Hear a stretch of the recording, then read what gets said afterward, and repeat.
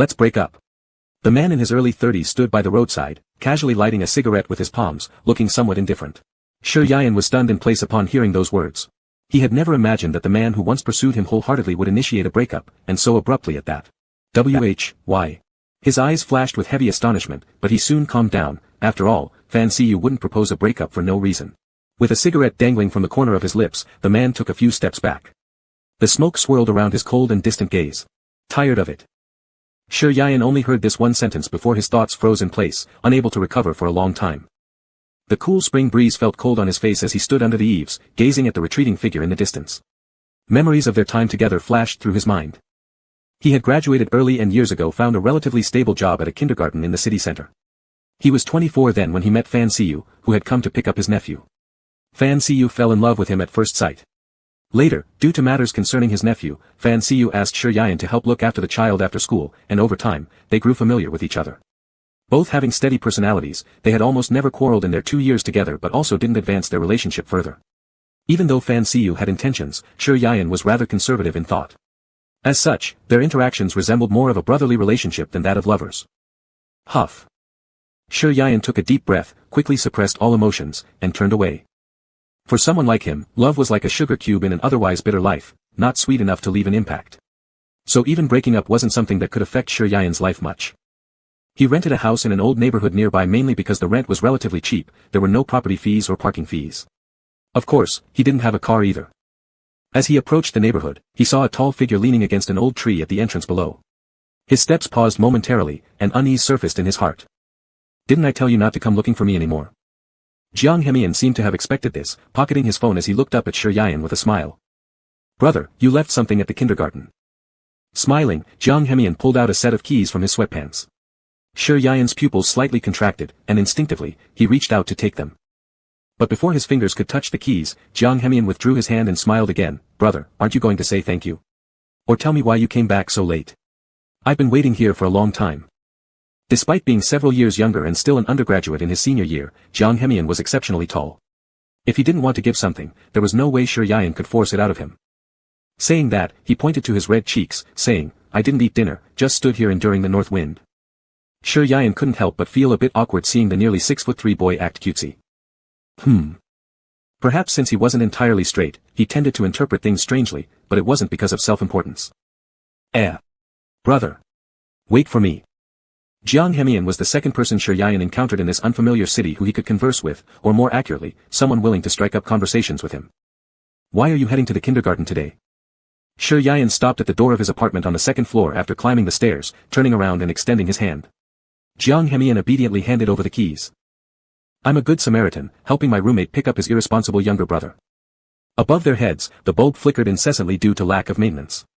Jiang Hemian faced away from the light, half his face hidden in the flickering shadows, his tone light, but without a trace of smile on his face. Why can't you insert it? It should be a problem with the lighting. Shi Yian tried to aim at the lock but struggled. He intended to take out his phone for illumination, but a pair of dry large hands suddenly held his wrist. Brother, let me help you align it properly. Warm breath lingered near his ear, making Shi Yian tremble involuntarily. Lowering his eyes, he glanced back briefly. Jiang Hemian was too close, and just as Shi Yian wanted to move away. There was a click, and the door opened. Brother, I'll leave first. Jiang Hemian stepped back as if nothing had happened, while Shi Yian tightly gripped the keys, realizing he ought to express his gratitude, considering how far the other had come just to deliver the keys. At this hour, is your dormitory still open? Jiang Hemian quickly took out his phone to check the time. It was already close to 11 o'clock. It would take about an hour to reach the school from here. It's still open. So you're closing in a bit? Shi Yian leaned against the doorframe, tilting her head slightly upwards to look at him. Yeah. Perhaps a few cool breezes from the stairwell made Jiang Hemian squint his eyes, unable to resist a shiver. Alright, don't stand in the doorway. Come inside, Shi Yian sighed, realizing it would be unreasonable to drive someone away under such circumstances. This was Jiang Hemian's first time stepping through this threshold, and his narrow, dark gaze carried a touch of curiosity as he examined the home, which spanned less than 50 square meters. Though small, Shi Yian had tidied everything meticulously, but the furniture was too old, evidently from over a decade ago. You sit for a moment, I'll get you some water. Shi Yian slipped off his coat as he walked out of the room and pulled over a stool next to him. He was only wearing a black thin fleece hoodie inside, looking even thinner. Jiang Hemian looked at the stool, it wasn't even as tall as his knee. Thanks, brother. He obediently sat down, his gaze tightly following Shi Yayan. The curve on his lips never diminished, exuding an exemplary student's demeanor. There's only hot water. It doesn't matter. Anything works. Okay. Shi Yayan handed him a disposable paper cup filled with water. Though this kid enjoyed starting conversations with him, Shi Yayan still recognized his inherent kindness. You can take off your coat, it will get warm soon. Brother, do you live here alone? Jiang Hemian lightly rubbed the rim of the paper cup, where Shi Yayan's fingers had touched earlier. Yeah. Shi Yayan lowered his gaze to the floor tiles and nodded, suddenly recalling Fan Siyu's face, struggling to suppress his emotions. Jiang Hemian rested his head on his hand, gazing intently at Shi Yayan's profile. His brother was handsome, comforting yet tranquil, as if he had never changed. But now he seemed so sad, his brother was grieving for someone else, and he didn't want his brother's focus entirely consumed by others or other things. Brother. Jiang Hemian quietly stood up, pulling out several small cubes of sugar from his pocket. What flavor does brother like? A sudden burst of colorful candy startled Shi Yayan, who blinked blankly and looked up. Jiang Hemian tilted his head and smiled warmly, the glaring white light above making the energetic young man appear more cheerful and handsome. I don't really like eating candy. As soon as he said that, he could see the gleam in Jiang Hemian's eyes dull significantly. Shi Yayan reached out to select a favorite color. This one then. I'll go prepare a place for you to sleep tonight. With that, he stepped into the room. Jiang Hemian glanced at the empty spot where the chosen candy used to lie. Brother liked blue-green. How coincidental. I like brother. Chapter 2, Sleepwalking. Shi Yayan found a blanket and quilt in the wardrobe. Since he only had one room, he couldn't let the guests sleep on the sofa, so he made up the sofa for himself, ready to make do for the night. Looking at the candy Jiang Hemian had just given him, he hesitated for a moment before opening it and eating it. He rarely touched this kind of sweet food before. As a child, he was mocked because he couldn't afford them, and as an adult, even when he saw them, they would only bring back some unpleasant memories. Brother, am I sleeping on the sofa? As Shi Yayan was lost in thought, a low voice suddenly came from beside his ear, and he hurriedly put away the fruit sugar wrapper. No, this sofa is too small for someone your height. Shi Yayan quickly set up the bed and turned to tell him, I've tidied up the room, go ahead and sleep. Jiang Hemian moved his gaze, which had been staring at his brother's slender waist for a long time, back to his face. No need, this sofa is good enough for me. How can that be? Before Shi Yayan could finish his sentence, Jiang Hemian gave him a reassuring look. Actually, he didn't particularly want to sleep in his brother's bed. He just wanted to sleep with his brother. Well, good night then. Shi Yayan apologized with a smile, the boy must come from a wealthy family, but he managed to sleep happily on the sofa, truly, a good child. Good night, brother. After Jiang Hemian finished speaking, the living room instantly fell into darkness. Shi Yayan lay on the bed, tossing and turning unable to fall asleep. Not sure whether it was because of the guest at home or due to breaking up with Fan Siyu earlier that day, it took him a long while to drift off. Jiang Hemian is a great kid, except he's too warm-hearted. At their first meeting, it seemed like he mistook him for someone else. Later, Shi Yayan noticed that he kept encountering this young man, gradually getting acquainted, but he had never invited him home to stay over until today. Ah. Shi Yayan reached for his phone, glancing at the chat interface with Fan Siyu, hesitating for a long time, and ultimately decided not to send any messages. Forget it. Last night, he wasn't sure when he fell asleep, maybe he heard someone moving around in the room, but he was too tired to get up. So heavy. It felt like someone was pressing on top of him. Shi Yayan frowned and turned over, realizing something was off, and opened his eyes. Why was Jiang Hemian on his bed? The bed itself wasn't big, and now with two grown men sharing it, it was almost impossible to breathe comfortably. Now lying extremely close, he found himself being held tightly by Jiang Hemian. Shi Yayan was extremely embarrassed, trying to move the hand gripping his waist, but it wouldn't budge. Don't move. Jiang Hemian mumbled sleepily. Shi Yayan suddenly felt those large hands grip tighter. Though both were fully clothed, being embraced like this, was weird. Though he dated Fan Siyu for 2 years, they had never embraced like this in bed. Firstly, he preferred sleeping alone, and secondly, Fan Siyu seemed not inclined towards it either. Jiang Hemian. Jiang Hemian. Shi Yayan's voice was slightly hoarse as he pushed against his chest. Jiang Hemian rubbed his eyes and got up, asking casually, Brother, why are you sleeping on the sofa? Shi Yayan hastily straightened his clothes, getting up from the bed and checking the door lock. Indeed, it was his oversight, last night he hadn't locked the door. Were you sleepwalking? Jiang Hemian looked around confusedly and showed an apologetic expression. Sorry, brother. Shi Yayan took a deep breath, looking down at the innocent-looking Jiang Hemian, it's fine. Since you're awake, head to school early. Brother, are you going to work today? Jiang Hemian asked back. Today's Wednesday. Sure, Yayan really thought the kid must have been sleepy. After changing his clothes, he turned around to wash his face. Jiang Hemian stared at his back shadow, the weariness vanishing immediately from his eyes as he contentedly curled his lips upward. His brother smelled nice, and his waist felt soft, really liked it. Sure, Yayan was heading to kindergarten, coincidentally on the same route as Jiang Hemian. Remembering how last night he said he hadn't eaten dinner, Sure, Yayan somewhat guiltily bought 3 buns. Here. Since he had eaten some pancake before leaving, he handed all the 3 yuan buns to Jiang Hemian. Brother, aren't you eating? Jiang Hemian watched him carefully putting the remaining coins in his pocket, feeling a flash of pain. I ate some before leaving, I'm not very hungry. Jiang Hemian suddenly pulled his wrist, placing the 3 untouched buns back in his hand, and smiling at him. Brother has to work, eat more. You're too thin. I'll go first, see you later. With that, Jiang Hemian ran off in another direction. Sure, Yayan looked at the 3 plain buns in his hand and felt a bit down. Teacher Sure. He had just gotten off the bus when someone called him from behind. Sure, Yayan stopped and turned around, taken aback. Fan Siyu sat in a half-opened car, taking out her nephew's little school bag while Xie Hongyu stood obediently by the car door waving to Sure Yayan. Hongyu, good morning.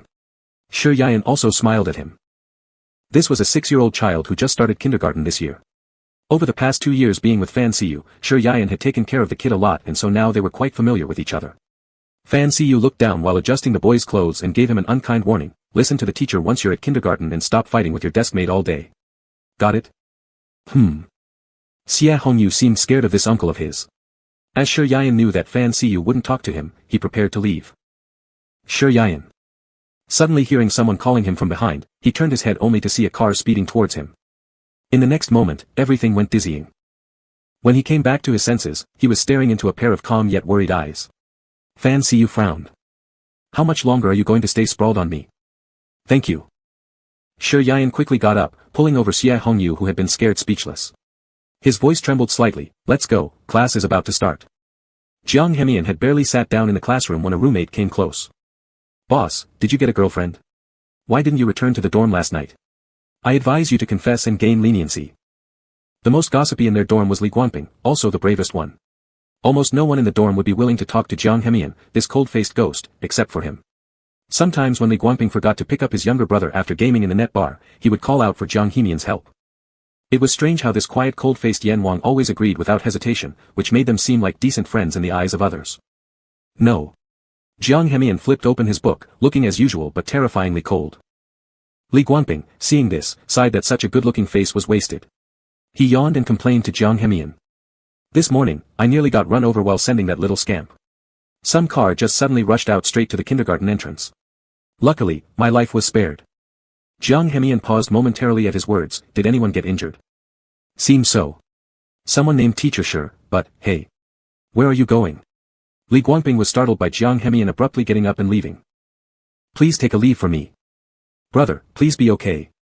Chapter 3, Brother, don't scold me. Jiang Hemian ran all the way to the kindergarten.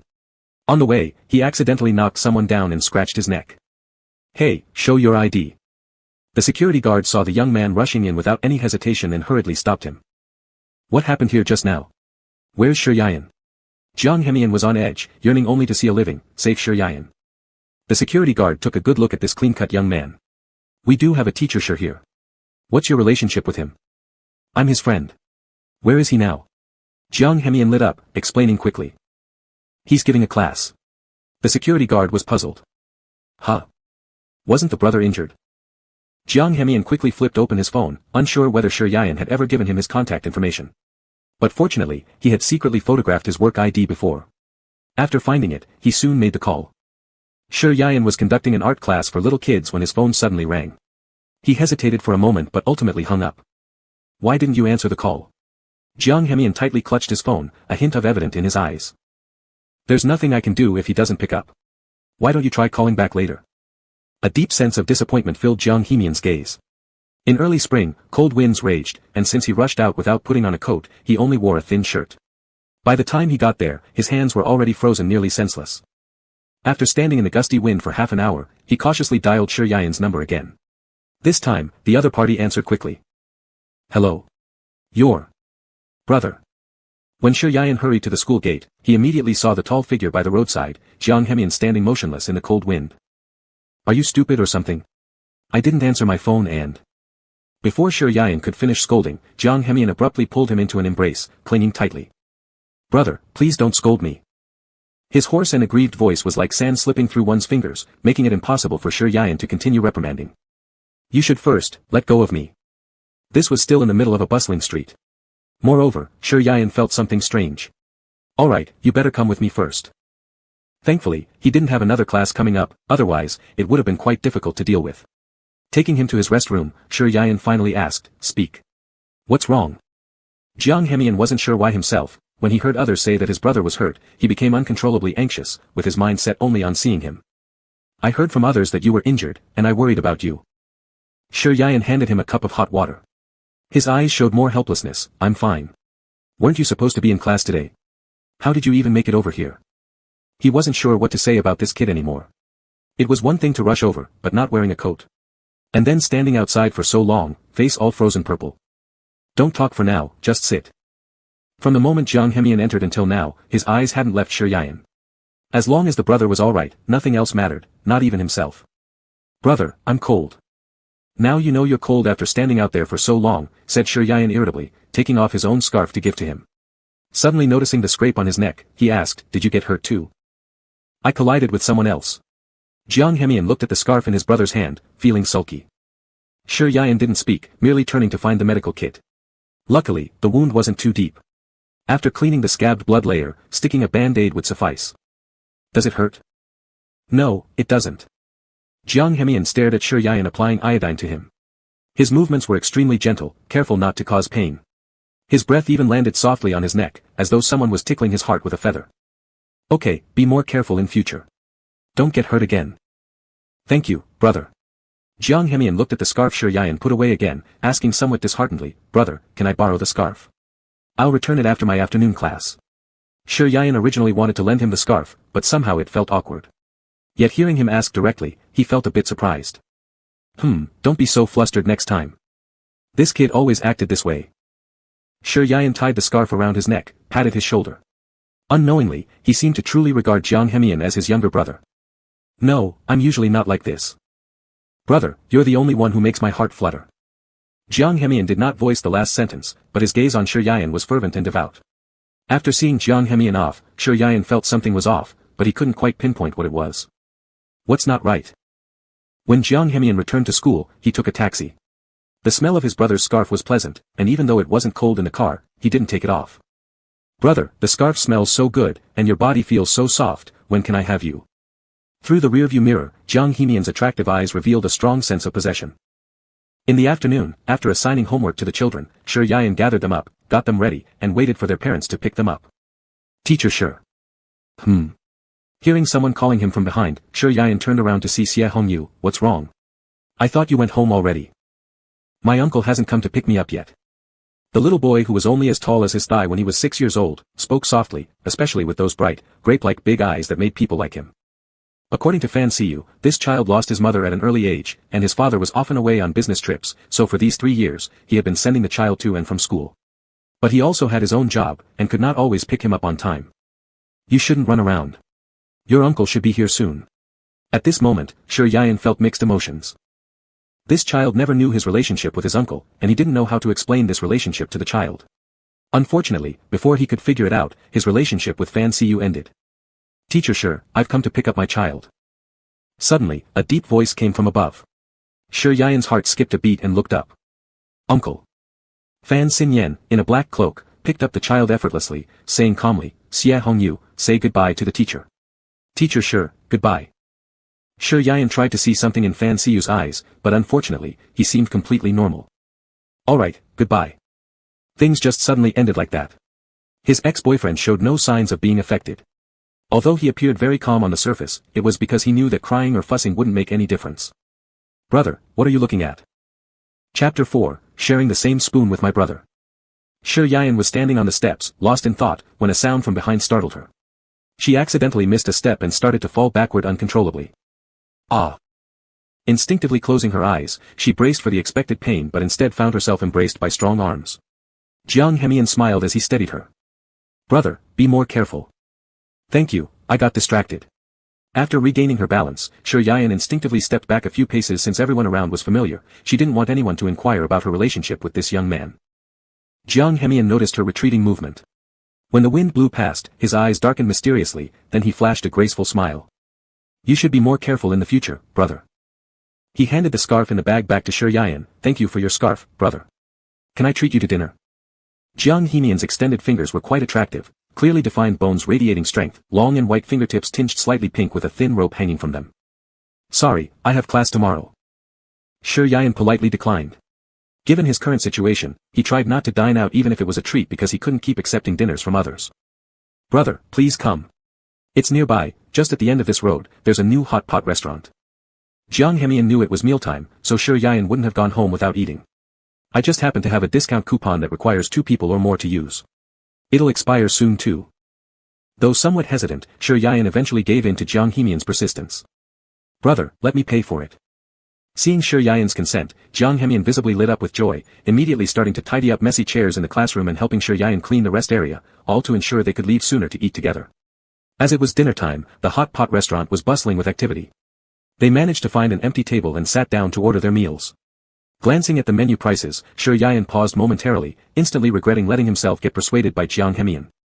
Does brother like spicy food? Everything is fine. After all, the price of the soup base was roughly the same either way.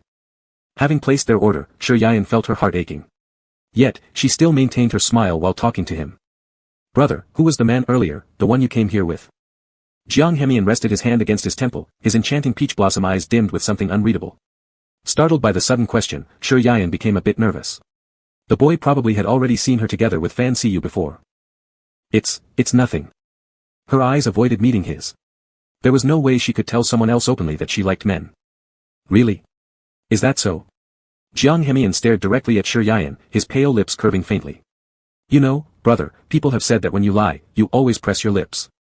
That sentence froze Yayan for a moment. Deep in her mind, a childish voice resounded with the same phrase. Your matcha cake is ready, please enjoy slowly. The server placed a piece of complimentary matcha cake between them. Coming back to reality, Yayan asked, when did we order this? To celebrate our opening, customers with coupons receive a free matcha cake. The server left after explaining, leaving Yayan to meet Jiang Hemian's deep, unfathomable gaze, making her heart beat faster. Brother, don't you want to tell me? As Jiang Hemian said this, he naturally pushed the small cake in front of him towards Yayan, then looked at her expectantly with innocent yet hopeful eyes. You wouldn't be interested anyway. Yayan couldn't bring herself to openly tell Jiang Hemian this fact. Ho! Jiang Hemian chuckled lightly twice. Since brother didn't wish to tell him, he didn't expect much in the first place. Because wasn't he deliberately asking knowing fully well? They ordered a mild spicy soup base, but even this level of spiciness was hard for Yayan to endure. So spicy. A fine mist of sweat covered Yayan's fair and flawless forehead. Her skin was extremely white and smooth, eating something too spicy made her face flush as if wearing blusher. Unable to withstand the burning sensation in her mouth, Yayan instinctively scooped a spoonful of the matcha cake placed beside her, which helped to alleviate the heat significantly. Amused, Jiang Hemian flicked his tongue over his lips. Brother, I'm also feeling very spicy.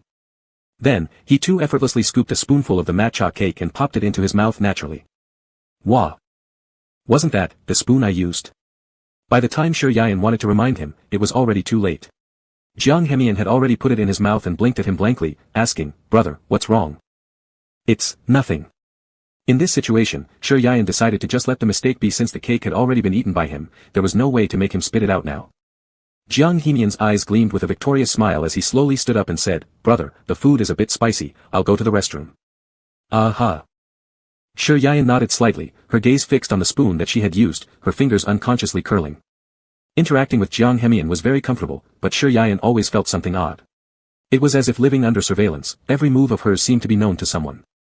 But exactly what felt off, she truly couldn't figure it out. She carefully glanced at the menu again. This meal was almost equivalent to her entire month's meal expenses. She generally prepared breakfast and dinner herself, while lunch was eaten together with the kids at the kindergarten. Even though it still cost money, it was more economical than eating out. It turned out, frequent socializing would make her already empty wallet even thinner. Alas. Yayan shook her head silently, getting up to prepare for paying the bill. She didn't want to owe anyone any favors. Not owing favors meant no unnecessary social obligations. Brother, have you finished eating? Just as she was heading towards the counter, Jiang Hemian came from the opposite direction after putting away his phone. Seeing this, Sure Yayan guessed that he had already paid the bill. Aha. The two stepped outside and both stopped involuntarily. Brother. How much? Sure Yayan lightly coughed, you go ahead. It's not an important thing, just that I want brother's advice on matters related to love. Jiang Hemian made a perfectly serious statement about nonsense. Love?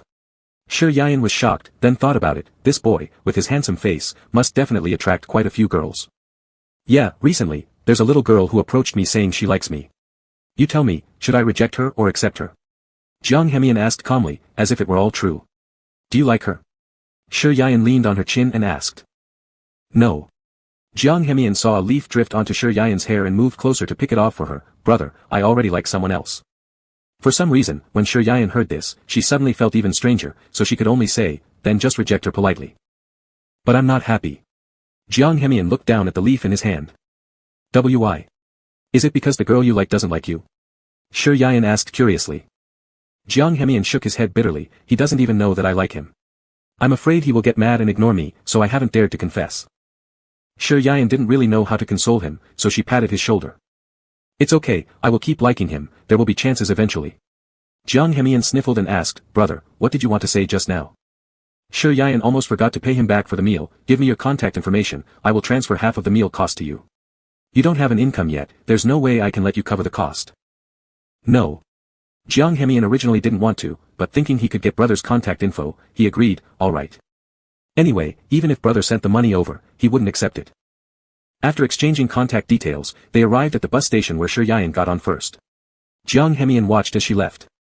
Today, brother initiated adding his contact. And they shared the same piece of matcha cake. What happiness. Chapter 5, Accomplishment. In the evening, as soon as Jiang Hemian returned to the dormitory, Li Guangping came up immediately, looking curious. Hey, you're not bad. You said you weren't dating, right? Then what did you do this morning? Jiang Hemian ignored the more than 20-year-old bachelor in front of him and sat down at his own desk.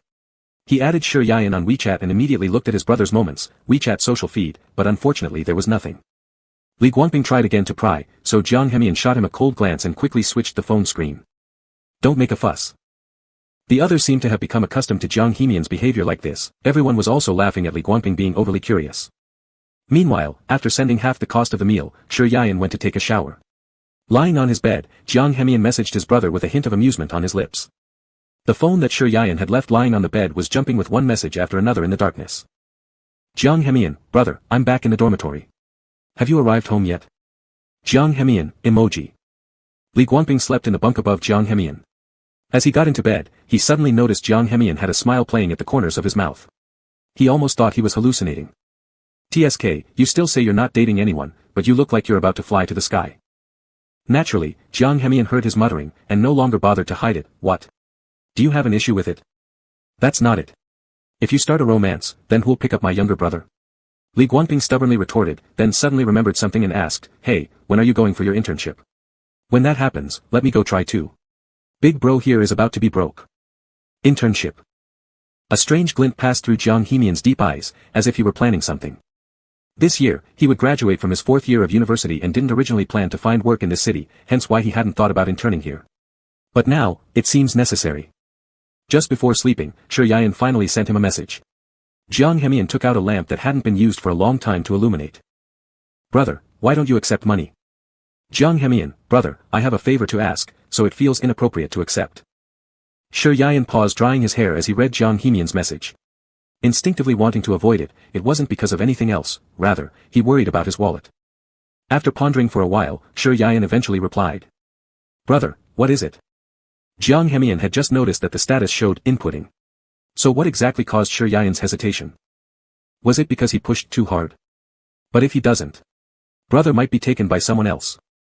Jiang Hemian, brother, some time ago I applied for a job in a company, but it's quite far from my school, so I need to rent a place.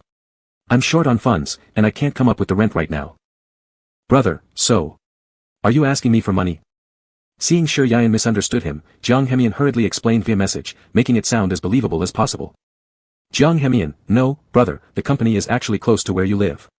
I was thinking, maybe I could temporarily stay with you, but if it's inconvenient for brother, I can look for another place. Sure Yayan frowned deeply upon seeing the message he received. Regardless of whether the room could accommodate 2 people or even if it could, how could he let a somewhat unfamiliar adult male cohabitate with him?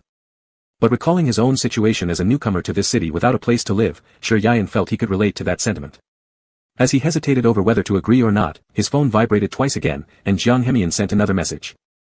Jiang Hemian, I know this will be very troublesome for brother, so if brother agrees, I'll pay half the rent and handle household chores. I promise it won't inconvenience brother. Jiang Hemian, if it's really not feasible, it's fine too. I'll find neighborhoods with cheaper rents on my own. Sure Yayan massaged his aching brow ridge and slowly typed a reply onto the mobile screen. Brother, alright, I agree. Jiang Hemian, thank you, brother. I promise I'll be obedient. That night, Jiang Hemian scoured online for companies related to new energy manufacturing near Sure Yayan's neighborhood. Fortunately, there was one, otherwise, he'd be exposed.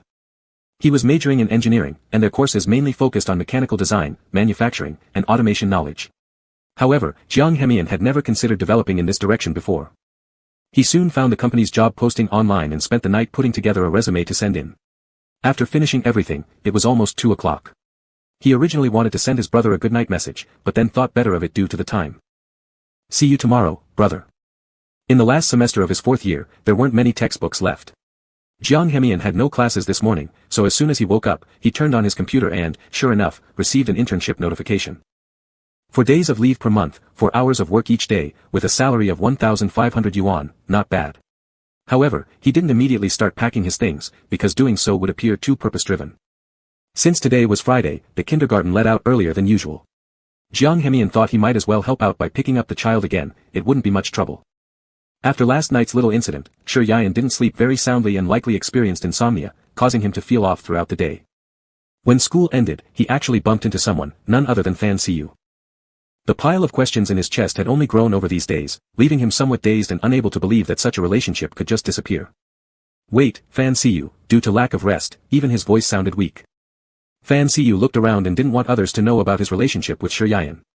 So when a vehicle passed, he quickly pulled Sure Yayan to a secluded spot where no one could see them. I'm telling you, Sure Yayan, outside we pretend we don't know each other at all. You're not allowed to call my name. Fan Siyu's tone was exceptionally heavy. Even though he was nearing 30, he still looked young on the surface. Why? I know you're not that kind of person, and it's definitely not because you've grown tired of me, right? Sure Yayan thought he knew Fan Siyu well. After all, their relationship, no matter how unspoken, was something no one could accept easily. Both of them had families, and Sure Yayan felt like Fan Siyu must have a compelling reason for this separation. Whatever it was, he needed to know the reason. At least, they deserved a proper ending to this relationship. Fan Siyu's eyes flickered with hesitation for a moment, but then he let go of Sure Yayan. There's no reason. Do you think our relationship has any future? Can we get married? Will we have children? Or do you think I can abandon everything to be with you? This string of questions successfully silenced Sure Yayan. He had originally believed that Fan Siyu had considered all these matters before committing to being with him. But now, it seemed otherwise. Brother. Sure Yayan was startled by Jiang Hemian's voice behind him. When he looked up again, Fan Siyu had already disappeared. As Jiang Hemian passed by Fan Siyu, both of them exchanged glances unintentionally. The hostility between them was clear. Jiang Hemian's lips curved slightly into a satisfied smirk while his eyes reflected an unfathomable calmness. Chapter 6, Tearing. Sure Yayan had difficulty describing how he felt at this moment. In this relationship, he had never relied on Fan Siyu materially, but he did pour his humble emotions onto him. He admitted that he was slow to warm up, and even their breakup was unclear and hazy. But that didn't mean he wouldn't feel heartbroken or sorrowful. Brother. When Jiang Heqian approached, he saw Sure Yayan wiping away tears by himself. His figure looked frail and thin, even though he wore a cotton coat, he still seemed pitifully thin. Seeing his crush crying over another man, Jiang Heqian didn't know what identity he should take on to comfort him. After all he had done, did he fail simply because of the timing? Why are you here? Sure Yayan hurriedly turned his head to wipe away the tears, not expecting that Jiang Heqian would come find him at this hour. If I hadn't come, would you have just sat here dumbfounded, crying? As Jiang Heqian took out tissues from his pocket, he moved forward. This place was half a park with a circle of greenery surrounding the edges where few people noticed it. Thank you. Sure Yayan reached for the tissue he offered. But before he touched it, Jiang Heqian shifted the angle, so the tissue brushed against Sure Yayan's face. Shocked, Sure Yayan immediately looked up at the person in front of him. Jiang Heqian was very tall, his handsome face showed no emotion, looking somewhat intimidating, but his hands were extraordinarily gentle. Sure Yayan felt awkward and wanted to turn away. Don't move. A deep, oppressive voice came from above, one that Sure Yayan couldn't believe emanated from Jiang Heqian. You. Brother, I don't want to lie, I overheard your conversation. Jiang Hechin put away the tissue and stared intently into Shi Yayan's eyes, but I won't tell anyone else. Who you like is your freedom. Shi Yayan didn't expect such a secret to ever be discovered by others, and suddenly felt utterly humiliated. Jiang Hechin took a step forward, grabbed Shi Yayan's icy fingertips, placed the rest of the tissues in his hand, and then covered the coldness in his eyes with a faint smile. Brother, let me send you home. The evening breeze was strong, and it cut sharply against their faces. After getting off the bus, there was still a distance to walk to Shi Yayan's residence. They walked side by side, neither breaking the tranquil silence. For some reason, Shi Yayan always felt that today's Jiang Hechin was different. Normally, wouldn't any regular man who discovers that someone close to them likes men stay far away? Why was Jiang Hechin acting so strange? Do you have work? Shi Yayan hesitated, tentatively turning his head towards Jiang Hechin. I'll start my internship tomorrow afternoon. School classes are light too, so I can make arrangements. Jiang Hechin still looked rather displeased. Oh, that's good. Then when will you move? Shi Yayan wanted to ask an exact time since he might not be home during the weekend. Tomorrow morning. By the time they spoke, the two had already reached the entrance of the residential complex. Jiang Hechin lowered his gaze, looking at Shi Yayan as if there was an endless amount of things he wanted to say. Shi Yayan nodded, glanced at the gate, and said, then I'll go back now. Wait. Feeling his wrist suddenly heavy, Shi Yayan turned around in confusion. What's wrong? Is there something else? Jiang Hechin's palms were hot, transmitting warmth through the clothing to Shi Yayan's wrists, making him inexplicably unable to meet his gaze. Brother. What to do? Seems like I just want to tell brother I like him. But, surely it would scare him. Jiang Hechin tightly gazed at Shi Yayan, his Adam's apple moving slightly, but he never ended up saying it. Nothing, goodbye brother. Not sure if it was due to the wind, but Shi Yayan thought his voice sounded hoarse today. Goodbye. Somehow, after Jiang Hechin found out about his sexual orientation, Shi Yayan wasn't afraid. It was as if he knew that Jiang Hechin wouldn't tell others, which made him strangely feel at ease. Even though he understood that this shouldn't be right. Jiang Hechin watched from afar as the shadow he thought about day and night finally left. In the end, he became a coward, fearing that his brother would discover his dirty thoughts, even though he already knew that Shi Yayan liked men. While passing through a corner alley, a hand suddenly stretched out to block their way, causing Jiang Hechin to pause mid-step and raise his eyes. Was it you who sent the anonymous email? In the darkness, the man was dressed formally, the top buttons of his collar undone, looking extremely casual. The sharp smell of smoke caused Jiang Hechin to step back. Just an anonymous email, and it scared you like this? Jiang Hemian sneered with utter disdain in his eyes. Why did you get close to Shi Yayan? Fan Siyu frowned and demanded. A few days ago, he received a threatening text message, which he initially ignored. But then the person directly hacked into his computer, and what he saw made his blood boil with rage. Do you think you have the right to ask me? Jiang Hemian didn't bother wasting words with such a man. With a wife and child, yet still going around playing with others' feelings, do you even have the nerve to question me? Fan Siyu's expression flickered, and the words on the tip of his tongue stuck there. This young man in his early 20s looked refined but had an inexplicable aura of intimidation when he spoke, making him hard to read. I advise you not to mess with him. Jiang Hemian took a step forward, his voice colder and more menacing than ever. A proper ex should be like someone who's already dead. He'll find out eventually that you've played him too.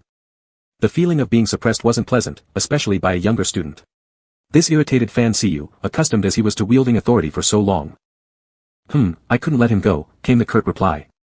Is that so? Jiang Hemian chuckled softly, though it sounded chillingly sinister. If he finds out all about you, do you really think he'll believe your words? You don't need to act this way. I enjoy doing things this way. Jiang Hemian's tone suddenly rose. You want me to make it quick and decisive? How boring would that be? He certainly didn't want to be seen as a scheming villain. The brother must forget the one he should forget willingly, just like poison seeping in, slowly becoming the most important person in his life. What you can't give up, I can. The identity you cannot offer him, I can. Whatever the brother wants, I can give it to him.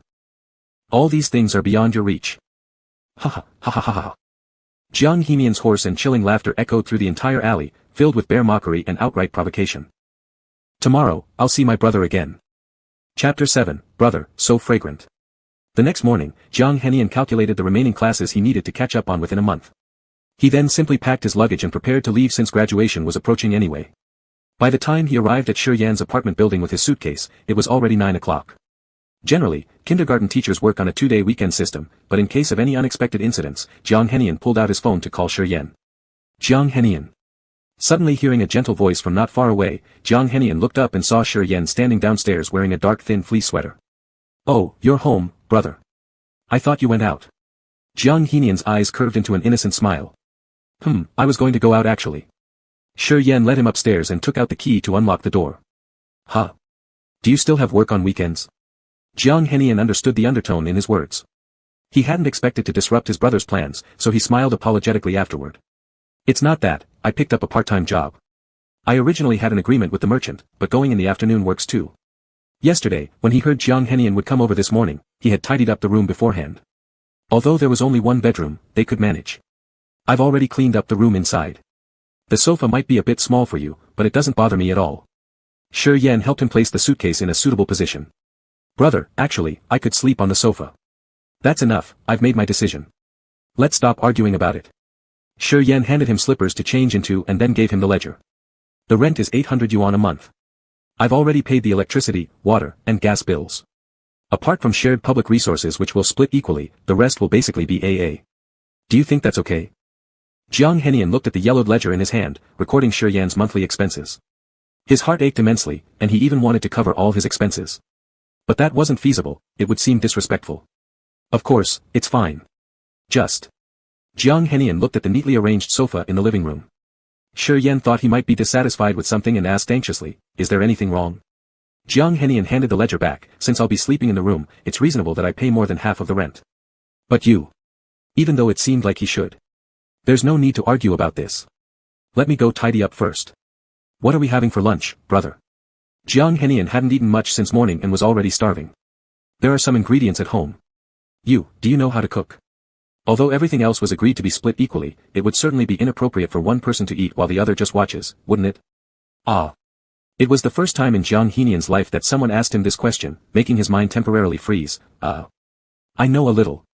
Shi Yan nodded slightly, alright, I'll prepare lunch today. If we can manage to be together by tonight, you can prepare dinner, okay? Jiang Henian stared at his pale pink lips, his brother's lips seemed kissable indeed. Sure, thanks, brother. Shi Yan shook his head with a smile and turned to prepare lunch. Jiang Henian took out the clothes from his suitcase and opened the wardrobe. It was divided into two parts, clearly leaving a portion specifically for him. His brother's clothing style seemed rather simple. Jiang Henian gently touched the shirts inside and instinctively leaned forward to sniff them. They smelled just like the scent of his brother from that night. My brother smells so good. Jiang Henian's eyes carried a heavy sense of possession, but soon he hid the side of himself that remained unknown to others and squatted down to put his underwear in the drawer. This belongs to my brother. His ears flushed red. Taking advantage of Shi Yan not coming over, he quickly returned the items to their original position. Shi Yan made instant noodles for lunch, frying an egg for each of them. Jiang Henian didn't seem to be picky, enjoying the meal thoroughly. As a result, Shi Yan ended up giving most of the noodles to Jiang Henian, barely eating any himself. Brother, your cooking is really good. By the time Jiang Henian realized he had eaten too much, it was already too late, and he awkwardly chuckled, sorry, brother, I ate all the food. It's fine. You have work this afternoon. Shi Yan, who has poor appetite anyway, could eat very little. Still, Jiang Henian felt guilty, brother, let me wash the dishes. Shi Yan glanced at him, unsure if he was capable of handling such household chores. Jiang Henian read his expression and patted his chest. Don't worry, I can handle it. Alright, it's yours now. Shi Yan turned and went into the room. He had a part-time job in the afternoon. Actually, he didn't go this morning but informed his boss when going to the store. When changing clothes, he noticed that Jiang Henian had already neatly arranged his clothes. Looking down, he saw the drawer left a small gap, so Shi Yan squatted down and pulled out the drawer. His eyebrows slightly furrowed as he glanced at the neatly placed underwear inside. He had a bit of obsessive-compulsive disorder and always followed a habit of placing lighter-colored items on top. Although everything looked perfectly orderly, he immediately realized that someone had rummaged through it. Never mind, maybe I'm overthinking it. Shi Yan stood up and took out an inner garment from the wardrobe. The weather was still chilly outside in early March, so he casually grabbed a more insulating shirt. Brother. The chopsticks. As soon as Jiang Henian opened the door, he froze on the spot. Meanwhile, Shi Yan, who was in the process of changing clothes, was startled and his expression changed momentarily. Their eyes locked for a moment, and the air seemed to grow silent between them. Chapter 8, afraid that brother would be cold. Bang! Jiang Henian quickly pulled the door shut. Although his nose wasn't hit, he felt as if blood would rush out of his nostrils. His mind kept recalling the naked body of Shi Yan earlier, he felt his breath almost stopped. He leaned his chin on his fists, lost in thought. Brother, your skin is so white. He murmured absent-mindedly. Suddenly, the door opened from the inside, and although Shi Yan's face remained calm, his earlobes turned red. Living alone for a long time makes it hard to adapt to having others at home, so locking the door should become a habit. What's wrong? What did you say earlier? Shi Yian cleared his throat twice before Jiang Hemian finally came back to his senses, apologizing and explaining, I was washing the dishes just now and accidentally broke the chopsticks. Shi Yian stayed silent.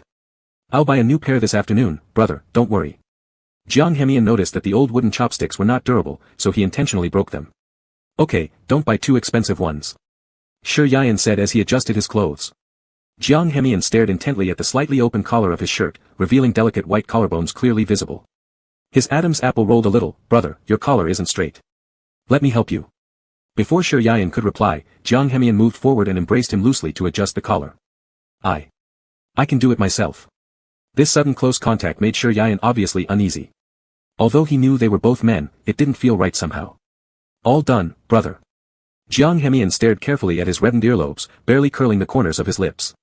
Both had things to attend to in the afternoon. After giving Shi Yian a heads up, Jiang Hemian left first. Shi Yian called the boss of the store to confirm the part-time job.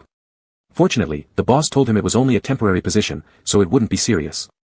Okay, thank you, boss. When he arrived, it was already 2 p.m. The boss's restaurant was doing good business, and even though it was past mealtime, it was still packed with customers. Hey! Young man! You're here. Shi Yian looked up and saw an amiable-looking but corpulent man waving urgently at him. He should be the boss of the shop. Hello, boss, I'm... I know. Go help in the kitchen first, it's too busy up front. Without further ado, the boss pushed him toward the kitchen. Someone over there will tell you what to do. Shi Yian underestimated how busy this restaurant was. They assigned him the task of washing dishes in the kitchen, and the pile of plates in front of him startled him. A nearby colleague reminded him, prompting Shi Yian to regain his composure and put on waterproof clothing and gloves. By the time he finished operating, his shoes were all wet, but the number of bowls in front of him decreased significantly, making his efforts worthwhile. Hey! You! The boss suddenly entered the kitchen and pulled Shi Yian off the ground. Young man, one of our delivery riders had an issue, and we might need you to deliver this order. Don't worry, I'll pay you. Caught off guard by the sudden change, Shi Yian hadn't fully processed what happened when he was pushed by the boss towards the food delivery electric bike. Without much choice, he switched back into the delivery person's uniform, checked the address for the orders he'd be handling. He had tried delivery work in the past, but then decided against buying an electric scooter due to its high price.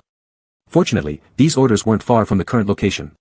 It took him about 15 minutes to arrive, and looking at the office building in front of him, Shi Yian worried if the security guard would let him in. However, luckily, the security guard didn't seem to pay attention to this side, so he slipped inside directly. He delivered the food to the first-floor lounge according to the designated location. As he was about to leave, someone suddenly patted him on the back. He turned around, eyes flashing with surprise. Brother, hello. Jiang Hemian held a blue file folder and smiled at him, suddenly noticing Shi Yian's soaked shoes. His expression stiffened instantly. With such cold weather outside, brother actually delivers food in completely soaked shoes. Before Shi Yian could speak, Jiang Hemian led him toward the neighboring lounge. What's wrong? Shi Yian helplessly watched his retreating back, feeling the warmth on his wrist. With people coming and going here, he didn't want others to notice their interaction. Jiang Hemian unlocked the door to the rest room and turned around to lock it behind them. Realizing this action, Shi Yian became more anxious inside. What are you going to do? Sit down. Jiang Hemian directly pressed on his shoulder to make him sit, then squatted down and pressed on Shi Yian's ankle to untie the shoelaces. Your shoes are wet. Aren't you going home to change them? His voice carried deep concern as Shi Yian dumbly stared at the person half kneeling before him, unable to utter a single word. Aren't you afraid of getting sick in this cold? Jiang Hemian took off his already soaked socks and shoes, looking down at feet that had turned slightly white from soaking in water. Hey! Shi Yian was startled when he saw Jiang Hemian start removing his clothes, only to find the latter wrapping his cold feet with his warm coat. Brother, wait here for a moment. I'll be back soon. Jiang Hemian quickly ran out after opening the door. Shi Yian couldn't believe what he saw, his own feet covered by the overcoat, feeling nothing but bewilderment and panic, with an inexplicable emotion taking root deep in his heart. Jiang Hemian indeed returned very quickly, holding a shoebox in his hand within 5 minutes or less. Brother, lift up your foot. It was a brand new pair of sports shoes, and Shi Yian was astonished, tremblingly asking, You went to buy me shoes? I'm afraid that brother would be cold. Jiang Hemian helped him put them on, placing the old pair inside the shoebox. After finishing, he realized something might have been revealed, but since he hadn't asked Shi Yian about his shoe size, it seemed the latter hadn't noticed either. Brother, I need to go now. Please take care not to get yourself wet again. Jiang Hemian realized his actions were somewhat peculiar, perhaps for Shi Yian, they were just ordinary friends and didn't share such an intimate relationship. But for himself, this level of closeness was far from enough. Afraid Shi Yayan would suddenly ask questions, he tried to retreat with some excuse. Oh. Shi Yayan originally wanted to remind him about the coat, but upon seeing him naturally putting it on again and leaving, the words stuck in his throat. Until evening, preparing to head home, he still couldn't figure out why Jiang Hemian bought him the shoes, as well as why the other had waited for him last time outside the kindergarten. This feeling of being cared for felt so strange.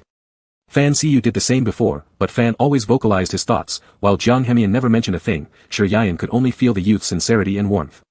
But should he accept all of Jiang Hemian's kindness without question? Shi Yayan thought for a moment. This pair of shoes could never be returned. When he looked it up online, its price neared 1,000 yuan. He owed even more. What should I do?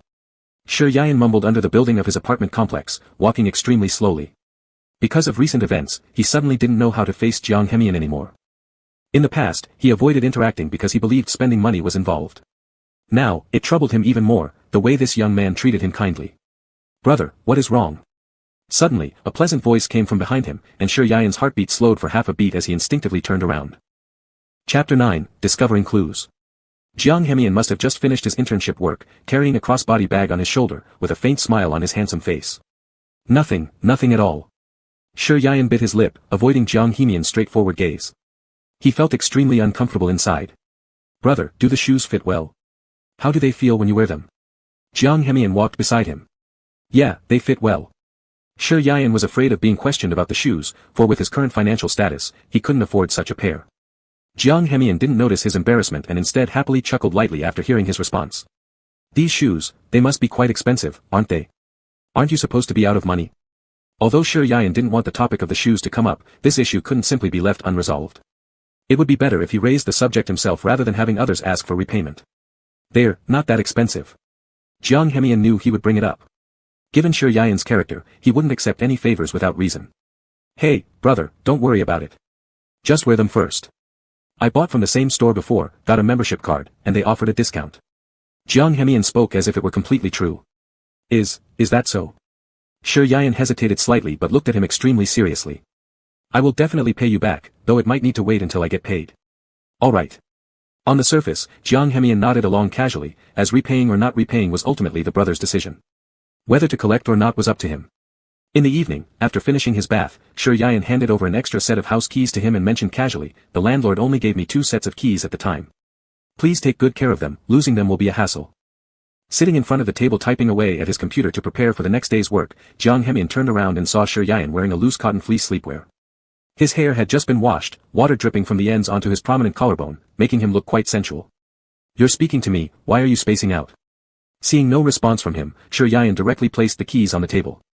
Aha! Jiang Hemian's Adam's apple clearly rolled once before quickly shifting his eyes elsewhere and nodding repeatedly. Oh, by the way. Shi Yayan suddenly remembered something and warned, if you ever get a girlfriend in the future, try not to bring her home overnight.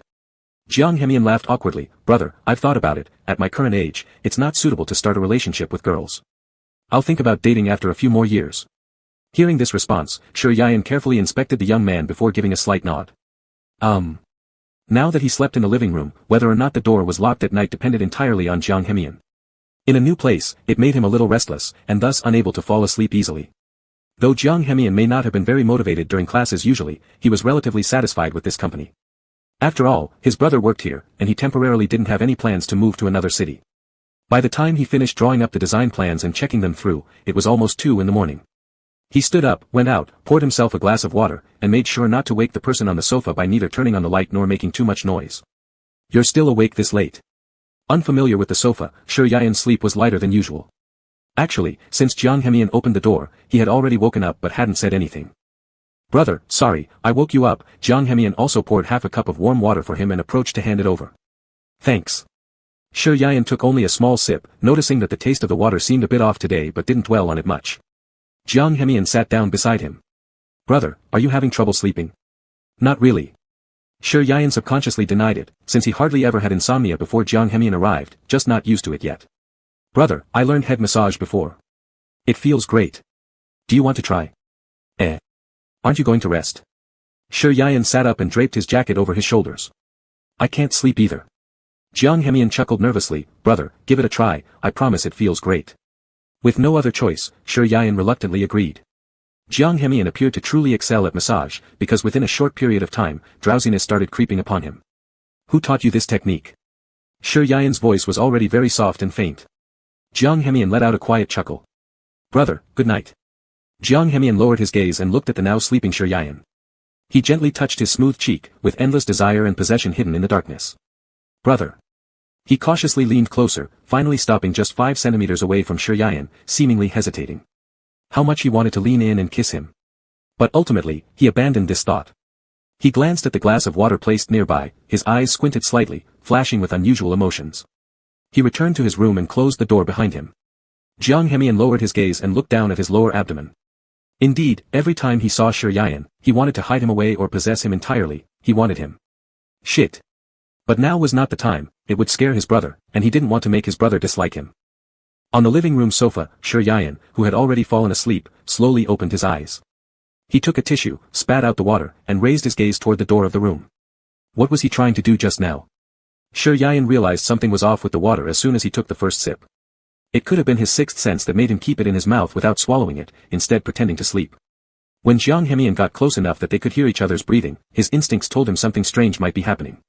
His clothes had been touched recently, combined with some odd behaviors by Jiang Hemian over the past few days, which led Shi Yian to suspect an unsettling idea, but he feared he might be overly sensitive.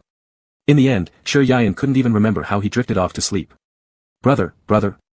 He faintly heard someone calling him. Shi Yian turned over and nearly fell off the sofa. Suddenly, he felt a tightening around his waist and immediately became alert. The first thing he saw was the smirk on Jiang Hemian's lips. Shi Yian then realized he had been caught, and quickly stood up. What time is it? He had gone to bed late last night, so even his usual 7 a.m. biological clock couldn't wake him up. Shi Yian rubbed his eyes. It's 9, brother. Jiang Hemian woke up earlier and followed online tutorials to prepare breakfast. He still hadn't taken off his apron. Fortunately, he hadn't scheduled anything important for this morning, otherwise, he would have been late again.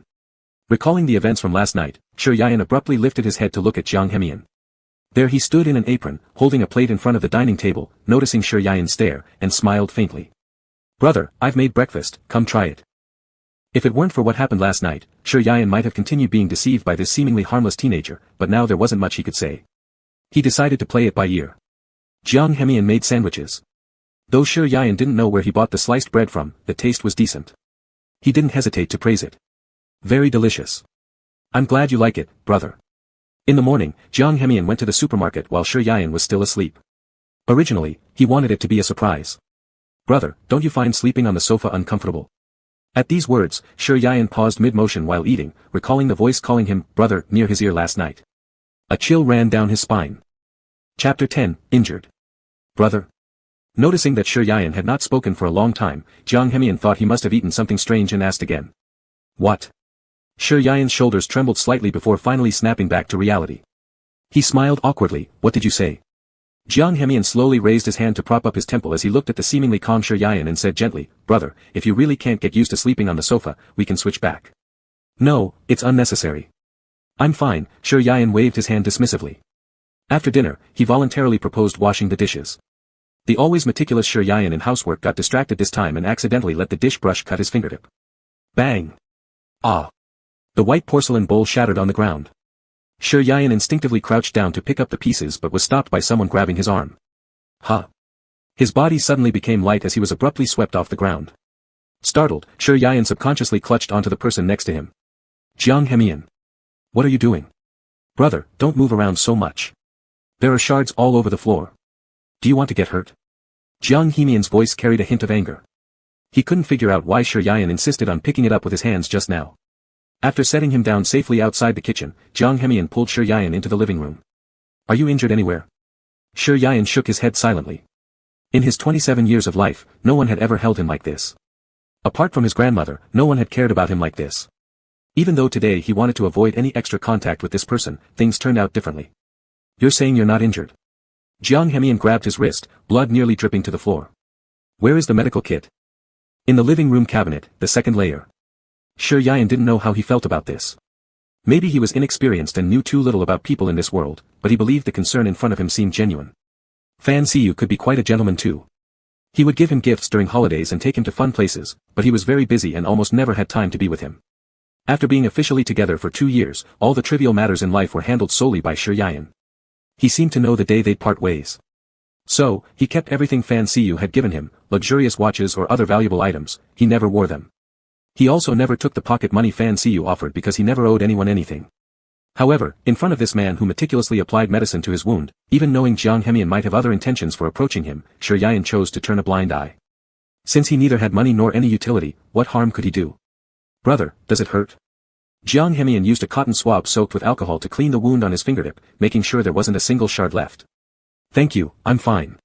Shi Yayan tried to withdraw his hand, but his fingers were tightly held by him. Jiang Hemian watched as the bleeding from his fingertip finally stopped and leaned closer, blowing softly on it.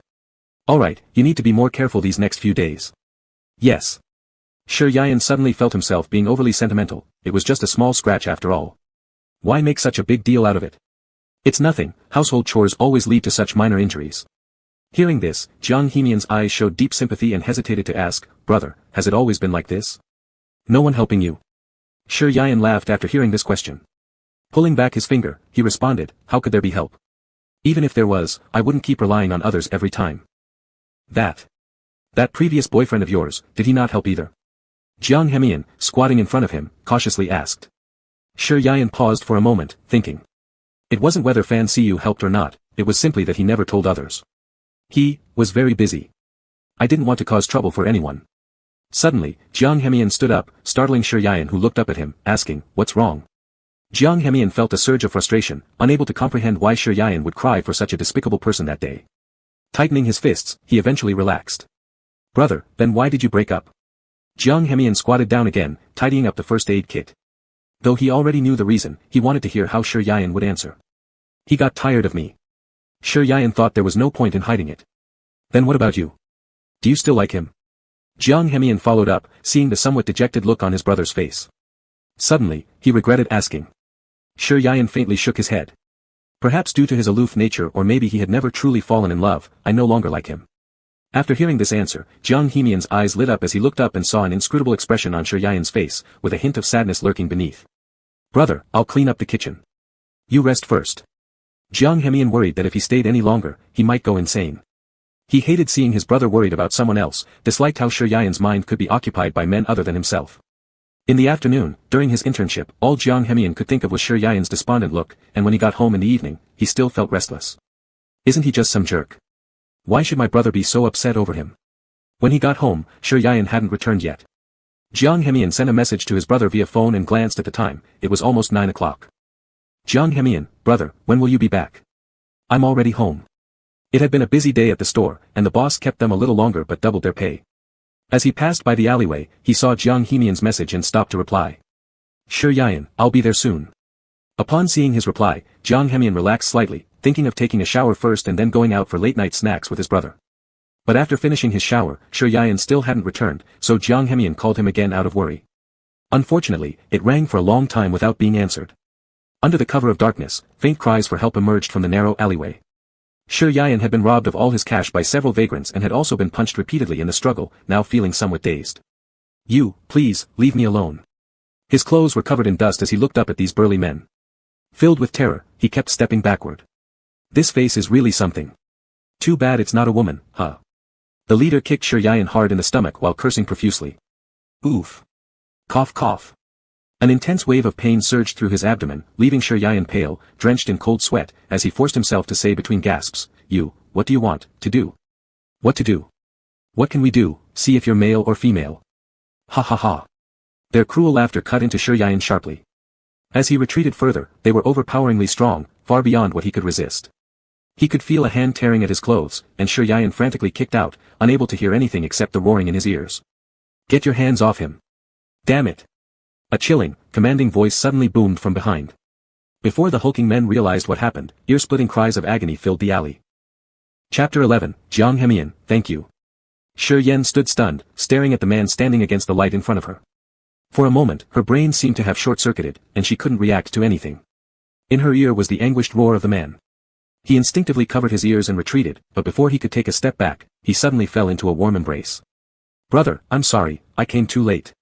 Jiang Hemian's deep voice trembled slightly as he quickly took off his coat and wrapped it around Shi Yan, holding the person tightly in his arms as if he was afraid that he would disappear in the next moment. As the police siren sounded, Shi Yan caught a whiff of a strong smell of blood. Although his body was shaking violently, he still thought of comforting the person in front of him first. Jiang Hemian. It's fine. After saying that, he lost consciousness. Soon, the police took away several vagrants, and the ambulance arrived. Throughout the process, Jiang Hemian's face remained grim as he followed closely behind, tightly holding Shi Yan's fingertips. After being sent to the hospital, Shi Yan was pushed into the emergency room, and Jiang Hemian stood by the door like a soulless shadow. Jiang Hemian is a black belt in Taekwondo and can avoid vital areas when hitting someone. He used to hate the sight of blood the most, but this time he fought without any strategy. There was a lot of blood on his body, none of which was his. When he saw those people mistreating the treasure he had cherished for so many years in that corner, to be honest, he wanted to kill them. But reason prevailed. After all, he didn't want to end up in jail just as he was about to confess his feelings to the one he liked. However, he regretted not beating them hard enough. He should have chopped off the hands that touched his brother and fed them to the dogs. Because of the blow to the back of his head, Shi Yan had to undergo a CT scan. Jiang Hemian stared intently at the person lying on the bed throughout the entire process. The doctor glanced at the bloodstains on his body and tried to persuade him to get some bandages, but seeing Jiang Hemian's cold expression, the words ultimately remained unspoken. It wasn't until Shi Yan was transferred to a regular ward that Jiang Hemian finally relaxed his tightly clenched fist slightly. He didn't dare to enter directly but instead looked far through the glass window at the person lying on the hospital bed. Brother. I'm sorry. Jiang Hemian constantly apologized and blamed himself inside. If he had picked up his brother, this wouldn't have happened. If only he had arrived earlier. He guarded outside the ward all night long, punishing himself in a way, until the first light of dawn shone on the walls of the hospital corridor, and then he slowly got up. The pungent smell of disinfectant woke Shi Yan up. What met his eyes were the fluorescent lights on the ceiling and the infusion bottle. Half of his arm was numb. Jiang Hemian had been remembering that the nurse would come to change the 4 bottle early in the morning. When he opened the door, he just happened to see Shi Yan struggling to turn over. A flicker of joy passed through his eyes. Brother. Jiang Hemian quickly approached the bedside. Shi Yan's complexion was poor, with bruises on his neck and arms, looking even thinner than before. Shi Yan lacked the strength to speak. He felt his head throbbing painfully, as if it was about to split open. Licking his dry lips, he said, water. Jiang Hemian didn't hear clearly, so he leaned closer. This time, he heard it clearly and hurriedly poured a cup of warm water. Then he helped Shi Yan sit up, placing a pillow behind his waist. Brother, drink slowly. I'll go call the nurse. Before Shi Yan could even say thanks after receiving the cup, he drank the water down, which relieved him greatly. After the nurse took away the 4 drip and gave some instructions, she left. Shi Yan felt as if his back was about to break. Probably, he had injured his spine. You can sit down, don't stand there. Hearing his weak voice, Jiang Hemian felt even more remorseful. Brother, I'm sorry. Recalling the scenes from last night, Shi Yan forced himself to smile despite the discomfort. You haven't done anything wrong, I should thank you instead. That's not true, I came too late, otherwise, you wouldn't have. At nearly 6 feet 3 inches tall, Jiang Hemian lowered his head to admit his mistake in front of Shi Yan, making the situation seem awkward. Well, I said it's not your fault, sit down. Shi Yan sincerely appreciated him. If it weren't for his timely arrival, he might never have seen his grandmother again. Seeing that Jiang Hemian was still standing, Shi Yan reached out to pull on the edge of his clothes. Jiang Hemian, thank you. This was the first time Jiang Hemian had heard Shi Yan express gratitude. His brain seemed to freeze as he looked up. Shi Yan has a small frame, completely covered by Jiang Hemian's coat, with only a tranquil face exposed. His eyes were slightly red-rimmed, and they sparkled as they gazed at Jiang Hemian filled with gratitude. Shi Yan's jaw quivered slightly as he softly repeated, I really, thank you very much. If not for the person in front of him, he wouldn't have known what would happen to his grandmother later on. His father was crushed to death by a building at the construction site, and his mother had run off with someone else. He had been raised by his grandmother from a young age, and to save money, he stopped schooling early to learn a trade and enter the workforce as soon as possible. After all these years, he still hadn't amounted to much.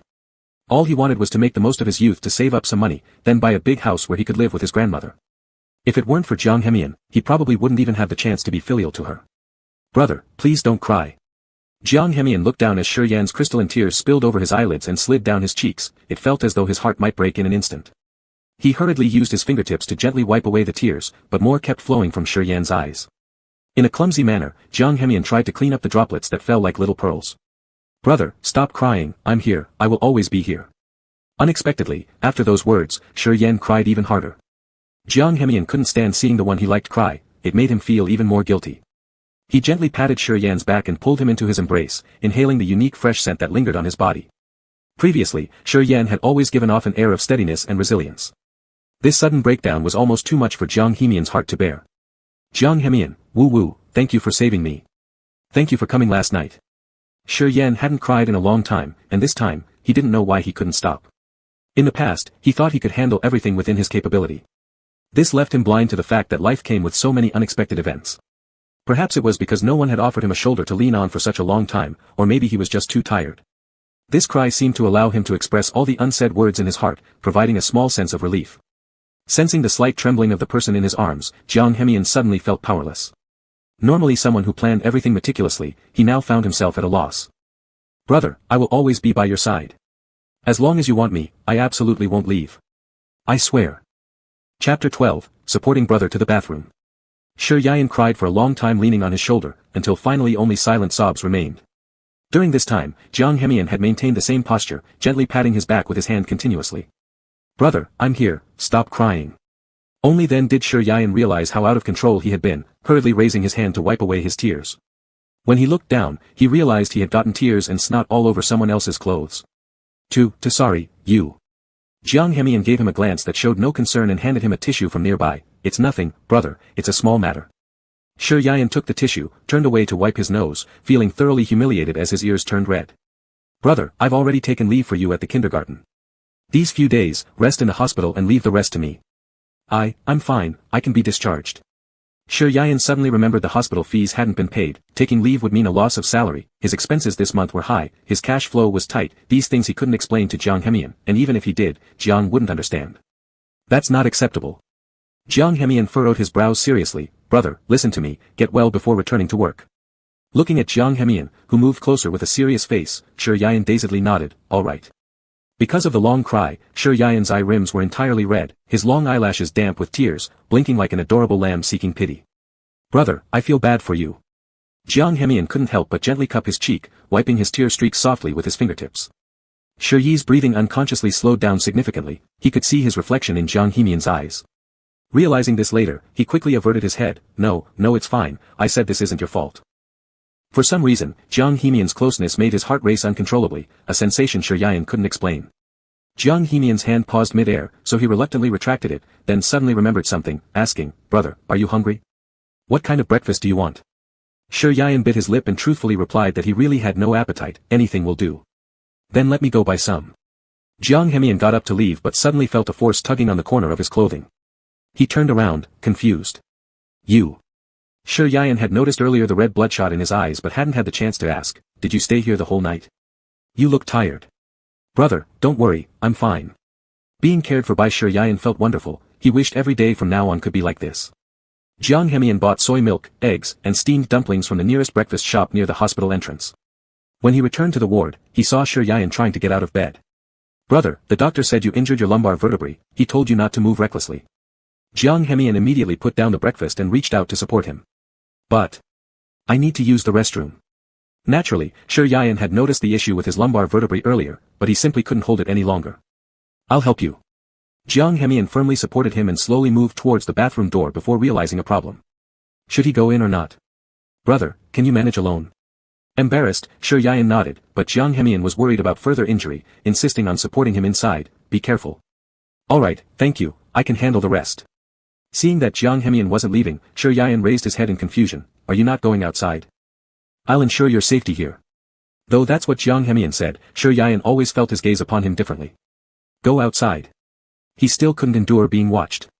Seeing that Shi Yan was about to become angry, Jiang Hemian instantly behaved himself. If brother needs help, call me. After stepping out, Jiang Hemian couldn't suppress his laughter. Brother was just too cute, making him love him without restraint. In the afternoon, at the kindergarten entrance, Xia Hongyu held the health checkup report form wanting to give it to Mr. Shi, as the forms for their class had already been collected and submitted. However, upon reaching the office, he learned that Mr. Shi had taken leave today. He had no choice but to hold the report standing by the gate when school was dismissed. Soon, a car stopped in front of him. Uncle. Fan Siyu got out of the car and glanced at the thing in his hands. What is it? It's the health checkup report. I originally wanted to give it to Mr. Shi, but he took sick leave today. Xia Hongyu looked up at him with his little school bag on his back. Fan Siyu's shoulders slightly trembled as he slightly bent down and took the health checkup report from the boy's hands, glancing through it briefly. You can give it to him tomorrow. Get in the car. Okay. Xia Hongyu opened the car door and climbed in by himself, his small figure looking somewhat clumsy. Dad, when will Mom come back? Upon hearing this title, Fan Siyu's face darkened instantly, and a strong look of disdain appeared in his eyes. Don't call me Dad. Xia Hongyu realized his mistake. Outside, he should call him Uncle. Sorry, no, Uncle. Fan Siyu clenched his fists tightly. If not for the family pressure to marry and if not for this child, he wouldn't have been threatened, and he wouldn't have separated from Shurian. Anger built up in his chest. Soon he dropped the child off at the doorstep, his voice lacking any warmth. Go inside yourself. Okay. After leaving the neighborhood, he drove to Shurian's building, knocking on the second-floor door for a long time with no response, so he had no choice but to take out his phone and make a call. Check if there's any information about Shurian in nearby hospitals. Soon the assistant sent a message. After receiving it, Fan Siyu didn't linger, directly driving towards the hospital. In the ward. Shurian had already lain in bed for nearly the entire day, feeling that if he didn't move around soon, he might stiffen up here. The doctor suggested staying in the hospital for 3 days for observation, but how could he agree? Staying one night would cost a lot of money, so after some consideration, he decided to be discharged in the morning. Jiang Hemian went for an internship in the afternoon, and he was probably about to return now. Shurian got up and sat by the window, gazing at the stars outside. No matter that night when Jiang Hemian whispered words into his ear or anything else, Shurian felt that he might have overthought it. This person who suddenly entered his life treated him well, he shouldn't look at Jiang Hemian with suspicious eyes.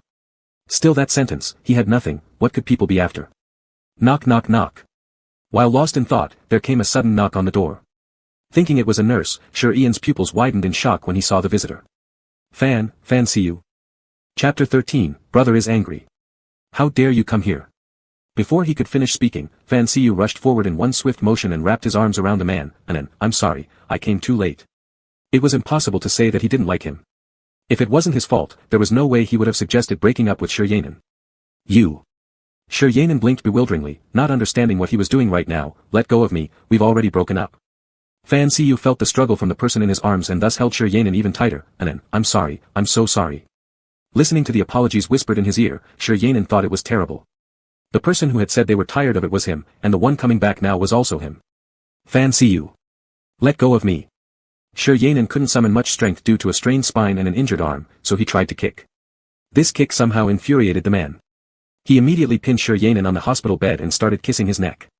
The horrifying memories from last night in the alleyway flooded back, and Shurianin stared blankly at the ceiling, forgetting to struggle. Let him go. Jiang Henian saw Shurianin pinned down upon entering the room and immediately kicked the man in the waist. Are you out of your damn mind? Taking advantage of Fan Siyu's momentary daze after stepping back a few paces, Jiang Henian kicked him again in the chest, then grabbed the man's hair and threw a hard punch. Yesterday, sparing those individuals a hand had been an act of his mercy. Today another fool showed up. Did this man really think he, Jiang Henian, was some sort of decoration? Struck by his punch, Fan Siyu's ears rang, making it difficult for him to respond. As he watched another fist coming down, a shaky voice suddenly emerged from the bed. That's enough. Stop hitting him. Seeing Jiang Henian looking worse than last night, Shurianin was terrified, his body trembling uncontrollably, unable to recover for quite a while. Get out. Jiang Henian cursed, grabbing the man by the shoulder and throwing him away. After shutting the door, he gradually realized how his current appearance must have frightened Shurianin, so he lightly coughed. Brother, take a good rest first, I'll handle this. Then he left the room. Shurianin sat stiffly, watching as he departed, his shoulders trembling non-stop. Jiang Henian practically dragged the man out of the hospital before letting him go in a secluded corner. Still dazed from Jiang Henian's punch, Fan Siyu suddenly slammed his spine against an iron sheet wall, causing a buzzing sound in his head once more. What do you want? I'm asking you a question. What are you trying to do? Ha! Jiang Henian hadn't expected something to happen to Shurianin under his very nose, so he fiercely grabbed the man by the collar, eyes brimming with anger almost consuming the other person. Ho, ha! Fan Siyu let out a low laugh which only sounded like a blatant provocation in Jiang Henian's ears. Do you still have the audacity to laugh?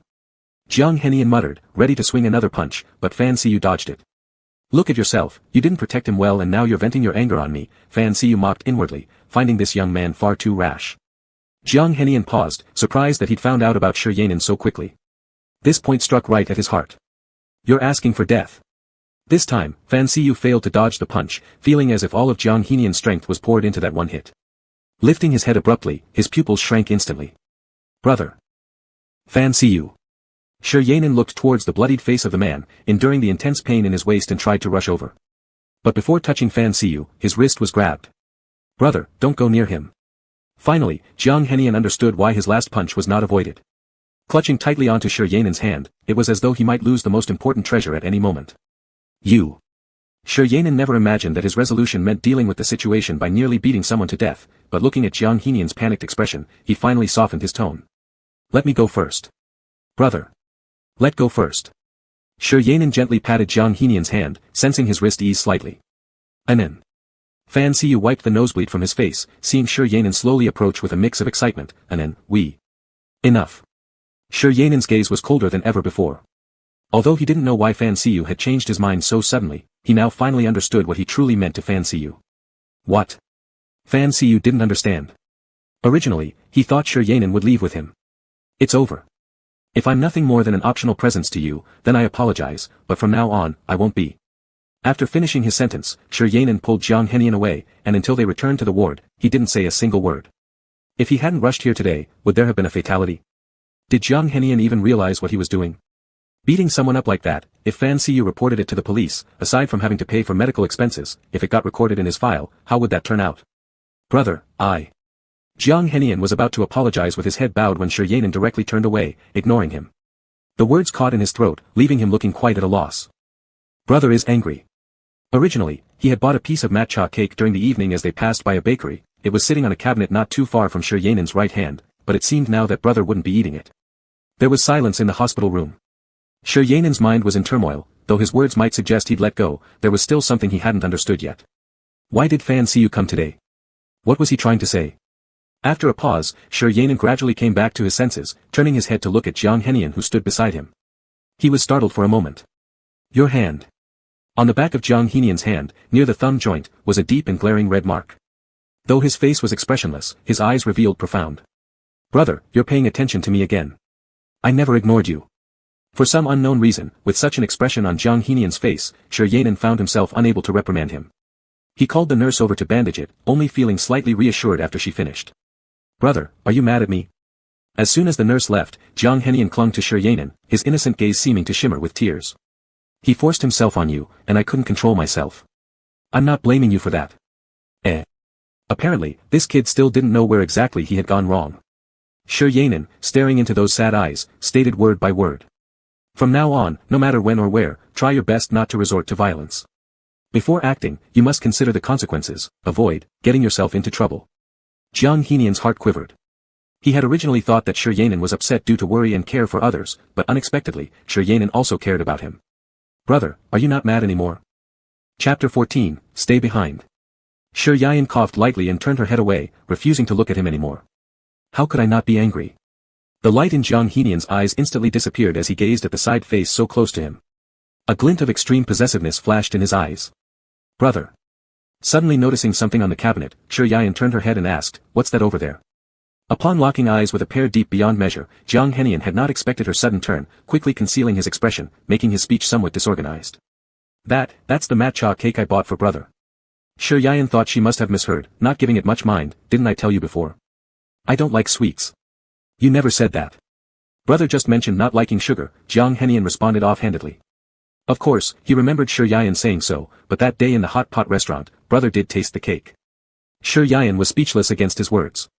Considering not wanting to dampen others' spirits, she simply replied, I'll give it a try. Once Jiang Henian heard this, he immediately brought over the small cake. The type he selected was similar to what they had in that hot pot restaurant last time. Do you really like sweets? Shi Yanin suddenly recalled meeting a child who loved sweets during her childhood days, and casually asked. Yes, it's all right. I just eat one when I'm idle. Jiang Henian slightly avoided her gaze, not telling Shi Yanin that he started eating sugar due to quitting smoking, a method he found online. Before meeting Shi Yanin, he had never considered quitting smoking, but he feared being disliked. Hence, he resolved to quit, something he didn't dare tell Shi Yanin about. After all, someone like brother wouldn't like delinquent youths. Shi Yanin took a bite, and the rich aroma of matcha immediately spread throughout her mouth. Compared to the previous ones, the sweetness of this wasn't so heavy. Very tasty, not greasy, slightly bitter. She gave a fairly moderate evaluation. Seeing the cream by the corner of his lips while eating, Jiang Henian couldn't help himself and used the pad of his finger to gently wipe it off. At the same time, he dipped his finger into some cream from another corner of the cake and placed it in his mouth to taste. Delicious. Shi Yanin stared at his deft fingertips, unsure what to say. Was their interaction too strange? But if she voiced her thoughts, wouldn't that make her seem odd? Why has brother stopped eating? Naturally, Jiang Henian noticed her puzzled expression, knowingly asking anyway. No, nothing. Sure, Yayan only felt that she probably didn't mind as much, yet somehow she still couldn't continue eating. Jiang Henian retrieved ointment from the cabinet. He remembered Sure Yayan's injury on her arm and the fact that she needed medication those few days. Brother, please roll up your sleeves, let me apply the medicine for you. Only upon hearing this did Sure Yayan remember the wound on her arm, completely forgetting it in the struggle earlier. Sure enough, the wound had reopened again. Although the bleeding had stopped, the blood scab wasn't easy to clean, so Sure Yayan decided to handle it herself. I'll do it myself. When Jiang Henian saw the wound on her arm, his face darkened instantly, regretting not hitting harder earlier. Fan Siyu, how stubborn are you? Jiang Henian helped hold the alcohol and bandages beside him, appearing obedient and sensible on the surface but secretly planning something. Originally, he only intended to threaten that man to know his place, considering Fan Siyu would rather avoid losing everything through divorce. But he hadn't anticipated such obstinacy. Now wasn't the right moment to directly tell Sure Yayan, otherwise, it might seem he had ulterior motives. What should he do now? In a shadow Sure Yayan couldn't see, Jiang Henian's lips curled with a smirk of certainty. After applying the medicine, Sure Yayan glanced at the time, it was nearly 10 already. You've been busy all day, go back and rest soon. Sure Yayan looked apologetically at Jiang Henian who was warming milk for her. All these actions didn't seem like pretense. Then, what exactly was his purpose in getting closer? Brother, I can't leave you alone here. What if that person comes back? How will you handle it? Jiang Henian refused to stay away from her even for a step. If possible, he'd want to chain her down in his own basement where she'd only interact with him. But for now, this was just a fleeting thought, he wouldn't actually act on it since he didn't want Sure Yayan to dislike him. Sure Yayan thought Jiang Henian was worrying too much. Based on her understanding of Fan Siyu, such an individual wouldn't come back after a clear rejection. Jiang Henian wanted more than anything to stay. You're overthinking this. He won't come looking for me again. Sure Yayan sighed with a bitter smile. Why is brother so sure? Jiang Henian disliked the look of sorrow on his face when he mentioned Fan Siyu, not even realizing how jealous he sounded when he spoke. It's just my guess. Sure Yayan didn't know how to explain it, but whatever he said felt wrong, making him feel inexplicably guilty. So he quickly changed the subject and asked gently, is your internship workload very heavy every day? Jiang Henian sensed his deliberate avoidance of the question and took a deep breath silently, suppressing the urge to force things upon brother in his mind. Not really busy. He handed over the milk and pulled a stool to sit beside Sure Yayan's bed. Anyway, no matter what, I won't leave you tonight. Ah. The milk Sure Yayan had just sipped nearly all spilled out as he turned around in surprise. What did you say? Did he hear wrong? It sounded like, no matter what, I won't leave you for life. Jiang Henian saw his red ears and subtly curved his lips. He deliberately misstated, so it wasn't entirely his fault that brother reacted so strongly. Ah. Yet he still pretended to be completely unaware and curiously voiced out, handing a tissue to wipe Sure Yayan's mouth. I just said, I will definitely not leave tonight, who knows what could happen after I'm gone. Sure Yayan now also couldn't bother driving him away, feigning composure just to hide his embarrassment and nodding. Does brother agree that I stay? Jiang Henian grinned like a conniving villain taking advantage of a situation, yet looked utterly innocent. Pretending has never been his forte, but whose fault was it for having a dirty mind? If he didn't act cleaner, how would brother lower his guard towards him? Sure Yayan was immediately speechless. Given the circumstances, there was little else to say. He glanced at the empty adjacent bed. It was a two-person room. Fortunately, no one stayed next to them, otherwise, it would have been embarrassing to let Jiang Henian sleep here. Before bedtime, Jiang Henian helped Sure Yayan, whose earlobes were red again, to the restroom once more. Brother, rest assured. I'll tidy up the bed before the nurse comes tomorrow morning. Alright, good night. Perhaps truly startled by tonight's events, Sure Yayan fell asleep extremely fast. In just a while, his faint and steady breathing could already be heard. On the contrary, Jiang Henian, who hadn't slept all last night, was now letting his thoughts wander aimlessly. The feeling of liking someone nearby but being unable to touch them was truly agonizing. Underneath the blanket, Jiang Henian's fists clenched and relaxed repeatedly, countless times. In the end, he still couldn't help himself and quietly got up from the bed. Chapter 15 Discharged Alone. The hospital room windows were tightly shut, but the cold white moonlight poured in, making the room seem even lonelier. Jiang Henian's shadow was slightly elongated. He stood by Sure Yayan's bed, his back to the moonlight, and most of his figure hidden in the dark, his expression unclear. But the sharp yet obsessed eyes in the darkness stared at the man sleeping peacefully on the bed. It was quiet in the room, and Jiang Henian kept his breathing very soft. Here, he could only hear one person's steady breathing. Brother. Though he wanted to keep him all to himself, he still tried to approach Sure Yayan gently, in a way that seemed kind to him. Jiang Henian knew that if he got any closer, he might go crazy. So, he simply chose to just look at Sure Yayan. For 2 full hours, the moonlight had moved across the floor, but he stood like a statue. Even the frequency of Sure Yayan's breaths while sleeping, how many times he turned over, and the few words muttered in his sleep, were all noted down. Yet, Jiang Henian refrained from touching his brother once. Jiang Henian knew that such actions would likely frighten his brother if discovered, so he would never tell Shi Yayan. What nonsense about sleepwalking, last time he simply couldn't control himself. But he also feared that his brother would lock the door at night. Thankfully, the brother gave up his room for him, thereby entrusting the choice to him, leaving his brother to sleep uncomfortably on the couch. But he felt soon enough, his brother wouldn't have to sleep on the couch anymore. Wouldn't it be better to just sleep directly in his arms? Jiang Henian indulged in fantasies for almost an entire night near Shi Yayan's bedside until dawn when he returned to the adjacent hospital bed. Pretending to sleep. Before leaving, he didn't forget to close the curtains for his brother. Shi Yayan slept very well and noticed no issue. He woke up at exactly 7 in the morning. Good morning, brother. Jiang Henian barely slept at all. As dawn approached, he went out and bought some breakfast. He came back just in time for his brother to wake up. You woke up this early? I couldn't sleep.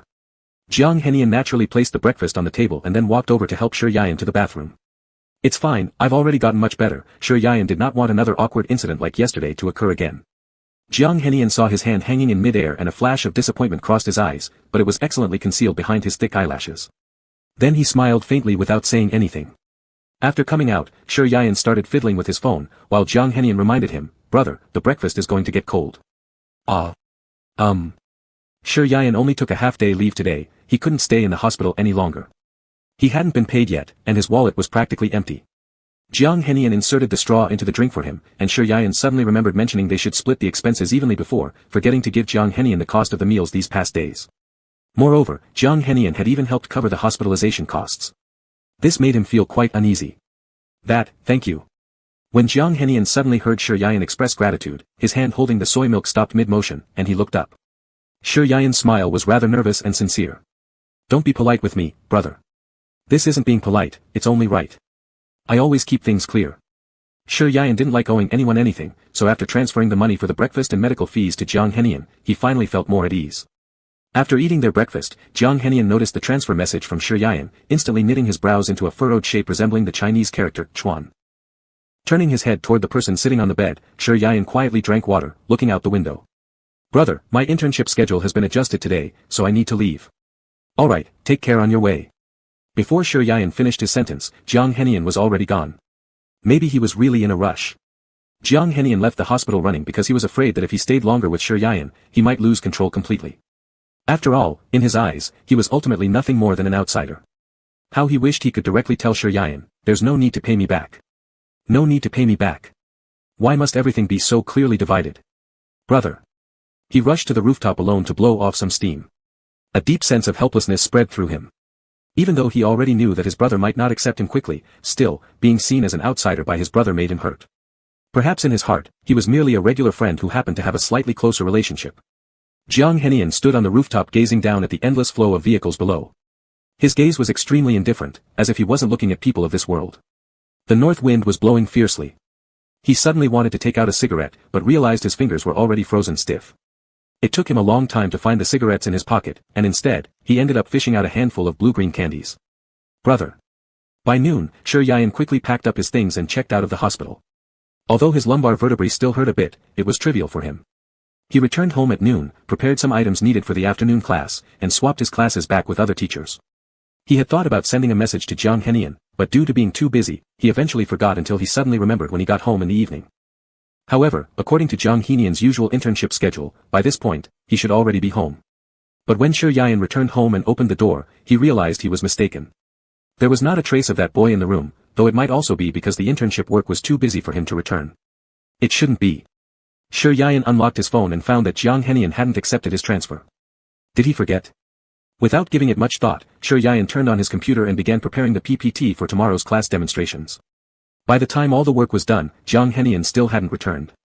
Shi Yayan glanced at the time, it was almost 9 o'clock. How could an intern possibly still be working overtime at such a late hour? Worried, Shi Yayan dialed Jiang Henian's number, but after a long wait, there was no answer. Frowning slightly, Shi Yayan tried again. Brother, where are you? Jiang Henian's voice was anxious and hoarse, and there seemed to be car horn sounds around him, making it unclear.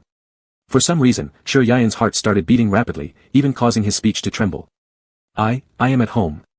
After a long while, came a very low response from the other end of the phone, Jiang Henian ran all the way home, and upon seeing Shi Yayan standing up from the sofa, it felt as if his suffocating lungs had finally revived. Brother.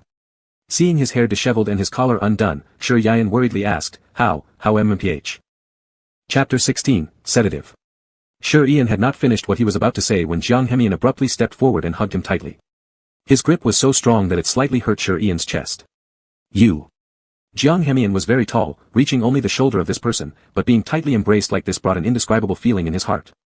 Both could feel each other's heartbeat. This strange sensation of being enveloped in warmth made Sher Yan realize that it had been a long time since he had experienced a truly sincere embrace, unexpectedly making him covet this feeling. By the time he realized, Jiang Hemian had already let go of him, yet Sher Yan still remained in a hugging posture, suddenly feeling awkward. His heart began racing again, and he even dared not look directly into Jiang Hemian's eyes. Brother, why didn't you tell me when you got discharged from the hospital? Jiang Hemian took a deep breath, his tone calm as if nothing happened, but in reality, the fists under his clothes were clenched until they turned white. He indeed delayed leaving work due to issues related to his internship today, but he rushed to the hospital the moment he was free. But by the time he arrived, the nurse told him Sher Yan had already left the hospital at noon. Hearing this news hit him like being struck by lightning. He stood there for quite some time before slowly regaining consciousness. From noon till night, such a long period without a word from Sher Yan made him extremely uneasy. I forgot. The 3 words after this Sher Yan didn't dare to say calmly, though he indeed didn't want Jiang Hemian to know, knowing fully well that he wouldn't agree with his choice. However, it was true that he forgot, leaving Sher Yan speechless. Jiang Hemian looked down at Sher Yan's expression, his heart torn apart, and decided not to make things difficult for him. It's okay, I was just worried about you. After saying this, he returned to his room, casually closing the door behind him but didn't lock it. Leaning against the cold door, Jiang Hemian felt bitter inside. However, because it was Sher Yan, he knew better than to vent his anger on him. Instead, he had to swallow it back and digest it alone. Sher Yan stood there bewilderedly, recalling Jiang Hemian's disappointed gaze from before, causing his own heartache. They were clearly just friends, and he always maintained distance. Logically, there should be no interaction outside their mutual interests. But why did he feel so upset? He couldn't explain, nor did he want to sort it out. In his entire life, Sher Yan didn't have many friends, nor did he need them. This world has always been survival of the fittest. People always interact for the sake of benefit. People like him, who lack much value, naturally won't attract deliberate concern. But, he secretly hoped for something. Hoped that Jiang Hemian would be different from those people. Maybe. Regardless of whether he's different or not, he would still live his life anyway. Only himself could help him in this world. Even if Jiang Hemian is someone important, he didn't want to become anyone's burden. Recalling how Jiang Hemian had run back tired and untied shoelaces, Sher Yan's heart couldn't bear it anymore.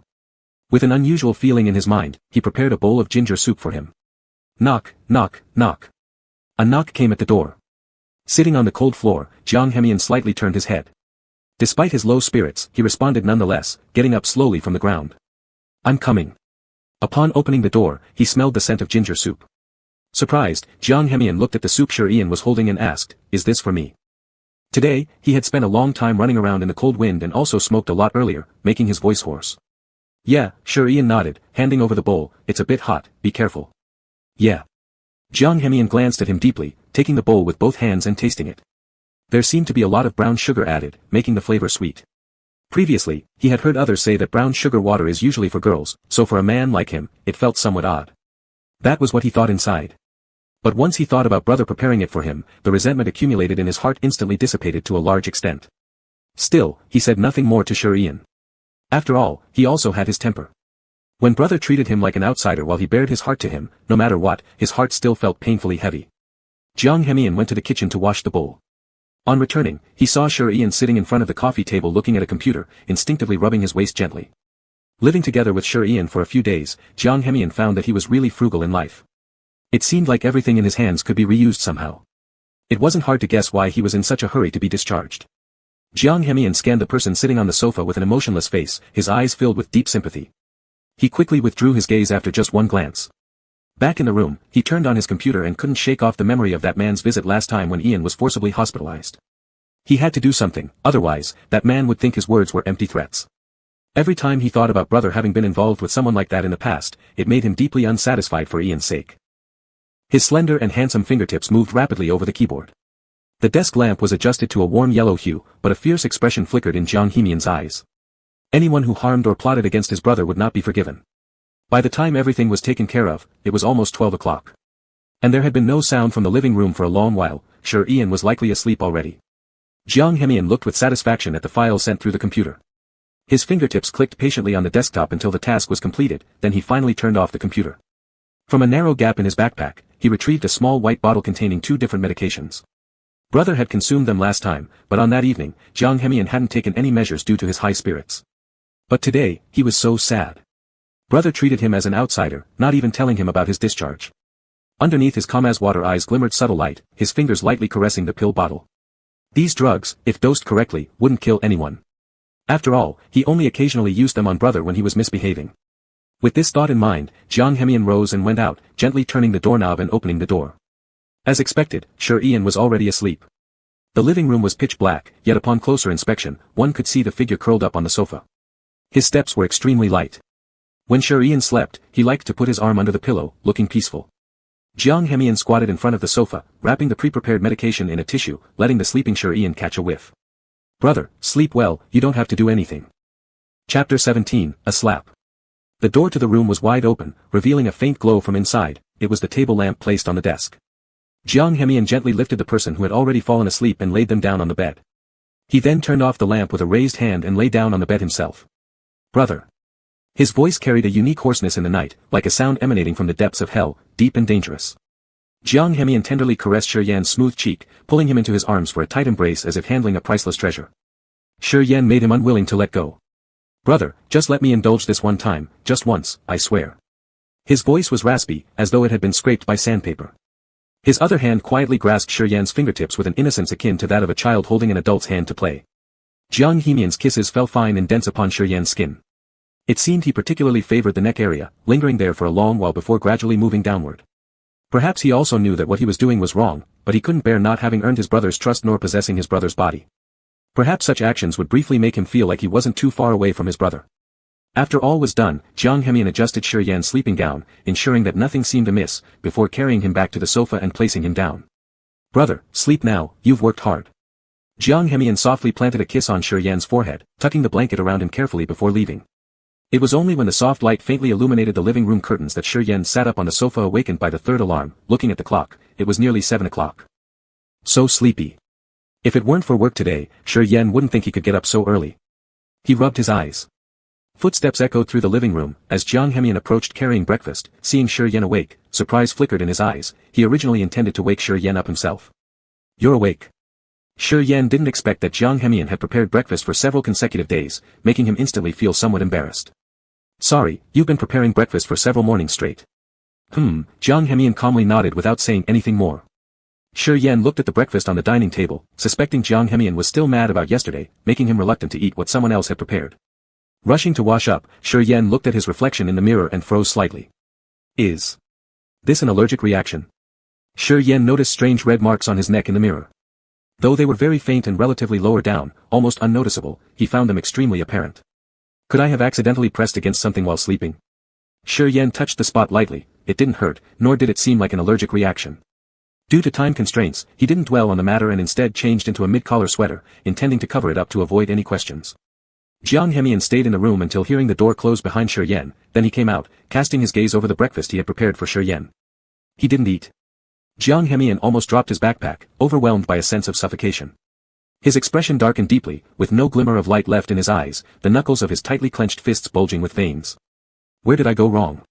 It was clear that his brother hadn't told him about being discharged from the hospital, and feeling angry wasn't unusual, but why would he refuse even the breakfast he made? Suddenly, his phone vibrated. Jiang Hemian glanced at the screen, finding the message was from Shi Yan, causing the frosty atmosphere around him to ease a little.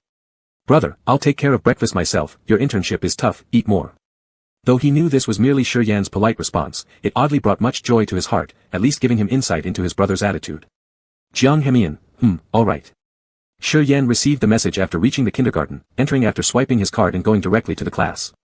He had to exchange teaching schedules with other teachers for the days he was absent, aiming to minimize salary losses. Glancing at the timetable, his lessons occupied the whole day. Somewhere in between, it seemed someone tried calling him, but he missed it due to teaching the children. Not until the afternoon, just before dismissal, did he have time to check his phone, a number he didn't recognize. Strangely puzzled, Shi Yan thought he kept his social circle small, rarely interacting with people outside his immediate environment and hardly had friends. Who could it be? As he pondered, suddenly a little kid appeared beside him. Looking down, Shi Yan recognized Xie Hongyu. School's out, why haven't you gone home yet? Shi Yan put his phone away and squatted down to help the child tidy up the messy scarf. Seeing the boy's slightly red eye rims, a flash of pity crossed Shi Yan's eyes. This child was usually well behaved at school, occasionally having conflicts with his desk partner, but he was very sensible about other matters. It baffled Shi Yan what kind of parents would leave such an adorable child to be taken care of by his uncle, Fan Siyu. My uncle hasn't come yet. Xia Hongyu's originally fair face had turned rosy from the cold. His beautiful black eyes, like grapes, stood out against his chubby cheeks, making him look extremely cute. Unable to resist, Shi Yan pinched his tofu-like cheek, which felt even better than he imagined. If he were to have such an adorable child in the future, it wouldn't be too bad either. But the chances were slim, since he liked men and didn't want to waste anyone else's time, especially girls. Besides, with how hard his own life already was, there was no way he'd let this little one suffer along with him. Don't cry. There must be traffic on the road. Your uncle will be here soon. Shi Yan enveloped his frozen little hands and blew warm air onto them. Ange, why aren't you walking together with my uncle anymore? Xia Hongyu asked innocently, puzzled because Ngu and his uncle used to walk together all the time. Why hadn't they reconciled for so long? Shi Yan paused briefly, clearly not expecting this question, and it seemed Fan Siyu hadn't explained to this child either. Hongyu, be a good boy. If anything happens in kindergarten, come find me. Your uncle. He hadn't finished speaking when he suddenly felt a forceful shove on his shoulder, causing his body to uncontrollably fall to the ground. Ah! Reacting instinctively, he looked up dazedly as the woman in front of him slapped him without warning. Slap. It happened so suddenly that the nearby child didn't even realize what was going on, only staring wide-eyed in shock. Shameless hussy. First time I see a male homewrecker. Aren't you disgusted yet? Chapter 18, Brother, don't worry. Shi Yan was slapped in the face, and he felt his cheek burning with a loud buzzing in his ear. Things around him seemed disordered and chaotic, and as he dazedly got up from the ground, he saw a strange woman in front of him. Who are you? Seeing him pull the child aside, Shi Yan endured the pain to explain. Who am I? Humph. The woman looked no older than 30, and when she gazed at him, her beautiful face was filled with disdain, as if Shi Yan were an unforgivable criminal. I'm his mother. Upon hearing this, Shi Yan felt like his mind had frozen and repeated the question shakily, what did you say? You little tramp. You dare ask. The woman, seemingly unsatisfied, raised her hand for another slap. Shi Yan instinctively closed his eyes, but there was no impact. Opening them tremulously, he whispered. Jiang. Jiang Henian. His head spun chaotically. As people approached him, Shi Yan felt indescribable panic. Who are you? Let me go. This woman hadn't expected someone aggressive coming over. Attempting to pull back her wrist, she found it immovable. Jiang Henian was in a bad mood to start with, and now this crazy woman suddenly appeared before him. Growling, he shook off the woman's wrist and shouted, Go away. Bitch. Male homewrecker. Everyone, look here. There's a male third party in this kindergarten who climbs into my husband's bed. I didn't. Shi Yan, watching the woman pointing at him, immediately felt everyone around glaring at him scornfully, like he was a sinner being tortured on the pillory. Jiang Henian blocked Shi Yan firmly, coldly observing the woman behaving wildly, narrowing his brows. He thought internally, shit, what a mess. What are you doing? Suddenly, a deep male voice resonated behind them. Heart skipping a beat, Shi Yan recognized that Fan Siyu was here to pick up the child. However, the Jiang Henian in front seemed to shield him even more securely. Husband. Seeing Fan Siyu, the woman rushed forward, but the man evaded her. Why did you come here? Though Fan Siyu addressed the woman superficially, his gaze lingered on the figure behind Jiang Henian. What? Are they? Struck by lightning, every drop of blood in Shi Yan's body rushed down to his feet. Unable to believe his eyes, he couldn't help staring at the two. Jiang Henian perceived something was off with the presence behind him, and let out a cold snort. It's your own business, resolve it yourselves. Don't drag others in. Saying that, he pulled Shi Yan away, while Fan Siyu's gaze never left Shi Yan. Yet, he realized how futile it would be to explain anything at this moment. Xia Wanwan. Haven't you caused enough trouble? Behind, Fan Siyu's roaring voice followed them. Feeling utterly numb in the legs, Shi Yan couldn't recover even after walking for a long time. When they finally crossed a bridge, Jiang Henian pulled him back. Brother, you. Knowing yet asking deliberately, though still remembering that Shi Yan had been slapped, believing this situation could have turned out better had he not revealed their secrets to the woman. His intention was just to teach Fan Siyu a lesson, albeit leaving brother in a tough spot due to the slap. Wasn't the one she called just now her husband? Shi Yan's face lacked any extra expression, his tone unusually calm, confirming whether he heard wrong. Yes, Jiang Henian nodded slightly. What have I done? Shi Yan, until now, couldn't fully believe their relationship, knowing Fan Siyu was the father of Xia Hongyu, why pretend to be an uncle? For 2 years, he never doubted this point, but only now realized how incredibly wrong he had been all along. He really didn't understand Fan Siyu. Brother, it's not your fault.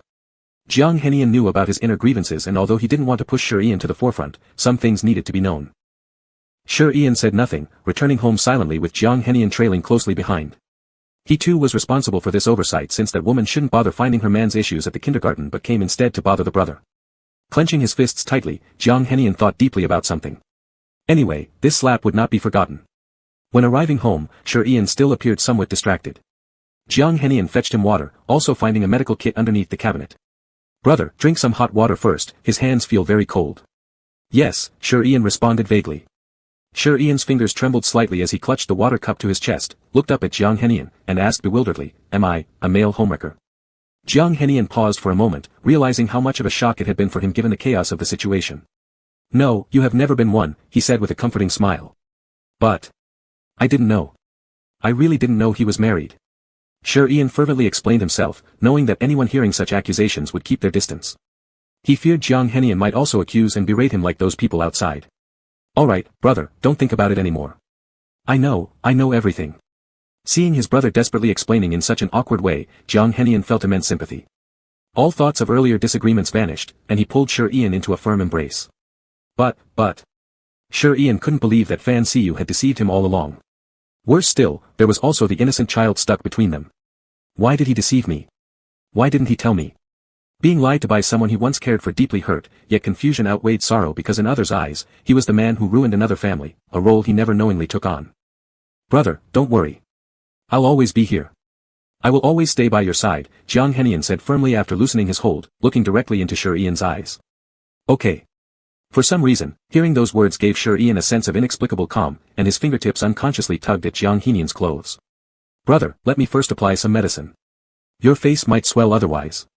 Jiang Henian noticed Sure Ian's subtle gestures as he turned to grab the first aid supplies, a faint smile curving the corner of his mouth. Only then did Sure Ian feel the fiery pain on his cheek. That woman struck him hard, he remembered having gone temporarily deaf right after. Now, things were finally improving.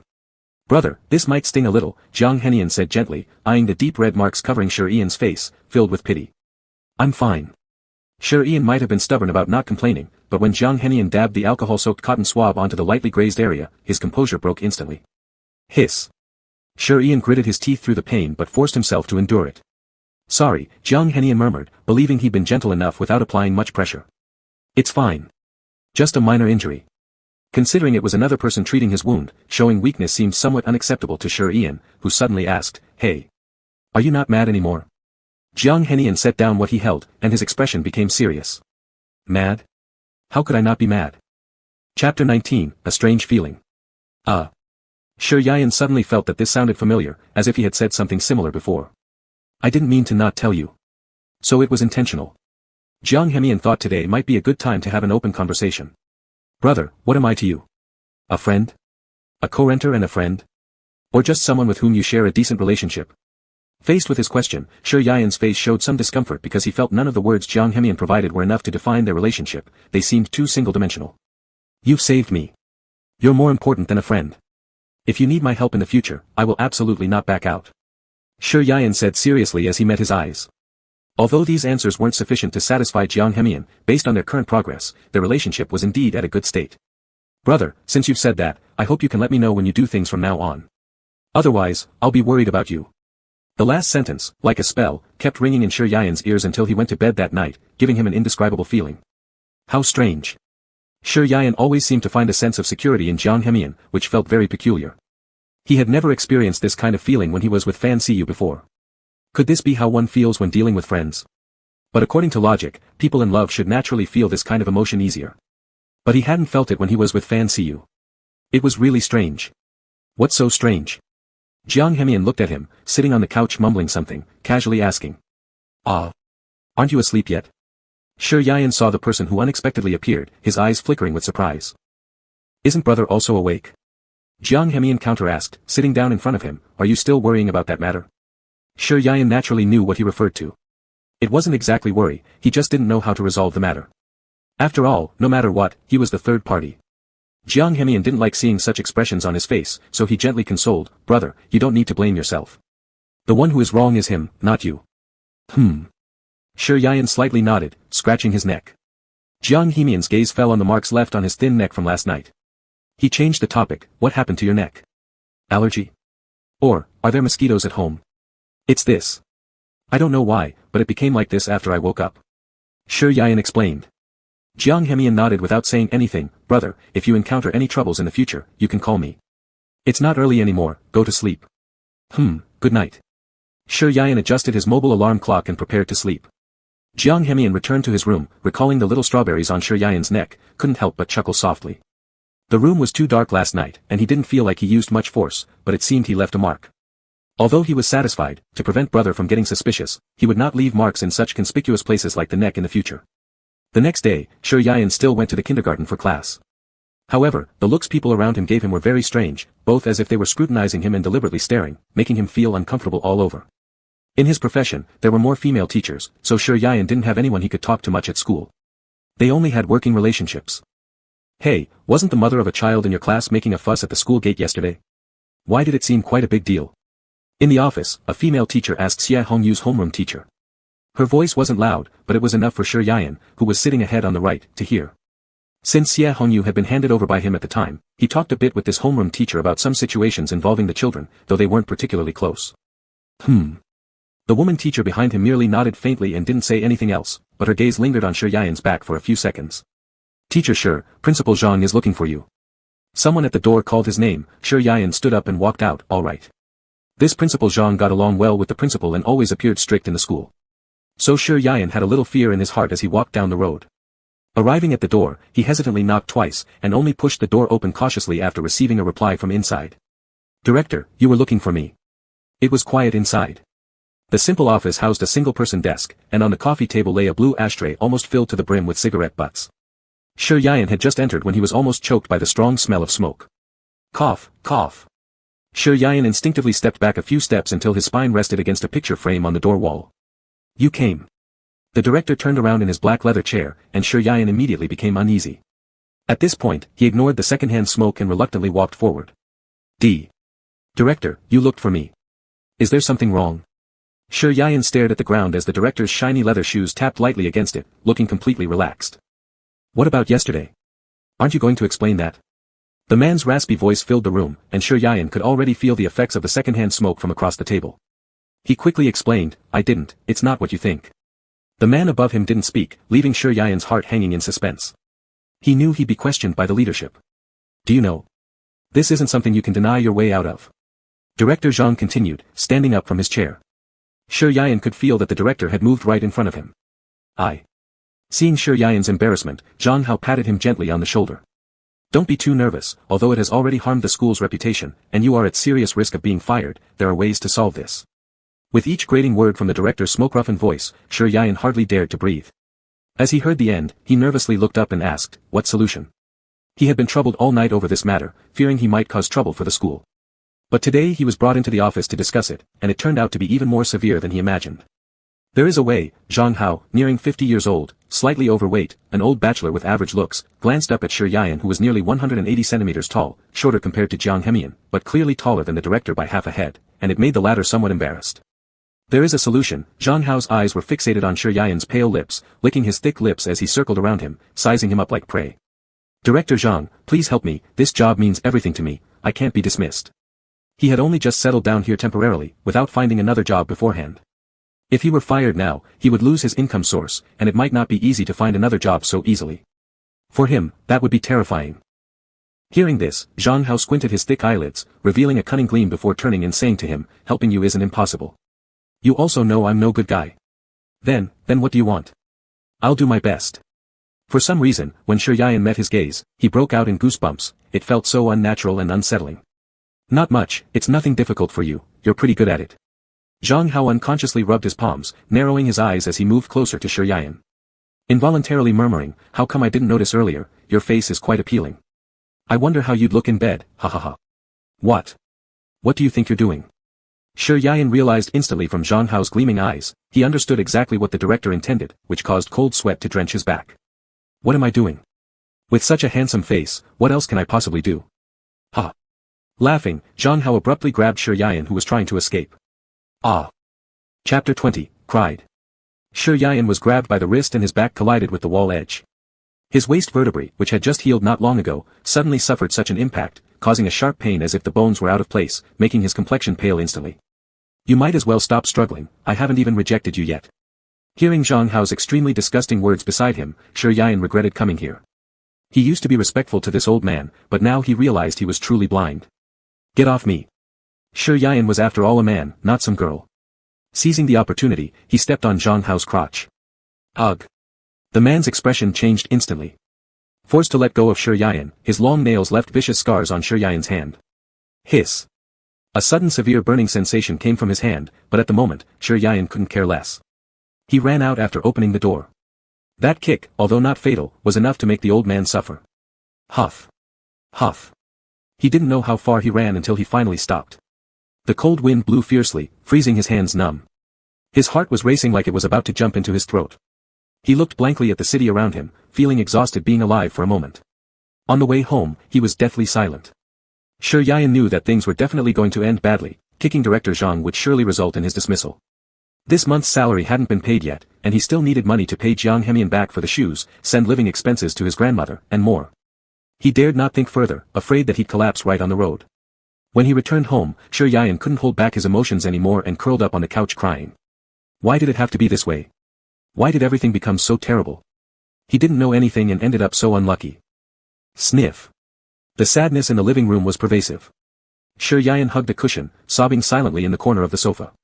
His tears soaked through the cushion's fabric. The scar on his hand was slightly purple due to frostbite. When Jiang Hemian returned home, it was already 8 p.m. He had tried calling Shi Yan on the way, but there was no answer. Upon entering, he saw the room pitch black. He turned on the light and glanced at the entrance. Is Big Brother back? Looking towards the living room, there was a huddled ball of fuzz in the corner of the sofa. His heart immediately eased, he took off his shoes and walked over to the living room. Big Brother. Shi Yan seemed to be sleeping soundly. Afraid he'd develop neck stiffness, Jiang Hemian tried waking him. However, when he did, he noticed distinct tear marks near Shi Yan's eyes. Has he cried? Jiang Hemian gently touched his fingertips near the corners of his eyes, and Shi Yan seemed to sense something, his originally peaceful eyebrows slightly furrowed, and his long eyelashes fluttered slightly. Big Brother, you're awake. Shi Yan's eyes were pierced by the white light overhead. After crying for a long time, his mind was completely empty, and his gaze was full of bewilderment. You've come back. After a long pause, he managed to say only that. Why did Big Brother cry? As Shi Yan placed the cushion aside, Jiang Hemian noticed the scratch marks on his hand back, causing his eye sockets to tighten suddenly. Who scratched you? Did that woman cause trouble again? Startled by someone grabbing his wrist, remembering the day's events, Shi Yan instinctively wanted to pull his arm away. Let go. Big Brother. Jiang Hemian clearly saw fear in his eyes, as if looking through him to another person. Calm down. Staring rigidly at Jiang Hemian, Shi Yan's pupils slowly refocused. His nostrils quivered slightly, and there seemed to be a shimmer in his tear-filled eyes, making him look extremely aggrieved. Big Brother, it's me. Tell me what happened. Sensing that he wasn't struggling too violently anymore, Jiang Hemian loosened his wrist slightly. I. Shi Yan didn't want to burden him too much, and besides, even if he told Jiang Hemian, as a student, he wouldn't be able to help him, adding worry instead. I'm fine, I'm just a little upset. Of course, Jiang Hemian wouldn't believe this lie, but since Shi Yan didn't want to talk, he wouldn't force him either. He remained silent for several seconds before speaking. I'll give you medicine first. Jiang Hemian felt that he had rummaged through the medical kit quite often recently, especially when Shi Yan was around. He wondered how Shi Yan used to manage in the past. Stretch your hand over here. This certainly wasn't caused by small animal scratches. Jiang Hemian pulled Shi Yan's palm onto his thigh and asked softly, does Big Brother not want to tell me? But last night, didn't you say I am a person more important than friends? So why won't you tell me? Not. Hearing these words, Shi Yan inexplicably felt guilty. Then why don't you tell me? Does Big Brother think I can't help you or? As Jiang Hemian was about to guess correctly, Shi Yan panicked and covered his lips to stop him from saying more, stumbling over his explanation. It's not that. None of it. Don't ask so many questions, kid. Jiang Hemian was taken aback, nearly startled by the strange title in the statement. Shi Yan was only 5 years older than him, yet acted as if he were an adult. Big Brother, I'm afraid you don't know me well enough yet. I'm already 22, not a child, Jiang Hemian said with utmost seriousness. I know, but I have more social experience than you do. If something happens, I'll handle it myself, no need to bother you. After having cried and vented earlier, Shi Yan had somewhat accepted reality. He always managed to adjust, though he remained troubled deep inside. Seeing that Shi Yan truly didn't want to talk further, Jiang Hemian dropped the subject, realizing he would have to investigate on his own. Each time when applying ointment to Shi Yan, both felt the pain, one externally, the other internally. The night was silent. Shi Yayan sat barefoot in the corner of the sofa, holding his phone searching for jobs, though he really didn't want to leave the kindergarten. Still, change was never simple. Big brother, haven't you slept? Having just finished today's planning, Jiang Hemian emerged to see Shi Yayan curled up on the couch. Not yet. Shi Yayan suddenly spotted a part-time job delivering takeout which seemed lucrative. However, the problem was he didn't have an electric scooter. What is Big Brother looking at? For a job. Upon uttering this, Shi Yayan instantly realized something was off. He looked up. Oh. Chapter 21, Fear. That's how it is. Shi Yayan looked down at the ground, not expecting the secret to be uncovered so quickly. He looked like a child who had made a mistake. Jiang Hemian tried hard to control his emotions. His clenched fists made a creaking sound, and his eyes showed uncontrollable severity. The person he wanted to protect was hurt by others, but in fact, Jiang Hemian had been constantly counseling himself. However, he still had murderous thoughts. Don't worry, I will solve it. If necessary, if necessary. Shi Yayan hadn't even thought of any methods yet, naturally unable to fabricate further. Jiang Hemian looked down at his neatly trimmed, small feet that were shiny and cute, knowing that he also felt miserable. Now wasn't the time to make each other difficult. Big brother, relax. I'll solve this for you. Ah. Shi Yayan didn't understand what he meant by that, instinctively raising his head in confusion. What do you mean? It doesn't mean anything. Things will naturally fall into place when the time comes. Jiang Hemian silently hid the ruthlessness in his eyes and smiled at him. He always acted with confidence, and this matter would be no different. No matter who it is, even if the King of Heaven came, they would have to make way for his older brother. At 3 o'clock in the morning, the room was extremely quiet. The desk lamp emitted faint light, half of Jiang Hemian's face hidden in the dim shadows, making it basically impossible to see his expression, but there was a cold gleam in his eyes. Guessing that Shi Yayan might not sleep well tonight, he added something to the cup while his brother wasn't paying attention, hoping to help him sleep soundly. Big brother, don't worry, everything has me. He turned his head to look at Shi Yayan sleeping peacefully on the bed. At the same moment, the computer displayed that the loading was complete. Jiang Hemian curled up slightly with an eerie smile. Come on, let's see who can ruin whom. Shi Yayan always felt recently that there was a problem with his biological clock. He usually woke up at 7 sharp, but how could getting up these few days become so difficult? Hey. Although he knew the director definitely wouldn't let him off, but now there hadn't been any notice, and even if he got fired, he must take his last month's salary at least. When he went to kindergarten today, he was scared out of his wits on the road, worrying about meeting Director Zhang. He prayed repeatedly in his heart. As the two passed by each other, he heard the man sneer. Nevertheless, Shi Yayan had stronger mental fortitude, his body not shaking once. But he felt faintly that Director Zhang's aura today wasn't as obvious as last night. Was it because it was outside? Still, Shi Yayan did not let his guard down. After all, everyone in the kindergarten already regarded him as the third wheel among men. Originally liking men was already enough for others to criticize, and now being branded as the third party, it was really unbearable.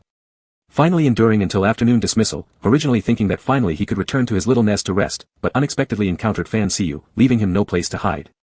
Fan Siyu tightly stared at the figure across the street. After waiting for the green light, he crossed the road and directly grabbed hold of the person who was about to run away. Let go of me. What are you going to do? Shi Yayan was pulled by the wrist.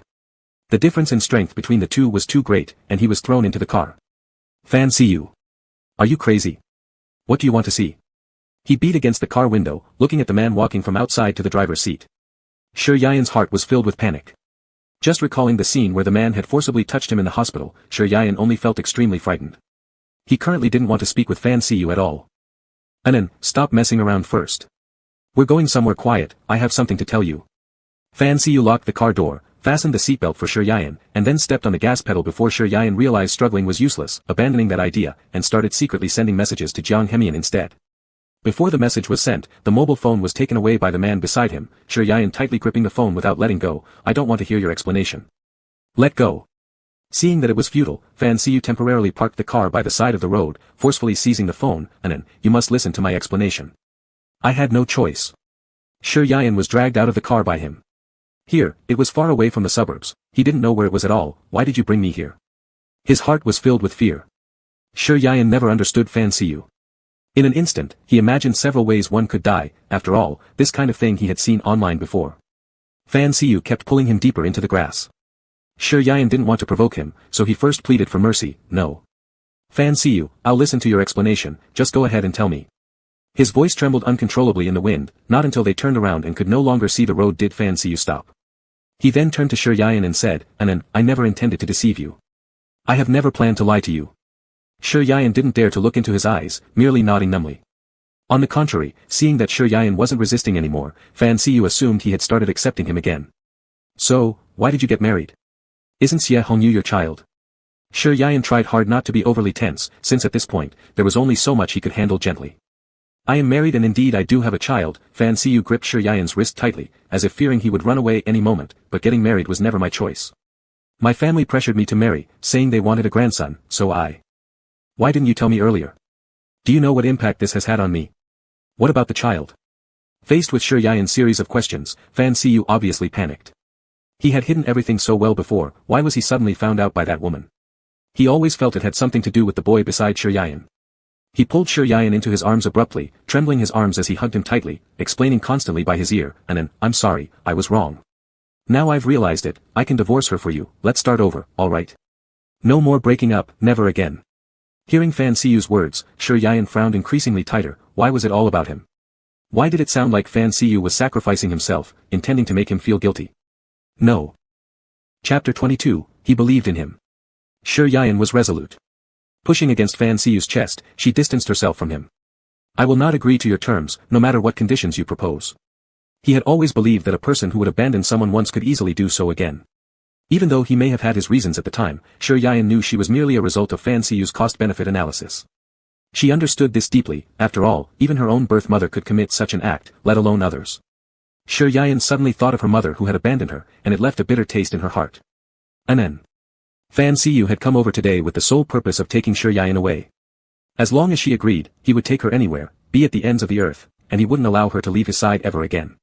Don't come near me. Seizing the opportunity when Fan Xiyu was tense during their embrace, Shi Yian slipped her hand into his pocket and retrieved her phone. She had already sent her location to Jiang Hemian and knew he'd be back soon. She trusted him. Anen. Come with me. As Fan Xiyu attempted to embrace her once more, Shi Yian sidestepped gracefully, having thought things through clearly. No matter how Fan Xiyu tried to persuade her, she would not go with him. That's enough. Fan Xiyu, if it weren't for this situation, were you planning to keep me in the dark? What exactly do you consider me to be? Shi Yian felt her temples throbbing. I. Fan Xiyu found himself rendered speechless by these words, and as Shi Yian prepared to run away, he hastily grabbed her. That's enough. Let me go. Shi Yian couldn't stand a touch from another man anymore, not after what Fan Xiyu had nearly done to her in the hospital. Anen. Don't leave. Just hear me out. Let her go. Before Fan Xiyu could finish his sentence, a black motorcycle sped toward them, separating the two. It was only then that Shi Yian's arm was released. Jiang Hemian tossed his helmet aside and kicked the man about to grab Shi Yian's wrist square in the thigh. I said, don't touch her. Do you enjoy disregarding my words? Shi Yian hadn't expected him to arrive so quickly and her gaze flickered with gratitude. Jiang Hemian stepped protectively in front of her, shielding her completely from view behind him. Big brother, don't be afraid. He turned slightly and softly addressed Shi Yian standing behind him before narrowing his eyes and locking them onto Fan Xiyu, his murderous intent seeming capable of splitting the man in half. Shit. It's you again. Fan Xiyu had been outsmarted twice by this young man already, and here he was interfering again. His usual gentlemanly demeanor was long gone now, replaced by rage bubbling in his chest. Do you think I'll let trash like you succeed? Jiang Hemian smirked slightly upon seeing the man lose all composure. Jiang Hemian. Shi Yian gently tugged on the corner of the shirt of the man in front of her. She didn't want them to argue but just wished to leave this place. Big brother, don't worry, I'm here. Sensing her fingers trembling lightly as they gripped his clothes, Jiang Hemian gave a gentle pat and almost instinctively wanted to hold her fingers, but suppressed the urge strongly. Anen, are you going to go with him? Blocking the road ahead, Fan Xiyu was still perplexed as to why someone had appeared so suddenly until he noticed Shi Yian's phone. Instantly, everything became clear. It was his own oversight. Shi Yian had never been this cautious before. It's none of your business who I choose to walk away with. Shi Yian didn't even bat an eyelid. Behind her, Jiang Hemian heard these words and caught a flash of smug satisfaction. Although he had anticipated that Shi Yian might no longer harbor any hope for Fan Xiyu, hearing her say it aloud still filled him with great contentment. Anen. After hearing such a decisive reply from her, Fan Xiyu's eyes dimmed immediately, seemingly accepting that everything was now settled. As the two were about to leave, Fan Xiyu's eyes blazed with fierce jealousy, his voice hoarse and unpleasant. Anen. I admit I was wrong. But do you really think the one beside you is any good person? Shi Yian stopped mid-step, her usually calm brows furrowing slightly. She didn't want anyone else dragged into this. Jiang Hemian arched an eyebrow slightly, sneakily glancing at Shi Yian without saying much. Anen. Do you know this man's intention for getting close to you? You've known each other barely a month, yet you trust a complete stranger so readily. Haven't you considered why, ever since he appeared, our relationship has become what it is now? Have you never doubted him at all? That's enough. You have no right to criticize my friend. We have no relationship anymore. In the cold wind, Shi Yan's voice was calmer than ever before, and her gaze at Fan Xiu held an unprecedented disgust. Let's go. She turned and pulled Jiang Hemian's forearm to walk in the opposite direction. Jiang Hemian glanced down at her hand on his arm, subtly shifting it to hold her wrist instead, a subtle sense of satisfaction welling within him. Shi Yan had certainly doubted Jiang Hemian, but knowing he held no apparent value to exploit, she didn't dwell on it. However, after Fan Xiu's slight reminder today, something felt off, though she couldn't quite pinpoint what. On the road, Shi Yan asked about the motorcycle, and Jiang Hemian simply said it was borrowed from a friend, leaving it at that. Brother, are you cold? I'm sorry for inconveniencing you. After arriving at the apartment complex, Jiang Hemian helped Shi Yan down from the rear seat, inadvertently touching her fingertips, which were nearly frozen, causing a slight tremble in his heart. I'm fine. Shi Yan withdrew his fingers somewhat awkwardly, having thought a lot during the ride. Jiang Hemian's behavior did seem unusual, but he couldn't identify exactly what was wrong. So annoying. He muttered something incomprehensible as he climbed the stairs without looking back. Jiang Hemian looked back at his retreating figure, narrowing his long, attractive eyes slightly. He wondered why Shi Yan was again with that man earlier, stirring up a hint of jealousy in his chest.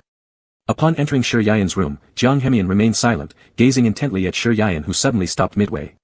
Brother, is something wrong? As he felt a hand lightly rest on his right shoulder, Shi Yan snapped out of his thoughts, turning his head to look, making a decision in his heart.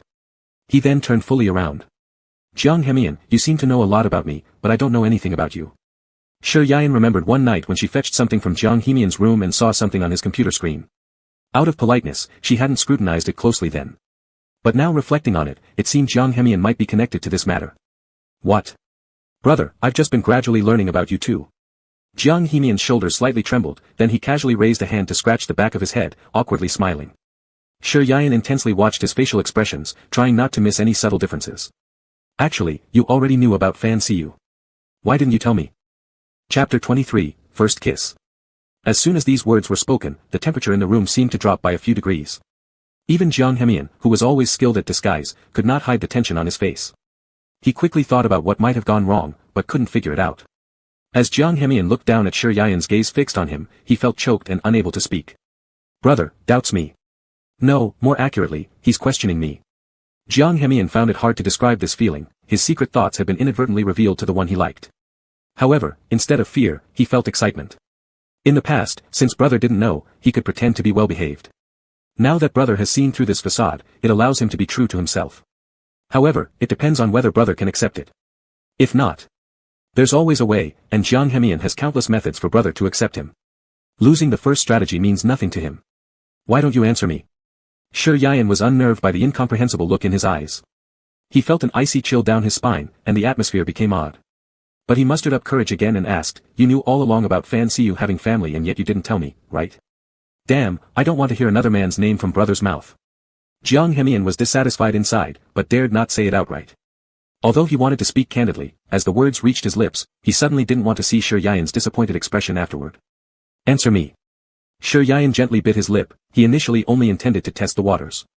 Though he knew it wasn't right, he didn't expect Jiang Hemian would actually. Brother. I don't want your explanation, Just as Shi Yan was thoroughly disappointed and prepared to leave, Jiang Hemian directly grabbed his wrist, pulled him into his arms, and leaned down to kiss his pale lips. Suddenly, Shi Yan felt something unusually soft block his lips.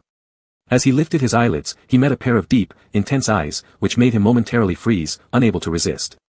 Until Jiang Hemian lightly touched his lips near the corner of his mouth, Shi Yan abruptly came to his senses and pushed at his chest, his mind unable to form coherent thoughts. What are you doing? Brother, as you see, I like you. So much that I can't stand seeing you deceived. Jiang Hemian hugged him tightly, fearing that he would run away. No. This revelation was too shocking for Shi Yan, making it impossible for him to process it immediately. He kept shaking his head. No, why? Why did this happen? Brother, there's no why, I've liked you for a long time. I can't bear to watch you being deceived. Through their clothes, Jiang Hemian could feel Shi Yan's heart beating faster. He knew that such an act would definitely alarm him, but it wasn't his original intention. Shi Yan had never expected that Jiang Hemian approached him out of affection, confessing without his knowledge. Everything happened so suddenly. Brother, I didn't mean to hide it from you, but... Jiang Hemian suddenly felt someone pushing against his chest, causing the words on the verge of being spoken to get stuck in his throat. That's enough. Shi Yian detested deceit, concealment, and abandonment, regardless of who it was. Expressionless, he pushed Jiang Hemian aside, not sparing him even a glance. You'd better find another place to stay. There's no space for you here.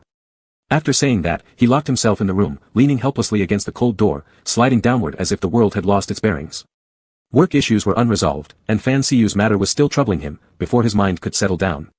Now, Jiang Hemian confessed his feelings and forcibly kissed him. This was not something that could be resolved by just crying. Before, he had thought he was adaptable, but now it seemed he was overconfident. Jiang Hemian knew all along yet let him flail around like a fool due to the breakup with Fan Siyu. Shi Yian couldn't control his emotions, every word was clogged in his chest, neither rising nor falling. But, why does he like me? Shi Yian couldn't understand the mindset of today's youth or how they pursued others. Yet, strangely, he wasn't particularly angry, just deeply troubled, disturbed by everything happening in front of him.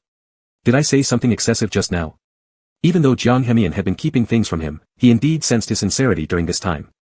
It didn't seem to be fake. As Shi Yian gradually calmed down, he realized how harsh his words had been earlier. Given the current emotional instability of the other person, any drastic words might lead to undesirable thoughts. Shi Yian stood up from the floor and was worried about the person outside, so he slowly opened the door and went out. Jiang Hemian. The living room was pitch dark, making Shi Yian's heart sink. He urgently searched for Jiang Hemian's figure in the rooms but couldn't find anyone. Did he go out? But it's already so late. Shi Yian deeply regretted saying those words, asking him to leave earlier, and quickly took out his phone to call him. The number you dialed is temporarily unable to connect. Please try again later. This year's spring came very late, and at this hour, there weren't many people on the streets outside. Suddenly, a motorcycle roared as it sped down the road towards the horizon. This place really can't contain you anymore. Shi Yian's words were mixed with the fierce wind and constantly echoed in Jiang Hemian's ears. Eventually, he stopped after driving somewhere without knowing where he was going. When leaving the neighborhood, he bought cigarettes and a lighter at a convenience store, and even picked up a small knife that was by the entrance. Stopping the motorcycle by the side of the road, Jiang Hemian looked down at the turbulent river under number 3 bridge. After a while, he finally pulled out a cigarette from his pocket, lit it with the lighter, and smoked fiercely, puffing smoke rings into the air. A gust of wind passed through, dispersing the smoke. The water reflected the starlight which caught his eye. Jiang Hemian's fingers, with clear bone joints, toyed with the small steel blade, its sharp edge faintly reflecting a pale glow. Ah! Distracted, he lost control of the knife tip slightly, unintentionally cutting a wound about 3 centimeters long on his wrist. Perhaps due to the cold, he hardly felt pain, so he aligned the knife tip with the previous cut, gradually deepening it until blood began dripping slowly along the knife's edge. Feeling some catharsis, he finally stopped. His phone kept vibrating in his pocket. He knew who it was, but he understood now wasn't the right time to answer. Brother is a kind-hearted person. He has helped him so many times before and wouldn't sever ties just because of this matter. And brother must also know that fundamentally, this isn't his fault. Therefore, the call would likely only express regret or guilt, or at worst, an attempt to talk things over nicely. None of it would be aggressive. Brother, I knew what you said earlier was in anger. Chapter 24, Listen to Brother. Jiang Hemian returned when it was almost 11 o'clock. This was an old neighborhood, so things like broken streetlights hadn't been fixed in time. He parked the car downstairs where the overhead streetlight flickered inconsistently. As he turned around, he caught sight of a figure standing in the shadows near the steps. Jiang Hemian's fingers paused for a moment before quickly reacting. Brother. Before he could speak, that slim figure had already turned and walked towards the stairway entrance. There was no way Jiang Hemian could be mistaken, it was Shi Yian. He hurriedly followed her up the stairs to catch up. The hallway lights lit up sequentially as they sensed the footsteps. When Jiang Hemian reached the door, he looked up and saw Shi Yian standing with his back facing him, trying to unlock the door. Brother. He moved forward and embraced Shi Yian tightly. Jiang Hemian sniffled, wrapping his arms around Shi Yian's slim waist with slight nasality. Brother, I'm sorry. Please don't send me away. Shi Yian stopped momentarily, gripping the keys. His eyelashes fluttered lightly as he stared at the arms hugging him from behind. He had been calling Jiang Hemian all along, but every call went unanswered. Deciding to wait downstairs instead, 1 hour had passed before Jiang finally arrived. Let go.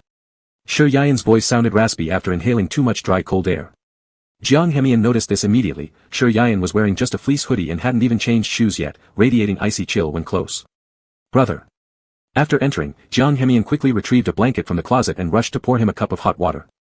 Brother, how long have you waited for me at the door? Shi Yian's complexion worsened, his normally pale lips now appearing ghastly white. Jiang Hemian knew he'd gone too far this time, eliminating any imagined joy on the way here. Now, he only worried about Shi Yian's well-being. Brother, let me prepare some medicine to prevent a cold. Just as Jiang Hemian was about to rise, he felt his sleeve being gently tugged. Looking down, he saw Shi Yan's pale fingertips gripping his sleeve edge. Jiang Hemian squatted back down again. Brother? Shi Yan slowly shifted his gaze onto him, his nostrils twitching slightly. After a long pause, he asked calmly, did you smoke? Jiang Hemian dared not meet his eyes, lowering his head instead. By the time he returned, he'd already cleaned off most of the cigarette smell and filled his mouth with mint candy scent, yet it didn't escape Shi Yan's keen nose. The cold wind blew into Shi Yan's brain during the nearly 1 hour wait outside, clearing his mind somewhat.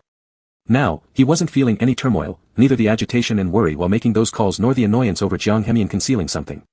Everything was simply calm, eerily calm. Where did you go? Why didn't you answer my calls?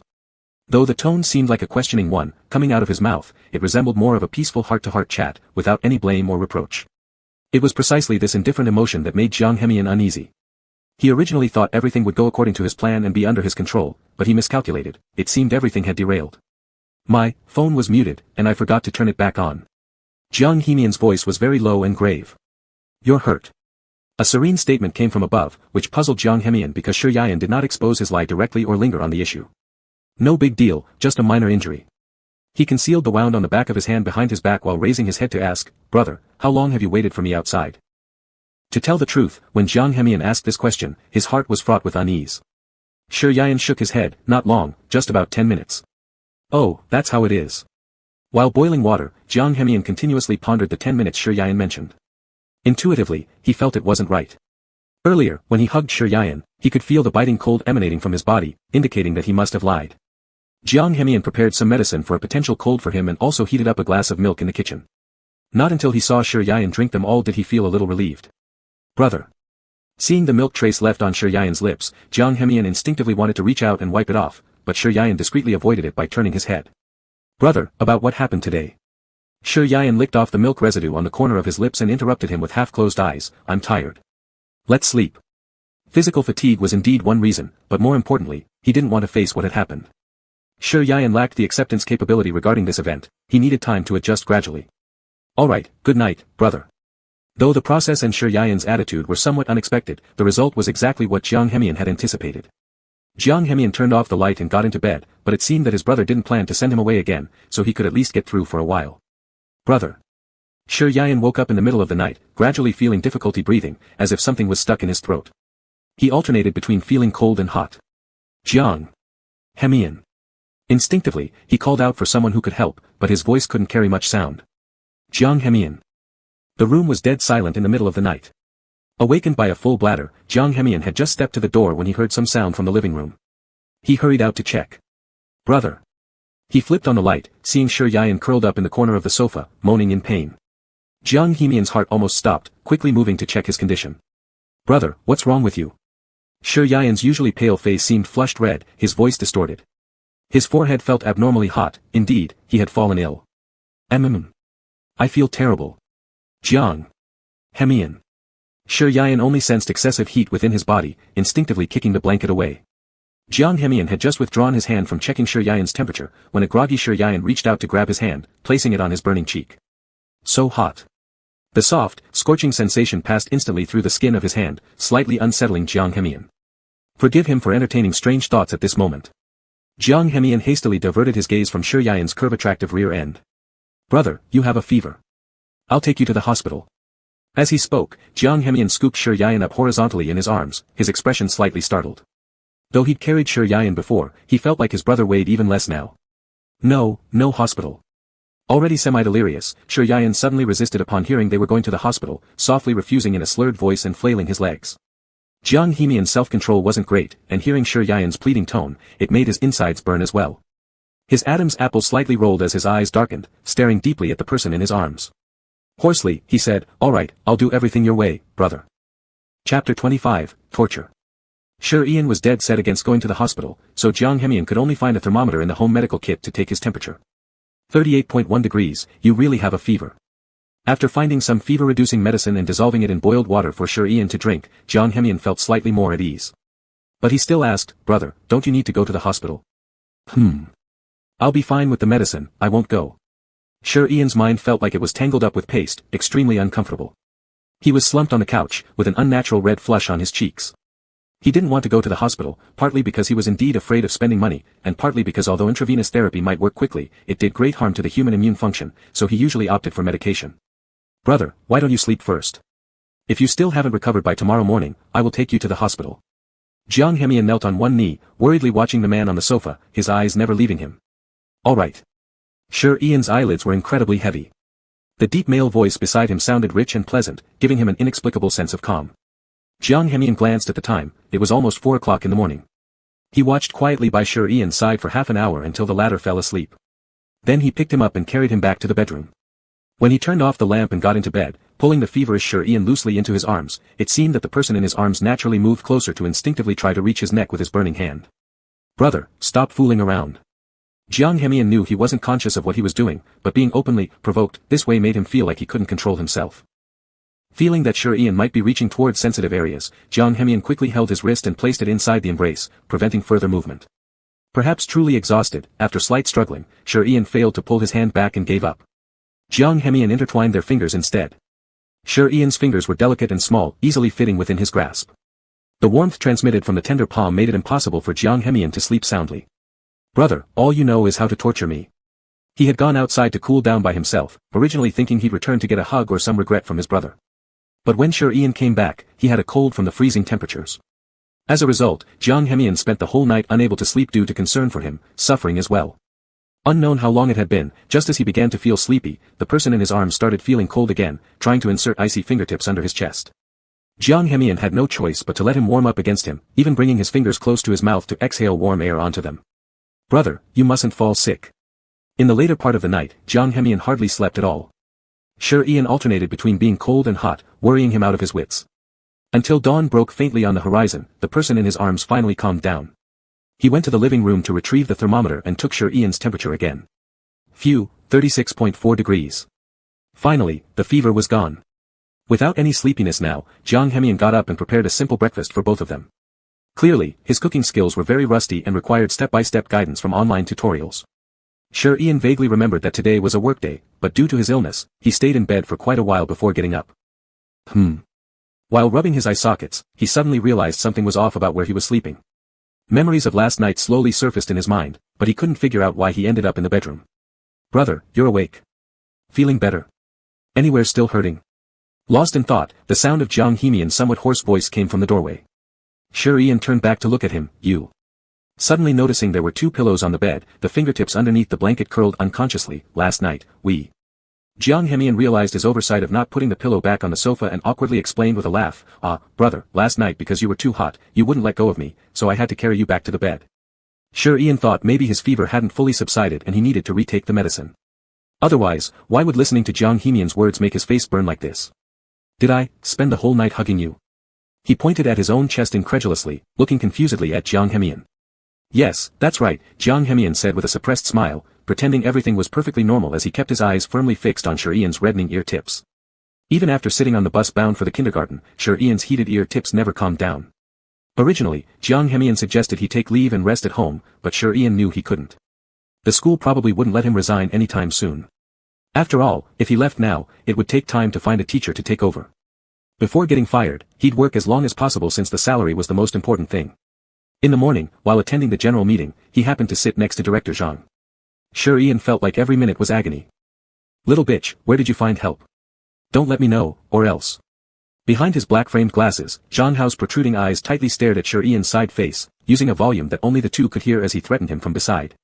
Sure Ian knew he was resentful about what had happened that day, but at this moment, he couldn't say much and simply raised his eyes to look at the leader speaking, hoping not to get noticed. Suddenly, he felt something at his waist. Glancing down, there was a thick hand. Sure Ian jumped in fright, exclaiming softly before quickly covering his mouth. "Teacher Sure, do you have any objections to what I'm saying?" The school leader suddenly spoke, his sharp gaze looking in this direction. Sure Ian immediately broke out in goosebumps. No. No. Under the scrutiny of the leader, he didn't dare make a move, yet the unwelcome hand kept groping under the cover of everyone's attention being elsewhere until the leader shifted topics. Only then could Sure Ian breathe a slight sigh of relief. "Are you crazy? Let go." He forcefully pried off the wandering hand Zhang Hao had placed on his waist but heard the leader lecturing on teacher decorum, obviously targeting Sure Ian. It seemed the incident involving the woman had reached the ears of leadership. Sure Ian, I'll handle this matter appropriately, but before that, write a 5,000-word self-criticism and submit it. Okay. Tears brimmed in Sure Ian's eyes, but with so many people around, he forced them back, not letting them overflow. Alright, the specific content for reflection I'll send to Zhang Hao, go ask him later. Hearing he would need to approach Zhang Hao again, Sure Ian's face turned pale almost instantly. By the time he looked up, the leader had already departed, and other teachers in the meeting room were gradually leaving. He glanced at Zhang Hao who still hadn't gone. Taking advantage of the fact there were still others present in the meeting room, he hurriedly left. Reflection content and all that could wait, Sure Ian never wanted to be groped again. He practically sprinted out of the meeting room, stopping only when he reached the corridor on the second floor where there were more children. After confirming Zhang Hao wasn't following, he let out a sigh of relief. Suddenly feeling his phone vibrate in his pocket, already on edge like a startled bird, Sure Ian was startled again and rushed to pull the phone out. Grandma. Chapter 26, Shielding for Him. After seeing the phone label, Sure Yenen's heart, which had been hanging in suspense, finally settled down. He hurriedly adjusted his tone. Hello, Grandma, why are you calling me so suddenly? When talking to family, his voice was always gentle, and he unconsciously walked to a quieter place near the railing. Shaoan, am I disturbing your work? Sure Yenen, hearing the soft yet slightly raspy voice of his grandmother on the other end of the line, felt as if the whole world had grown quiet. No, Grandma, I actually wanted to call you too. As Grandma grew older and her mobility became limited, Sure Yenen used to send her living supplies regularly each month, along with some living expenses. But this month, his salary hadn't been issued yet, so he hadn't gotten around to it. After exchanging simple greetings, Grandma reminded him on the phone, Shaoan, take good care of yourself over there. Eat and sleep on time. If you feel wronged, come back. Grandma doesn't need you to work so hard, okay? Upon hearing this, Sure Yenen couldn't help but feel his eyes well up, choking back tears as he said, aha. Grandma, don't worry. I'm happy and relaxed here every day. No one bullies me. Everyone here is very kind. After hanging up the phone, the bead-sized, clear tears in Sure Yenen's eyes finally fell. He quickly wiped them away, sniffing. He had never been good at lying, but whenever he was in front of Grandma, he always couldn't help but tell white lies. Sure Yenen, red-eyed, looked at the familiar yet strange city, finally feeling a sense of comfort in his heart. Teacher Sure. Just as he was lost in thought, a soft childlike voice came from beside him. Sure Yenen instinctively looked down to see Xie Hongyu. Sure Yenen subconsciously thought about that woman and Fan Xiu, but deep down, he knew no matter what, the child was innocent. What's wrong, Hongyu? He squatted down to look at the child straight in the eye, as if the previous phone call and unpleasantness had never happened. Still, he kept a distance because his illness wasn't fully recovered. Xie Hongyu took out a fruit-flavored candy from his pocket, holding it with chubby little hands and placing it before Sure Yenen sincerely apologizing. I'm sorry, Teacher Sure. My mom hit you last time. Sure Yenen didn't expect this child to be so thoughtful, to have specifically come to apologize. He raised his hand to gently rub the cheek that bore a slight resemblance to Fan Xiu's face. It's okay, it was all a misunderstanding. Don't worry about it, Hongyu. But, earlier Xie Hongyu had always lied to everyone outside by claiming that man was his uncle. Now, with both his parents being upset, he felt like he might not get to see them anymore. Hongyu, you don't need to worry about me. You don't need to explain anything to me. I understand, Sure Yenen said while looking at the small hand extending out a piece of candy. He casually picked it up. Thank you. Teacher has something to do now, and you should go to class soon. Go ahead. Alright. Watching the child's retreating figure, he couldn't help but think of his former self. However, he almost never worried about such things because his own parents had left when he could barely remember them. After much deliberation, Sure Yenen still went to Director Zhang's office. But before going, he asked Jiang Hemian whether she was busy. If he missed his call in 20 minutes, then please ask her to report the situation to the police on his behalf. Knock, knock, knock. Come in. Inside, the director's lazy voice rang out. Nervously, Sure Yenen entered and immediately saw the greasy middle-aged man sitting on the black leather chair. He didn't intend to close the door since he only planned to take what he needed, which shouldn't take long. However, the director complained about cold air blowing in from outside, leaving Sure Yenen no choice but to shut the door. Director, please give me the content quickly. It wouldn't be good if we delay any further. Each time Sure Yenen came into this office, the heavy smoke inside nearly choked him. The strong smell constantly spread like an urban cancer. It's your fault if there's a delay. What does it have to do with me? Zhang Hao finished smoking his last puff and casually crushed the cigarette but in the ashtray. His eyes fixed intently on Sure Yenen. However, this time there was none of the arrogance from before. It seemed as though he was either wary or suspicious of something. One sentence made Sure Yenen speechless, unsure whether to leave or continue waiting. As he hesitated, Zhang Hao suddenly approached him. Sure Yenen was startled and hastily took a step back. Director Zhang, please be clear-headed. The leader hasn't made any decision yet, and you can't decide everything by yourself. Whether I stay or go is not something you alone can dictate. He didn't know where his courage had come from to speak so frankly, but Zhang Hao's expression clearly faltered, his eyes dark with uncertain emotions. Humph, do you actually think sending me an email would threaten me? Let me tell you, you're far too naive. Zhang Hao suddenly grabbed Shi Yan'an's wrist with immense force, nearly breaking it. Shi Yan'an forced himself to stay calm. Director Zhang. I never intended to go against you, but if you refuse to let me be, then we both lose. Neither of us will have a pleasant life. Do you really think you're someone to kill me? With what? Pathetic. Zhang Hao was robust and strong, while Shi Yan'an stood no chance against him. Fortunately, he was agile and quick-thinking. At the moment of crisis, Shi Yan'an pulled a small knife from his pocket, something Jiang Hemian had asked him to bring that morning for cutting fruit. Little did he know it would come in handy. Don't come near me. Shi Yan'an gripped the knife tightly in both hands and slashed it at his wrist. However, in doing so, he failed to notice the situation behind him and was forcefully thrown onto the couch by Zhang Hao, though thankfully unharmed. By now, class should be almost over. He couldn't believe how reckless Zhang Hao was. This was a school, after all. What exactly did he plan to do? You bitch. Pretending to be innocent when all you care about is money. Aren't you willing to climb into some rich man's bed for cash?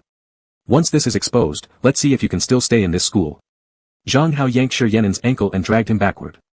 In the struggle, the knife accidentally cut across Zhang Hao's cheek, blood gushing out immediately, streaming down his plump face. Ah! Frightened, Shi Yan'an fell onto the floor.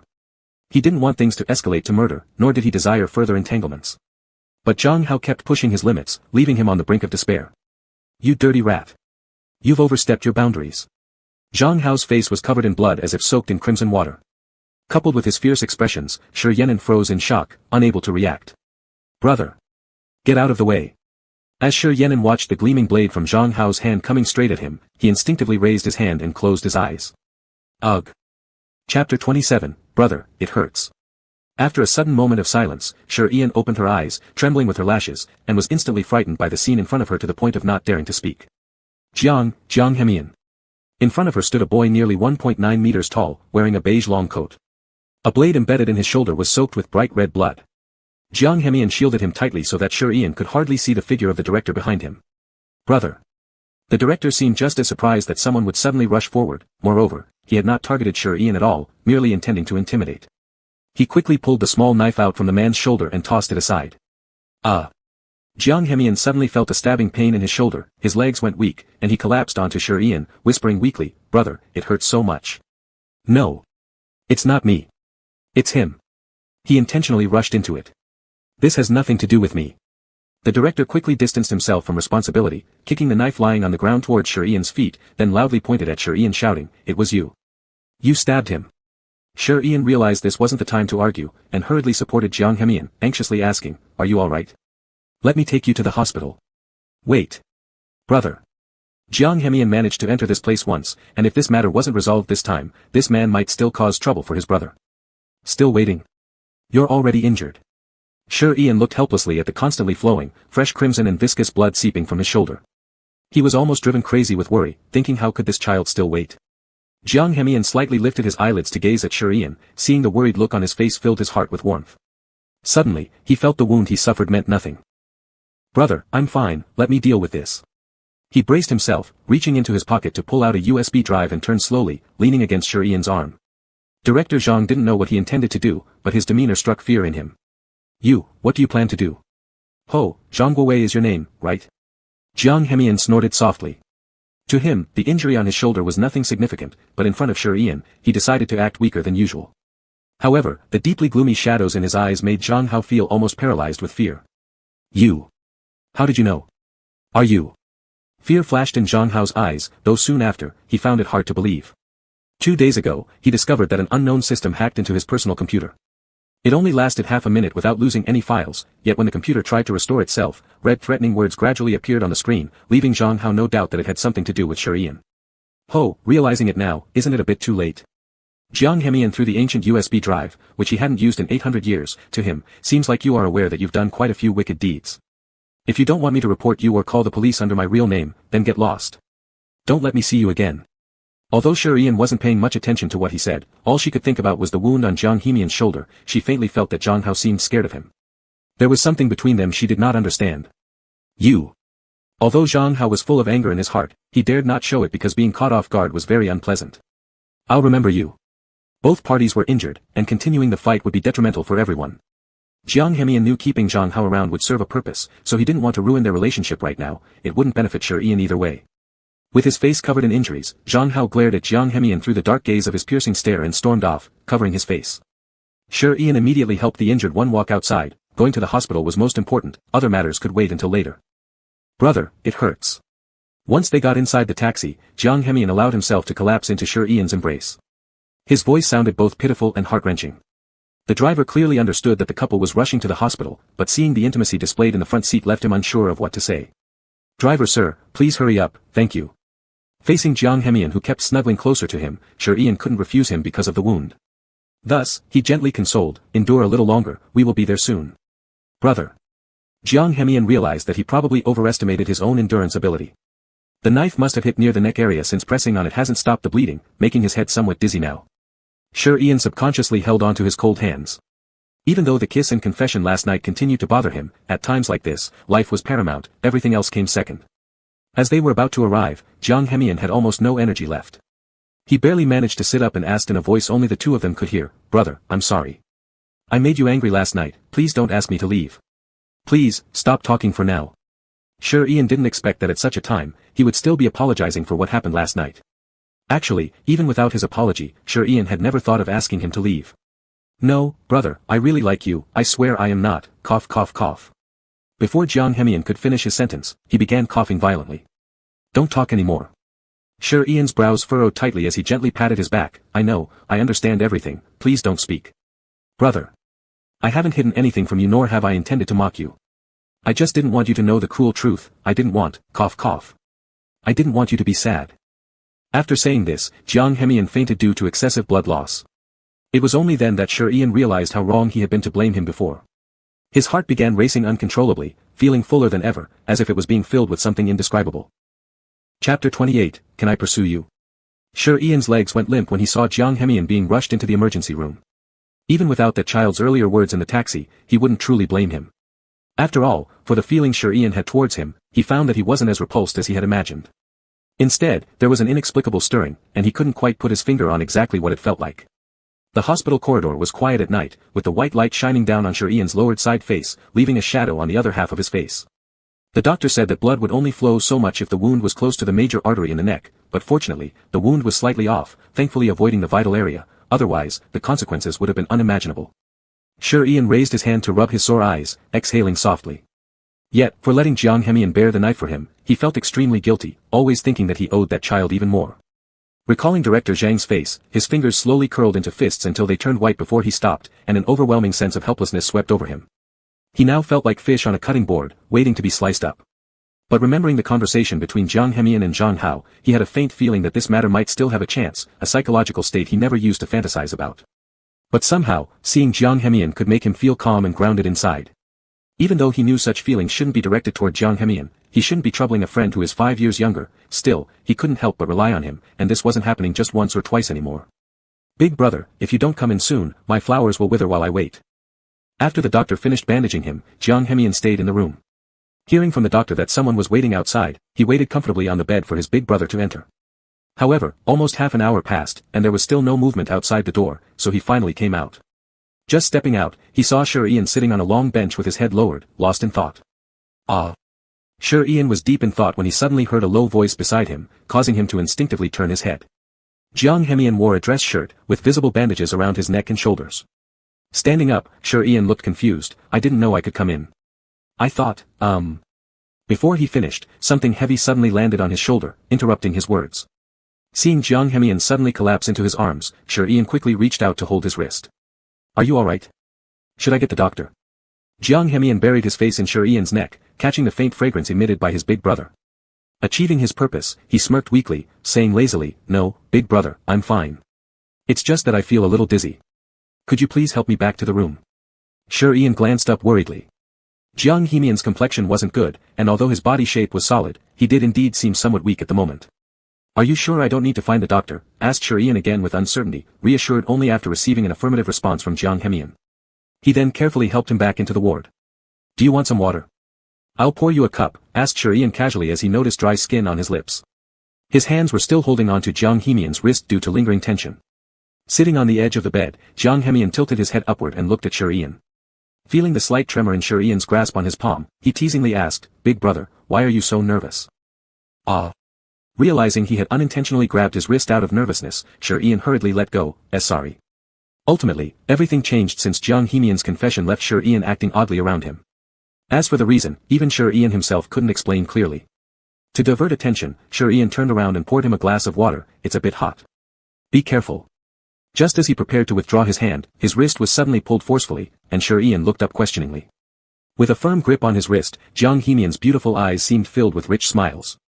After a brief pause, he asked, "Big brother, have you forgiven me?" Shurian really didn't expect him to still be stuck on this issue. If he casually said he forgave him, that would mean his previous anger was unwarranted. Seeing his hesitation, Jiang Hemian exerted a little more strength on his wrist, pulling Shurian closer to him. His face displayed extreme grievance. "Big brother. Are you still mad at me?" "I know." As he spoke, he lowered his eyelids, appearing innocent and pure.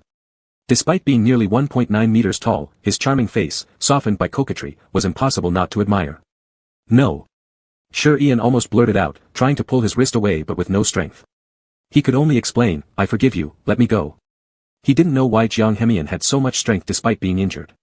Nervously, Shurian swallowed. "Really? Brother, you're not angry anymore?" Upon hearing the answer he wanted, a glint of joy sparkled instantly in Jiang Hemian's eyes as he excitedly hugged Shurian. You. Startled by his sudden action, Shurian couldn't speak and looked down at the arms around his waist while his own hands were helplessly suspended midair. This wasn't their first inappropriate move. The first was when he was princess carried, the second was sleeping on the same bed, and then there were several more times. "Brother, as long as you don't blame me or send me away, I'll do anything you tell me to." Jiang Hemian looked up expectantly at Shurian. As he anticipated, his brother's face already flushed red with embarrassment. "Alright, let go first, talk properly without touching so casually." Shurian's tone carried a touch of awkwardness as he kept pushing the person in his arms away. Jiang Hemian always knew his limits. Afraid that going further might irritate his brother, he reluctantly drew his arms back. "Brother, I know my feelings burden you mentally, but Suddenly clutching his shoulder, Jiang Hemian furrowed his brows tightly. "What's wrong?" A jolt of concern ran through Shurian's heart as he hurried to examine him closely. "I'm fine, brother." Struggling to maintain eye contact, Jiang Hemian continued, "Brother, I like you, more than you assume.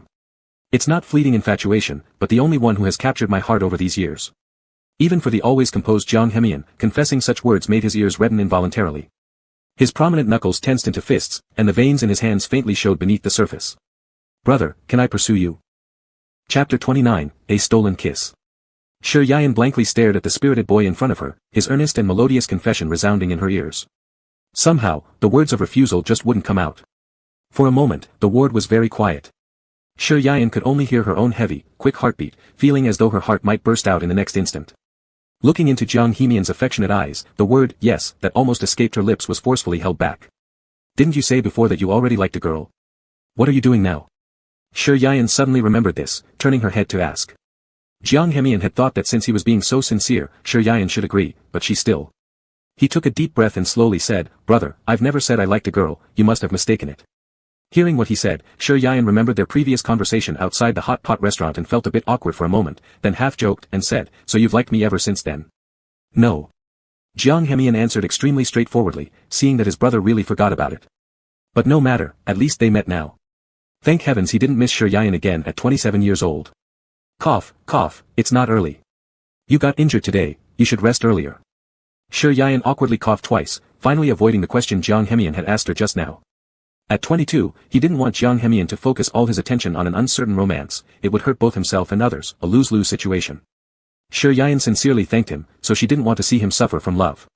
Jiang Hemian had helped her without her realizing it in many ways, and this help also equaled helping her grandmother. She was truly grateful. "Brother." Jiang Hemian stared intently at the person in front of him, full of hesitation and difficulty in his expression. Although he now had countless extreme thoughts to make Shurian accept his pursuit, he extinguished them all in his mind. No. It would scare the brother. Just when Shurian regained consciousness, she looked straight into a pair of fierce eyes, intending to ask how Jiang Hemian knew about Director Zhang, but was deterred by those eyes. Jiang Hemian took a deep breath, trying hard to calm down, and asked, "Brother, you still have work tomorrow. Go back early to rest." "But what about you?" Originally, Shi Yayan already felt deeply guilty about what happened before. Now, Jiang Hemian was injured for her, so she ought to stay and take care of him. I'll only stay one night and leave tomorrow. It's not some serious injury. In order to reassure her, Jiang Hemian stood up and turned around in front of Shi Yayan, almost twisting himself, but was luckily caught by Shi Yayan extending her hand. Fine, I'll stay and look after you. Good, thank you, brother. The ward was a double room, but tonight someone came to the adjacent bed, so Shi Yayan could only sit on a small stool by Jiang Hemian's side, propping her head up. At first, it was okay, but the longer she sat, the more numb her legs became. She kept nodding her head off, while Jiang Hemian, though his eyes were closed, always paid attention to Shi Yayan's condition. Feeling her continuously changing positions, a look of pity flashed through his eyes. Brother. Huh. What is it? In the middle of dozing off, Shi Yayan suddenly heard Jiang Hemian's voice, thinking he was feeling unwell somewhere, she quickly sat up straight. Brother, aren't you very cold? Jiang Hemian grabbed her icy fingers, placing them in his warm palms. Shi Yayan tried to withdraw her fingertips but was tightly held by him. His dry and warm palms were comforting, and she inexplicably cherished this sensation. No. Brother, come up and sleep. Jiang Hemian spoke softly, obviously audible only to the two of them, yet firm and not like a joke. Come up. Shi Yayan thought she had misunderstood due to drowsiness, but upon seeing Jiang Hemian's determined gaze under the moonlight, she hesitated. Jiang Hemian gently pinched Shi Yayan's palm with his fingertip, helplessly saying, Brother, I don't mean anything else, and we're both men. Others won't think anything of it. I'll wake you up before the nurse comes in the morning, alright? It's strange if we're both men. Shi Yayan recalled lying in the same bed with Jiang Hemian last time when she had a fever, but at that time, she wasn't fully conscious. Now, she couldn't bring herself to do it. Brother. Knowing he wouldn't be able to accept it instantly, Jiang Hemian lowered his voice and said, Are you not curious how I knew about Zhang Hao? Brother, come up, and I'll tell you. Just lie down for a short while, warm up your body. Shi Yayan felt like she was being unambitious, or perhaps she was just wavering, and Jiang Hemian gave her a perfect excuse to lie down next to him. Don't move around. Shi Yayan suddenly felt something around her waist, keeping her voice low so only the two of them could hear. Brother, I'm just adjusting your clothing corner, it doesn't mean anything else. Jiang Hemian's voice, in the night, sounded deep and magnetic. The single bed was compact, and he was tall, so he had to bend slightly. Shi Yayan, compared to him, was much smaller. Her back faced him, and when she curled up, her shoulders were very slim and narrow. Shi Yayan worried there wouldn't be enough room, wanting to shrink herself as small as possible, moving towards the edge of the bed. Jiang Hemian noticed this little movement and sighed softly. Brother, you'll fall off soon. After saying that, with one long arm, he pulled Shi Yayan's thin waist into an embrace, tightly hugging her into his arms. Ah! Shi Yayan's back warmed up as she was firmly pressed against Jiang Hemian's chest. At her ear was a slightly serious and deep voice. Brother, stop fidgeting. We're both men, you know. You. In the darkness, Shi Yayan's eyes blinked blankly, her body involuntarily tensed up. Hearing this, her cheeks burned inexplicably, and she froze, not daring to move. But you said you would tell me. Brother, don't talk now, I'll tell you in a while. Jiang Hemian wasn't unwilling to tell her, but after all, he obtained the information through some less than honorable means. If Shi Yayan found out, then surely she would suspect the woman from last time also received messages sent by him, which would ruin his act entirely. His brother must be clean and pure. As for him, Jiang Hemian didn't care. He could do anything for Shi Yayan. As long as his brother wanted it, even if it meant grabbing stars from the sky, he'd stretch out his hand to make her smile. Jiang Hemian thought for sure his brother would ask him, but instead, came the steady breathing sound of Shi Yayan. Brother. He tentatively called out, but it seemed Shi Yayan was really exhausted. Jiang Hemian propped his head and watched her silhouette, and after a while, gently pressed on her shoulder, flipping her over to face him. Shi Yayan slept restlessly, her arms curling in front of her chest, humming quietly and then falling silent again. Jiang Hemian curved his lips upward. He has never been a righteous gentleman, so he certainly wouldn't let such a great opportunity slip away.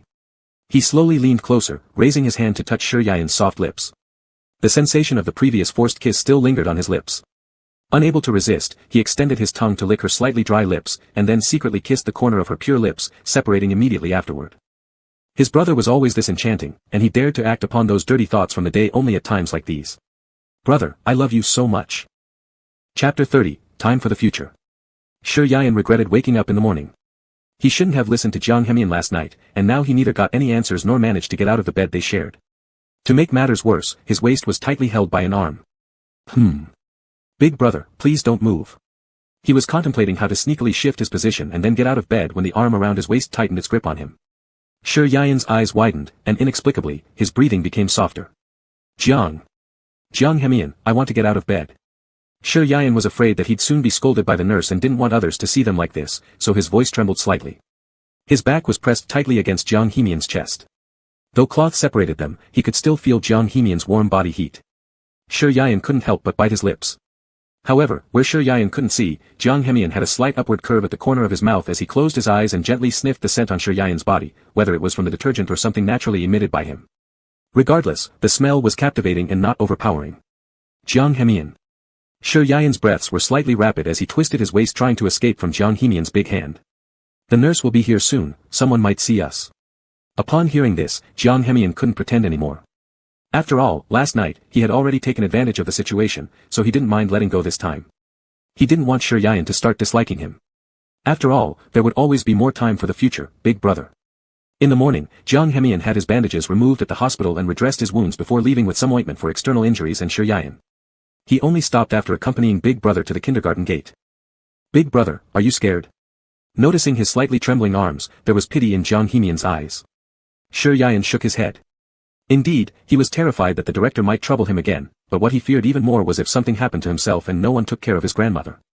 Big Brother, taking a step closer, Jiang Hemian straightened Sure Yayan's collar. Go ahead without worry, call me if anything happens. He probably wouldn't dare harm you again. Seeing the resolute look in his eyes, Sure Yayan did feel much better inside, but he knew that Jiang Hemian had been hiding things from him, leaving him uneasy in heart. But, Big Brother, there's nothing to, but. You don't need to know. There was a flash of ruthlessness in Jiang Hemian's gaze, similar to when he initially schemed against Fan Siyu. It seemed everything was under his control. If Sure Yayan looked back now, he would undoubtedly encounter yet another side of Jiang Hemian. Zhang Guorong, ha. Standing in the breeze, Jiang Hemian pulled his overcoat together. Ever since Sure Yayan left, his gaze turned eerily dark, as if no light could penetrate into his inner thoughts. Big Brother is a good person, whereas he isn't. Jiang Hemian did not head directly to his internship company but instead found a bar nearby. Although he had Zhang Hao under control, he never acted recklessly. Nothing mattered to him, but absolute safety for his big brother was paramount. This was Jiang Hemian's sense of morality. From the moment Sure Yayan set foot inside the kindergarten, his heart was filled with anxiety. However, today everyone's atmosphere felt unusual. During the early meeting, Director Zhang was nowhere to be seen, and the school leader hadn't questioned him about the self-criticism letter. However, while leading the children in a queue to the cafeteria at noon, he seemed to spot Zhang Hao's silhouette surrounded by a group of plainclothes policemen. Sure Yayan quickly glanced at it once and then quickly averted his gaze. After eating lunch, he truly couldn't help but worry. Instinctively, he felt this matter had something to do with Jiang Hemian, though last night, amidst the precarious situation, he didn't carefully listen to their conversation. Now, calming down and reflecting deeply, it struck him that something wasn't quite right. Suddenly, he realized he barely understood Jiang Hemian, whereas he was clearly being manipulated by the boy. Early spring was cool, and the midday sunlight shone precisely on his desk by the window. Sure Yayan lazily lay on the table, his long lashes blinking slowly, casting shadows on his eyelids. Gently tapping on the desk, the soft sounds echoed clearly in the spacious, empty office. Sure Yayan remained silent, seemingly lost in thought. After a long while, he propped himself up and dialed a number. That morning, Jiang Hemian went home for a nap because he hardly slept at all last night. Preparing for his afternoon internship, he suddenly saw a call coming from Sure Yayan and answered it immediately without hesitation. Hello, Big Brother. Sure Yayan assumed he wouldn't pick up, considering it was almost 2 in the afternoon, which should be around the time Jiang Hemian prepared to head for his internship. No, nothing. I don't know what's going on. Talking to Jiang Hemian is even more nerve-wracking than talking to my boss. He quickly adjusted himself and said, there's nothing else, you don't need to be nervous. Jiang Hemian's eyebrows curved slightly, as if he wasn't nervous at all. He calmly reported, Big Brother, I'm about to go for my internship. How about you? Has Director Zhang bothered you again? No, he seems to have been taken away by the police. I don't know what happened. Sure Yayan cautiously asked, wanting to hear Jiang Hemian's reaction. Ah. Is that so? Jiang Hemian's fingers didn't even tremble as he packed his things, but his tone was slightly surprised as he questioned, does Big Brother know the reason? Tell me so I can feel happy. Sure Yayan clenched his phone tightly, thinking that Jiang Hemian doesn't seem to be pretending. Didn't you say before, you would help me solve this matter? He remembered the night Jiang Hemian told him that. At the time, Sure Yayan only thought it was a comforting word to make him feel better, but now looking back, it seemed not that simple. Jiang Hemian's fingers holding the backpack paused for a moment, his eyes dark with unclear intentions. Of course I want to help Big Brother, but the information I found could only stop him from bothering you. Big Brother, don't think I'm useless. No, that's not what I mean. Sure Yayan just wanted to test Jiang Hemian's tone, but ended up misunderstanding him, so he hurriedly apologized. It's fine, go ahead and busy yourself, don't be late. See you in the evening, Big Brother. Jiang Hemian smiled as he hung up the phone. He never left any traces in his actions, but last time he let emotions get in the way. Now that Shi Yian has asked, it almost exposed him. Some things he can tell Big Brother, but there are always some things that cannot be revealed yet. After turning off the phone for quite a while, Shi Yian's heart still hasn't calmed down. He couldn't clearly say whether it was due to the awkwardness when facing Jiang Hemian or his own misconception that made him nervous at the end. Jiang Hemian. What exactly is he hiding from me? Chapter 31, Kidnapped. Shi Yian was completely clueless, spending the entire afternoon on edge. Thankfully, no further accidents occurred, likely because the principal was preoccupied with the matters of Director Zhang. In the afternoon, they chatted casually among a few teachers. Though they might have harbored opinions about Shi Yian in their hearts, their outward behavior remained acceptable. From them, he learned of a series of events involving Director Zhang, such as the molestation of children. No wonder. A little of the oppressive feeling in Shi Yian's chest dissipated as he finally understood the reason for the events. This understanding helped him stop overthinking things concerning Jiang Hemian. Fortunately, it was payday for the previous month, and just as Shi Yian was getting used to it, all the kids left after evening. He decided to visit the bank. However, since there were many people inside, he had to wait for a long time at the ATM before it was his turn. First, he transferred living expenses to his grandmother but still planned to return in a few days. The last call from her probably wasn't made without reason, especially considering her injured waist, which left him uneasy. When Shi Yian emerged from the bank, it was already late in the day, and it seemed he had missed the last bus. He sighed, but fortunately, his home wasn't too far away, otherwise, he wouldn't have known what to do. Alas. As he passed the alley where he was previously threatened by some vagrants, his legs trembled involuntarily. As he hesitated whether to take this path, someone suddenly pushed him from behind. Ah! By the time he reacted, everything turned pitch black. Instinctively, he reached out to grab something, but then his nose was covered. Shi Yian tried to scream for help, but his mouth was tightly muffled. Ugh! Ugh! Let me go!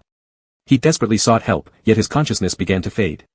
He lost control of his limbs as his mind gradually fell into darkness. He woke up due to pain, his abdomen feeling as if it had been kicked, muscles twisting in agonizing pain. Shi Yian instinctively curled up his body, groaning softly. Around him, there were various indistinct sounds. It was freezing, like being trapped in a cellar with an icy dampness. F***K, why hasn't he woken up yet? Whether or not he wakes is none of your business, just don't kill him or we'll be unable to report back. A few burly men squatted beside Shi Yian, looking down at him. One of them had a cigarette dangling from his lips and a tattoo on his upper arm, seemingly their leader. Boss, we haven't managed to contact Mr. Zhang. What should we do? Don't worry, we must profit from both sides. The leading man extinguished the cigarette butt, a heavy cruelty flashing across his scarred face. With rough knuckles, he slapped the lifeless cheeks of Shi Yian, growling coarsely, "Wake up. Get up." Shi Yian felt even colder and curled himself almost into a shrimp. In his half-conscious state, hearing someone calling him, but his mind weighed heavily like lead. After a while, he barely opened his swollen eyelids. "Huh, who are you?" His voice was barely audible. His vision gradually cleared after a long moment of blur. Several burly men were looking down at him, and Shi Yian jumped in fright. If he hadn't been so drained of strength, he might have jumped straight up. The memory of having been dragged into a corner by some vagrants earlier surfaced in his mind, causing his arms to shake uncontrollably. Who are you? Before he could move, he realized that his wrists and ankles were bound. Fearful memories from last time overwhelmed him, and he immediately begged, "Please, let me go." The man squatting before him smiled cruelly, lifting Shi Yian's chin with a finger. "We can let you go if you want, but someone wants your life. What do you suggest we do?" The man's face bore a tattoo, obscuring specific features, but his eyes were sinister. Clearly, he wasn't a good person. Trembling, Shi Yian said, "No, if you don't kill me, I can give you what you want, anything." Unconsciously glancing up, Shi Yian saw a sharp, lethal dagger held in the hand of a man standing behind him. Filled with fear, Shi Yian didn't care anymore about who wanted him dead, he just wanted to live, for himself, for his grandmother. "What can you offer? Money? Do you have enough?" The leader sneered, inspecting his attire. "Someone like you? Forget it.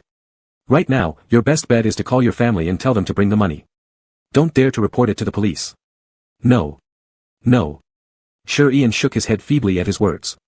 He couldn't tell his grandmother, she was elderly, with heart and waist issues. He couldn't be so selfish. "TSK. Why are you being so stubborn? Money can be earned again, and you're still young. You shouldn't even care about this amount of money." The man lightly patted Shi Yian's cheeks as he attempted to brainwash him. After all, their side couldn't get in touch with the person surnamed Zhang for the payment, and now if they didn't extort this individual, they might truly end up with nothing. Why must it be like this? Shi Yian didn't understand what he had done wrong. Why did these things keep happening to him over these days? His nerves had already been pushed to their limits and were almost operating at overload. His fingertips trembled uncontrollably. What do you mean, why? Are you going to make that call or not? We don't have much patience. The leader snatched the dagger and gestured it along Sir Ian's already bloodless cheek. Sir Ian remained silent, stuck in his thoughts. He had no money, and he couldn't let his grandmother worry about him. He also didn't know what else to do.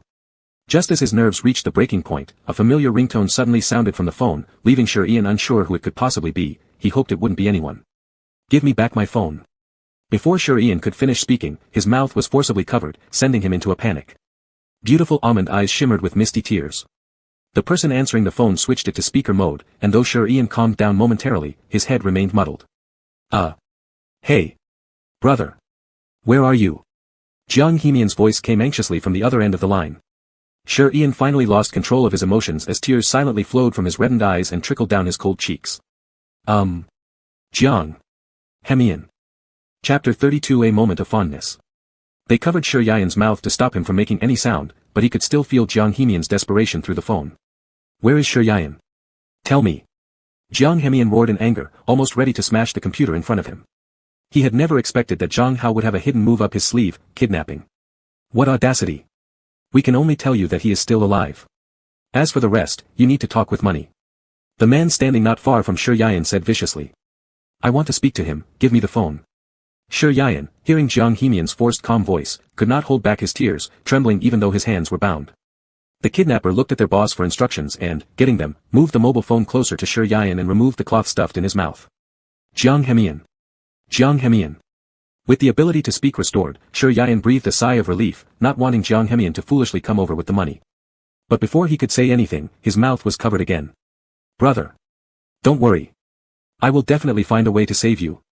Before Sir Yian could hear Jiang Hemian's words, the phone was taken away by those men. Sir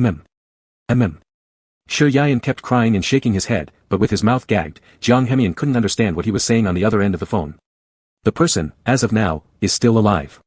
Just bring the money obediently and we won't harm him, the big male kidnapper said nonchalantly. How much money do you want? 500,000 yuan. The kidnapper looked indifferent. Are you crazy? Upon hearing the amount, Sir Yian instantly widened his eyes in shock, looking at the people in front of him, icy tears streaming down to the ground. Fine, I'll prepare the money. But if you dare to hurt him even a little, don't blame me for being unforgiving. During the long wait, all Sir Yian could think about was Jiang Hemian's last sentence. He truly didn't understand which aspect of himself attracted Jiang Hemian, or why he was worth so much sacrifice.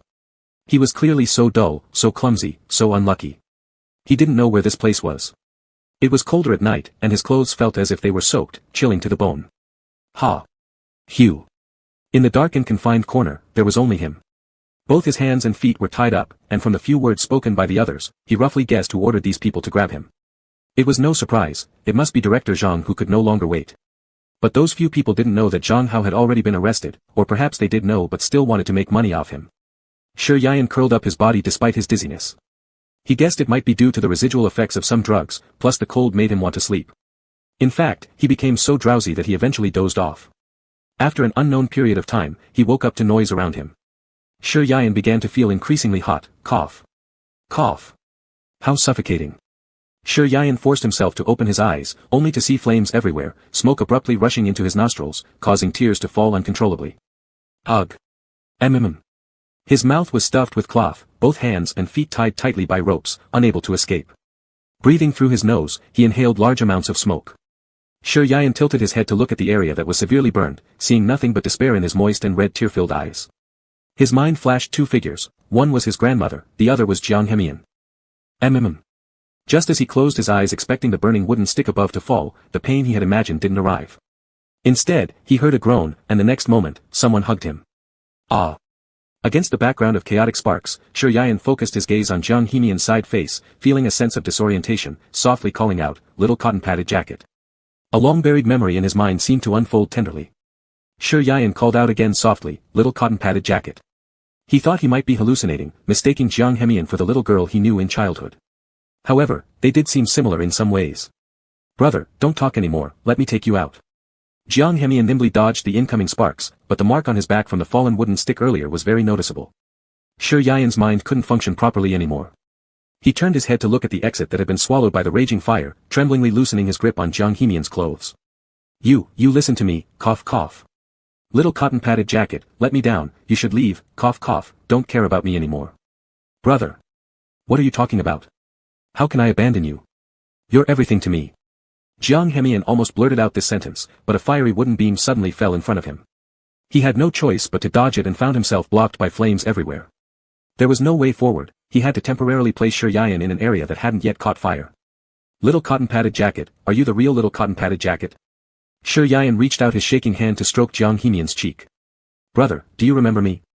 Jiang Hemian tightly held his extended fingertips, eyes shining brighter than the nearby flames. Brother, it's me. I'm your little cotton-padded jacket. Cough cough. Shi Yian then realized that the ropes around him had already been untied. As he glanced at the sky ablaze with fire all around him, tears pricked at the corners of his eyes. Jiang Hemian, why did you come? Why come to sacrifice yourself? He was about to give up on himself, so why involve someone innocent? Brother. I cannot leave you behind. If I lost you, I'd die, brother. Jiang Hemian trembled as he embraced Shi Yian, unsure how he felt. Without hesitation, plunging into the roaring flames, he didn't feel any fear until seeing Shi Yian's tears. Suddenly, he became scared. I'm sorry. Shi Yian kept apologizing to him, tears streaming down his face. Jiang Hemian, woo. Brother, don't cry. For you, I would willingly give my all. Jiang Hemian's deep and resolute voice fell over Shi Yian's heart. He didn't want to deceive anyone, at least in this moment, he discovered that he truly cared for Jiang Hemian. Shi Yian didn't know when he had lost consciousness, but in his dream, he seemed to see again the childhood version of the little cotton-padded jacket who looked like a girl. Brother. Save me. The little boy stood amidst the swirling black smoke, his face damp with tears. In his vision, 11-year-old Shi Yian charged recklessly into the flames, the direction seeming to be towards his grandmother's neighbor's house. Not long after, Shi Yian emerged covered in soot, clutching a small child in his arms. Even though he was still young, he had saved the kid inside. Brother. Woo. As Shi Yian ran out, he tripped and fell heavily to the ground, dropping the child he was holding. Jiang Hemian burst into tears. I'm sorry, brother. I didn't mean to, woo. Little Jiang Hemian struggled to his feet from the ground, still dazed from the aftermath of the fire. On trembling legs, he crawled over, his chubby cheeks smeared with dirt and tears like a crying kitten. I'm fine, don't cry. The rest of the scene blurred for Shi Yian as his brain plunged back into silence, yet one voice lingered in his mind. Jiang Hemian. Chapter 33, Be With Me. Shi Yian had a long dream, in which there was a warm embrace. Although he couldn't see the face clearly, he instinctively felt very close to it, but when he tried to get closer, the embrace turned out to be empty. His mind was foggy, constantly bringing back memories of the scene in the fire, and at that moment, cold sweat ran down his spine. Jiang Hemian. His consciousness suddenly became clear as Shi Yian sat up on the bed. The sudden brightness of the ceiling light pricked his eyelids, and his vision gradually focused. As he faced the familiar objects around him, his brain buzzed, as if something exploded inside it, leaving him without any response. Jiang Hemian, who had been lying beside the bed, instantly sprang up at the slightest movement. When he saw Shi Yian awake, he was so excited that he couldn't speak. Brother. Shi Yian's gaze slowly fell on Jiang Hemian's cheeks. His breathing accelerated involuntarily. His lips trembled, unsure what to say. Lost in thought, he blurted out, little cotton-padded jacket. Brother, it's me, you finally remember. Jiang Hemian, due to having squatted for a long time, looked somewhat awkward when he stood up. Did your leg get injured? Shi Yian noticed his unusual movements, his anxious words not fully spoken when he was suddenly hugged by the person in front of him. Brother. Jiang Hemian wrapped his arms tightly around him. His voice sounded extremely pitiful. He should never have let Shi Yian return home alone. If he had just gone a little further, such a situation wouldn't have happened. He blamed himself intensely. If he hadn't needed to stay here to wait for Shi Yian to wake up, he would likely use ways that harm himself to relieve his pathological guilt. His feelings for Shi Yian were already uncontrollable, and now this kind of relationship was merely maintained to accommodate Shi Yian. Eventually, one day, he would make his brother completely accept him. Very soon. The doll from childhood, was that you? Shi Yian sensed extremely unstable emotions, so he gently patted his back with his arm and slowly embraced Jiang Hemian in return. Yes, it was me. Seeing his brother finally remembering him, Jiang Hemian let out a small sigh of relief, nuzzling his head against Shi Yian's neck. Brother, don't worry, the police have taken those people away, Zhang Hao won't bother you again. The school has leniently dealt with your matter, you can rest at home for a few days before returning to school. Listening to his gentle tone, Shi Yian felt calm inside. This feeling continuously healed his soul. For a moment, Shi Yian thought he could give it a try with Jiang Hemian, but he was afraid that after both of them got to know each other better, the kid might grow tired of his old-fashioned character. Little cotton-padded jacket, how did you find me? Sure, Ian slightly loosened his arms, turning his head to look at him. All those people were hired by Zhang Hao. I went to the Public Security Bureau and asked him.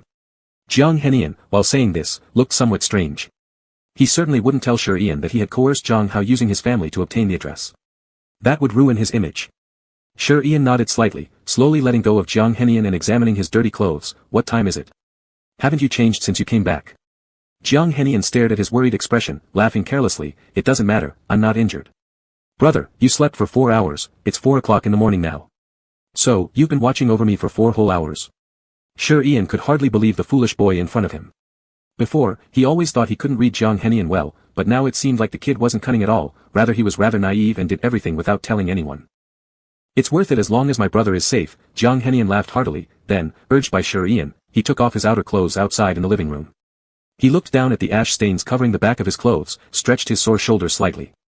Of course, Jiang Henian knew his back was injured, but he wouldn't admit it himself. Instead of directly telling Sure Ian, waiting for Sure Ian to discover it himself would create a greater impact. After changing his clothes, he went to the restroom, washed his face with cold water, and then brought Sure Ian a glass of warm water. Brother, drink some water. Sure Ian, having only slept for 4 hours, was still drowsy. Dressed in the pajamas Jiang Henian prepared for him, he dozed off while sitting at the head of the bed. Suddenly hearing the sound, he woke up abruptly. Thank you. Brother looks very sleepy. Sleep again. Jiang Henian went to the corner of the bed and helped cover him with the quilt. Although the weather was getting warmer, the temperature at night was still quite chilly. However, the quilt had already been exchanged for a slightly thinner one, and it wasn't too hot after being covered. I'm sorry for taking your bed. Sure Ian suddenly remembered that Jiang Henian had paid the rent, but now the bedroom was occupied by him. After pondering for a moment, he hesitantly said, little cotton-padded jacket, or, you could come up and sleep for a while. Jiang Henian almost doubted if he heard correctly, quickly looking up to meet Sure Ian's evasive eyes. If you don't want to. I do. Brother, I would be honored. Jiang Henian hastily arranged the glass of water and other items neatly before grabbing the edge of the bed and swiftly climbing onto it. Sure Ian, after realizing his behavior might not be appropriate, thought back to how they were in similar situations at the hospital, and they were both men. Seemed like being men should make them more cautious towards each other. Brother, don't lean against the wall, you'll catch a cold, Jiang Henian warned him. The bed wasn't large, but it struggled to accommodate the 2 grown men. With one long arm, Jiang Henian quickly pulled Sure Ian into his embrace. Ah! The scent of Jiang Henian filled Sure Ian's nose, making his heart beat slower as if a string in his mind had snapped. A little cotton-padded jacket. Yes, brother. Jiang Henian loosely held Sure Ian, pretending not to know what Sure Ian was concerned about. Sure Ian sighed. If Jiang Henian wanted to hold him, let him hold. It's not like any part of him would be missing afterward anyway. Jiang Henian, it turns out you're that kid who lived next door to my grandma when we were little. Sure Ian was almost too drowsy to keep his eyes open, muttering quietly without caring whether the person beside him could hear.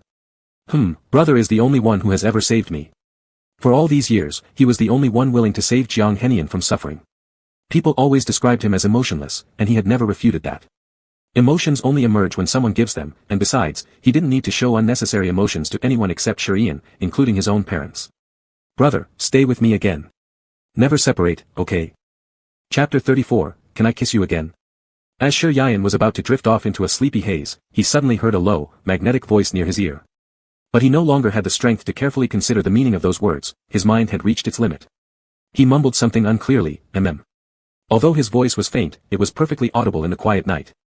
Jiang Henian's breathing immediately became heavy as he tightly held Sure Ian's wrist under the blanket. Brother, I'm taking this seriously. You've agreed. The blood coursing through his veins was calm, yet Jiang Henian felt like his entire body was exploding with excitement, his blood boiling. He gazed quietly at Sure Ian's cheeks and couldn't resist kissing his lips lightly. His movements were very skillful. The 2 of them lay silently on the bed, perhaps both quite tired. But for some reason, they slept incredibly soundly. They didn't wake until close to noon. When Sure Ian started showing signs of waking up, all he could think about in his sleep were images of Jiang Henian. No matter how he tried, he couldn't get rid of them, and had to unwillingly accept them. In his dreams, the curly-haired little boy kept chasing after him, shouting, brother, giving Sure Ian an inexplicable sense of comfort. The tip of his nose was filled with a strange but familiar scent. Even though Sure Ian vaguely knew who the person next to him was, even knowing that it was Jiang Henian, he didn't want to get up. It was just that strange feeling. Not until he was completely free from drowsiness did Sure Ian slowly lift his eyes. Jiang Henian's white and rugged features were just inches away. As a child, he had a head of small curls that made him look like a doll. Who would have thought that after growing up, he would become so cold and handsome? His clean forehead was partly covered by broken strands of hair, his thick eyebrows reaching the temples, and a high, straight nose. His pale pink lips were just right, clearly the kind of good looks modern teenage girls liked. The more Sure Yayan looked, the more absorbed he became. He wasn't usually one to judge people by their appearance, but there was always something about Jiang Hemian's face that sparked his curiosity. Unbeknownst to him, their faces were now only a foot apart. Sure Yayan could see every pore on his face clearly. "Brother, do you like my face?" Jiang Hemian suddenly spoke softly with his eyes closed, startling Sure Yayan who had been daydreaming. He instinctively wanted to pull back, but didn't notice the wall behind him. "Oof. It hurts. Brother." Jiang Hemian jumped slightly, quickly grabbing his wrist to check if he was injured. "Does it hurt, brother?" "It's fine." Sure Yayan, possibly out of guilt, couldn't dare to meet Jiang Hemian's straightforward gaze and turned his head away slightly. "I'm fine. I know, brother. Be more careful in the future." Jiang Hemian raised his hand and gently rubbed the back of his head, a subtle smile hidden in his tone. "It's all because of you scaring me," Sure Yayan muttered while looking down. His voice was soft, but Jiang Hemian heard it crystal clear. "Brother." He raised his arm, pinning Sure Yayan against the corner of the wall. When he lifted his gaze, his deep, affectionate peach-like eyes sparkled slightly, revealing an intense laziness. "Brother didn't answer me earlier. Do you really like this face?" Sure Yayan suddenly felt like his previous staring had made him seem like a pervert, and his cheeks burned red instantly. I. Seeing Sure Yayan stuttering without saying a word, Jiang Hemian sighed inwardly but kept his eyes firmly fixed on his face. "But brother said last night that he would be with me. Why don't you like my face today?" Jiang Hemian said this seriously, not as if he were joking. His thick, beautiful eyebrows furrowed slightly, as if he were hurt. This expression was what Sure Yayan simply couldn't bear. His brain stammered incoherently, "I didn't mean it like that. I don't mean it that way, you're very handsome, and I like it, but..." "But what? Is liking this face all you can offer, brother?" Jiang Hemian's eyes flickered with a hint of triumph upon hearing his response. "It's not that I'm accusing you of being superficial, but... I believe that someone you like shouldn't just be about appearances. It's not just that. You're a good person. I like you too." Sure Yayan blurted out without thinking, but soon realized how strange those words sounded. He wanted to explain, but before he could, Jiang Hemian had already used both arms to press him firmly against the corner of the wall, leaving Sure Yayan nowhere to retreat. "If brother likes everything about me, why can't we give this relationship a try? Or does brother still wish to hide your inner feelings?" As Sure Yayan watched Jiang Hemian advance, he felt somewhat bewildered, his tongue unable to keep up with his racing thoughts, and could only blink innocently. "No, not Before Sure Yayan realized it, Jiang Hemian's lips were already pressed against his own. His eyes widened instantly as a strange yet familiar sensation spread from his lips, reminding him of the last time Jiang Hemian had kissed him. His cheeks immediately flushed crimson, and he forgot how to move. "Brother, if you like me, can we be together again?" "I like you so much too," Jiang Hemian said, clearly feeling his heart beating faster. He gently raised Sure Yayan's cool wrist to his chest where his heart was pounding furiously. "Can you feel it? It's beating faster this time than before." Through the thin fabric of his sleepwear, the rapid rhythm of Jiang Hemian's heartbeat slowly passed over to Sure Yayan. His throat went dry, and after nervously licking his parched lips, he nodded slowly. "All right." At that moment, Sure Yayan felt himself being set alight by the direct and ardent love in Jiang Hemian's eyes, instantly incinerating all his previous concerns into ashes.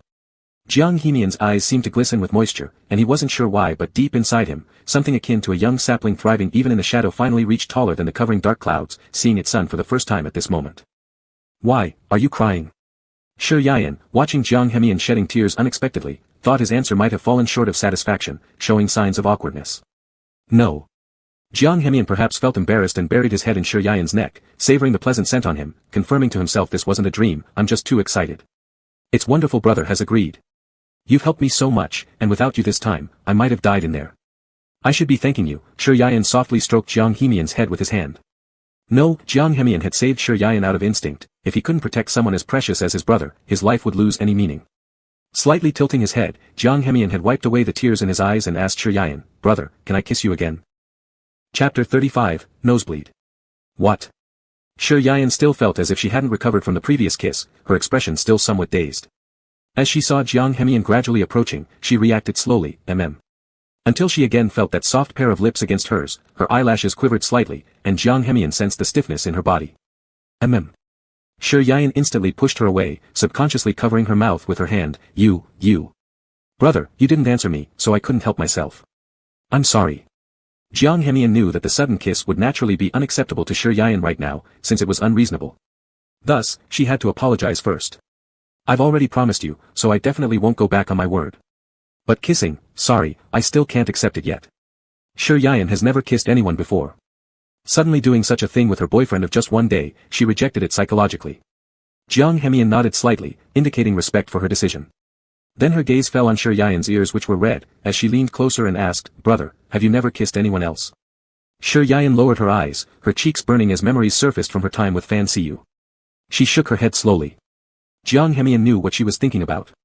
Driven by possessiveness, she wasn't happy, lifting Shi Yan's chin with her hand, and said in a very calm tone, "Brother, that kiss we shared the other day. It was my first kiss too."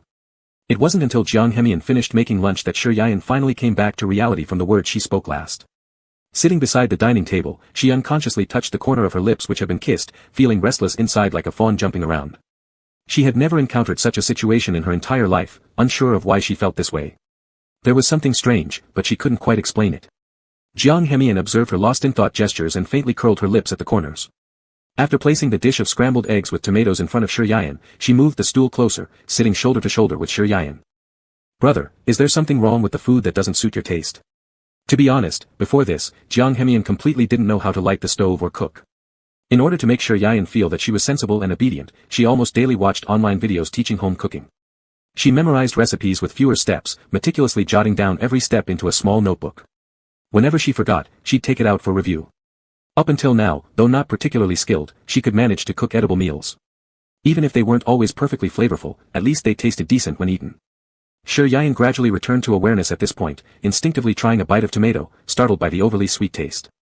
She blurted out unintentionally, "Did you mistake sugar for salt?" "Ah. No, no." Jiang Hemian thought today's meal was pretty good, expecting praise, only to awkwardly discover this issue next. She scooped a spoonful and tasted it, seemingly realizing, it was indeed rather sweet. Just as she turned her head, she met Shi Yan's gaze, and explained haltingly due to embarrassment, "Sorry, brother, I was a little distracted today." She covered her mouth with her clenched fist to conceal her embarrassment while Shi Yan's gaze involuntarily kept falling on her lips, quickly shifting her gaze elsewhere, asking, "Didn't you often cook for yourself in the past? Your knife technique seemed proficient, but lacked precision. You haven't been learning long, have you?" Jiang Hemian slightly hesitated, taken aback that the person she liked hit the nail on the head regarding her problems. Her face inevitably showed some awkwardness. Hence, she shamelessly defended herself, "Brother, you clearly zoned out too. Tell me, isn't it possible that the reason I got distracted while cooking was similar to yours?" With these words spoken, the air instantly became silent. Shi Yan's hand holding chopsticks stiffened as she avoided his gaze, cough cough, "I'm not blaming you either. Just be more careful next time." After eating dinner, they stayed at home. By chance, Jiang Hemian had a few days off in the month, resting for a few days without affecting her internship pay. Although this was all just an excuse for Shi Yan, she didn't care about that salary anyway. "Brother, the water temperature has been adjusted, you can take a shower," Jiang Hemian knocked a few times before entering, just as Shi Yan happened to already be dressed in new clothes. "Okay, thank you." Jiang Hemian looked at Shi Yan's figure walking into the washroom with a glint in her eyes that was hard to decipher. Although unexpected events occurred this time, her relationship with her brother advanced further, and could be considered smooth despite the initial scare. However, he absolutely would not allow such reckless behavior threatening lives to occur a third time. Gradually, an odious plump face popped up in her mind. Jiang Hemian hated people who challenged her bottom line. Now someone even dared to have ulterior motives regarding Shi Yan. Truly, they had grown tired of living, huh? Humph. A sinister smile curved on his cold lips as his gaze gradually fell on the small underwear Shi Yan had forgotten to take inside, and his expression instantly changed. There are always people in this world who make him detest them thoroughly, but naturally, there are also those who he likes more with every glance. He would never let those he disliked disturb his mood, he only felt his heart beat repeatedly for those worth it. Jiang Hemian stepped forward and picked up the light gray boxer shorts placed in the corner by the bed, examining them carefully in his hand. He admitted that he might be a pervert, and therefore, he shouldn't let Shi Yan know. "Brother, you left something outside." He approached the door and knocked a few times, his tone calm as if nothing had happened just moments ago. The bathroom was filled with the sound of water splashing around, so the person inside might not have heard him. Jiang Hemian knocked again, still receiving no answer. "Brother." "Ah." Shi Yan's voice, slightly flustered, carried the chaotic sounds of running water as it reached him. Jiang Hemian's heart leapt, nearly prompting him to break down the door. "Brother. Is everything all right? What happened inside? Do you need help?" Shi Yan turned his head to avoid the spraying water, standing naked next to the shower head. For some unknown reason today, the overhead shower head malfunctioned. Hearing Jiang Hemian's voice from outside, his fingers trembled. "Brother. I'm coming in." "No." Shi Yan wasn't wearing anything, and hearing Jiang Hemian announce his intention to enter, he hurriedly scrambled to put on clothes. "Wait." Realizing time was running out, he could only hastily wrap himself in a towel before going to open the door. The shower head broke. "The button isn't working either." The noise of the rushing water was loud within the bathroom, and Jiang Hemian didn't hear clearly what Shi Yan'an said. As soon as he opened the door, he saw his brother practically naked, his eyes involuntarily landing on two pale, straight legs.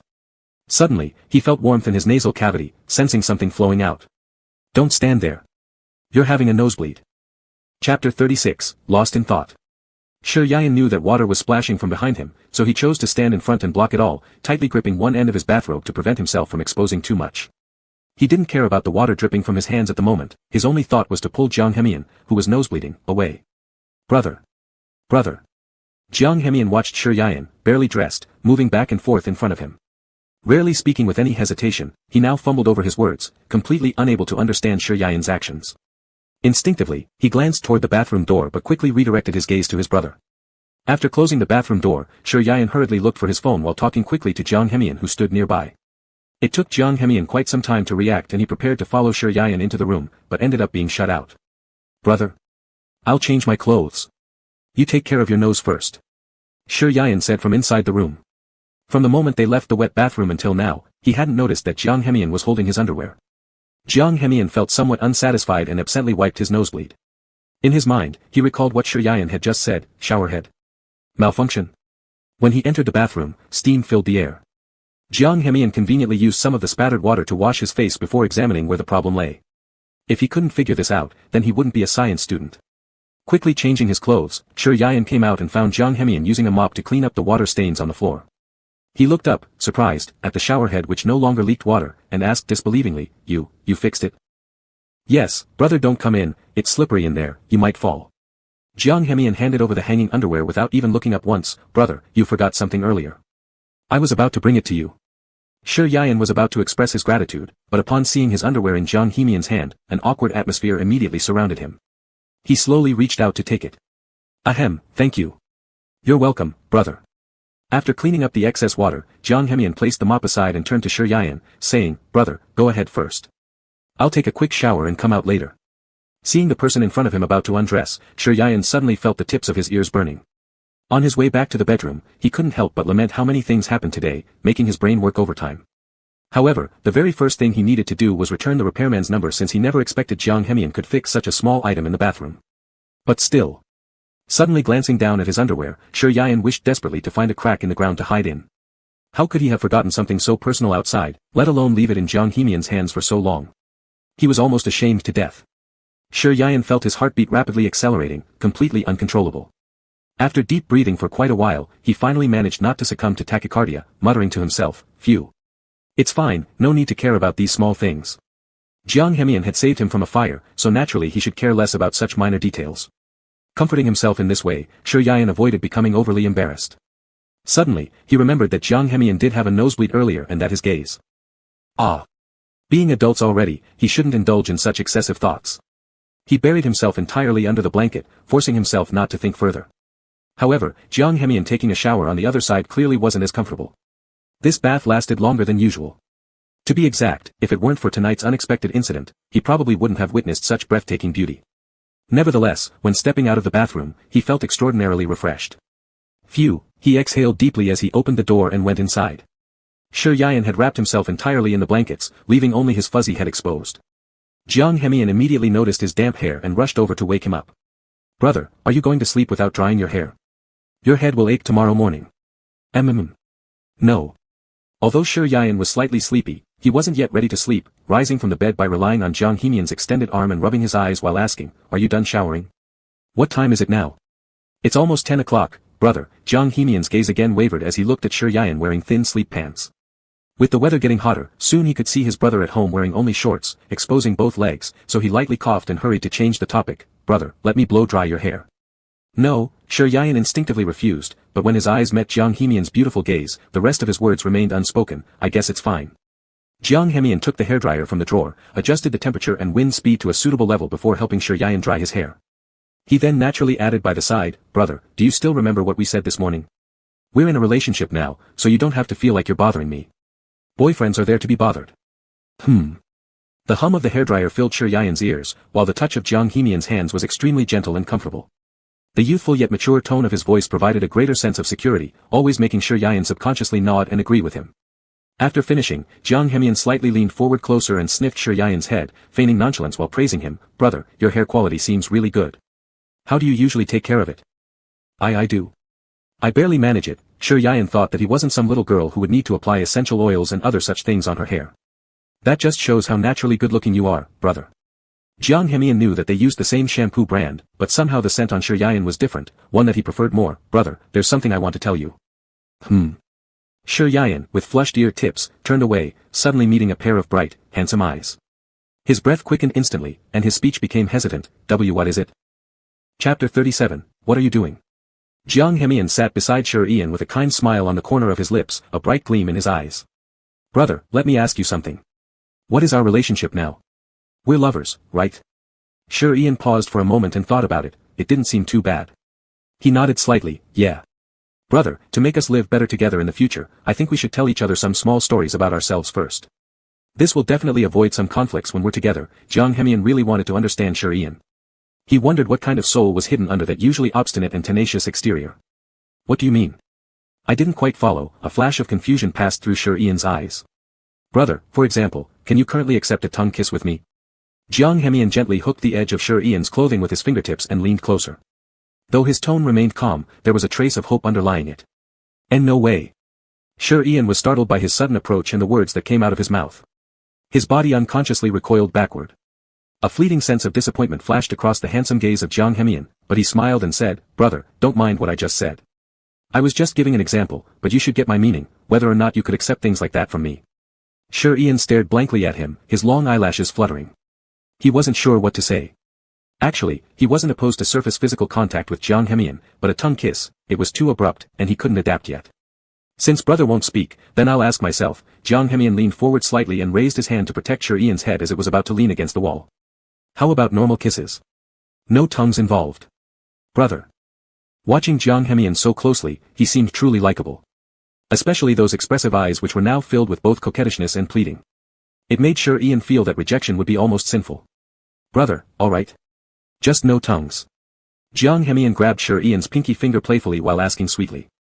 This made it even more difficult for Shi Yian.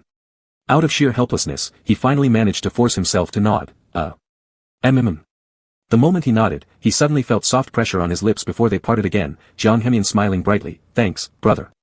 I love it. Shi Yian looked at the person in front of him blankly, realization hit, and instantly his ear tips turned red. He turned away quickly, evading Jiang Hemian's gaze. Oh, remember, besides no tongues, there's also no touching the sensitive parts of my body. That's basically all of it. The look of brother's blushing face was incredibly adorable, making him want to kiss and nibble. Jiang Hemian tried his best to suppress his gradually more prominent emotions. After a deep breath, he continued, Brother, is that all? Temporarily, that's all. Watching Jiang Hemian inching closer, Shi Yian's breathing slowed down somewhat. What do you plan to do?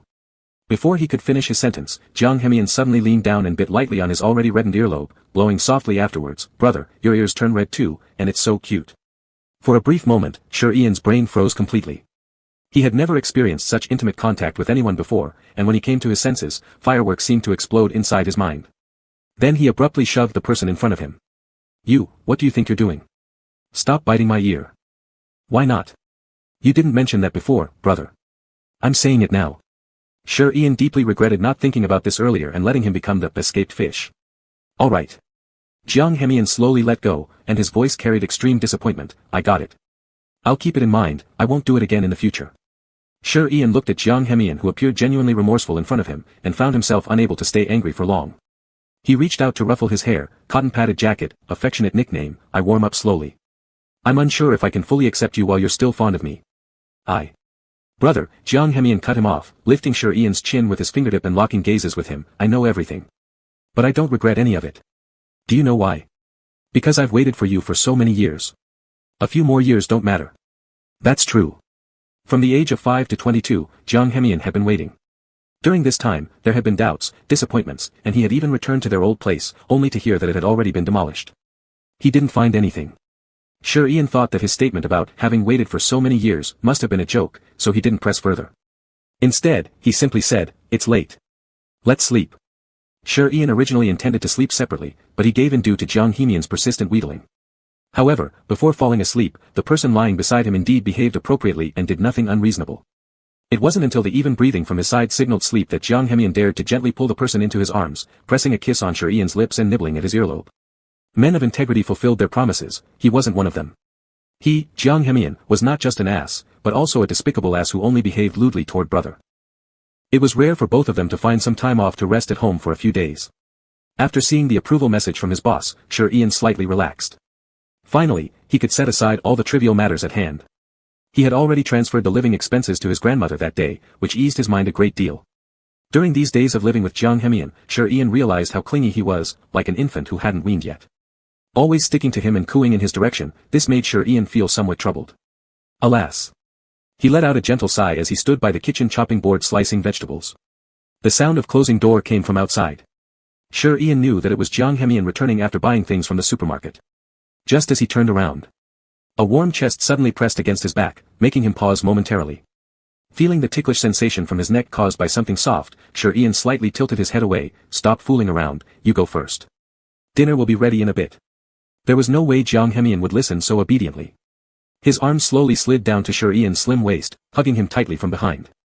A glint of something sinister flashed in Jiang Hemian's eyes unnoticed by Shi Yan. Brother, I miss you. Weren't you just out? Shi Yan gave a slight amused smile, shifting the restless hands on his waist away. I missed you anyway, every moment. Jiang Hemian's heart rate sped up slightly, though not due to Shi Yan. He softly breathed in the faint comfort scent from Shi Yan's neck. Brother, I want to kiss you. Not now, I'm cooking. Be good, Shi Yan shook his head, feeling warmth breath on his neck again. You. At the same moment when a shiver ran down his spine, Shi Yan caught a strange scent from Jiang Hemian. Absently, he asked, what is that smell on you? Startled, Jiang Hemian hesitated for a moment. A flicker of fear passed through his gaze before feigning nonchalance. There's no particular smell. Did brother mistake it perhaps? Chapter 38, I can't help it. For some unknown reason, Shi Yan thought he caught a whiff of gasoline from him just now. The smell was faint and fleeting, so he didn't give it much attention. When they finished eating, Shi Yan noticed Jiang Hemian had changed into a new hoodie. Although this seemed strange, he didn't think too much of it. Suddenly, the TV station behind them started broadcasting the evening news. Recently, there has been a case of sexual abuse and corruption involving the director of Huanhai City's third kindergarten. This has now been confirmed. However, the individual fled to evade responsibility and was later found dead by accident by the police. We urge relevant departments to investigate such incidents thoroughly, compensate the victims and their families, and resolutely prevent any further violations against children. Thank you for your cooperation. As the female reporter on the screen continued speaking, Shi Yan couldn't help but recall the day he had been kidnapped. His face became ashen, yet upon hearing that Zhang Hao was dead, he felt inexplicably relieved. Brother, it's all over. Jiang Hemian had been closely watching Shi Yan's changing expressions. A deep concern flickered in his eyes as he slowly put down his chopsticks and gently embraced him. Xiaomianeo. Shi Yan recalled those words, a boyfriend is there for you to lean on, and felt an inexplicable affection and comfort welling up inside. It was rare, perhaps even unprecedented, for him to initiate cuddling with Jiang Hemian like this. Softly, Shi Yan asked, Xiaomianeo, after I fainted, how did you find the exit in the fire? I must have been heavy, you carried me. Jiang Hemian looked down at the man who had voluntarily come into his arms, his lips unable to conceal the smile, his eyes brimming with tenderness. You're not heavy at all, brother. I could easily carry you with one hand. He leaned closer, whispering softly into Shi Yan's ear, satisfied only when he noticed Shi Yan's earlobes turning red. At the time, both of us were trapped inside, and the firefighters outside hadn't arrived yet. After you fainted, I discovered a backup passage on the side. The flames hadn't reached there yet, so I ran out fast while holding you, managing to escape the fire. But, when you came in, did you think about the consequences? What if we both? Shi Yan's sentence wasn't completed before Jiang Hemian raised a finger and pressed it lightly against his lips, meeting his frantic eyes calmly. I don't know. But there was no way I could leave you alone, brother. If I had, I would have gone insane. Was it worth it? Shi Yan's heartbeat quickened. It seemed as though he was testing Jiang Hemian's sincerity by gazing into his eyes. There's no question of being worth it or not. It's simply whether I am willing or not. For the sake of my brother, I am prepared to do anything, even die.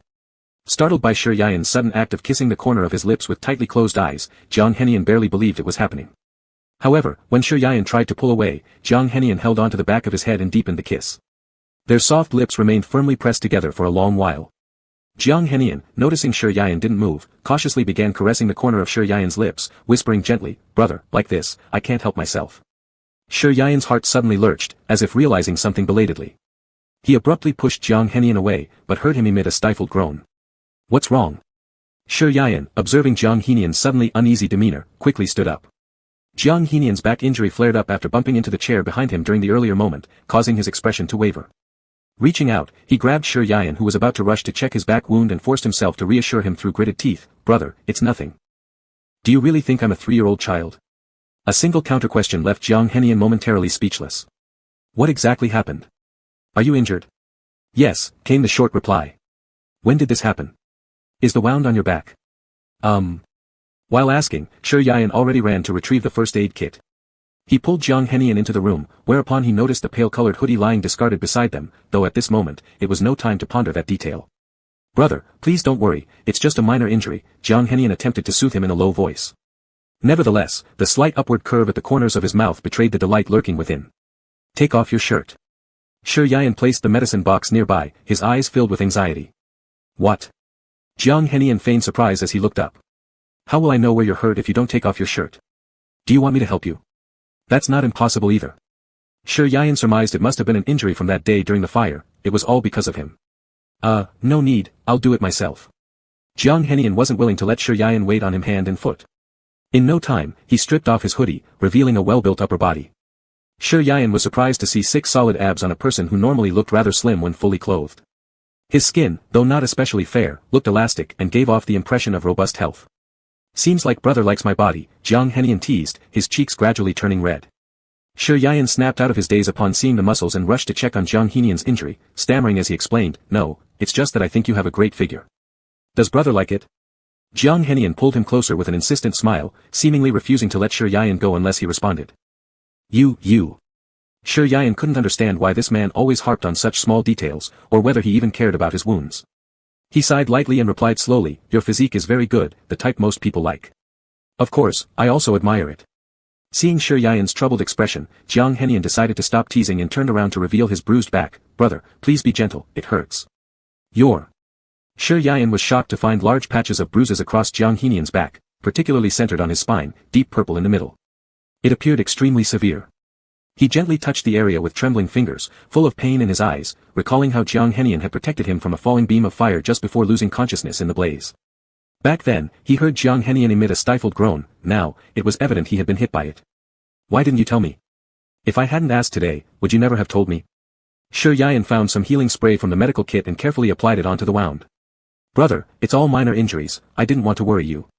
Jiang Henian calmly replied, although a subtle smirk formed behind Shi Yayan's back. "Besides, these marks are from saving brother, it's not an injury, but a medal." As Shi Yayan tenderly massaged the ointment into the bruised areas, hearing such words made his pressure slightly more forceful. "So do medals need to be treated with medicine too?" "Ouch. Lighten up, it hurts, brother." Jiang Henian twisted his head toward Shi Yayan, who wore a serious face, and said in a half-begging tone, "Is brother concerned about me? I don't have the heart to care about anyone else." Chapter 39, Is Big Brother going to sleep with me tonight? Jiang Henian's lips curved in satisfaction. Despite the pain in his body, happiness lingered deep within his heart. Moreover, Shi Yayan hadn't really hit him hard. "Thank you, big brother."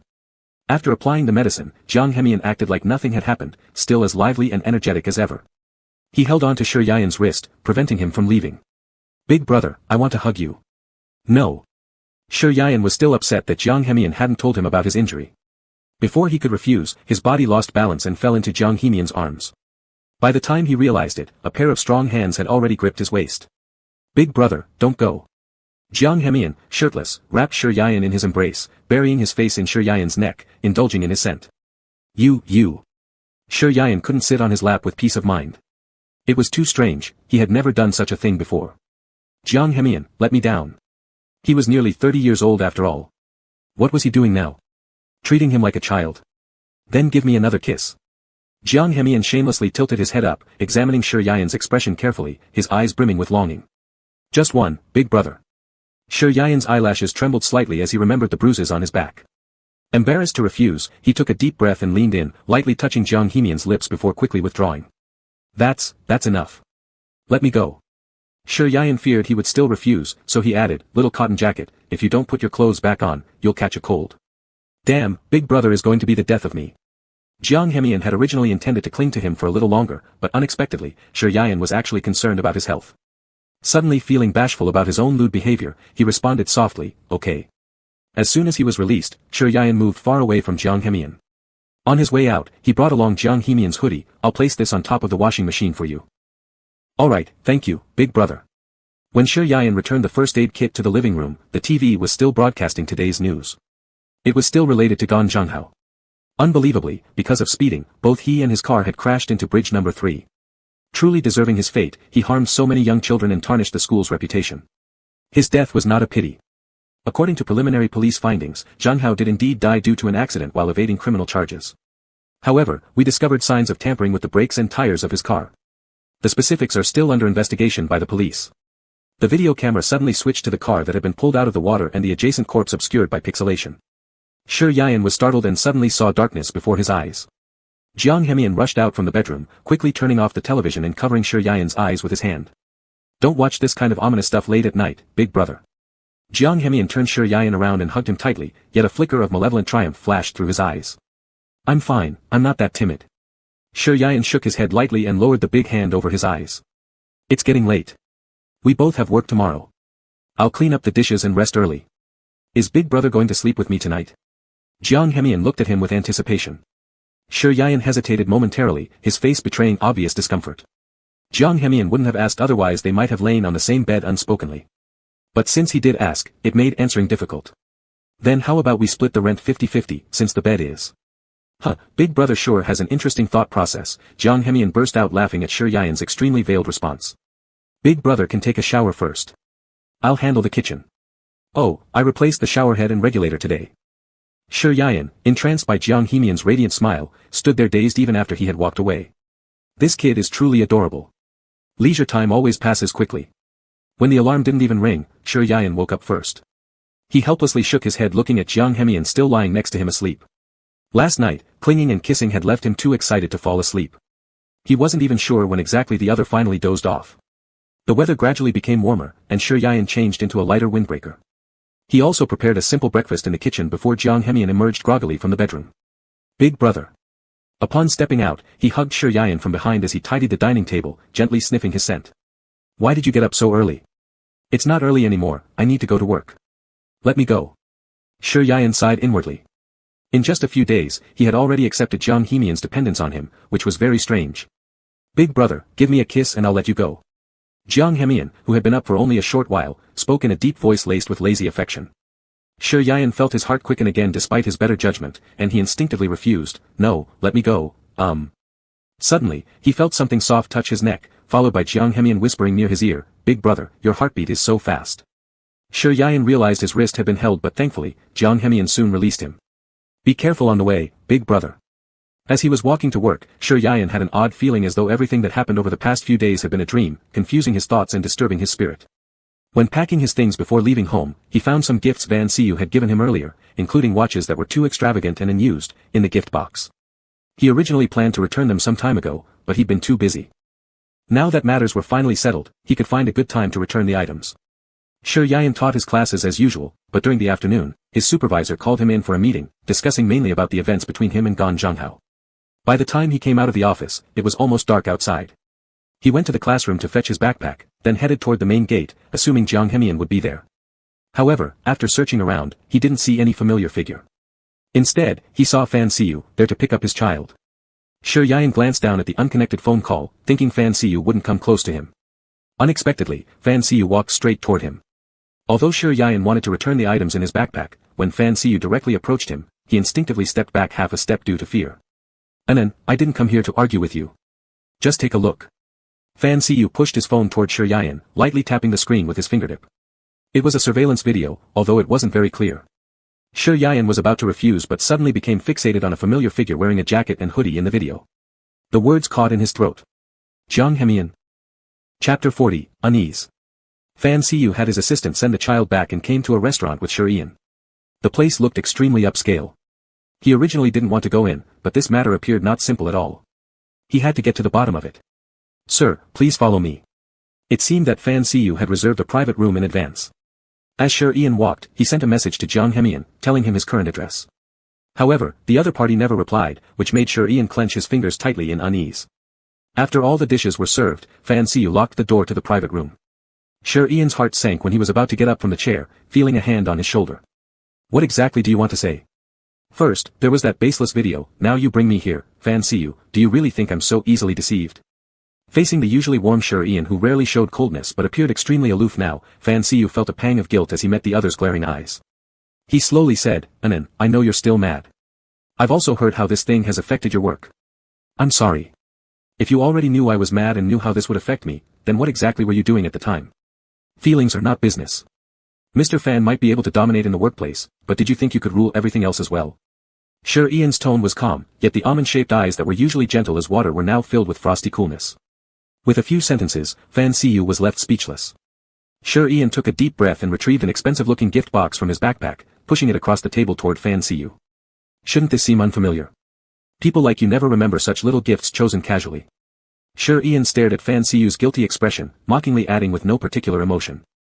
Regarding his feelings for Fan Siu, he had realized them rather late, but liking was liking and passing meant passing.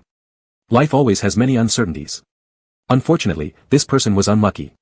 After the emotional turmoil, life troubles soon followed, distracting him. This matter truly passed quietly through his life. And then, realizing he was being seen through, Fan Siu looked a bit awkward, tightly clenching his fists under the table until his knuckles turned white before stopping. "The gifts you gave me, I only unwrapped the star lantern you made for me on the first Valentine's Day. Of course, if you want it, I can return it to you." Sure Ian said calmly, looking as though he were talking about something trivial. "And then, I wasn't." "Enough." Sure Ian stood up, preparing to walk away around Fan Siu. "If you just wanted to reminisce, I'm sorry, I don't have time." "Wait." Fan Siu suddenly reacted and hurriedly grabbed Sure Ian's wrist. "And then, don't you think there's something suspicious about Director Zhang's death?" At the mention of Director Zhang Hao, Sure Ian's mind flashed back to an unpleasant memory from the fire scene. His expression darkened slightly as he turned around irritably and said, "So what? What does it have to do with me?" "It has nothing to do with you, but it has everything to do with the person beside you." Fan Siu tightened his grip on Sure Ian's wrist. "And then, he is a murderer. It was he who murdered Director Zhang. I showed you that video last night. I also noticed the news about number 3 bridge. The surveillance showed that he was also present at the scene. He intentionally got close to you." "Enough." Sure Ian interrupted his annoying ramblings, taking a deep breath, and said, "He was with me the entire time last night, and now you're trying to pin it on him based on some blurry video? That sounds utterly absurd. Besides, even if he intended to get close to me, what does that have to do with you?" When Fan Siu was stunned, Sure Ian forcefully shook off his hand. His eyes gleamed coldly. "Did you come over today just to tell me this? It's quite laughable, isn't it? Do you think I would believe someone who has lost my trust?" Without looking back, Sure Ian prepared to leave. When approaching the door, he suddenly heard Fan Siu shout loudly from behind. "Anan. Even if I am wrong, you cannot prove that he is entirely right. Haven't you wondered how that woman knew our inside information? And how did he know that Zhang Hao's real name was Zhang Guowei? You are so smart, haven't you ever suspected anything? Aren't you deceiving yourself?" Sure Ian didn't carefully listen to the latter part of Fan Siu's words. Walking farther away naturally made him unable to hear clearly. However, the issues Fan Siu brought up earlier certainly crossed his mind. But this was someone who had helped him countless times, even saving him in dire situations. How could he not believe such a person?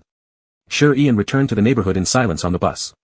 When he arrived at the building, he looked up at the living room window. It was pitch black, meaning no one was likely home. He went upstairs alone and entered quietly. The hallway was peaceful since it was an old community where many young people had moved out, leaving behind mostly older residents. Sure Ian glanced at his watch and pulled out his keys from his pocket, unlocking the door. Suddenly, a memory surfaced of Jiang Hemian standing behind him, holding the keys together with him as they unlocked the door. He couldn't quite place how he felt about it. At the entrance, there were 2 pairs of neatly placed men's slippers. Directly ahead, an old-fashioned clock hung above the TV, while on the side mahogany table sat an orderly calendar. Everything was so quiet, as if no one had ever visited. Sure Ian set down his backpack, changed into his slippers, and sat on the sofa. His hand rested silently in his pocket for nearly 2 hours, waiting without receiving a call back from Jiang Hemian. He started to feel uneasy. The only sound in the living room came from the ticking of the wall clock, making Sure Ian increasingly anxious. Just as he was about to dial again, his phone, previously darkened, lit up with an incoming call from Jiang Hemian. "Where are you? Did you have to work overtime today?" Sure Ian didn't even notice the worry seeping into his tone. "Don't worry, big brother. I'll be back soon. Wait for me at home," Jiang Hemian replied before promptly hanging up. Though his voice remained steady and calm, Sure Ian instinctively sensed something wasn't right. For no clear reason, memories of Fan Siu's parting words echoed in his ears. The blurred video and that familiar hood popped back into his mind. Could this really have anything to do with Little Cotton Jacket? But he had only been out for an hour yesterday, it might just be a coincidence. Moreover, he had sent Jiang Hemian to the supermarket himself. Even if Jiang Hemian had a motive, how could he have found the time? Thinking this way gave him some relief. Yet, why couldn't he shake this restless feeling inside? Chapter 41, Unexpected Trust. Shi Yian sat on the couch, quietly waiting while listening to the rhythmic ticking of the clock. His heart grew increasingly restless as it approached 11 and Jiang Hemian still hadn't returned. Shi Yian, worried for his safety, made another call. The phone rang for a long time before being answered. Shi Yian's heart felt like it would leap out of his throat. Hello? Are you back? Hello, this is the Huanhai Public Security Bureau. Your friend is suspected of murder, and we will detain him for 24 hours for observation. Please cooperate. What? When he heard these words, Shi Yian thought for a moment that he had dialed the wrong number. Only when the hum of static came through on the other end did he slowly regain his senses, blinking in confusion with a mind blank. Suspected of murder? Could Fang Xiu have been right? No, no. Jiang Hemian looked so sunny and outgoing. How could he do such a foolish thing? Even if he and Zhang Hao had an enormous grudge, he shouldn't have directly murdered him. Shi Yian changed his coat and hailed a taxi at the door, rushing quickly to the Huanhai Public Security Bureau. By the time he arrived, it was almost midnight. Shi Yian stood at the entrance, peering inside while tightly clutching his phone. When he prepared to ask the security guard, he faintly saw a familiar figure emerge from inside. He paused, feeling a mix of emotions. Jiang Hemian was preparing to call Shi Yian with a serious expression. When his cold eyes, dimmed by the night, caught sight of the familiar figure standing at the entrance, his heartbeat momentarily slowed. A conflicted sensation immediately surged through his mind and body, making him unconsciously slow his steps. He both hoped and dreaded it was Shi Yian. Brother. Jiang Hemian's aggressive demeanor had almost completely dissipated upon exiting the gate, leaving behind only endless silence and composure, even a hint of showing on his eyebrows.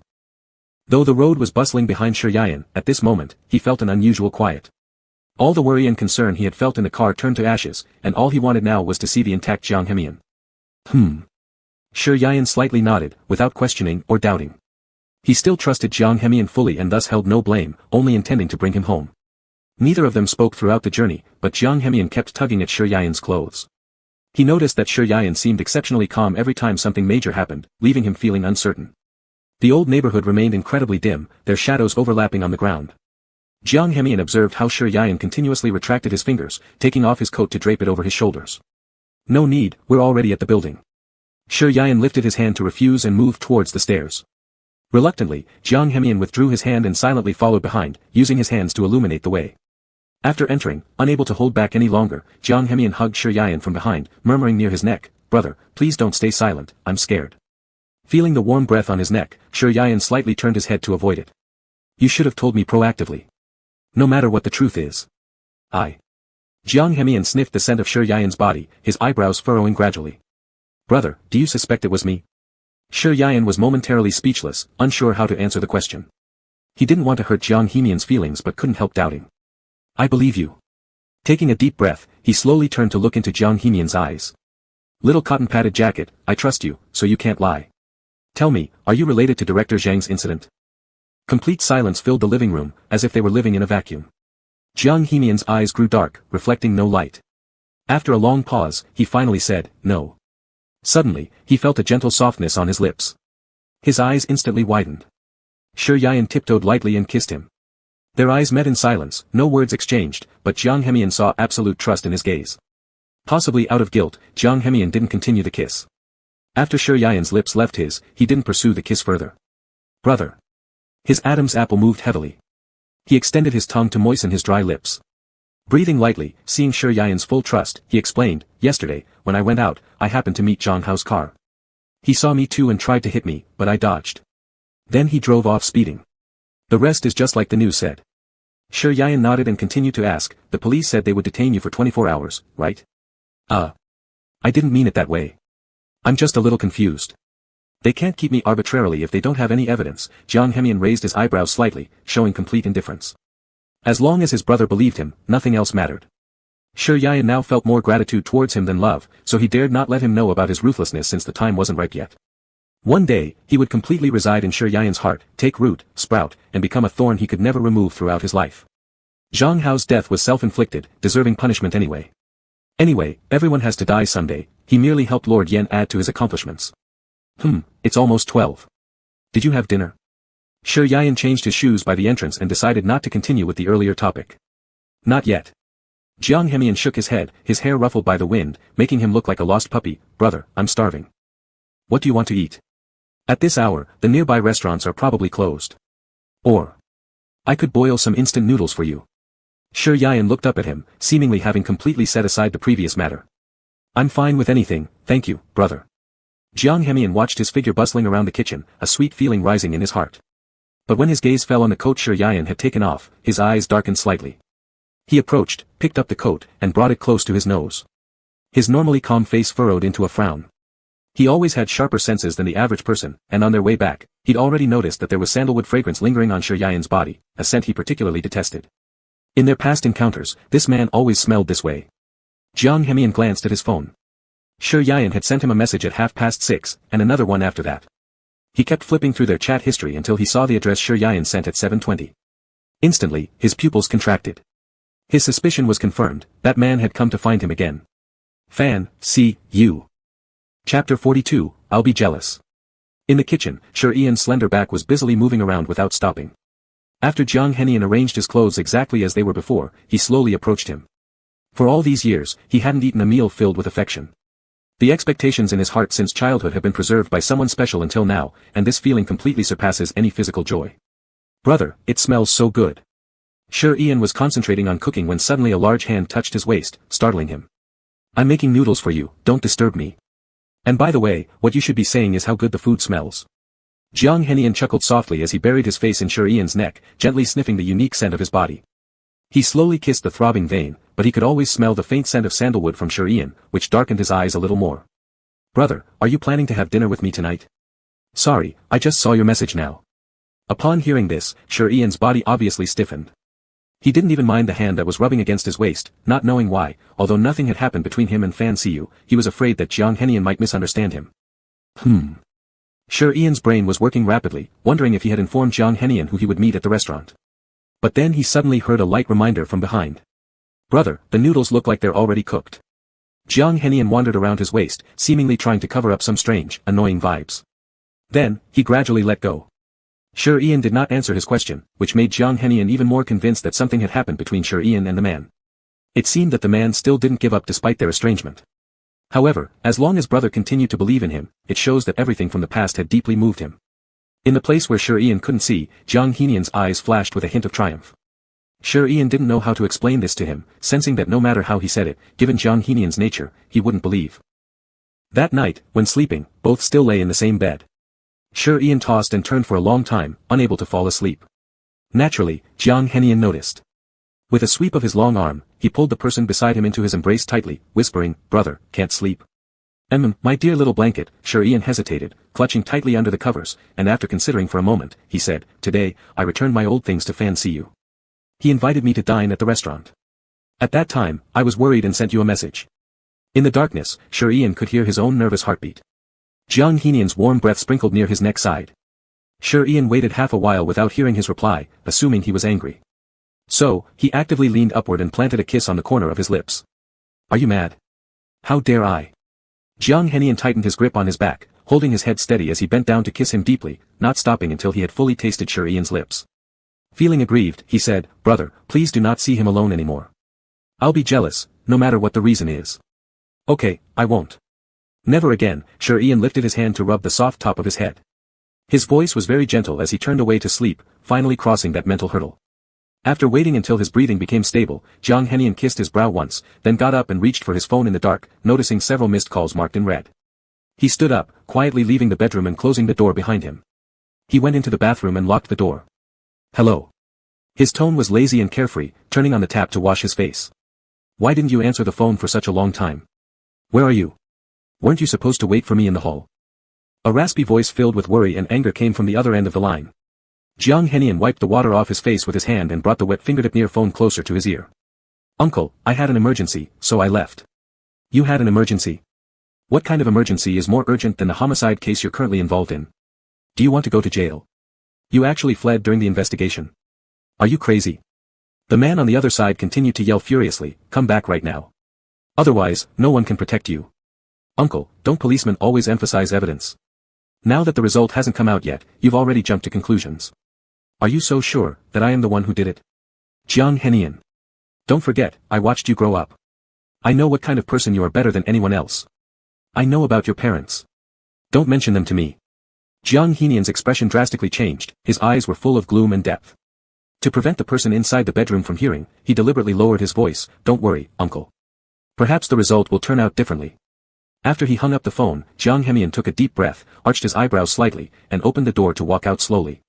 Sure, Ian had thought there wouldn't be any more incidents in the remaining days. However, on Friday afternoon, as soon as he got out of class from the kindergarten, several police officers escorted him onto a police car. You. Sure, Ian was flustered looking at the policeman inside the car, believing himself to be an exemplary citizen. He never imagined that the police would show up one day. "Hello, Mr. Sure. I am Officer Jiang Tao from Huanhai Municipal Police Division." An officer beside him, a middle-aged man in his 40s wearing a police uniform, pulled out his ID badge and continued to say, "We apologize for disturbing you, Mr. Sure, but we believe you can provide some useful leads. Please accompany us to the division for a statement." On the way, the police asked about his conflicts with Zhang Hao before and the kidnapping incident, also learning from Sure Ian that he had a roommate. Jiang Tao could already guess who it was, surely his troublesome nephew. Sure Ian also learned the general situation of the case and told everything he knew. But when this officer suddenly questioned about Jiang Hemian, his heart tightened abruptly. The event is like this. On the night Zhang Hao got into trouble, I indeed asked him to go to the supermarket to buy some daily necessities. Upon hearing this, Jiang Tao's expression changed slightly, as if wanting to say something, but ultimately only simply asked, "Is your relationship just as roommates?" Strictly speaking, it was definitely more than just a roommate relationship, but given that the public did not recognize same-sex relationships, Sure Ian chose not to say more. "Okay, thank you." Jiang Tao organized the statement, stood up. Suddenly, someone rushed over and whispered something in his ear, making his face immediately turn extremely serious. "Sorry, Mr. Sure, we've disturbed you. I'll have someone send you back," Jiang Tao said with a polite smile. "No need, I can go back by myself." As soon as they went out, Sure Ian saw Jiang Hemian forcefully barging in, nearly 6 feet 3 inches tall, unstoppable even with several police officers trying to stop him, all casting their gazes toward Jiang Tao. "Captain Jiang, what about him?" Jiang Tao's old face turned pitch black. He stepped forward, grabbed Jiang Hemian's forearm, dragging him towards the break room. "Don't lose control here. Be quiet." "Uncle. Where's Sure Ian? Did you take him away?" "I want to." Jiang Hemian's worried eyes landed on Sure Ian standing at the doorway, his voice instantly stopping, "Brother." Chapter 43, Wronged. In the hall, others looked on in confusion as Jiang Hemian, who could not be stopped initially, suddenly became quiet upon seeing the man standing at the door. Sure Ian was also somewhat caught off guard. Jiang Tao grabbed the collar of his shirt and dragged him towards the tea room, but Jiang Hemian's gaze remained fixed tightly on Sure Ian. He communicated silently through mouth movements, "Wait for me, brother." Then the door closed, and Sure Ian could only walk out to wait in the waiting room outside. He sat down by a window and looked up to see the pale pink cherry blossoms fluttering abundantly along both sides of the road. At this moment inside the tea room, Jiang Tao's face was black with anger. His wrist exerted slight force as he flung the person onto the sofa. "I see that you're insane. Do you think this mess isn't big enough? Acting crazy here in the police station. You think you can hide it from others, but not from me." Thrown onto the sofa, Jiang Hemian lowered his head slightly, his expression indiscernible. The distinct bones of his hands gripped the leather sofa, his fingertips turning slightly pale. Of course, he knew he couldn't escape his uncle's scrutiny, but he feared more that Jiang Tao might tell Sure Ian, which was why he hurriedly came over. "Do you have any evidence?" "Without proof, just shut up." Jiang Hemian's tone was extremely annoyed, his rebellious and suppressed gaze meeting Jiang Tao's eyes. This uncle of his, like his father, belonged to the same category of people. The only difference was that Jiang Tao had a little humanity, just a little. "How do you dare talk to me like that?" Jiang Tao leaned against the table, chest rising and falling heavily as rage surged within him. His temple throbbed violently. From the recent information, it seemed that Jiang Hemian truly didn't have the opportunity to commit the act in a short period of time. He had almost concluded in his heart that it wasn't likely him, yet when Jiang Hemian rushed over today, new clues emerged again. "So how should I speak to you?" "Light incense while preparing paper money for the dead." "If there is nothing else, uncle, I'll leave first." Sitting lazily, Jiang Hemian adjusted the disheveled collar of his shirt. As he prepared to get up, someone suddenly held his shoulder. "The person outside looks important to you," Jiang Tao remarked meaningfully, his lips curling as he noticed Jiang Hemian's increasingly solemn face. "You might as well tell me why, despite having a dormitory, you insist on co-renting. I remember how you seemed to dislike close contact with friends before. Little he, some things may seem perfect to you, but once genuine feelings surface, they crumble instantly." Jiang Tao. It seemed that Jiang Hemian finally realized what he had exposed. They had reviewed the surveillance, and Sure Ian hadn't left the neighborhood at all. Presumably, this visit was to inquire about the conflict between the elder brother and Zhang Hao. Did he reveal his feelings for his brother? The two stared at each other intently, one sitting and the other standing, the atmosphere between them extremely bizarre. After a long pause, Jiang Tao sighed, "You're too young, destined to act rashly. This matter, I will certainly investigate to the bottom. Do you think I failed because of my emotions? But I feel as though this situation makes me the winner." Jiang Hemian, knowing he had already reached a conclusion in his mind, decided not to argue further, instead presenting an air of victory as he gazed at him. Jiang Tao met his deep, profound gaze and suddenly felt a strange notion, yet when placed on Jiang Hemian, it appeared perfectly normal. Was it friendship or you? Before Jiang Tao could finish speaking, lost in thought, he suddenly felt a sharp pain in his shoulder. By the time he reacted, he had already been flipped over and pinned down on the sofa by Jiang Hemian. "Little brat. What do you think you're doing? Attempting a rebellion?" Jiang Tao roared furiously, originally contemplating offering him a chance, but now realizing that it was completely unnecessary. "I'm not doing anything. You know me, uncle. There's nothing I care about, except Shi Yian." A glint of ferocity flashed in Jiang Hemian's eyes, veins protruding from his wrists. "Jiang Hao wants to kill, so why not me? So what if I killed the person myself? Come find evidence and arrest me then." "Shao He." Jiang Tao shivered at the eerie undertone in his voice behind him, turning around and noticing a hint of remorse in his eyes. "Don't do something foolish anymore. And don't interfere in this case anymore." Jiang Hemian's tone rose abruptly, and with a hand release, "Let him go. Goodbye." Jiang Tao watched him walk away, his eyes gleaming restlessly. Just as he had conjectured, everything matched, exactly alike.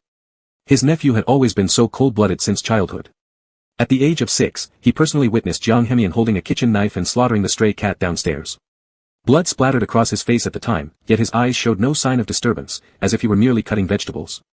Since then, Jiang Tao had felt there was something wrong with the kid, but his parents, well, he didn't want to go into it. The urgent task at hand was rescuing Mr. Shi.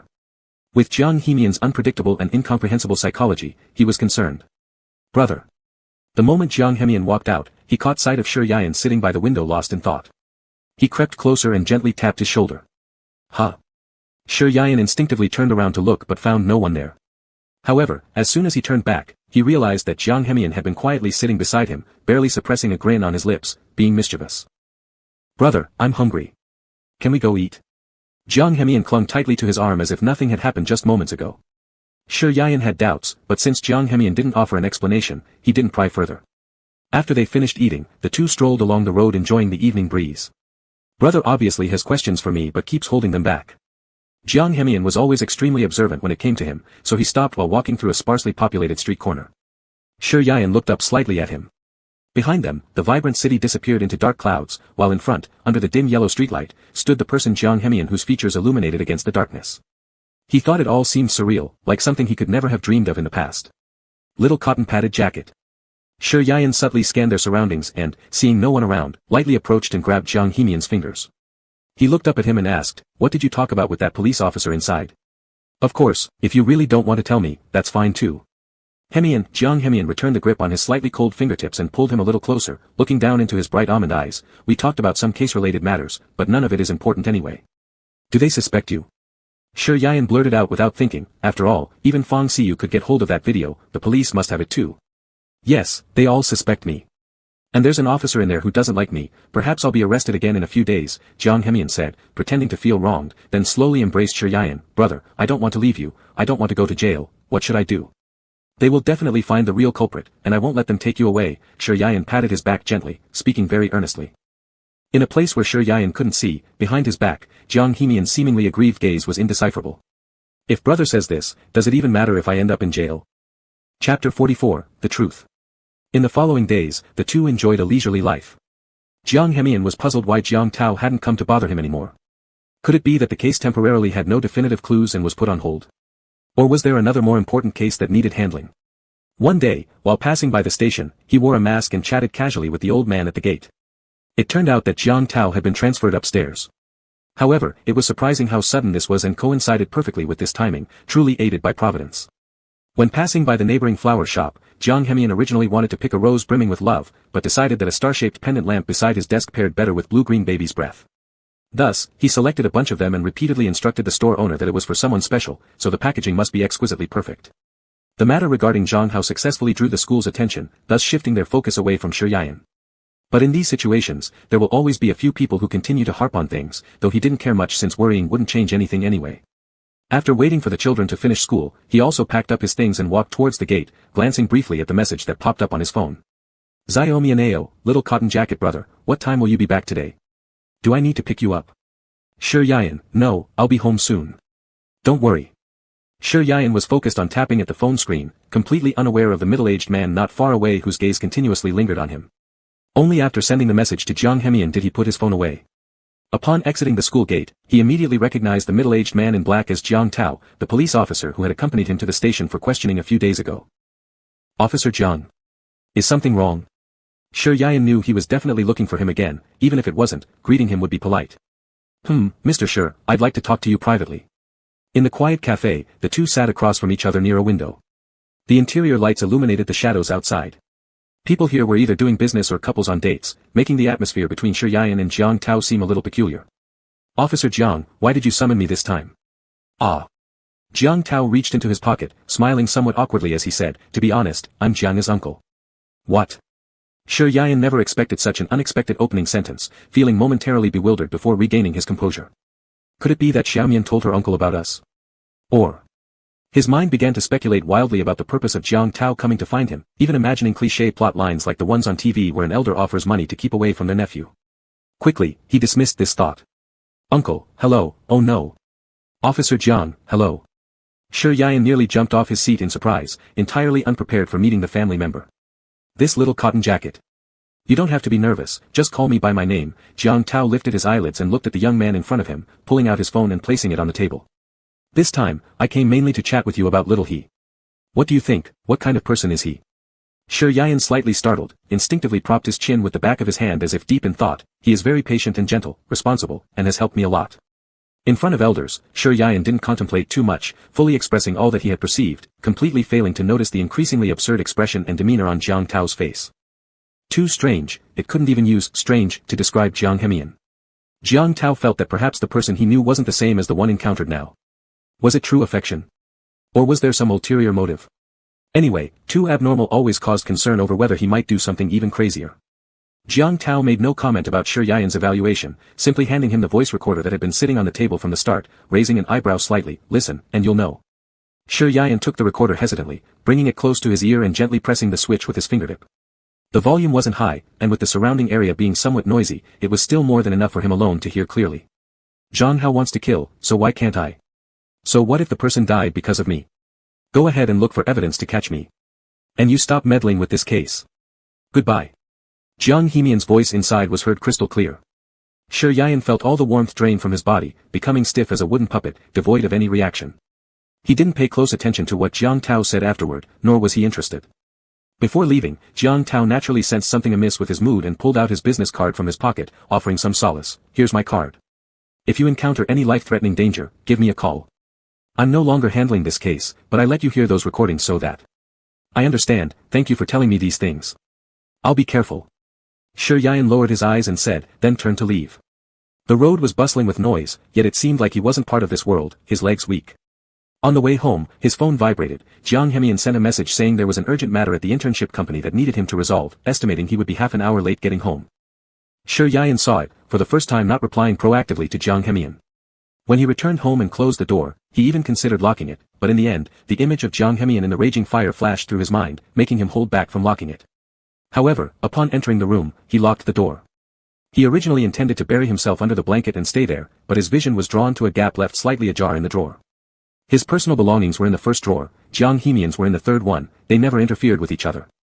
Before leaving, Shi Yayan had clearly concealed the drawer well as usual, never letting such a situation occur, so he squatted down to examine it.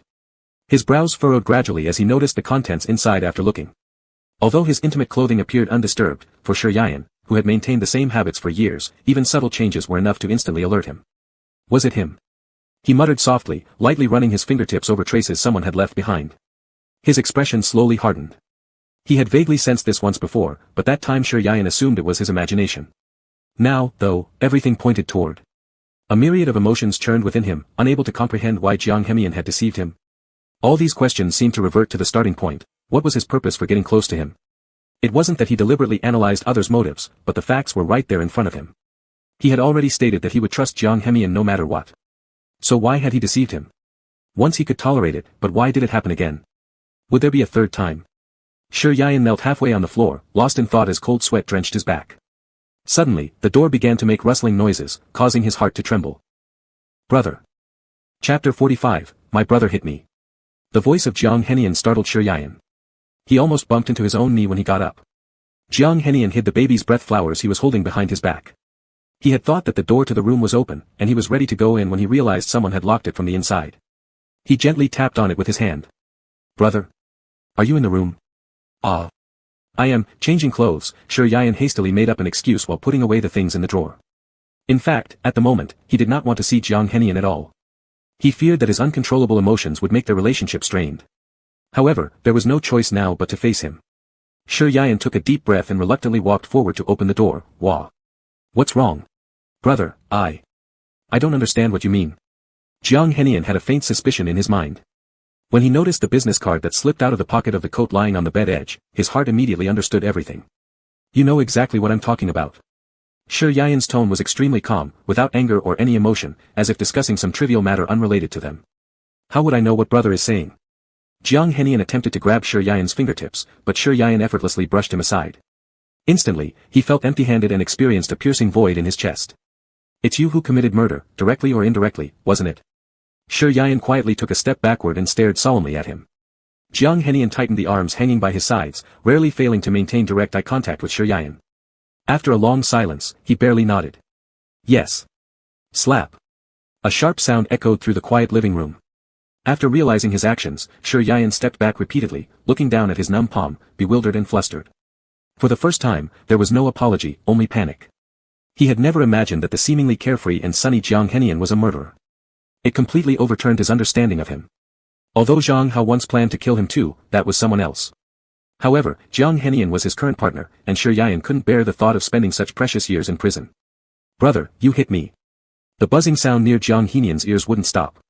He stared at Shi Yian incredulously, tears brimming in his beautiful eyes. Yes, I hit you. Why did you deceive me? Don't you realize that murder is against the law?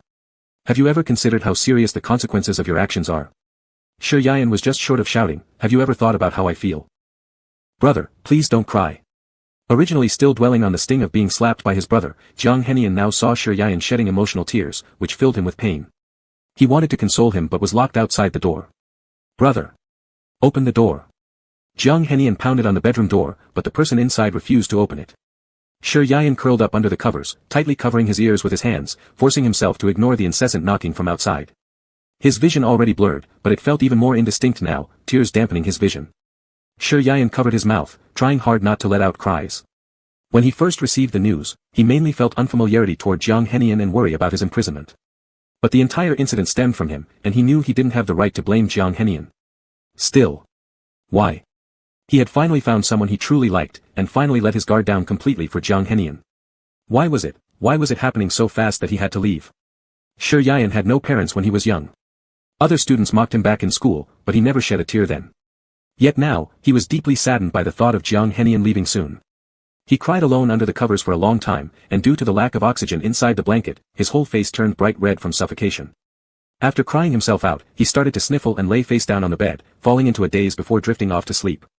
Jiang Henian stood outside his door all along, deep in thought as he looked down at his cheek where Shi Yian's handprint once was. It quickly faded. Listening to Shi Yian's gradually weakening sobs from within, he felt inexplicably relieved. Shit. He cursed loudly, wishing he could tear Jiang Tao apart right now. All I want is for no one to mess with me or Shi Yian, but these guys keep causing trouble. A worthless piece of trash like that, and it ends up being my stumbling block.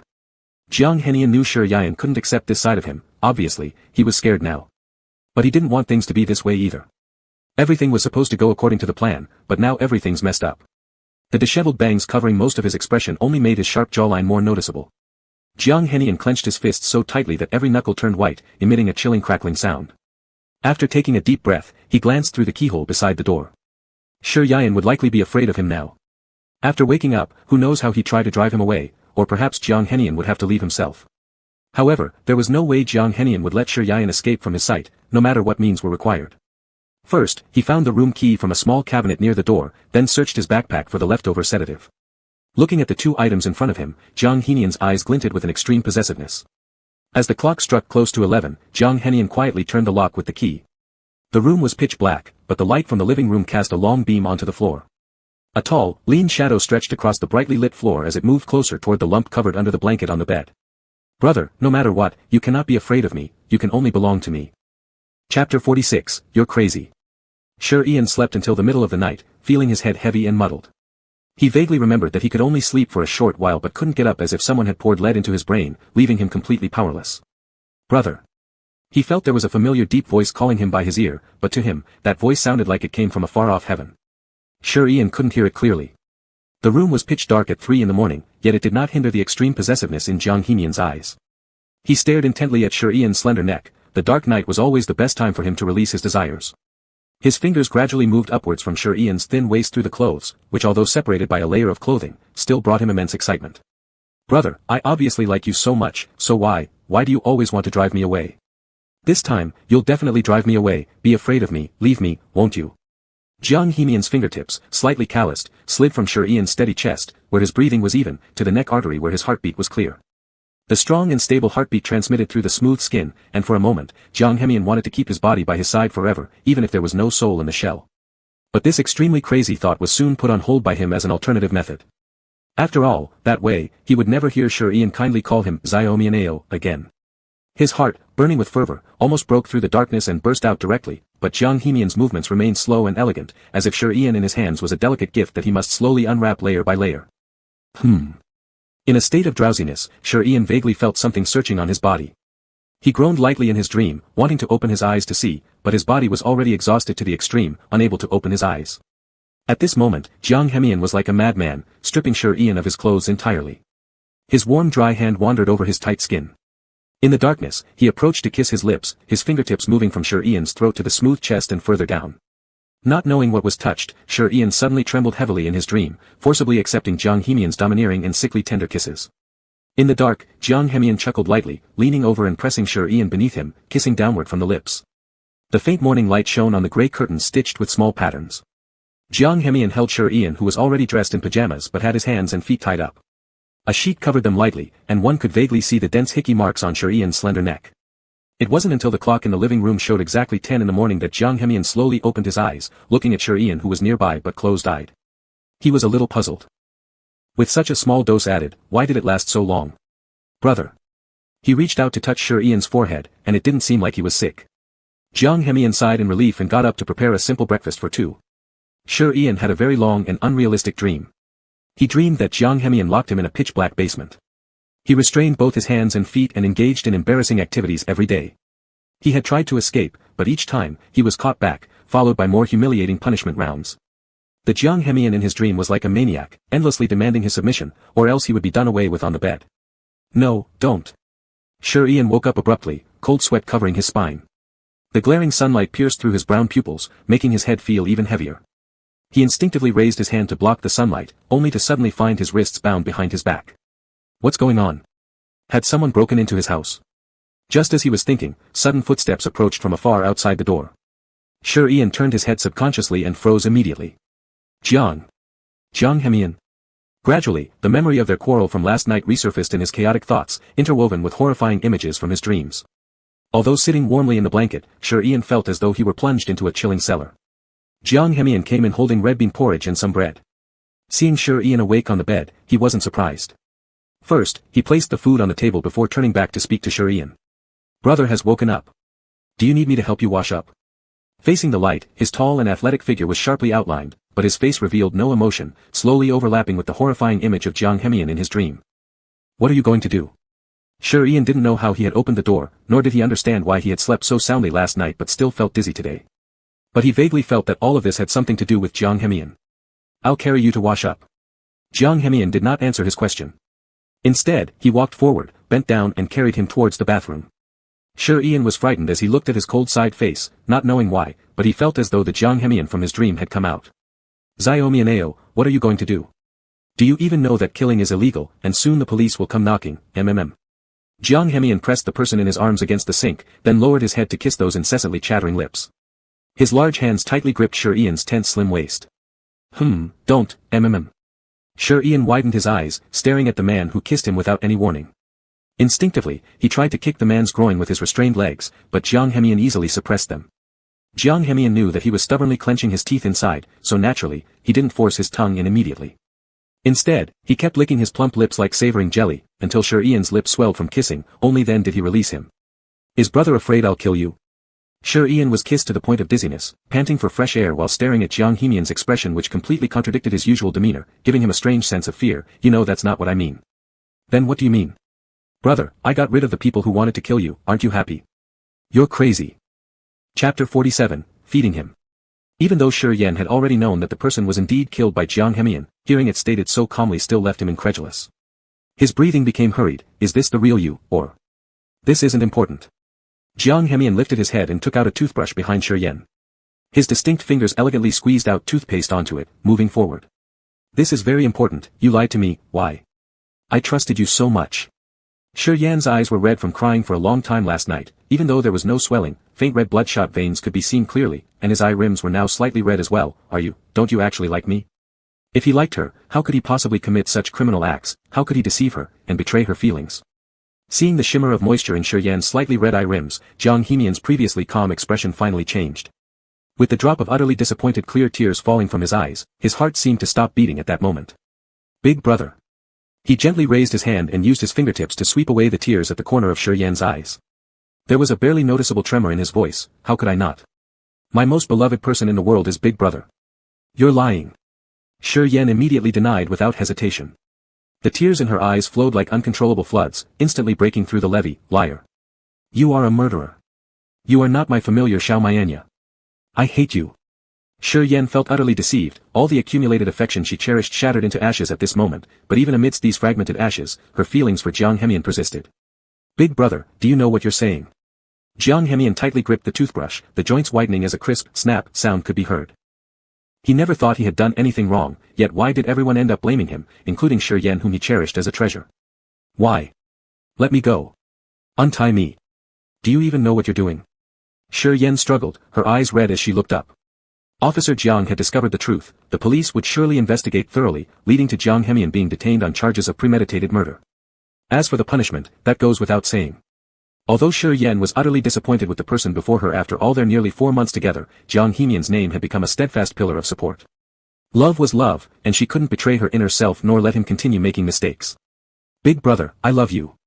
Don't think about escaping. Isn't staying by my side good enough? Jiang Hemian's voice was slightly hoarse, deep and off-key. This emotionless tone gave Shi Yan goosebumps. The Jiang Hemian in front of her confirmed that the formerly bright and open image he presented before her was entirely an act. What do you treat me as, a pet golden finch? Shi Yan asked him. Not that, it has never been that. Jiang Hemian initially only wanted Shi Yan to fall in love with him and trust him unconditionally, but now since they have reached a point where they cannot turn back, what else can he do? Tied by ropes and unable to move, Jiang Hemian tenderly brushed his teeth and washed his face. Beneath the cold surface lay his deeply affectionate feelings toward Shi Yan. After wiping his face, he carried Shi Yan back to the room and gently placed him on the desk, kneeling half beside him. It's not too hot anymore, let me feed you. Untie me, I'll eat myself. Shi Yan turned his head to avoid the soy milk offered, refusing to eat it. When Jiang Hemian helped him with oral hygiene earlier, Shi Yan noticed the dense red marks on his neck. This reminded him of when he woke up once after sleeping with Jiang Hemian, also finding those marks on his neck. He no longer needed guessing, it wasn't an allergy, they were kiss marks left by Jiang Hemian on his neck. Big brother, stop acting out, just let me feed you, no need to handle things yourself. Jiang Hemian's lips curled with a mysterious smile, causing Shi Yan to wonder if it was genuine or false. Turning his head to avoid the soy milk served by the spoon, Shi Yan abruptly asked, you don't suffer from sleepwalking, do you? Jiang Hemian paused momentarily at the question, then grinned, since Big Brother has gone this far, acknowledging the truth wouldn't make sense if I keep denying it. What was your purpose in getting close to me? Shi Yan asked, half closing her eyes. To get closer because of liking someone. Upon hearing this response, Shi Yan furrowed his brows tightly. The more Jiang Hemian claimed it was because of affection, the more agitated Shi Yan became, for how could someone who truly liked another person deceive him? And how could they bear to leave the one they like and go to prison alone? Did you plan this all along? Shi Yan took a deep breath and asked again. That explained everything. If it hadn't been carefully planned, he, Shi Yan, wouldn't have fallen for him so deeply, nor would he have let such feelings infiltrate his very bones without him noticing. Now, just thinking about trying to uproot them made him feel unbearable pain. What do you plan to do next? Tie me up around your waist and then what? Shi Yan lightly wiped away a tear from his left eye and turned his head to look at him. Brother, do you hate me? Hate the way I am now? If I let you go, will you send me away immediately?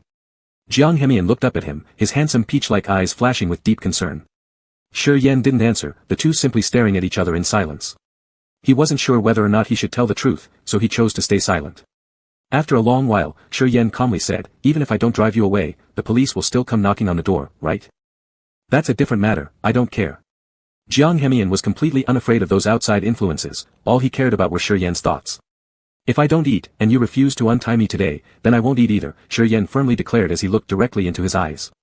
Jiang Hemian licked the back of his teeth, picked up the bowl and drank a sip. Then, he held the back of Shi Yan's head, transferring the entire mouthful of soy milk into Shi Yan's mouth, only reluctantly letting go after licking a few times more. "Brother, are you asking me to feed you the whole bowl of soy milk like this?" "Of course, I am fully willing." Shi Yan was so angry that his face turned red, never having encountered someone so shameless before. "No need." Chapter 48, How Often? After breakfast, Jiang Heman chatted with Shi Yan for a while. As he prepared to leave, his path was suddenly blocked by a pair of legs stretched out in front of him, and he looked down. Shi Yan glared up at him, clearly upset. "I have to go to work." "It's the weekend today," Jiang Heman said, enjoying the puffed-up look on his face. He lightly rubbed Shi Yan's cheek and whispered as a reminder, "Brother, you'd better not glare at me like that. I can't control myself." Though his face betrayed no emotion as he spoke these words, they immediately made Shi Yan panic. Without thinking, he glanced down at Jiang Heman's groin area, quickly looked away, but his ear tips were turning red. "I will go to work eventually. Do you want to lock me up here forever?" "Perhaps." Jiang Heman bent down and gently kissed between his eyebrows, his tone soft and gentle. "Brother, I'm rich enough to support you. Who needs your support?" Shi Yan despised the idea of being kept. Other than being short of money, he had hands and feet. He never needed anyone to take care of him. Jiang Heman didn't pay attention to what he said and went to the wardrobe to take out the coat Shi Yan had changed into last night. Finding a postcard inside, he instinctively reached for his lighter from his pocket. With a click, a flame ignited in his hand. Shi Yan had no idea what he intended to do, but in the next moment, Jiang Heman turned and lit the postcard right in front of him. "Jiang Heman. What are you planning to do?" Shi Yan tried to stand up from the bench, but Jiang Heman had tied the ropes to the chair so tightly that he couldn't move. Helplessly, he watched as the postcard was set alight, and Jiang Heman took his phone. "Wait for me at home, I'm going to my internship today and I'll be back this evening." Before leaving, Jiang Heman gave a light kiss on Shi Yan's lips and then turned to go. "Jiang Heman. Are you crazy? Let me out. I don't want to stay here." Jiang Heman. With a bang, the door closed, and the room instantly fell into darkness. Jiang Heman had tightly shut all the windows at home as if he wanted to nail boards over them. The curtains in the bedroom were drawn extremely tightly, allowing almost no light through. What an asshole. For a long time, despite struggling, all Shi Yan managed was to make his wrists red. There was nothing else he could do. Shi Yan lowered his head and stared at the floor, the feeling of being deceived wasn't pleasant, and big teardrops splashed onto the ground, making a faint sound. "Damn it, I shouldn't have trusted you, but why did I only get scammed by you?" He had always known himself to be slow to warm up to people. So except for his grandmother, he had been indifferent to everyone in the past. He thought this might be the best way to protect himself. But Jiang Heman was like his nemesis, striking when he had completely let down his guard. Shi Yan's face showed almost no expression, and he just sat there on the chair all afternoon. Midway through, he felt the urge to urinate but endured it because he hadn't drunk much water. For the rest of the time, he wasn't sure what he was thinking about. It was nearly 7 in the evening when Jiang Heman returned. The first thing he did after entering was use his key to open the bedroom door. When he saw Shi Yan still in the house, he felt like he had come back to life. "Brother." He quickly untied the rope behind the stool and carried Shi Yan to the bathroom. With his limbs still bound, Shi Yan quietly looked at the person in front of him, taking a deep breath. "Untie me. How is this any different from those other people?" "There is a difference. They only want money, but I only want you." Shi Yan had no words to respond. Jiang Heman gently placed him on the ground and slapped his butt before preparing to help him take off his pants. Shi Yan was scared and tried to retreat, but due to his immobilized limbs, he lost balance and fell backward. Ah! Suddenly, a thick hand firmly caught him around the waist, and Shi Yan's spine crashed into Jiang Heman's broad chest. His ears tingled slightly as Jiang Heman stabilized him. "Brother, lean against me. Let me take off your pants for you. Don't you need to use the restroom?" "Of course I do." This made Shi Yan so furious his face turned green. He had no habit of using the restroom under someone's watch unless he was disabled. Otherwise, it would be absolutely impossible for him to accept it. "I'll do it myself. Just untie the ropes and go outside. I hate troubling others." Shi Yan gave him a sharp glance. Unfortunately, Jiang Heman didn't care about what he said earlier at all. Hearing the phrase, "others," the originally calm expression on his face became even darker. "I'm not someone else. We are in a relationship now, as you said. Jiang Heman's face was extremely dark, but his tone when speaking to Shi Yian sounded as if he had suffered a great injustice. Shi Yian could feel the large hands around his waist roaming about carelessly and there was nothing he could do to avoid them. He snapped, no couple would enjoy being deceived. I hate being lied to. I didn't intentionally deceive you. Jiang Heman was merely afraid that after knowing his true self, Shi Yian would be frightened of him. Brother, can't you forgive me? How am I supposed to forgive you? Should I forgive your well-planned scheme or the fact that you tricked me while I was sleepwalking? Or perhaps the hickeys on my body? Shi Yian reflected on their past encounters and realized his life was filled with holes created by Jiang Heman. I didn't mean to do it, I'm sorry. Chapter 49, The Kiss. Nobody's home, and the weather is so hot, brother can just go out without any clothes. Upon hearing this, Shi Yian almost spewed blood in exasperation and gave a cold laugh. What else do you want? Do you also want me to strip completely and run naked? Jiang Henian realized he was getting too carried away and let out a soft cough before stammering, if brother wants to, I would naturally welcome it.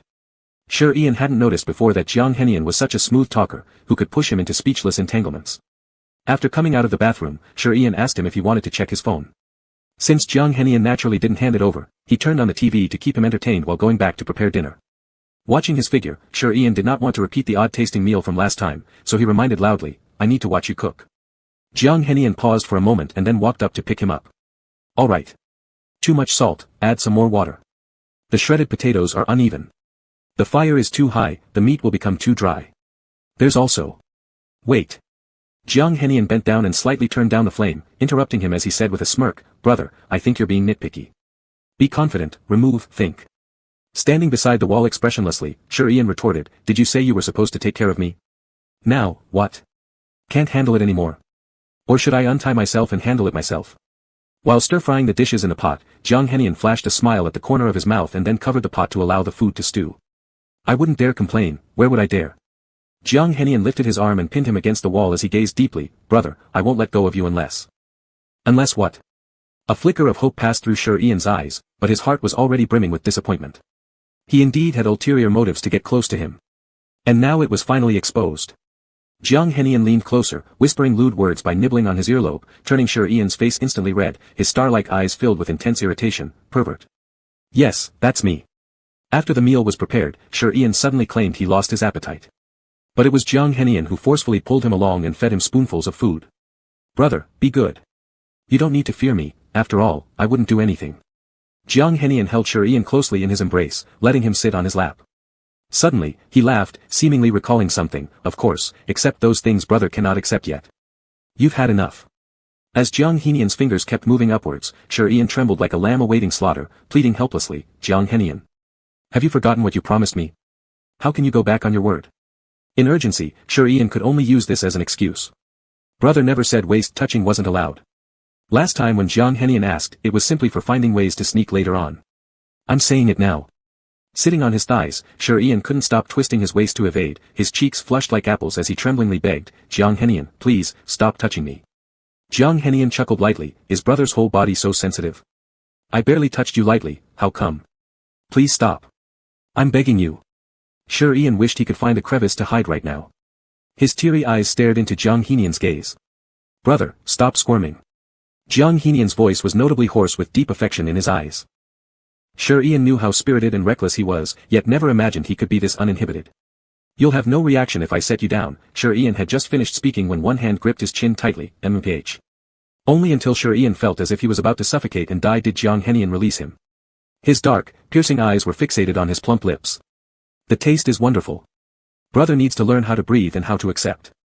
Gasping for fresh air in large gulps, Shi Yian felt a strange sensation, apart from choking, he also felt utterly powerless, his whole body collapsing limp in Jiang Henian's broad, warm chest. It wasn't quite the same as he'd imagined, upon contact, his brain seemed to crash like a frozen computer screen, leaving him devoid of any sensation, while saliva wildly built up in his mouth. Shi Yian's heartbeat quickened. He realized that he truly couldn't hate Jiang Henian. Despite intending to scold him, his heart raced wildly every single time, deceiving no one. This made him even more frustrated. If he could now deceive himself and deal a fatal blow, then what about when he's in love to the point of no return?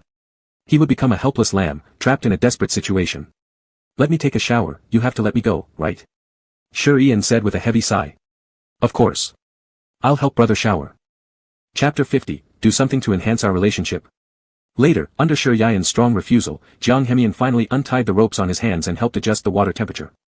When he returned and saw the tears hanging on Shi Yan's face, a heavy sense of guilt surged in Jiang Hemian's heart instantly. "Brother, don't cry. I was just scaring you a little, not really going in with you." Jiang Hemian looked at Shi Yan, who kept shedding tears and stood there helplessly. In the past, he had basically never seen him cry. How did Shi Yan become so tearful after getting familiar now? Though unable to comprehend it, Jiang Hemian knew it must be related to himself. Shi Yan also didn't know why. Every time he thought about how Jiang Hemian deceived him and currently locked him up, he couldn't control his tears. He wasn't sure if this behavior from Jiang Hemian truly meant love. In short, he felt completely insecure, and this conflicting emotion made him very restless, but he didn't know how to solve the problem. To be accurate, he cried out of anger. "Why do you have to torture me like this? This is my rented house. Get out, I don't want to see you." Shi Yan cried until his cheeks turned red. His thick lashes were soaked with tears, tightly sticking to his lower eyelids as he continuously sobbed. Jiang Hemian knew that letting him go would result in this outcome. He slowly squatted down in front of Shi Yan, his dark eyes showing no expression. He raised his hand and gently wiped away the tears on his face. "Brother, don't drive me away. I want to stay by your side, forever." Shi Yan, with his slightly reddened eyes looking at him, his moist lips trembling, seeing Jiang Hemian's lifeless pupils, suddenly dared not to speak. The moment he thought of how Jiang Hemian used this extremely indifferent look to frame Zhang Hao to death, Shi Yan felt an uncontrollable chill run through his body. That handsome face seemed, just. Jiang Hemian noticed the fear in his pupils, similar to the look of that little kitten when he was young. "Brother, what are you hesitating about? Or should I?" "No need." Shi Yan instinctively refused. He got up, took the clothes for changing, and went directly to the bathroom. Jiang Hemian followed closely behind, as if he was afraid Shi Yan would leave the next instant. Without saying a word, Shi Yan shut the door, quickly came to the window edge and pulled the glass window open to look down. It was already night, and below was the greening zone of the residential area. Except for pitch darkness, nothing could be seen clearly. This was the second floor. Although the floor wasn't high, jumping from here was beyond his courage. Jiang Hemian leaned against the bathroom door, listening to the gradually rising sound of water inside. His head was low, not knowing what he was thinking. When he was not there those days, Shi Yan went to see Jiang Tao. He didn't know what they said, but upon returning, Shi Yan already knew about his murder of Zhang Hao. This old man must have been scheming for a long time. What benefit would it bring to send him to jail? Besides, he was already someone soon leaving the Illusion Sea City branch. Why was he creating so many problems? But to catch him, it wouldn't be easy. Jiang Hemian was only somewhat puzzled about which step went wrong that made Shi Yan think he definitely killed Zhang Hao. Did Jiang Tao already find the evidence? It didn't seem right either. The impulsive nature of Jiang Tao wouldn't allow him to hold back. If he already found the evidence, there would be no hesitation due to any old friendship and refraining from reporting it upward. So, the only explanation was, he hadn't found the evidence, all merely verbal accusations told to Shi Yan. After washing, when Shi Yan came out, he was pulled by Jiang Hemian to dry his hair. After drying, the ropes were tied back again. "Jiang Hemian. You bastard. Are you still tying me?" Shi Yan originally thought he could get away tonight without being tied, but it ended up. Jiang Hemian looked down at his red wrists, a deep pain flashing in his eyes. Actually, he knew early on that this rope material would hurt Shi Yan, so he bought a more solid and smoother rope today. However, it seemed that even then it was too late. Unexpectedly, his skin was so delicate that the outer layer of epidermis was almost worn off. He held on to Shi Yan's shoulders as he moved around, reprimanding him softly, "Stop moving." Shi Yan slightly startled, his eyes rapidly welling up with tears. He endured his crying voice, cursing, "If you didn't tie me, this wouldn't happen. Now you're scolding me instead." Jiang Hemian blew gently on his reddened wrist and lightly kissed it, realizing his tone just now was a bit harsh. He quickly changed his words, "Brother, I'm sorry. Of course, you know you're wrong." Shi Yan, with his red eyes glaring at him, said, "But you won't correct it, will you?" Jiang Hemian lowered his head and said nothing, slightly bowing to place him on the bed, then turned off the light. As the room plunged into darkness, he held Shi Yan tightly in his arms. "Did Jiang Tao approach you first? It seems that brother still trusts others more." Jiang Hemian asked with a tone that wouldn't easily reveal any underlying meaning, concealing his real purpose within his words. Shi Yan had his limbs tied, originally not wanting to answer this question, but after sighing in his heart, he responded, "What do you mean by trusting others? Isn't Officer Jiang your uncle? Besides, it was you who admitted it." When Jiang Hemian heard the first part, he inwardly sneered. In his memory, no one in the Jiang family was a good person. But upon hearing the latter part, his mind became somewhat clear. He already knew that Jiang Tao's intention when calling him to the tea break room definitely wasn't single purpose. He realized that Jiang Tao even carried a voice recorder with him. "What's the matter with you asking this?" Shi Yan felt uneasy as she heard his silence, sensing something strange somewhere. It's nothing. Jiang Hemian hugged the person closer to him, leaned down, and kissed the corner of his lips. It's late. Brother, go to sleep quickly. How can I sleep like this when you've tied me up? Shi Yan's tone was unpleasant. Jiang Hemian thought deeply for a while, got up, and turned on the light, then untied the rope around Shi Yan's wrists. One end of the rope was tied to Shi Yan's wrist, and the other to his own wrist. This should work now, right? After saying that, Jiang Hemian turned off the light. No, being tied together with you will make me unable to sleep. Even though Shi Yan was somewhat afraid of him, she knew that Jiang Hemian wouldn't truly harm him, so his courage grew a bit. In the darkness, Jiang Hemian softly chuckled. With one big hand, he pulled the person close into his embrace, biting at Shi Yan's earlobe and whispering, "Brother, I really can't sleep either. How about we do something to enhance our relationship?" Chapter 51, The Sheet Will Be Dirty. Upon hearing this, Shi Yan immediately panicked and struggled to turn herself over, stuttering, I suddenly feel sleepy. Let's go to sleep. How can we? Jiang Hemian reached out and pulled her back, smiling faintly in a low voice, but I can't fall asleep. You still need to intern tomorrow. You should rest early. Shi Yan was truly afraid that he might do something unspeakable. Jiang Hemian felt his tension and realized that continuing further might leave no way back. He slowly withdrew his hand from her waist. Sleep, brother. I love you. I love you.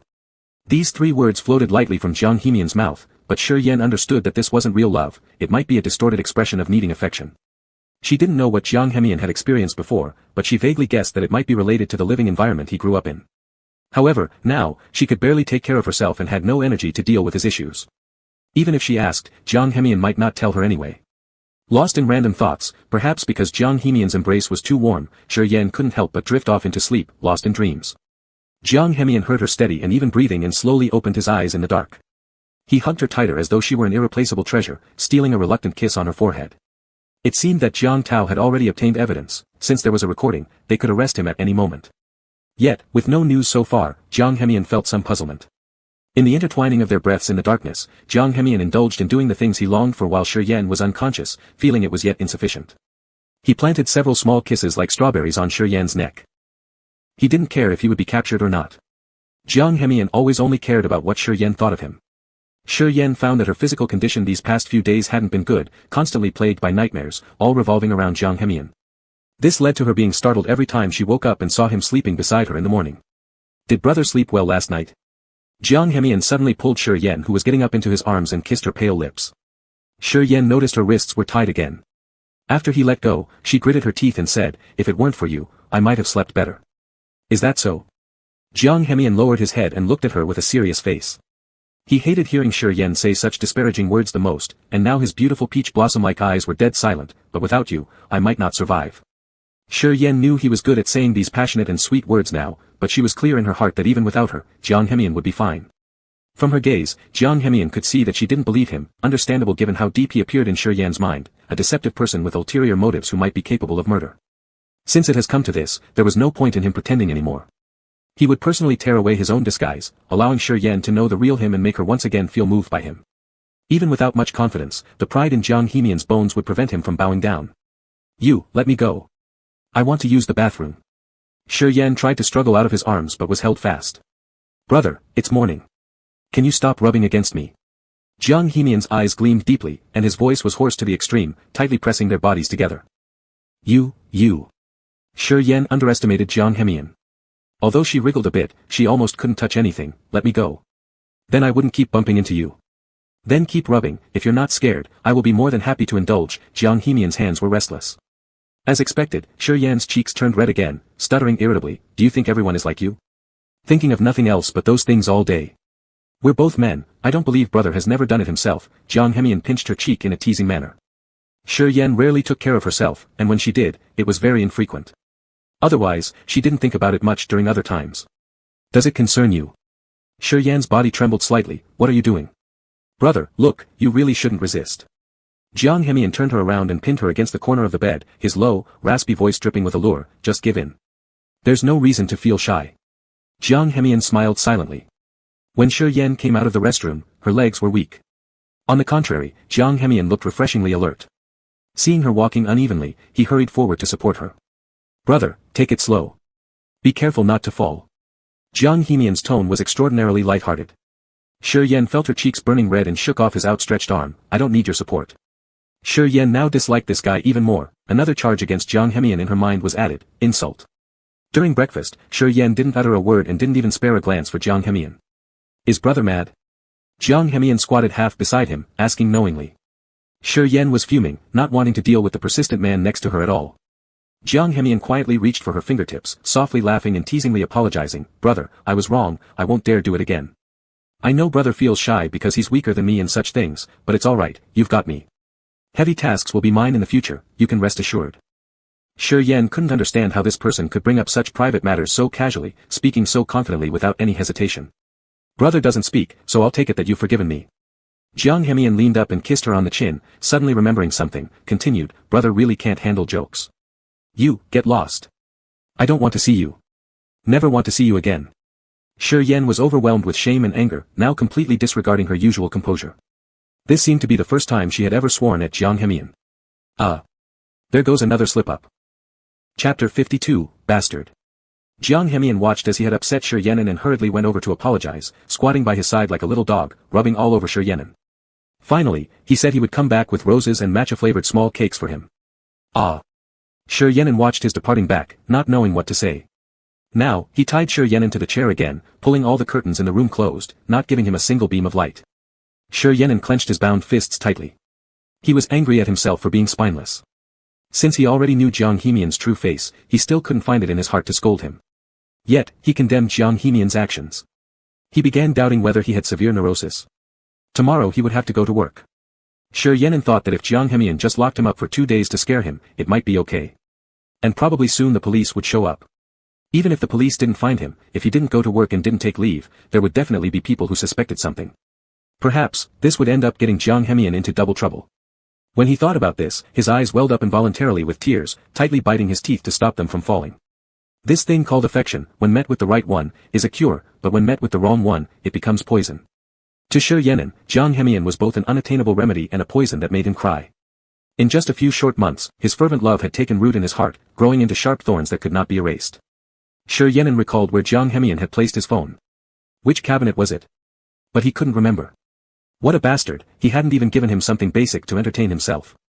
Of course, he wasn't really asking for such a thing. Anyone who's normal, if shut in a dark room for a day, would feel bored. Of course, if there were things to do, he wouldn't resort to using his phone for entertainment. He was trying to move the chair, but not only did he fail to get out of the room, but he also fell onto the ground. Hiss. Shi Yanin gritted his teeth in pain as his knees, elbows, and chin all hit the hard floor tiles. It almost caused physiological tears to well up in his eyes. So much pain. Jiang Hemian, outside on internship, had no idea what was happening inside at home. He had originally planned to return at noon to bring Shi Yanin food, but this lousy company suddenly assigned overtime. Since he had already arranged with the school and the company needed to report internship-related evaluations to the school, it wouldn't be wise to mess up because of this. He compressed the originally 2-hour work into 1 hour, skipping lunch at noon just so he could return earlier. Although he was in a rush, he didn't forget what he wanted to bring Shi Yanin. When Jiang Hemian returned carrying dinner, Shi Yanin's stomach was already growling loudly due to hunger. He lay on the floor practically all day. Being on the second floor, with curtains drawn tightly, cold air from the icy floor tiles seeped through the gaps in his pajamas. Shi Yanin was frozen stiff, almost losing the feeling of the pain. Brother. As soon as Jiang Hemian placed the dinner at the door and came inside, he saw the scene, blinked, and quickly helped him up. Still not going to untie me. Shi Yanin felt utterly humiliated after being caught in such a humiliating position, thinking he'd lost all his dignity. Jiang Hemian put down the flowers and small cakes in his hand and quickly rushed to support Shi Yanin. Not knowing how to comfort him, he sighed helplessly, brother, what are you doing? Looking at the bruised jaw on Shi Yanin, Jiang Hemian was about to be heartbroken and hurriedly untied him. Brother, did you hurt any other places? What do you think? Black lines filled Shi Yanin's head, his tone heavy, every moment wanting to cut down the culprit before him. I'm wrong, it's all my fault. Let me take you to apply medicine. Jiang Hemian immediately picked him up, placing him on the living room sofa, then turned around to fetch the first aid kit, quickly massaging his wounds with blood circulation promoting medication. Ouch. Brother, I'm sorry, I'll try to be as gentle as possible, Jiang Hemian said sincerely. He wished he could transfer Shi Yanin's pain onto himself. Stop applying the medicine, it hurts too much. Shi Yanin spoke, a clear teardrop sliding from his eye corner, angrily saying, anyway, after the medicine is applied, I'll just be tied up again. These minor injuries will heal in a few days. Hearing the latter part of his words, the light in Jiang Hemian's pupils gradually dimmed. He knew tying Shi Yanin up was definitely wrong, but once he let him loose, it would be completely letting go. He still wasn't entirely confident that his brother had fallen for him completely, binding Yenin gave him the delusion to survive in every dark night. He clung to this faint brightness to get by. I told you not to apply the medicine, so why are you still doing it? Sure, Yenin couldn't believe that despite everything he had said, Jiang Hemian still showed no sign of guilt. Did he not feel even a bit remorseful? The injuries on his body were all gifts from Jiang Hemian. If he couldn't use Jiang Hemian's guilt over them to make him stop tying him up now, then it would be harder later to convince him to let go. Sorry, brother. I can't untie you. You cannot leave me, ever. Jiang Hemian continued to apply ointment on his knees. When he lowered his head, his gaze was filled with tenderness. His fingers gently touched Sure Yenin's pale calves while his other hand lightly wiped over his knee. After finishing everything, he looked up and immediately saw tears streaming down Sure Yenin's reddened eyes. Jiang Hemian felt a pang in his heart, his lips trembling as he struggled to speak for a long moment. Ultimately, all he could manage was a soft whisper. Brother, you don't understand. He raised his hand to gently wipe away the tears flowing down Sure Yenin's cheeks. He knew how wrong Sure Yenin must feel, perhaps resenting him, perhaps fearing him, perhaps already plotting ways to escape. But none of it mattered. He excelled at playing the long game, like predators hunting on the grasslands, always wearing down their prey until exhaustion. Sure Yenin's long eyelashes fluttered slightly, and another tear rolled down from the corner of his eye. Don't cry, brother. Chapter 53, Lewd Words. Jiang Hemian kissed from the corner of his mouth up to the weeping corner of his eyes, holding Sure Yan's wrist pressed against his chest. His kisses were both dominant and gentle, not allowing Sure Yan to resist while still being carefully delicate. Enough. I don't like your kisses. Sure Yan didn't understand what this person was thinking. It was he who made him cry, and now he was kissing the wounds as if he thought this would make Sure Yan forget the source of his pain. He pushed him away with all his strength, catching a glimpse of the flowers and small cake box on the table. Enraged, Sure Yan said, taking pity on me by giving me flowers. Without you, I can buy them for myself.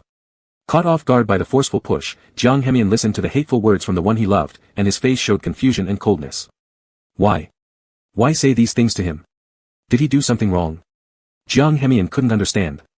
He only knew that he had solved a problem for Sure Yan, but now received disdain from his brother. While he was lost in thought, Sure Yan suddenly stood up and ran toward the door, but before his fingertips could reach the doorknob, an arm suddenly pinned him against the door. Heavy breathing came from behind, and Sure Yan saw that he was just a step away. Desperately, he pushed down on the doorknob, but it wouldn't budge. Brother, don't test my patience.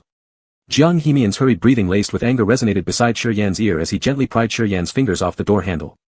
Brother, if you don't want to stay with me 24 hours a day or let me nail every exit shut with wooden boards, you'd better stay put here quietly. I won't touch you. Sure Yan almost exploded from the tyrannical, icy words of the person behind him. He tightly clenched his molars, his chest welling up with sorrowful tears like a geyser, yet helplessly sighed within his teary eyes. You want to imprison me? Hearing Sure Yan's voice choked with sobs but filled with resilience, Jiang Hemian sighed in his heart as his arms wrapped around Sure Yan's waist. No. But you are. Sure Yan grabbed his wrists tightly, almost embedding his nails into Jiang Hemian's skin. Let me go, we break up, the road is wide, we'll go separate ways. I'll pretend none of this ever happened, until, MMPH. Before Sure Yan could finish his sentence, he felt a tightening under his jaw as he was forced to turn his head and kiss Jiang Hemian. Stop. Jiang Hemian kissed fervently, biting and nibbling on his soft lips until the metallic taste of blood spread through their mouths, then finally let go. Are you crazy? Your lips are bleeding. Sure Yan's star-like eyes misted over with tears, physiological ones flowing out. Yes, I am. Brother, do you realize now how madly I love you? I've wanted to do even crazier things to you. To tie you to the bed, feed you every meal personally, and have you unable to stand each night after I. A loud slap resounded, leaving a clear handprint on Jiang Hemian's cheek, while Sure Yan's eyes burned with fury and a bloody red hue. Such humiliating words, Jiang Hemian said them as casually as drinking water. Sure Yan never thought he was such a person. Originally, he thought Jiang Hemian lacked love, which made his actions extreme, but he never expected there to be similarities to a thug or gangster. Realizing the heated sensation on his cheeks, Jiang Hemian touched his face, seeing the rage in Sure Yan's eyes. Taking a deep breath. Brother. Don't call me. Sure Yan refused to give him any glances, heading straight for the room. Jiang Hemian knew he hadn't eaten much all day and quickly stepped forward to pull him back. Brother, I'm sorry. Don't be angry anymore, I will stop saying lewd things. Please eat some food first, okay? It's none of your business whether I eat or not, even if I starve, I'll never eat the food you bought. Just after Sure Yan spoke, his stomach gave a loud gurgle.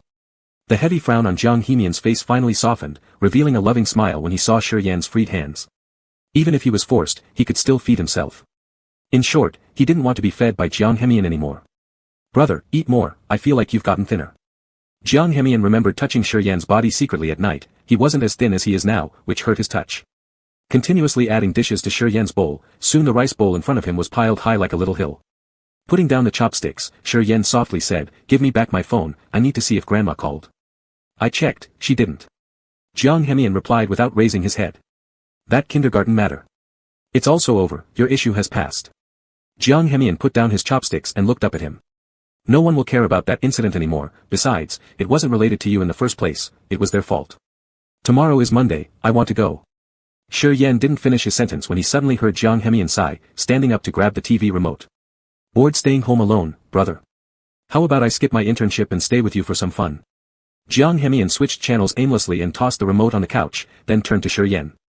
"What do you think?" "Who? Not necessary." Shi Yan, turning his back, had a darkened expression. It seemed now that Jiang Hemian truly had no intention of letting him leave the house, but what about his job? No job meant no income. He hardly remembered how hard he'd worked to secure this stable position, yet now all those years of effort were to be thrown away.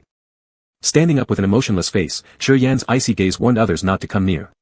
Even a hare bites when cornered, Jiang Hemian. "I'll ask you one last time, will you let me live like a normal person?" Jiang Hemian remained silent, only the sound from the TV filled the room. After a long while, he shook his head slowly. "I'm sorry, brother, only this request. I can't grant it." "Oh, good, very good." A bitter wave flooded Shi Yan's heart as a smirk curled his lips, a mockery towards his own stupidity. He should have never felt sympathy for Jiang Hemian, let alone fallen for him. Now, no matter how much it hurt, he needed to rip out the thorns deeply embedded in his heart, regardless of the pain. Neither spoke as they held their ground, tension building while a female host from the TV droned on.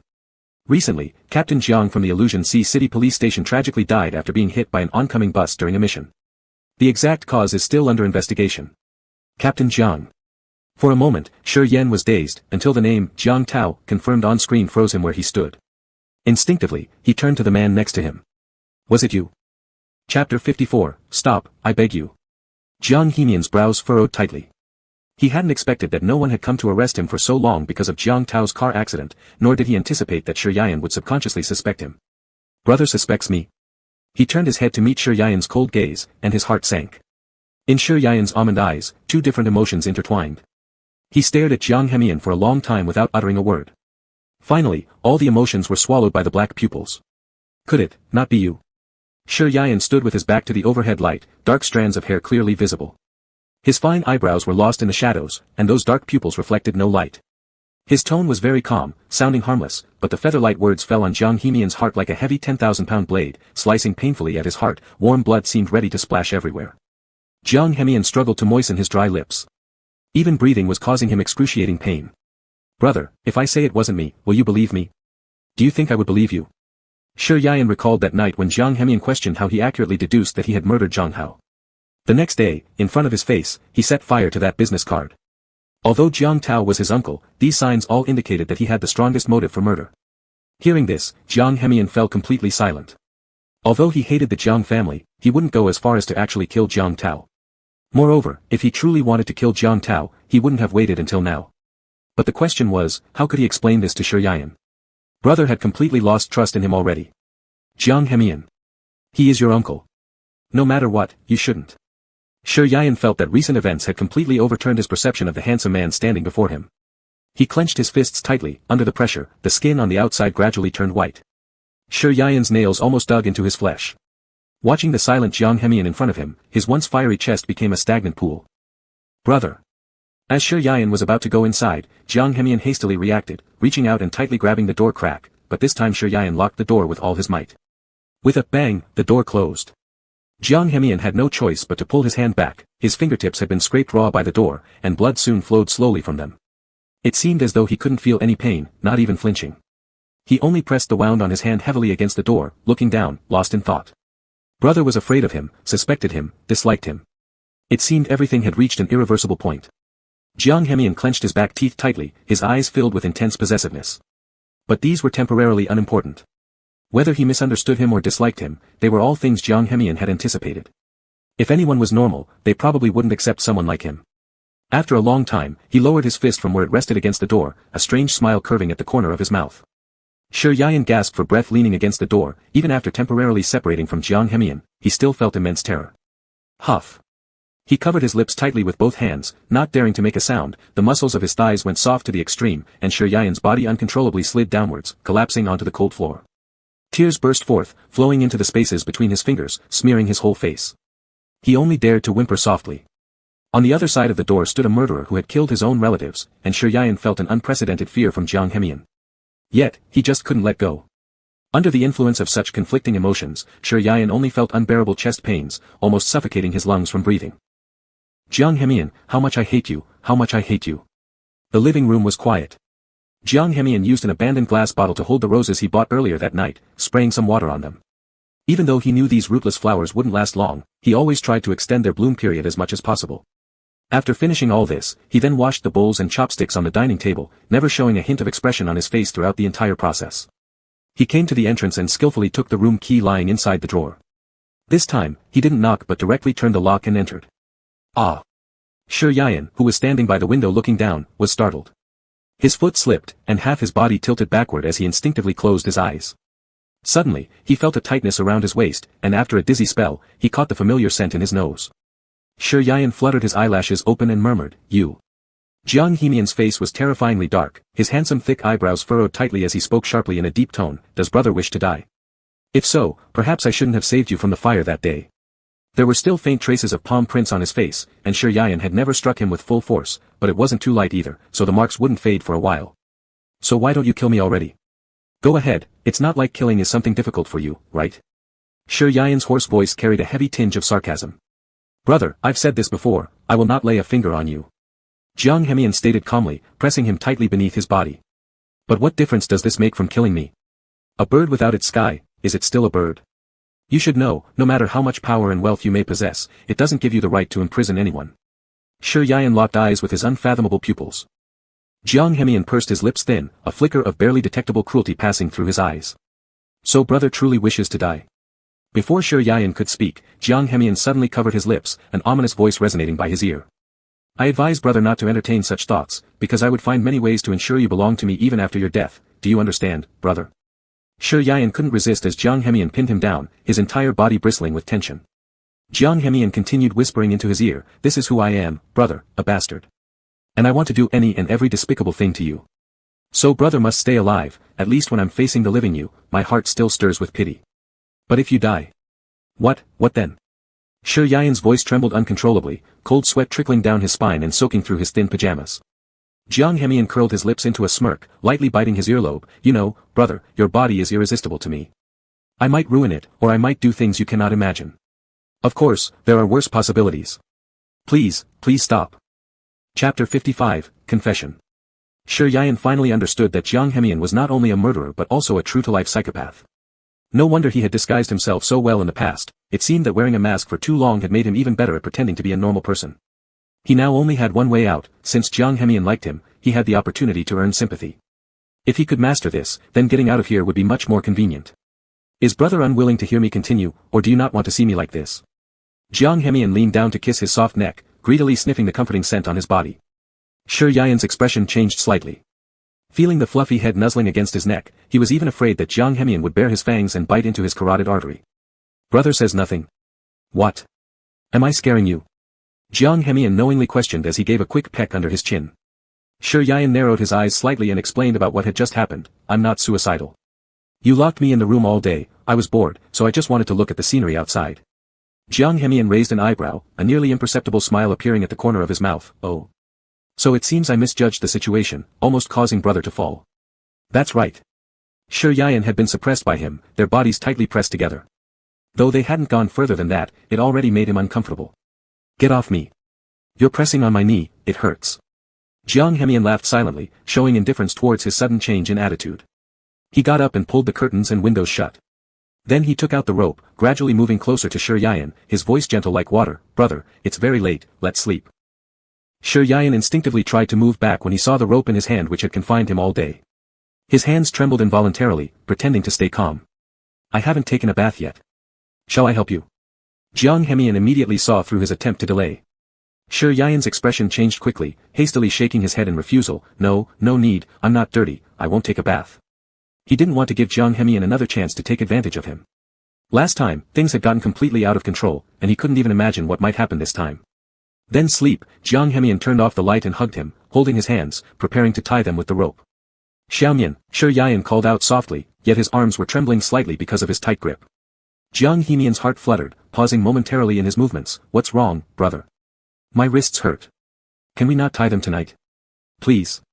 Shi Yian became bolder and initiated moving closer, humming lightly. It hurts, the skin is about to tear. Just one night, okay? No. Jiang Hemian answered extremely decisively, gathering him in a big hug. Why? Don't you like me? Wouldn't you hate seeing me in pain? Shi Yian's soft voice carried a hint of unjustified feeling. I don't want to see you in pain. Jiang Hemian wrapped his arms around his thin waist, burying his head in Shi Yian's neck. But I'm more afraid of waking up tomorrow morning to find you gone from my side. Shi Yian felt as if his hidden intentions had been uncovered, and his fingers subconsciously curled up. In order not to seem too fake, he slowly reached out to return the embrace. It won't happen. I just feel the wrist pain.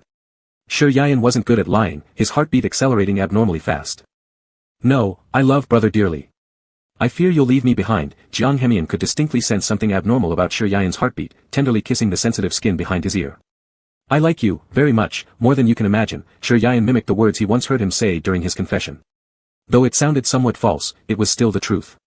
In a place unseen by Shi Yian, Jiang Hemian's lips curved upward as he let go slightly. Brother, say it again. The moonlight illuminated the two of them lying face to face on the bed through the curtains. Shi Yian had no choice but to look into his eyes, forcing himself to overcome the shame and repeat it again. Mian, I like you. After finishing his statement, Shi Yian felt something was missing, leaning forward to peck his chin. Jiang Hemian's breathing suddenly deepened more than double, lifting a hand to press him beneath his body. His voice was hoarse. What did brother call me? Mian. Shi Yian was so nervous his heart almost leaped out of his throat. Unknowingly, his hands clenched into fists. Brother, do you truly, genuinely like me this way? Even though Jiang Hemian knew Shi Yian was doing all this to avoid being tied up tonight, hearing such endearing terms from him filled his heart with a glimmer of hope. Shi Yian realized that he shouldn't tell the truth at this moment, so he gritted his teeth and replied, yeah. Then show me, otherwise I might think that you believe I'm an easy person to fool. Jiang Hemian lay back again, propping his head up with his elbow as he stared at him intently. What do you mean? Shi Yian was slightly startled. You say you like me, but I never see any action. Jiang Hemian's words were suddenly cut off by a soft press on his lips. Shi Yian leaned in and interrupted whatever else he was about to say. Pop. Their lips pressed tightly together, and Shi Yian tried to imitate the way Jiang Hemian had kissed him before, fumblingly pressing against his lips. Finally, he gathered the courage to slip his tongue in, while Jiang Hemian didn't take the initiative the whole time. Shi Yian's kiss was completely unskilled, drool ended up all over Jiang Hemian's mouth until eventually, he was gently guided into a deeper French kiss when someone held the back of his head. He gradually picked up a little rhythm. Enough. I can't breathe. Shi Yian subconsciously placed his hand on Jiang Hemian's chest to keep him at bay. Just as he was about to suffocate, Jiang Hemian finally let go. Panting heavily for fresh air, Shi Yian softly asked, will you tie me tonight? Mian. That final endearing call nearly made Jiang Hemian lose control altogether. Snuggling closer in his embrace, Shi Yian added sweetly, can you not, please? Fine, everything is fine. Jiang Hemian threw the rope on the ground carelessly and pulled the person in his arms even closer. The heart that had been pounding anxiously inside Shi Yian finally calmed down. Let's sleep then, I'm sleepy. Anything brother says goes. Jiang Hemian rested his chin lightly on Shi Yian's hairline, closing his eyes deeply as he fell asleep. Both were wearing thin pajamas, and Shi Yian could clearly feel the warmth transmitted through their clothes and the steady breathing above his head. Curling up in Jiang Hemian's embrace, after some time, Shi Yian quietly opened his eyes. He called out in a low voice, Jiang Hemian.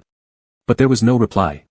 His heart secretly rejoiced as he carefully placed the big hand resting on his waist and slowly distanced himself from Jiang Hemian. After silently rising up, he tiptoed toward the foot of the bed. At the very moment when he slipped away from his embrace, Jiang Hemian's eyes snapped open. Chapter 56, A Crazy Night. When he got out of bed, he obviously felt that he had put on his slippers the wrong way around, but he didn't care about it at all now. He had only one goal in mind, to leave Jiang Hemian. As Shi Yian gently pulled open the bedroom door and glanced back at the person on the bed, fortunately, Jiang Hemian was still asleep. Since this house was from an old era, when you pulled the door open, a slight creak sound would be heard. Although during the noisy daytime, this sound was not so noticeable, but at this quiet night, it sounded particularly clear. Hence, Shi Yian was extremely careful and closed the bedroom door before leaving, allowing his heart, which had been pounding violently, to slightly calm down. He practically dashed to the entrance, regardless of the outside temperature or what he was wearing, a pajama. Once at the door, he opened it and ran downstairs immediately. His heartbeat had exceeded the normal range by far. When he blindly ran to the staircase, he suddenly stopped short, startled by a shadow ahead. There appeared to be a person in front of him. The bottom of the staircase was so dark that almost nothing could be seen. Instinctively, he stomped his feet, yet the broken light on top made no response. "Brother, where do you intend to go?" A familiar husky voice filled Shi Yanan's eardrum. With cold wind blowing through the staircase entrance, the surrounding temperature instantly dropped more than a few degrees. Shi Yanan shivered, incredulously staring at the figure in front of him. You. His voice trembling, he instinctively retreated backward, tripping over the stairs behind him and falling onto the ground. The pain shot sharply through his butt. What am I? Jiang Hemian's towering body gradually approached as he squatted down beside him, his voice hoarse. His slightly cold fingertips gripped Shi Yanan's chin. "Isn't brother trying to say that you weren't sleeping?" Shi Yanan's palm was pressed against the icy floor, his trembling chin couldn't stop. His eyes intently stared at the man who had abruptly shown up. How did you? He truly regretted now for not tying Jiang Hemian up with a rope. This guy was terrifying, having pretended to sleep all along. Despite his clumsy acting, Shi Yanan wasn't able to expose it. "Looks like tomorrow, we'll need to nail all the windows shut. Then again, brother won't be able to enjoy the scenery outside." Jiang Hemian squatted on the ground. His black eyes were like those of a hunting eagle at night, sharp and pointed. Slowly nearing his prey, he rested his hand on the step, encircling Shi Yanan in his embrace with a sinister tone. "At such late hours, brother is full of spirit to play hide and seek with me. But these are all kids' games." The corridor was completely dim. Jiang Hemian's voice wasn't loud, but to Shi Yanan, it echoed like thunder. They were so close that their breaths were almost intertwined. Due to guilt, Shi Yanan didn't dare to move away, letting Jiang Hemian shower warmth on his neck. "Since brother is so energetic, let's do something more interesting."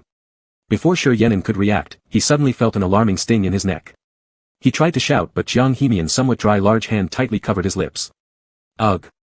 Jiang Hemian bit into the tender flesh of Shi Yanan's neck with his sharp canine teeth. The taste of blood seeped between his teeth immediately, and he began to suck vigorously. His mouth was filled with the intense smell of blood. He didn't want to act like this originally. He never bore to see Shi Yanan hurt, but this time he was very angry. If he trusted him this time, then probably when he woke up tomorrow morning, there would be no one left on the bed beside him. Pain, such intense pain. The big hand tightly covered Shi Yanan's lips, preventing him from making any noise. Shi Yanan tilted his head upwards, hearing Jiang Hemian's urgent breathing and sucking sounds next to his ear. His pupils were full of fear. He knew Jiang Hemian was ruthless, but he didn't expect him to be this brutal. Sucking blood, what strange habit. Tears welled up in his eyes, trickling down 2 trails on his cheeks. Jiang Hemian suddenly felt something wet at the tip of his nose. The salty taste mixed with blood rolled into his mouth. He extended his tongue to lick the injured spot as if comforting him. He could sense Shi Yanan's current collapse, but this wasn't the result he wanted. Jiang Hemian knew that the previous method didn't work on him anymore, so he needed to change tactics now. Make Shi Yanan fear him to the extreme, then obediently stay by his side, finally withdrawing his claws into his arms while being forever his shelter. Subsequently, he slowly released Shi Yanan. Just after letting go, his chest was struck heavily by Shi Yanan's fist. Ugh! Shi Yanan used all his strength to punch him on the chest. Although he heard him groan, his body didn't budge a bit. Unable to bear it any longer, he cursed. Crazy! After hearing, Jiang Hemian did not say anything. He just firmly grasped the hands that Shi Yanan had not yet pulled back, then slightly exerted force on his wrist and pressed his body down. This section omits 500 words. For passing the review sob, Sarien. Chapter 57, Shouldn't brother show some kindness? Shi Yanan noticed his hand movements and beads of cold sweat instantly broke out on his spine. Upon closer inspection, one could see the traces of blood at the corner of Jiang Hemian's mouth. It was clear he wasn't joking around. "No, please, stop, don't do this anymore." Tears were hanging from his eyes as he shakily reached to pull Jiang Hemian's arm. "Amian, I won't run away anymore, never again. Please don't do this, I'm scared." Shi Yanan's eyes quickly filled with tears, which slid down his icy cheeks. He looked at Jiang Hemian through a sob-laden voice, shaking his head. "Brother, if only you'd been like this earlier." Jiang Hemian's expression softened slightly, and he lifted his hand to gently wipe away Shi Yanan's warm tears with his fingertips. "Will you still try to run? If you do, I'll simply..." "I won't run, never again, Amian, I'm cold." Shi Yanan's legs went limp, barely able to suppress the slight convulsions that came over him as though stimulated. His entire being looked disoriented and troubled. Jiang Hemian felt a pang of sympathy, picked him up in one hand from the ground, patted the dust off his bottom, and walked upstairs. He had jumped out of the second-floor bedroom window just now, otherwise, there would have been no way for him to catch Shi Yanan. Once inside the room, he flipped the light switch. "I'll fetch a clean set of pajamas, brother, wait just a bit." Shi Yanan's thick eyelashes were laden with tiny tears, his eye rims red all around. His frail body trembled faintly. Jiang Hemian knew tonight's actions were harsh on him, but if not done so, they wouldn't be able to suppress his ongoing desire to escape. After helping Shi Yayan, who was lost in thought, change into fresh clothes, Jiang Hemian kissed his swollen eyelids tenderly. Stop crying, I will always be by your side from now on. I won't treat you like I did before. Shi Yayan closed his eyes briefly, sniffled without responding. Jiang Hemian retied the ropes around their wrists again and held Shi Yayan as they slept together. Go to sleep, good night brother, you need to be well behaved from now on. As the weather gradually grew warmer, Shi Yayan became particularly docile during the next few workdays. Jiang Hemian changed the locks on the room and installed security grills outside the windows. Now, no one could get out. Passing a florist shop, Jiang Hemian bought another bunch of roses. He discarded the previously wilted flowers in their vase into the trash can, replacing them with the new ones. After preparing dinner, he sat Shi Yayan on his lap, feeding him. Jiang Hemian's cooking skills had improved dramatically. With richer ingredients than before, Shi Yayan's palate had become even more refined. Don't want it, it doesn't taste the same as last time. Shi Yayan wrapped his arms around Jiang Hemian's neck and turned his head away, looking disdainful. How is it different? Jiang Hemian chuckled helplessly and took a bite of the steamed perch he had prepared himself. It couldn't be said that it was any different from last time, in fact, it tasted exactly the same. I don't care, it's just different. Shi Yayan used the spoon to scoop up a bite of plain rice, eating it loudly to express his protest. Alright, I'll definitely be more careful next time. Jiang Hemian touched his waist, feeling that it had become slightly fuller than before. Then he gave his but a squeeze, whispering a soft laugh. After dinner, Jiang Hemian brought him to the computer. Knowing he might feel bored recently, he decided to entertain him. Does brother want to play games? Jiang Hemian asked while holding Shi Yayan's slender waist, making him sit on his lap. Shi Yayan shook his head, his face expressionless. There was an obvious scar on his neck, left from when Jiang Hemian bit him a few days ago, though it was already healed. Seeing his reaction, Jiang Hemian realized Shi Yayan probably didn't have much time to play games before. Brother, is there anything you like? You can tell me, and I'll buy it for you. Upon hearing this, Shi Yayan's calm lashes twitched faintly, but ultimately, he shook his head. Then, is there anyone you care about? Like your parents? Jiang Hemian inquired cautiously. I have none. Shi Yayan's eyes remained dark and lifeless, revealing no fluctuations in emotion. Jiang Hemian paused, instinctively hugging him tighter, as if wanting to fuse him into his own bones and blood. I'm sorry, it was my fault for speaking too much. Shi Yayan looked down at him and added slowly, in fact, there was one person, my grandmother. This sparked a memory for Jiang Hemian. He asked, did your family undergo relocation once? I returned long ago, but I couldn't find you. Yes, Shi Yayan nodded, lowering his gaze. I was raised by my grandmother. My father died in an accident when I was 5 years old, after which my mother left with someone else. Unable to bear seeing him saddened, Jiang Hemian gently stroked his back. Don't be sad, brother. You still have me, I'll always be here, as long as you don't leave. Shi Yayan saw his own reflection through the light-colored pupils, feeling a bitter taste in his heart yet unable to express it. How are you crying again? Brother really knows how to cry. Jiang Hemian leaned in, drawing the tear that had slipped down Shi Yayan's mouth into his own lips. Realizing this, Shi Yayan felt uneasy and wiped his tears with his sleeve. He used to not be someone who cried easily, but lately, he couldn't help shedding tears at the sight of Jiang Hemian. He even could not distinguish whether he was crying for this relationship or because of how Jiang Hemian treated him. The most painful thing about people is to cry over their past selves. But since things have come to this point, what could he do? He couldn't even save himself, let alone prevent Jiang Hemian from killing others. I don't know, woo-woo. The more Shi Yayan thought, the harder it became to control his tears. He smeared his face all over Jiang Hemian's, almost making himself look like a little flower cat. Brother, stop crying, alright? With no longer the intention to play games, Jiang Hemian focused on hugging him and comforting him. Does brother think I've been bad to you? Or something along those lines? Jiang Hemian lightly kissed his lips. This week, Shi Yayan didn't go to work. Jiang Hemian had taken leave for him. Although they had already obtained evidence regarding Zhang Hao's matter before, it was strange why no one had come to arrest him so far. He wouldn't believe that Jiang Tao would cover for him, rushing to destroy the voice recorder before the police could check the corpse. A Mian. Shi Yayan sniffed heavily, looking at him with red eyes and speaking in a heavy nasal tone, you haven't been bad to me, it's just that I. What is it, you? Jiang Hemian gently wiped away the tears at the corner of his eyes soft as water. I miss grandma. Tears shimmered in Shi Yayan's apricot eyes as he held on to his fingertips. Mian, can you accompany me back to see her? Jiang Hemian silently stared at the hand that was holding his fingertips, seeming to contemplate the feasibility of this request. Mian, grandma is not in good health. I usually go back to visit her every month. She called me last time, and I guess she needed something from me. Will you come with me this time? Seeing Jiang Hemian still hesitating, Shi Yayan shed another tear and softly pleaded, all right. Meeting the parents? Jiang Hemian was caught off guard by the sudden turn of events. Looking into his watery eyes, he found it hard to refuse and pointed to his lips. Shouldn't brother show some appreciation? Chapter 58, prefers softness to hardness. Shi Yian never expected that he would even demand a kiss for such a thing, but as she was about to agree, she couldn't afford to hesitate on this matter. So, she leaned forward and kissed him briefly before pulling away. Not enough. Jiang Henian suddenly spoke up, catching the moment their lips parted and kissing her again. Shi Yian instinctively wrapped her arms around his neck, reciprocating the kiss. That's enough. Jiang Henian always kissed fiercely, always dominantly leaving her no room to refuse. Shi Yian felt as though she were suffocating until he finally let go. Alright, I'll agree with you, big brother. When? Jiang Henian looked down at the slightly swollen lips he had just kissed, satisfied with a hint of a smile curling his lips.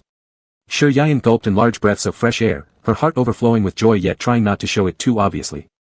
She asked, when will you have time? I'm fine anytime, my internship is almost over. Jiang Henian supported her slender waist with one hand, leaning slightly backward while gazing at her. Then, how about the day after tomorrow? Is that okay? Shi Yian asked tentatively. Though she didn't know why the police hadn't come to investigate Zhang Hao and Jiang Tao's affairs yet, it was clear that Jiang Henian's confinement of her wasn't sustainable, so she had to devise her own plans. Mian. Can I ask you something? Shi Yian leaned into his chest, feeling his steady and strong heartbeat. Of course, you can. Jiang Henian loved the feeling of being relied upon by her, tenderly pinching the soft flesh of her cheek while hugging Shi Yian with the other hand. You don't get along well with Officer Jiang, do you? Actually, Shi Yian was more curious as to what kind of family environment could produce a child like him. As soon as the words left her mouth, she distinctly noticed the change in Jiang Henian's demeanor and quickly rephrased herself. I didn't mean anything by it. I just... Shi Yian watched as his expression grew increasingly somber, impulsively kissed his lips, cradling his face earnestly. Mian, don't be mad. After this action, the fierce aura on Jiang Henian's face vanished completely, replaced by a smirk on his lips. What's worrying you, big brother? Am I some man-eating old demoness? Certainly not, but you are a tormentor. Shi Yian obediently shook her head wagging cutely like a clappered drum. She now realized clearly, Jiang Henian was the typical type who preferred softness to hardness, of course, with certain exceptions. No, you're a warm quilt. This sentence successfully made Jiang Henian laugh, and he gently patted Shi Yian's fluffy head. Well, whether or not I get along with him doesn't matter much, all big brother needs to remember is that his death has nothing to do with me, not a single penny. Shi Yian froze momentarily, unable to shake off the feeling that Jiang Henian wasn't lying, but if so, everything seemed bizarre. What? Big brother doesn't believe me? Jiang Henian lightly pinched her chin with his fingers, softly caressing her smooth skin while his eyes darkened. No. Shi Yian hesitated to believe. That night, when the two were about to sleep, Jiang Henian's phone suddenly rang, startling Shi Yian who had almost fallen asleep. Your phone is ringing. Jiang Henian felt Shi Yian shiver slightly in his arms, knowing she had been startled, and comforted her by gently patting her back. Sorry, big brother.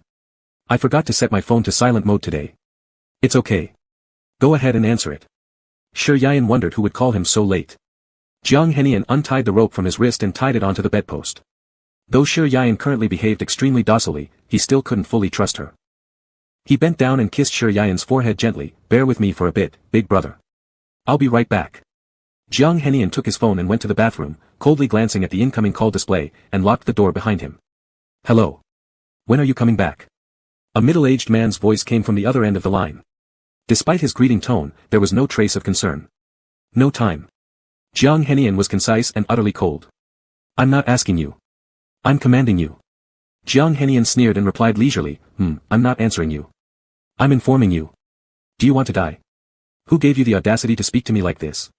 The man on the other side exploded in rage, his voice coarse and loud, nearly yelling through the phone.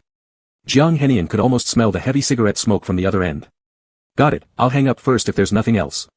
I still need to rush my thesis. He casually made up a lie. Your uncle is dead.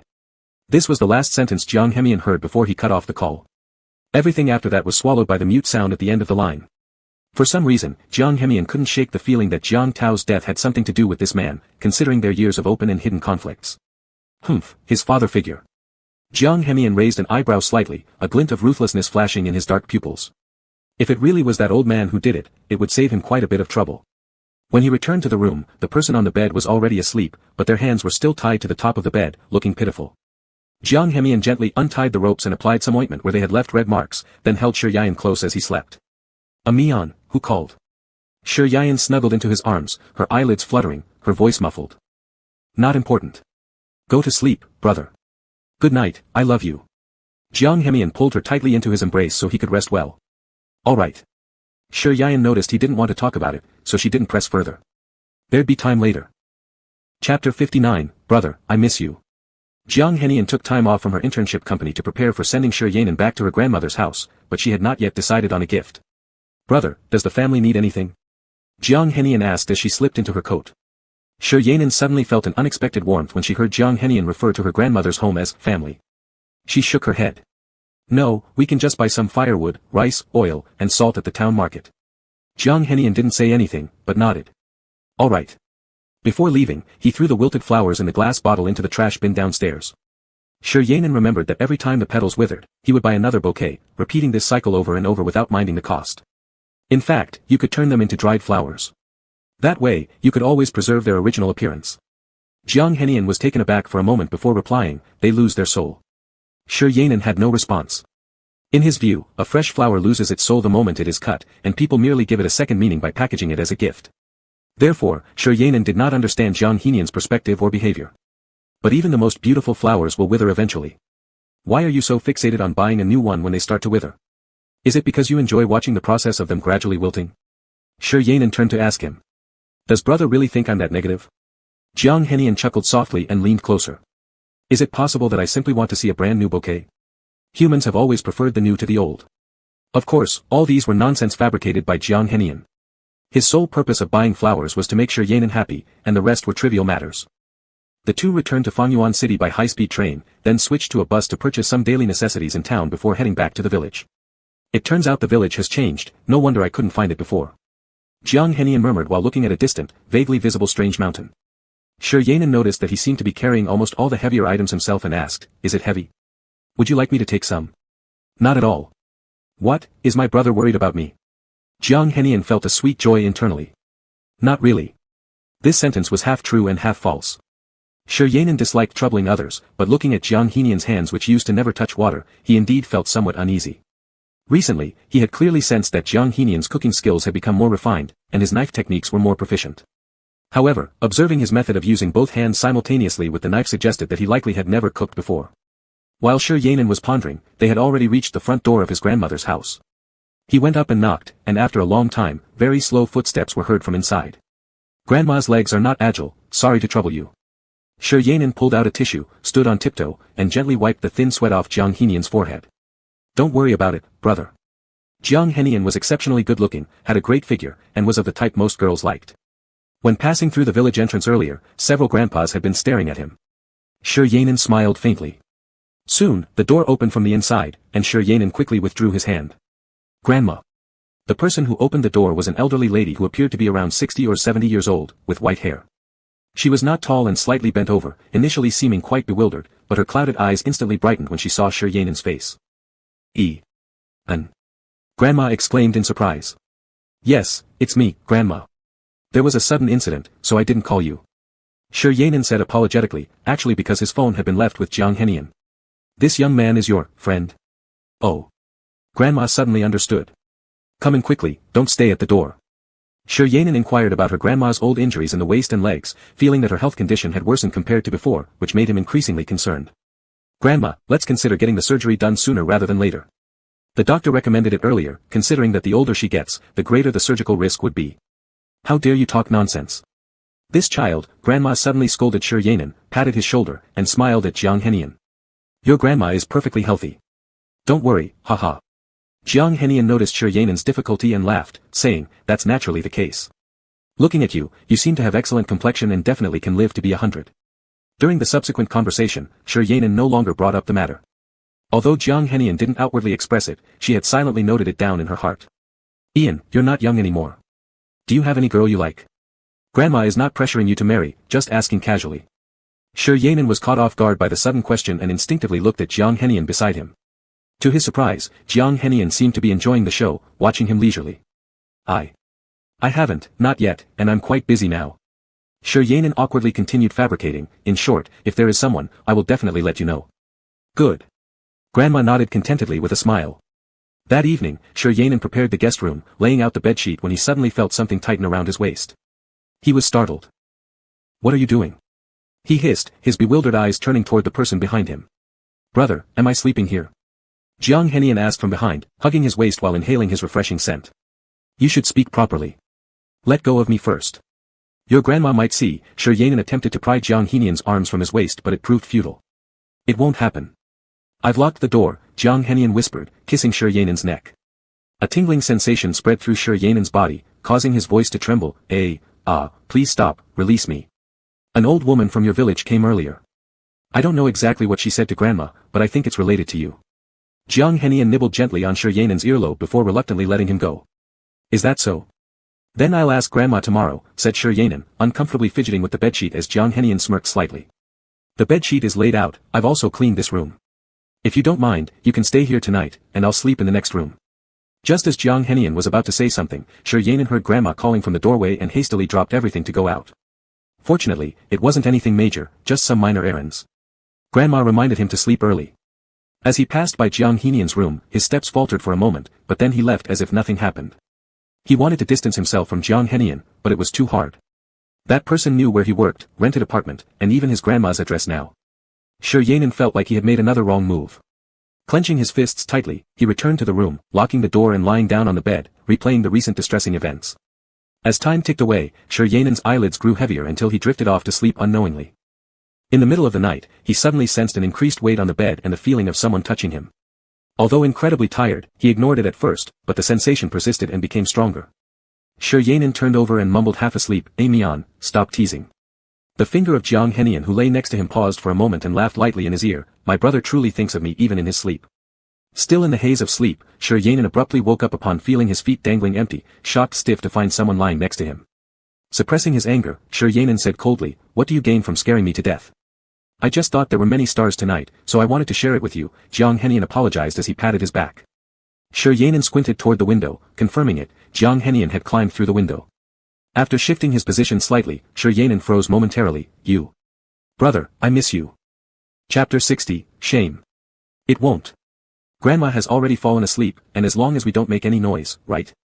Jiang Henian's large hand in the quilt went to hook Shuryanin's slender waist, causing the person in his arms to shiver. "Why are you so thin? Otherwise, others might think I'm abusing you." "Of course not." Shuryanin trembled, utterly ashamed. "They wouldn't possibly associate us with the kind of relationship we have." "Then let them know." Without a second thought, Jiang Henian directly said. "No." Shuryanin was startled by these words, his breathing involuntarily speeding up, but after regaining his composure, he hurriedly changed his tone. Mian, we're both men cannot be with men. All people are the same, why is it not acceptable?" Jiang Henian's eyes flashed with a trace of darkness, his voice low and deep, filled with stubborn obsession. "Brother, I like you, and unfortunately, I've fallen for you, why is it not acceptable?" Shuryanin didn't know how to explain their situation to him. "In short, we can't let others know. Mian, please don't tell anyone." By the end, Shuryanin's voice was tinged with a soft crying tone. When he turned to look at him, there were tears glistening in his eyes. "Brother, are you crying?" Jiang Henian couldn't bear seeing him shed a single tear, especially over such a trivial matter. He sighed inwardly and spoke tenderly. "All right, I won't tell anyone, and we'll keep it secret. Stop crying, okay?" Jiang Henian wasn't one who disliked the feeling of secretly loving someone, but he felt that liking someone should be done openly, something that truly matched Shuryanin's brilliance. "I've stopped crying." Jiang Henian's breathing became erratic as he kissed and nibbled on Shuryanin's neck. "Brother, you smell so good. Let's stop talking." Shuryanin avoided Jiang Henian's kisses by turning his head. "Are you feeling better now?" Shuryanin was already very sleepy, his eyelids heavy. He murmured softly, "Sleep then, good night, brother." Jiang Henian's mood was excellent, and he fell asleep holding Shuryanin, without further troubling him. When the morning dawn arrived, Jiang Henian originally wanted to stay and sleep with Shuryanin a little longer, but before dawn had fully broken, Shuryanin urged him to leave quickly. "You'd better hurry and leave. Once Grandma wakes up and sees us lying in the same bed, she's bound to suspect something." Shuryanin tidied up his sleeping shirt collar at the door, urging Jiang Henian who was hesitant to leave. "Brother, do you even know what time it is now? It's not even 6:30 yet. How could she possibly get up this early?" Jiang Henian found it unbelievable, guessing that perhaps Shuryanin had made up an excuse just to drive him away. "Oh no, it's too late." Shuryanin looked at Jiang Henian, still disheveled, and rushed forward to help him adjust his clothes, pushing him out. "Go, please. Otherwise, if..." As Jiang Hemian opened the door, Shi Yian's voice abruptly stopped, and he froze on the spot. Grandma. You too, Grandma stood at the door, her arms still raised, about to knock when she noticed the two inside, momentarily unsure what to say. Grandma. It's getting hot, so there are rats in the house. He came over to borrow rat glue from me. Shi Yian instinctively stepped forward to shield Jiang Hemian. Grandma suddenly understood, nodded, and smiled.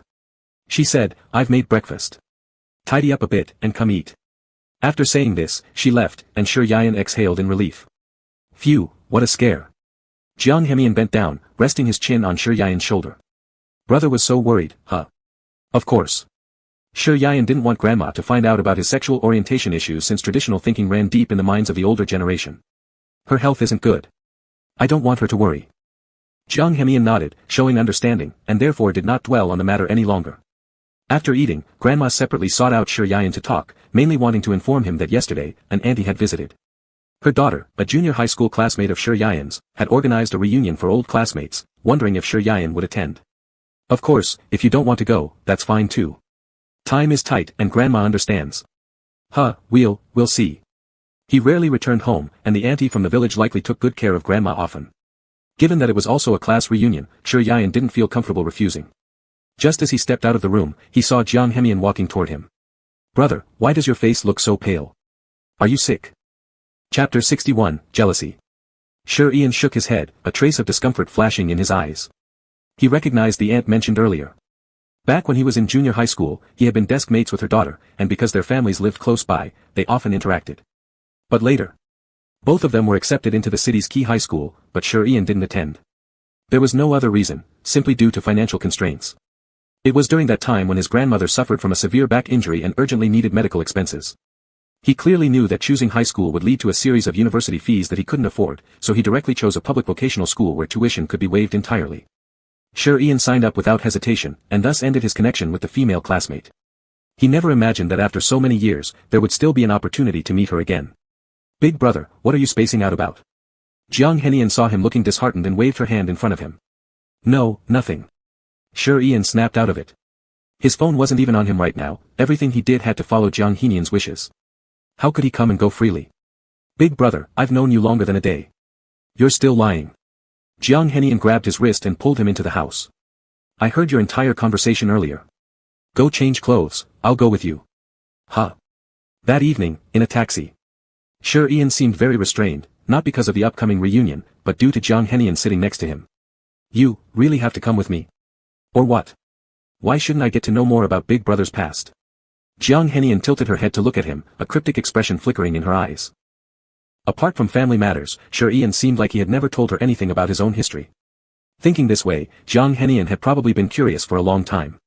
What is there to know about? Just then, the car stopped in front of the restaurant. Shi Yian got out first, followed closely by Jiang Hemian after paying the fare. How many guests are you? Mo Dao Buxiang Feng. Shi Yian reported the private room name. Alright, this way please. Mo Dao Buxiang Feng. Jiang Hemian silently read it in her mind, finding the name to be excellently chosen, hitting exactly where she felt. Here we go. As soon as Shi Yian arrived at the door, he heard lively cheers and chatter inside. The moment the attendant opened the door, almost everyone's gaze landed on Shi Yian. Sorry for being late. A strikingly beautiful woman seated at the center slowly stood up in a teal-green dress, making Su Rong almost unable to recognize the former class president. Long time no see, class president. Shi Yian served as class president for all 3 years of junior high school. With excellent character, everyone in the class liked him. Even after so many years, their feelings for each other remained warm and familiar. And this person? Su Rong directed her gaze towards the young man standing beside Shi Yian. My friend, don't mind him. Shi Yian smiled apologetically. No. How could we possibly mind? Some people didn't even show up today, another guest just adds more fun. Hey, I heard you're already a national sports team coach. I still have ugly pictures of you on my phone. Even though everyone was nearing 30, the intimate bond from their junior high school days persisted till now. Throughout the gathering, Jiang Henian's gaze was fixed on Shi Yian interacting with the stunningly attractive woman beside him, and her face grew increasingly unpleasant. Her Adam's apple moved as she glanced at the strong alcohol on the table. Without hesitation, she chugged it down before Shi Yian could stop her. Young man, your alcohol tolerance isn't bad. Jiang Henian. Why did you drink so much? Shi Yian watched the red flush spreading across her cheeks anxiously as he held her arm. Big brother, I'm fine. Jiang Henian leaned into his chest, her face flushed as she mumbled unclearly, I only had a little. My alcohol tolerance is great. Vomit. Seeing that she was on the verge of losing it, Shi Ian quickly reached out to cover her lips. Turning his head, he apologized to Su Rong beside them, sorry, I'll take her to the restroom first. Everyone should also drink less, go home early. Aha. Su Rong kept watching Shi Ian's retreating figure until he disappeared from view before coming to her senses. A nearby man couldn't help but feel exasperated. He lightly nudged her sleeve. You've liked him for so many years. Why not just confess? Su Rong lowered her eyes, shaking her head faintly with a wry smile playing on the corners of her lips. Shi Ian supported Jiang Henian to the restroom. As soon as they went in, the door suddenly closed behind them. Shi Ian froze at the sight of Jiang Henian letting go of the door handle. You Before he could react, Jiang Henian directly pinned him in the corner and began kissing him fiercely, his large hand gripping tightly at Shi Ian's waist. Earlier, when Shi Ian was speaking closely with that woman, now a scent of perfume he disliked clung to him. Jiang Henian kissed him fervently on the lips as if trying to make Shi Ian swallow it all. Stop biting, Shi Ian felt the sting from his lips and raised his hand to press against Jiang Henian's chest. The bathroom had incense burning, it seemed there were fewer people here. Shi Ian noticed their kissing sounds becoming increasingly clear. There was a sharp alcoholic taste in Jiang Henian's mouth and tongue. Shi Ian frowned slightly, not fond of this flavor. Enough, That's enough. It wasn't until Shi Ian felt like he couldn't stand steady anymore, fearing he might collapse any moment, that Jiang Henian let go of him, only to lower his head and start kissing his neck instead. Aren't you drunk? What's wrong with you? Did you trick me? Shi Ian felt as if he was acting. Just after finishing this sentence, he suddenly felt a pain in his neck. Again. It hurts. Shi Ian bit his teeth in pain, his fingertips gripping tightly onto Jiang Henian's coat. What's wrong with this guy again? Jiang Henian held one hand tightly around his waist while pressing down on his other wrist with the other hand. His domineering manner allowed no refusal, though he didn't bite hard enough to break the skin, he sucked heavily, lingering over Shi Ian's soft neck repeatedly, determined to mark his scent thoroughly all over Shi Ian's contaminated body. Brother, I hate the smell of others on you. After finishing his kiss, Jiang Henian hugged Shi Ian with both arms, burying his head into his chest, utterly aggrieved. You were laughing and chatting with them but ignoring me completely, I'm jealous. There's no one else's smell on me. I barely touched her. Shi Ian thought he was deliberately making trouble, disguising himself as a victim. Yes, there is. I can smell it. You were so close to that woman, and I don't care, I'm really angry. Though Jiang Henian's tone carried a hint of mischief, his expression remained less than favorable. Shi Ian recalled that night in the stairwell, where Jiang Henian's attitude matched perfectly with what he was displaying now, causing his whole body to shudder. Don't be mad anymore. We're just normal classmates, nothing more. Shi Ian reached out to pull his fingertip gently. Jiang Henian let out a cold snort. Since entering, that woman's gaze had been fixed intently on Shi Ian, dressed in a teal-green dress. Brother wouldn't assume I'm a 3-year-old kid. Don't tell me you don't know what that woman wants from you. Chapter 62, Extreme Tension in the Washroom. Shi Yan's heart sank. Su Rong had admired him since junior high school, and although others might call it liking, Shi Yan had never thought of it that way. Even if he did entertain such thoughts, after all these years, how could that possibly still be true? The world is so big, and there are countless people more excellent than him. Shi Yan knows his own limitations, so he has never actively sought the attention of those girls, let alone someone like Su Rong from his past.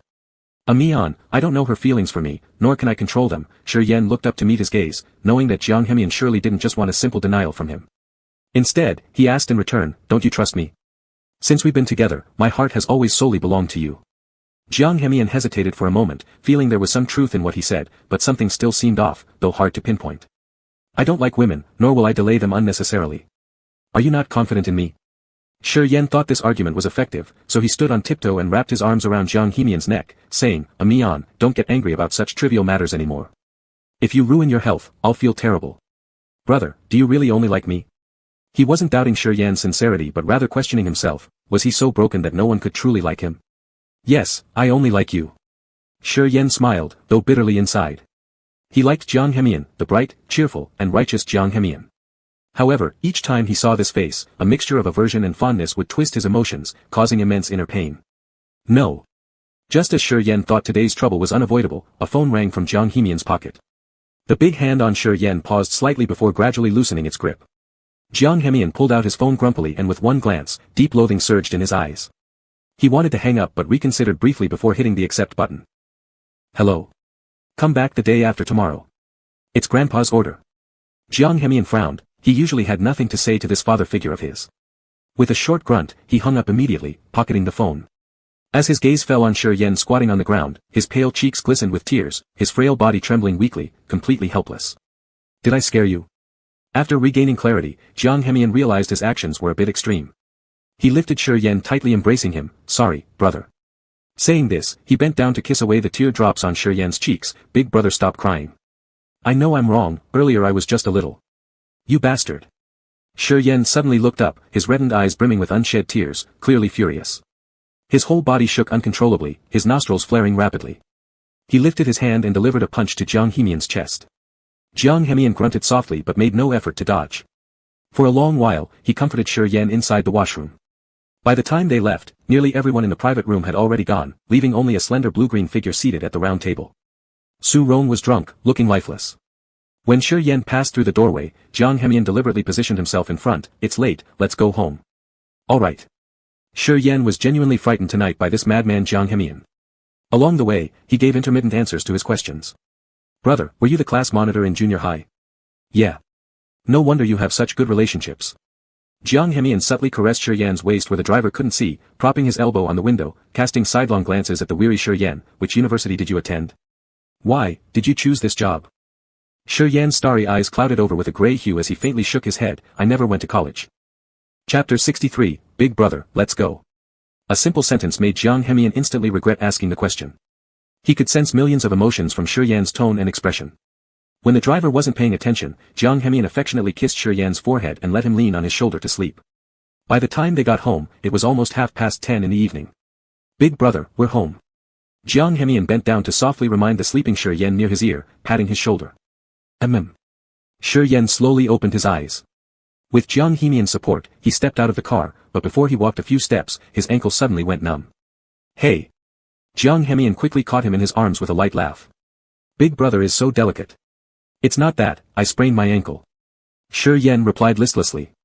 He didn't know what was wrong with his body lately, he was always very sleepy. Was it because he was getting older? He didn't understand, looking up at the entrance, and said to Jiang Hemian, put me down. Grandma must be asleep already. Let's be quiet, we don't want to wake her. Alright, as you wish. Jiang Hemian bent down and kissed his lips gently, then carried him back to the bedroom. The two didn't stay long at Grandma's place. After taking care of the household chores, Shi Yan planned to return with Jiang Hemian. It should be because of the female classmate incident last time. Jiang Hemian always asked Grandma about his past, making her laugh every time. Shi Yan looked at the two people cooling off under the poplar tree in the yard and quietly put away the medical record sheet in his hand. Although surgery had been performed in the past, the injuries to his waist and leg were lifelong issues that couldn't be fully cured. Sigh. Big brother, do you miss Grandma? Jiang Hemian looked at Shi Yan standing by the village entrance for a long time without regaining consciousness. There was a flash of pain in his eyes. After several days of inquiry about his story, he learned that Big Brother's past was filled with so much regret. A person wrapped in remorse yet still smiling warmly toward life truly touched his heart. No, let's go, Shi Yan shook his head, his lips carrying an imperceptible bitterness. The two checked their tickets and boarded the bus. Sitting by the window, Shi Yan watched the distant green mountains and suddenly asked, have you been hiding something from me recently? And no, how could I hide anything from Big Brother? Jiang Hemian sat close to him. Shi Yan stared at his face throughout the journey, not missing a single detail. Unfortunately, he didn't see any abnormal signs on his face. It seems like someone has been calling you recently, but you never answer. Why is that? Ah, spam calls. Jiang Hemian paused for a moment, using this excuse offhandedly. Shi Yan leaned closer and turned his chin, looking into his finally somewhat awkward peach blossom eyes and said, Amian, you've inquired about everything about me. But what about you? Jiang Hemian remained silent for a while, lightly touching his lips. Taking a deep breath, his tone was a bit awkward. It's my father who called. Officer Jiang, uncle, has passed away, and he asked me to come back. Shi Yan raised his eyebrows slightly, a glimmer of hope flashing through his eyes. Although he had now accepted the real Jiang Hemian, spending all day together was bound to get tiring. Besides, his unstable emotions could easily lead to outbursts, something Shi Yan feared more and more each day. In fact, he wished they would separate soon. When? Shi Yan asked calmly. Tomorrow. Jiang Hemian grabbed his wrist. I don't want to go back. I don't want to see their family. For the first time, Shi Yan saw sadness and hatred in his eyes. Carefully, he asked, can you tell me why? Jiang Hemian fell silent, staring straight into Shi Yan's eyes. It seemed like there was great in them. Big brother, can you hug me? Shi Yan blinked in surprise. Their seat happened to be the last row, where no one would notice them. He turned around and gently hugged Jiang Hemian. Although he had said Officer Jiang Tao's death had nothing to do with him, Shi Yan's mind still revolved around this issue.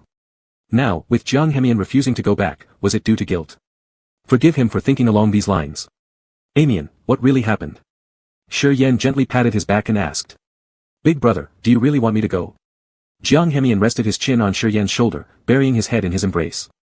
Of course, Shi Yan wouldn't directly tell the truth. Since they are your family, not going, might not be appropriate. What do you think, Amian? Jiang Hemian didn't say anything, hugging Shi Yan tightly. After a long while, he muttered, okay, I understand. Big brother, will you accompany me back tomorrow? Me?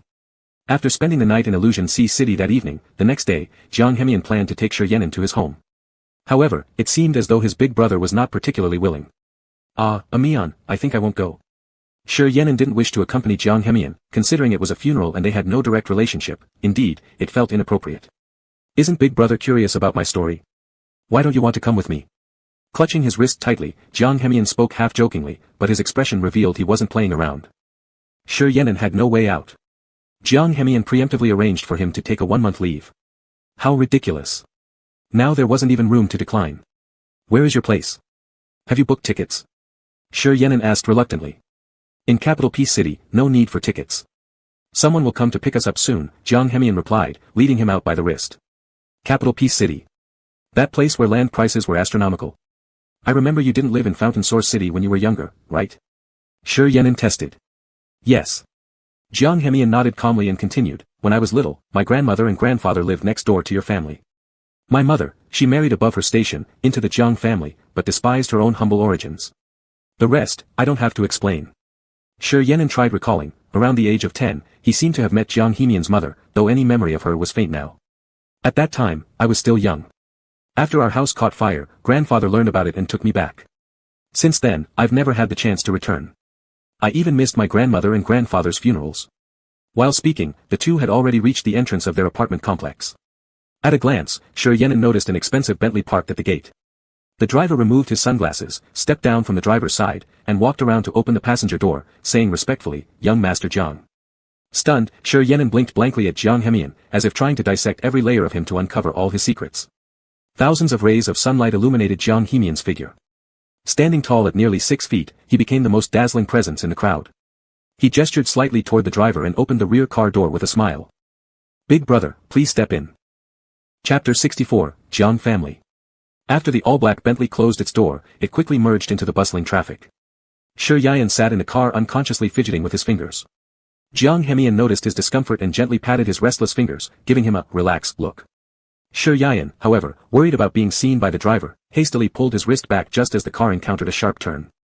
Unaware, Shi Yan lost his balance and collapsed into Jiang Hemian's arms.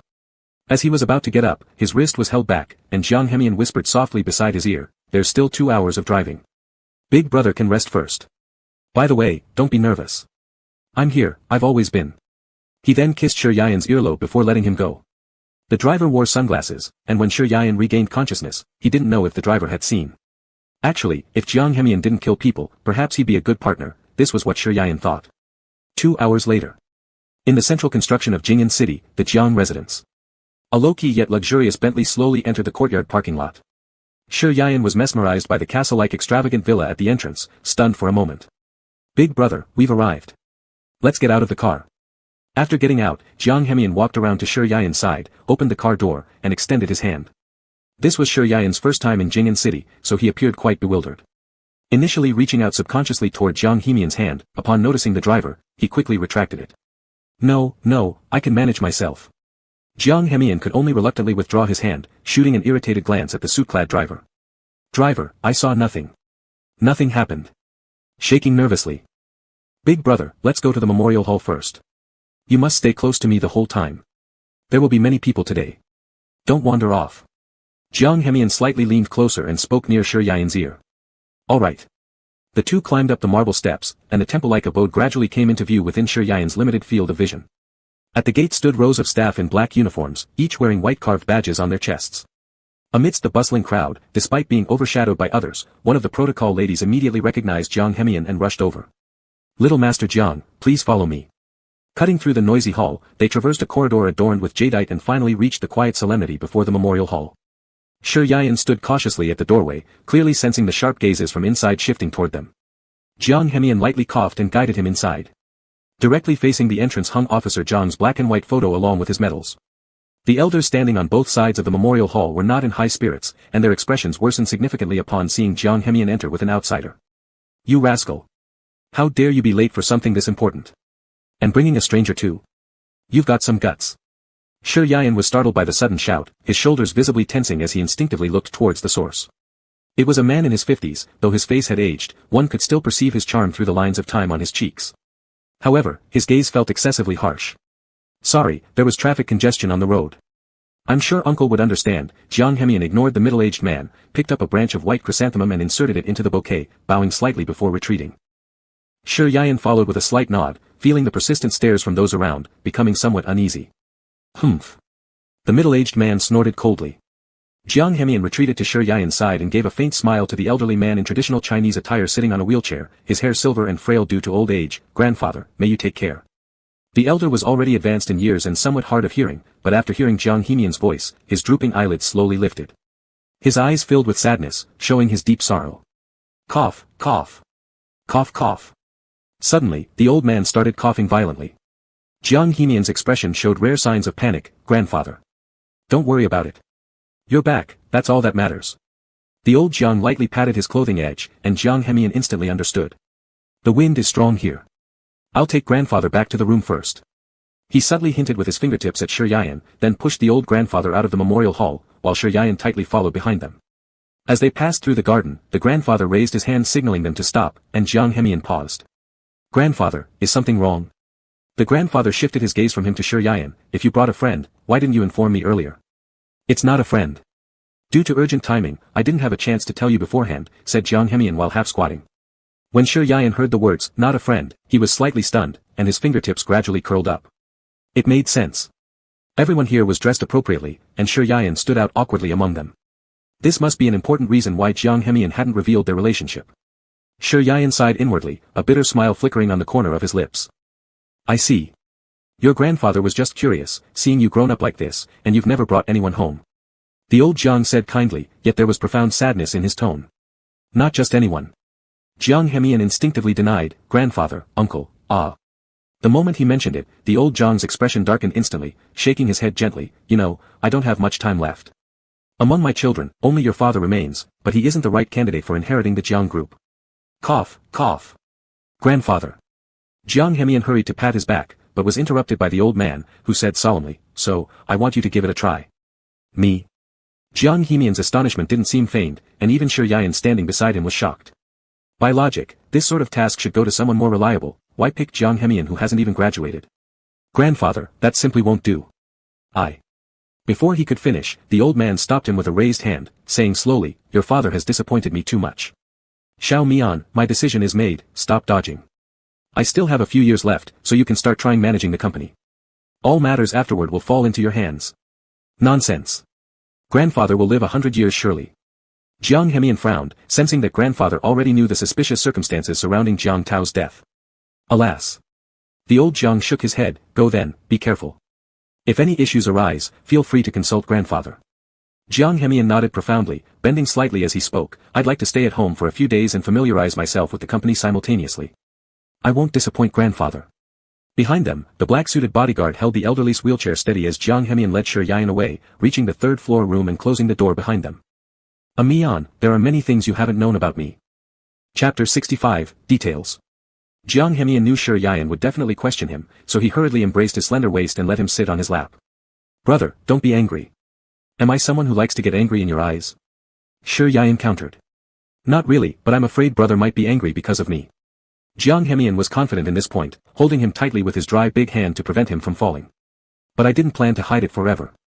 Shi Yayan sighed after looking into his sincere eyes. He thought that Jiang Hemian's family should not lack money, co-renting with him might just be for fun, but never expected it to be like this. No wonder the police hadn't provided any updates. Even if they found evidence, given Jiang Hemian's family background, they would certainly be able to smooth things over. At this thought, Shi Yayan suddenly felt a chill down his spine, realizing his own predicament. Then it would only be more difficult for him to escape. "Who is the person who scolded you at the memorial service?" Shi Yayan thought it was best to first understand Jiang Hemian's family members, to avoid mistakes later. My father, he's been calling me recently. Jiang Hemian knew there were still many things he wanted to know, so he leaned back slightly, with his big hand resting on Shi Yayan's upper buttocks. Brother, ask anything you want, I will answer everything truthfully. Your relationship with your father seems rather strained. Shi Yayan tentatively asked softly, carefully observing his facial expressions. Seeing that he didn't intend to explain, Shi Yayan quickly changed the topic. What about your mother? The shadow in Jiang Hemian's eyes deepened even further, but he still kept a smile on his face. I don't know. She's basically not around in the Jiang family. As for where she is, I'm also unclear. Shi Yayan nodded, expressing his sympathy. Mian, tell me the truth. How many people have you killed in your life so far? Upon hearing this, Shi Yayan could immediately feel that the aura around Jiang Hemian had become much colder than before. Quickly explaining himself, he said, I have no malice, I'm just. 1. Zhang Hao, someone brother knows well, and he deserved it. Jiang Hemian calmly muttered this sentence, then added another one. Also, a cat when I was little. A cat? Shi Yayan asked curiously. Yeah, it was a stray cat. It had feline infectious peritonitis and also carried the feline panleukopenia virus. I took it to the hospital, but when I got back, I ran into my dad, who beat me up. Later, seeing its extreme suffering during every bout of illness, so I... Alright, stop there. Shi Yayan hastily covered his lips and asked, why did your father beat you? He knew the cat was sick and believed it would be contagious. Besides, he never liked me anyway, so he naturally had a reason. Jiang Hemian spoke as if nothing happened. Shi Yayan couldn't comprehend such parents. In the past, he always envied children who had their parents by their side, but now it seems not every child in a family is as happy as he imagined. Brother, do you have any other questions? Jiang Hemian gave his bottom a light pat. We'll stay here for a few days. I'll look into some things, and we'll go back once it's done. Don't worry. Shi Yayan gave an awkward laugh. He was just about to ask these things, and didn't expect Jiang Hemian to give him an answer directly. Hungry? Let me take you out for dinner. While saying this, Jiang Hemian was carrying Shi Yayan out with one hand under his butt. Hey! Put me down. Shi Yayan was startled by his move and kept hitting Jiang Hemian's shoulders anxiously. No way, I want everyone to know that the relationship between you and me isn't just friends, but lovers. Jiang Hemian remembered Shi Yayan's pitiful expression when he explained their relationship to his grandfather, though it vanished quickly. He probably didn't even notice it himself, but Jiang Hemian remembered it. You're crazy. Mian. Put me down. Already wary of his unpredictable mindset, Shi Yayan was now filled with panic, feeling more certain that he'd follow through with his words. Fortunately, Jiang Hemian stopped abruptly at the door, causing Shi Yayan's back to lean against the doorframe. He was almost close to tears from being flustered. Are you unhappy about letting others know about our relationship? Or does brother look down on me? Jiang Hemian tilted his head and gently rubbed his cheek. How could Shi Yayan possibly look down on him? On the contrary, he didn't dare to look up. Moreover, they weren't even from the same world. Not really. Shi Yayan frowned, unsure what kind of feelings stirred within him. He thought he was truly twisting himself inside out, wanting to escape from Jiang Hemian on one hand, while on the other hand feeling sorrow because they couldn't be together openly. Big brother was so sad just now, and it made me feel painful. Jiang Hemian bent down and kissed his light pink lips. Shi Yayan finally realized why he suddenly acted this way. I didn't expect you to be so detailed. I wasn't like that before. It's just because of you. Jiang Hemian slowly put him down and continued, when I saw you unhappy, I thought it was because I said something wrong. No. No. Shi Yayan had no idea what riddles Jiang Hemian was talking about. Their relationship was not merely friends, but indeed lovers. Big brother, what would you like to eat? I'll have the kitchen prepare separately for you. Jiang Hemian pulled Shi Yayan's wrist towards the entrance of the stairs. Anything is fine, no need for special preparation.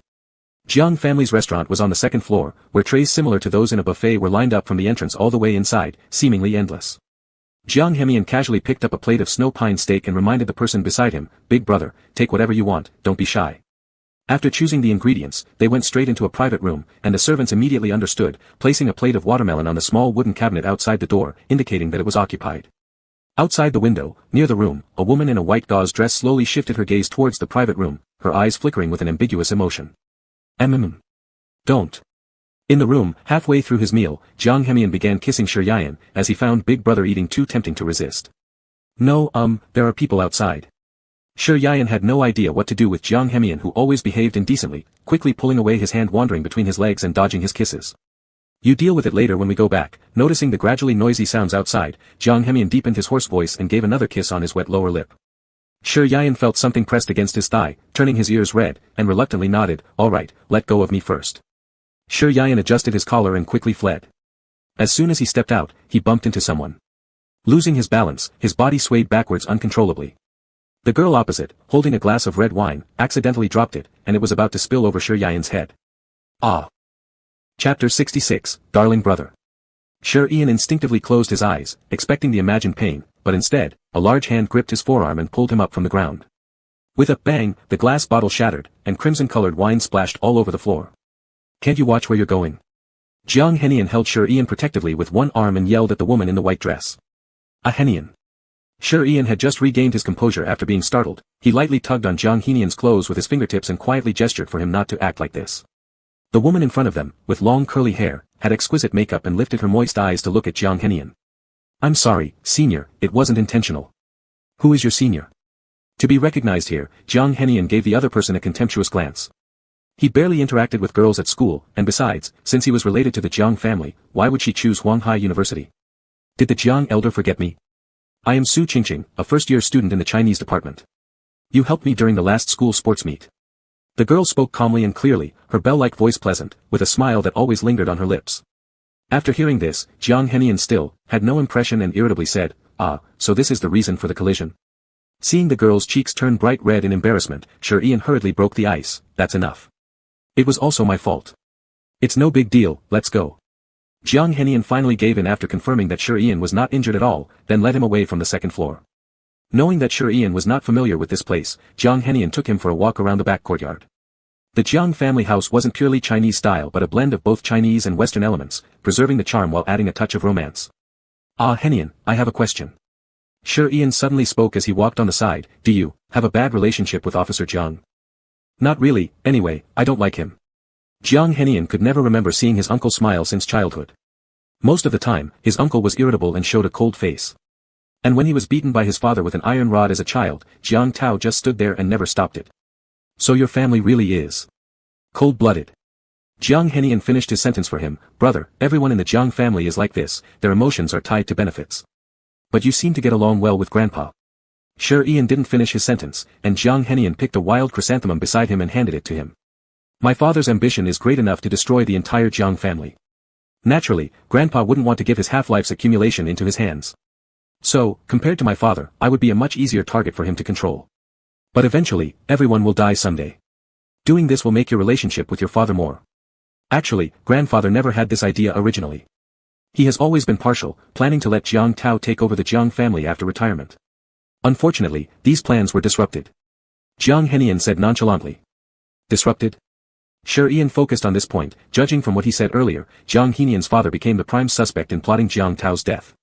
Before they realized it, the two were almost near a small river deviating from the central location. Shi Yan squatted down curiously and asked, how does your water reach here? He hadn't even finished speaking when a large hand suddenly covered his lips, causing his body to uncontrollably tip toward the grass beside him. Brother, don't talk yet. Jiang Henian pressed him beneath himself and whispered softly in Shi Yan's ear, his gaze fixed intently on a man and a woman at the end of the corridor. Shi Yan turned his head following his gaze and his pupils contracted slightly. It's Father A. Henian. Grateful for your favor, Uncle Jiang. Naturally I admire you too, but Qin isn't good enough. It seems like he doesn't care about me much. The moonlight fell on Su Qingqing's pale, lovely face. Her slim figure exuded the grace of a high-class lady, clearly indicating her aristocratic background. No rush, I'll handle that brat on my end, and as for your father, please convey my regards through you, Qingqing. Jiang Jin smiled extremely kindly. Jiang Henian couldn't help but sneer inwardly. This was the first time he'd seen such a kind smile on his strict father's face. It was indeed a rare sight. He finally remembered who this woman was, Su Qingqing, the youngest daughter of the Su family. After the two figures moved far away, Jiang Henian reached out and picked up Shi Yan. He glanced at the direction of the corridor and then lowered his head to speak to Shi Yan. Brother, shall I carry you back? No need. Shi Yan furrowed his eyebrows slightly, steadying himself with the arm extended to him, and asked, what was that situation? Did you understand it? I don't know. Jiang Henian bent down and gently patted the dust off his clothes, but I guess he should also know his situation in the Jiang family. He might be looking for Su's help, though it's not very clear. That girl likes you. Shi Yan suddenly blurted out. What does that have to do with me? It's her business.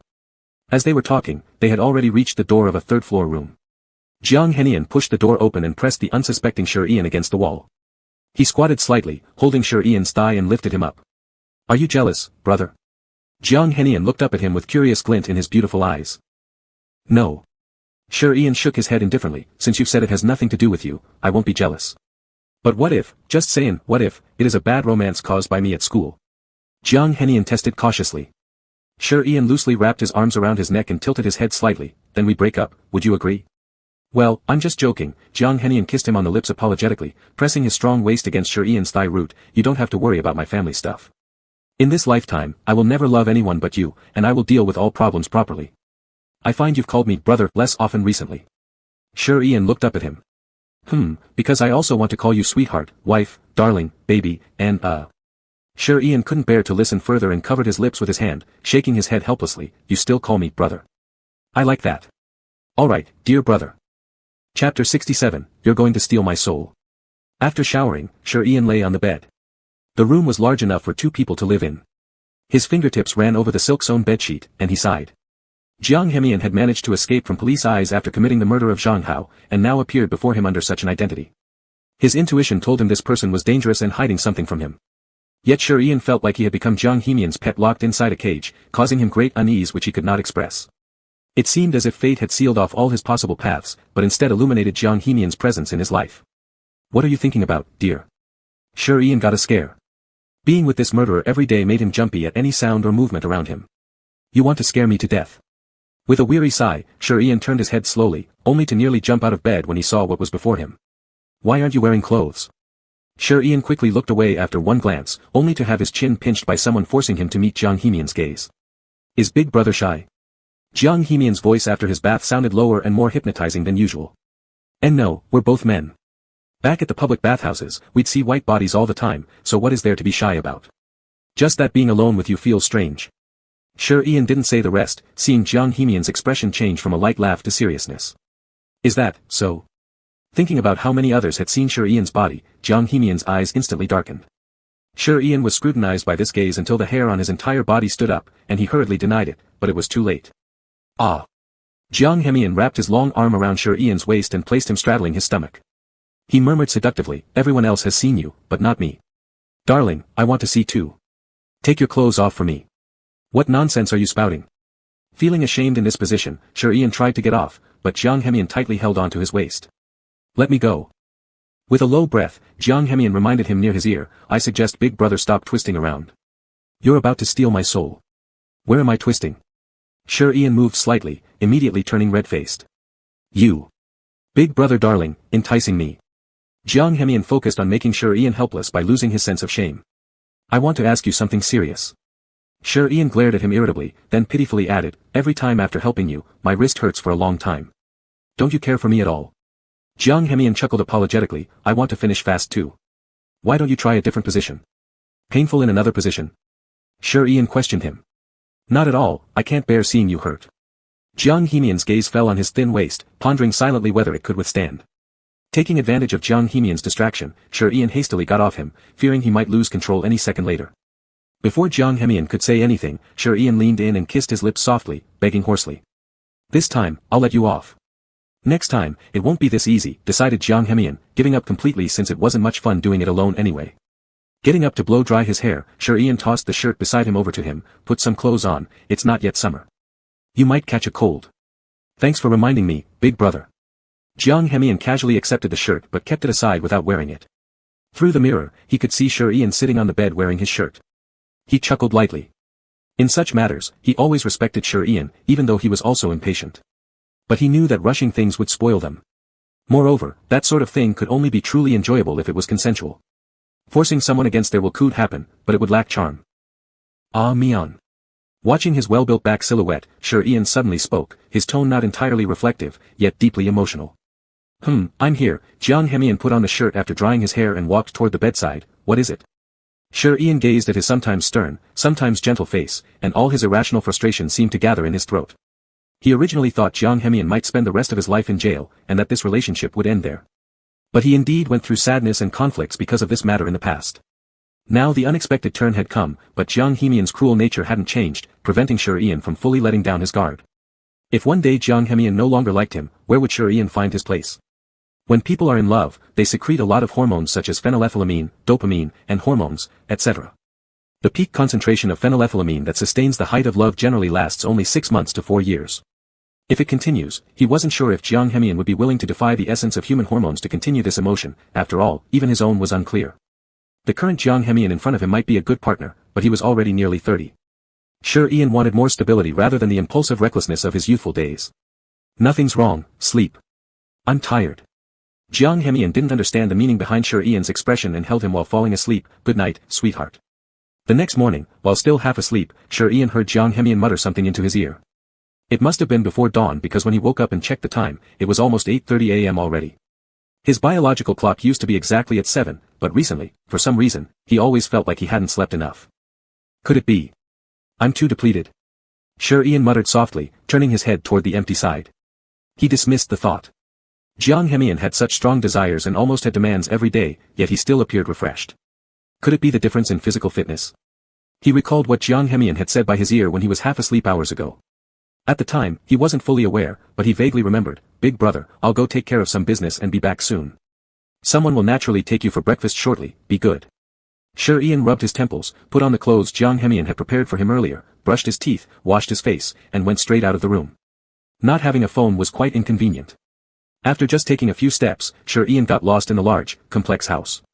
The third floor was filled with rooms and various kinds of handicrafts, and he accidentally knocked one over when he wasn't paying attention. Hardly finding the elevator, he didn't know which floor button to press. Mr. Sure. Sure, Ian relied on yesterday's memory to find where he'd eaten breakfast on the second floor. Suddenly, he heard someone calling him from behind. He instinctively turned around, but suddenly someone collided with his shoulder, making his ankle twist. He barely managed to hold onto the wall to avoid falling. Who is that? Rushing around so early in the morning. Have you forgotten the rules of the Jiang family? A serious and steady voice came from above, causing Sure Ian to stiffen his shoulders and slowly look up. Father of Mian. Chapter 68, No One Can See. If Sure Ian had known that he would bump into Jiang Hemian's father when coming out, he would rather die than come upstairs for just a meal. Jiang Jin looked at Sure Ian with furrowed brows and said unhappily to the servant beside him, "Didn't we send all guests back yesterday? Why is there one left behind?" At this moment, the servant who had been chasing Sure Ian earlier timidly said, "Master, this friend of the young master was supposed to be taken to have dinner." Jiang Jin certainly knew, after all, hadn't he seen this person in the ancestral hall yesterday? But it was precisely because it was his reckless son bringing someone back that made him so upset. "What's your name?" asked Jiang Jin with a stern face. Although he was speaking to Sure Ian, his tone and attitude were more akin to addressing a pet cat or dog, utterly indifferent. Sure Ian. The E from to think and the N from peaceful. Sure Ian's rare youthful voice was gentle yet imbued with silence and determination after having experienced numerous events. He stood well, holding onto the wall, straightened the collar of his shirt casually, and slowly lifted his head to look at Jiang Jin, saying, "Hello, Mr. Jiang. I am Amien's friend. We didn't have time for a proper introduction yesterday, my apologies." Amien. Jiang Jin sneered slightly, casting a somewhat weathered but highly critical glance over Sure Ian, "Classmate?" Sure Ian got stuck, realizing he'd been away from school for years. He could only helplessly say, "Ordinary friend." After this statement, several layers of doubt flickered in Jiang Jin's eyes looking at Sure Ian as a familiar sound of approaching footsteps came from the distance. "Why are you standing here? Have you eaten breakfast?" Jiang Hemian automatically ignored his father standing nearby and concernedly questioned Sure Ian. "Not yet." Sure Ian glanced at the man beside them who was scowling through the whole interaction and took half a step back to maintain some distance from Jiang Hemian. "Just good. I haven't eaten either, let's go eat outside." As soon as these words were spoken, Jiang Hemian prepared to pull Sure Ian out when Jiang Jin narrowed his heavy eyelids and loudly exclaimed, "Hold it. Is this your attitude towards your father?" Sure Ian could distinctly feel Jiang Hemian's breathing getting heavier bit by bit. Quietly glancing over, there wasn't any trace of micro-expressions on Jiang Hemian's face. But father shouldn't dwell on such trivialities now. Jiang Hemian curled his lips slightly and led Sure Ian away. "Where are we going?" Following him down the stairs, Sure Ian noticed the Porsche parked nearby and immediately identified it was different from the car they had come in earlier. "Did you change cars?" Grandfather's." "Get in, brother." Jiang Hemian pulled out the keys from his pocket and opened the co-pilot side door, instinctively lifting his hand to shield Sure Ian's head. "Seatbelt." Jiang Hemian reminded Sure Ian briefly before leaning forward without waiting for him to act and fastened the seatbelt for him himself. "Why did you instinctively take a step back just now, brother?" Sure Ian hadn't anticipated that he had noticed even such minute details. Immediately afraid of being misunderstood by Jiang Hemian, he hurriedly explained, "I'm worried he'd misunderstand. It wasn't intentional. Jiang Tao might have thought about this level, but he doesn't count anyway. Regardless of whether he ever truly understood me or even if he did understand me, he wouldn't believe me anyway." While Jiang Hemian tidied up Sure Ian's sleeve carefully, he leaned closer until their lips nearly touched. You, what are you doing? Sure Ian saw him inch closer, instinctively fearing him, his tongue trembling uncontrollably. Hadn't you eaten breakfast? Are you hungry? Jiang Hemian remained calm as he embraced Sure Ian tightly within his arms. Not really, not hungry. Sure Ian shifted his gaze uncomfortably. Well, I'm starving. Jiang Hemian's deep pupils were tinged with a lustful hue. Didn't you say you were taking me out to eat just now? But I fancy eating some pre-meal dessert first. What? Before Sure Ian realized what happened, Jiang Hemian bent down and directly kissed those pink, tempting lips, leisurely tasting both inside and out before reluctantly retreating. Pant. Due to mild asphyxiation, Sure Ian's face turned red with a glossy pink sheen on his lips that were incredibly appealing. How do you still not know how to breathe properly? Jiang Hemian teased playfully while slightly tilting his fingers to tap lightly on Sure Ian's nose, his brother pretending to be naive. Why don't you talk about how every time you kiss me, it hurts like hell? Aren't you experienced in kissing lots of people? You seem very skillful. His tone carried a hint of questioning, but Sure Ian inwardly understood that he should probably be inexperienced in love, just like he'd said before. No, only with you. Jiang Hemian's eyes became sincere instantly. Brother, I've only kissed you, never anyone else in the past or future besides you. Alright. Sure Ian was covered in goosebumps from Jiang Hemian's overly romantic words first thing in the morning. Let's eat, I'm hungry. Jiang Hemian always deceived him with that seemingly harmless face, hugging him with hands that had killed before. It wasn't due to poor psychological resilience on his part but rather because of the extreme things Jiang Hemian had done to him which caused an intense sense of panic. Good. Although Sure Ian said he was hungry, in reality, he didn't eat much food at all. With the help of Jiang Hemian persistently feeding him, he only managed to eat 2 crab roe buns, 1 full-length fried dough stick, and half a bowl of purple sweet potato porridge remained uneaten. I can't finish drinking it, what should we do? Sure Ian usually did not have a habit of wasting food, and normally, he would not order so many breakfast items either. He glanced at Jiang Hemian awkwardly. Are you full? You've eaten quite sparingly. Jiang Hemian easily saw through Sure Ian's small schemes, leaned closer, and placed him on his own lap. If darling feeds me, I will take care of the rest of the congee for you. Sure Ian was shocked by his bold action and instinctively looked toward the entrance of the private dining room, only to be gently turned back by Jiang Hemian's slightly icy fingertips. No one can see. Jiang Hemian shamelessly arched his eyebrows slightly, giving his rear end a light slap. You really? Sure Ian's expression clearly displayed embarrassment. He genuinely had no way of dealing with Jiang Hemian. He couldn't fight against him or even argue properly, altogether more difficult than he ever imagined. In the end, Jiang Hemian consumed all the remaining porridge under Sure Ian's feeding while managing to still take some extra advantage over him in the process. By the way, Sure Ian suddenly remembered something and turned his head to ask, what were you doing this morning? Yesterday you mentioned checking something out, what was it exactly? Jiang Hemian curled his lips into a faint smile. Darling, take a guess. Chapter 69, Stop Crying. If you don't want to tell me, that's fine. Whether I know or not doesn't matter to you anyway, you've never told me anything in the past. As Sure Ian recalled the little moments between them, Jiang Hemian was always the one who planned everything meticulously. To put it nicely, he was the passive one, to put it harshly, he was the one being manipulated. Jiang Hemian knew there was meaning behind his words. He lightly pinched Sure Ian's chin with his fingertips and looked into his eyes as he hurriedly apologized. Dear, that's not what I meant. But you will know about this matter by noon today. I swear, from now on, I will no longer hide things from you. Can you forgive my past mistakes? Sure Ian's long eyelashes quivered slightly. Despite having sharp yet boyish features, Jiang Hemian had an amorous gaze that made him feel a flutter of attraction. Bang bang bang. His heart rate had already exceeded the normal speed. Jiang Hemian moved closer, sliding his finger from his waist all the way up to his chest. Why is your heartbeat so fast, dear? Is it because of me? No. It's not, Sure Ian quickly snapped back to reality, jumping off him awkwardly. You just need to talk normally in the future. Don't keep doing this, it's scary. As Sure Ian grew anxious, he refuted Jiang Hemian's statement out of sheer determination, contradicting his true feelings. Is that so? But I feel like, Jiang Hemian stood up from the stool, pinning Sure Ian against the wall. I think you're obviously blushing. You rogue. Sure Ian angrily tilted her head up at him, glaring. How could a man use the term wife for him? As noon approached, Jiang Hemian drove Sure Ian to a secluded but luxurious mountain resort in the eastern district of Jing'an City. What did you bring me here for? After getting out of the car, Sure Ian looked at the entrance where white jade stones nearly as tall as himself were stacked, with elegant red characters carved on them, Qinyuan Mountain Resort. Jiang Hemian took out a blue document bag from the car and casually tucked it under his arm. Grandpa is negotiating business here at noon and asked us to come for dinner. Don't worry, no one else will be there, just the 3 of us. Ah, I see.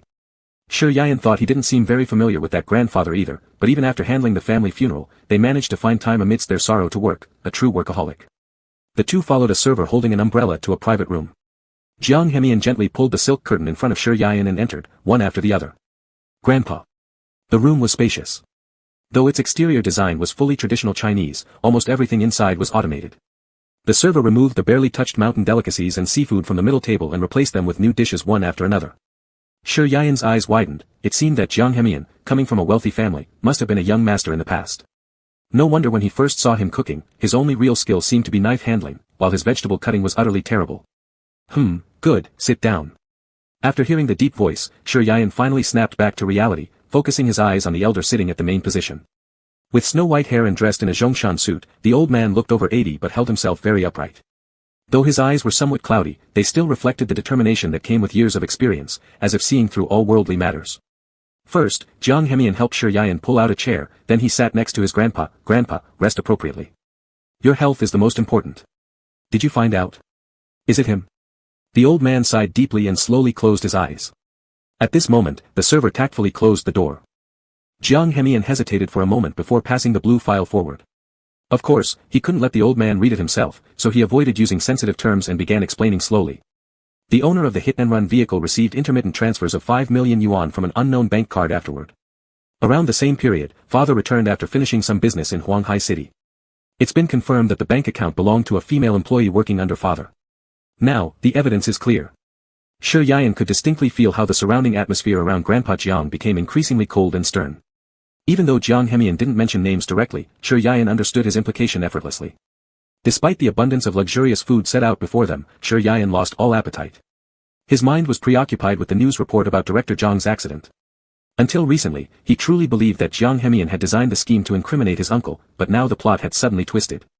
Tears welled up unexpectedly in Shi Yian's eyes. The oppressive feeling that had weighed on his chest for days finally dissipated at this moment. However, due to others present, he quickly blinked several times, trying hard to squeeze the unspoken tears back. Grandpa. Jiang Hemian didn't hear a sound from the elder, so he softly called out.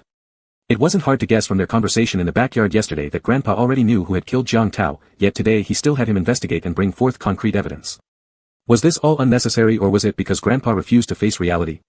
Or was there another emotion involved? Jiang Hemian wasn't sure. After a long pause, the old man finally opened his eyes, fixing his gaze on the blue file folder on the table. The black-clad bodyguard standing nearby picked it up. All right, I understand now. Let's go home first. At the old man's command, the bodyguard skillfully pushed the wheelchair out. Jiang Hemian quickly stood up and gently pressed Shi Yian's shoulder to stop him from rising as well. Grandpa, let me see you out. Shi Yian watched his retreating figure, feeling the warmth of the touch on his shoulder just moments before. He blinked, somewhat dazed by the words Jiang Hemian had spoken earlier. Could it really not be him? Whenever Jiang Hemian tried to explain things in the past, he had been too afraid to ask further due to doubts lurking deep in his mind. Although he appeared to trust Jiang Hemian on the surface, he harbored suspicions beneath. But now with the truth staring him in the face, Shi Yian felt bewildered. By the time he snapped back to reality, Jiang Hemian had returned without him noticing. Why are you crying? Did someone bully you? Upon finishing escorting his grandpa, Jiang Hemian walked inside and noticed Shi Yian sitting motionlessly at the spot. As he drew nearer, he could clearly see the tear tracks on his face. His heart constricted sharply, prompting him to crouch beside Shi Yian immediately. You. Shi Yian's eyes reddened as he looked down at Jiang Hemian. His nose quivered slightly, showing obvious signs of emotional instability. Don't cry, darling. I haven't offended you, have I? How could I dare? Jiang Hemian raised his hand to tenderly wipe away the fallen tears from Shi Yian's cheek, then embraced him while gently patting his shoulders. Ah Mian, I. Shi Yian didn't want to appear so fragile in front of him, but the tears wouldn't stop, causing his speech to become extremely choked. That's enough, don't cry anymore, my dear wife. Your tears break my heart the most. Jiang Hemian lifted Shi Yian onto his lap and lowered his head to kiss the rolling tears away from his face.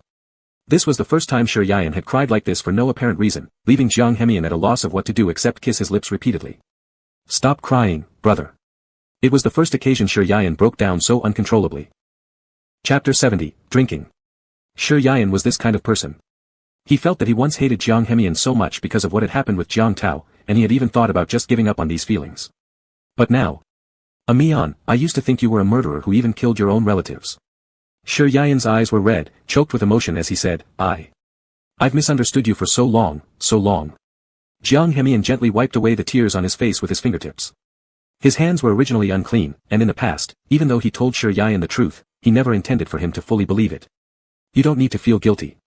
In the future, I'll try not to scare you with things like this anymore. Alright, stop crying, it's not such a big deal. I thought something terrible had happened to you. You must never do things like this in the future. Anything can be solved by law. I won't let you be so impulsive.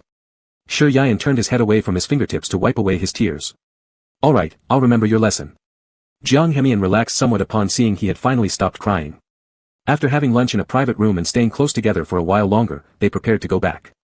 So, your grandfather already knows about this incident. What do you think will happen?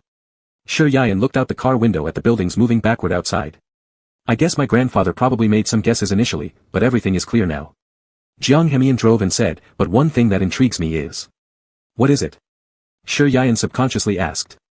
Do you remember? Before my uncle passed away, we talked in the tea room. There, I admitted to the murder of Zhang Hao, and he recorded it. As to why the police haven't found me yet, don't you find this situation strange?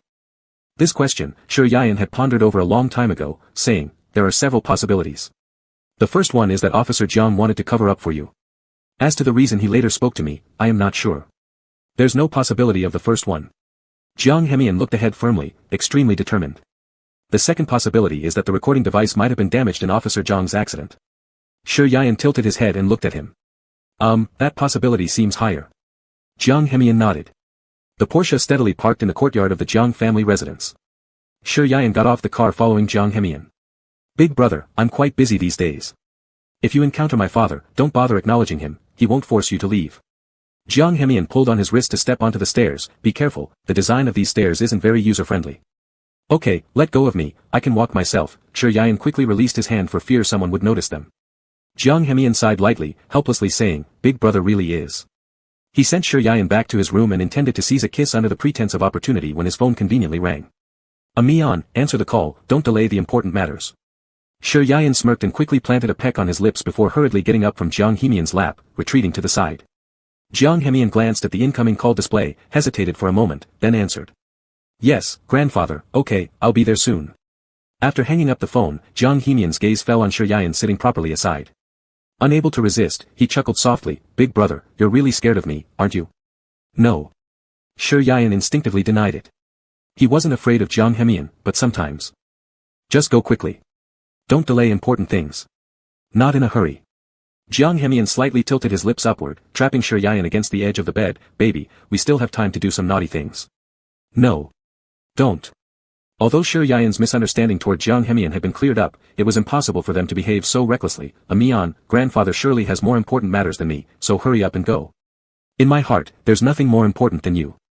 Jiang Hemian leaned closer and kissed Shi Yian's lips. Mian. Shi Yian opened his eyes wide, staring at the ceiling above him. He closed his eyes and reluctantly accepted Jiang Hemian's kiss. Enough, already. Tongues touched, lips intertwined, and Shi Yian feared that if they continued, Jiang Hemian might truly become uncontrollable. Quickly raising his hands, he tried pushing him away at his chest. Mian, enough. Jiang Hemian held onto his wrist pressing against his chest, only releasing after tasting his insides thoroughly. Big brother, wait for me. The company might need me. Once I finish, I will return immediately. You can eat dinner earlier, don't stay hungry. After saying that, Jiang Hemian patted his buttocks and left, turning away. Shi Yian watched his retreating back until finally heaving a sigh of relief. Even though it was now clear that Officer Zhang's death had no relation to Jiang Hemian, he was still confined, without his phone or cash, unable to go anywhere. Looking out the window at the large yard, Shi Yian felt a void in his heart.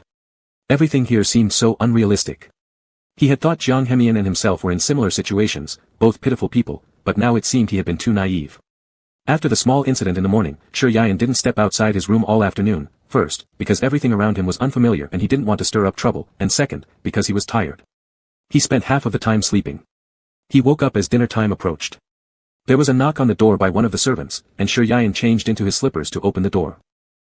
Mr. Shi, this is the dinner the young master asked me to deliver to you.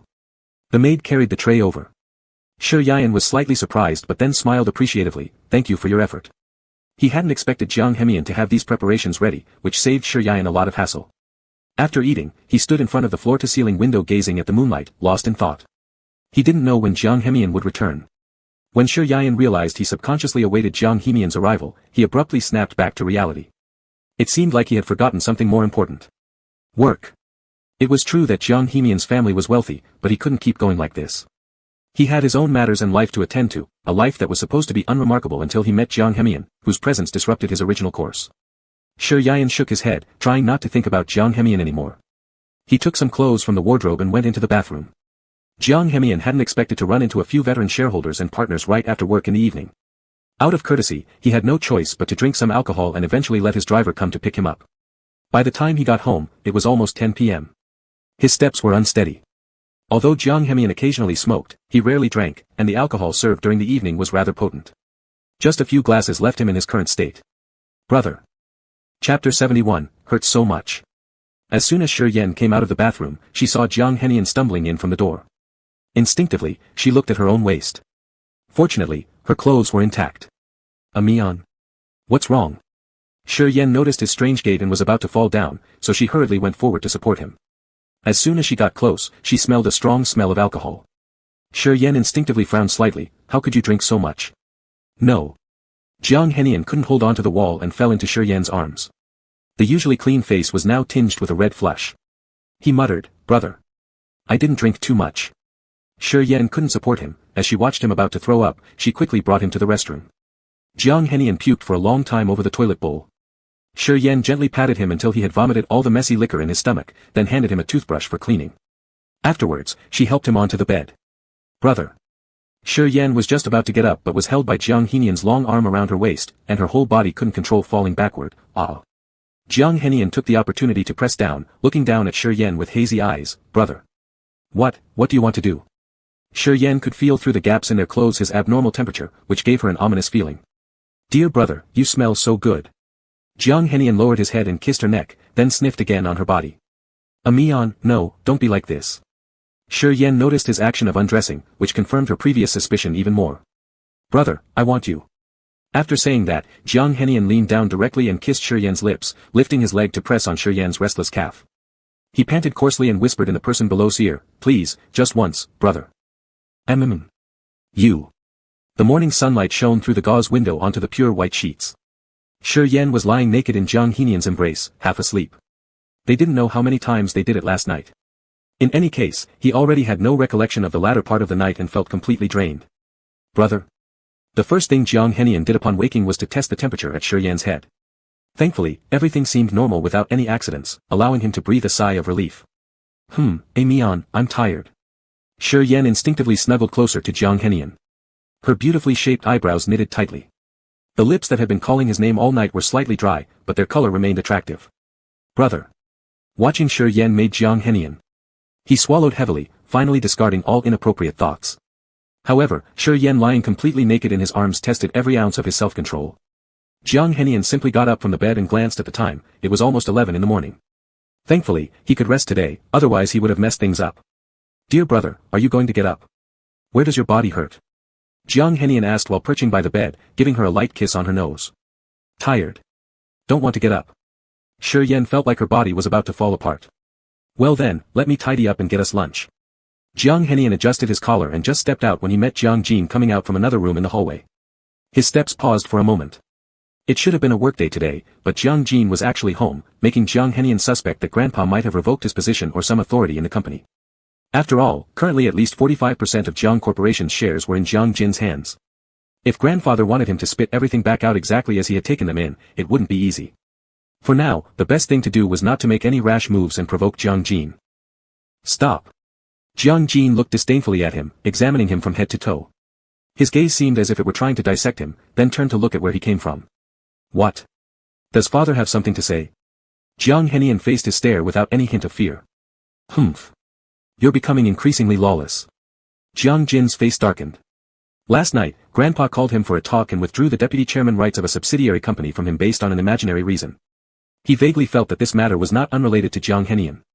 When he sent people to investigate, indeed, yesterday noon, Grandpa was seen with partners dining with this troublemaker at Qinyuan Villa. How could this be such a coincidence? Why must father always pick on me? As far as I can think of, I seem not to have done anything wrong. Jiang Hemian slowly raised his head, his tone neither humble nor arrogant. He was actually clear on why Jiang Jin disliked him so much. It was simply because he thought Hemian's mother came from a rural background and was someone who meddled in everything, using quite a few tricks to force Jiang Jin into marrying her. As soon as these words were spoken, their gazes intersected in the air for a long moment before Jiang Hemian turned around and left without looking back. He went upstairs to bring some lunch to Shi Yan'an and then returned to his room. Shi Yan'an was still sleeping under the covers. Jiang Hemian glanced at the marks all over his exposed calf that he had left last night, and a flicker of regret passed through his eyes. Ugh. Was I an animal last night? Jiang Hemian recalled the scene from last night, and it seemed he really went too far. Though he had cleaned up Shi Yan'an afterwards, he still ended up hurting him this way. Shi Yan'an groggily heard a voice nearby and squinted his eyes, subconsciously mumbling, "Mian." "Yes, it's me, my brother. Do you feel any other discomfort in your body?" Jiang Hemian hurriedly squatted by his side and held his delicate wrist. It hurts." Shi Yan'an looked completely embarrassed, furrowing his eyebrows as if he were about to cry. Even the slightest movement now sent an indescribable pain shooting through his waist. The sensation felt like being run over by a truck. It wasn't pleasant at all. Plus, the soreness in the lower part of his back nearly cost him his life. "I'm sorry, my brother. I didn't control my strength yesterday. Should I ask someone to buy some medicine? When I cleaned you last night, I noticed there was a slight tear." The more Jiang Hemian talked, the quieter his voice became, as he realized the look in Shi Yan'an's eyes was gradually transitioning from drowsiness to hatred. "Jiang Hemian. You little scumbag." Chapter 72, Applying Medicine. When the assistant brought up the ointment, Shi Yan'an tightly wrapped himself in the blanket, and Jiang Hemian just opened a crack in the door to take the medicine. "Brother, if you don't apply medicine there, it will get infected." Jiang Hemian couldn't help but smile at Shi Yan'an, who had wrapped himself up like a dumpling. He slowly reached out to pull the blanket, but was slapped on the hand by a palm extending from inside. "Give it to me. I'll do it myself. I don't need you. Get out." Because of the lack of oxygen under the blanket, Shi Yan'an poked half of his fuzzy head outside, glaring fiercely at him with almond-shaped eyes. Jiang Hemian looked down at the smooth arm exposed outside the blanket, his gaze deepening as he lowered his voice. "I'm afraid you won't be able to reach that spot yourself. Let me do it, brother." "You." Unable to resist, last night their clothes were all sent for dry cleaning by Jiang Hemian, so Shi Yan'an was now completely naked lying in bed, and later still had to rely on him to fetch his clothes.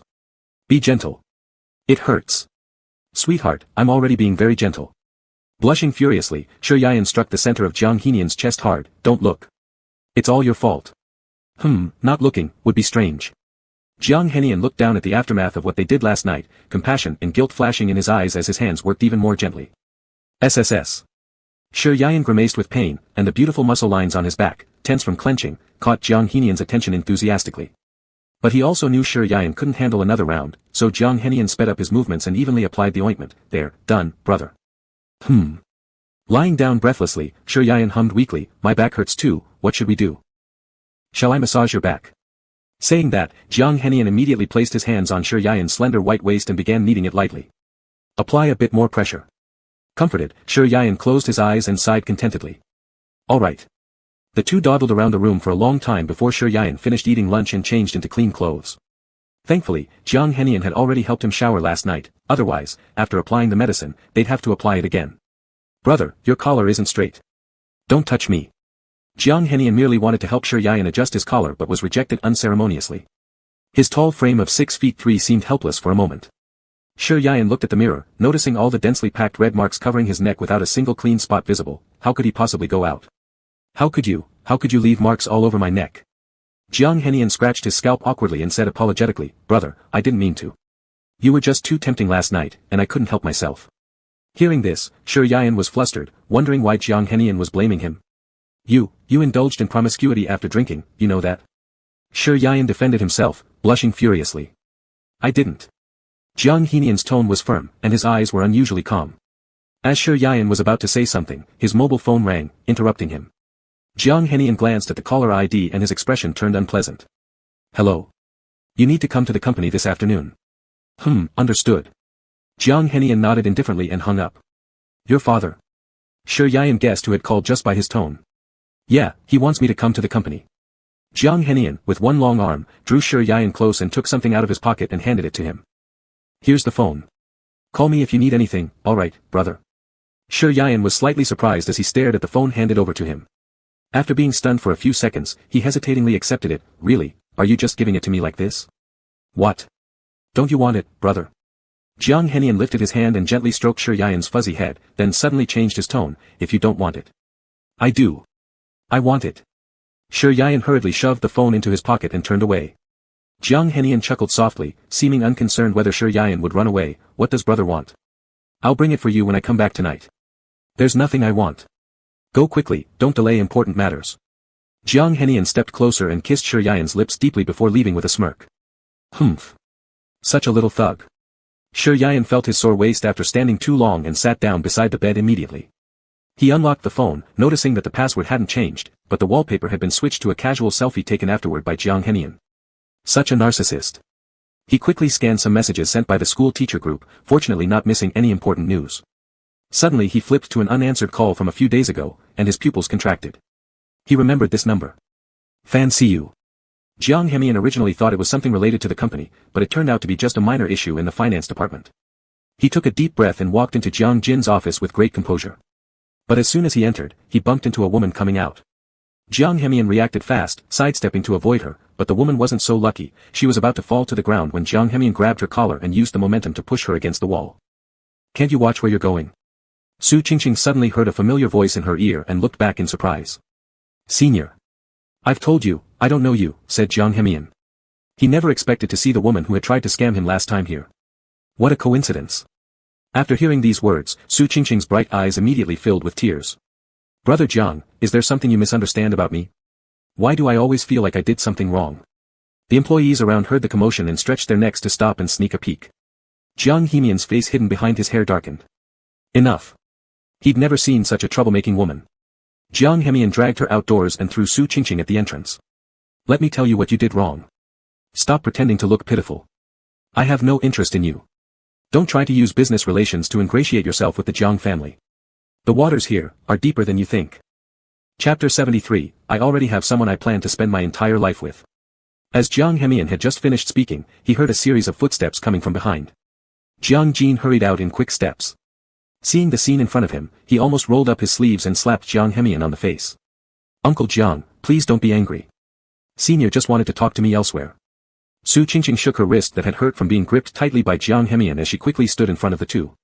Her family was naturally not short of money. If it weren't for Jiang Henian, she probably wouldn't need to lose face here. Qingqing, are you hurt anywhere? Jiang Jin looked her up and down, his eyes filled with fake concern. No, thanks to Senior Jiang earlier, I didn't fall.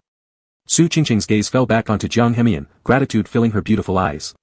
Hey, how did your clothes get dirty? Little he, take her to the mall and buy a new set. Jiang Jin casually delegated the task to Jiang Henian, who was ready to leave. TCH. Jiang Henian let out an annoyed cold snort, glancing briefly at the spot on her skirt that had become dirty. He originally hadn't planned to come here today, but this gave him a reason to leave the company. Fine, follow me. He nodded indifferently, and the two walked out of the company one after the other. On the road, Jiang Henian suddenly remembered something and asked casually, why did you come here? My father said, there's a project cooperating with Vice President Jiang, so he sent me here for some experience. Su Qingqing tightly followed behind him, arms crossed over her chest. There was a large height difference between the two. When crossing the road, Jiang Henian instinctively positioned himself in front of her. But then, he felt it wasn't quite right and slightly moved aside.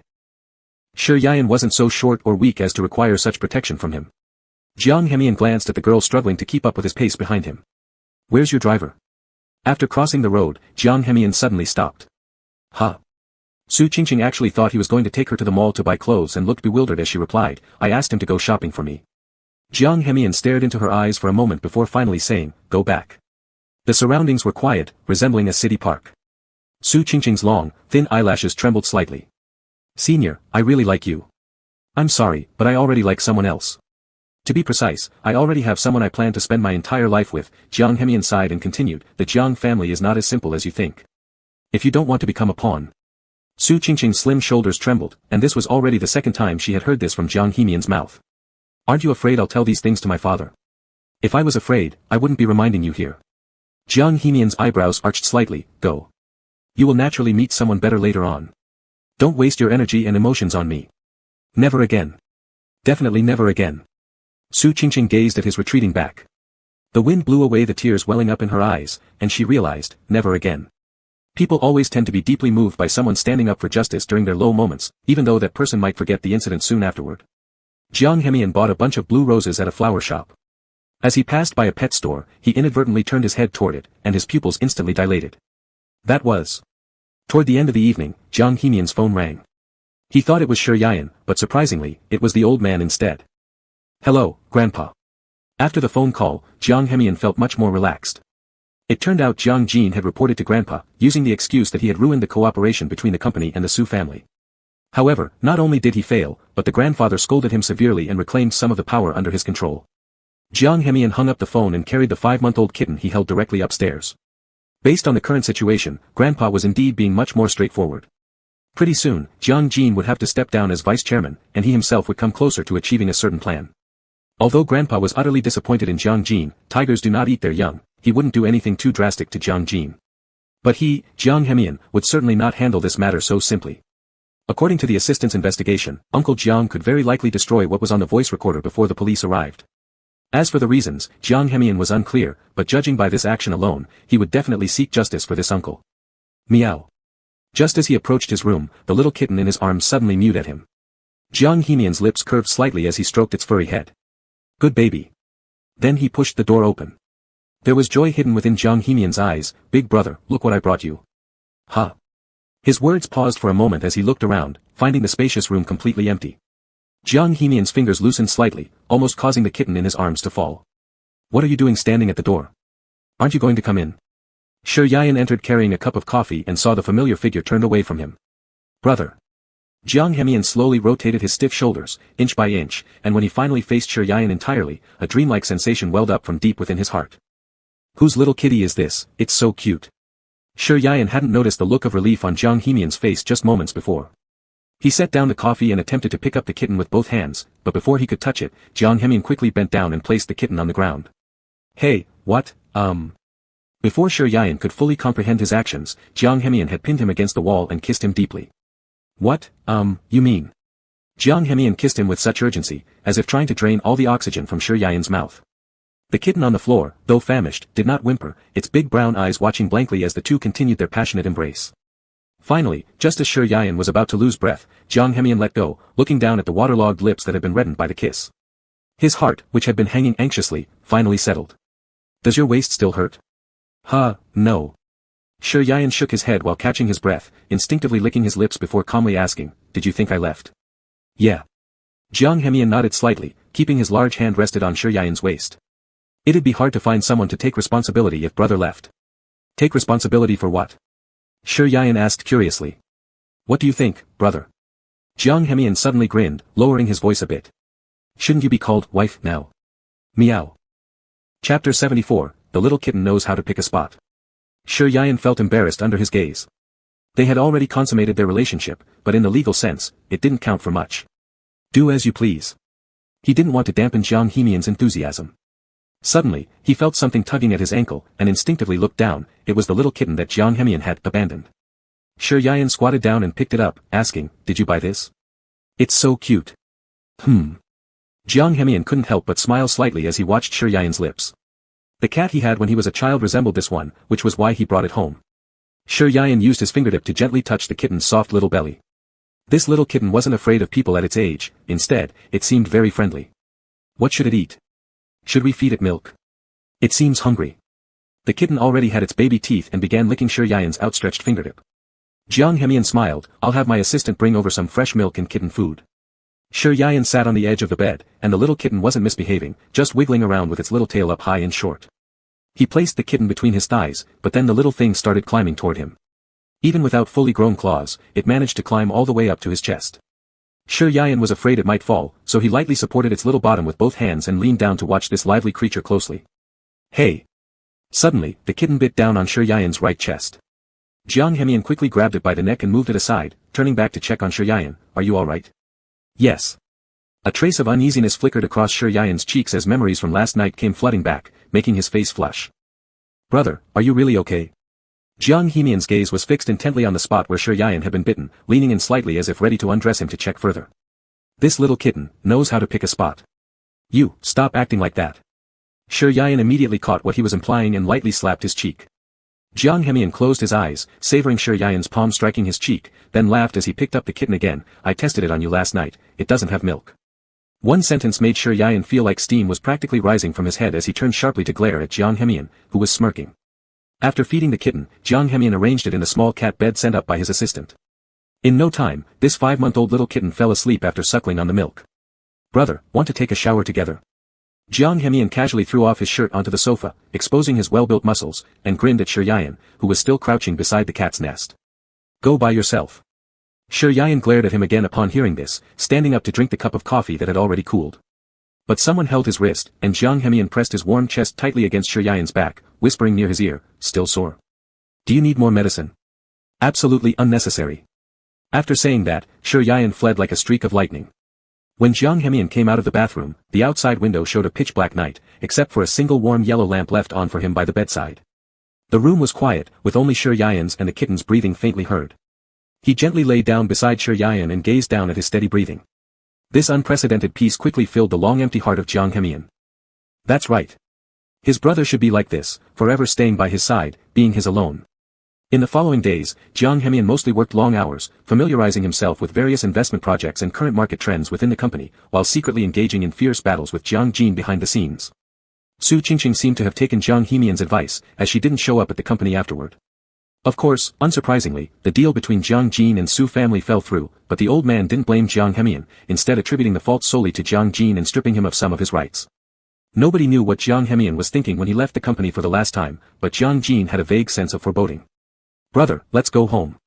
Jiang Hemian had almost resolved everything here. Once he officially graduated from university, he could directly take over his family's business, but Shi Yian hadn't returned to Fantasy Sea City for more than 10 days, having promised him that they would return once matters here were dealt with. What about Xiao Anyan? Shi Yian looked somewhat worried at the little kitten still playing above the scratching post. The other day, the two had discussed naming this sleepy little kitten, but after much deliberation, they couldn't come up with anything until the kitten fell asleep in Shi Yian's arms. Suddenly inspired, Shi Yian suggested, "Since it likes sleeping so much, why don't we call her Xiao Anyan? If you want to keep raising her, I don't mind taking care of her." Jiang Hemian wrapped his long arms around Shi Yian's waist and rubbed his chin against his soft hair. "Can I, really?" Shi Yian's first thought was about his wallet. A set of kitten toys could easily cost thousands, plus his rented apartment was tiny. Compared to here, it was clearly no match at all. "Of course, you can." Jiang Hemian unconsciously laced their fingers together. After spending time together, he had fully understood Shi Yian, including the reason for the worry in his eyes at that moment. Jiang Hemian was crystal clear. "Brother, don't worry about other things." A strong arm suddenly landed on his shoulder, forcing Shi Yian to tilt his head back as he leaned against the cold white wall. "You. Please remember this carefully, I'm your boyfriend, the kind where there's no separation between us." Jiang Hemian lowered his head and gently nudged Shi Yian's sensitive earlobe with his nose, his warm breath fanning over one side of his neck. Shi Yian's voice was faint like a mosquito's hum as he nodded slightly, his gaze involuntarily fixed on the ground. "Dear brother, do you still blame me for deceiving you earlier?" Despite being just over 20 years old, Jiang Hemian's tone carried a seasoned maturity that made it hard for Shi Yian to refuse him. Not only because of Jiang Hemian's current personality, which made Shi Yian hesitant to say something unpleasant from his mouth, but also because Shi Yian didn't dwell too much on what had happened before. "No, I've never blamed you." This sentence successfully drew a laugh from Jiang Hemian, who rewarded Shi Yian with a kiss on his lips. "Your mouth is so sweet." His restless fingers gradually slid down Shi Yian's chest through the layers of clothing while a glint of pent-up desire sparked in his eyes. "Wife. I want you now." Chapter 75, Brother's Dilemma. Now. Shi Yian's eyes widened in disbelief as she stared at the domineering man in front of her. They had just made love, and he hadn't fully recovered yet. Wasn't it time for him to leave now? Mian, no. Please don't. Shi Yian's pupils were filled with anxiety and fear. She was afraid that Jiang Hemian would want to do it again. She couldn't take it. Jiang Hemian pressed her hard against the wall, kissing her lips tenderly. He didn't miss a single corner of her mouth, and gradually his kisses trailed down from her cheek to her neck. Suddenly, something fell on her cheek. At first, the sensation was warm, but it soon turned cold, like some kind of liquid. She instinctively looked up, and just then a tear from Shi Yian slid down her face, landing on the corner of his lips. Jiang Hemian felt an intense pang in his chest. He hated seeing Shi Yian cry. "Oh no, stop crying. I won't do anything else," Jiang Hemian said in a flustered tone as he wiped away her tears and scolded gently, "Big brother, don't cry." It could be said that, except when he saw her cry in bed, at any other moment, Jiang Hemian wouldn't want Shi Yian to shed a tear. "I want to go home." The tips of Shi Yian's eyelashes, curled upward like crow feathers, carried tiny droplets of clear tears, and the area around her eyes was pink. Her lips, reddened from kisses, opened and closed as she spoke. This nearly drove Jiang Hemian mad. "All right. The distance between Jing'an City and Huanhai City takes about 2 or 3 hours by car." Just before leaving, Shi Yian suddenly remembered that their lease contract prohibited pets, so Jiang Hemian reluctantly handed little Mian over to a chef's auntie for temporary care. The two exchanged contact information, and the auntie would send photos of the kitten regularly. "Big brother, don't be sad. Once I finish my studies, we'll come back. Would you like to come with me?" The spacious back seat of the Land Rover afforded privacy, and Jiang Hemian had foreseen this by having the driver lower the partition as soon as they got in. So even if they were wrestling in the back, no one would know. Sure, Ian hesitated. Not long ago, she was still thinking about how to escape Jiang Hemian's grasp, but now they had already developed a secret relationship, making her current situation awkward and difficult. Is Big Brother not willing? Jiang Hemian stubbornly moved closer, his hand slipped through the gap of Sure Ian's waist and hugged her tightly from behind, lowering his head to kiss her temples. It's not that. These two words almost made Sure Ian bite her tongue, and finally, tentatively glancing sideways at Jiang Hemian, she hesitated and said, but I still have work. This comment served both as a test to see if Jiang Hemian would let her work after returning and also as a real probe. It doesn't matter. There are kindergartens in Jing'an too. If Big Brother can't let go of this job, I can make a compromise and transfer you to Jing'an. This was not a difficult matter for Jiang Hemian. Sure Ian slightly paused, a barely perceptible expression flashing in her starry eyes. Gently grabbing Jiang Hemian's fingertips, she coaxed like a child, Mian, once we get back, please don't tie me up anymore, alright?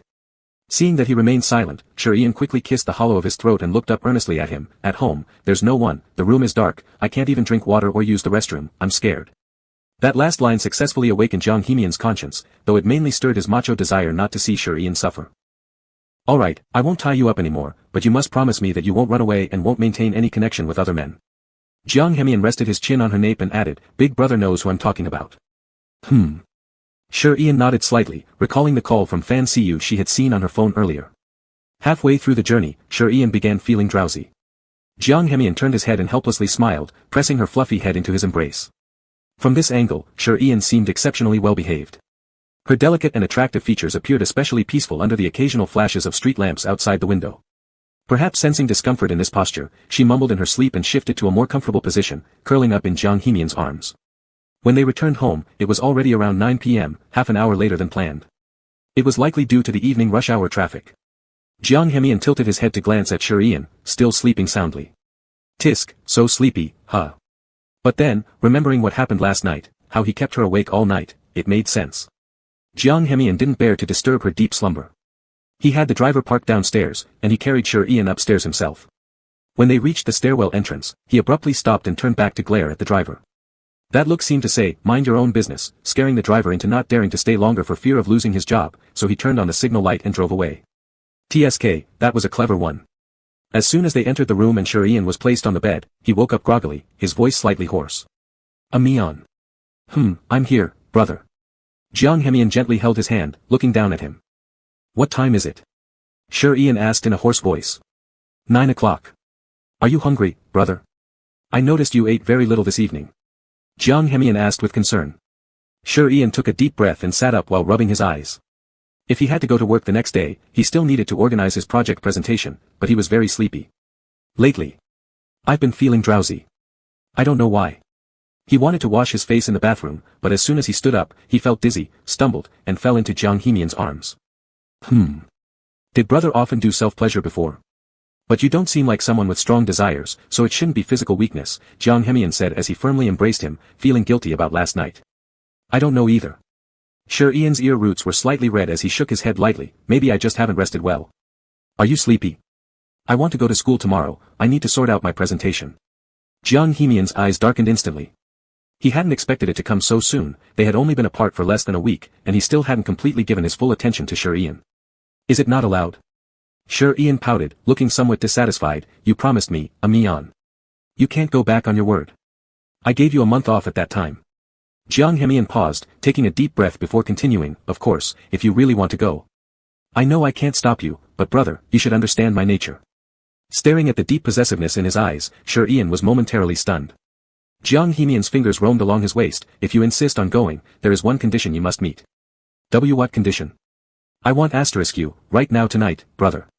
Let me be satisfied, and I'll personally send you to work tomorrow morning.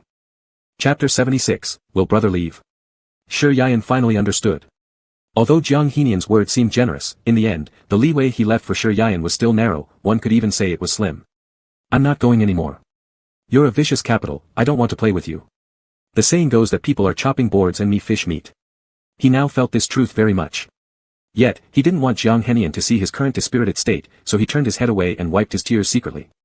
Tisk tisk, Jiang Hemian sighed in sympathy, unexpectedly seeing that his mere few words had caused the other person to cry. He gently patted Shi Yayan on the bottom. Capital may be evil, but definitely not me. Seeing that Shi Yayan didn't listen to a word he said at all, Jiang Henian had no choice but to take a step back and said helplessly, "Alright, stop crying, my obedient grandchild." Shi Yayan wiped away his tears with his fingertips while secretly peeking at Jiang Henian's expression through the cracks of his fingers. Even the most heartless person has a soft spot. He clearly knows his place in Jiang Henian's heart now. No matter what, he is nearly 30 years old, he should not always be manipulated by someone who is just over 20. So, Shi Yayan looked at Jiang Henian with red eyes, his arm limply hanging onto his shoulder, his eyelashes still carrying traces of tears. "Hey nay, let me go." Jiang Henian had his jawline tightened, and his eyes were tightly fixed on Shi Yayan's moist lips. "No ugh." Before he could fully reject him, Shi Yayan sealed his mouth with a kiss. His pupils slightly widened, unable to believe. "Hubby, please." After the kiss, Shi Yayan hid his blushing face in his chest, wishing he could dig a hole and burrow down into the ground like a marmot immediately. He did not notice how Jiang Henian's gaze had grown deeper, all he could feel was his unsteady breathing and heartbeat under the clothes from his chest. Confused, Shi Yayan looked up. "How ugh." Suddenly losing his balance, Shi Yayan fell backwards. Jiang Henian held the back of his head as he rose above, pressing the man beneath him, kissing him passionately. "Call me once more, good brother." His voice was hoarse. Shi Yayan could clearly see the desire in his eyes, but also due to his overpowering presence, he could only softly respond. "Who, spanned? Good brother, so you don't want me to sleep tonight?" After Jiang Henian spoke, he lowered his head and blocked his lips again. "No, not true, you haven't agreed yet." Shi Yayan pushed him off as he leaned against his chest. "I agree, I'll agree with anything. Quickly, take off your pants." Jiang Henian reached for his trouser leg. "Wait. I'm still sore." "Hubby. No." Shi Yayan got nervous to the point where he almost bit his tongue, and he even forgot to change the way he addressed him. Jiang Henian certainly knew, but he himself was also uncomfortable. Within moments, he had removed all his clothes. "Call me once more." "What? Are you better now?" "Not yet, maybe baby brother needs to endure a little longer." "Weren't we supposed to do it right away? Why are you doing this again?" "Can't help it." The room was filled with their intimate panting sounds. By the end, Shi Yayan was already half asleep, completely unaware of how he was being destroyed on his own body. Even in his dreams, Shi Yayan remembered the fact that Jiang Henian had already promised him. So, on the second day, despite his tortured body from last night, he forced himself to get up from the bed, preparing to go to work. "Big brother, looks like it's impossible for me, yet you're up so early." A lazy voice came from behind as Shi Yayan was sneaking around in the kitchen. Startled, Shi Yayan exclaimed, "Ah!" All of a sudden, a pair of big hands appeared around his waist. Shi Yayan instinctively looked down, thinking that he had been cautious enough, but still ended up waking Jiang Henian. "Brother, why are you shaking your hands?" Jiang Henian buried his face in his neck, his tone revealing no additional meanings. "Not." Shi Yayan placed down the milk cup he had finished drinking, then took his hand actively, turning around. "Henian, you promised me last night, you can't break your promise, and I've already sent a message to the school." Jiang Henian remained silent for a moment. Staring into his eyes, he said, "That goes without saying. Last night, the way brother called sounded so sweet, hubby really liked it. From now on, call me that, alright?"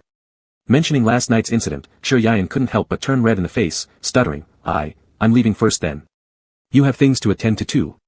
After speaking, Shi Yayan dashed away quickly. Jiang Henian stared at the tightly closed door and subconsciously tightened his fingertips. He made a decision, giving Shi Yayan the option to leave him of her own accord.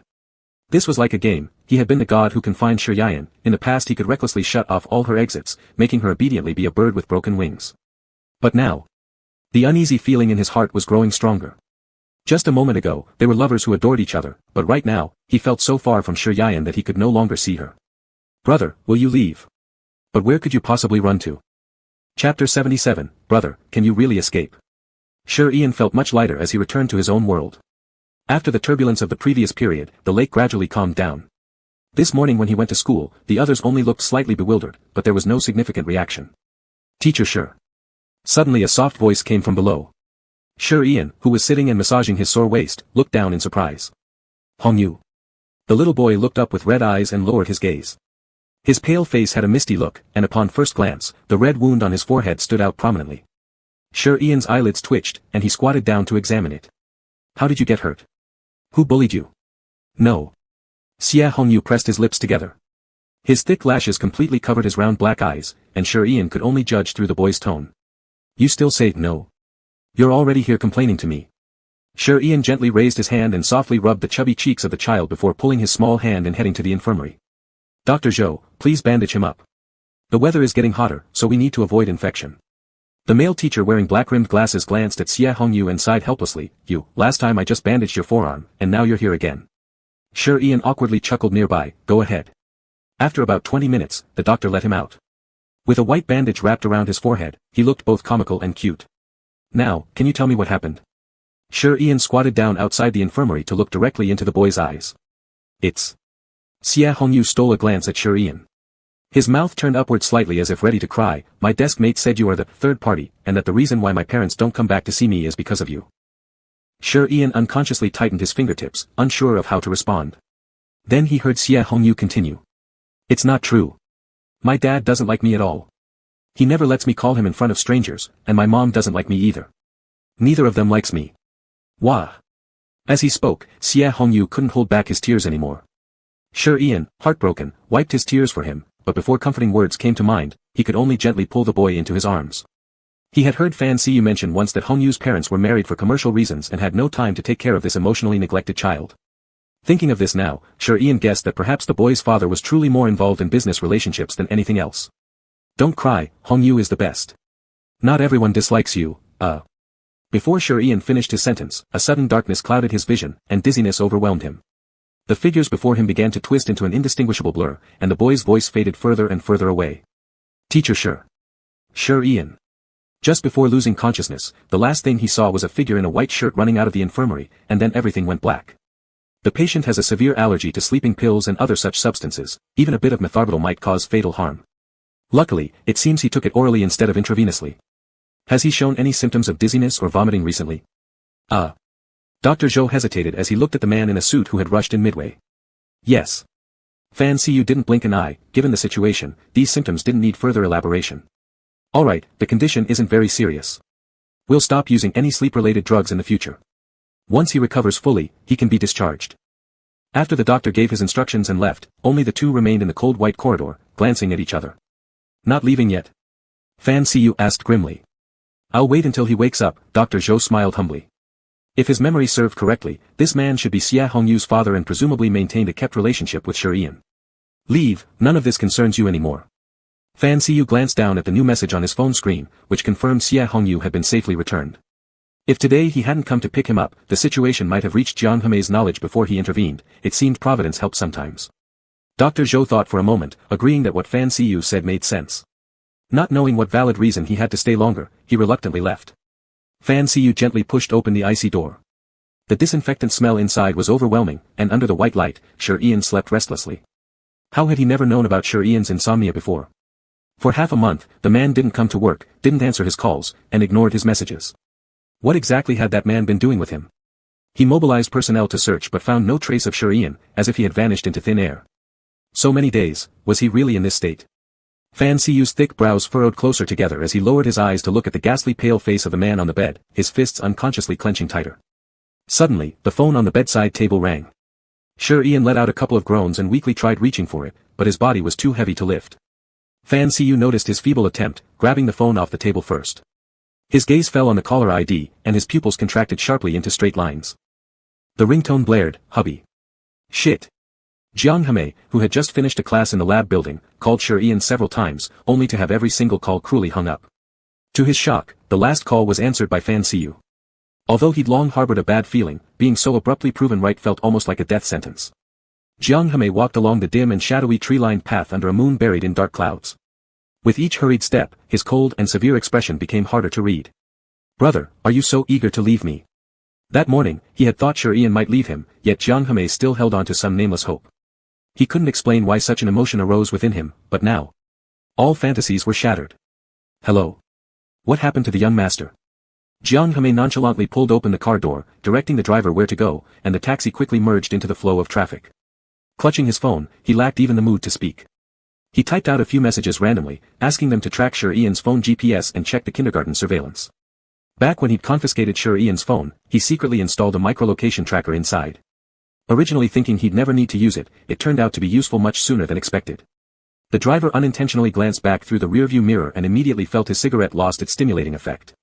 The man behind looked like a student, but reclined in the back seat with sharp, silent eyes staring fixedly ahead. The oppressive aura around him was suffocating. Jiang Heimei's tightly clenched arm revealed protruding veins, and the joints cracked eerily as he squeezed.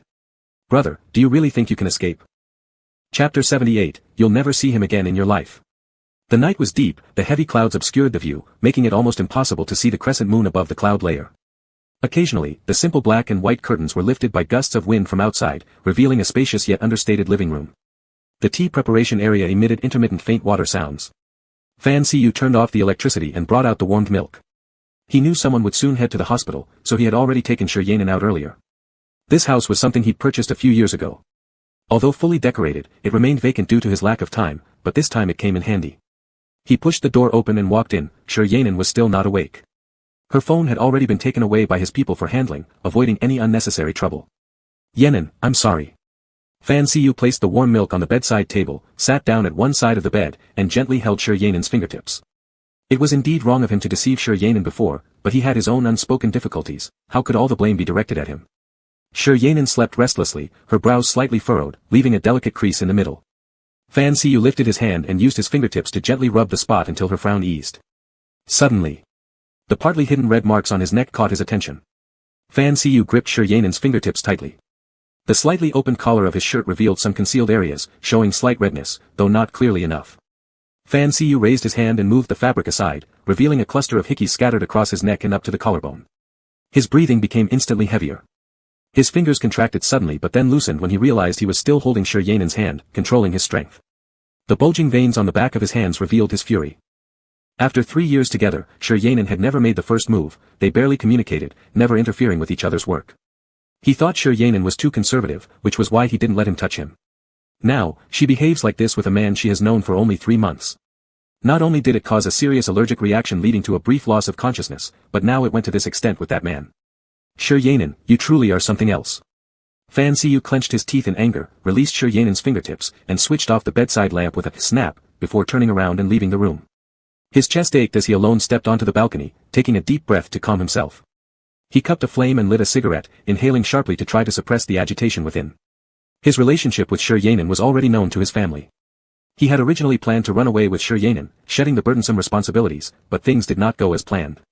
Firstly, Shi Yanin refused, and secondly, Xia Wanwan wouldn't let him off easily.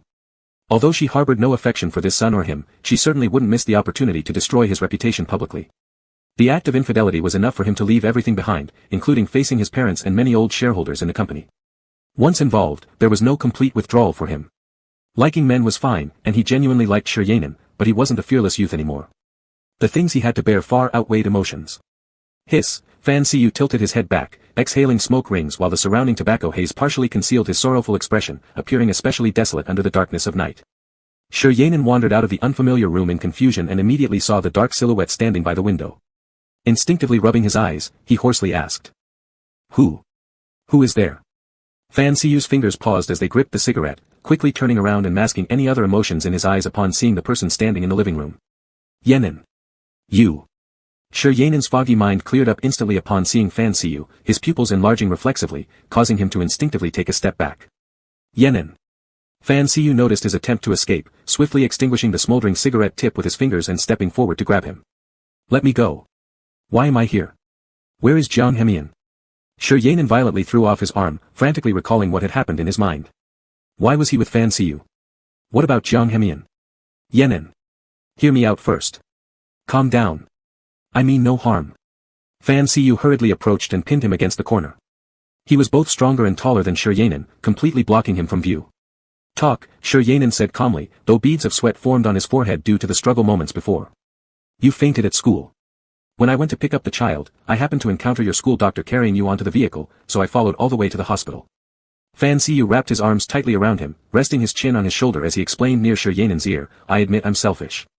Bringing you home without your consent was wrong of me, but, Shi Yanin lowered his head and bit his arm, the only thought in his mind now being the fear of being misunderstood by Jiang Hemian. He had finally gained freedom and no longer had to be locked up in a room every day, but now, everything was ruined. Jiang Hemian would definitely think he had run away. What awaited him would be endless darkness. No, it's not like this, Shi Yanin forcefully pushed the man in front of him away, trembling as he fumbled for his phone in his pocket, tears streaming down his cheeks due to extreme panic. Where's my phone? Where's my phone? Fan Siyu looked at Shi Yanin who suddenly went mad, confusion flashing heavily in his eyes. Anan, what's wrong with you? He wanted to wipe away Shi Yanin's tears, but a pair of pale hands suddenly grabbed his collar. Shi Yan'an's shoulders trembled slightly as he pulled Fan Siyu's neck toward him and asked, What time is it now? 11. Fan Siyu reluctantly answered, watching Shi Yan'an's bloodshot eyes. He had never seen Shi Yan'an look this way, like someone possessed. His body was trembling from fear, yet his gaze was weary yet determined when looking back at Fan Siyu. Anan, what's wrong? Are you scared? Scared of me? After hearing Fan Siyu announce the time, Shi Yan'an froze completely. His eyes were filled with red bloodshot veins, his jaw tightened, and his lips formed a straight line without any curve. Lend me your phone. After a long moment of hesitation, he slowly extended his trembling hands, repeating once again, Lend me your phone, please. Bang! The emotions that had been suppressed erupted all at once. Shi Yan'an. You're asking me for the phone to call him. When have you ever begged me? This really makes me feel ironic. Fan Siyu raised his voice, gripping Shi Yan'an's shoulders and glaring at him fiercely. Phone, lend me. Shi Yan'an didn't even glance at him, repeatedly murmuring these words, lend me. I'll never give it to you. Not a chance. Fan Siyu bent his knees, picked Shi Yan'an up horizontally, and walked toward the bedroom. As Shi Yan'an struggled violently, he heard a stern voice above him. Shi Yan'an. Let me tell you. You will never see him again in your life. Chapter 79, Comparison. Have you found it? It was nearly 1 a.m. and the area under bridge number 3 was pitch black. After the technical personnel of the Jiang family had positioned and locked down the location, they eventually narrowed it down to this region. The embankment nearby was covered with countless reeds and wild grasses. Jiang Hemian hadn't found any surveillance footage or other information, nor did he have time to confirm at the kindergarten. The only thing he currently knew was that the phone's position was here. Shi Yan ran away, and there was nothing to report to the police about such matters. Moreover, unless missing for more than 24 hours, the police wouldn't formally open a case. Brother, where are you? Jiang Hemian was as if his mind was set on something uncontrollable, fully aware that Shi Yan intentionally discarded the phone here, yet he kept going deeper into the water. Connected via Bluetooth earphones with the technicians from the Jiang family, the sound of keyboard tapping could be heard clearly. The technicians were now more anxious than anyone else, having been initially limited by geographical constraints, and now even needed to perform a carpet search, truly harder than ascending to heaven. Master Jiang, we can't hack into the surveillance cameras in the Illusion Sea urban area, it seems like something is preventing us. And as Jiang Hemian listened to the voice getting quieter and quieter, his heart sank deeper with the water flow, while icy currents gradually crept over his lower calves. In the distance, the streetlights under the tree shadows looked unusually tiny. He couldn't describe how he felt. Jiang Hemian felt like the sky was falling on him, pressing on his chest and suffocating him. The cold night wind mercilessly poured into his lungs, bringing a wave of choking sensations. Suddenly, he thought he heard Shi Yan's gentle voice, but it wasn't clear enough. Mian. Brother. Jiang Hemian called out hoarsely toward the rushing river ahead of him. Master. At 3 p.m. today, a person named Shi Yan registered at the central hospital. An urgent voice blared through the earpiece. Though mixed with electronic noise and slight reverberations, it did not hinder these words from becoming Jiang Hemian's last lifeline. He suddenly snapped back to reality. Glancing down, he realized the river water had already reached waist level. Jiang Hemian turned and struggled hard toward the shore. What did you say? Repeat it again. Let me go. Fans you. Shi Yan didn't understand what was wrong with this person. Hadn't he made it crystal clear last time? He told him not to come after him anymore, so why now? Let you go. Why let you go to indulge in sweet nothings with him? Ha! Fans you threw him onto the bed in the bedroom. Caught off guard, due to the momentum, Shi Yan bounced slightly into the mattress and was immediately embraced tightly by the man leaning over him. You, what do you want to do? We're over. And you have a wife too. Before he finished speaking, Shi Yan suddenly felt his shoulders tighten as his only shirt was pulled by Fan Yu. Panicked, Shi Yan clutched at his collar and kicked with his legs. What do you think I'm doing? What can I do? From beginning to end, I've wanted only you. Why won't you understand, Anan? Look at me. Fan Yu grabbed his ankle, dragging him into an embrace. He cupped Shi Yan's face and forced him to make eye contact. Anan. I love you. As long as you don't care about my past and family affairs, we can be together again. That woman and child will not affect our feelings, PFFFTT. A sharp slap resounded through the room. With bloodshot eyes, Shi Yan glared fiercely at him and shouted hoarsely, You're crazy. On Fan Yu's handsome side profile, a red handprint was clearly visible. Shi Yan didn't know where the strength came from as he grabbed hold of his suit tie. You initiated the breakup. And now it's you regretting it. Acting both the good guy and bad guy whenever you feel like it. Then what am I? A toy that can be played with any time? How can you expect me to disregard the existence of your wife and child? Do you consider me nothing but your mistress outside? Have you ever asked me whether I would willingly be the other woman? What does it mean to love me? Do you even know what love is? Your love is simply the calculated decision that benefits you without affecting your interests. You want everything, but you cannot have both fish and bare paws. Is this logic so hard to grasp?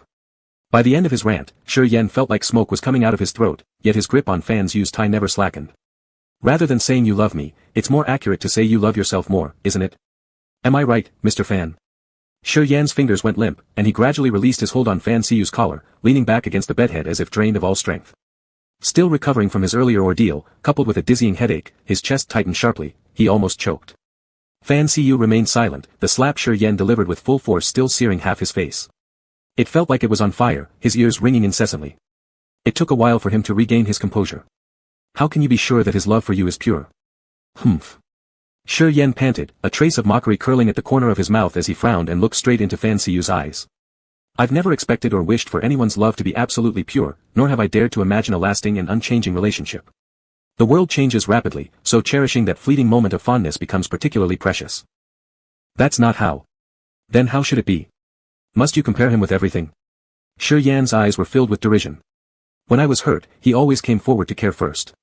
He wouldn't just leave because of some lame excuse like, something urgent came up in the company, I'll come back later. In every choice, I was always his top priority, not the garbage discarded by a profit-driven businessman.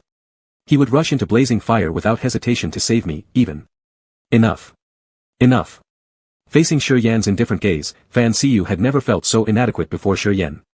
He had always wielded rationality as his sharp sword, never imagining that one day this very sword would pierce straight through his own heart. With absolute rationality, he'd overcome and solve 90% of life's problems. But over time, it was this very rationality that unintentionally pushed Shi Yan further away.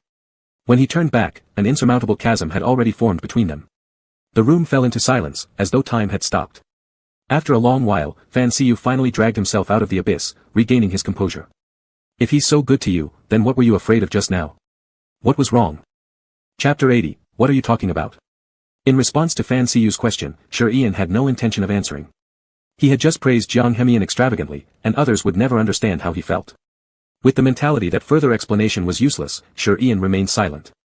Suddenly, his chin was lightly gripped by cold fingertips, forcing Shi Yan to look directly at Fan Zhu. Speak up, I'd like to see how you answer. His tone was very calm, with no fluctuations, yet Shi Yan could clearly see a bone-chilling coldness and sharpness hidden in the depths of Fan Zhu's eyes. It's none of your business, I just didn't want him to worry, Shi Yan subtly avoided his gaze. Fan Zhu replied indifferently, as if trying to dissect Shi Yan to see how much truth there was in what he said. He had a vague suspicion that this incident of an allergic reaction to sleeping pills was somehow related to that man, but it hadn't been fully investigated yet. Given how cautious Shi Yan currently was around him, he doubted that Shi Yan would believe his guess. Do you know why you fainted this time? Fan Zhu slowly released his grip on Shi Yan's chin, cleverly throwing the question back at him. Speaking of which, Shi Yan's cheeks turned red involuntarily. Last night, Jiang Hemian had held onto him without restraint, coupled with insufficient rest, causing him to collapse today from physical exhaustion. What else? It might be hypoglycemia. Shi Yan stood up and wanted to leave, but was quickly pulled back by Fan Zhu, who roughly pulled him into his arms. Where do you think you're going? I've already said it, you will never see him again in this life. Fan Zhu threatened closely near Shi Yan's ear. The scorching breath sprayed against Shi Yan's neck, while the deep male voice was intensely oppressive. Maybe fed up with the feeling of being imprisoned, Shi Yan found some unknown strength and pushed backward hard with his elbow against Fan Zhu's shoulder. SSS, the pain from the hard knuckles hitting the shoulder blade caused Fan Zhu to suck in a cold breath sharply. His arm loosened, and he had no choice but to release Shi Yan. Do you think anyone can imprison me? Am I too weak to let all of you control me? Shi Yan's eye corners turned crimson, and the grievances piled in his chest for several days finally erupted right then. He had never belonged exclusively to anyone, so why was he treated like this? That's not what I meant. Fan Zhu looked up to see Shi Yan's chest rising and falling violently, a single tear rolling down the corner of his eye, making him look as though he'd been bullied. Shi Yan raised his hand to furiously wipe away the tears streaming down his cheeks and turned to leave. Fan Zhu rushed forward and hugged him tightly from behind. I'm sorry, it's always my fault. You can hit me or yell at me. Just please, give me another chance. Shi Yan tried hard to pry loose Fan Zhu's arms hugging him, but it was completely ineffective. Their strength gap was enormous, and since Shi Yan wasn't fully recovered yet, breaking free from his embrace became impossible. What nonsense are you spouting? I have a boyfriend now. There's no way I'm giving you another chance. Oomph. Shi Yan suddenly felt a pain in his shoulder, and instantly lost consciousness. Fan Zhu caught him precisely, cradling him horizontally before gently laying him on the bed. He couldn't just stand by and watch Shi Yan go to another man. He had no retreat left. Is it really so difficult for you to stay? Or does it mean, am I really that pathetic? Fan Siyu, who had always been above everyone else, had never heard himself degraded to worthlessness before. That feeling was akin to plummeting from the top of a tall building, leaving his heart hollow. Fan Siyu looked at Sure Ian, who was so close, unsure of what to say. After a heavy sigh, he stood up and closed the bedroom door. Hey. How's the task we discussed progressing? The silhouette of the man on the balcony appeared particularly desolate. He lit another cigarette, his tone hoarse and weary, carrying a profound sense of helplessness. Jiang Hemian, who rushed to the hospital at 3 o'clock in the morning looking disheveled, was confused. The technicians from his family had indeed traced records of Sure Ian's medical records at this hospital, but why were there no definite updates now? Ah. He had run all the way here without catching his breath, only to be met with another harsh blow. The suffocating sensation came rushing over him like a tidal wave. Leaning against the cold white wall to catch his breath, the explanations coming through his Bluetooth earpiece only irritated him further. He irritably yanked out the earpiece and pressed his fingertip against his pulsating temple. The rooftop was well lit, located in the central area of the west side of Huanhai City, offering a view of the developed urban landscape from the balcony. The cup of warm milk from last night on the bedside table had cooled down at some unknown time. Beside it was a box of medicine and a bottle of calcium tablets. The person on the bed slept restlessly, plagued by nightmares all night. Ah. Suddenly, he shuddered all over and sat up abruptly from the bed. His thin shirt had already been soaked through with cold sweat, the chill constantly stimulating his pores. Hiss. A dull pain came from his shoulder as he gradually returned to reality from the nightmare, last night's conversation and scenes with Fan Siyu slowly resurfacing in his mind. Without a second thought, Sure Ian quickly got up, went to the door, and just as he opened the bedroom door, he saw Fan Siyu calmly sitting on the couch. In front of him, the ashtray was filled to the brim with cigarette butts. A cold wind blew past, dispersing the heavy tobacco smell in the living room. Stand still. Fan Siyu stood up and grabbed his wrist that was about to change into shoes, stopping him from taking the next step. Anan, I don't mean to stop you from leaving. Hear me out first before you decide whether to stay or go. On what basis? Are you going to knock me out again like last night? Sure Ian appeared exceptionally calm. When those pupils lifted indifferently, there was no emotion to be found. I'm sorry, I was too anxious last night, so. Fan Siyu knew he was wrong about this matter, so naturally didn't try to justify himself. Let go of me. Don't make me repeat myself. Sure Ian said quietly, looking down. He hadn't returned home all night. If they knew he had been with Fan Siyu, even if he jumped into the Yellow River, he couldn't wash away the misunderstanding. He'd barely managed to get Jiang Hemian to trust him again, now it felt like he'd gone back to square one. Anan. What has he done to you? Why are you acting like a soulless doll? Fan Siyu firmly grasped both his shoulders and glared as he spoke fiercely, listen up, Anan. He's not someone to be messed with. Do you know why you fainted yesterday? You took sleeping pills, did you even know that? Sure Ian's otherwise calm eyes flickered with a distinct trace of doubt, unable to help but furrow his brows. I've never taken sleeping pills in my life. What nonsense are you talking about? After hearing his reply, Fan Siyu's suspicion became even stronger. He released Sure Ian's shoulders and pulled out a case detection report from his pocket. Take a look for yourself. After seeing the content, Sure Ian's pupils suddenly contracted sharply. It was hard for him to believe it. This is impossible. Chapter 81, I agreed. Sure Ian stood there, dazed for a while before taking the report sheet. The clear writing on the white paper was indisputable, severe allergy to methionine caused temporary shock. How could this happen? I didn't. An immature thought gradually formed in Sure Ian's mind. During this period, he had almost no interaction with anyone from the outside world, and the only person he trusted was Jiang Hemian. Anan. Fan Siyu noticed his pale face, the shirt on his slim figure seemed unusually spacious, as if he would faint at any moment. Don't touch me. With a hoarse voice, Sure Ian shrugged off the hand on his forearm and leaned against the wall to catch his breath, organizing his thoughts in his mind. Finally, among all the complicated details, he caught a few clues. When they first started living together, though he hadn't drank the water Jiang Hemian gave him that night, he did drink every glass of water given to him after that. No wonder during that time, his biological clock was severely disrupted, and these days he always felt sleepy, originally thinking it was due to his physical condition, but now realizing it was all Jiang Hemian's doing. Why is he still so paranoid about confining me even though I'm already a prisoner? Sure Ian knew Jiang Hemian was obsessive, but he never imagined he had absolutely no trust in him.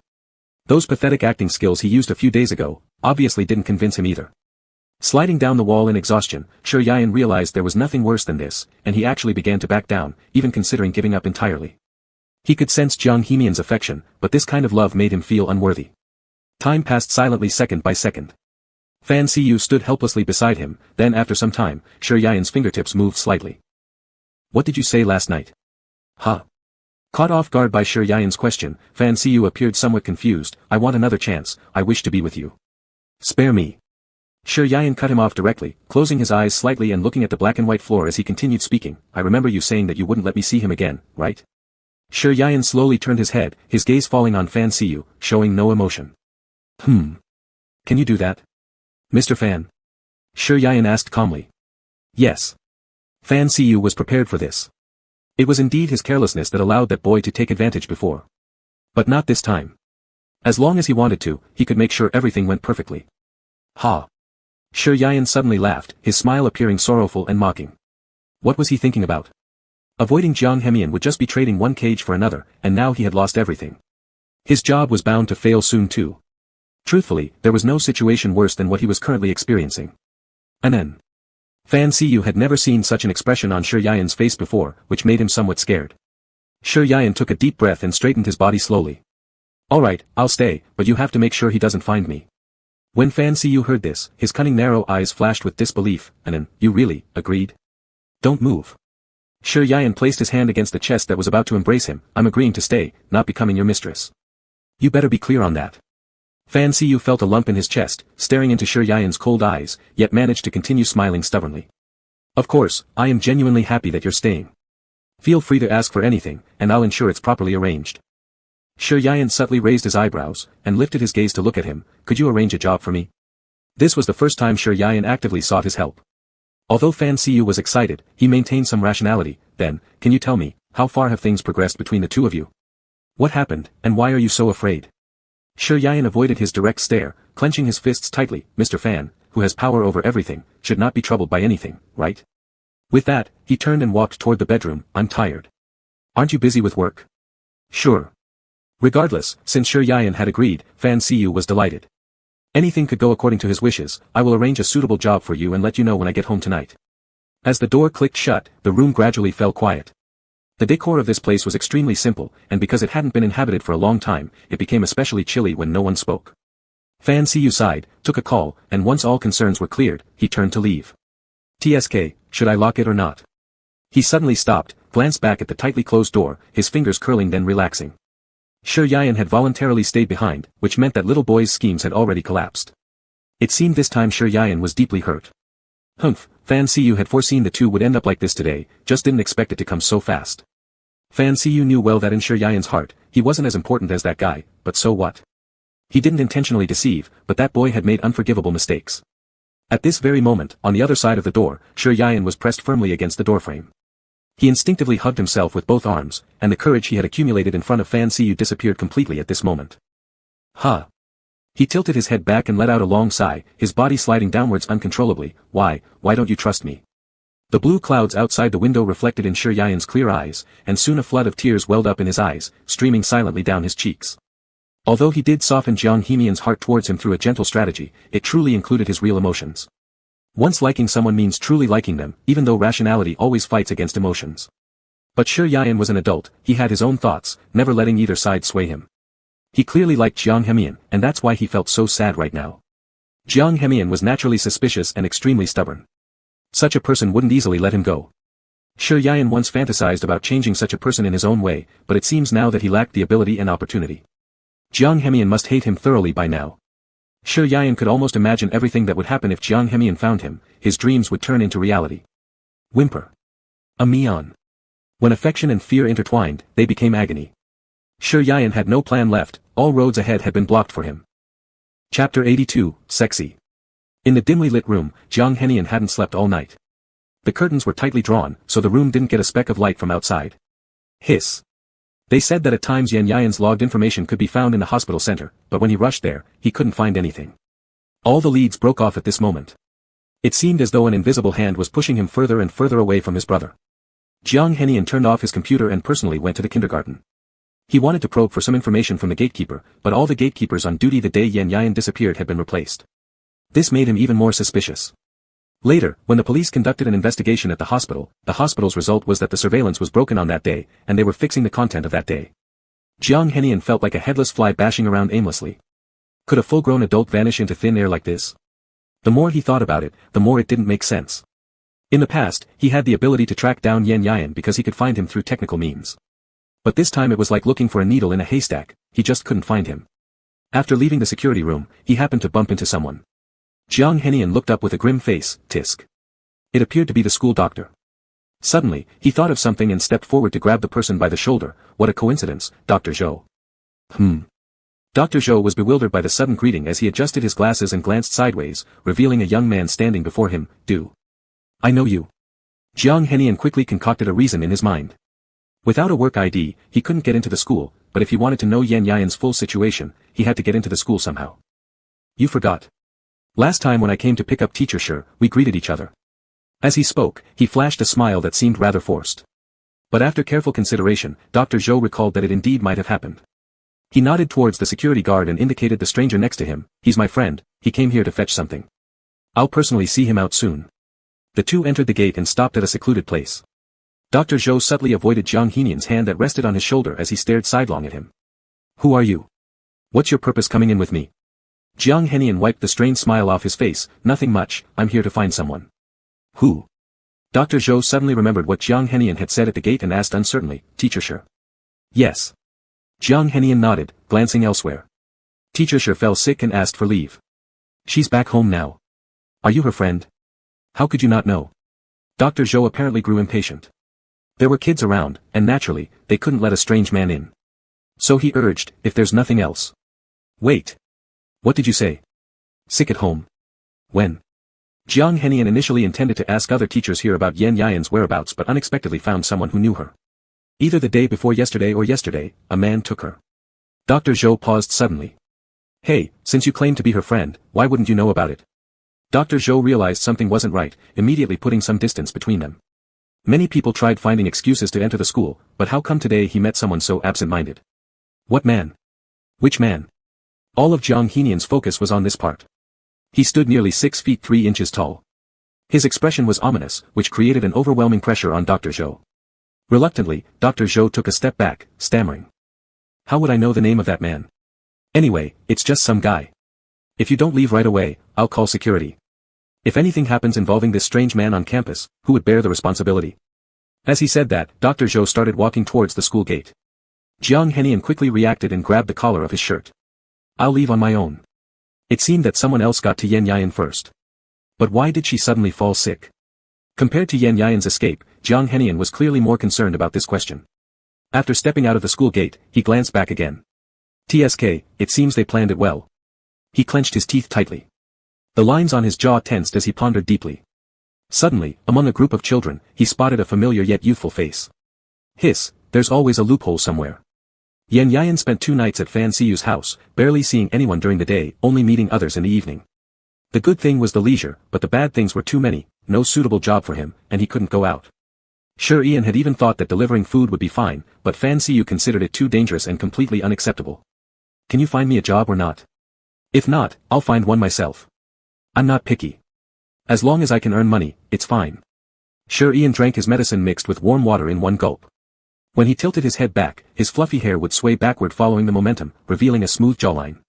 The slight movement of his Adam's apple looked unbearably sexy. Fan Siyu's eyes fixated on his neck. He hadn't noticed this before. How could he be so wild? Sure, Ian used to look obedient, with a gentle and mature aura, but unfortunately, those wonderful moments in bed, someone else had already gotten there first. Fan Siyu subconsciously clenched his fists. Is making money all you care about? Is that right? Sure, Ian caught the meaning behind his words and furrowed his brows almost imperceptibly. Mr. Fan, who doesn't need money these days? I'll give it to you. Without hesitation, Fan Siyu took a black card edged with gold from his side pocket and placed it slowly on the coffee table. 2 million. Enough? For a moment, the atmosphere seemed heavy. Sure, Ian sat upright, leaning slightly on the sofa. His legs, clad in loose loungewear pants, were parted. His gaze never fell on the card on the coffee table. I'm wondering, if your wife knew about this, even with 2 million, let alone this house, it wouldn't be an issue. Though Sure, Ian kept a poker face, sarcasm laced his tone. On the side, Fan Siyu's expression darkened visibly. Our relationship isn't like that anymore, Sure, Ian, or do you want it to be that way? The truth is known only to us, but in others' eyes, it's another story, right, Mr. Fan? Sure, Ian countered his last question word for word. No one will find out, just rest assured. Fan Siyu said with a forced smile. There's no such thing as a secret that won't come out eventually, paper cannot wrap fire, Sure, Ian reminded cautiously. Tisk, that's not how it should be said. If I get exposed, won't you lose your hiding place too? Fan Siyu had already figured out most of what had happened between them. That guy was really bold, daring to imprison Ian. It was no wonder they'd reached this point of irreconcilable conflict. Fine, let's not talk about this for now. Forget the job thing. I'll handle it myself. Ian yawned lightly and prepared to walk towards the bedroom. Ian. Fan Siyu quickly stood up and hugged him from behind. Don't go, stay with me. Chapter 83, Leaving. Let go. Yen instinctively looked down at the big hand gripping her waist, and coldly shouted, don't make me repeat myself, let go. Fan Siyu buried his head in her neck, sniffing the faint fragrance on her body. His warm, scorching breath sprayed on Yan's neck, and she turned away in disgust. Yen, stay with me. I beg you. That's enough. Yen couldn't stand the current Fan Siyu and pulled his wrist, directly throwing him off while deftly hiding herself to one side. What do you want to do? If you continue like this, let me leave. Yen lightly patted her sleeve that had been contaminated with his scent, enduring the disdain reflected in her eyes. No. I won't bother you anymore, don't go. Fan Siyu unconsciously tried to grab her clothes but immediately remembered what she had said before, so he slowly drew his hand back. Yen sighed softly, but looking at his current state made her somewhat sympathetic. Their relationship had come to this point, and if it wasn't for hiding from Jiang Hemian, she would absolutely not stay here with Fan Siyu acting as though they were still connected. Yen was extremely clear that there was no possibility of having any emotional exchange with Fan Siyu. She could maintain a distance, but the man in front seemed unwilling to give up. How many times do I have to tell you before you understand? I am avoiding him not because I dislike him or hate him, my feelings towards him, you don't understand. Yen understood Jiang Hemian, knowing fully well that he must be mistaken. A meeting between them now would only deepen the misunderstanding without representing a lack of affection. Yen. You know very well that I can't bear hearing these things. If you can't hear it, you still have to. Yen hoarsely shouted, cutting off his words and meeting Fan Siyu's reluctant gaze before slowly uttering, I like him, very much, so, you'd better quit this notion early, of course if you want to throw me out of the door right now. Every word effortlessly spoken by Yen felt like a blade to Fan Siyu, piercing deeply into his heart. Don't say anything more, don't say anything more. I beg you. His arms tightly embraced Yen, his deep voice slightly trembling. This was the first time Yen saw such a vulnerable Fan Siyu. It's late, go to sleep. Yen subtly increased the distance between them and heavily patted his shoulder. Fan Siyu stood there silently with his hands clasped behind his back, gazing mutely at the closed door of Yen's room. Without one person present, the temperature in the living room suddenly dropped, almost becoming eerie. Yen sat on the edge of the bed, massaging her throbbing brow. Despite these days being free of disturbances, she had a premonition something was amiss, but she couldn't quite figure out where the problem lay. After an indeterminate amount of time, she drifted off into a hazy sleep and again met Jiang Hemian in her dreams. At that moment, he looked especially refreshed, his smile illuminating the entire dim world, causing Yen to murmur uncontrollably in her dream. Mian. Fan Siyu was awakened by the ringing of his mobile phone. He answered the call with some impatience, his voice raspy and full of anger. Hello. Who is it? Husband, Hong Yu has run into trouble. What? As the woman anxiously narrated over the phone, Fan Siyu, despite feeling weary, had to get up. Last night, he had drank alone until he almost threw up, abruptly sitting up in bed left his mind still foggy and disoriented. All right, I understand. He vigorously shook his head, everything still swirling in confusion. Regretfully, he got up to the restroom and just as he prepared to open the door, Yen emerged. You. Yen noticed the shadow in front enlarging gradually, her shoulder bore sudden pressure. The smell of heavy alcohol reached her nose. What happened to you? Yen. Hong Yu's gone. Fan Siyu felt weak in his legs. Recalling Yan's words from the previous night filled his thoughts, yet he struggled to rise from leaning against her. What are you saying? Shocked, Yen paused for 2 seconds, then pushed him away, carefully considering how to respond. When did this happen? Fan Siyu leaned against the wall, shaking his head forcefully. This morning, the teacher said he didn't go to school. I called the driver, but no one has picked up yet. Yan's hands clenched tighter. There was no time to deal with Fan Siyu's drunkenness, so she went to the bedroom to change clothes. If you've been drinking, don't go. Give me the car keys, I'll go to the school. Fan Siyu had already changed his clothes but looked as if he had just gotten drunk from the expression on his face. In front of him stood Yen, wearing a white shirt and loose casual pants that Fan had prepared for her, with a black baseball cap atop her head and her face concealed behind a mask. Only her very alluring eyes could be seen. What's wrong? Give them to me quickly, Yen said in confusion, wondering why he was still dazed at such a time. Yen. Fan Siyu realized what she intended, handing over the car keys soon after. Thank you. Don't mention it. In the dim room, the driver lay unconscious on the floor. Beside him sat a little boy, his big round eyes examining the place carefully. Hey, kid, Jiang Hemian offered him a cup of warm milk, tearing off the tape from his mouth. Shoo, would you like to drink this? I'll give it to you but you must not make too much noise, understand? Big brother, I've seen you before. Xiao Hongyu rubbed his chubby little cheeks, whispering close, actually, I'm very happy. We don't need to go to school. Have you seen me? Where? Jiang Hemian's dead silent eyes finally flickered with some emotion. You're the one who is always together with Mr. Shi. How can I forget? I have an excellent memory. With that, Xiao Hongyu naturally reached out to embrace the warm milk into his arms, looking up at Jiang Hemian protectively, like a chick guarding its food. Alright, you did well, but now, where is your Mr. Shi? Do you know? Jiang Hemian crouched halfway beside the little boy, rubbing his fluffy hair while maintaining a very calm tone. Half of his face disappeared in the darkness, his voice raspy and laced with fatigue. He naturally didn't expect to get any useful information from a young boy, only hoping the man might hand Shi Yan back because of it. Of course, I know. But Mr. Shi got sick and went home to rest, replied Xiao Hongyu in a babyish voice, with white milk foam around his mouth. At these words, the veins in Jiang Hemian's arm popped out instantly as all emotions within him crumbled. This is his house. Where is he? Tell me where he is. Everyone knew that Shi Yan was sick and resting at home, except for him. He had practically overturned the city of Huanhai but could not find Shi Yan. Xiao Hongyu stared blankly at Jiang Hemian's crimson eyes, apparently terrified, and remained quiet for a long time. SSS. Realizing his actions, Jiang Hemian took a deep breath and knelt down, burying his head in his arm. Not long after, Xiao Hongyu heard faint sobs and hesitantly stretched out his hand, lightly placing it on Jiang Hemian's forearm. Big brother, are you crying? No. Jiang Hemian quickly covered up his emotions, brushing away the small hand. What sickness did he have? Do you know? Passed out. Xiao Hongyu squatted down supporting his chin, recalling the situation of that day. That day I was injured, Mr. Shi took me to the medical office and then, passed out. My dad, the uncle came to pick me up, then the teacher was sent to the hospital. I had homework so I went home first. Recalling events seemed natural for the child, who narrated like telling a story, and by then, Jiang Hemian roughly understood the sequence of events. Do you know where your uncle lives? Early on, Jiang Hemian had someone investigate Fan Siyu's family relationships. If he guessed right, the child wouldn't possibly live with his mother or father.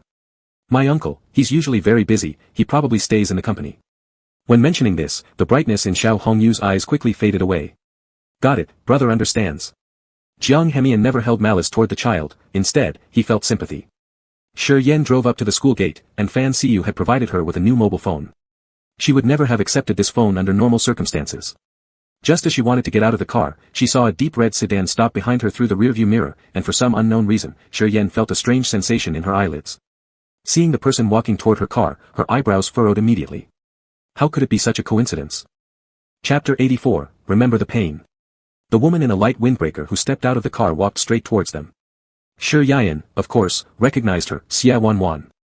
He had almost forgotten that this BMW was Fan Siyu's usual ride. The woman would have definitely realized that, and she probably assumed the person inside was her husband. Ouch. Shi Yan took a deep breath, pressing his temples that were throbbing. He never imagined such a dramatic situation would ever happen to him. What to do now? Should he just drive away? But he still hadn't found out about Hongyu's situation. Shi Yan's gaze remained fixed on the woman approaching in the rearview mirror. Just as he thought another incident was about to unfold, a voice suddenly came from behind. Excuse me, are you the parent of student Xie Hongyu? The woman paused, looking back instinctively. Yes, I am.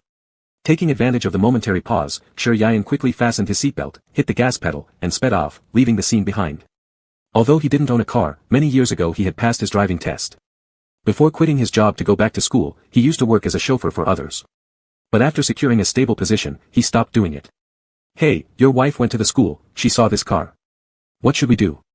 Shi Yan called the only contact in his phone. Without saying anything, he already knew this number belonged to Fan Siyu. Fan Siyu's weary nasal tone came through the phone. Shi Yan furrowed his brows. According to reason, Thijia soup should have been delivered by then, so why did his voice still sound so strange? Are you alright? Did something else happen? Shi Yan asked while driving. Anan, come back. Fan Siyu put down his phone and looked at the missed call from an unknown number with lowered eyes. This phone was private, its system reconfigured, making it difficult for common people to access this number. But somehow, someone named Jiang Hemian managed to bypass multiple firewalls of his company and send him a warning. Shit. Fan Siyu cursed softly under his breath, veins protruding on the back of his hand. He had truly underestimated that young man. Now, with his son in his hands and things between Shi Yan and him close to being exposed, it wasn't that Fan Siyu feared for Xie Hongyu's safety. That kid wouldn't be stupid enough to risk life imprisonment. But it was hard-earned progress that Fan Siyu had managed to keep Shi Yan around, balancing the affairs of the Fan family and the company. A divorce from Xia Wanwan at this point would do more harm than good. Anan, what should I do? There was one thing Shi Yayan said that made sense, which Fan Siyu could not refute, ambition. He wanted too much. No matter which part he let go, it wasn't viable for him. Fan Siyu sighed as he leaned his head back against the sofa. Soon afterward, the sound of someone opening the door reached his ears, causing his fingertips to tremble slightly. What happened? What is going on? Shi Yayan cut the call midway, assuming Fan Siyu had some urgent matters. So he rushed back. It's nothing. I already know where Hong Yu is. Fan Siyu looked exhausted, gently shaking his arm. Shi Yayan frowned slightly, recalling the woman he had encountered earlier. Call your wife and tell her not to worry. Anan. Suddenly standing up from the couch, Fan Siyu approached hesitantly, wanting to embrace Shi Yayan but dared not. He controlled his voice as best he could, saying. Anan. If, hypothetically speaking, if Hong Yu's disappearance has anything to do with Jiang Hemian, what would you do? Shi Yayan unconsciously clenched his fingers, taking a deep breath and managing a faint smile, asking, did he find us? Fan Siyu remained silent, and the spacious living room fell into an eerie silence.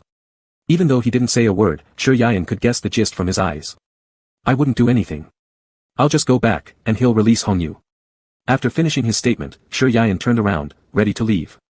Fan Siyu embraced him from behind before he could, whispering, I'm sorry, Anan. There's nothing to apologize for.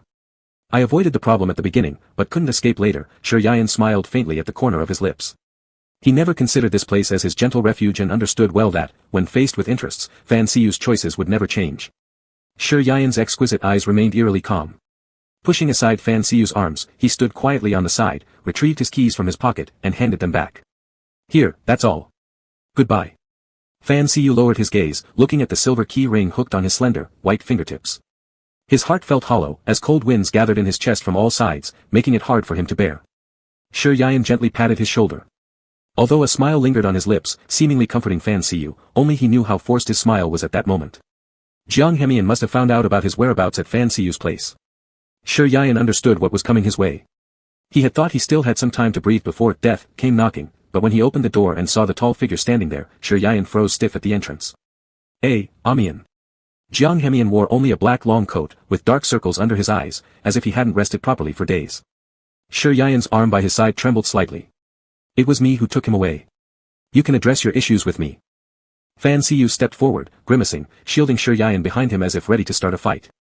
Let go. Jiang Hemian glared at the hand pulling Shi Yayan's wrist, his voice raspy and ominous.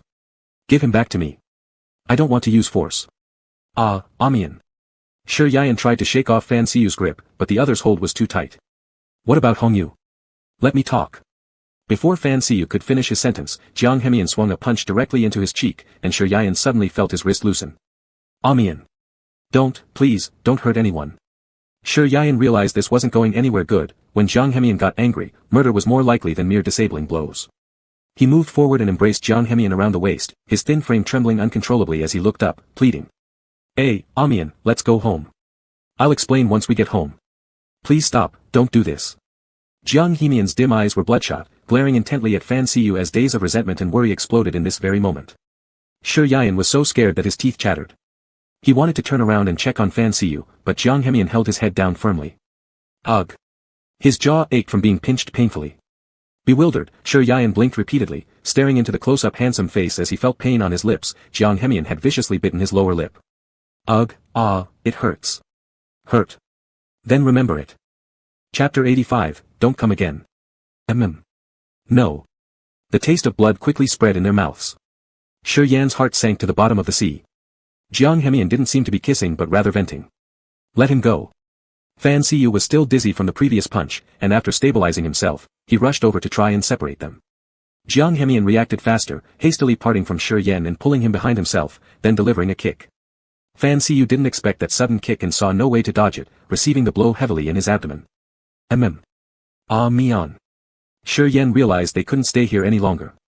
Although Fan Siyu was selfish, he had helped him before, and Shi Yan couldn't let Jiang Hemian lose control here. It hurts.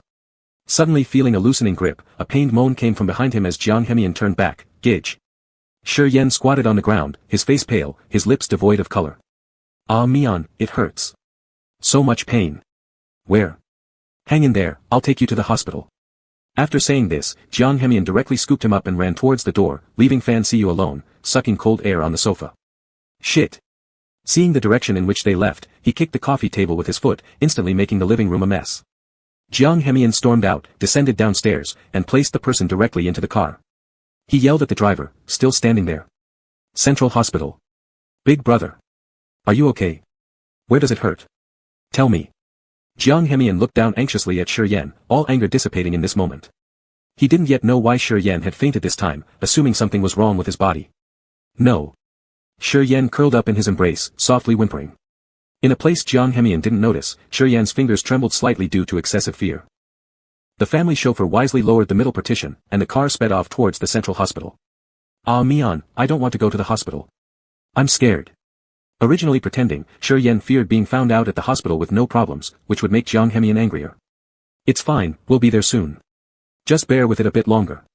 In a child-holding pose, Jiang Hemian embraced Shi Yan, anxiously glancing outside the window. No. I don't want to go. Shi Yan exerted some strength and straddled him, his red-rimmed eyes shaking his head continuously at Jiang Hemian. Don't wriggle. Jiang Hemian took a deep breath, restraining his restless thin waist, sorting his thoughts, and suddenly chuckled. Big brother, your acting is pretty good. A chill ran down Shi Yan's spine, he knew Jiang Hemian would eventually discover his pretense. I. Jiang Hemian looked at him half-smiling, then instructed the driver to stop the car by the side of the road. On the spacious rear seat, only the two were left sitting opposite each other. Mian. Shi Yan faced his gaze, stuttering for a long time without coming up with anything coherent. What do you mean? Big brother, please give me a reasonable explanation. Otherwise. Jiang Hemian's dark eyes were completely still, like a stagnant pool. I didn't run. It wasn't me, I really didn't know. Shi Yan hung his head, his beautiful lips moving up and down, still marked by the blood trace from their kiss earlier. Oh. Then what exactly happened? All these days, hasn't Big Brother ever thought about me? Not even a phone call or a text message. Jiang Hemian's large hand wrapped around his waist. Though there was no yelling or fuss, it felt eerily calm before the storm. Shi Yan kept his head low, not daring to utter a word. Speak. I've asked so many questions, yet Big Brother hasn't answered any. I'm so sad. Jiang Hemian slightly lifted his thigh, causing Shi Yan's body to involuntarily lean forward. There was almost no distance between them, and they were practically pressed against each other. Yes, I missed you very much. Shi Yan chose an answer that wasn't entirely untrue. Is that so? How can I believe that? Jiang Hemian leaned close to his ear, lowering his voice. Before Shi Yan could finish speaking, he suddenly felt pain in his neck, instinctively grabbing onto Jiang Hemian's clothes. Stop biting. It hurts. Jiang Hemian's sharp canine teeth accurately latched onto the tender flesh of Shi Yan's neck. Upon hearing Shi Yan's cry of pain, he slightly loosened up, extending his tongue to comfortingly lick it. Big brother. Will you run again? Shi Yan kept his body stiff, too frightened to move an inch. Listening to the hoarse voice beside him, he managed a weak nod only to quickly shake his head in panic. No, I won't run anymore. But this time, I'm really mad. Jiang Hemian trailed kisses from his jawline all the way down to the collarbone, occasionally revealing his canines to graze against Shi Yan's smooth skin. I didn't mean to. Shi Yan dared not shift the entire blame onto Fan Siyu, fearing that with Jiang Hemian's temper, it might result in another killing. So was it on purpose? A test of my sincerity? Playing hide and seek with me? Checking if I'd come for you? Jiang Hemian continued talking while kissing, progressing from his lips to neck and collarbone. Before long, Shi Yan's thin shirt had almost disappeared from his body. Wait. This is inside a car, we shouldn't. Shi Yan tried pushing him away using both arms, raising his gaze towards the windows on either side. Mian, not here. Let's go home. If we go home, will you be okay then? No, Jiang Hemian firmly declined, lowering his head to continue kissing, his large hand caressing Shi Yan's delicate waist, before suddenly asking, did he touch you? Shi Yan met his eyes filled with overpowering possessiveness, hurriedly closing his own as he shook his head, no. Upon hearing these words, the murderous glint in Jiang Hemian's eyes finally subsided. He tightly embraced Shi Yan, holding him so forcefully as though trying to melt him into his very flesh and blood. The atmosphere in the car gradually turned intimate, anti-glare film and privacy protection ensuring perfect seclusion for the two inside. Without close inspection, one wouldn't even notice the slight trembling of the car body. It hurts. Hold on, just a little longer. Jiang Hemian kissed his sweat-soaked back. Shi Yan's pale arms could no longer support him. Within moments, he collapsed weakly into Jiang Hemian's embrace. When did you prepare those things? If you already knew I had been prepared ahead of time, you should have guessed this wouldn't end so soon. Jiang Hemian's breaths became slightly unstable. Stop, please. Shi Yan's wide eyes were full of exhaustion, he was spent and couldn't possibly endure any further. His body rose and fell rhythmically, his consciousness slowly slipping away until at last, he lacked even the strength to lift a finger. Shi Yan squinted his eyes to glance outside the window. The sun was nearly setting. Little cub. Don't come again. Chapter 86, Be a Good Boy. Phew. Are you still going to run away, brother? I don't want to hurt you, but every time you escape like this, I worry so much. What can I do? Jiang Henian lowered his gaze at the sleeping Shi Yan and sighed softly. If it weren't for the successful investigation by Jiang family's technicians into the houses under Guangan Fanxi's name, he would probably not have found Shi Yan so quickly. The sky outside was already dark. Sighing again, Jiang Henian dressed Shi Yan in clothes. He had already sent the child back, lest Shi Yan blame him when he wakes up. Alas. Jiang Henian sighed once more, taking out his phone from his pocket and dialing a number. Hello, buy some medicine for swelling and send it over. Jiang Henian drove Shi Yan home, and on the way, Shi Yan mumbled that he was thirsty. So, the moment they stepped inside, Jiang Henian directly carried him into the bedroom and gently laid him by the bed edge before turning around to fetch hot water for him. Drink slowly, don't rush. Shi Yan's frail body leaned against the head of the bed, almost tipping over, which made one feel heartbroken. His cheeks were flushed red, and his delicate brows knitted tightly together. I don't want this. I want cold water. Shi Yan's fingers were fine and elegant. When they came close to block the water, the tips shimmered with a faint pink, appearing especially alluring. Not allowed. You can only drink warm water. Jiang Henian tested the temperature on his forehead with his hand. Aside from an abnormal-looking red face, his temperature seemed relatively normal. No. I want cold water. Shi Yan felt like his throat was emitting smoke now. He felt unbearably hot all over and weakly tried to sit up while narrowing his eyes. He didn't care whether Jiang Henian's face was grim. He directly knocked over the warm water Jiang Henian offered him near his mouth. I won't drink warm water, and I don't need you, you're bad. Jiang Henian's breath hitched, his blood pressure gradually rising. Don't need me? Then who do you want? He was already mad about Shi Yan running away. If it wasn't for the remorseful and obedient look on his face, Jiang Henian would never let the matter go this easily. Now, Shi Yan was pushing the very last bit of patience Jiang Henian had left before breaking down. Jiang Henian set the water cup aside, grabbed his wrist, and forced him to meet his gaze. Brother, do you even know what I've been doing every night since you left? Huh? Shi Yan's brain was dizzy, barely comprehending his words. I couldn't sleep at all, fearing that you would never return. I knew those displays of affection you previously showed might be fake, but I never thought you'd leave so resolutely. Though Jiang Henian had countless things to say, as the words reached his lips, only these few remained. Overwhelmed with emotion, he leaned onto Shi Yan's shoulder, sighing deeply. Brother. I truly want to lock you in a cage, binding your hands and feet with chains, creating a metal collar just for you. Jiang Henian's eyes took on a slightly deranged gleam as he gazed at Shi Yan's small face, his expression filled with shadows.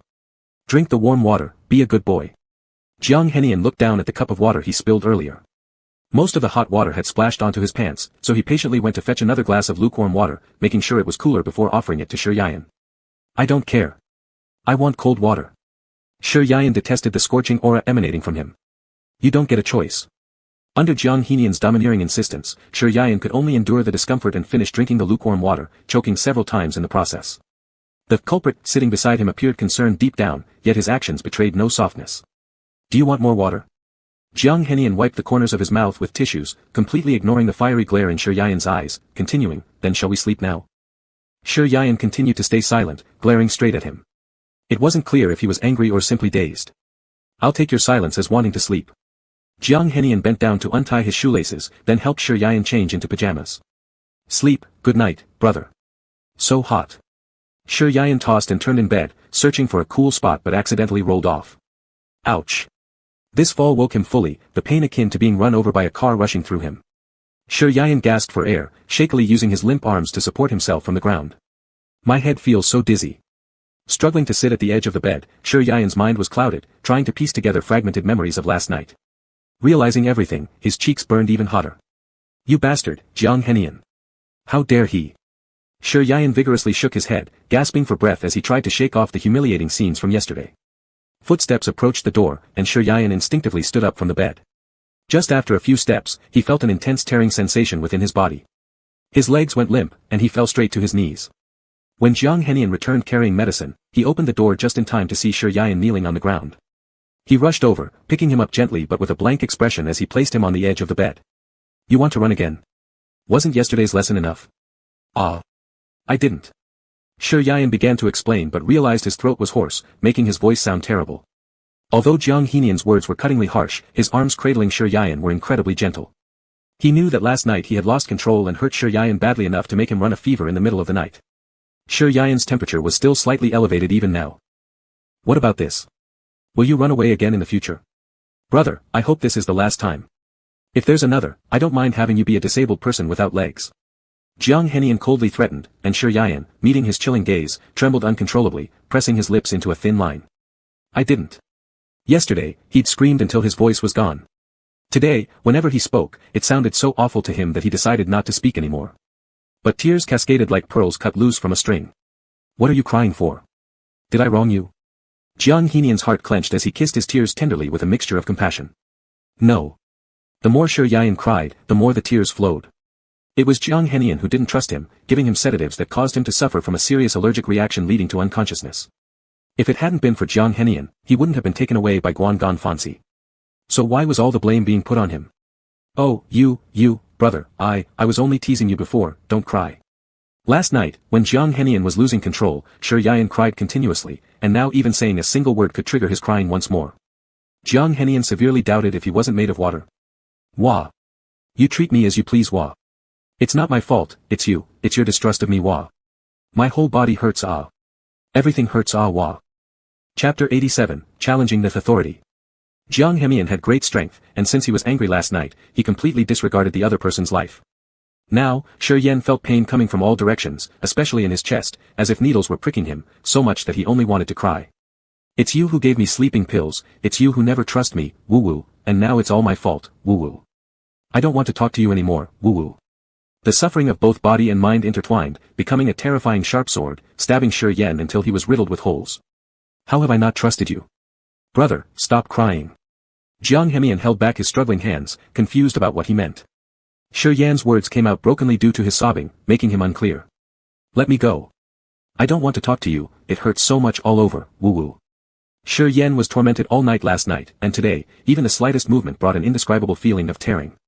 He wanted to get off Jiang Henian, but unfortunately, their strength difference was too great, and he couldn't break free, only shedding tears in.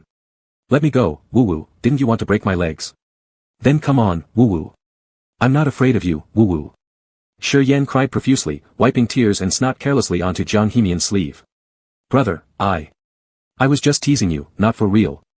Jiang Henian had never seen Shi Yan cry so sadly, even though he was very angry and had good reason before. Now, it made him actually think, I was wrong.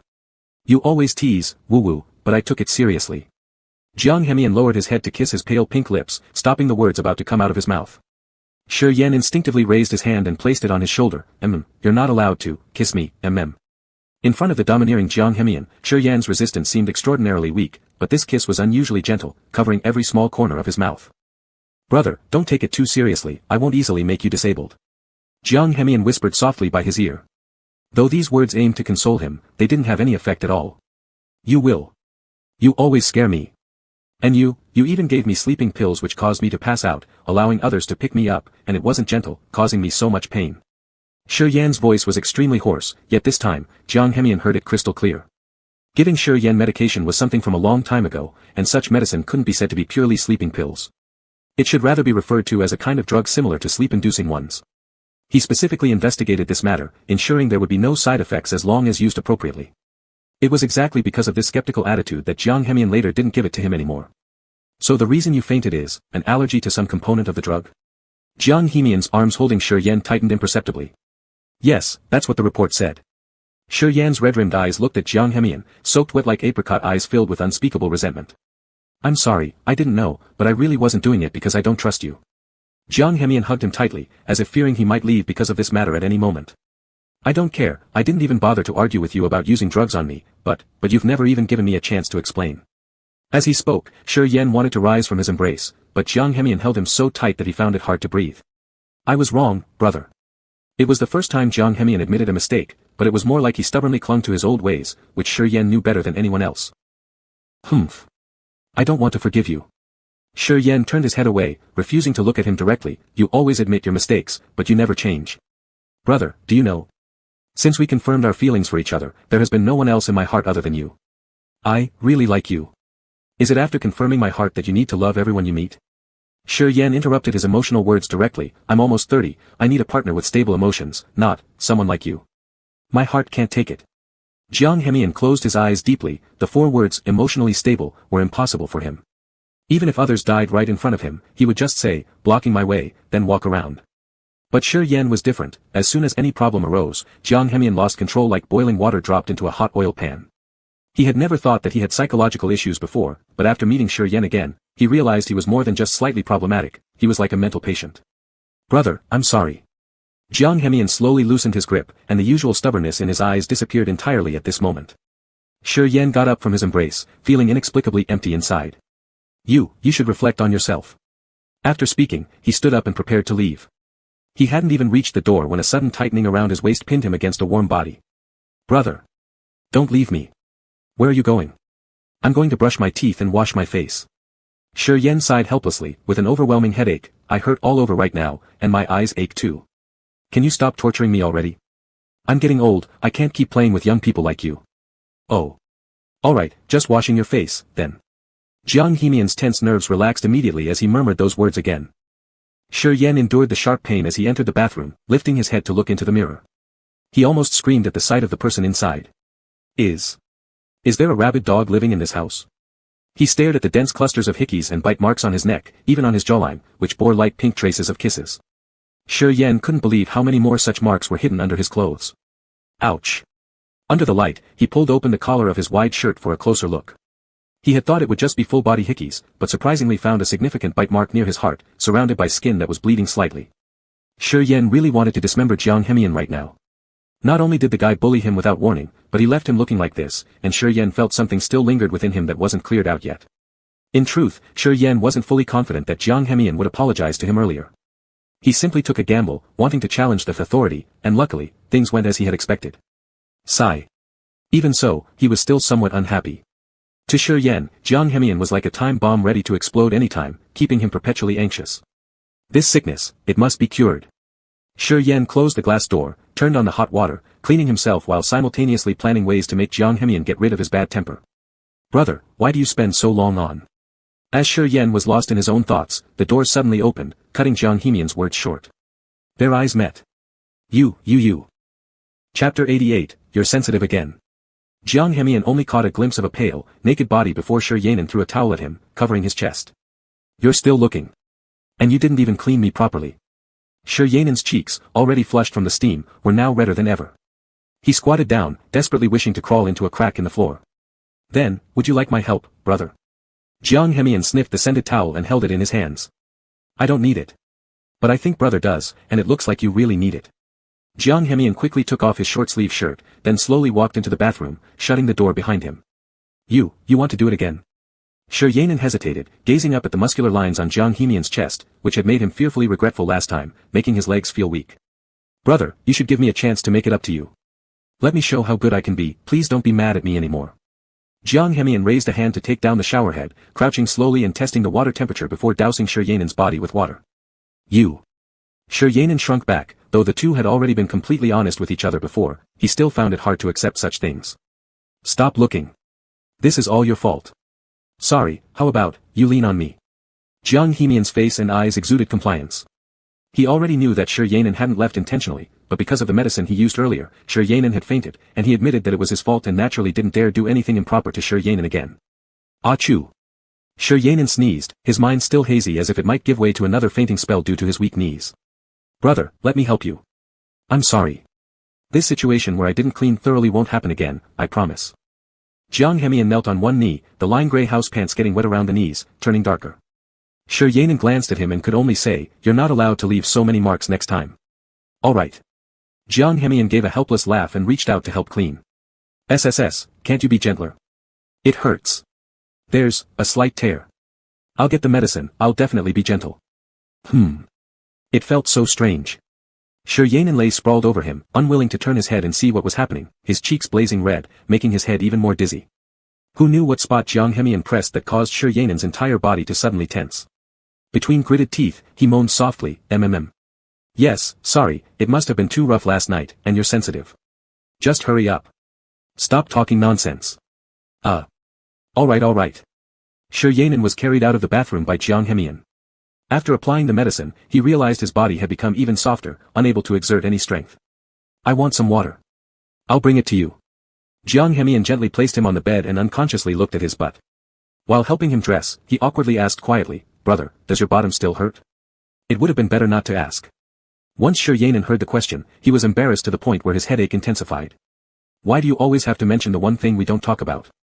Jiang Hemian himself was startled when he washed him earlier. He just wanted Shi Yanin to belong to him inside and out, but never expected to leave all those injuries on his body. He didn't say much more, quickly turning around to fetch Shi Yanin a glass of warm water. "Here." Severely dehydrated, Shi Yanin drank the whole glass of water in a few gulps, and Jiang Hemian fetched some tablets for fever, saying, "I know brother dislikes going to the hospital, but just in case, you should take the medicine."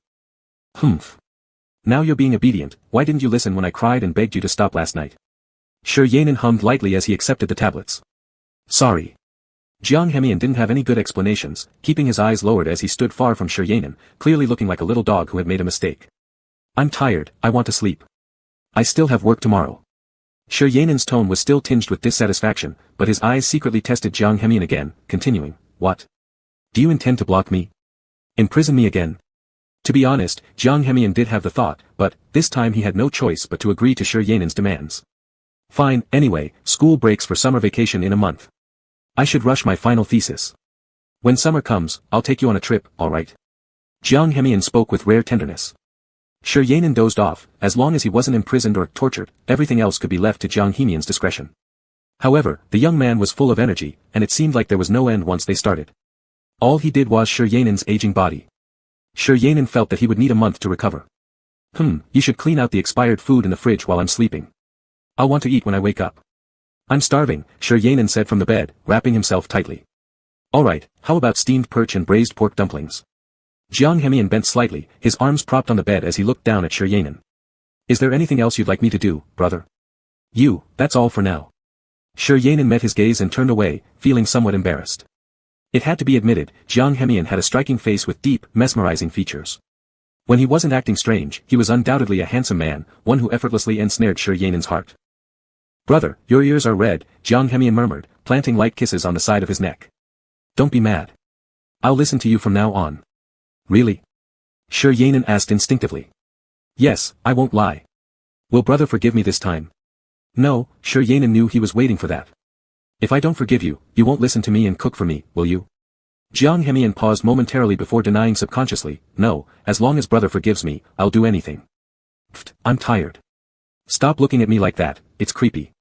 After saying this, Shi Yanin curled up under the blanket, only leaving his fluffy head exposed.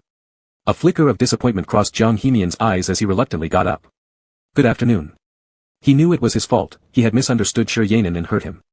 At a loss for what to do, Jiang Hemian silently cleaned out the expired items from the fridge and went downstairs to dispose of the garbage.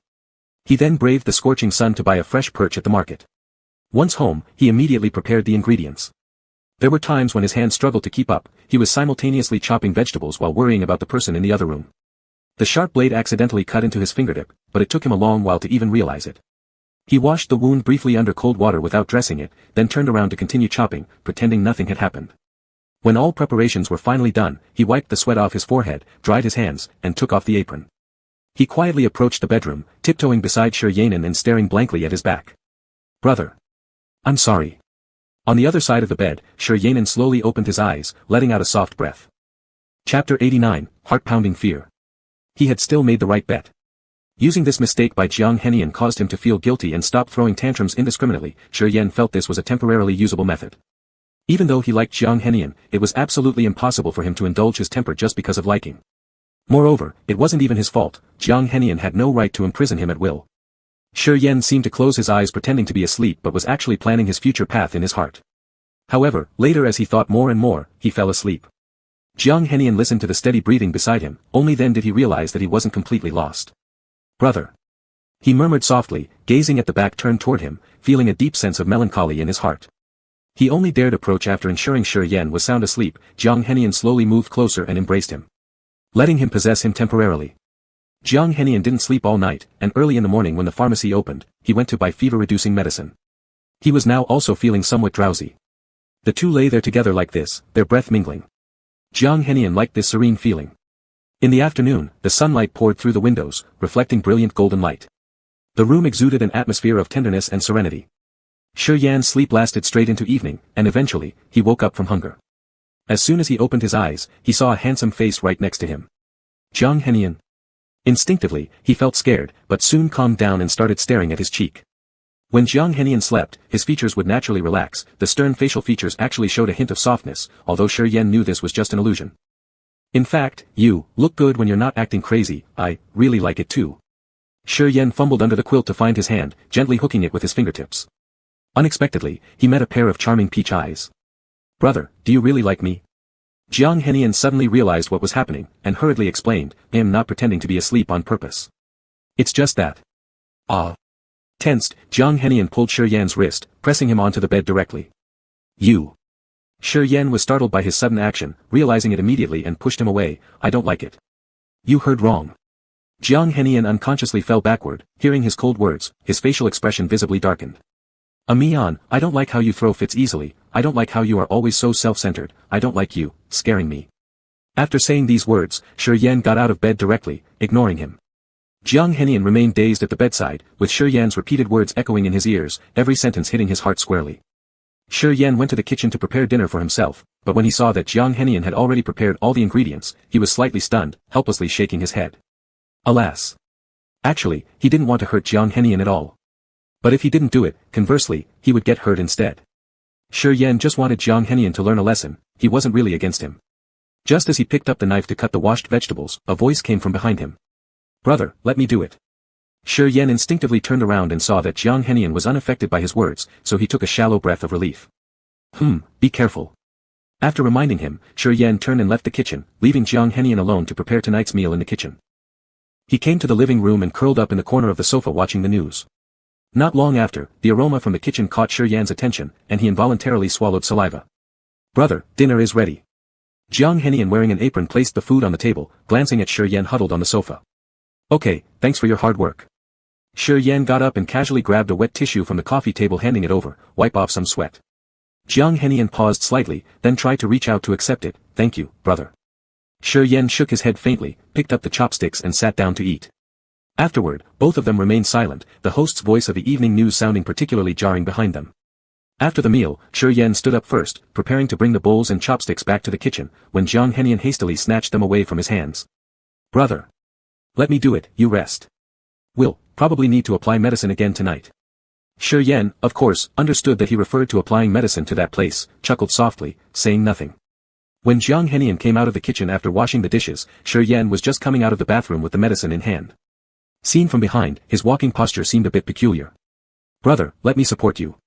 He quickly moved forward, extending his arms so that Shi Yan could hold onto him, fearing that he might fall while walking. Unexpectedly, Shi Yan didn't even glance at him and replied, no need. Jiang Henian looked at Shi Yan's retreating back as he entered the bedroom, feeling an empty void in his hands, as if the cold wind could pierce straight through his heart. Shi Yan wanted to use his phone to check tomorrow's classes but suddenly remembered that Fan Siyu had likely thrown it away. He pressed his temples and immediately changed into another set of clothes, preparing to leave. Jiang Henian had just come out of the bathroom when he caught a fleeting glimpse of a figure dashing out the door. Following this was the sound of the door closing. His eyelids twitched, and without even bothering to change shoes, he rushed straight out the door. Brother. It was already pitch dark outside by this time. When Jiang Henian reached the staircase, the sky began dripping with rain. He hesitated only for a few seconds before plunging into the rain unreservedly. Fortunately, the door wasn't locked. Shi Yan closed his umbrella and instinctively touched the 1,000 yuan he had just withdrawn from the bank before stepping into a second-hand store. The moment he stepped inside, Jiang Henian arrived soaked in the rain. He wiped the rainwater off his face, glanced up at the shop where Shi Yan's figure had disappeared, then went into the adjacent mobile phone specialty store. When Shi Yan came out, the rain had become heavier. Even though summer had begun, it was still chilly during the evening, especially under the rain, as icy water vapor filled the air. He didn't linger long, swiftly opening his umbrella and heading home. Upon entering the door, he saw Jiang Henian drying his hair in the living room and casually asked, "Did you take a shower?" Yeah, Jiang Henian nodded imperceptibly but subtly focused on Shi Yan's facial expression. Brother went out this late at night. I had some things to do. Shi Yan didn't elaborate further, changed his shoes, and directly went into the bedroom, passing by Jiang Henian when he thought he heard a sigh. Oddly enough, in the past, whenever Jiang Henian took a shower, he would always stubbornly use the same shower gel as him. But this time, there was no familiar fragrance lingering on his body. Sitting in front of the desk, Shi Yan retrieved the newly purchased second-hand phone from his pocket. Suddenly, a flicker of his gaze made him freeze momentarily. Chapter 90, Humility. On a not-so-obvious side of the table lay a new mobile phone. Shi Yan quickly picked it up and stood, only to bump into Jiang Henian who had just entered. Brother, are you okay? Jiang Henian immediately helped him steady on his feet. You. Shi Yian looked up at him, momentarily speechless. Finally, he stammered, weren't you taking a shower earlier? Did you go out too? Jiang Henian stared at his pink lips as they opened and closed, subconsciously swallowing. He wanted to admit it but was afraid Shi Yian would find out that he tracked him out of concern. Not really, your old phone got damaged, so I bought you a new one. The memory card inside seems fine though. Did you find my phone? If Shi Yian's guess was right, Fan Siyu would certainly have someone dispose of his phone as trash or throw it in a place where even Shi Yian couldn't find it. Yeah, under bridge number 3. Jiang Henian dared not tell Shi Yian that there was a location tracking set up on that phone. From sleeping pills to tracking devices, it was getting hard to explain. He didn't want their relationship to get any worse. Shi Yian's lips slightly parted, as if shocked that Jiang Henian had gone to such lengths to retrieve the phone. What about the SIM card? It's in the new phone. Previously, whether standing or sitting, Jiang Henian would always stick close to Shi Yian. Today, however, he kept a good distance with unusual discretion. Shi Yian glanced at the new phone placed on the table and frowned again. Though the two were now lovers, could he keep spending Jiang Henian's money? But looking at this phone, which was the latest model, he realized how unaffordable it was for him. Brother. Jiang Henian called softly, noticing his hesitation, brother, consider this as my apology. You don't need to feel indebted, what's mine is yours. Don't overthink it. So you, want me to forgive you? Shi Yian's slender fingertips lightly tapped against his chest.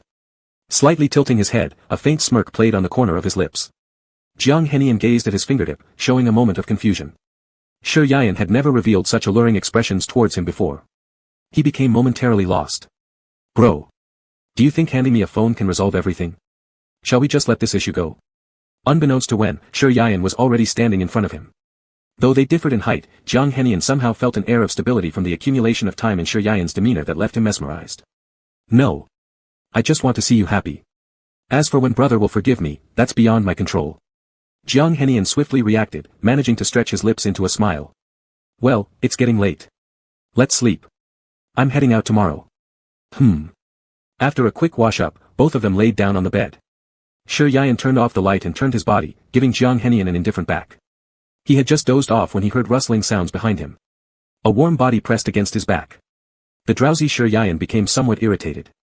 Heat, move away. Jiang Henian tightly hugged his waist from behind, his warm breath caressing Shi Yian's neck. Bro. Just let me hold you for a while, please. I really can't help myself. The man's voice behind him was exceptionally distinct in the night. By the end, Jiang Henian's tone had tinged with a hint of sobbing. Shi Yian squinted his eyes and let out a gentle sigh.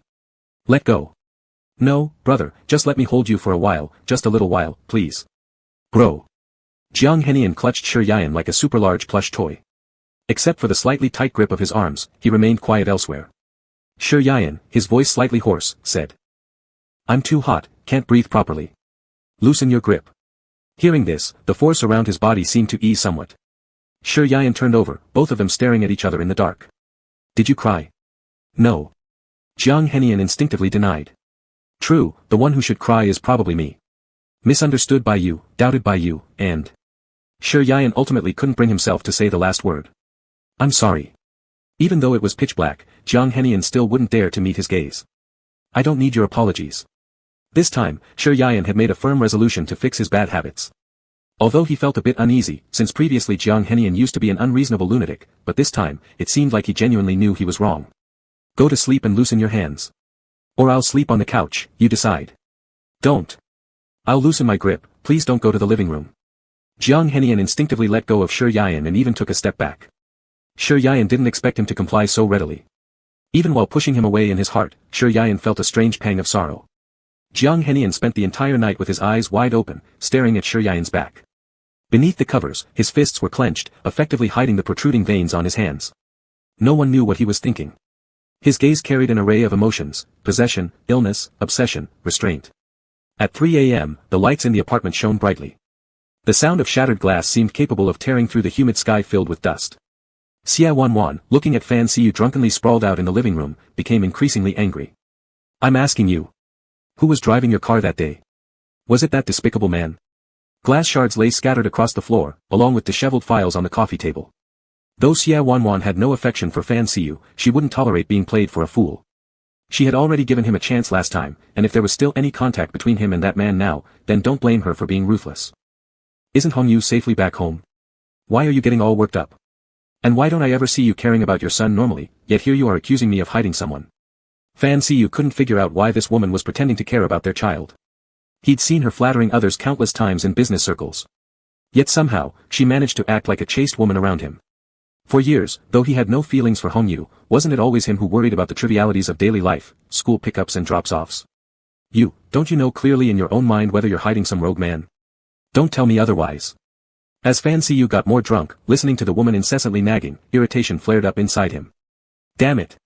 From the first day we got married, I told you, show a loving couple act in front of others, but the truth, aren't you clear about it? He had no patience to continue the conversation, so he rose to put on his clothes and prepared to leave. Xia Wanwan stomped her feet furiously from behind. Oh. Boss, where are we heading now? Anan, I need Anan. By the time Fan Siyu went downstairs, his consciousness was already blurred. The driver, most familiar with him, naturally knew who this person referred to and understood that if this matter weren't resolved properly, the boss would likely keep throwing tantrums all night. Boss, how about I find someone who looks like Mr. Sure for you, the driver tentatively suggested. Fan Siyu stopped his fussing immediately, his mind hazy as he blurted out, go, to Chun-Yu-Gu. Alright, the driver finally let out a sigh of relief. Chun-Yu-Gu at 4 in the morning flashed with colorful lights, and the place was thick with the scent of alcohol and tobacco. Fan Siyu, dressed in a tailor-made suit, clearly looked like a young lord from a wealthy family. It wasn't long before someone approached him to strike up a conversation. Hey there, big brother, why are you drinking alone? Worried about something? As expected, it was a scantily clad man who came forward. He casually wrapped his arm around Fan Siyu's wrist and slowly sat on his lap. His narrow fox-like eyes appeared as though they could pierce into Fan Siyu's soul. Anan. Fan Siyu's half-lowered eyelids kept muttering this single phrase. The man on his lap instantly seemed to understand, directly hooking Fan Siyu's chin with his slender fingers and leaning down to kiss him. Yes, I am Anan. Chapter 91, Waiting for Someone. Fan Siyu was awakened the next day by a phone call from his company. His head felt heavy and groggy, and he instinctively reached out to grab his phone, only to touch something soft and warm with his fingertips. He suddenly woke up in shock. Last night in his dream, it seemed like something happened between him and Shurian. Fan Siyu looked down and instantly furrowed his brow tightly. There was an unfamiliar man lying on top of him. Fan Siyu was stunned as he slowly raised his head and stared at the ceiling for a long time before reacting. Shit. The man was abruptly woken up by the angry shout and was startled, his face turning pale as he watched the man quickly get dressed. Sir, you. Take this. It's your hush money. If you dare to tell anyone, I'll make sure you're kicked out of Wanhai City forever. Fan Siyu directly pulled out a bank card without a password from the side pocket of his clothes and angrily threw it onto the man's face. Yes. The man had been tortured all night last night and now had sore waist and back pain, along with a painful bottom. If he had known how formidable the man in front of him was, there was no way he would have dared to seduce him. Fan Siyu paused just before leaving and turned around with a cold face, saying, Do you have any illnesses? Although he liked men, he had never engaged in such relationships with anyone. In the past, he only came to this place when his mood was bad, to drink away his sorrows. But last night, he accidentally got drunk and somehow ended up doing this. The man shook his head vigorously like a drum, saying that before, whenever he slept with others, they always used protection, and last night, he wanted to use it too. However, this particular man wouldn't listen to him at all, and so they didn't end up using it. What's your name? Asked Fan Siyu, unusually more patient than usual. Hua. Hu Rong, as in container. It fits him well, a container. Fan Siyu gave a cold laugh and walked towards the door. The driver from the previous night practically came running when called, waiting downstairs upon receiving the boss's message. Boss. Get out. Fan Siyu did not have the habit of drinking until passing out, so he faintly remembered going to Chun-Yu-Gu and mistaking someone inside as Shurian. This couldn't be blamed on others. The driver kept quiet knowing that mentioning where they went might lead to losing his job. Fan Siyu held his temples hard, which were aching, and impatiently waved his hand, go to the company. For half the month last month, Shurian had been on leave. This month, he had been getting sick or mysteriously absent without asking for leave. During a meeting, the leader criticized Shurian severely. Afterward, he went specifically to seek out the newly appointed female director and managed to convince her through much persuasion to keep him at the school. Shurian truly felt like crying helplessly. Fortunately, these days Jiang Hemian had been at the school preparing for graduation matters and hadn't had time to bother him. So, Shurian naturally enjoyed some peace. However, every night, Jiang Hemian would come back promptly at 7 o'clock to cook dinner and clean up, but there wasn't much conversation during their evenings. Though they slept in the same bed, there was always a clear gap left intentionally between them. Brother, are you asleep? Jiang Hemian opened his eyes and softly asked while looking at the black ceiling. Not yet, replied Shurian. It's nothing important. Just wondering if you have time, could you come to my graduation ceremony on the weekend? Jiang Hemian took into consideration that Sure Ian never attended university, so he refrained from making any comments that might hurt him, instead testing the waters with this question. After speaking, there was a silence. A long time later, Sure Ian finally said, depending on the situation. If I have time, I'll go. Upon hearing this, Jiang Hemian could clearly sense a change in his breath. Sure Ian then asked, what is the exact time? This isn't urgent, I will send it to you later, brother. Jiang Hemian turned around and hesitated before asking, brother, are you still upset with me? At hearing this, Sure Ian immediately turned over and showed his back, leaving Jiang Hemian to contemplate silently. By the looks of it, Jiang Hemian understood that Sure Ian was still upset. He didn't want to say anything further because ultimately, he himself had caused trouble. Then good night, wife. Sure Ian's heart trembled slightly. Jiang Hemian used his charming voice to tease him so openly. If it were earlier times, he might have rewarded Jiang Hemian with a few kisses. Now, that was completely impossible. Seeing no response from him, Jiang Hemian deeply sighed. In the following days, Sure Ian was very busy every day. As for what he was busy with, Jiang Hemian wasn't quite sure. Every time he saw him on the phone, his expression didn't look too good. The day Sure Ian had just hung up the phone, he saw a message sent by Jiang Hemian. He glanced at the calendar. Today was Saturday. Amian, brother, 9 a.m., school location. Sure Ian frowned slightly as he looked at the notification on his phone, originally planning to reply to Jiang Hemian that there were some family matters and he wouldn't be able to make time today.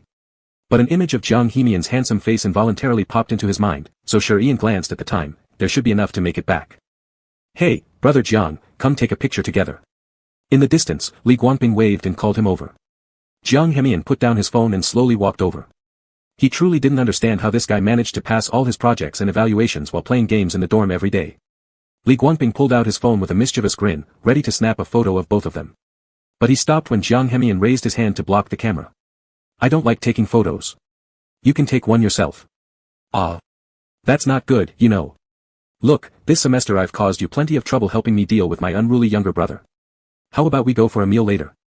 It'll be my way of thanking you. What do you say? Li Guangping laughed without a care in the world. Jiang Hemian had been absent for most of the semester, and everyone in the dorm steered clear of him except for Li Guangping, who liked to approach him, whether he was genuinely clueless or simply foolish. Brother Jiang. Are you waiting for someone? Li Guangping had never seen such an unusual expression on Jiang Hemian's face before, so he naturally became curious about whom he was waiting for. Sure. Jiang Hemian suddenly nodded, which was considered an answer to Li Guangping's previous question. As he watched Jiang Hemian leave, Li Guangping felt a whiff of gossip in the air. There had been rumors earlier about a first-year girl confessing her feelings for Jiang Hemian on a public wall, but the post got mysteriously deleted afterward. He had seen that girl around school. If Jiang Hemian wasn't interested, well, maybe he could go up and ask for her contact information. Following the location Jiang Hemian sent, Sure Ian arrived at Huan University, but being unfamiliar with the place, he got lost. Experiment building, which one is it? Just as he turned the corner, a strong force yanked him suddenly, causing his body to instinctively fall sideways. Ah. Shoo. Brother. Chapter 92, I Want to Kiss You. Sure Yan anxiously raised her head and let out a small sigh of relief upon recognizing the person in front of her. What are you doing here? Her eyes darted nervously around. This was supposed to be the men's restroom, and at any moment someone could pass by. If someone were to walk in right now and see them. Why you let go of me? Sure Yan couldn't help but worry as she struggled to get up from Jiang Hemian's body. The moment she stretched out her hand, he pulled her along with him into a nearby toilet stall, closing the door behind them. Sure Yan had no idea what was going on, but without a word, Jiang Hemian began unbuttoning his pants, startling Sure Yan completely. You. I need to pee, don't I? Or what did you think I would do? Jiang Hemian quickly undid his trousers, showing complete indifference toward exposing himself. If Sure Yan wanted to look, fine, Jiang Hemian didn't care, he certainly wasn't losing anything. So why did you drag me here? Feeling somewhat embarrassed, Sure Yan averted her gaze from Jiang Hemian, her ears tingling red. She tried to leave but found herself held tightly by his large hand gripping her forearm. Minutes of waiting felt like billions of years for Sure Yan until finally, she felt the grip on her arm loosen. Slowly, Jiang Hemian prepared to pull his pants back up. Let me out. No. Standing far taller than Sure Yan, though not short himself, Jiang Hemian's muscular frame loomed over him like a wall, leaving Sure Yan utterly without options. Why you, what do you want from me? I'm already here, what else do you expect? Sure Yan frowned slightly, tilting her neck upward to ask him. It seemed obvious that he felt wronged. Jiang Hemian suddenly lost interest in teasing her. He feared that if he kept it up, Sure Yan might get angry again. Brother, I haven't been troubling you, I've just missed you. Sure Yan stared at Jiang Hemian's beautifully shaped almond eyes, momentarily stunned. She thought he was simply unable to tolerate her Cold War treatment over these past days, about to explode. In truth, she knew well that cold wars don't resolve issues. But Shi Yayan couldn't think of any other method and resorted to fighting fire with fire. Seeing no response from her, Jiang Henmi tentatively extended his hands to loosely embrace Shi Yayan, inhaling deeply the scent of her shower gel. Brother, I miss you. Shi Yayan nodded slightly. Over these few days, despite seeing each other every day, they exchanged only brief words. Compared to long-distance relationships, their situation merely lacked physical distance. For two people who genuinely cared for each other, unable to openly express their feelings was an excruciating form of torture. Shi Yayan took a deep breath and slowly extended her arms to hug him back. Sensing her action, Jiang Henmi was momentarily surprised before tightening his embrace significantly. Brother. I miss you so much. Jiang Henmi lowered his head and buried it into Shi Yayan's neck, tenderly kissing her delicate skin. Although he longed to leave a mark, he restrained himself. No. Shi Yayan only intended to give him a simple hug to comfort both him and herself, it did not mean she'd kiss him. As Jiang Henmi was about to seal his lips on hers, in the next instant, her palm gently covered his mouth. Their noses brushed together, gazes locking, and Shi Yayan saw vivid affection in his eyes. You haven't taken pictures yet, right?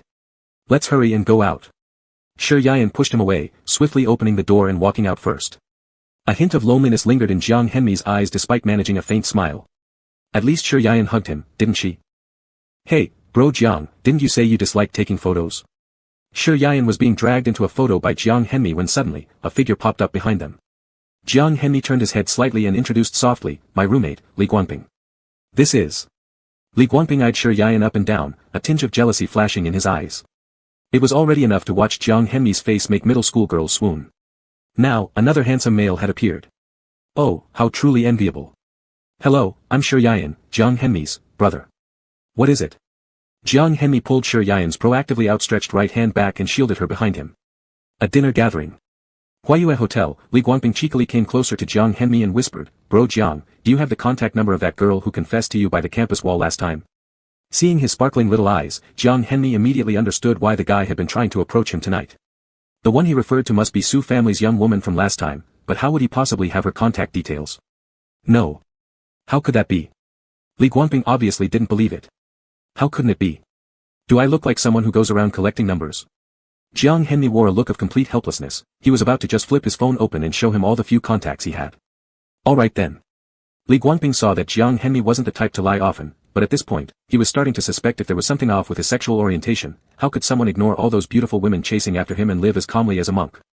Well, remember to come by noon, Li Guanping reminded again loudly before leaving. What's going on? Shi Yayan stepped forward and asked, what did he want from you? Just a girl's contact number. Jiang Henmi remembered not explaining after warning Su Qingqing last time. Shi Yayan, upon hearing this, raised an eyebrow slightly. Oh. Which girl? Is she someone I know? Brother. For some reason, every time Shi Yayan tilted her head and looked at him like this, it made Jiang Henmi feel like he'd been caught doing something wrong. He hastily explained, it's not like that. It's that girl from the Su family last time, but I absolutely do not have her contact info. She's merely a tool my father wanted to use. After I clarified things with her, she came to her senses. Shi Yayan enjoyed seeing Jiang Henmi so flustered while explaining himself, and she couldn't hold back a laugh. Alright, I get it. Seeing her finally laugh, Jiang Henmi's heart, which had been pounding anxiously, finally relaxed. Suddenly, his phone lit up. It was a call from his chemistry mentor. Naturally, Shi Yayan also saw the note and smiled warmly at him. Go ahead, I'll wait for you here. Brother, I'm not sure how long it'll take. If I'm not back in 15 minutes, wait for me at the Huayue Hotel entrance. Let's have lunch together. A flicker of hesitation passed over Shi Yayan's face, her fingers involuntarily tightening to the point they started sweating slightly. She nodded barely, okay. Watching Jiang Henmi's figure gradually fade away, Shi Yayan suddenly felt an emptiness inside. She found a cooler spot under the shade of a tree and sat down to wait. The sunlight filtered through the lush, interwoven leaves above, casting mottled spots on the ground. It was already early June, and the weather was swelteringly humid. Though Shi Yayan only wore a thin short-sleeved shirt, she was still abnormally hot. She casually unbuttoned the top button and fanned herself. Phew, so hot. After what felt like forever, Shi Yayan's scorching phone suddenly lit up.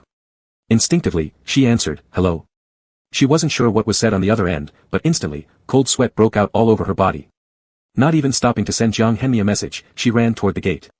Several more minutes passed before Jiang Henmi finally came down from the lab building. Earlier, his mentor had asked him to tidy some experimental materials and send them to another teacher, so it took longer than expected. He looked around downstairs but couldn't find anyone, thinking Shi Yayan might have gone to the hotel first. However, when he arrived, no one was waiting at the entrance. Jiang Gu, look. Jiang Henmi rushed over, grabbing Li Guangping's sleeve and asking anxiously, where's the person who was with me? Did he come? Huh? Li Guangping looked confused for a second before reacting quickly, no, we haven't seen him. Where are you going? To look for him. Chaos filled Jiang Henmi's mind. He didn't know why Shi Yayan left. Was it because he made her wait too long? Or did he unintentionally upset her somewhere else? His thoughts tangled together, and he subconsciously assumed Shi Yayan was mad. He sprinted home. His hand trembled uncontrollably as he tried to grab the keys, and his lungs constricted, causing sharp pain as he struggled to breathe. Opening the door, Jiang Henmi went inside. Brother. The room was utterly silent, even the shoes at the entrance were neatly placed, there was no sign of anyone returning. His legs buckled, nearly bringing him to his knees. Barely supporting himself against the cabinet, he stood shakily, whispering, brother, you've left me again. Chapter 93, Hospital Chaos. Shi Yan received a phone call from an aunt in the village saying that her grandmother's old back injury had recurred, so she hurried to the local hospital without even catching her breath. Monitor. By the time Shi Yan arrived hastily, twilight had already set in. At the entrance of the hospital, a woman wearing a blue long dress called out his name. You. Shi Yan paused slightly, honestly quite unfamiliar with this title now. He looked up, and surprise was evident in his eyes. Su Rong. Since the last class reunion, he hadn't seen her anymore. Suddenly meeting here, Shi Yan was somewhat shocked. Let's not talk about it for now. My mom isn't well, so I came back, and they asked me to stay here waiting for you. Su Rong pulled at the corner of Shi Yan's coat as she walked briskly inside and explained quickly, this time grandma's back injury is very serious, if it wasn't discovered in time, the consequences would have been unimaginable. Can you tell me how she's doing right now? Shi Yan quickened his pace to keep up. Everyone around them seemed to be moving backward as Su Rong noticed his slightly trembling fingertips. She gently comforted him, don't worry, she's in the emergency room. Everything will go smoothly. Just after she finished speaking, the elevator door slowly closed. Without any hesitation, Shi Yan subtly pulled his forearm back and stared at the green numbers rising on the display. Sweat unconsciously broke out on his palms. Are you a family member of the patient? Yes, it's me. As soon as they exited the elevator, a nurse grabbed Shi Yan by the sleeve holding a medical record book. Please sign this. The patient needs urgent surgery immediately. Okay. Before the nurse could finish, Shi Yan thoughtlessly picked up the pen and, shaking but quickly, signed his name. Su Rong's gaze fell on his somewhat thin figure, her eyes filled with sorrow. She knew Shi Yan's past, why he didn't attend the same high school as her, because she understood everything too well, she empathized deeply. Monitor, don't worry. Grandma will be fine, she lightly patted his shoulder as she spoke ahead. Shi Yan had just recently called his grandma and reminded her to take care of herself and not overwork. Why wouldn't she listen? He was both angry and heartbroken. After taking a deep breath, Shi Yan asked, can you tell me why her waist was injured? Su Rong paused. Her mother mentioned helping someone farm to get paid daily, so grandma went along, resulting in. She hesitated to say anything. If she told the truth, Shi Yan might feel very guilty. Did she go to work? Shi Yan closed his eyes briefly, able to guess 7 or 8/10 of the situation. The light outside the operating room remained lit even late into the night. The corridor lights flickered, and since early evening, Shi Yan had kept urging Su Rong to go home first, but she refused, staying with him until now. Su Rong, what? Shi Yan lowered his gaze to the cold white floor, struggling to open his mouth but unsure what to say. Do you remember? When we were in school, my mom often forgot to make breakfast for me. Every time, I ate yours, those were the days. Even with her perfect makeup, Su Rong's weariness showed through. Shi Yan knew she was trying to change the subject. The quiet, cold white corridor now gained a bit of life. Grandma's sauce pancakes are super delicious. I've always remembered that taste. Su Rong smiled at him. On the cold long bench sat only the two of them, leaving a noticeable space between them. Shi Yan forcibly curled his lips upward slightly. Achoo, wearing just a cool long dress, Su Rong felt cold in the cooler nighttime air. Cold. Shi Yan took a deep breath, pulling off his casually hung thin windbreaker and giving it to her. If you don't mind, then let's suffer a little. Thank you. Su Rong accepted the clothes, draping them over her shoulders, the surgery should almost be done. As soon as she said this, the light sign at the entrance suddenly went off. Shi Yan instinctively stood up and, seeing the doctor come out, almost dared not ask. Doctor, how is grandma?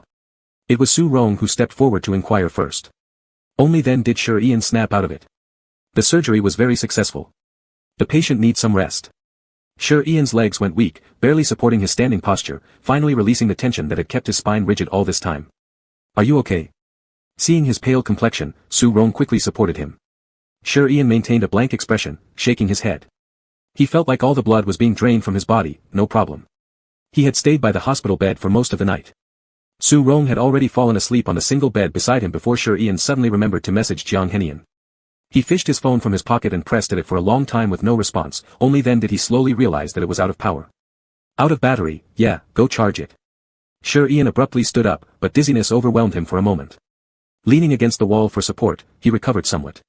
The instant his phone began charging, dozens of missed calls and messages popped up. His fingertips trembling, he dialed the number, even more nervous than when he signed earlier, a Mian. Chapter 94, What Madness Is This? Jiang Hemian was just stepping out of the elevator, rushing towards Fan Siyu's doorstep, having left his phone in the car downstairs. Bang bang bang. The door echoed with a heavy and forceful knocking. Fan Siyu had just finished work not long ago, and with the mood heightened, he wanted to have a session with the little sprite on the bed, but all his desires were disturbed by this knocking. Mr. Fan. The man sitting on the bed in a bunny-themed costume wasn't anyone else but the same man who had previously tried to start trouble at Spring Rain Pavilion. You go check who's at the door. Being inexplicably disturbed, Fan Siyu felt less interested now. If it weren't for the fact that this male escort looked somewhat like Shi Yan, he wouldn't have kept him around. But, alright. Huarong glanced down at what he was wearing, slightly embarrassed, then grabbed Fan Siyu's custom-tailored suit before heading out. Hello. When Jiang Hemian opened the door and saw the person inside, he momentarily froze. The word brother almost slipped out of his mouth, but he quickly realized something was off. Where's Fan Siyu? Perhaps due to the lighting, the features of this person were about 4/10 similar to Shi Yan, but upon closer inspection, their height didn't match, nor did their aura. And, what exactly was this person wearing? Jiang Hemian took only one look before averting his eyes. After checking the door number, he confirmed there was no mistake, then stepped straight over the man and entered boldly. Hey, you. Fan Siyu. Where's Shi Yan? As Fan Siyu was getting up from the bed, someone suddenly gripped his neck. Upon raising his head, he saw a pair of angry eyes. It's you again. I'll ask you one last time, where's Shi Yan? Jiang Hemian had searched every place he could find and ultimately pinned down Fan Siyu as the person hiding him. What? How should I know? Fan Siyu was bewildered. Ever since his separation from Shi Yan after that previous warning from the woman, he hadn't gone searching for her anymore. Jiang Hemian looked around, besides a strange perfume smell, there seemed to be nowhere to hide a person. He released his grip and let him go. What madness is this? Did you lose an? Fan Siyu's body couldn't help but lean backward, fortunately supported by the bed behind him. He swiftly stood up, pulling Jiang Hemian who was about to leave. I ask you. Where's Anan? Have you lost him? Jiang Hemian stayed silent, making Fan Siyu's expression immediately turn dark. He threw a punch directly. Ugh. Lost in thought earlier, Jiang Hemian failed to dodge and received a punch directly to the temple. Seeing another coming at him, he deftly dodged it. But clearly the other side wasn't willing to let it go, possibly still harboring resentment over the last time Jiang Hemian punched him. Huarong standing aside had never witnessed such a scene. Wanting to call the police, he discovered his phone was inside the bedroom and unable to access it. You, both of you. Shut up. Both Jiang Hemian and Fan Siyu simultaneously barked at the innocent victim at the door, then resumed wrestling. It was Jiang Hemian who reacted first. Get out of my way. I'm going to find him. Stop grabbing me. The person you lost isn't your responsibility to find. Why are you following me then? Is it just you who can look for Anan? Both men were bloodied. Fan Siyu hastily put on an outer coat and prepared to head out. Huarong remembered the name that Mr. Fan had repeatedly called that night. Connecting it with their previous dialogue, things started to make sense. Sir, didn't you say? As Fan Siyu passed by, Huarong cautiously pulled at his clothes, his tear-filled eyes filled with a tinge of injustice, saying, Today is my birthday. Fan Siyu paused, raised his head, and coldly said to Jiang Hemian's rapidly departing back, There's a card in the second drawer of the table. Use it to buy whatever you like. After finishing, he walked directly towards the door. Master, there's a phone call. Since the last incident, Jiang Hemian simply arranged for the family driver to stay in Phantom Sea City in case of any emergency, though they wouldn't appear before Shi Yan normally. Cold wind fluttered Jiang Hemian's shirt corner as he reached out to answer the phone. Hello, who is this? Mian. Night wind swept past his ears while leaves above rattled softly. Though Shi Yan's voice was somewhat hoarse, its steadiness brought profound peace to Jiang Hemian, making the entire world feel quiet. Big brother, where are you? Jiang Hemian's tone was extremely cautious. Fan Siyu had chased down from upstairs when he saw Jiang Hemian making a phone call. He wanted to run after him, but the car had already started, leaving only a trail of exhaust fumes behind. Shit. That guy suddenly came to his place acting crazy. If it weren't for him being busy until now tonight, he probably wouldn't even know that Shi Yan had gone missing. It seemed like that guy had learned something new this time, so Fan Siyu called and wiped the wound on his face. Hello, look up a person. After hanging up the phone, Shi Yan brought hot water to clean his grandmother's face, pulling a small stool nearby and sitting tightly next to the sickbed. The outside was pitch black, and he had to keep an eye on the drip, then later he needed to ask the duty nurse to help handle the needle on his grandmother's hand. Grandma. I'm sorry, I've been useless. For many years, Yen never wasted money, yet there were always monthly expenses. He thought about buying a house in the big city for his grandma to move in, but their financial conditions simply didn't allow it. When house prices hadn't skyrocketed, he looked at several small houses around 50-60 square meters. But his grandma always said she had lived in the village all her life, refusing adamantly to move into the city, saying the money should be saved for Yen's marriage. Recalling nearly 10 years, Yen realized he hadn't properly fulfilled his filial duties much. Unconsciously, tears blurred his vision. Yen used his sleeve to wipe them secretly, turning away as the duty nurse finished removing the 4-tube from his grandma's hand. Exhaustion overwhelmed him eventually. Yen rested his chin on his hand beside the sickbed, trying hard to stay awake, but his eyelids began to droop. Jiang Hemian rushed to the location sent by Yen under the faint morning light, stepping out of the car and entering the hospital directly. He gently pushed open the ward door, catching sight of Yen's tired figure resting beside the bed. All the suspicions, guesses, and restlessness in Jiang Hemian's heart dissipated instantly. Brother. He called softly, deliberately taking light steps towards Yen, kneeling next to him. Carefully, he adjusted Yen into a more comfortable sleeping position. Then he pulled over a small stool, sat alongside him, allowing Yen to lean against his shoulder. Jiang Hemian tenderly observed the dark circles beneath Yen's eyelids. Pop. He kissed the corner of Yen's temple, feeling deeply moved. Su Rong woke up first and was startled upon seeing another person in the room. And their posture, it seemed so strange. Who are you? Hush. Chapter 95, just hold for a while. Jiang Hemian raised his hand to signal her to be quiet, but when he saw the coat on the woman's body, he was still somewhat jealous.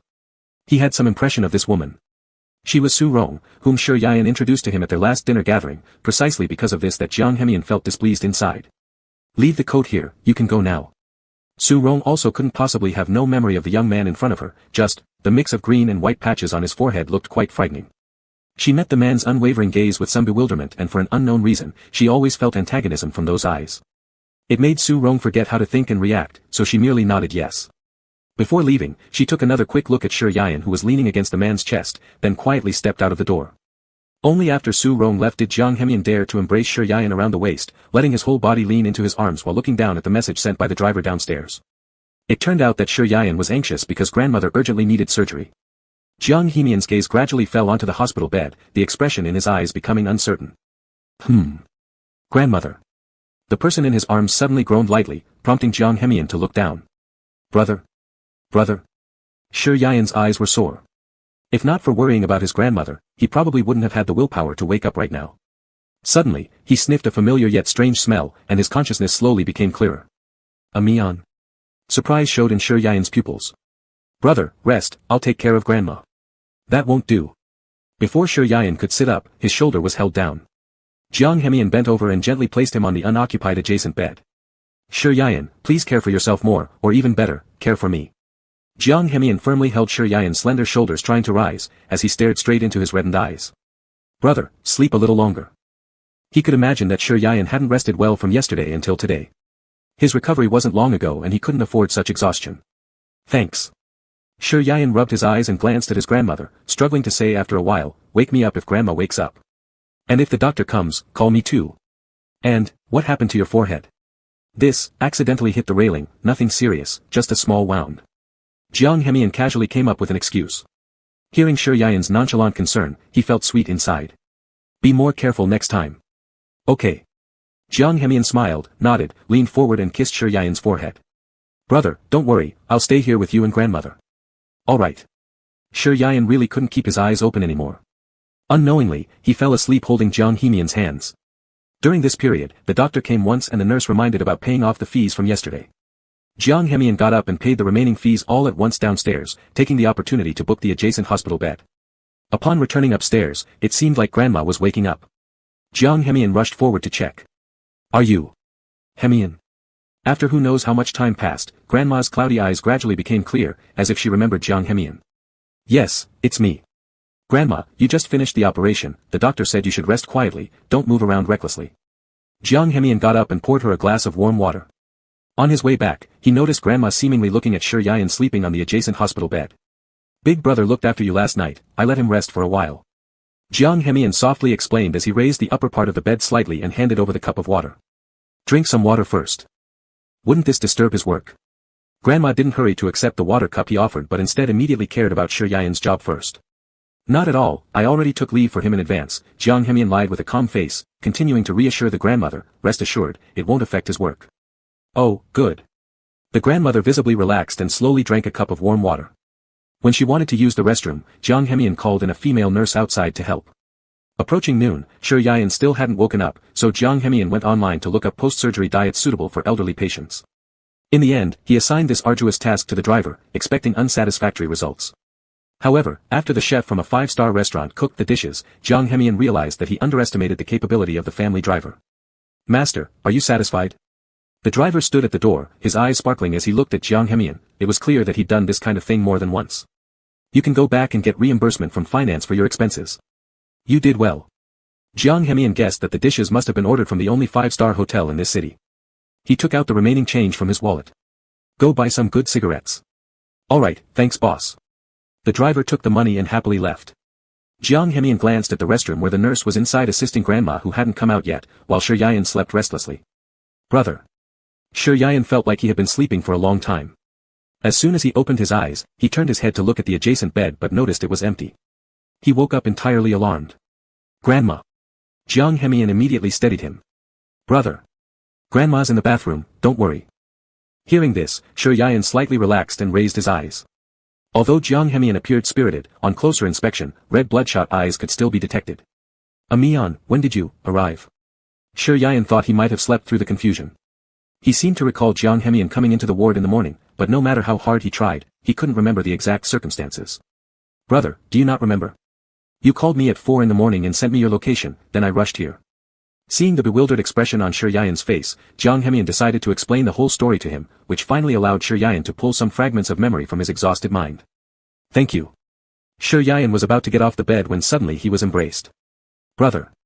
I missed you so much. I thought you were mad at me again, then ignored me. Though Jiang Hemian had initially managed to control his emotions, hearing Shi Yan's simple gratitude made all the feelings suppressed within him burst out at that moment. I didn't. Sorry for making you worried.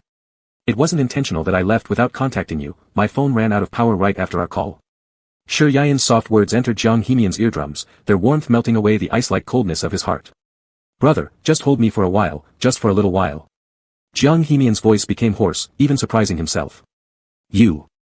Shi Yan hesitated. His strength was no match for Jiang Hemian's powerful arms as their bodies pressed tightly against each other. The heat of their chest and the abnormal thumps of their hearts easily passed through the thin layers of clothing.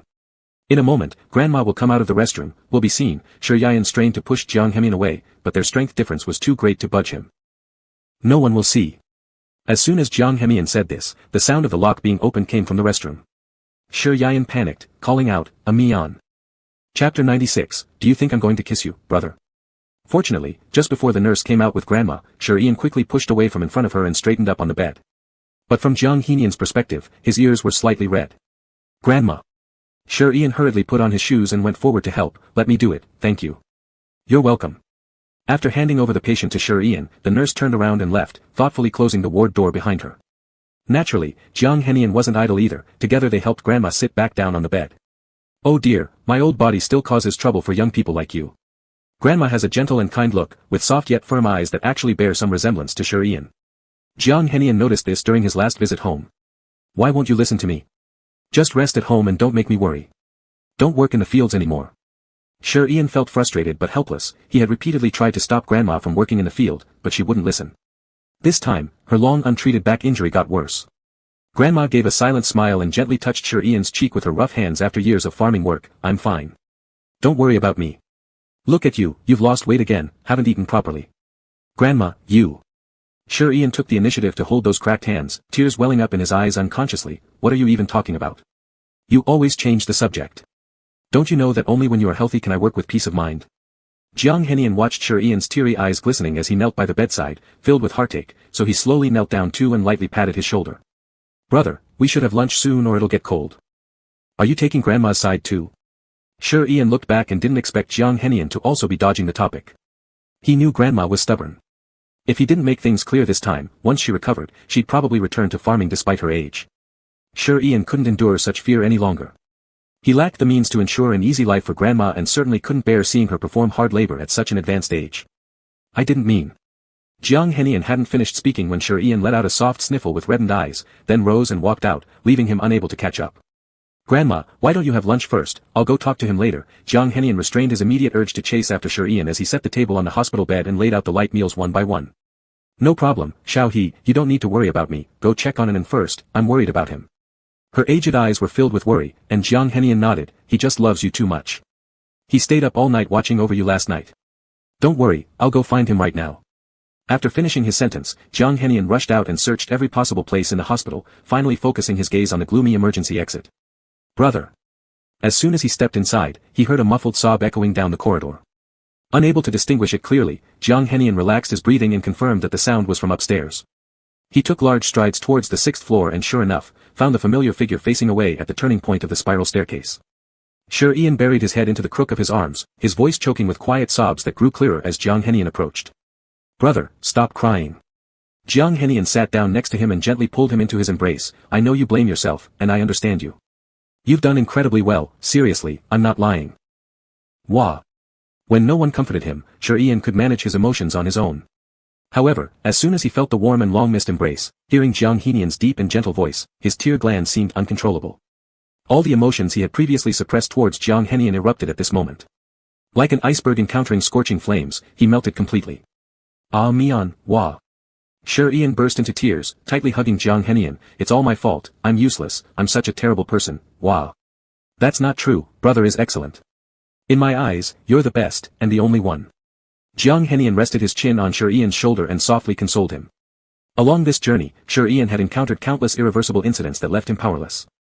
How could it be his fault? I'm not, Wah. I'm not nearly as good as you say. Shi Ian's emotions were hijacked by sadness, causing him to cry uncontrollably without catching his breath. Brother, you have no idea how great you really are. If it weren't for you, I would probably have died in that fire long ago. If it weren't for you, I might have spent my whole life alone. As Jian heard his slightly rapid heartbeat, he hugged the person even tighter and continued to comfort him, saying, it's you who made me a little more normal instead of just being the Jiang family's machine. Brother, you've done an excellent job. Don't blame yourself. Ian's breathing was unstable, excessive sobbing causing a brief feeling of suffocation, while Jian Mian gently patted his thin back, worry unconsciously rising in his eyes. Brother, please stop crying, your eyes will swell. Looking at Ian's red-rimmed eyes, Jian Mian couldn't help but feel heartache as he lowered his head to kiss the corner of his eye.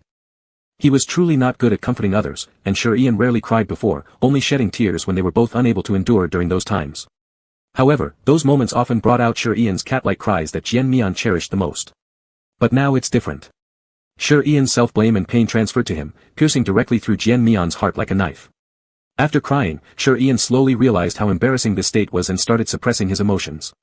Yet, when he looked up into Jiang Henian's concerned gaze, he felt somewhat uneasy. I'm fine now, don't look at me like that.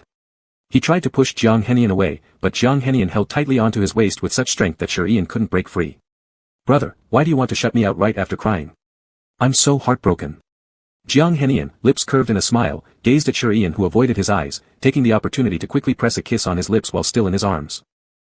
Let me go, someone might pass by soon. Shi Ian instinctively shifted his gaze aside. They won't.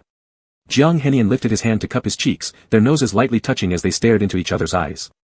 For some reason, despite having done things even more intimate, every time Shi Ian met Jiang Henian's gaze, his heart would beat faster unconsciously. He thought Jiang Henian was going to kiss him again, and closed his eyes instinctively. After waiting several seconds without feeling the expected touch, he opened his trembling eyelashes hesitantly, only to meet Jiang Henian's mysterious smiling eyes. Chapter 97, I'm not lying to you. Huff. Huff. Shi Yian's lips were kissed by him until they became moist, and she looked just like a peach, making it hard for one to refuse her. Jiang Henian's voice was somewhat hoarse. Brother, let's go back to the ward first. Okay. Shi Yian wiped away her tears and nodded. The long period of sitting made him feel dizzy when he stood up, but fortunately, Jiang Henian held him up in time. Are you alright? Yes. Shi Yian sniffed heavily and couldn't help but think about what he had been doing while on his way back to the ward from the corridor. He was almost 30 years old, yet he cried on the shoulder of his younger brother who was 5 years younger. Moreover, he fantasized about being kissed. Shi Yian had never realized that he could be such an emotional person before. He involuntarily glanced at Jiang Henian by his side. Would he find me annoying? What's wrong, brother? Jiang Henian suddenly noticed an obvious gaze and turned his head to look. Nothing. Shi Yian shook his head without saying anything. Since Shi Yian arrived at the door, his grandmother's eyes had not left Shi Yian. Jiang Hemian stood beside them, not knowing what was going on in his mind. You mustn't get up again. I heard the doctor say your lumbar vertebra can no longer withstand a second operation. Actually, the doctor hadn't said this, but Shi Yayan had to say it this way because he feared that his grandmother wouldn't remember. Alright, I won't go. When the grandmother saw Shi Yayan, the gloom in her eyes disappeared instantly. Regardless of what he said, she quickly nodded in agreement. Jiang Hemian, however, had already quietly slipped out at some point without anyone noticing. By the time Shi Yayan realized it, he was already gone. It wasn't until evening that Jiang Hemian returned with dinner. I don't know your taste preference, so according to the doctor's advice, I brought you something bland. Jiang Hemian pushed the dishes with a slightly milder flavor that he had ordered at the hotel in front of the grandmother and placed those specially prepared for Shi Yayan on the other side. Brother, yours. Thank you, trouble you so much. The grandmother didn't know their relationship, and Shi Yayan also didn't dare tell her directly, fearing she wouldn't be able to accept it. But it wasn't a good idea to keep hiding it forever. Oh my, this is too troublesome for you. Do you have work? Young people should be quite busy, don't let my matters. Grandma, you should rest well. Before you recover, there's nothing you need to worry about. Jiang Hemian smiled and said.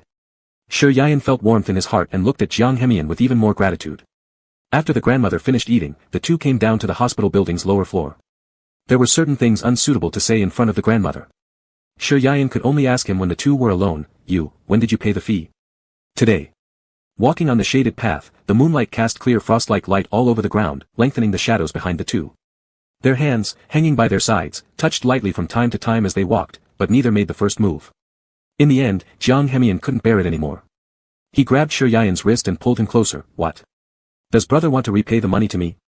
Yeah. After all, it was no small amount. Though Jiang Hemian wasn't short of money either, Shi Yayan disliked owing others. They've owed Jiang Hemian countless times, meal expenses, shoes, daily expenditures, rent. Unconsciously, Shi Yayan has relied on Jiang Hemian for many things. But I don't want money. The corridor was very quiet. Jiang Hemian's voice sounded particularly nice in the silent night. Shi Yayan was startled and blurted out, then what do you want? As long as I can achieve it, I will give it to you. Jiang Hemian suddenly stopped walking, turned his head, and looked over. Shi Yayan nervously swallowed and hesitatingly asked, what is wrong? Did I say anything inappropriate? Confused, Shi Yayan stared at Jiang Hemian, whose face came nearer. Shi Yayan instinctively stepped backward until he felt the nape of his neck bump against the stone pillar behind him. Jiang Hemian hastily reached out to block Shi Yayan's head and pressed him into the corner. Brother, don't you understand? I don't want anything other than you. Jiang Hemian lowered his brows and looked at him. Under the moonlight, his facial features were carved even more sharply, and half of his side face was hidden in the darkness. Shi Yayan tensely looked aside but found his jaw caught gently by Jiang Hemian's big hand. Don't care about other people's opinions. Even if they see, so what? Outside. Shi Yayan turned his head to avoid his direct kiss and could barely speak coherently. We should still pay attention, Mian. He reached out to place his hand on Jiang Hemian's chest and tentatively asked, Mian, am I really as good as you said earlier? But I feel like I'm useless and unlucky. So, what do you see in me? Shi Yayan knew there were surveillance cameras around here and didn't want others to see the two men behaving so affectionately, so he wanted to change the subject. But such a childish trick definitely couldn't fool Jiang Hemian. He caressed Shi Yayan's soft lips with the tip of his finger. Brother, do you know? I've liked you since I was very young, and this feeling has never changed. Therefore, whether you are excellent or not, it's always you who can make my heart beat faster. When we were kids. Shi Yayan remembered that when Jiang Hemian used to live at his grandfather's house, they rarely spoke and basically had no interaction. Brother, do you remember? In summer, you helped grandmother work in the fields, and I would often find an excuse to play water or catch loaches in the pond nearby. Actually, I wanted to greet you, but I was afraid that you might think I was immature. And that time when I was bullied by the neighbor's children, you. Listening to Jiang Hemian talking about stories from their childhood, Shi Yayan felt both unfamiliar and familiar. At that time, all he could think about was finishing his work quickly so that he could rest, without paying attention to the person next to him or the surroundings. After so many years, someone actually remembered every little detail he once forgot, making Shi Yayan feel inexplicably warm inside. In short, brother, you're the best in my eyes, and I have no interest in anything or anyone else other than you. Jiang Hemian seemed to be afraid that he wouldn't believe him, so he placed Shi Yayan's hand over his chest near his heart. The heartbeat won't lie, and neither will I. Brother, I did use something similar to sleeping pills on you before, but I never exceeded the dosage, and it was also very rare. I didn't know you were allergic to its components. If I had known, I absolutely wouldn't have used it. Please forgive me for that. Mentioning what happened before, Shi Yayan's expression was evidently heavier than before. He knew that Jiang Hemian had no reason to lie about this matter, but with the conversation reaching this point, should he just forgive it? Then you promise, from now on, you must not imprison me, must not lock me in the room, must not lose your temper easily, and definitely not dare to do those things to me without my consent. All right, I promise, brother. Chapter 98, Can my brother say goodnight to me? Probably no one noticed just now, right? Sure, Ian buried her head in Jang Hee-myun's chest and didn't dare to look at the scenery beside her, always feeling somewhat guilty. In fact, the two were standing just behind a pillar, a blind spot for surveillance, so no one would have noticed them. There are some people. A couple seemed to walk by just now. I glanced at them, and they naturally understood what we were doing, Jang Hee-myun fabricated while his eyes were wide open. Actually, being liked by a man was not a big deal to him if the people around knew it, after all, compared with killing, liking someone of the same sex was much more trivial. But sure, Ian was different. It seemed that he still lacked the courage to accept the strange glances from others, so Jang Hee-myun gave him time to adapt. Ah. Hearing this tone which seemed like a lie, sure Ian's face turned pale immediately. He glanced away but saw no one around anymore. Feeling him trembling uncontrollably, Jang Hee-myun realized he was truly frightened, so he leaned down and kissed his temple softly while consoling gently. I'm sorry, brother, it might be my mistake, no one passed by just now. I scared you, I apologize sincerely. Hearing that, sure Ian exhaled imperceptibly. Will they, those normal people, consider us freaks? What about normal or abnormal, you're talking nonsense. Jang Hee-myun helplessly pulled the person into his embrace, his chin resting lightly on top of Sure Ian's shampoo-scented hair as he rubbed affectionately. Brother, existence is reasonable. If there is no peculiarity in this world, then the generality relative to it wouldn't exist either. It's only that such feelings are unrestricted by anything. They won't understand my affection for you. As long as there is no legal stipulation forbidding it, any views they have on us remain merely their opinions and cannot determine right from wrong. At his words, Sure Ian felt as if a spring had flowed through his heart, warm and cozy. He looked up to meet an ardently determined gaze. He found that, at any given time, the gaze Jang Hee-myun directed at him was unrestrained, fervent, and sincere, making Sure Ian momentarily lose focus.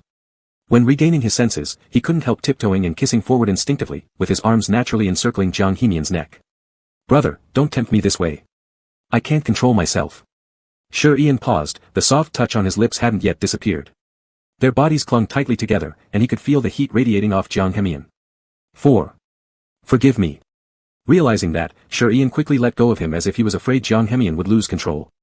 He even created a considerable distance between them. It's late. Let's head back. Jang Hee-myun's Adam's apple rolled, and he coughed lightly, Thus, they slowly walked back. Along the way, Jang Hee-myun said a lot to Sure Ian. Among these words were numerous encouragements advising Sure Ian not to care about others' talk and stares. There were also some matters concerning his grandfather. By the way, why haven't you returned to Fangyuan City since then? Sure Ian tilted her head curiously. To be honest, it wasn't entirely his fault that he had faint memories of Jang Hee-myun from childhood. They hardly interacted, except for that time when Jang Hee-myun saved him during a fire, after which they parted ways. Moreover, shortly after that incident, Sure Ian had never seen Jang Hee-myun again. At that time, my grandmother was still alive and doted upon her grandson. She heard from my mother that I almost got burned to death while staying with Grandpa, so she took me back. Recalling that period, Jang Hee-myun concealed a deep sorrow in his eyes. Not long after I left, Grandpa passed away due to late-stage cancer. Sure Ian looked over cautiously. The dense lashes of Jang Hee-myun hid his mournful emotions very well. He took a deep breath. All is past, it's only unfortunate that I missed seeing Grandpa for the last time. Saying that, they had already arrived at the ward entrance. Brother, you go inside first. Let me linger outside for a moment. Grandpa's passing has always been a shadow that Jang Hee-myun could not get rid of from his heart. After his grandpa and grandma's death, there was completely no love left for him. Although Grandpa didn't show it outwardly, the inherent arrogance in the Jang family absolutely refused to genuinely like this child. Sure Ian took a few steps forward, standing on a step higher than Jang Hee-myun so as to be eye level. At this time, there were only a few people going in and out of the main gate. Don't be sad anymore. Your grandpa certainly wouldn't want you to be sad because of him. In the future, I will stay by your side. My grandma is your grandma, and we both love you. Brother. Ian's voice, mingling with the soft rustle of the wind, was particularly melodious. Hee-myun's eyes unconsciously moistened, and he struggled to suppress the urge to rush forward and lift Ian into his arms.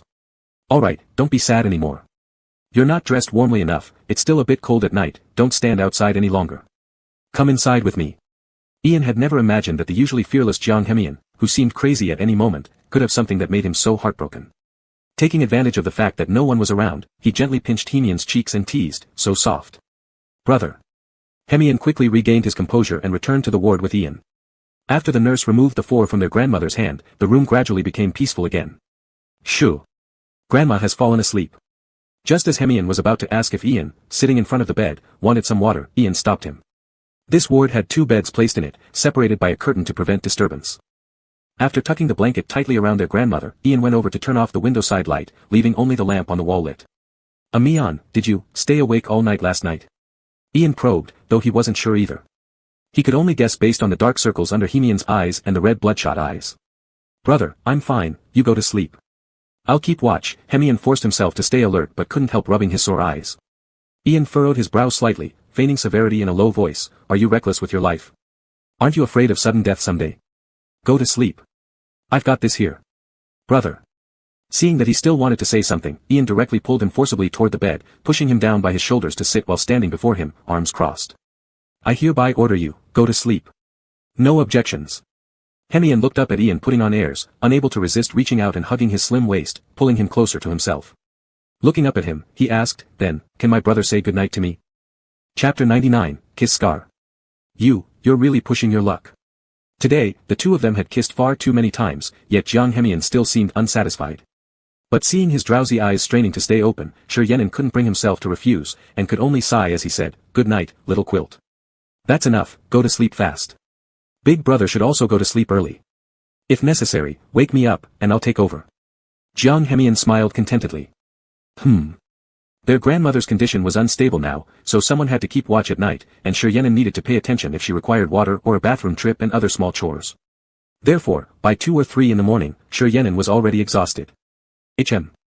Leaning on the edge of the hospital bed, sleeping for short periods, then waking, with the state of their grandmother always on his mind, such fleeting rest had no use for him. Jiang Hemian woke in the middle of the night, instinctively reaching for the other side of the bed. Upon feeling the cold touch, he immediately jolted awake. Although during the recent Cold War between the two, they hadn't slept separately, so at night while Shi Yenin slept, he could secretly hug him or sometimes hold his hand. So this icy chill indeed left a significant impact on Jiang Hemian. He turned over and got up, stepping out of bed to see Shi Yenin already asleep leaning against Grandma's hospital bed. There was only one small bedside lamp thoughtfully brought by the nurse illuminating the room. Brother. The visible tension in Jiang Hemian's nerves immediately relaxed. He walked forward and patted Shi Yenin on the shoulder but got no response, probably due to being very tired. Jiang Hemian bent slightly and directly scooped him up horizontally, gently laying him down on the bed before climbing onto the patient bed as well. Glancing at the time, it was almost 3:30. In general, if nothing went wrong past this point, there probably wouldn't be an issue. At worst, he could get up again around 6 o'clock. It was a private single-patient bed, and once Shi Yenin rolled over slightly, he fell right into Jiang Hemian's embrace, seemingly drawn by a familiar scent and instinctively nestled closer. Mian. Brother, I'm here. Actually, Jiang Hemian had long wished to stop calling Shi Yenin brother. Since their first intimate encounter, he wanted to change his terms, but he feared Shi Yenin wouldn't accept these overly affectionate titles. The title, brother, may sound dry and lackluster, devoid of any charm, but it is the perfect cover for their real relationship. Jiang Hemian tightly embraced Shi Yenin, with their legs intertwined under the blanket, unable to let each other go. Sleep, darling. For some reason, Shi Yenin felt the first half of the night was rather restless, but after midnight, it became exceptionally solid, making him want to remain curled up in the warm spot and not get up. However, given the concern for Grandma, he forced himself to regain his composure. Unconsciously, Shi Yenin turned over and suddenly felt something was off. Opening his eyes, reflecting rays of light from the glass window hit him sharply in the eyes. The curtain separating the two beds, however, had been drawn. Jiang Hemian was sitting next to Grandma, placing hot water on the cabinet. Noticing the gaze beside him, he raised the corner of his lips in an elusive smile. Big brother, good morning, he greeted quietly without uttering a word through gestures. Shi Yenin thought he must have imagined it, so he rubbed the corners of his eyes again to reconfirm. By this time, Jiang Hemian had already come over to him. Big brother, I've bought breakfast and some disposable grooming tools. Do you want to get up? Jiang Hemian asked softly. You got up so early. Last night, did you carry me to bed? Shi Yenin was surprised that he'd fallen asleep last night, and even more embarrassed for troubling Jiang Hemian to buy things for him. I saw that you couldn't endure any longer, so I carried you back. Jiang Hemian lifted a hand to smooth Shi Yenin's messy hair on top, then chuckled softly, Big brother, you're truly adorable when you're still sleepy. Shi Yenin was just yawning. Hearing this, he immediately felt somewhat uncomfortable and started rubbing his cheeks. I'm almost 30, turning 28 in September. I already have nothing to do with words like adorable. Who says? In my eyes, you are the cutest person, big brother. Jiang Hemian couldn't help but silently marvel at how young he looked. It wasn't clear whether it was because of his natural bone structure or face flatness, but he appeared as fresh as a college student. Alright, no more joking. The doctor will be here soon. Shi Yan'an shook his head, smiling helplessly as he prepared to squat down and put on his shoes. Ah, I'll do it myself. It's fine. Jiang Hemian squatted halfway down, tying his shoelaces for him. Shi Yan'an was so awkward that he didn't dare to look at Jiang Hemian, but suddenly noticed that the skin color under his messy hair seemed off. He couldn't resist reaching out to touch it. Ouch. Jiang Hemian's face instantly contorted with pain as he grabbed Shi Yan'an's wrist. Brother, are you trying to kill your husband? What happened to your forehead? Shi Yan'an had no time to argue about the earlier comment. Previously, Jiang Hemian didn't seem to have this hairstyle. Shi Yan'an had been curious why he suddenly changed to a 4 to 6 parted style, but it turned out he was covering up a wound. It's nothing, just a minor injury, it'll heal on its own in a few days. Jiang Hemian didn't want him to know about his trouble with Fan Siyu and definitely didn't want Shi Yan'an to think of that person's face or have any contact with him. What exactly happened? Did something happen on your way here when you rushed over at dawn? Shi Yan'an tightly gripped his wrist, staring intently into his eyes without breaking gaze. Will brother despise me for disfigurement? Jiang Hemian smiled while avoiding the question. Shi Yan'an furrowed his brows even tighter. You know very well that I won't. So now, answer my question, how did it happen? It's just an accident, I walked carelessly and bumped into the railing. It was embarrassing, so I didn't tell you, but now brother insists on asking, so there you go. Now you can mock me. Jiang Hemian made up an excuse which might pass muster. Why didn't you apply medicine? And you didn't even tell me.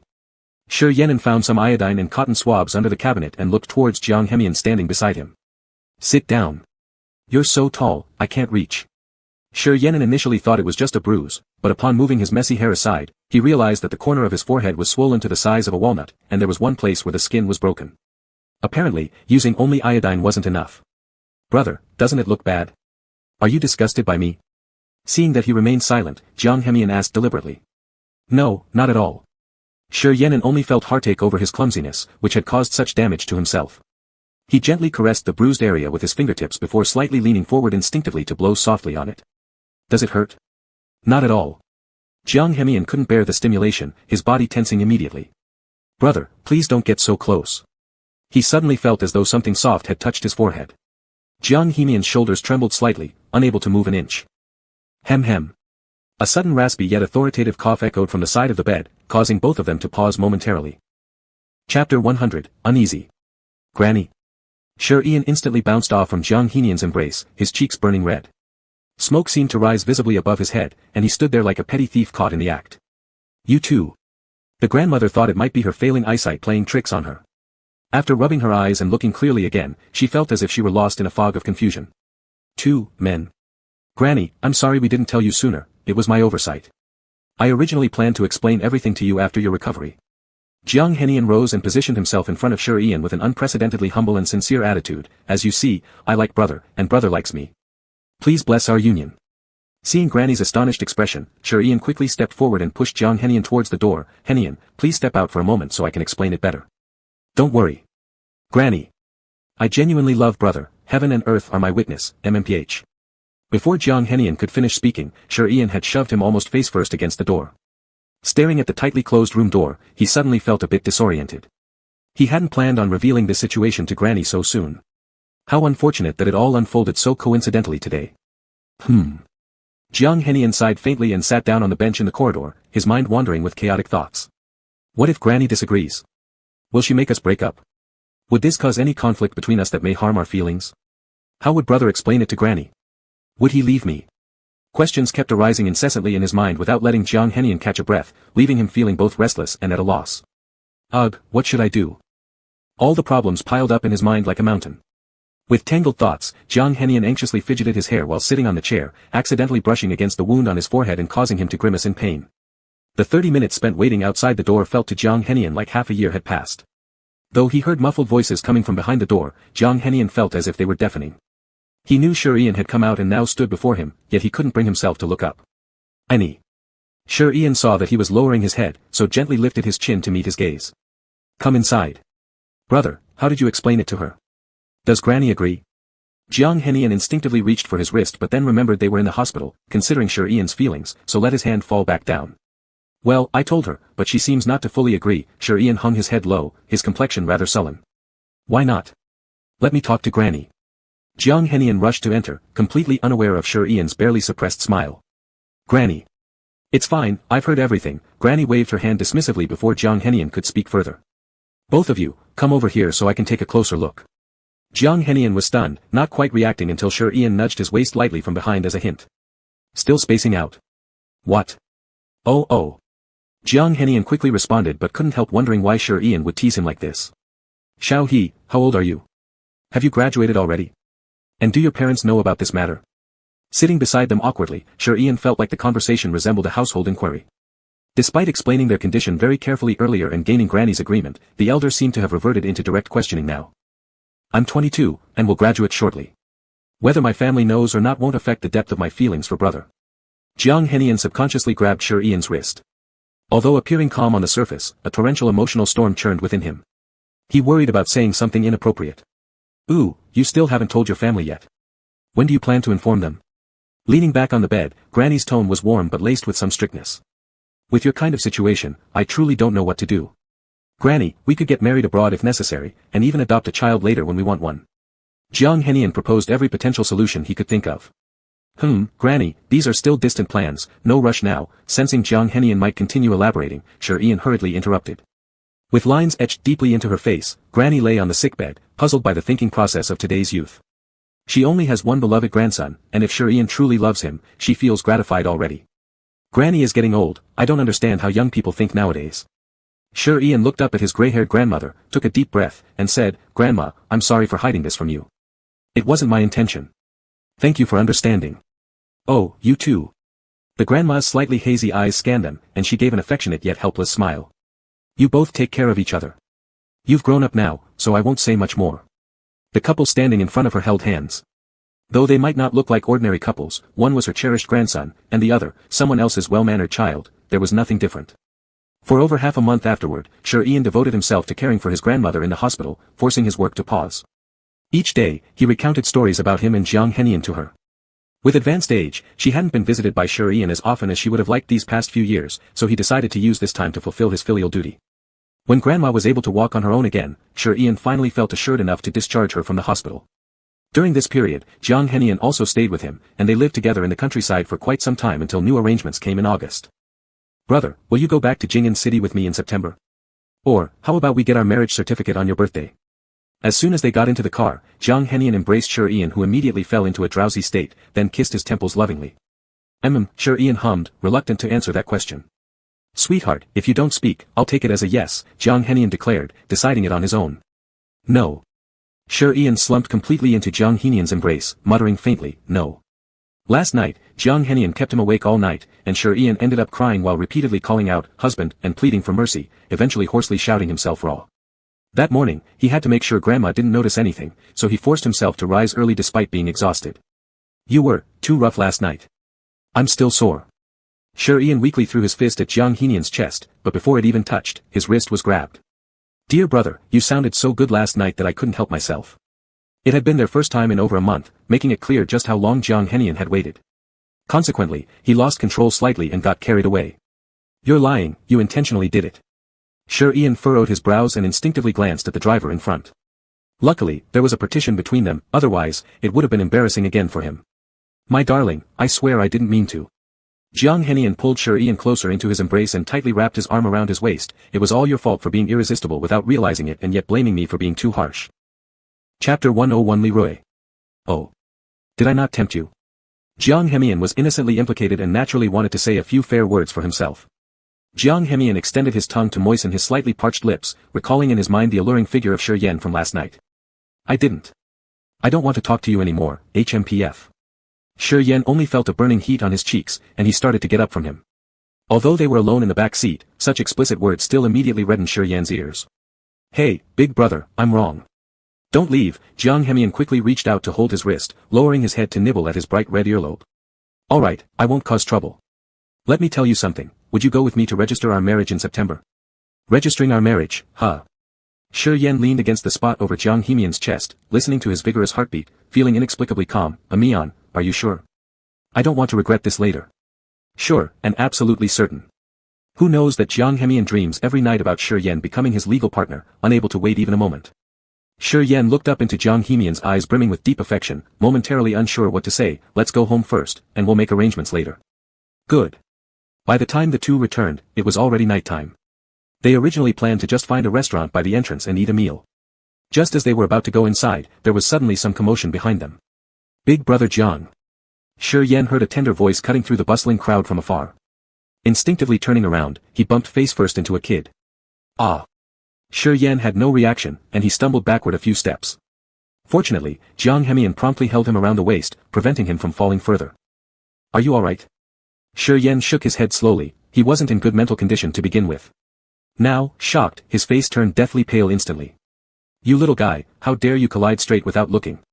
Jiang Hemian's face darkened, reaching out to twist Li Rui's ear, but this little rascal cleverly dodged and hid behind Shi Yan's thighs. Big brother Jiang, I'm sorry. It wasn't intentional, he said while sticking out his tongue mischievously at Jiang Hemian. Brother A Mian, who is this? This kid appeared to be 6 or 7 years old, tightly clinging to Shi Yan's pants, giving him a constant feeling that his pants might be pulled off. Li Guanping's younger brother. He's the same child I sent to kindergarten before. However, after school starts, he should be moving up to first grade. Jiang Hemian explained gently to Shi Yan. Then, when Shi Yan didn't notice, he directly pulled out the kid behind him, smacking his bottom with his hand. Humph. You're asking for it. Big brother Jiang, I'm sorry. Really, I am. Where is your brother? Why are you here alone? Turns out, he goes to the same school as Xie Hongyu, which explains why Shi Yan found him somewhat familiar. It must have been another class. Jiang Hemian let him go, pulling both of them into the restaurant first. It wasn't a good place to chat by the door. Brother, you picked the dish.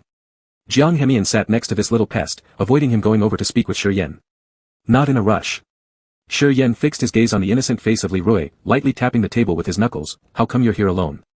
My brother promised to take me out to play, but then he went off to play video games and I couldn't find him anymore. Li Rui glanced at the menu from time to time. Jiang Hemian massaged his forehead. He really has an incorrigible roommate. You order your food first. I'll give Li Guanping a call. Saying this, Jiang Hemian fished out his phone and walked toward the door. What do you want to eat? Shi Yan pushed the menu towards him.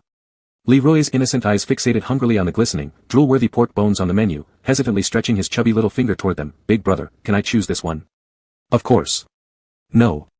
Jiang Hemian's sudden appearance shattered Li Rui's beautiful dream. Your brother says he's waiting for you at the street corner. Go quick. Ah. Li Rui immediately became glum but could only stand up reluctantly, grumbling softly under his breath. Bad brother, picking up precisely during my mealtime. Brother A Mian. Shi Yan looked across with some puzzlement. I couldn't get through to your brother's phone. Keep eating while sitting down. Jiang Hemian wore a mischievous smile on his lips, locking eyes with Shi Yan. Big brother, continue ordering. The duo went inside, Jiang Hemian taking care to sit near the little boy to stop him from talking too closely with Shi Yan. Not in a hurry, Shi Yan continued gazing intently at the naive countenance of Li Rui, gently knocking his knuckles on the table. Why are you here alone?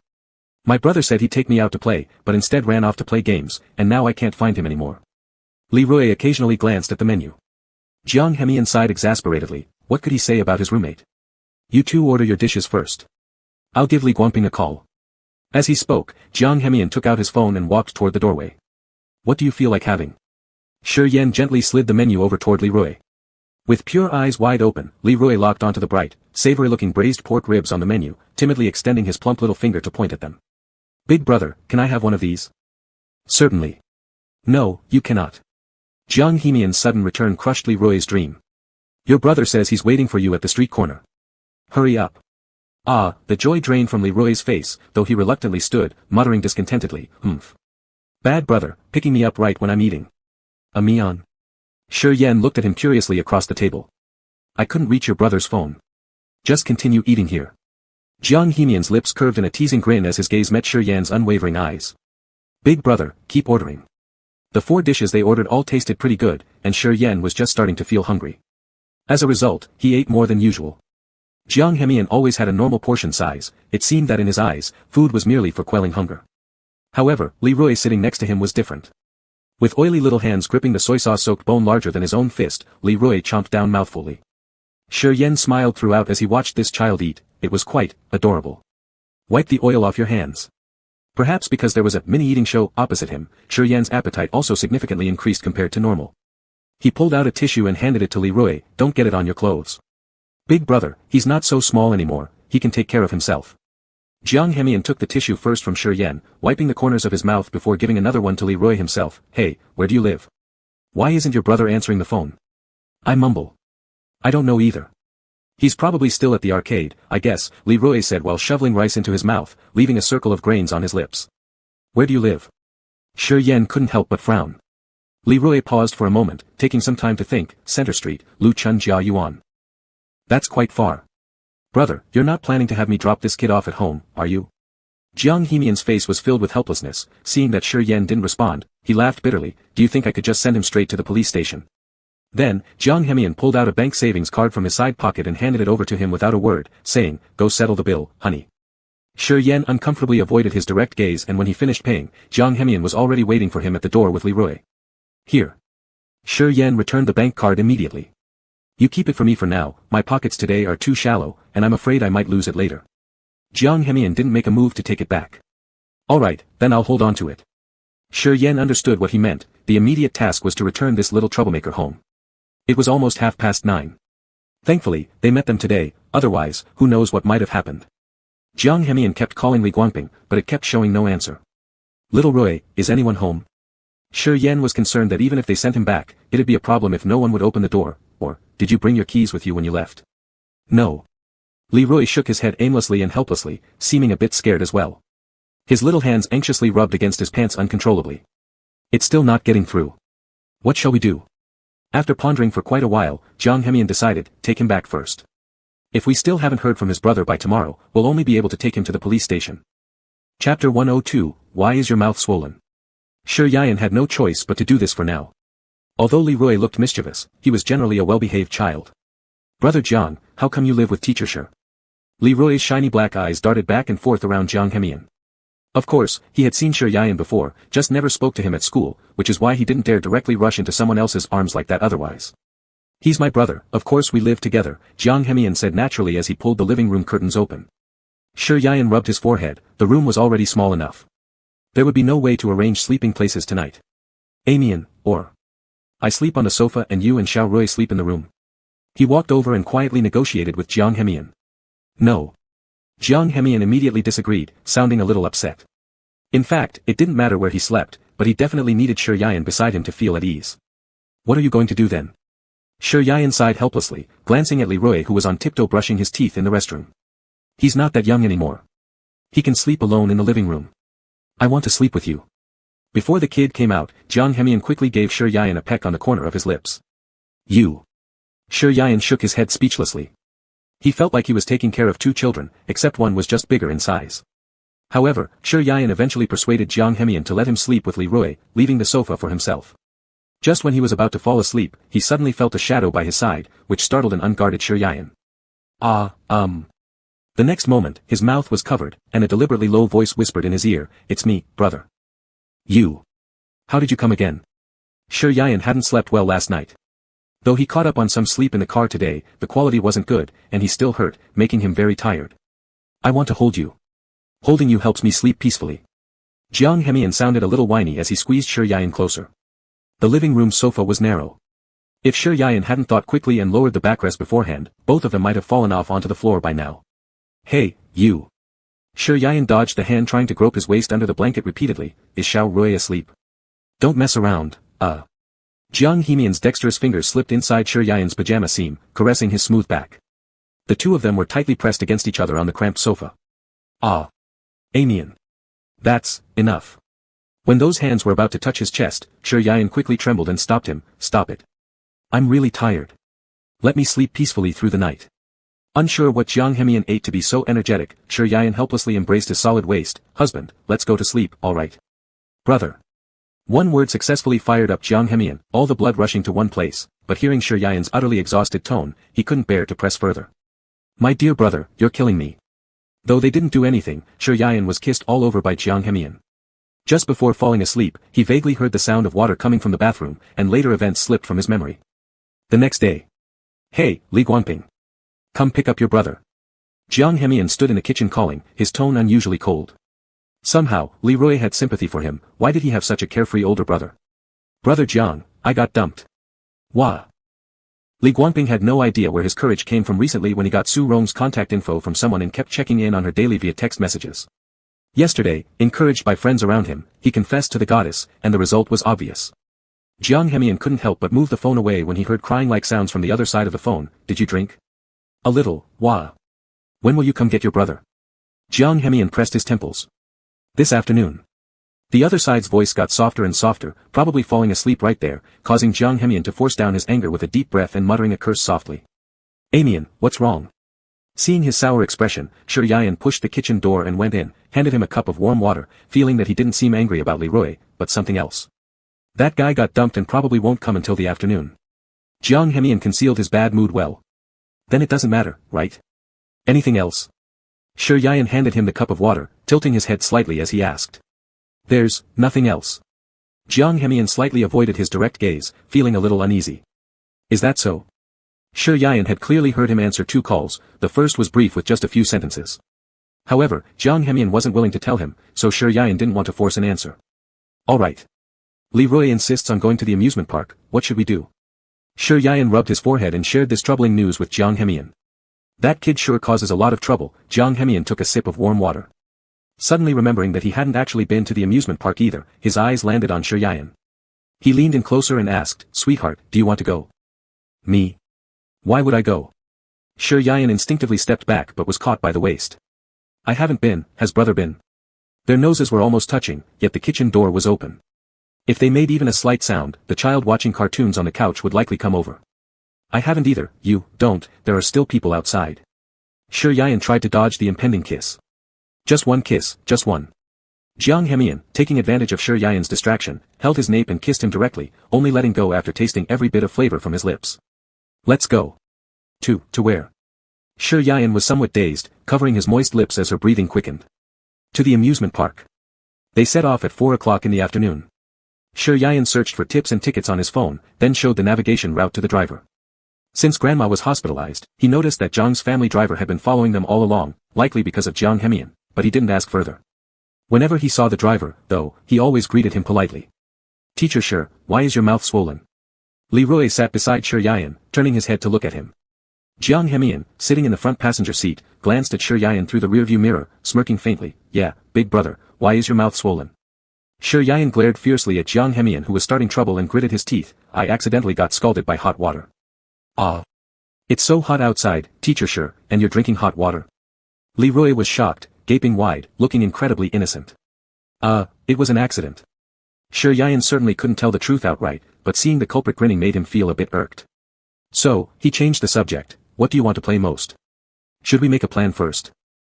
I want to ride the roller coaster, Ferris wheel, swing ride, pirate ship, carousel. I also want to explore the haunted house. Leroy started counting on his fingers, spouting out names continuously. Shi Yian could barely keep up with all the attractions being listed off, and suddenly felt sorry for Jiang Hemian's wallet. Your brother will be here soon, so we can probably only do a few rides. So, better pick the ones you like most. Every time Jiang Hemian opened his mouth, he shattered Leroy's dreams accurately. Shi Yian looked at the small cheeks drooping beside him and couldn't help but laugh a little. Chapter 103, Hungry. It was probably the summer vacation, as the amusement park was packed with people. When entering through the ticket checkpoint, Leroy almost got lost in the crowd due to his short stature. Fortunately, Jiang Hemian timely grabbed his hat and lifted him up. Brother, help. Just as Shi Yian was about to lose sight of Jiang Hemian, a warm and dry large hand pulled him in time, allowing the 3 of them to successfully squeeze through the entrance. Shi Yian uncomfortably withdrew his fingers, looked around, and Jiang Hemian put down the child in his arms and squatted down. Your brother just told me that he will come to pick you up in an hour and a half. So we don't have much time. Which game do you want to play first? Leroy bit his finger in thought and finally decided, let's go to the haunted house. Alright. Wait, Mian. Shi Yian suddenly spoke up, hesitatingly looking at him. Isn't the haunted house scary? I'll skip it. I'll wait for you guys at the entrance. He had never been there before, but instinctively felt scared by its name, so he wanted to back out. However, Jiang Hemian couldn't agree. He thought it would be meaningless if he didn't go with this kid. He wanted to see what all the hype was about inside. Brother, what's wrong? Jiang Hemian pulled on the retreating Shi Yian. I'm scared. Shi Yian mouthed silently to him. It's nothing, I'm here, don't worry. Jiang Hemian released his wrist, firmly looking at him, and gently shook his head. Come on, Teacher Shi, it's not scary inside. They're all fake, played by actors. Leroy took the initiative to hold Shi Yian's wrist, gazing steadily at him with eyes like black gemstones, filled with anticipation. Alright. But half an hour later, Shi Yian clearly regretted his decision. Listening to the sound of footsteps chasing behind him, he was so frightened that he could only be consoled in Jiang Hemian's embrace. Brother, it's okay, don't be afraid. I'm here. In the dimly lit corner of the room, Jiang Hemian tightly embraced the trembling Shi Yayan. Two screams came from other players outside the door, leaving the two NPCs opposite them confused. Don't be afraid, brother. I'm here. Ah, Mian is here. Jiang Hemian signaled to the NPCs standing nearby. Oh, okay. The two NPCs glanced at each other, then quickly reacted. And thus formed a peculiar scene where three people were performing while one truly believed, so much so that when Leroy entered with a weapon in hand, even he was stunned. The two NPCs might have been unable to continue their performance, and instead shifted their focus towards running towards the door. Brother, they've left. You don't need to be afraid anymore. Jiang Hemian softly cupped Shi Yayan's cheeks, bending down for a kiss. Actually, Shi Yayan wasn't usually scared of ghosts. But in this pitch-black environment, hearing other players scream made him influenced. I'm fine. Leaning against the wall, Jiang Hemian held Shi Yayan tightly in his arms, not letting him escape. Shi Yayan kept trying to retreat, inevitably causing their clothes to rub together. Jiang Hemian's skilled kisses soon ignited an uncontrollable passion. That's enough, stop kissing. Shi Yayan breathed heavily, lifting his hand to cover Jiang Hemian's lips, unable to suppress a small complaint, you're always acting improper. Darling, do I need to act like a gentleman in front of you? Jiang Hemian laughed heartily, teasingly grinding against Shi Yayan's thigh root and grabbing his full buttocks. Asshole. Before Shi Yayan could react, he was already taken advantage of. Letting out a slight hum, he walked towards the exit, let's go find Xiao Rui. By the time the three of them came out, it was already dusk, with the sunset illuminating the Ferris wheel in the center, reflecting golden light off the iron railings. Hey! Kid! Brother! Upon hearing the familiar call, Leroy abruptly turned around. Li Guangping quickly rushed over from the crowd, seemingly in a hurry. His forehead was covered in sweat. You little rascal. What did I say last night? I told you to stay in the hall properly, didn't I? Well, even if he listened to you and didn't run around, with a drunken brother bringing a mischievous younger brother, how good could the situation get? Jiang Hemian rubbed his forehead. Sorry, thanks for the trouble, buddy, said Li Guangping. Thinking about returning the money for the amusement park tickets to Jiang Hemian, he was refused. Fine, he was pretty well behaved anyway. You guys should go home now. Jiang Hemian glanced back at the Ferris wheel, calculating something in his mind. Big brother Jiang, see you next time. Teacher sure, see you. Yeah, see you. Shi Yayan watched their figures gradually disappear among the crowd. If it weren't for this kid, he estimated that he would never have set foot in an amusement park. Shi Yayan had few friends, whether they were former classmates or friends, all of them had been dispersed by the great tide of the times. Calculating, apart from his family, there was only Jiang Hemian left by his side. What are you thinking about? Brother. Jiang Hemian appeared with two matcha-flavored ice creams and handed one forward. Nothing, it's fine. Shi Yayan naturally took it and bit a small piece, letting the icy sweetness seep through his heart. Brother, let's ride the Ferris wheel. Jiang Hemian pointed towards the distance. Aren't we going home? Shi Yayan was a little surprised, as he thought Jiang Hemian had just come to accompany that kid earlier, so why now? Since we're here, not trying it would be such a waste. Without waiting for his agreement, Jiang Hemian pulled Shi Yayan straight toward buying tickets. Hey you. There were many people around bustling about, seemingly none of them noticed them. Shi Yayan looked at Jiang Hemian holding his hand tightly without letting go. After collecting the tickets, the two directly boarded the sightseeing cabin. Shi Yayan looked down, strangely feeling a bit nervous. By this time, the sky had completely darkened, and one could see the blurry dark silhouettes below, along with the distant dark buildings. Brother, your ice cream will melt soon. Seeing he hadn't moved, Jiang Hemian softly reminded him. Oh. Realizing this, Shi Yayan took a big bite, leaving a trace of milk on the corner of his mouth. They were supposed to sit opposite each other, but Jiang Hemian insisted on sitting alongside Shi Yayan, excusing himself by saying, the scenery is better at this angle. But indeed, from this angle, Shi Yayan looked both handsome and gentle. Dear brother, what flavor is it? Weren't you the one who bought two identical ones? Shi Yayan somewhat perplexedly looked at the half left in his hand, then carefully handed it over, then you eat it, I'll stop. Are you giving it to me? Jiang Hemian arched a brow, questioning, while the Ferris wheel began to rise slowly. I thought you wanted to eat it. Thinking Jiang Hemian might dislike the leftovers, Shi Yayan gradually withdrew his hand. Jiang Hemian's tongue flicked over his dry lips, his eyes unwaveringly fixed on Shi Yayan. I am actually hungry. What do yo, MMPH? Chapter 104, Not as Sweet as You. Jiang Hemian held Shi Yayan by the nape of his neck, kissing him all over in the corner before letting go. The dim sky and the sightseeing while moving further away from the ground did not catch anyone's attention to their intimacy. Huff. Huff. Shi Yayan's slightly clenched fists were weakly pressed against Jiang Hemian's chest as he breathed heavily. Big brother, how come you haven't learned to kiss properly after so long? Jiang Hemian extended his tongue to lick the corner of his mouth as if savoring something. It tastes like matcha, very sweet. But still, not as sweet as you. Where do you learn these strange words? Shi Yian pushed him hard, looking out the window as if hiding something. They had done everything together, yet every time Shi Yian heard Jiang Hemian's voice full of passion, his heart would race uncontrollably and make him blush. Annoyed, Shi Yian patted his slightly flushed cheeks. Big brother, look, there are fireworks over there. Jiang Hemian pointed at the direction. Following his finger, Shi Yian looked but only found Jiang Hemian's chest, somewhat puzzled. The firework exploding in my heart. Shi Yian paused for a second, then responded, you're lying, there's no such thing. Jiang Hemian just remembered that couples in TV dramas always have fireworks lighting up the sky when they ride Ferris wheels. He also wanted the best for Shi Yian. I'm not lying, turn around. Shi Yian stared at his slight smirk and turned back subconsciously. A streak of light broke through the dark sky, followed by dazzling fireworks in the air, casting colorful lights on Shi Yian's face intermittently. Beautiful. Unable to help himself, he stood up to watch. At this moment, the Ferris wheel happened to rise to its peak middle position. Looking up, the stars sparkled across the sky. Looking down, earthly lives stretched far into the distance. At some point, Jiang Hemian lightly embraced Shi Yian's thin waist from behind, kissing his earlobe. The firework in my heart is still the most beautiful. All of them are pretty, Shi Yian said absent-mindedly, then added, but I prefer the former. When he realized, he felt Jiang Hemian's breath slightly unstable behind him. Afraid Jiang Hemian might lose control on the Ferris wheel, Shi Yian hurried to change the subject. Are these all your preparations? Jiang Hemian tightened his wrist and spun Shi Yian around to face him. When did you prepare them? The glass on the gondola reflected the fireworks behind them, making Jiang Hemian's handsome silhouette even more appealing. Guess, big brother.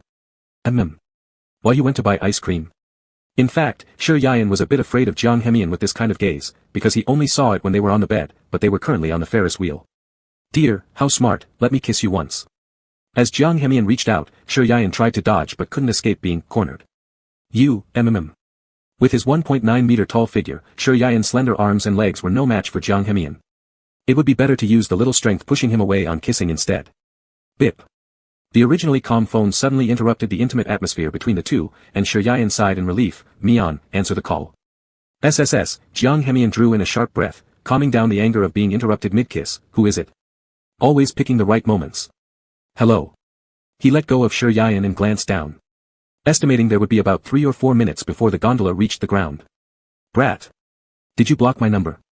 Jiang Jin's roar came from the phone. Jiang Hemian silently thanked himself for not having switched on the speakerphone just yet. What's up? Go ahead and talk. Shi Yian sat by the glass window, eyes gazing at the scenery outside, but quietly paying attention to Jiang Hemian's direction. Not knowing what the other side had said, Shi Yian clearly noticed Jiang Hemian's expression gradually darkening. Without a word, it seemed like he directly hung up, and Jiang Hemian didn't seem to intend to return to Shi Yian's side. Shi Yian swallowed nervously. Mian, has anything happened? After a long silence, Shi Yian could not bear it any longer and finally spoke. No. Jiang Hemian lowered his eyelids, seemingly lost in thought. Mian, don't be like this, I'm scared. Shi Yian, who had never seen such an expression on him, tentatively reached out and grasped his fingertips. Forget it, it's nothing, don't worry. Jiang Hemian tightened his grip in response and bent down to place a light kiss on Shi Yian's hand. You're like this.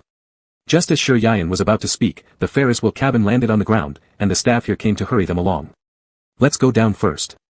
Jiang Hemian was making an all-out effort to control his emotions and still refused to let go of Shi Yian's fingers as they went down the steps. But the stairs were indeed quite high, and with it being night time, no one really paid attention. Big brother, which ride do you want to try next? Jiang Hemian took a deep breath, forcing a smile. Shi Yian knew he was changing the subject, so he didn't say anything. You're hurting me, Mian. Perhaps Jiang Hemian hadn't even noticed that his grip on Shi Yian's fingertips had been much stronger than usual. Sorry. Upon hearing Shi Yian's reminder, Jiang Hemian suddenly snapped back to reality and instinctively released him. The trees here were lush, with dense foliage almost blocking out the sky and clouds above. Shi Yian glanced around and then carefully moved forward to embrace Jiang Hemian. Mian, don't keep everything bottled up inside, I'm worried about you. Listening to Shi Yian's gentle and restrained tone, Jiang Hemian felt a pang of sorrow and slowly hugged him back. I'm sorry for worrying you. Let me have some time to calm down. Earlier, Jiang Jin had called to tell him that the old man had passed away, completely unexpectedly. This morning, Jiang Jin had also called him regarding trivial matters related to assets. Jiang Hemian wasn't interested and didn't want to talk to him, so he blocked him. But in the afternoon, he suddenly remembered something and removed Jiang Jin from the blacklist. He never imagined that he would hear the bad news tonight. On the way back, Jiang Hemian's expression looked extremely dark and somber. The driver, fearing any kind of confrontation, wisely lowered the partition between them. Shi Yian turned his head and saw that Jiang Hemian was looking down silently. His expression was obscured by the strands of hair falling over his forehead, making it impossible to discern. Though they were sitting side by side, there was a clear distance between them. Shi Yian leaned in gently and kissed the corner of Jiang Hemian's lips, "Ah Mian." That was how he softly called Jiang Hemian's name, asking no questions and not uttering another word. Ah. Suddenly, the car made a sharp turn, and Shi Yian's body involuntarily leaned backward, about to collide with the glass window.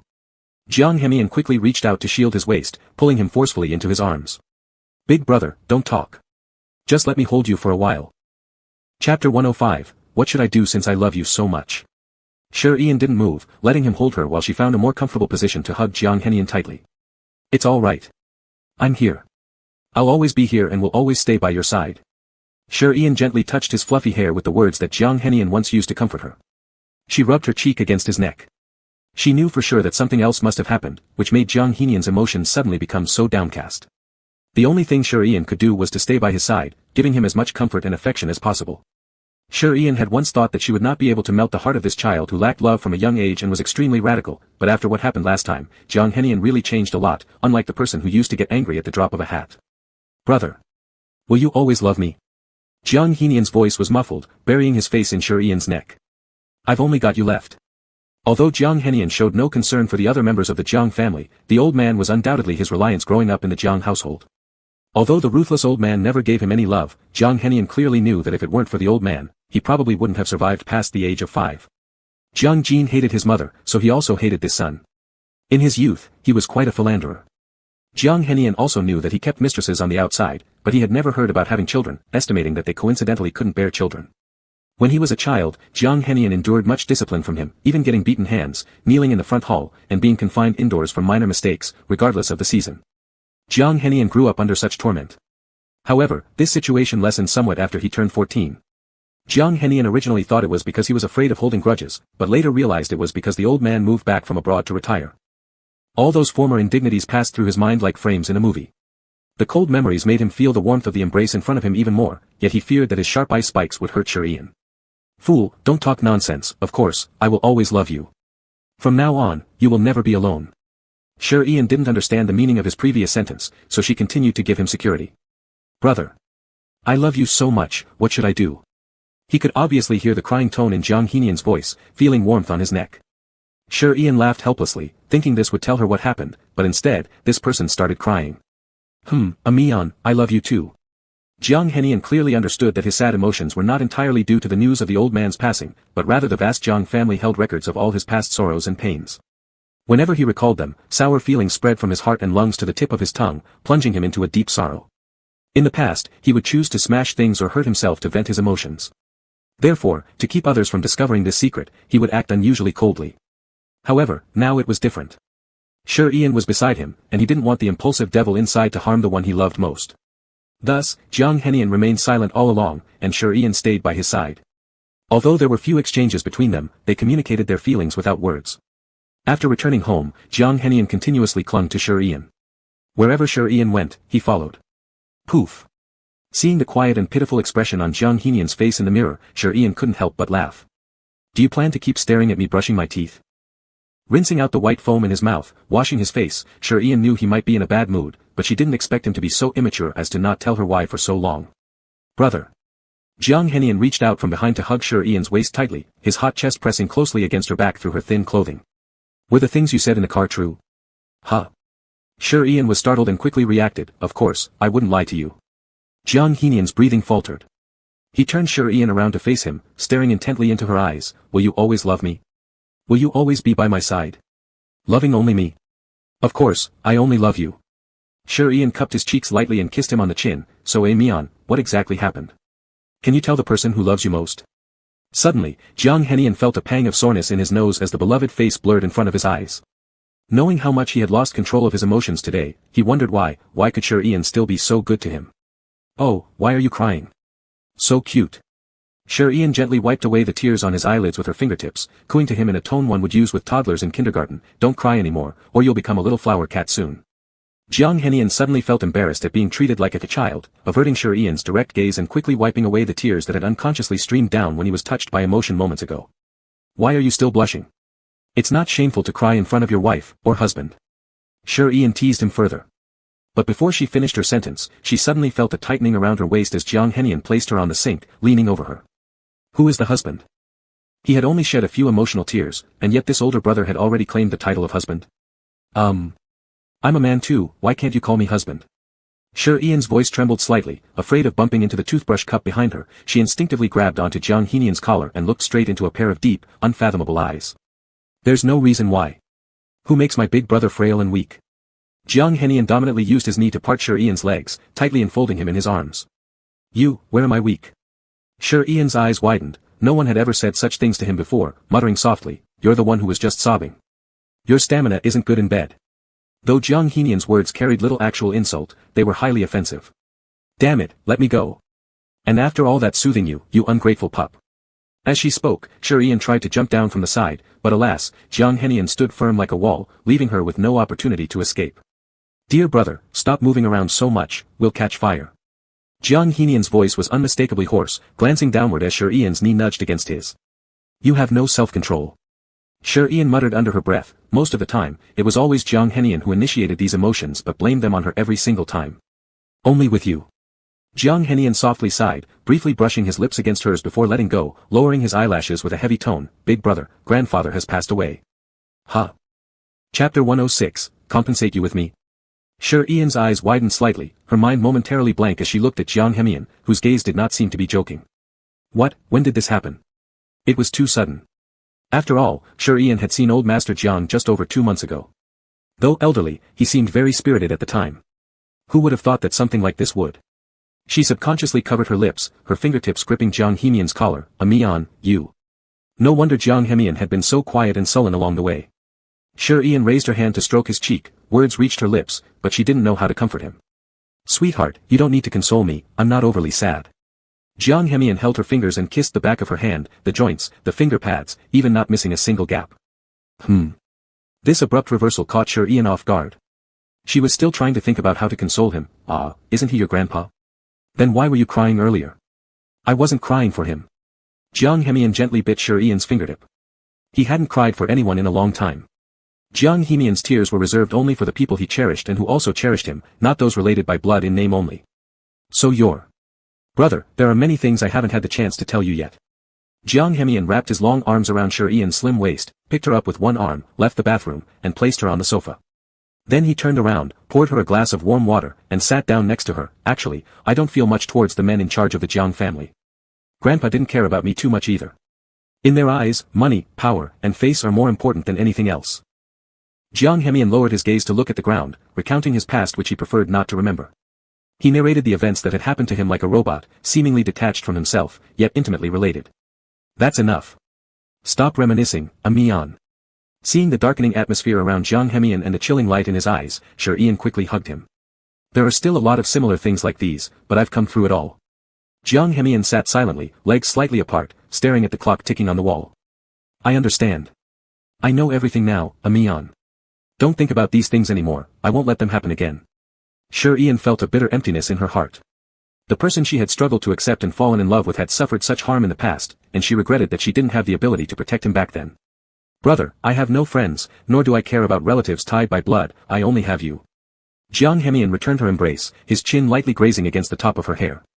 I know. Wasn't he the same? Reflecting on the fact that Sir Ian had hardly any close friends over the years, now aside from her grandmother, she had gained another person worth worrying about. Two broken souls without blood ties consoled each other's wounds. For the first time, Jiang Henian felt that the stimulation brought by embracing could rival making love. He was as if trying to merge Sir Ian into his very marrow, feeling their lively heartbeats together while an invisible destiny gradually connected them. Brother, I love you so much. Amian, I love you even more.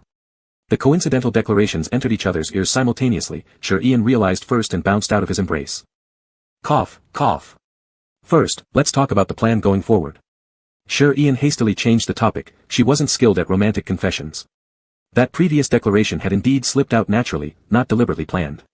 She didn't dare look at Jiang Henian's expression, unsure how he might interpret it. Her chin suddenly being tilted upward made Sir Ian stiffen her breathing and fixed her sight rigidly toward the side. Darling brother, can you say it again? Jiang Hemian's heartbeat was racing, his nasal breaths unbearably hot. Say what? The one before. I love you even more. Dry-mouthed, Sure Ian repeated it once more. Clearly, Jiang Hemian's reaction was still unsatisfied. Your tone's off, but fortunately sincere. Jiang Hemian's icy demeanor melted away visibly, showing unparalleled tenderness. Cough, cough. Sure Ian pushed him away, cleared her throat. Since everything's fine, let's discuss the plans ahead. Jiang Hemian kept his gaze glued to her slightly reddened ear tips and replied nasally, Sure Ian surely couldn't continue working at Huanhai Kindergarten, but the lease here hadn't expired yet. Brother, come back with me. If you don't want to live at the Jiang residence, I can buy you an apartment outside and bring grandma over. What do you think? Jiang Hemian would never let his treasure suffer any, but Sure Ian immediately stood up from the sofa when she heard this. No need. Don't bother for my sake. I don't know what to do either. I've been in Huanhai for 5 years, it's familiar to me. As for Jingyan City, such a place where every inch of land was worth its weight in gold made Sure Ian feel inferior deep down, and he didn't dare to dream of living in the Jiang family villa. He just wanted to live his quiet life. Does brother not want to? Jiang Hemian couldn't accept being far apart. He was afraid he would really go crazy. It wasn't that he was worried about Sure Ian changing his heart or anything like that. After all these years of searching, they had finally reached this point together, and to part now would be no different from torturing him. Not unwilling. Sure Ian seemed troubled. Suddenly, his wrist was grabbed, and his body involuntarily leaned backward. When he came to, he found himself sitting on Jiang Hemian's lap. What's going on? Brother, what are you worrying about? Jiang Hemian firmly held his waist and rubbed his nose against his delicate chin. The lease hasn't expired, it will only expire in winter, and I think it's not cost-effective. They won't refund the money, Sure Ian said stiffly. How much is it? Jiang Hemian's lips curled upward as if he could see through his lie at a glance. A lot. Then I'll compensate you for it, how about that? Jiang Hemian said helplessly. Humph, if you don't listen, I don't want you, Sure Ian shook his head petulantly. Who said that? I am very obedient, I'm just a little cotton jacket who loves his brother. Pfft. Sure Ian was amused by his obedient expression, then suddenly remembered something and became serious. Grandpa's funeral, are you going to attend? Yeah. The mention of this instantly wiped away Jiang Hemian's smile. The date has not been determined yet, and...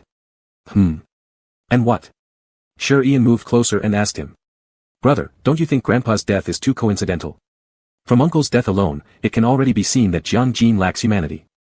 Chapter 107, Sore Waist and Legs. Facing Jiang Hemian's calm gaze, Sure Ian suddenly felt a bit unnerved. Ahem, and Sure Ian let out a wry laugh, shaking his head helplessly. Don't scare me like this late at night. I'm not trying to scare you, just speculating. But it's true that Jiang Jin isn't someone who stays quiet for long. After Grandpa Jiang passed away, he benefited the most among those remaining. Moreover, Grandpa transferred authority and part of the shares to Jiang Hemian. Therefore, it was very likely that things would soon turn against him. Of course, Jiang Hemian didn't want such an outcome. Who could have foreseen all the resentment Grandpa accumulated while alive? What if he targets you? He treated you so badly when we were young, and now you've lost your support. Sure Ian worriedly bit her fingers. If I gave up my rights right now, then he probably wouldn't trouble me anymore. Suddenly, Jiang Hemian looked sorrowful. But after doing that, I'd be penniless. Would my brother still choose to be with me? Of course. I love you, not your money. Sure Ian instinctively rebutted. But I can't bear seeing my treasure suffering alongside me. The previous sentence successfully made Jiang Hemian smile. He carried Sure Ian into the bedroom. He gently laid her down on the bed, turned off the lights and closed the door, then pressed his body over hers in the dark. His hands carefully removed her shoes and socks. What kind of suffering are you talking about? I can earn money too and take care of you. Sure Ian wrapped her arms around his neck. Good, I'll wait. Jiang Hemian wouldn't sit idly by. If Jiang Jin tore apart their facades in the future, don't blame him for being ruthless. You often hear that being near water means wet feet sooner or later, Jiang Jin would sink, and that's what Jiang Hemian was aiming for. Sure Ian thought that he wanted her tonight, but even after she closed her eyes for a long time, she couldn't feel any kiss from Jiang Hemian. When she turned her head to look, she found him sleeping more soundly than usual. Unlike his usual beastly behavior, he appeared peaceful now. What happened? Jiang Hemian smiled as if he had sensed her looking earlier. What is my big brother thinking about? Cough, cough. Although the curtains tightly blocked the light from the street lamps outside, Sure Ian's cheeks couldn't stop turning red. She stammered, explaining, no, nothing, just some thoughts. What could I possibly think of? Ha ha ha. She thought that these excuses would fool Jiang Hemian, but Sure Ian underestimated how simple it was for him to see through her. My big brother seems to have misunderstood me completely as beastly. Jiang Hemian chuckled, unable to hold back his laughter. You yourself are. Shi Yian refused to talk to him anymore, flipping onto her side without intending to answer him. The summer night was unbearably hot.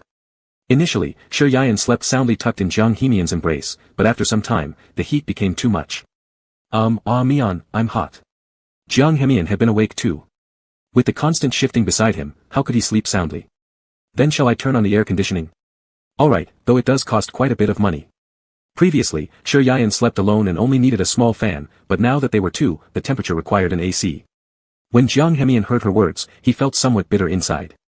Setting the remote for the AC, he returned and hugged Shi Yian from behind. Big brother, please don't suffer yourself, my heart will ache. Aha. Shi Yian was very sleepy and let herself be embraced. Jiang Hemian seemed to say something next to her ear, which she responded drowsily, finally drifting off to sleep. 3 days later, at the Jiang family elder's funeral. Jiang Hemian wore a custom-made pure black suit. The neat cuts outlined his elegant demeanor and upright posture, making him instantly noticeable in the crowd. Holding a white chrysanthemum, he walked slowly toward the memorial hall with everyone watching. Not only were distant relatives present today, but also friends who had maintained a good relationship with the deceased patriarch came. Jiang's eldest grandson, offer flowers. As the ceremony director spoke fluently, Jiang Hemian bowed 3 times respectfully and offered the chrysanthemum. When it came to Jiang Jin's turn to speak, Jiang Hemian used an excuse to step aside, then left the hall. Today, we gather here to remember a great man, my father. The sound of the speech faded as Jiang Hemian stepped further away. The air grew fresher. Master, Mr. Shi hasn't come out of his room all morning. Shall we? Understood, I'll go check. Jiang Hemian had kept Shi Yian up quite late last night. It was normal for her to still be asleep, especially as it was almost noon and time for lunch. He conveniently picked a few light dishes from the kitchen to take upstairs. Dear brother, it's time to wake up. When they came back the other day, he had rearranged Shi Yian's room. The large bedroom on the 4th floor near the window had good lighting and a nice view. The moment he entered, little Mian instantly jumped out of Shi Yian's arms and bounded toward Jiang Hemian. Meow. Shoo, Jiang Hemian gently closed the door so as not to disturb the one still sleeping. Are you hungry? This little kitten had grown a lot since he left a few months ago, showing much change. Its appetite had increased significantly too. Jiang Hemian took cat food out of a small cabinet and scooped 2 spoonfuls into a small bowl. Eat up. This bedroom was very spacious, almost like an independent apartment. It included a double bed, a walk-in closet, a bathroom with separate dry and wet areas, a bookshelf, and a small table, all complete. Jiang Hemian walked toward the bedside. Brother. Shi Yian appeared deeply asleep, his delicate eyebrows slightly furrowed. Jiang Hemian used his fingertips to move his messy bangs aside, revealing his fine features. So tired. Shi Yian mumbled drowsily, his mind clouded in haze. He merely agreed to go get their marriage certificate with Jiang Hemian on his 29th birthday last night, yet the boy got so excited that he pulled him through an entire night of bliss until 4 in the morning when the sky began to lighten, and then they went to clean up. Let's get up for lunch first, then you can sleep again after eating. Jiang Hemian helped him sit up, letting him lean on him. No appetite, and I haven't brushed my teeth yet. Shi Yian felt as though every part of his body were about to fall apart. His limbs were all there, but he no longer had the strength to command them. It's all your fault. Alright, it's my fault. Jiang Hemian himself enjoyed the night, leaving nothing but pain for Shi Yian. My waist hurts, and my legs are still weak, what am I supposed to do? Shi Yian wore only a loose dress shirt that didn't belong to him, barely covering the upper part of his thighs. I'll carry you. Jiang Hemian kissed the corner of his temple before picking him up and walking toward the bathroom. In a daze, Shi Yian was placed on the sink basin, his bare feet swinging lightly in midair. What does my brother feel like eating? Are you hungry? Chapter 108, Concern.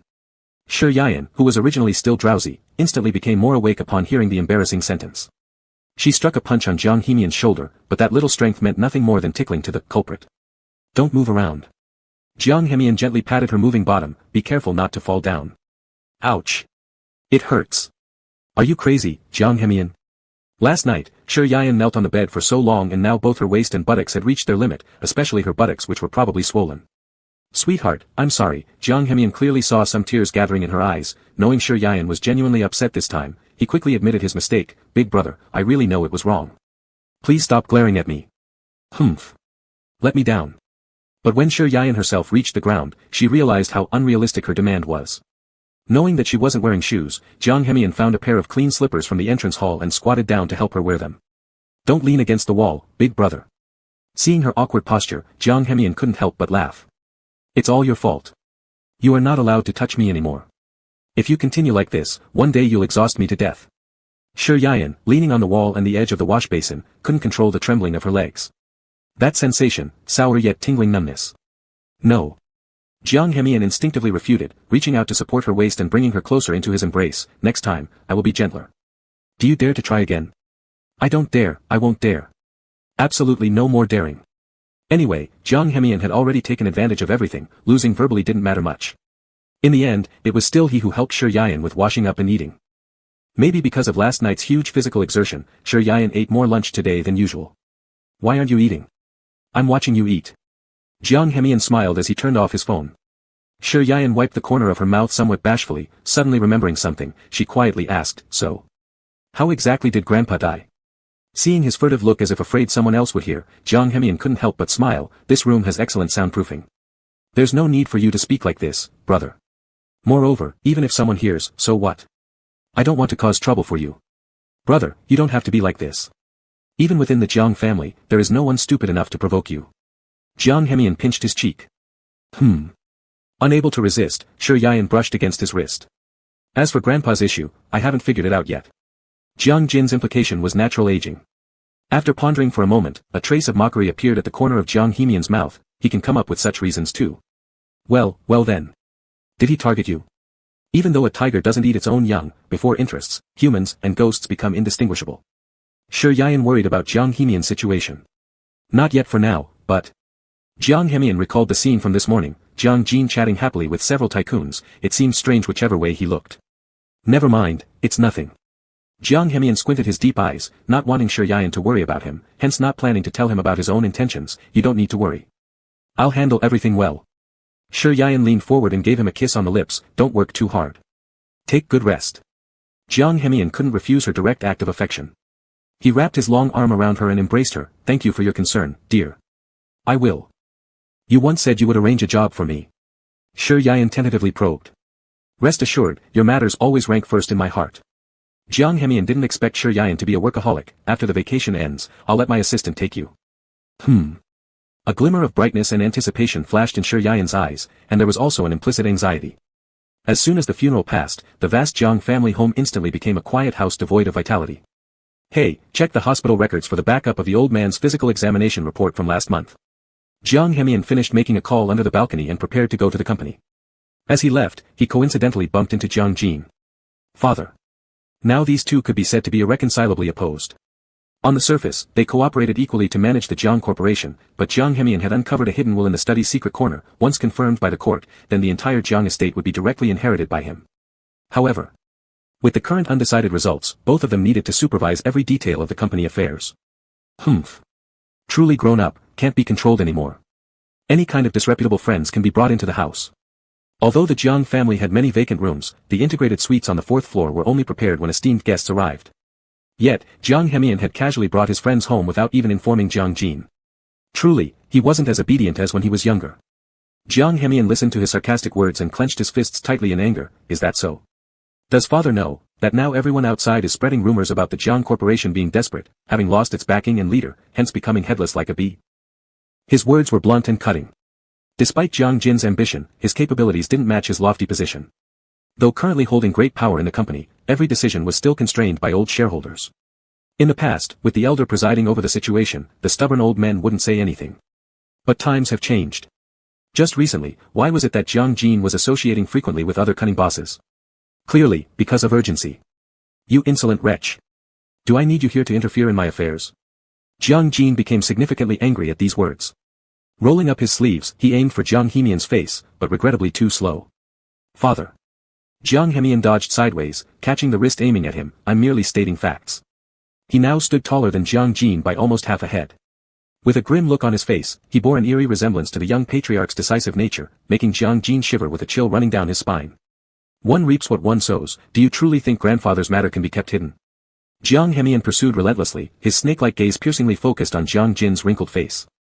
His grip tightened gradually as his fingertips turned slightly white, and more importantly, Shi Yan isn't some insignificant outsider to me. Please take note of your words. Little Mr. Jiang. The driver's somewhat worried voice cut through the tension like a blade, piercing directly into Jiang Jin's heart. Jiang Hemian loosened his grip slightly, causing Jiang Jin to stagger backward from inertia as he looked over. That was the chauffeur who had served the elder for 5 years. Chapter 109 Morning Folly. At 1 o'clock in the morning, a skyscraper piercing into the clouds was lit with white light. Jiang Hemian sat in front of the floor-to-ceiling window, and behind him lay the bustling night view of Jing'an City. "Mr. Jiang, should we continue with the new plan?" The assistant stood beside him nervously. Now, most of the people around Jiang Hemian were the confidants of the elder Mr. Jiang during his lifetime, ranging from some old shareholders to the driver, all on Jiang Hemian's side. Jiang Jin had initially thought he could collaborate with other bosses to let these stubborn old men see the company's profit and retreat accordingly. But unexpectedly, these cunning old foxes sought benefit without offering assistance, seeing the lack of leadership in the Jiang family as an opportunity for everyone to grab a share. Jiang Hemian took a breath and instinctively rubbed his extremely sore eye sockets from staring at computer data for too long. Regarding this matter, Jiang Jin had provided no solution whatsoever. Jiang Hemian deduced that he must have signed numerous contracts with those old foxes, complicating the situation significantly. "Hold it for now. Go and prepare a file on the information about those old foxes who came over to discuss business a few days ago. By the way, prepare a birthday gift." Jiang Hemian glanced at the time and suddenly remembered something. "Never mind, you don't need to prepare the latter." "Yes, Mr. Jiang." The assistant worked efficiently, having sorted out and prepared materials of several bosses within 10 minutes, delivering them to Jiang Hemian's desk. "Mr. Jiang, take a rest. Health comes first." Jiang Hemian pressed lightly against his nasal bone. Although he had studied a great deal before and understood nearly 9/10 of the company matters, the sudden immersion into high-intensity work, coupled with someone causing hindrance, left him feeling overwhelmed. "Go give these to Director Li. I will handle the rest tomorrow." After saying this, Jiang Hemian quickly put on his suit coat and walked resolutely towards the door. Li Wei was also one of the capable veterans under the elder Mr. Jiang, so entrusting him with these things would set Jiang Hemian somewhat at ease. And as for Jiang Jin, no rush, what he excelled at most was boiling frogs slowly in warm water. After so many years, it was time to make him taste the bitterness of complete ruin. In a room by the window on the 4th floor of the Jiang family detached villa, there was still a faint light glowing. In previous summers, Ian would always choose to work part-time jobs to earn quick cash, but not today. There was no other reason, the family disallowed it. Ha! On the black onyx coffee table illuminated by warm light, an incomplete game of 5 in a row rested. Since lunchtime when Jiang Hemian returned home, ate together with him, and played for a bit, the chess pieces had barely been touched since then. Ian couldn't help letting out a yawn and looked up at the wall clock. It was already 1:20. Little Cotton Jacket hadn't returned yet. Ian draped a thin blanket over himself and curled up in the corner of the sofa, dozing off. About 15 minutes later, outside the quiet room, there seemed to be faintly hurried footsteps, but at this moment, Ian had fallen asleep. "Shoo!" Jiang Hemian slowly pushed the door open. The kitten that had originally been crouching on the balcony leapt instantly upon hearing the subtle sound, but fortunately, it was well behaved, as if understanding the hushing gesture made by Jiang Hemian. It didn't make any noise but instead walked up to gently rub against Jiang Hemian's trouser leg before returning to sleep. The soft lamp illuminated Ian's peaceful sleeping face even more tenderly. Jiang Hemian lightened his steps, moving closer carefully, looking at the 5 in a row board and the book on the table, then bent down to pick up the person gently. Sleep lightly, always concerned about Jiang Hemian, Ian woke up easily due to the surrounding slight noise, squinting to look. "Mian, why did you come back so late?" "I'm sorry, brother, I've made you worry." Jiang Hemian softly placed the person on the bed, swiftly taking off his suit jacket and tossing it aside carelessly. "It's okay, just rest soon, don't talk anymore." Ian's voice sounded especially gentle in the tranquil night. He raised his hand to caress Jiang Hemian's cheek, using his fingertips to gently rub it. Pop. Jiang Hemian bent down to leave a kiss on his lips, helping Ian adjust the blanket properly. "I'll go take a shower, I'll be quick." For some unknown reason, seeing Jiang Hemian return gave Ian an inexplicable sense of reassurance, and soon after, he fell into a deep sleep. When Jiang Hemian came out, he had already sunk into a deep slumber, occasionally producing soft snores inside the blanket. "Sleep, my dear, good night." Jiang Hemian lay down next to him, reaching out to embrace him gently, softly kissing the furrowed brows of Ian. Even with just a few words, wherever Ian was, it always brought Jiang Hemian peace. Both of them had a very sound sleep. Because of the illness before, sure Ian's biological clock was all messed up, and with last night's late bedtime, they didn't get up until 8:30.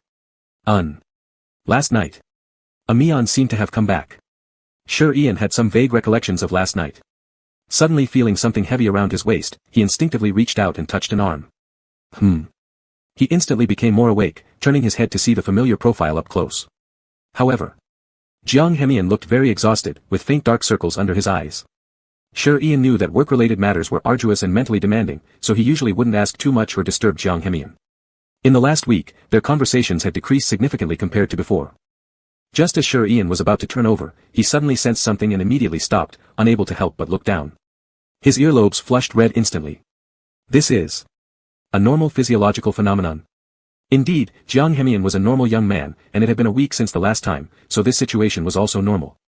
But what should Sure Ian do now? Should he turn over or get out of bed? Ignoring it wasn't an option either. Mian, wake up. It was the weekend, and Jiang Hemian had half a day to rest. Sure Ian didn't want to disturb him, so after calling a few times tentatively, he stopped. Oh well, maybe I should help him. Sure Ian gently moved the arm on his waist, then lowered his head and looked at it, biting his lips hesitantly. Alright, just once. He consoled himself internally, tense yet somewhat excited as he slipped underneath the covers. Actually, Sure Ian hadn't done this kind of thing before, so his excitement and feelings inside couldn't be hidden. His fingertips trembled uncontrollably. Usually when encountering such things, he would just ignore them and wait for recovery after some time. But Jiang Hemian needed more comfort. Jiang Hemian, who had originally lain there motionless in bed, suddenly opened his eyes, full of shock. Is my brother helping me? And he's even using his mouth. Realizing this fact, Jiang Hemian instantly clenched his fists tightly, beads of sweat visible on his forehead, the protruding veins notably obvious. It was like being in a hot spring, an unprecedented sensation. Jiang Hemian was suddenly stimulated and involuntarily sucked in a cold breath. Seeing Sure Ian's cheeks redden from holding his breath, Jiang Hemian couldn't help but feel amused and speechless. Chapter 110, Swallowed It. All because of one sentence, Sure Ian was exhausted for the entire morning. Jiang Hemian successfully proved with his strength, he's in great physical shape, much better than the average person. Sure Ian was so tired that he felt completely drained. If the servants outside the door hadn't urged them to have lunch, he probably would have spent the entire day kneeling on the bed. Honey, let me carry you to have dinner. Jiang Hemian carried Sure Ian out of the bathroom and placed him on the edge of the bed to get dressed. How about this one? It suits you. Sure Ian was now utterly exhausted and couldn't resist. He could only rely on Jiang Hemian's assistance. Sitting hurt his legs, but standing left him too weak. The more Sure Ian thought about it, the angrier he became, raising his hand to strike Jiang Hemian's well-toned abdomen. Bastard. I'm a bastard all right, and an older brother who sneaks into my sleep, a hooligan. Jiang Hemian helped fasten each button on his shirt as if he feared someone might see something improper. Humph. Even if you beg me in the future, I won't do it for you.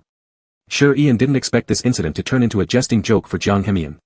No, wife, I'm wrong, I'm the hooligan, the bastard. Jiang Hemian immediately admitted his fault, crouching before him as though there were a cheerful little tail wagging behind him.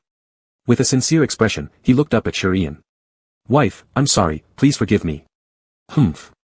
Sure Ian stepped barefoot onto his thigh, turning his head away coquettishly.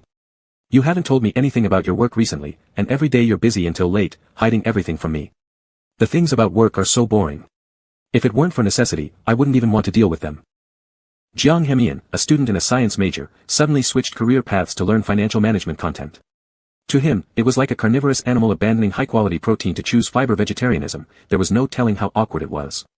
Once all the matters within the company are handled, making Jiang Jin lose both status and reputation, he would resign from this director position and find someone professional to take over his duties while finding a job that matched his expertise. Then, during his free time, he'd accompany Sure Ian and bring Grandma to Jing'an City to spend her twilight years happily. This was enough for Jiang Hemian. What are you spacing out for? I'm talking to you. Seeing him lost in thought, Sure Ian waved his hand in front of him. Ah, I was listening, okay, let's go eat. Your stomach was growling just now. Jiang Hemian handed him the slippers. It's not because of you. Sure Ian understood that he did not tell him about work because he didn't want him to worry, but they were lovers now, they shouldn't leave Jiang Hemian to bear the burden alone. When stepping out of the bedroom, Sure Ian suddenly pushed Jiang Hemian against the wall, propping his hands against the wall. He leaned up and kissed his lips forcefully. Brother, what's gotten into you? Even Jiang Hemian was shocked by the sudden assertiveness in his demeanor. I know you have your own plans, and you don't want me to worry. You think even if you tell me, I won't be able to come up with any solutions, right? Baby, how can you think such things? Jiang Hemian's expression turned solemn instantly as he reached out to embrace Sure Ian's waist. He never imagined his actions would lead Sure Ian to such misunderstandings. Isn't it true? Sure Ian lowered his eyelids, speaking with a sulky tone. Possibly due to his original family or his personality, Sure Ian had always been self-conscious from childhood. Later, with age and experiences, he had improved slightly, and one could hardly tell from the surface. Of course not. Jiang Hemian's tone was crisp and decisive. I've never thought such things, brother. I didn't tell you merely because I didn't want you to worry. I swear, other than that, there's nothing else. Alright, you don't need to swear, I understand. Sure Ian watched his determined face and couldn't help but laugh and shake his head. I admit swearing is kind of childish. Jiang Hemian sounded somewhat frustrated. Never mind, you don't have to worry, soon everything will end. It was time to turn the page on past grievances. When they finished lunch and went downstairs together, Jiang Jin happened to be resting on the sofa in the living room with his eyes closed. Sure Ian instinctively stopped in his tracks, feeling the atmosphere around Jiang Hemian tense up beside him. He turned his head slightly to glance. Jiang Hemian's sharp gaze was fixed intently on Jiang Jin. The side profile of his face flowed smoothly yet rigidly, as if trying hard to restrain something. He softly called out, "Amian." "Ah." A gentle voice dissolved the overflowing hatred in his heart. The cloudiness in Jiang Hemian's eyes gradually cleared. "It's fine, let's go." As they passed by Jiang Jin, the sound of a glass ashtray crashing onto the coffee table was so sharp and unpleasant that Sure Ian couldn't help but flinch slightly. "Jiang Hemian. What did you do with a man in your room?" Jiang Jin roared, his thick eyebrows almost forming a straight line as he looked furiously at the two people standing next to each other. He had come down from the attic before the test results of the old man's will came out, wanting to have a serious talk with Jiang Hemian about what was going on. However, when he asked the servants, he found out that Jiang Hemian hadn't left this man's room since returning last night. Then, after sneaking up to listen outside the door, he heard faint, scandalous moans inside. Although he had never paid much attention to Jiang Hemian's private life before, this gave him leverage against the boy who was clearly challenging him now. Sure Ian glanced sideways, catching a glimpse of an older and furious pair of eyes. But just then, Jiang Hemian pulled his wrist, shielding him behind his back. "When has our family ever produced someone like you, disgracing the name with such impropriety? You're carrying on shamelessly with another man, what is your intention? Do you want others to mock me?" At that moment, Jiang Jin suddenly recalled how Miss Su's daughter had repeatedly approached him before for cooperation, partially because she was also pursuing Jiang Hemian. It dawned on him that this kid must have already gone astray during that time. If not for this man, how could the old shareholders of the Jiang family dare to oppose him? "Jiang Jin. Don't go too far. I'll love whomever I please, what business is it of yours?" Jiang Hemian coldly laughed. He didn't know exactly how he found out, but perhaps this confrontation was inevitable sooner or later. You admit it?" Jiang Jin immediately flew into a rage, kicking the coffee table in front of him over. "I've never denied it." Jiang Hemian firmly protected Sure Ian completely behind him as boiling hot water from the scalding by Luo Chun tea spilled onto the floor due to the impact. "Ah." Sure Ian opened his mouth to say something but was stopped by Jiang Hemian raising his hand. Are you insane? Not only do you show no shame, but you're proud of it." Seizing a glass ashtray nearby, Jiang Jin lunged toward Jiang Hemian's head, causing Sure Ian to instinctively jump forward to block it without hesitation. Brother." Jiang Hemian's eyes widened. How could he have ever imagined that Sure Ian, who always stood behind him requiring protection, would suddenly dash forward? "Jiang Jin. You are utterly insane." The blow struck Sure Ian's arm, his light, loose-fitting summer shirt soon soaked through with blood from the cut. And then, as he lost balance and fell to the ground because of some debris, all hell broke loose. "Enough." Seeing Sure Ian's wounded forearm, Jiang Hemian's eyes instantly turned crimson with anger. Jiang Jin, being older and less agile, was quickly overpowered. In mere moments, Jiang Hemian pinned him to the couch. "He's the man I love, and if you have a problem with that, keep it to yourself. Father, the issue right now is, how do you plan to explain to the court why there was a receptor blocker in grandfather's food? Choosing such a crude method to kill someone, I can't believe you actually thought of it." With those words, the intimidating aura Jiang Jin had maintained earlier disappeared completely. His face grew visibly dark and grim. "Oh, and while we're at it," Jiang Hemian leaned down condescendingly to look at him, his tone heavy and threatening. "How exactly do you have the authority to sign contracts under your own name on behalf of the company? Do you even understand the risks involved? You insolent bastard. And another thing." Jiang Hemian's voice suddenly rose sharply. Gripping Jiang Jin's wrist harder and harder, the force was immense, loud enough to make one hear the bones creak. "I warn you, don't mess with him. If anything happens to Sure Ian, you won't escape unscathed either." Jiang Jin gazed fearfully up at him, his entire body shrinking deeper into the sofa. He felt enraged but powerless, having no choice but to swallow his frustration silently. But how had he found out that the old man's corpse had been tampered with? Was it simply speculation? He truly underestimated this son. Back in the day, Jiang Hemian seemed timid and obedient. Yet somehow, he had grown into a thorn in his side, a rebel who dared to stand up against him. All this began because of Jiang Hemian's mother's meddling. When she got between him and his fiancée years ago, their relationship soured until separation became inevitable. And even though he ended up marrying her due to her pregnancy, every time he saw Jiang Hemian, he was reminded of his mother's disgraceful face. This naturally fueled his resentment toward the boy, leading him to torment him throughout his childhood. Jiang Jin originally thought his son was naturally weak-willed, yet it turned out he'd only been pretending. For all the years the Jiang family had raised him, he didn't feel any gratitude, and now, he even dared to challenge him. As the two figures ascended the staircase, a shadow of malice flickered in Jiang Jin's weary and aging eyes. "If you act unjustly first, don't blame me for responding in kind." Chapter 111, Everyone left him. Huanhai City. In an office that was simply decorated yet grand, Fan Siyu sat in front of his desk, deeply occupied with problems in the company's capital chain. At this inconvenient moment, someone decided to call him. Hello, impatiently answering, his gaze remained glued to the documents prepared for a meeting on his computer. The other party didn't speak immediately, and by the time Fan Siyu had grown impatient enough to scold, he heard a shaky voice from the other end of the phone. Mr. Fan, it's me. Hua Rong. Fan Siyu's already furrowed brows tightened further, forming a straight vertical line, his tone still cold. Speak. He had given Hua Rong a large sum of money recently and sent him away, did he dare to complain now? I'm sorry, Mr. Fan, for interrupting your work, but, could you come to the hospital, or, borrow me some more money, just a little? Ha, as expected. I gave you 2 million last time. Isn't that enough to buy your ass? With a cold scoff, Fan Siyu was about to hang up the phone. Mr. Fan. No, please, let me have a little more. The noisy whining coming through the phone made Fan Siyu irritable. The chaos in front of him due to unfinished work had already given him a headache. Not even caring anymore about why Shi Yan had suddenly disappeared, something he found out recently, he was startled when his assistant forwarded him another piece of information. Jiang Hemian was actually the eldest grandson of the Jiang family in Jing'an City. When he heard this, he couldn't recover for a long time. It seemed Shi Yan had drifted far away from him, making Fan Siyu feel like he might never catch up. Mr. Fan.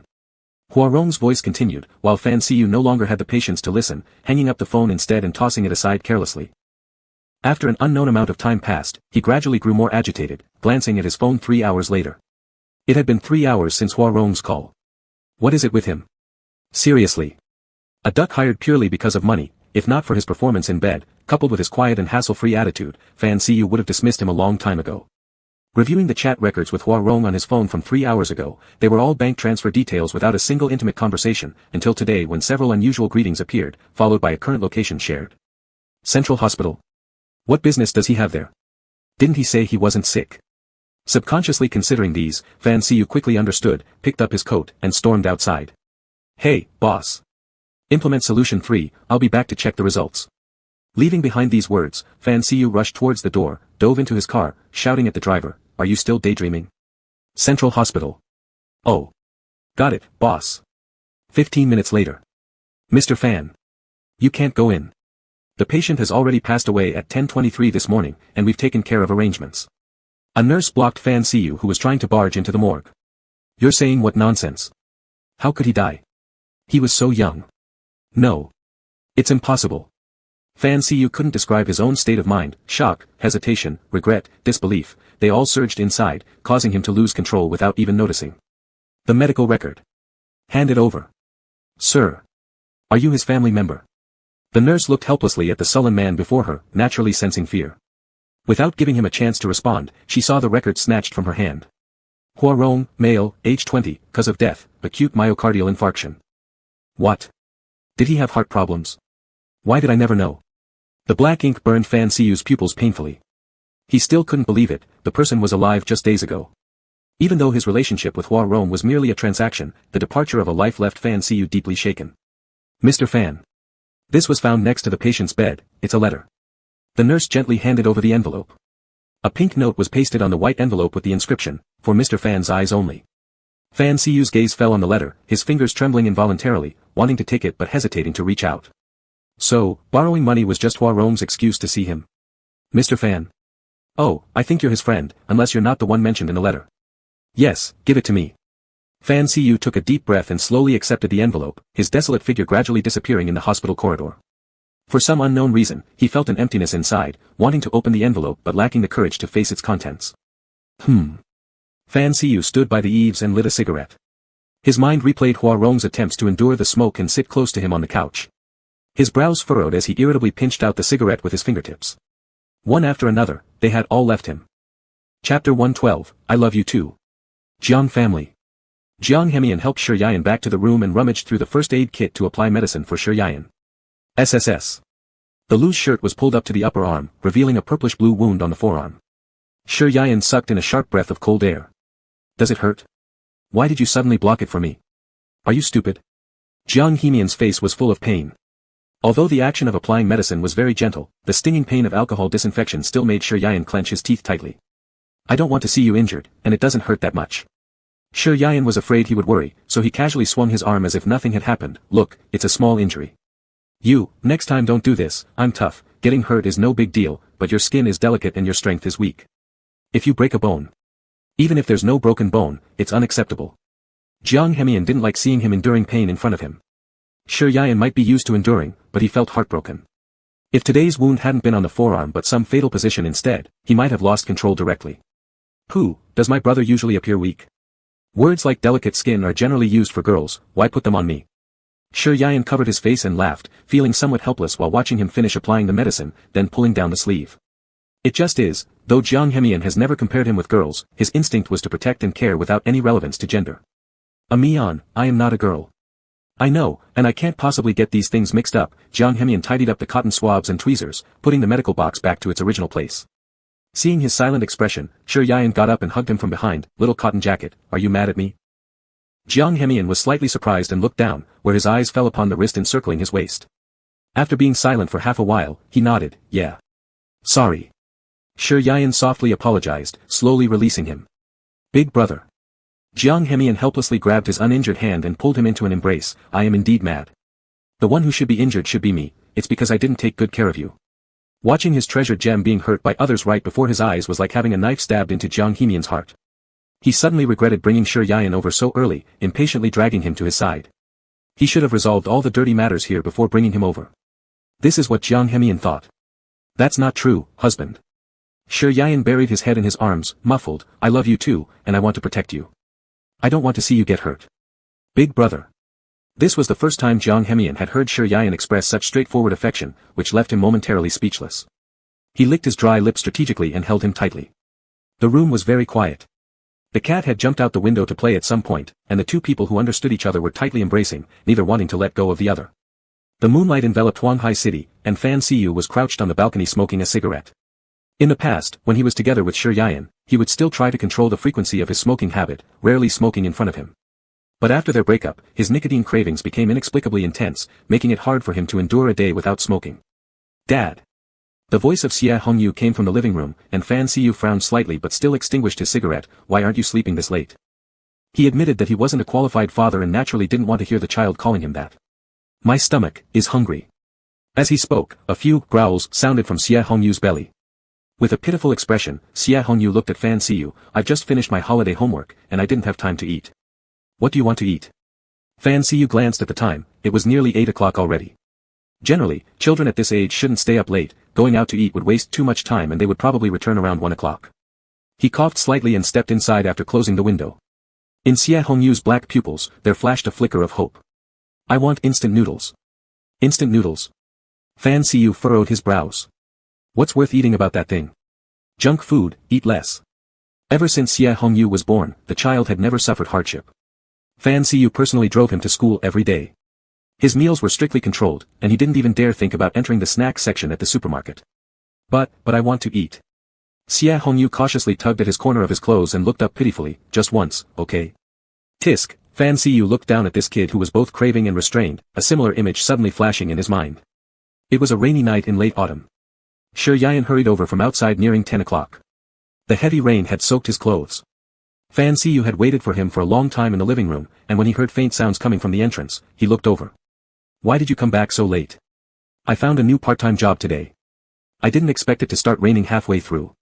Sure Yayan shook his head with a smile and placed the discounted 5-pack of instant noodles and sausages he'd picked up from the supermarket on the table. Have you had dinner yet? No, I've been waiting for you. Fan Siyu fetched a towel, intending to help dry the water from Sure Yayan's hair, but Sure Yayan raised his hand to stop him. I'll do it myself, thank you. Then, shall we go out to eat? Or? Sure Yayan paused his hair drying for a moment. No need, it's inconvenient with the rain outside. I bought instant noodles. Do you want some? Can this possibly taste good? Fan Siyu asked without thinking. I think it's quite good. Haven't you tried it before? Sure Yayan smiled at him. Alright, let me try it then. With that curious mindset, Fan Siyu nodded. 10 minutes later, the smell of instant noodles wafted from the kitchen. It's ready. Sure Yayan brought out 2 steaming bowls of noodles. Following the scent, Fan Siyu noticed the golden noodles topped with a whole sunny-side-up egg and green vegetables, each strand clearly visible. This was different from what he imagined. Thank you. Fan Siyu took the chopsticks, tasting it. How is it? Too salty. Sure Yayan rested his chin on his palm as he asked, taking a bite of the egg himself. Not too salty, very delicious. End of memory. Even after 2 years, that bowl of instant noodles flavor remained vivid in Fan Siyu's mind. Alright, what flavor do you want? Fan Siyu rubbed his forehead, preparing to change shoes to buy it from the supermarket downstairs. Mushroom. Okay. In less than 15 minutes, Fan Siyu returned with the instant noodles, only to find Xie Hongyu already asleep on the sofa. He didn't feel upset but instead stepped lightly into the kitchen to cook, following the same method Shi Yian used before. After cooking, it didn't look plain at all. Hey, eat first before sleeping. Fan Siyu came into the living room and patted Xie Hongyu's sleeping face. Dad, is it done? Xie Hongyu smelled the food in the air and still looked somewhat disbelieving with his innocent eyes. It's in the kitchen, you can get it yourself. Fan Siyu loosened his collar, turned to wash his hands, and then went straight to the bedroom without looking back. On the simple black and white desk lay an unopened envelope, completely different from the piles of meeting materials on the table. Fan Siyu approached, picked up the envelope, and gently stroked it with his fingertips. Flashbacks of every moment spent with Hua Rong rushed through his mind. He admitted that he was an emotionless person, even someone he liked for 3 years like Shi Yian would be judged based on pros and cons, not to mention a person he only interacted with for 2 months. Yet his heart felt hollow, as if someone had emptied it, and cold winds kept rushing in. Fan Siyu closed his eyes, took a deep breath, and slowly opened the envelope. At first glance, the handwriting on the paper wasn't pretty, but every stroke was written extremely carefully. Dear Mr. Fan. Perhaps by the time you read this letter, I might have left forever. It's a pity, I could only accompany you until here. I know you love someone, and I know what I mean to you. Sorry, my body cannot continue being your substitute. Don't worry, I don't have the right to blame you. From the moment I met you that evening, I predicted this kind of ending. Sir, if you like someone, why don't you chase them boldly? Don't be like me, ending up with nothing but regret. I haven't attended school for long, dropping out in junior high because of some issues, and suffered a lot in society. But you're different. You are so proud that it makes me fear. My own flaws will dirty you. Although perhaps this money means nothing to you, no one has ever treated me this way before. Love and wealth, both of which I never dared to hope for. Well, I don't know what else to say. I feel so bad. Living every day is exhausting. Maybe I'm going to heaven, Mr. Fan. Thank you for letting me experience such a beautiful dream.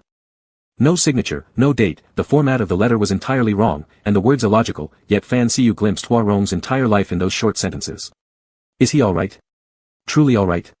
Despite being so ruthless and cold, Hua Rong had sought warmth in him like an ice sculpture. Ha, ha ha ha. Fan Siyu suddenly smiled, but tears streamed uncontrollably from the corners of his eyes, one drop following another closely.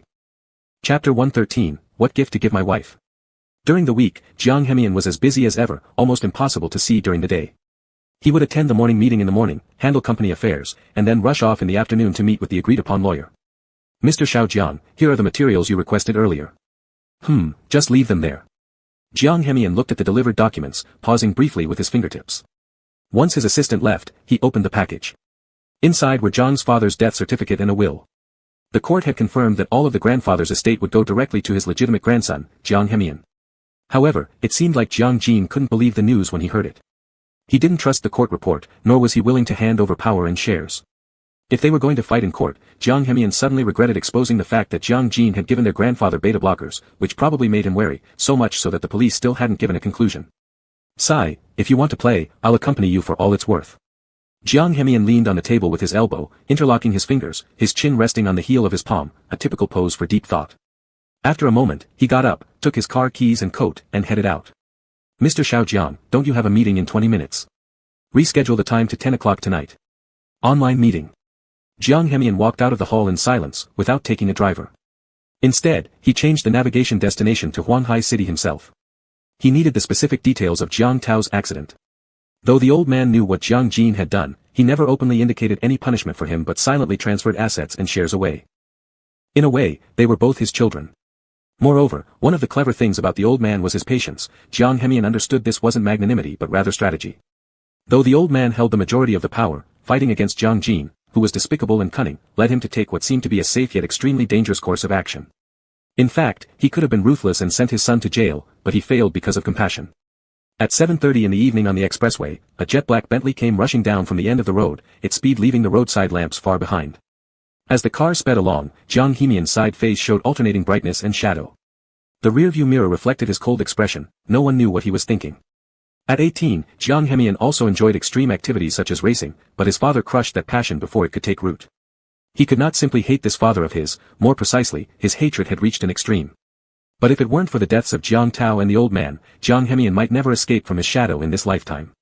Precisely because of these events, years of suppressed emotions found their outlet. TCH.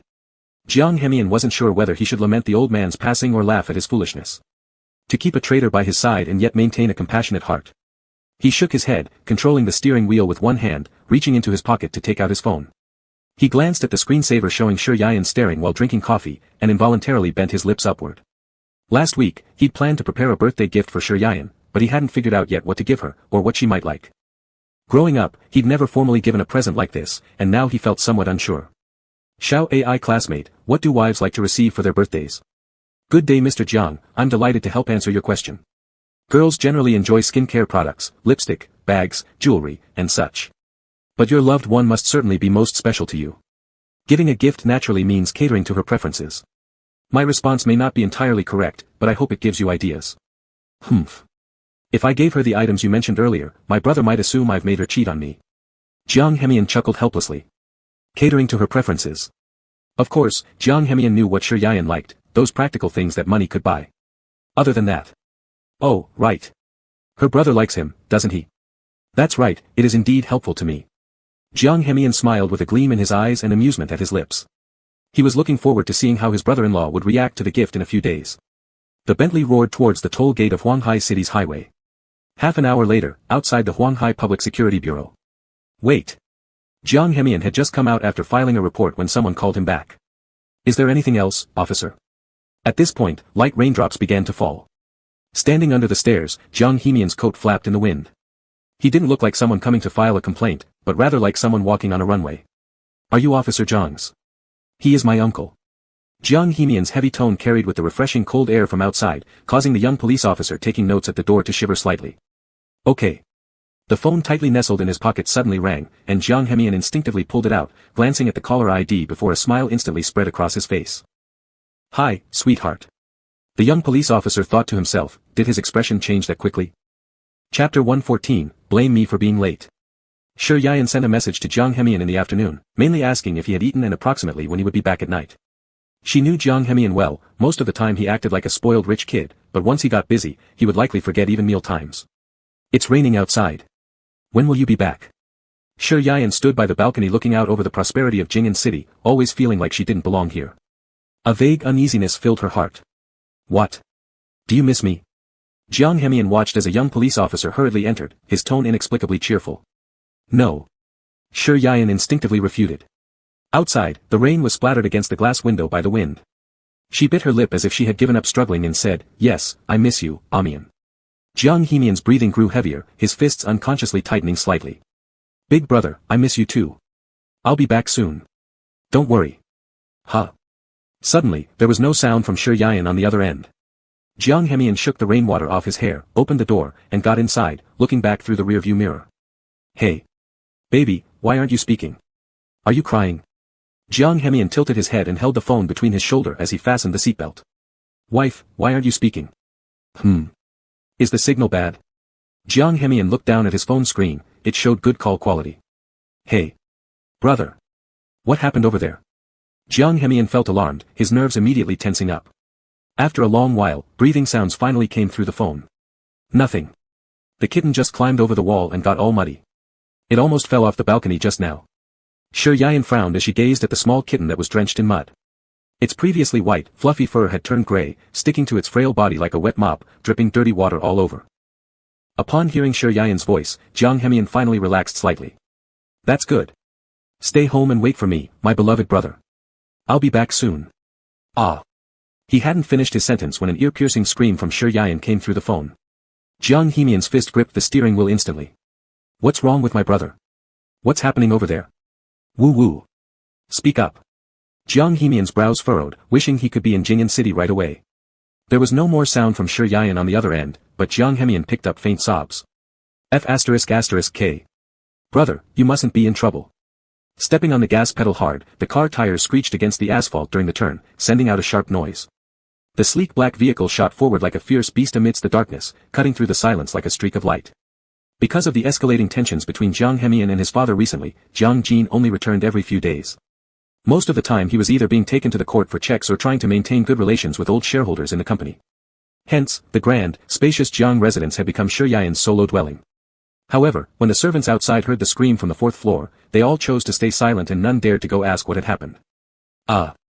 Shi Yayan was hit on the forearm by a falling glass bottle from the bookshelf.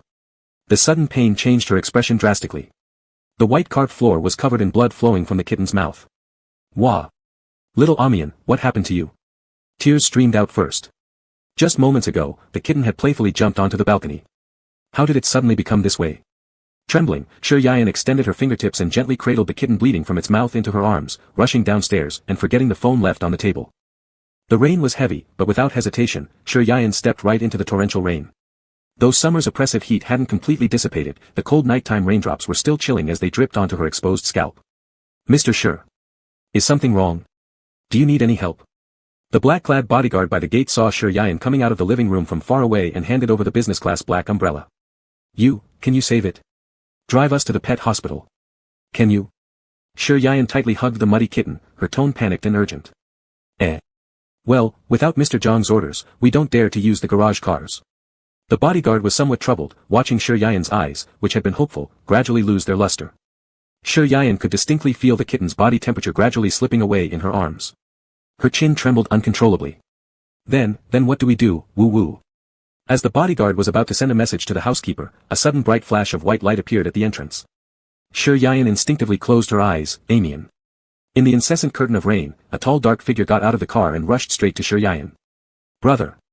Upon sensing something amiss from the call, Jiang Hemian had sped back all the way. Big brother Amian. Hurry. Save it. Shi Yayan ran towards him. Jiang Hemian glanced down at the kitten in his arms and immediately realized the situation. Let's go, get in the car and head to the hospital. On the way to the pet hospital, Shi Yayan quickly explained the condition of the kitten, while the veins on Jiang Hemian's hand were still prominently standing out even as he listened. Are you hurt? No.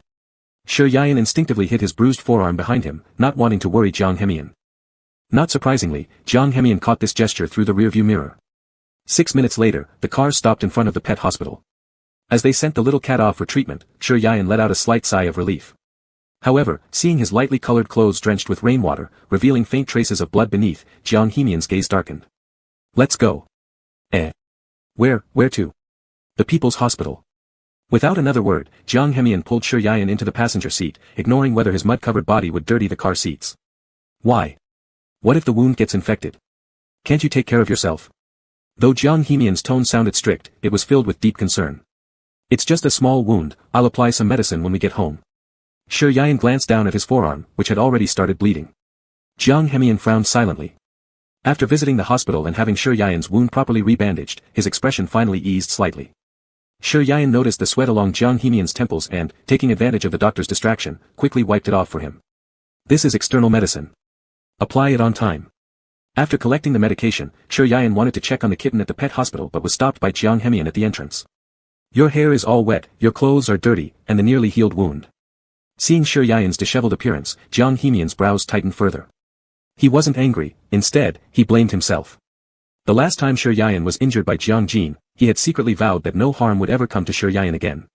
Yet, after only a few days, such an incident had occurred once more. Jiang Hemian felt remorseful, believing he might have made a mistake. Shi Yayan being with him during this time had clearly made him a target for those with ill intentions. I made you worry, but I'm fine. Shi Yayan knew how stubborn he could be and figured he'd undoubtedly blame himself entirely. Shi Yayan wanted to embrace Jiang Hemian, but he worried his muddy body would stain his tailored suit. However, in the next moment, warm and broad arms tightly enveloped Shi Yayan. I'm sorry, I came back late. Jiang Hemian buried his head into Shi Yayan's neck, as if trying to melt him into his very bone and blood. Passers-by occasionally cast curious glances their way, making Shi Yayan somewhat uncomfortable. He tried to push Jiang Hemian away. Amian, it's not your fault. Let me go. I don't want to. Let me hold you for a bit longer. Shi Yayan looked at the other passers-by, unable to push him away, so he whispered an explanation. He is my younger brother. Beep. Jiang Hemian's phone rang, and Shi Yayan guessed it was likely a call from the pet hospital, so he hastily patted Jiang Hemian's shoulder. Amian. Answer the call. All right. Had it not been for this timely call, Shi Yayan would probably still have to face the curious stares from others. Hello. Jiang Hemian cleared his throat twice, covering Shi Yayan's head with his coat, pulling him into the car first.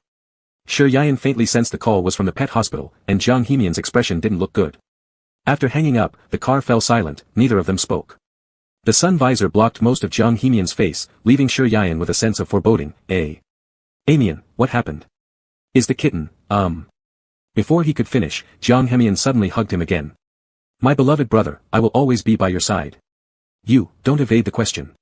For some unknown reason, Shi Yan felt a lump in his throat, trembling as he asked, is little Amian, is he all ready? It's my fault for coming back too late. Chapter 115, Don't Cry Anymore. Shi Yan's heart sank as tears slid down from the gaps of her lower eyelashes, tightly hugging Jiang Hemian. Woo woo. Don't cry anymore. I'll buy you another one. Jiang Hemian gently patted her thin back like comforting a child. He was also sad, because when he bought that little kitten, it was to make up for the cat he lost during his childhood. And now. But if both of them cried, he feared Shi Yan might not be able to bear it. Although the little kitten didn't stay with them for long, Shi Yan's fondness for it was obvious. Just moments ago, Jiang Hemian had just asked his assistant to buy a set of toys for the kitten to play with, but how did this happen? I don't want another one, it's all my fault woo woo. If only I could run faster, then. This situation wouldn't have happened, Mian. Tears kept streaming down Shi Yan's eyes, soaking Jiang Hemian's shirt. Everything was fine an hour ago, how did things suddenly turn out this way? It's not your fault, brother, stop crying. Jiang Hemian wiped away her tears at the corner of her eyes with his fingertips and then lovingly kissed her slightly red lower eyelid. I want to go to the hospital. It must still be waiting for me. Shi Yan recalled how little cotton spit blood but didn't forget to respond to him with its claws and tail. Alright, let me take you there. 20 minutes later, Jiang Hemian came out of the hospital carrying the body of the little kitten in a cardboard box. The doctors inside had already cleaned all the dirt off the kitten. The two decided to cremate the remains, so after Shi Yan took one last look at it, he left. Mr. Jiang, this is the autopsy report of it. The doctor pushed the printed report towards Jiang Hemian and continued, there are large amounts of theobromine in the stomach and digestive tract, probably due to accidentally eating chocolate. Chocolate? Shi Yan was stunned. Since the first day they got the kitten, she had looked up many things online that cats should not eat, among which chocolate was emphasized. So, he would never commit such a basic mistake. Moreover, the kitten wasn't even in the room this afternoon. He guessed it must have gone to play on some tree, so he didn't pay too much attention. He thought it would come back to take shelter when it rained, but unexpectedly, it had mistakenly eaten chocolate. It was still raining on the way back, and the humid air blew against Shi Yan's scalp, making it hurt a bit. Ultimately, under Jiang Hemian's repeated persuasion, Shi Yan agreed to close the window. Achoo. When they got home, Shi Yan started sneezing. Jiang Hemian quickly instructed the servants to boil ginger tea and then change their dirty clothes. Baby, your body is all dirty, go take a shower. Jiang Hemian squatted down to help him change into clean slippers. The light illuminated Shi Yan's pale face. His wet black hair made his eye sockets around the tear-streaked area appear exceptionally red, and Jiang Hemian felt deep pity. He dared not speak loudly for fear of upsetting him further. So, shall I help you wash? Seeing him standing motionless, Jiang Hemian carefully asked, is it all right? Baby, please don't be like this, it scares me. No. Shi Yan lowered his eyes, his nose quivering slightly as he walked towards the bathroom door. Jiang Hemian understood that he needed time to process it, so he comprehended his current melancholy mood. He took a deep breath and pulled out that report from his pocket, feeling something strange about it. He had previously informed the kitchen staff about what cats could and couldn't eat, so how could this accident still happen? Moreover, shouldn't chocolate be stored in a low-temperature storage cabinet during hot summers? Besides, kitchen doors usually can only be opened by facial or fingerprint recognition, which has always been strictly managed in the Jiang family. How could a mischievous little kitten have gotten inside? Could it be, someone had such audacity? Jiang Hemian's gaze fell on the bright bathroom entrance, knowing that stabilizing Shi Yan's emotions was the priority at the moment, so he suppressed his suspicions within. Knock knock knock, a knock sounded at the door, it was likely the maid coming to deliver the ginger soup. Jiang Hemian went to check. Master Jiang, the ginger soup you requested. It was a relatively young female servant. Jiang Hemian found her unfamiliar, receiving the soup he inquired, are you newly recruited? The girl appeared to be in her early 20s. If she were still studying, she might have taken this job to alleviate the burden on her family. Yes. Perhaps timid and bashful, she kept looking down and avoided eye contact with Jiang Hemian. Alright, you may leave. Jiang Hemian slightly nodded and closed the door, picking up his phone to send a message to his assistant. Cancel today's meeting and reschedule it for 8 o'clock tomorrow morning. Look for a house near the company, preferably a 1-bedroom 2-living-rooms apartment with a good view. Chapter 116, Should I wash with you? The Jiang family was about to face some changes, and he couldn't let Shi Yan continue following him, sooner or later something would happen. The scent from the ginger soup in the bowl gradually entered Jiang Hemian's nostrils. Although he also got rained on, his body was healthy and young, so naturally, he wouldn't get a cold because of this. Jiang Hemian sat silently as if lost in thought, then placed the bowl to his lips and took a shallow sip. The taste was fine. See. Could it be that I'm too nervous? He always felt that the woman earlier looked strange, but Jiang Hemian couldn't pinpoint the exact issue. Taking a glance at the time, half an hour had already passed, and Shi Yan still hadn't come out. Soon, the ginger soup would get cold. Brother? He tentatively called out, receiving no response, nor was there any sound of running water. Jiang Hemian quickly walked over and gently knocked on the door. Honey. It was too quiet inside the bathroom. Jiang Hemian slowly placed his hand on the doorknob. Shi Yan didn't have the habit of locking the door, and this time, it wasn't locked either. He lightly pressed down, and the door opened. Brother? He cautiously stepped into the bathroom. A layer of mist covered the glass doors separating the dry and wet areas, allowing a vague view of the double-person bathtub inside. Jiang Hemian even relaxed his breathing as he slowly pulled open the glass door. Shi Yan was naked, soaking in the tub, warm water covering up to his chest. His wet hair dripped with water, all converging at his prominent collarbone. His eyes were tightly shut, not detecting Jiang Hemian's arrival. It seemed like he was asleep. The warm lamp above illuminated his upturned face, making Shi Yan look especially gentle and calm. Honey, wake up. Jiang Hemian put the ginger soup he was holding on the nearby glass cabinet, patting Shi Yan's cheeks while testing the water temperature. Fortunately, it's still warm. Shi Yan's eyelashes, dotted with tiny water droplets, trembled slightly for a long while before raising his gaze. Ah Mian. Yes, it's me. Drink the ginger soup while it's hot, and then go back to sleep afterward. Jiang Hemian supported him with another arm and helped him sit upright before feeding him the hot soup, using the tip of his fingers to wipe away excess liquid at the corner of his mouth. Do you want to soak a bit longer, or should I carry you to the bedroom?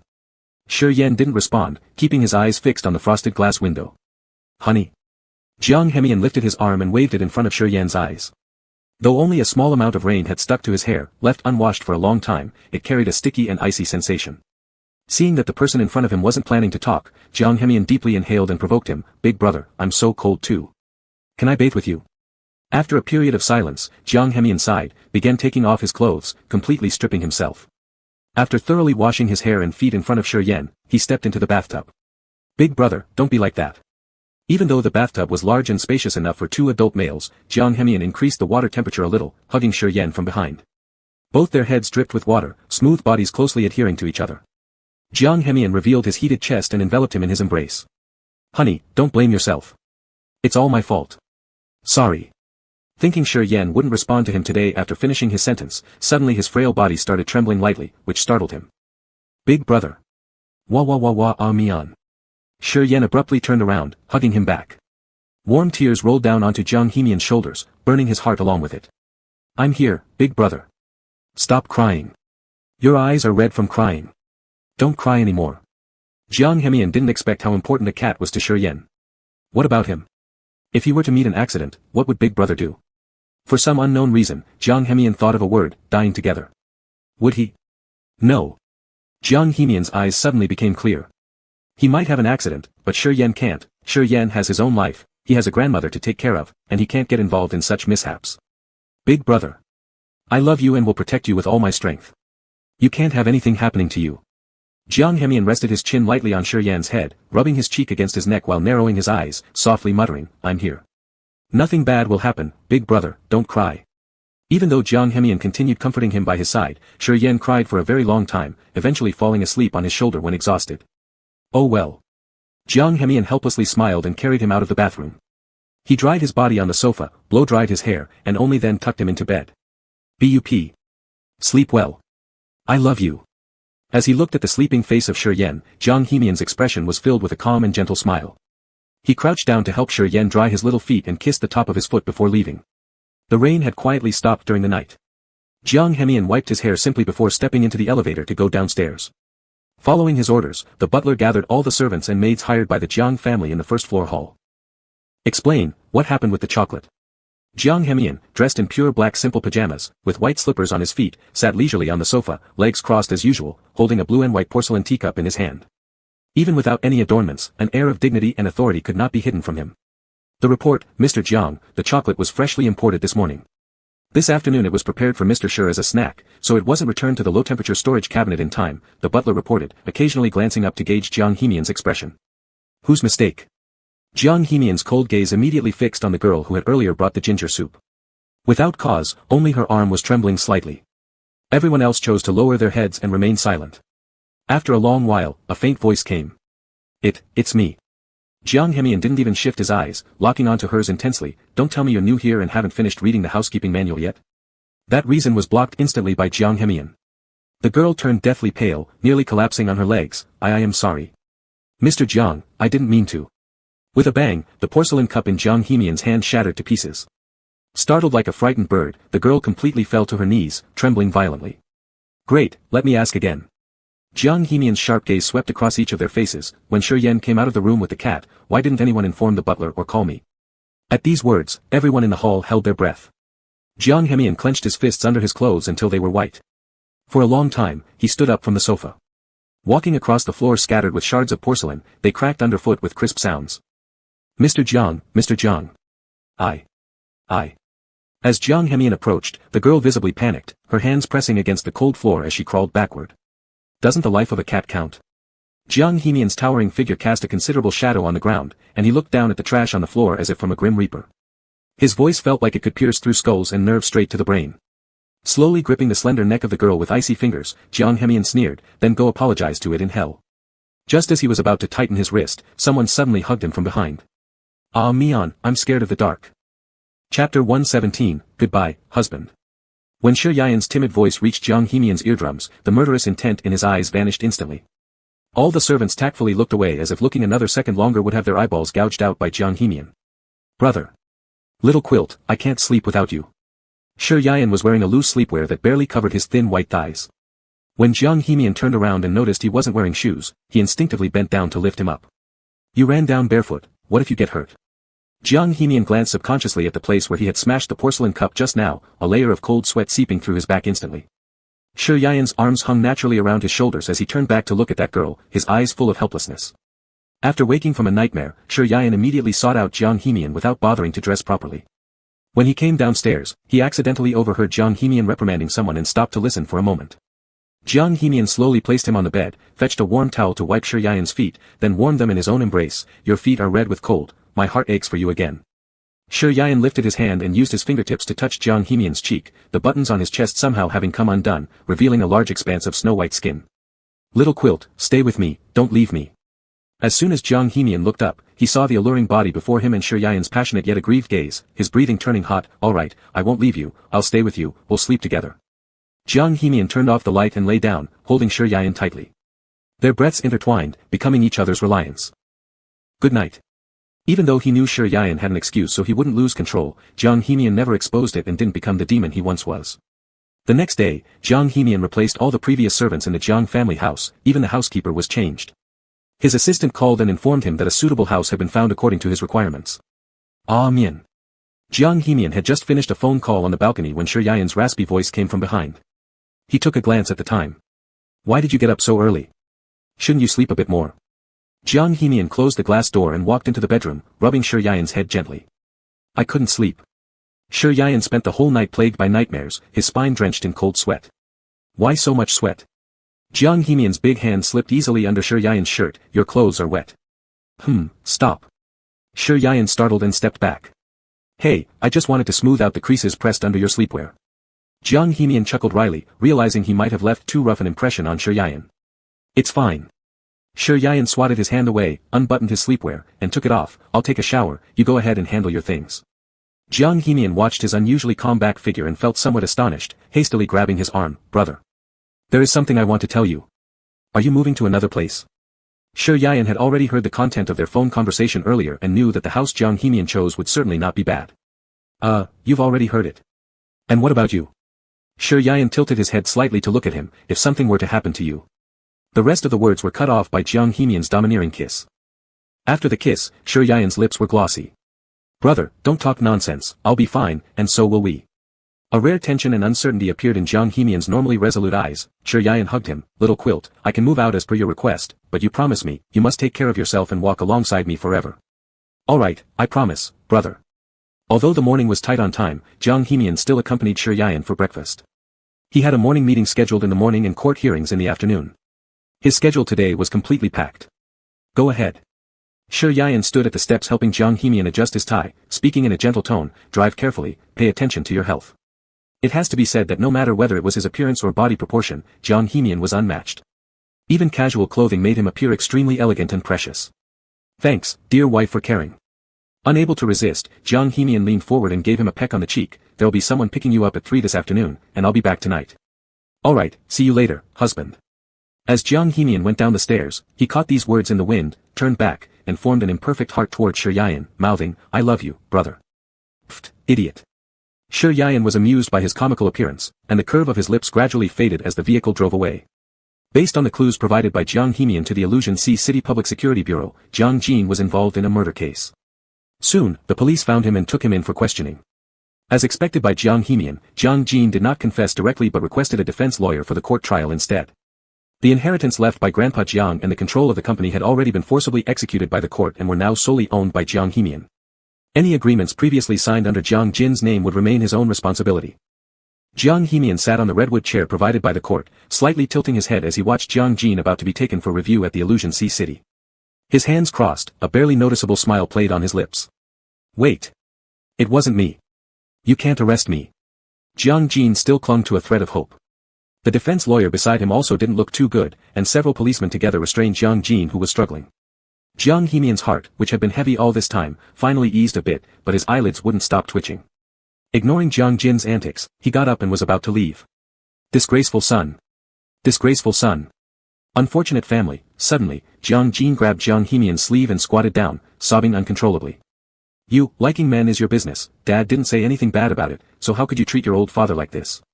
In the face of this sudden situation, everyone looked puzzled. Although they knew they were father and son, none of them could have imagined that it was because the son liked men that led to such treatment toward the father. Of course, some wise ones could see through Jiang Jin's tricks instantly, while others had overly simple thoughts. Little Mr. Jiang. At this moment, the assistant hurriedly ran in from outside the door and whispered something into Jiang Hemian's ear. His expression suddenly changed. What did you say? Say it again. Chapter 118, Save Me, Amian. After hearing what his assistant said, Jiang Hemian's face changed abruptly. He suddenly grabbed the collar of the assistant's shirt. His black eyes flashed with a hint of killing intent as he gritted his teeth and said. Say it again. Mr. Sure. Mr. Sure is, gone. The little assistant looked up at the fire in Jiang Hemian's eyes, scared to the point that his tongue trembled uncontrollably as he explained while supporting his weakening legs, We followed your instructions to pick him up from the Jiang residence, but along the way, he said he wanted to use the restroom, so we stopped at the mall for him to go. And then? Jiang Hemian's knuckles were cracking, and a nearby police officer quickly pulled the two apart. Mr. Jiang, this is the court. Please be mindful. Bullshit. He's my lover has gone missing. Are you responsible for this? Jiang Hemian roared as he broke free with an angry glare directed at Jiang Jin. Alright, so you're just going to keep tormenting me like this, huh? The nearby police officer looked a bit bewildered, not understanding why Jiang Hemian, who had been silent almost the entire courtroom session without much comment, would suddenly lose emotional control. Jiang Jin didn't say anything, only shrugged his shoulders, as if to say, even if you know, so what? Jiang Hemian frowned tightly, deciding not to linger here any longer. With Jiang Jin now under police custody, there shouldn't be any issues arising. He stormed out of the court but suddenly stopped at the entrance. What if it was a trap? If he wasn't there, then the interrogation would lack an opposing party, and after 24 hours, the Huanhai City Police would release the suspect. What would happen then? And what if it was true? Shi Yayan must need him right now. No, he could lose everything, except Shi Yayan. Little manager Jiang, you. The driver looked at the suddenly grave-faced Jiang Hemian who appeared at the door before he realized it. Trade Center. Hurry. Jiang Hemian's trembling fingertips reached into his pocket and retrieved his phone to call Shi Yayan. The number you dialed is powered off. Please try again later. The number you dialed is powered off. Please try again later. Several calls gave the same result, making Jiang Hemian's heart even more uneasy. Hurry. Go faster. Yes, little manager Jiang. The driver sat stiffly, his eyes fixed on the road ahead, not daring to look at his boss's expression. Jiang Hemian's fingers rapidly tapped on the screen of the mobile phone, moving so fast they seemed to blur. He couldn't gamble with Shi Yayan's life. While the company was important, without faith, power and wealth were merely fleeting clouds. The night enveloped Jing'an City. Far away, at the foot of the ancient capital mountains, several masked black-clad men lit cigarettes and spoke inaudibly, amidst millions of intersecting trees in this vast mountain wilderness. Ugh. Shi Yayan woke up shivering from the cold. As his consciousness gradually returned, the pain in the back of his neck became clearer. Distracted, he softly murmured, Amian. Damn it, how come no one's coming to pick him up yet? They're not just fooling around with us, are they? We haven't even been paid. During his haze, the rough voice of a man sounded beside him. Leaning against a pile of hay, Shi Yayan faintly moved his fingers. Trying to rise, he found himself completely immobile. HM. The memory before he lost consciousness slowly resurfaced. When preparing to exit the mall restroom, he heard someone calling him from behind. Just as he turned around, he got knocked out. Ugh. He squinted, looking upward. The surrounding scenery transitioned from blurry to clear. Shi Yian's handsome brows furrowed tighter. Yo, when did you wake up? One of the men looked back and saw Shi Yian's gaze locked onto them, which immediately interrupted their conversation. The man gestured for silence. But Shi Yian gleaned some general ideas from their short dialogue, choosing instead to pretend to be clueless. Speak. Are you mute? His chin was suddenly gripped hard, forcing him to look up. These men were covered very strictly, leaving only their eyes exposed. With both his hands and feet tied, no matter how he struggled, nothing worked. Let me go. Shi Yian spat out a piece of hay near his mouth, his eyes unnervingly calm. Having experienced similar situations before, he had ceased fearing death long ago. The only thing he truly worried about was likely the adolescent who was nearing maturity, and a blood-connected loved one. Not a chance. The black-clad man took out a gleaming knife from the wooden table, his voice clearly disguised. Guess what? Do you think anyone will come save you today? Does it matter? Shi Yian asked after a long silence, glancing at his surroundings. This was a rural room barely offering shelter from the wind and rain. In the middle, there was a wooden table covered in dust with an upside-down flashlight providing dim illumination to the house. There were 2 men standing in front of him, but judging by the shadows from the window, there were at least 4 people present. Do you not fear me? The voice of the masked man was muffled, yet carried a hint of surprise. And why should I be scared? Shi Yian arched an eyebrow, yawned, and said, my life is as worthless as trash. My mom doesn't care, my dad doesn't love me, and my grandma passed away 3 days ago because we couldn't afford her medical bills. I have nothing left. Oh no, that's not entirely true, I still have a disease, congenital heart disease. The doctor said I wouldn't make it past 25. Well. You've had such a terrible fate. You are even worse off than me. The tall man in front of him suddenly bent down slowly and crouched beside Shi Yian, covering his face as he cried. Another one of his companions wanted to offer comfort but didn't know what to say. Hey, stop crying. You're acting like a woman. A black-clad man nearly forgot to maintain his disguised voice as he slapped the crying man's shoulder forcefully. Taking this opportunity, Shi Yian quickly scanned the environment again. It had rained locally in Jing'an City last night, but the air here obviously did not smell like it had just rained. Therefore, he was certain he was no longer in the city center. If his guess was right, these men must have been arranged by Jiang Jin. And this place was likely just a temporary stop. Where were they going to take him? Shit. What's with those shifty eyes of yours? Suddenly, someone gripped Shi Yian's neck, causing his body to fall backward. His spine hit the dry firewood behind him, making him grunt in pain. And you? Idiot. He's one of the Jiang family. Look at that watch on his wrist, it's worth hundreds of thousands. You actually feel sorry for him? Pfft. Another black-clad man kicked the overly empathetic man nearby, causing Shi Yian's lips to curl slightly into a cold smirk. So indeed, these were familiar individuals. The ones who most wanted harm to come to him and Jiang Hemian were probably none other than Jiang Jin. Damn it, I thought I had established a real bond with you, but turns out you're F***ing tricking me. That person realized something was amiss when he noticed the faint gleam of a luxury watch partially visible near Shi Yian's cuff, filled with disdain in his bloodshot eyes. Shi Yian felt uneasy. He had originally just wanted to confirm who exactly ordered them to do this, but now things had taken a turn for the worse. Get lost. 2 of them lunged forward to grab the watch on Shi Yian's wrist, pinning down his shoulders and stepping on his moving legs. You little bastard. How dare you fool us? Let go. Give back my watch. You. It belonged to Jiang Hemian. He had merely borrowed it temporarily. He didn't want to lose it, but bound as he was, struggling proved futile. Shi Yian bit hard onto the man's arm, only to be struck mercilessly. Ah. Shit. King hell. Beat him senseless. Seemingly truly enraged, the 2 men waiting outside stormed into the room. Shi Yian panted, shrinking into the corner as blood sprayed from his nose. No. Don't. You'll regret this later. My grandpa died from being scared stiff. The strength of 3 grown men was far beyond what an ordinary person could endure. Crimson-red blood splattered against the yellow-white, worn walls. Shi Yian was unable to defend himself, not even able to protect his head. Retribution. I've done so much evil yet I'm still alive and kicking. Provoked by these words, the man grabbed Shi Yian's hair and delivered a punch straight to his already bloody cheek. No. Stop hitting me. Stop. The top of Shi Yian's head was being pulled painfully while the blows poured down relentlessly. Tears mixed with blood streamed down his temples, and in his blurred vision, he seemed to see a glaring white light, a fleeting shadow. But the next moment, everything returned to its usual darkness. Amian. Chapter 119, Brother, wait for me. The surveillance room in the mall was extremely dim, a chilling atmosphere filled with heavy killing intent. The two original staff members wisely stepped back, and the monitor on the wall continuously replayed the video footage from the time period between 5 p.m. and 6:30 p.m. Mr. Jiang, that is. An assistant nearby suddenly noticed something, couldn't help but shout out loud, and instinctively checked Jiang Hemian's expression. In the dark, white light only illuminated a little glow. Jiang Hemian sat on the chair, most of his body covered by darkness, except for those cold and obscure eyes. No one knew what he was thinking about. His phone kept receiving work updates from the company, but there was still no news about Shi Yayan. On the screen, it showed Shi Yayan coming out from the men's restroom in the evening, then going back in again, and after a long while, a man in black emerged, supporting him out. Jiang Hemian had already sent people to track the building's bottom floor and roadside surveillance, but due to the wide range and many uncertainties, accurate results hadn't appeared yet. It was Jiang Jin, determined to fight to the death. SSS, Jiang Hemian's fists were clutched so tightly they made a crunching sound, his rationality was nearing collapse, as if his body was also suffering torture. Brother, where are you? I miss you so much. Mr. Jiang. The traffic police team has information. We've already tracked the license plate number.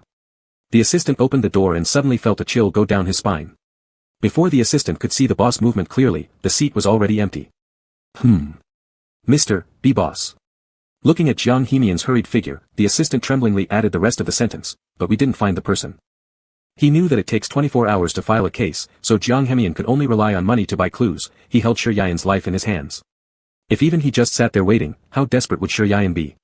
Leaving the room, Jiang Hemian jumped into the car, looking at the position sent via phone, a remote area called Guda Mountain in the western suburbs. With one stomp on the gas pedal, he drove his Mercedes S450 with the vigor of a sports car.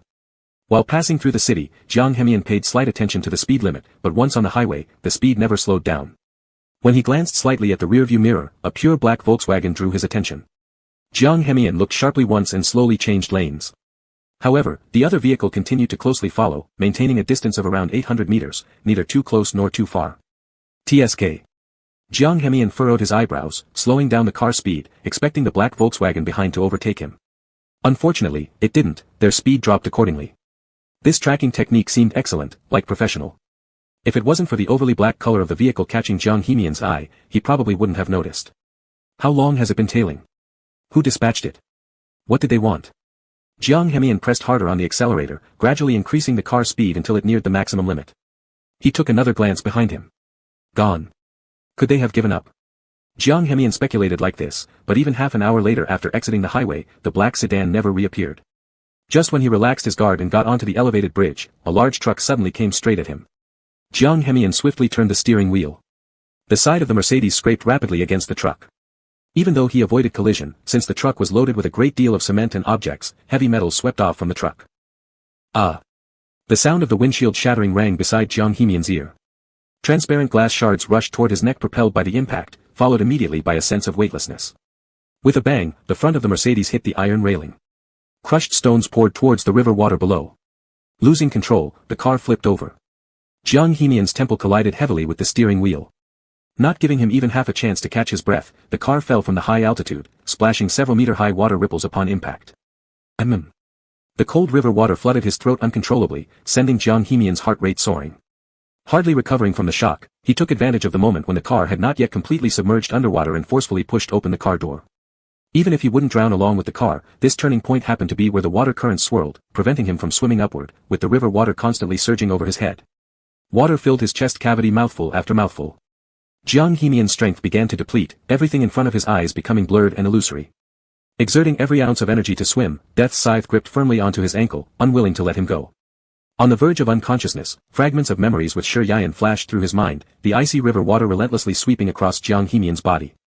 Yet, he didn't feel a bit of cold. He still had to save his lover, he couldn't fall here. Shi Yayan must miss him a lot too, and he had to pull himself together. Thinking this, Jiang Hemian didn't know where he suddenly found the strength. He abruptly leapt out of the water and looked up. It seemed like someone on both sides above noticed the situation here, but before Jiang Hemian could see clearly, the red bus that had collided with him earlier was coming straight at him again, pressing down together with heavy metals and cement sand. Realizing the danger, Jiang Hemian swam to the side with all his might, the huge impact making his head dizzy, filling him with despair. Brother, I'm sorry. I might be late to save you, wait for me. Count it, and see if the money is enough. Alright, people are like this anyway. Since we're still alive now, it's up to you guys. Brother, let's go. Everyone understands. Anyway, when we get to that place, we're all going to die, huh? Huh, well said. 1 hour, a whole hour. This gang of bandits had tortured Sher Yayan for a full hour with both beatings and insults. Every foul word imaginable was spat from their mouths, and their twisted rage was fully directed at Sher Yayan. It wasn't until Sher Yayan no longer had any strength left to beg or cry that they seemed to have finally vented their anger, gradually stopping their assault. Cough cough cough. Cough cough. When lying on the ground, the nosebleed would flow back. Sher Yayan almost coughed his lungs out trying to get a bit of air. Vaguely, he heard their conversation. He wanted to escape, but with his limbs bound, he couldn't muster any strength. In a state of fainting, he thought he heard the sound of wheels rolling over tracks. His vision went pitch black, and he couldn't see anything. His last sense faded due to exhaustion. He had a dream. In the dream, familiar faces appeared. He saw Jiang Henian raising a 1,000-foot wave behind him. But in the next moment, the surging currents kept washing over his line of sight. The roaring river flowed downward without pause, and the figure of Jiang Henian became increasingly blurry in his view. He could no longer see. No, no. A Mian. A Mian.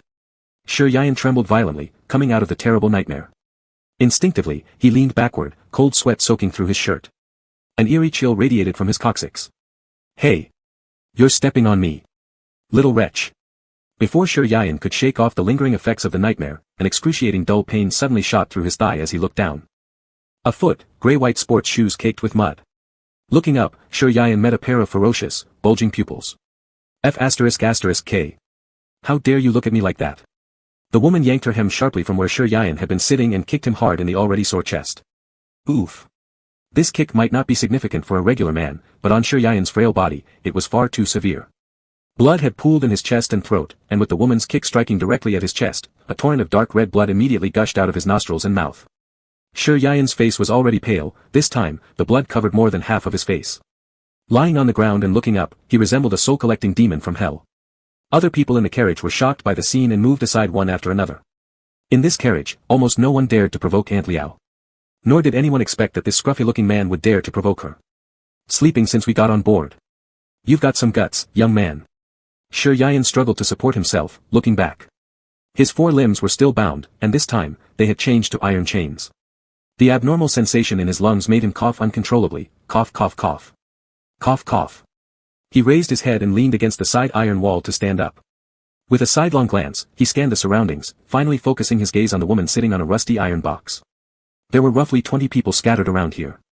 Each person was tied with 2 iron chains, except the woman in the middle, who was free to move her feet. What place is this? The smell of blood filled Sher Yayan's nasal cavity, and when he spoke, his voice sounded as though it had been sanded, hoarse and unpleasant. Upon hearing these words, something felt wrong on every face. Even Aunt Liao, who had been the most arrogant throughout the journey, showed a hint of melancholy in her eyes. Sher Yayan understood the meaning in her eyes and suddenly chuckled softly. I thought you were some noble. It turns out you're just another person about to die.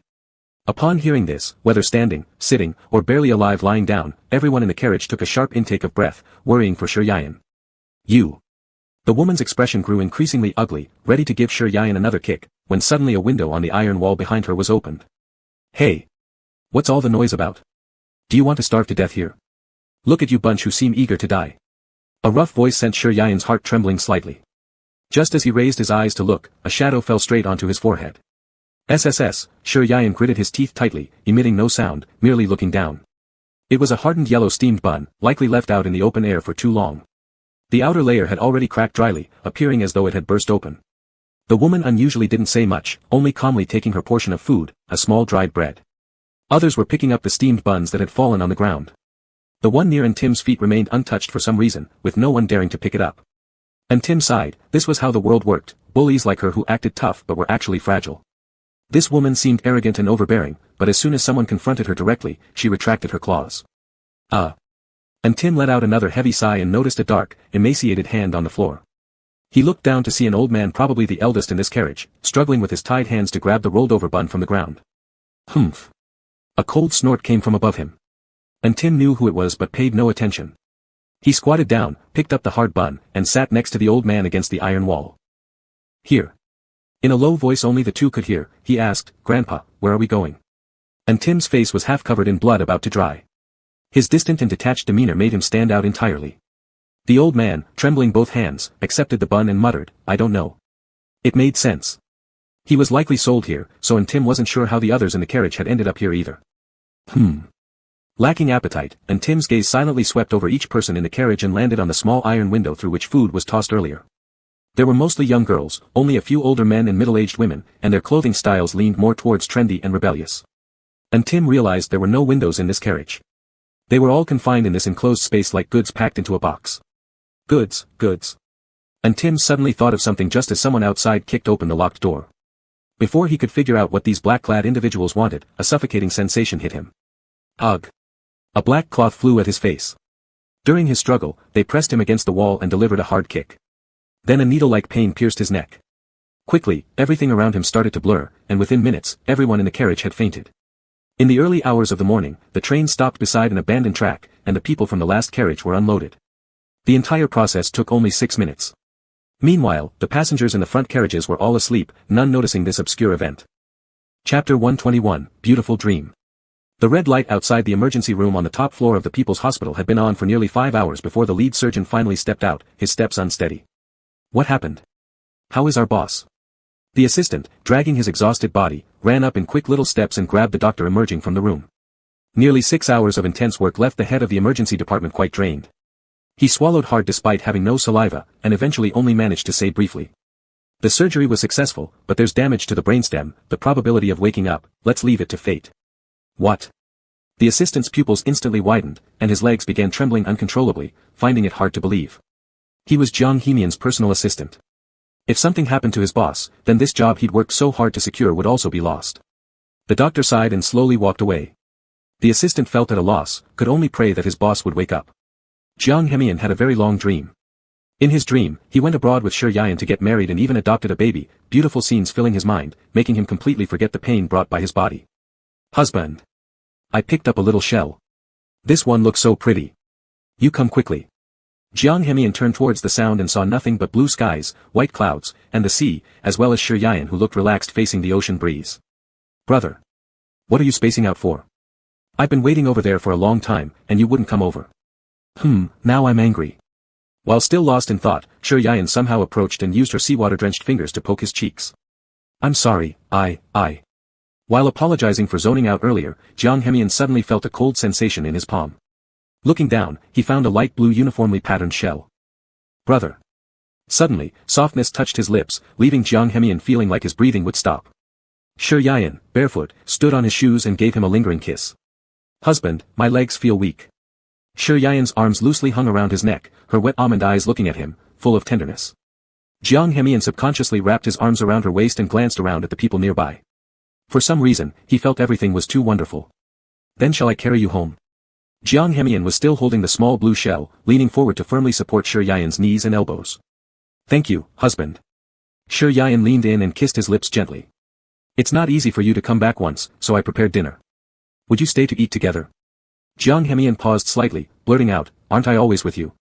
It sounds like I'm a heartless guy. Not.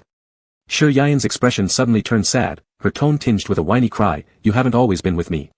You have work every day, busy every day, and don't have time to be with me or little treasure, woo-woo. I'm sorry, brother, don't cry. I'm wrong. From now on, I'll stay and take care of you and the baby. Jiang Hemian lovingly kissed the corner of her hair and carried her home. Then you mustn't deceive me, pinky promise, Shi Yan extended her pinky finger. Alright, I won't leave you and the baby, Jiang Hemian said indulgently.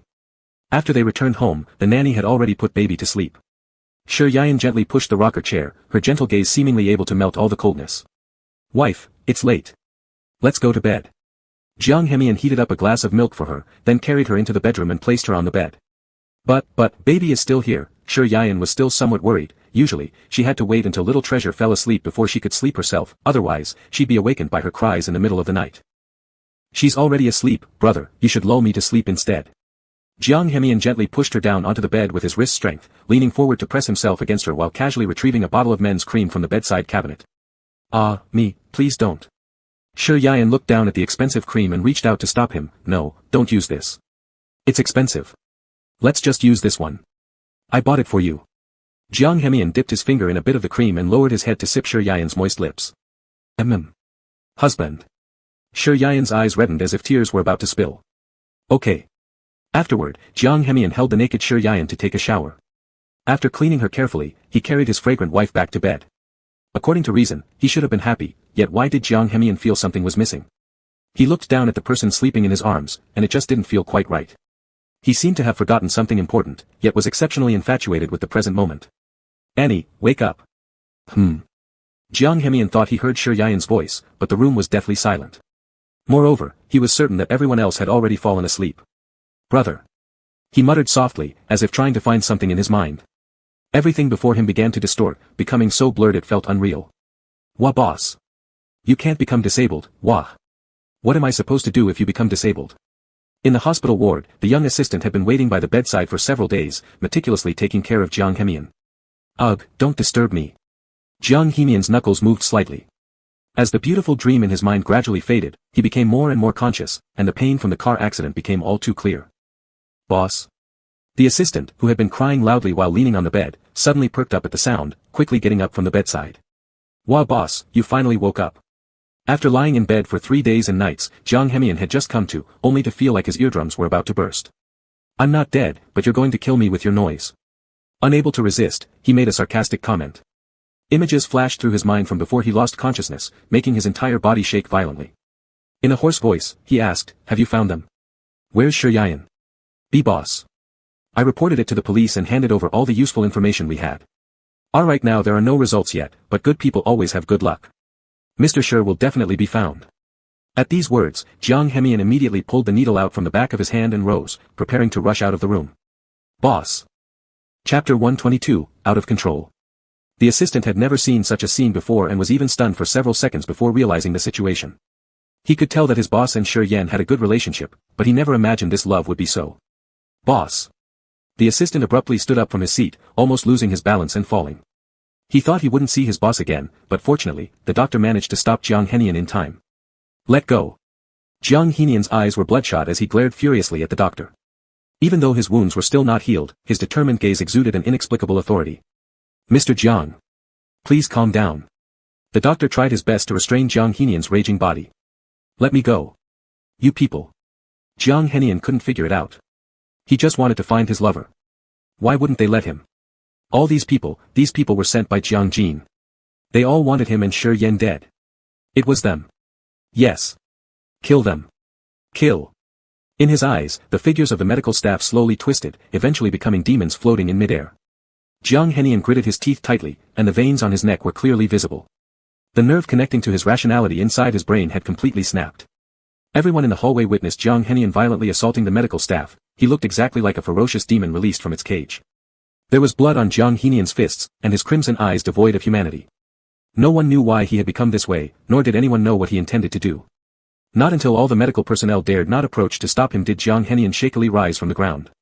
He was wearing light-colored patient clothing, with bulging muscle lines faintly visible under his clothes. His taut jaw made his features sharply stern, and the light reflected from the windows behind him fell onto his back, casting a corresponding dark shadow on the floor.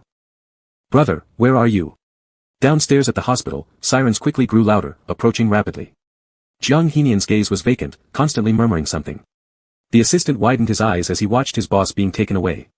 No one stepped forward to stop it, thinking this man might have mental problems. What's going on? Is that side psychiatry? I don't know. Looks like a psychiatric patient attacking others. Young and already mentally unstable. This guy is truly.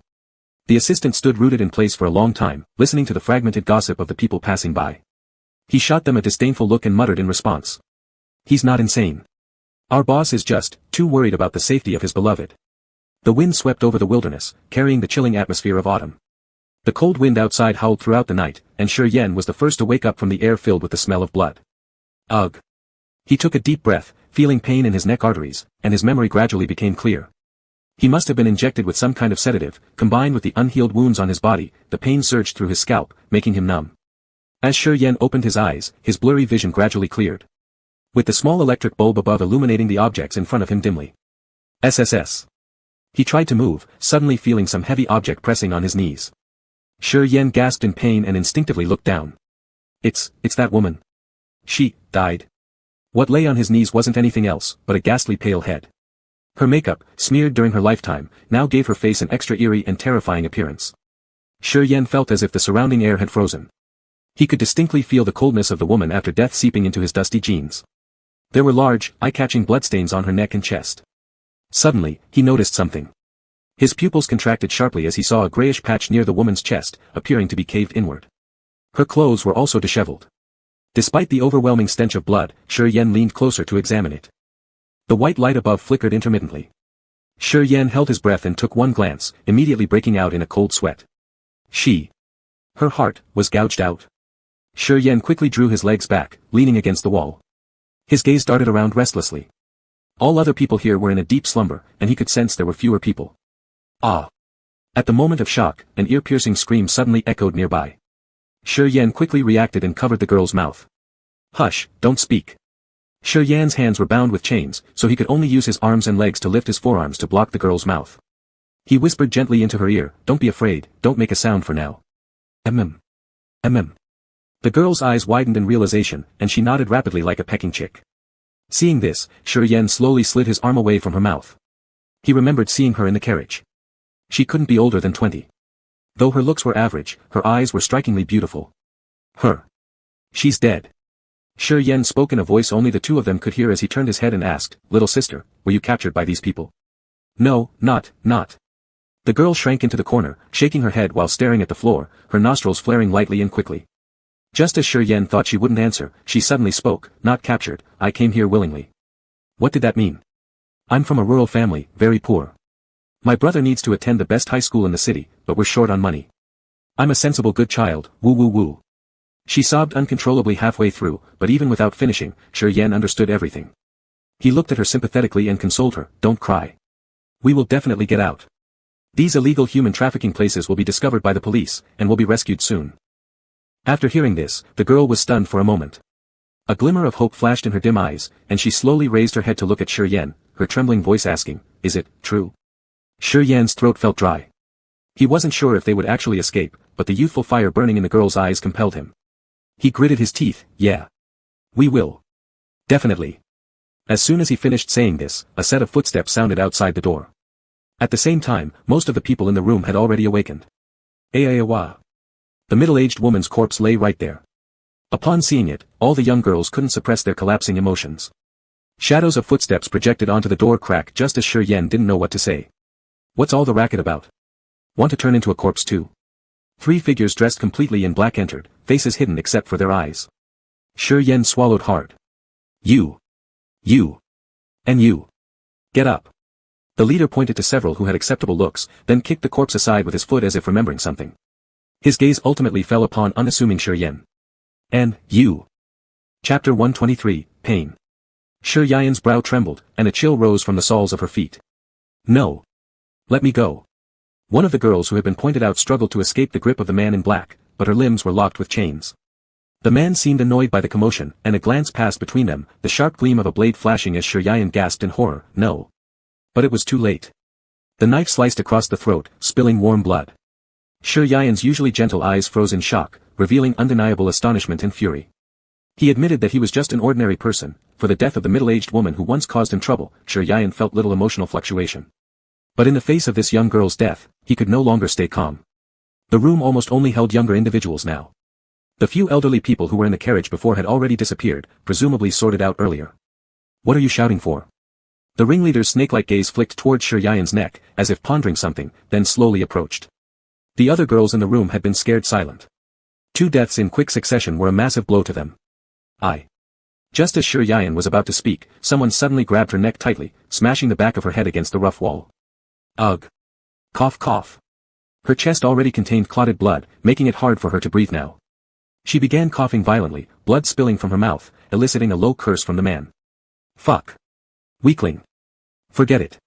Some bosses prefer this type anyway. And there isn't anyone else suitable tonight, don't kill him. An aide in black stepped forward quietly explaining everything Shi Yan had heard clearly. As oxygen in his chest cavity grew scarce, Shi Yan's heartbeat accelerated uncontrollably. Just as he thought he might suffocate to death today, the man suddenly let go. Shi Yan's legs went limp, nearly causing her to fall to her knees. Humph. The man slowly shifted his gaze, landing on one of the nearby girls instead. She'll do. No. Shi Yan's mind worked feverishly as she weakly blocked the girl with trembling legs, her head bowed without knowing what to think. Is she your sister? The cold voice loomed over her head. Shi Yan panted but said nothing. That's even better. Take both of them together. You. The girl hadn't yet recovered from her sorrow, her soft voice tinged with sobs. No. Shi Yan violently pushed away the hand that reached toward her, resentment filling her eyes. Don't touch her. Shi Yan initially guessed wrong about the girl's age, she clearly looked like someone fresh out of high school. He knew all too well the intentions of these beastly men and couldn't bear the thought of letting such a newly adult girl face these hungry wolves alone. TCH. Quite protective. The man gave a signal. Inconveniently handicapped by his wounds, Shi Yan protected the girl while they struck him multiple times with electric batons. No, stop hitting her, Sniffle. That's enough. I'll go with you. Stop please, he is dying. Warm drops of blood splattered on the girl's dirty clothes, this time it was Shi Yan's blood from where his nose bled when he was beaten. Huff. Huff. Shi Yan breathed heavily, protecting her fragile body with his own. He wasn't sure what the meaning of this action was. She was just a girl he met and didn't even know her name. Perhaps it was sympathy for her fate or maybe it was simply his nature to always rise against unfair situations. The man abruptly yanked the girl out. Shi Yan eventually collapsed, carried out roughly while kicked and battered, barely managing to stay conscious. As soon as they left the room, a black cloth was immediately placed over their heads, everyone dragged along under pressure. After some time, a sudden kick landed on his spine. Clean yourself up a bit. Cold water surged instantly. Shi Yan couldn't help but be reminded of familiar scenes, though the sensation quickly faded. His burning wounds, submerged in icy cold water, strangely felt less painful. Yet his world remained dark as ever. Before he could catch his breath, they hauled him forcefully from the water by grabbing his wounded arm. Cough, cough. Shi Yan choked on several gulps of water. He could only hear mocking voices overhead. Weren't you quite brave earlier? Protecting your sister. Huh, come, let me take you to see your little sister. Shi Yan could see nothing but pitch blackness, and had to grope along like a blind man.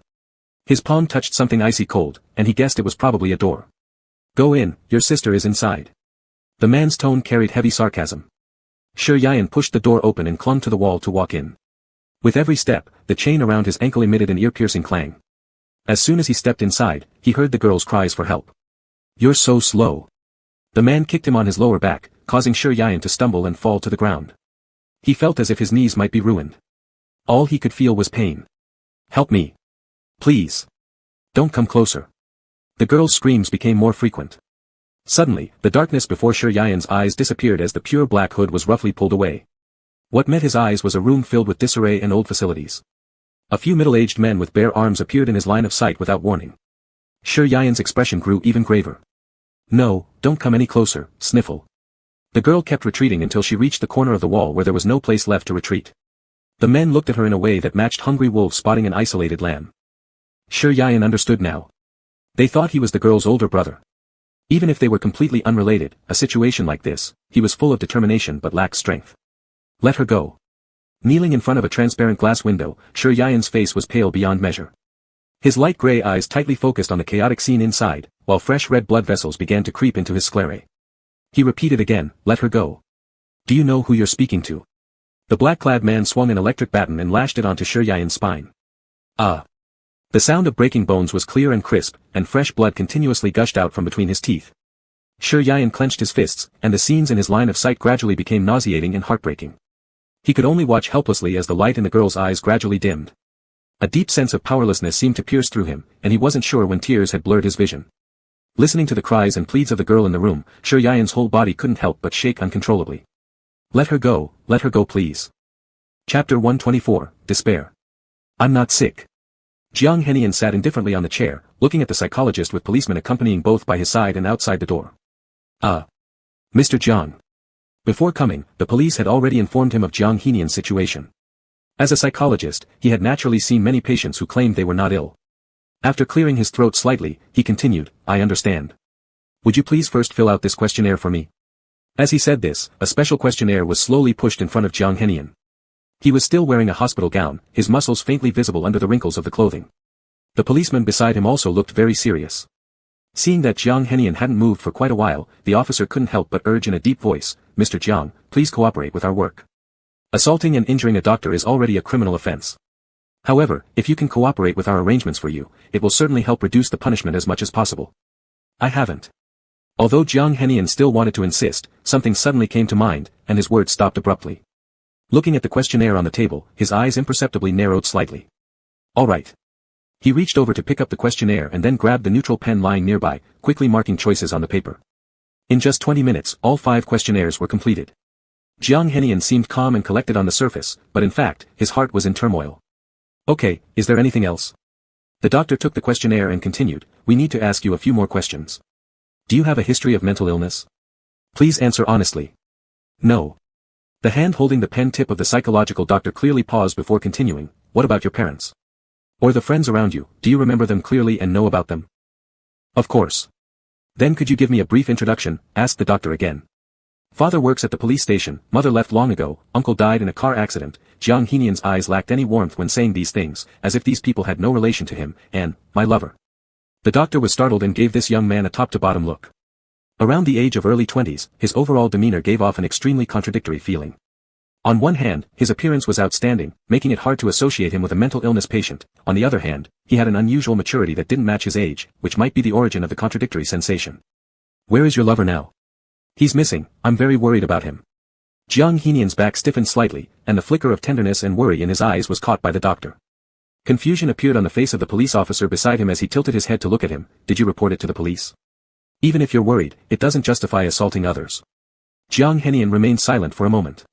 The psychologist analyzed the results from the previous questionnaire and asked, Mr. Jiang, let me ask you one last question. Have you ever experienced hallucinations? Hallucination?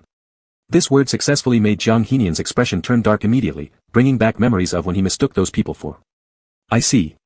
The doctor nodded after Jiang Henian walked out, and explained the situation to the police. Inside the police car. Where are you taking me? 2 police officers sat in the rear seat, squeezing Jiang Henian in between, clearly adopting an escort prisoner posture.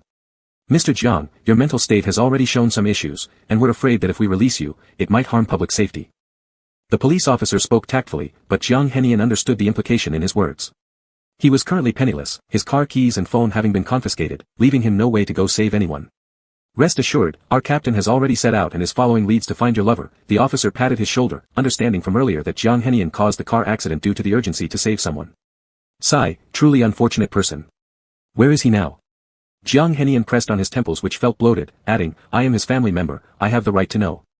Moreover, I'm about to be sent into a mental institution by you, so it's unlikely I can create any ripples. The young officer hesitated somewhat, unable to bear seeing his sorrowful expression, and thus said, Hey, Southwest Border region has seen severe cases of human trafficking in recent years. Rest assured, our captain's intervention will surely ensure his safe return.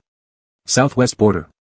Upon hearing these 4 words, Jiang Henian broke out in goosebumps and wanted nothing more than to rush and rescue Shi Yayan immediately. But that was impossible now. He was being monitored around the clock. The car was quiet, and no one noticed the bulging veins under Jiang Henian's clothes. Even fewer knew what he was thinking. The police car stopped in front of a special psychiatric hospital. Jiang Henian's motionless eyeballs moved slightly, and he slowly got out of the car. He looked up once, his lips faintly mocking. He had once silently killed someone without being discovered by the police, but now he was sent to a mental hospital due to mental abnormalities. This was a psychiatric hospital specifically for handling criminal cases. Mr. Jiang, in order to better treat your psychological illness, we've specially arranged a psychologist for you. We hope for your cooperation. The young police officer watched as Jiang Henian was led inside, then quickly got back into the car and left. As he walked through, Jiang Henian saw many patients dressed like him. The buildings here were new, yet they exuded an eerie atmosphere. Please.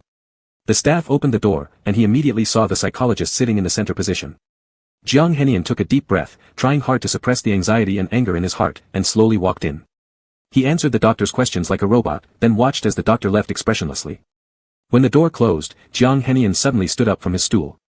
With a shush, he pulled the curtain aside and looked down below. Around the building was a circle of greenery and railings, about 2.5 meters high. This was the 2nd floor, it wouldn't be difficult for him to jump down. The only downside was that his wounds hadn't healed yet, and he feared his body might not hold up before he even left Jing'an City. Jiang Henian's grim expression slowly drew the curtains shut again, restraining the overwhelming emotions within himself, consoling himself and praying non-stop for Shi Yayan. Big brother, you must be fine. You must wait for me, Amian will come, I will definitely come. Most people who came here usually had some sort of mental problem. Due to Jiang Henian's unique identity and wealth, he naturally had a private room. Dinner was called for once, but he didn't go. Lying on the cold bed, Jiang Henian kept comforting himself, Shi Yayan certainly wouldn't have any problems. Big brother, what if I can't control myself? I want to kill everyone blocking my path to find you. His fists creaked with tension, his head buried in the pillow, his body tense and trembling slightly from lack of control. Jiang Henian felt as though he was sick, a disease where losing Shi Yayan meant death. Growing up, he had never experienced love. Raised in an environment dominated by profit and power, Jiang Henian could be said to loathe such behaviors deeply. His father sought to kill him, his mother ignored him entirely, and his uncle remained indifferent while watching. The only person who had ever loved him, his grandmother, had passed away, leaving only Shi Yayan, the only person who didn't despise his cruelty and violence. Why was he treated this way? Jiang Henian sometimes thought the world was so unfair. Heaven had given him immense fortune, yet it seemed determined to take away his last remaining warmth. But he didn't want anything else, just one person. He wanted to give all his love to that one person.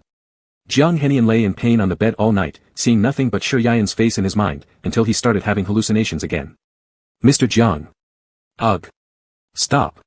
By the time the other medical staff arrived, Jiang Henian had already beaten the man to a pulp, pinning him to the ground so he couldn't move.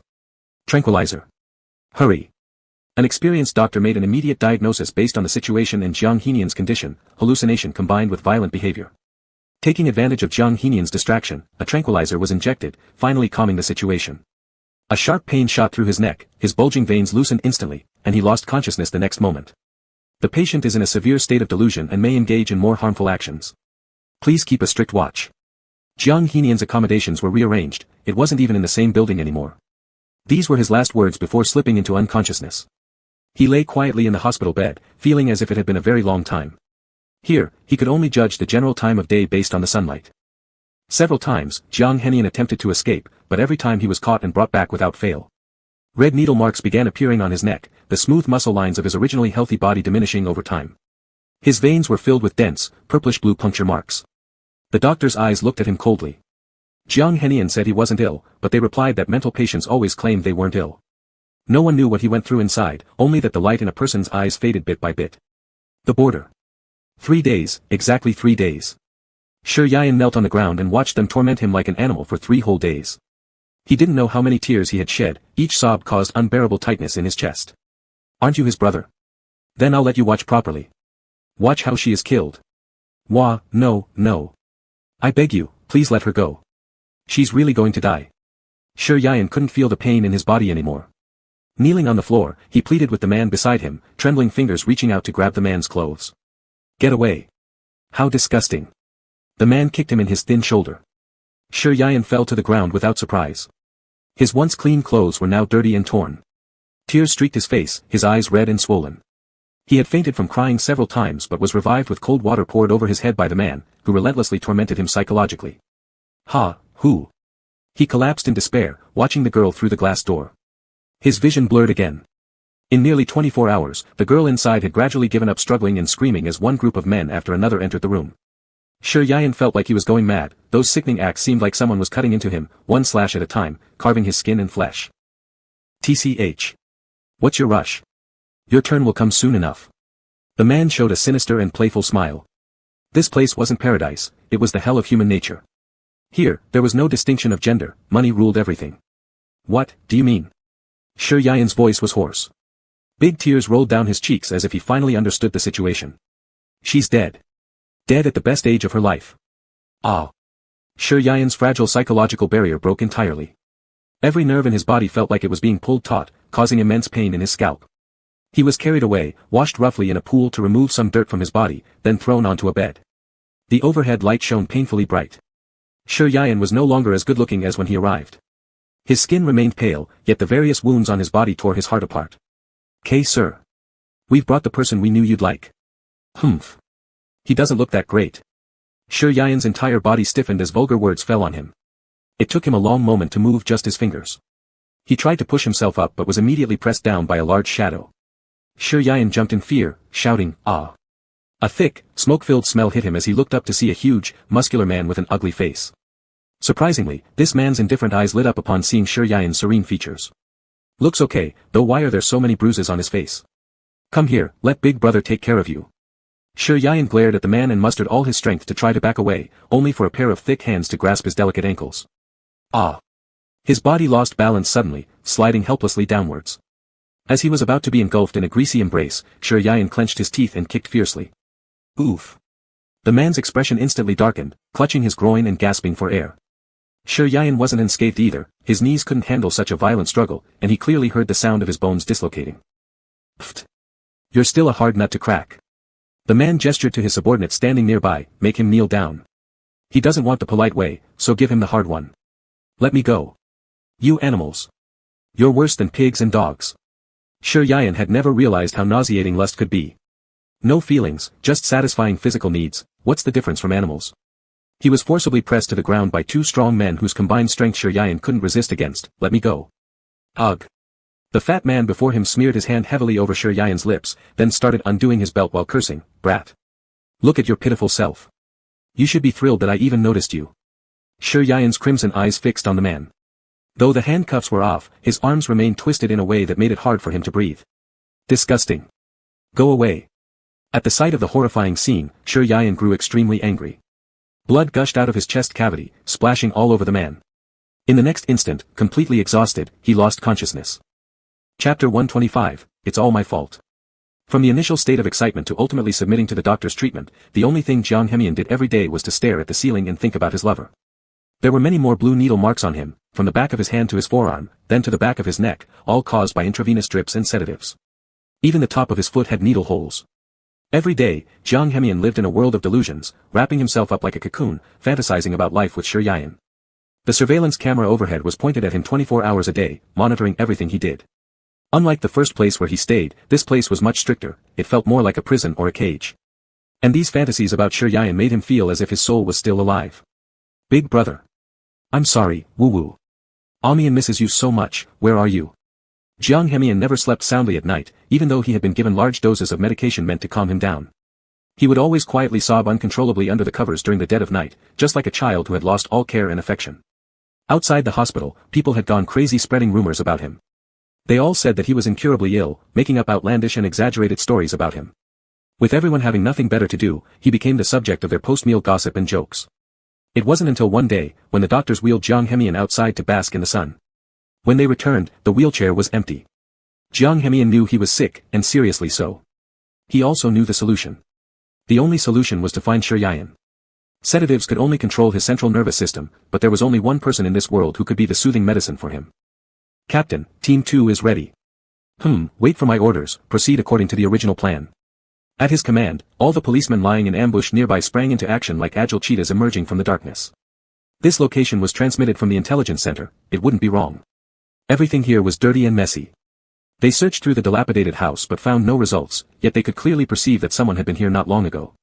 Meanwhile, at another exchange site, Sure Yayan and the rest of the group had relocated their base. And it was only 18 hours ago. Boss, this. One of his subordinates, looking at Sure Yayan who had spurted blood and passed out, was afraid that Boss might get angry. In a hurry, he suggested an alternative. How about I find you a woman? There are some beautiful ones. No need. Boss clenched his teeth while looking at Sure Yayan who was lying unconscious on the ground. He was so angry that his thick face started to tremble. Splash water on him to wake him up. Yes. Yes. A splash of water. Sure Yayan suddenly felt suffocated. Chills ran from his scalp to the tip of his toes.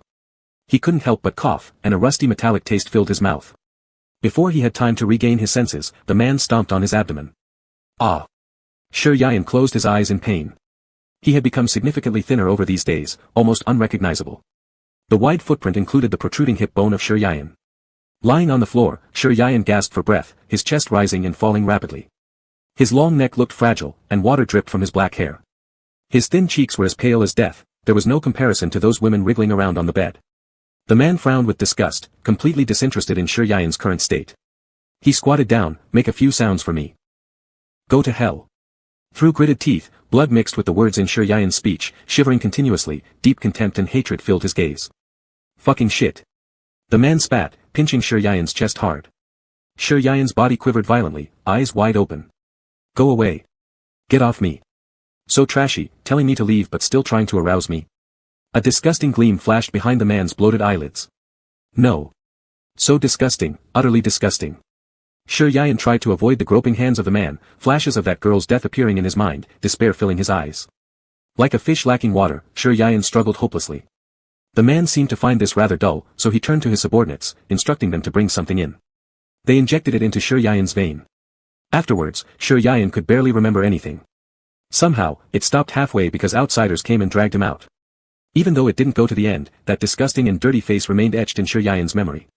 Despite not eating for several days, his stomach kept feeling nauseous, constantly urging him to vomit. He was soaked from head to toe, logically, he should feel very cold. But why did his body grow increasingly feverish as time passed? Wild grass grew rampant here, stretching endlessly. People with electric batons and whips were in front of and behind him. If he walked too slowly, a lash would undoubtedly result in torn flesh. The sensation of heat inside his body grew more intense, forcing him to bite down on his lower lip to avoid making strange sounds. But prolonged hunger led to lack of strength, slowing his steps and placing him at the end of the line. Hey! Don't slack off. Keep walking. As expected, a stern urging voice came from behind. Sir Ian slightly bent over and softly explained, I don't feel well, can I walk a little slower? Under the influence of the drug, his originally pale cheeks had turned involuntarily red. With soft and elegant features, Sir Ian's blush spread to around his eyes, making it seem from above that he was truly beautiful, so much so that his gender became indistinguishable. The man clearly paused for a moment before saying nothing, allowing Sir Ian to fall farther and farther behind until they were completely out of sight. It was only then that he realized something was wrong. But the wave of heat rising from his abdomen kept assaulting what remained of his nerves. That fat man had already subjected him to plenty of stimulation. Now, both others' contact and strange male gazes impacted Sir Ian significantly. Do you feel unwell? A stranger's voice beside him startled Sir Ian into controlling his trembling, forcing some words out. No, it's fine. Suddenly, a hand landed on his shoulder, accompanied by a mocking laugh near his ear. Feeling unwell, huh? Let Big Brother help you. Don't touch me. Sir Ian didn't look back but violently shoved the man's arm from his shoulder. As a result, failing to see the pebble beneath him, he fell hard to the ground. His legs, which could barely support any more weight, now made walking impossible. The pain almost caused tears to well up in Sir Ian's eyes. The man seized this opportunity and pinned him down, using his large hand to tightly bind Sir Ian's ankle that was trying to escape. Why are you running away? Isn't this your rut where you need a man? No, get off. Don't touch me. Sir Ian forcibly suppressed his fear of unfamiliar men while hitting the person in front of him. Tears streamed uncontrollably as he felt dirty, no longer brave enough to face the world or, worthy of Little Cotton Jacket. The bright sky above felt piercingly sharp, leaving Sir Ian with nowhere to hide. Both mentally and physically, he was on the verge of collapse. Don't. Please, don't do this. I beg you. Sir Ian's words were scattered, tears streaming down his inflamed eye sockets as he raised a hand in feeble refusal. His clothes hung loosely from his frail shoulders. With his large movements of struggling, vast areas of skin on his chest were revealed. The man stared intently, saying, I haven't tried it with another man before either, but blame yourself for being too seductive.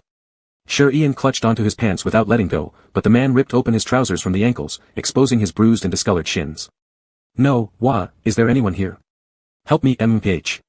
The man tore a piece of cloth from his clothing and stuffed it into Sir Ian's mouth. His hoarse and soft voice became nearly inaudible. Don't shout. You'd better behave, otherwise. The man squeezed the electric baton in his hand, revealing an expression of cruelty in his eyes.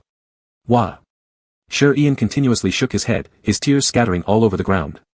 He bit tightly onto the cloth in his mouth, feeling utterly desperate. The man touched every part of his body, uttering the most vulgar insults imaginable. Despite Sir Ian's body burning with fever, he felt freezing cold, an icy chill permeating through his bones. He closed his eyes completely, unwilling to see his own defiled self. Get off. An abrupt roar echoed. Before the man could turn around, he felt his neck tightened, an unbearable sense of suffocation spreading through his spine. Jiang Hemian kicked the man squarely in the chest, carefully avoiding Sir Ian lying on the ground, picked up the fallen electric baton, and swung it forcefully at the man's vital spots. For reasons unknown, he couldn't bear to look at Sir Ian. Even the arm holding the electric baton trembled slightly. All the longing and emotions accumulated these days transformed into tangible rage at this moment. The man clutching his groin kneeled down and begged for mercy repeatedly, yet Jiang Hemian's jaw was tightly clenched, each blow exerted with all his might. Blood spattered everywhere, staining Jiang Hemian's darkened eyes with a bloody red hue. It seemed like he intended to unleash all his emotions on the man. The sound of the electric baton raising and falling resonated across the crimson-stained ground. Sir Ian instinctively closed his eyes, everything from the outside world was cruel to him. His body retreated backward until his spine rested against the rough bark of a tree. No, don't come near me. I don't want this, please, don't come. His body still burned with an unbearable heat. Curling himself up against the tree stump, he buried his head deeply into the crook of his arm. The only sound around him was that of sticks striking flesh, until the man's skull was cracked open and his cold, lifeless body started fracturing under repeated blows. Only then did Jiang Hemian stop, breathing heavily. Dropping the baton to the ground, he stood there at a loss, hearing the faint sobs coming from beside him. With stiff movements, Jiang Hemian stepped forward toward Sir Ian. His shadow appeared both disheveled and helpless, but as he approached Sir Ian, he noticed the large patches of blood on his own hands, which made him pause mid-step. He resisted the urge to embrace the other man, running back to the car instead. There, he cleaned the blood off his hands with mineral water before quickly returning. Big brother. Big brother. Jiang Hemian's voice rasped hoarsely as he squatted down uneasily in front of Shi, trembling hands reaching out slowly to cover his exposed body bit by bit. I'm sorry, Yun came too late. Shi remained curled up, unmoving, but Jiang Hemian could tell from the shaking of his shoulders that he was crying. Looking at the purplish bruises on Shi body, Jiang Hemian couldn't hold back anymore. He pulled the frail figure into his arms, holding him gently yet repressively. I'm sorry, I'm so sorry, it's my fault, all of it. If only he hadn't been so arrogant about bringing Shi here, none of this would have happened. If he had known from the beginning that Shi would endure such suffering, Jiang Hemian would never have recklessly intruded upon his life. But now. Shi's body wouldn't stop shaking, his nails nearly digging into the skin of his palms. Familiar scents filled his nostrils, yet not a trace of happiness entered his heart. Like a wounded kitten licking its own wounds, he remained motionless, perhaps even fearing rejection. Brother, let's go home, I'll take you home. Jiang Hemian watched sympathetically as the needle mark on the back of Shi's neck, a familiar wound, came into view. Wanting to embrace him again, he tried, only for Shi to avoid his touch, leaving Jiang Hemian's empty arms and shattering his heart in the process. He didn't dare imagine what Shi must have gone through, nor could he bear the thought of him blaming him for arriving too late. Jiang Hemian's breathing grew shaky, listening to Shi's cat-like sobs, feeling as if the whole world owed something to his big brother. Dear brother, don't be like this, it's because I arrived too late, it's all my fault. Let's go home, alright? Allow me, to make it up to you, give me another chance. Jiang Hemian didn't know what else to say, how to mend Shi's injured psyche.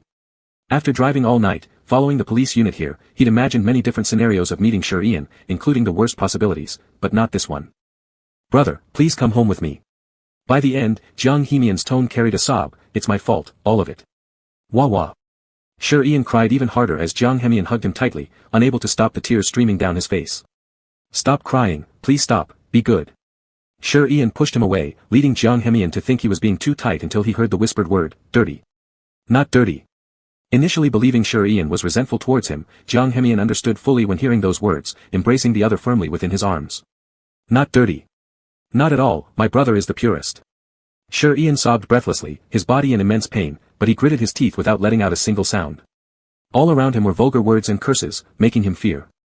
He feared that after knowing what had happened, Jiang Hemian would call him promiscuous, vulgar, shameless, and reject him entirely. Thus, they embraced tightly together, Shi cried while Jiang Hemian's chest contracted involuntarily, causing him great pain as well, and tears streamed down his face. Brother, shall we go home? I'll take you back, I'll never let you feel wronged again.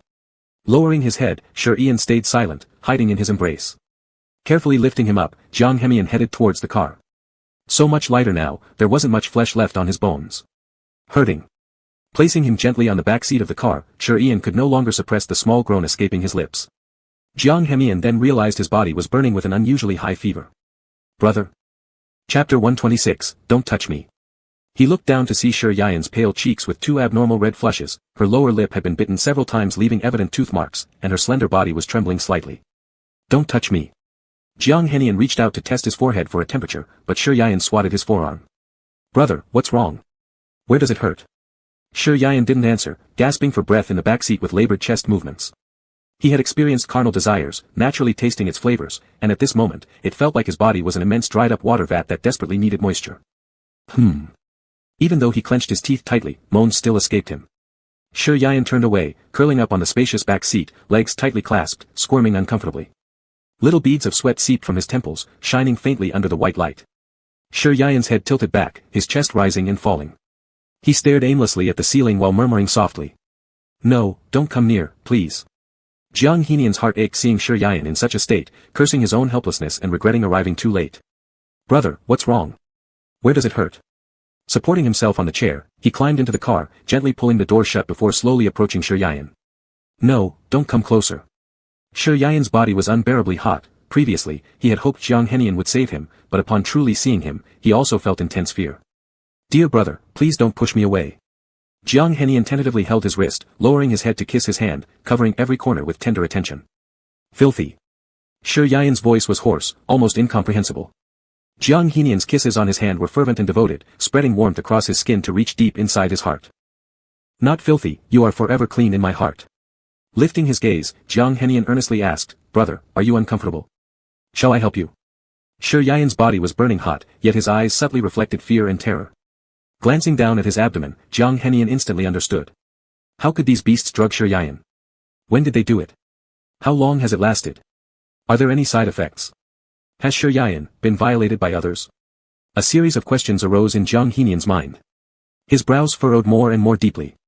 Though not someone bound by old traditions, allowing Shi Yayan to be touched by another man he disliked. His first reaction wasn't disgust but compassion. Ah! Suddenly losing control, Shi Yayan trembled violently, shaking off Jiang Henian's hand as his delicate brows knitted together, seemingly reaching his limit. I'm sorry. No matter how much he wanted to express, everything boiled down to this one word of apology. He grabbed Shi Yayan's chin, kissed him deeply, whispering, "Brother, let me help you." After the kiss, Jiang Henian slowly crouched down in front of Shi Yayan, looking up at him. Is it okay? An hour later. Exhausted, Shi Yayan fainted, and Jiang Henian swallowed hard, coughing lightly before pressing a kiss to his brow. I'm sorry. It was all his fault for arriving too late. Jiang Henian raised a hand, brushing Shi Yayan's brow bone gently, unable to hide the sorrow filling his eyes. Removing his jacket, he covered Shi Yayan with it before getting out of the car. Although Shi Yayan seemed calm now, just to be safe, Jiang Henian must send him to the hospital for a full-body checkup. Seated at the wheel in loose-fitting patient scrubs, he fastened his seatbelt. Glancing at Shi Yayan asleep in the back seat through the rearview mirror, memories of what happened earlier involuntarily flooded his mind. With Shi Yayan's condition unclear, it was impossible for him to act brutishly to satisfy his own desires without considering Shi Yayan's body. Therefore, earlier he hadn't touched Shi Yayan but opted for a simpler method instead. Humph. Jiang Henian exhaled, sticking out his tongue to lick his lips, as if savoring something. Immediately stepping on the gas pedal, he drove away from this desolate countryside. Despite his urgency, he kept the car steady. Shi Yayan's head was tucked within Jiang Henian's coat, sleeping obediently, yet his brow remained furrowed continuously. Returning to Jing'an City was no longer possible. So, Jiang Henian found a relatively trustworthy-looking hospital in the small town. Laying Shi Yayan on the hospital bed, Jiang Henian noticed that he was very afraid. Even in sleep, his body couldn't stop trembling uncontrollably. Brother, be good and cooperate with the doctor's examination. I am here, I won't leave, and I'll stay with you. Ignoring the nurse beside him who was staring with widened eyes, Jiang Henian gently rubbed Shi Yayan's hair and gave a light kiss on his nose. Only then did Shi Yayan slowly loosen the hand that had tightly gripped onto Jiang Henian's clothes. Please give him a full-body examination. Oh, all right, certainly. Jiang Henian stayed in his coat all the time and accompanied Shi Yayan to finish all kinds of examinations. Although he wasn't sure if those beasts had already had relations with Shi Yayan, Jiang Henian still strongly demanded giving Shi Yayan an emergency contraceptive injection. After everything was done, he finally felt a bit relieved. Even though this hospital had ordinary decoration, it was at least a public hospital and took some care in medication usage. The examination results were better than what Jiang Henian expected. Multiple areas of soft tissue necrosis, multiple fractures in knees and ankles, numerous abrasions on the skin surface, low platelets causing weak clotting ability, malnutrition. The hand holding the examination sheet couldn't help trembling, as if the emotions accumulated in his chest would burst out the next moment. His sight gradually lowered. Upon seeing it was only common aphrodisiac agent, his heart which had been hanging all along finally calmed down. After offering several reminders, the doctor left. In the ward, there were only these two individuals left. Shi Yayan hadn't awakened from his deep sleep yet, so Jiang Henian put away the examination report form, pulled a chair over, and sat beside him. Brother, you have to get better quickly. I owe you many birthday presents. We have a long journey ahead of us. Jiang Henian looked at his thin jawline, tenderly stroking Shi Yayan's palm. Do you know? During the days I was locked up in the mental hospital, I thought of you every single minute. Perhaps I'm truly incurably sick. Carrying his battered body, he sought Shi Yayan. Jiang Henian could not describe this kind of attachment clearly. If loving Shi Yayan counted as an illness, then he wished to be incurable. The ward was rather quiet, filled with the smell of disinfectant. Jiang Henian hadn't had a good night's sleep for several days, dark circles were evident beneath his eyes, and the stubble on his chin hadn't had time to be shaved off. Yet he quietly stared at Shi Yayan. As the sky outside the window gradually became dimmer, Jiang Henian's eyelids uncontrollably drooped. His back slightly bent as he leaned forward, resting beside Shi Yayan's bedside. Pop. He bowed down to place a kiss on Shi Yayan's palm and subsequently closed his eyes slowly. Chapter 127, Kneeling to Beg. Shi Yayan woke up again the next morning. He stared blankly at the ceiling above him, and after an indeterminate amount of time, his eyes finally moved slightly. Instinctively trying to shift his body, he suddenly realized he couldn't free his arm. Shi Yayan looked down along his line of sight. Jiang Henian was quietly lying curled up beside him, most of her face obscured by her arm, leaving only her closed eyes and a prominent nose exposed. Her breath gently brushed against the palm of Shi Yayan's hand. She seemed to be dreaming about something, as her brows furrowed slightly. Shi Yayan forced himself to stay calm, neither hastily pulling back his arm nor making any sound. His eyes suddenly felt sore, and Jiang Henian's features gradually became blurred in his vision. Silent tears slid down from the corners of his eyes. Shi Yayan bit his lip, struggling to control his uneven breathing. He slowly sat up, then pushed the blanket aside, lowering his gaze to look at the weary Jiang Henian. His fingers involuntarily began lightly stroking her furrowed brow. "Brother." Jiang Henian softly murmured in her sleep. Instinctively tightening her grip on Shi Yan's arm, her soft lips and warm breath from her nostrils left Shi Yan feeling somewhat disconcerted. Even though she had been through so much and was tainted, how could anyone still regard her as a treasure? Though Shi Yan despised himself immensely inside, he didn't disturb Jiang Henian's sleep but instead carefully extracted his arm from her embrace. "Ah. I don't blame you, Henian. But I'm lost and cannot go on anymore. Let's part ways here." Memories kept replaying in his mind, repeating that final scene of the girl's life. All those men deserved death. They all deserved it. Although he had made her believe they could escape, why had her hope been cruelly severed like this? Ah. His scalp throbbed painfully, causing Shi Yan to suck in a sharp breath of cold air, and his complexion turned ashen white. He wanted to leave quickly, but his knee ached unbearably. Even the slightest movement brought him pain.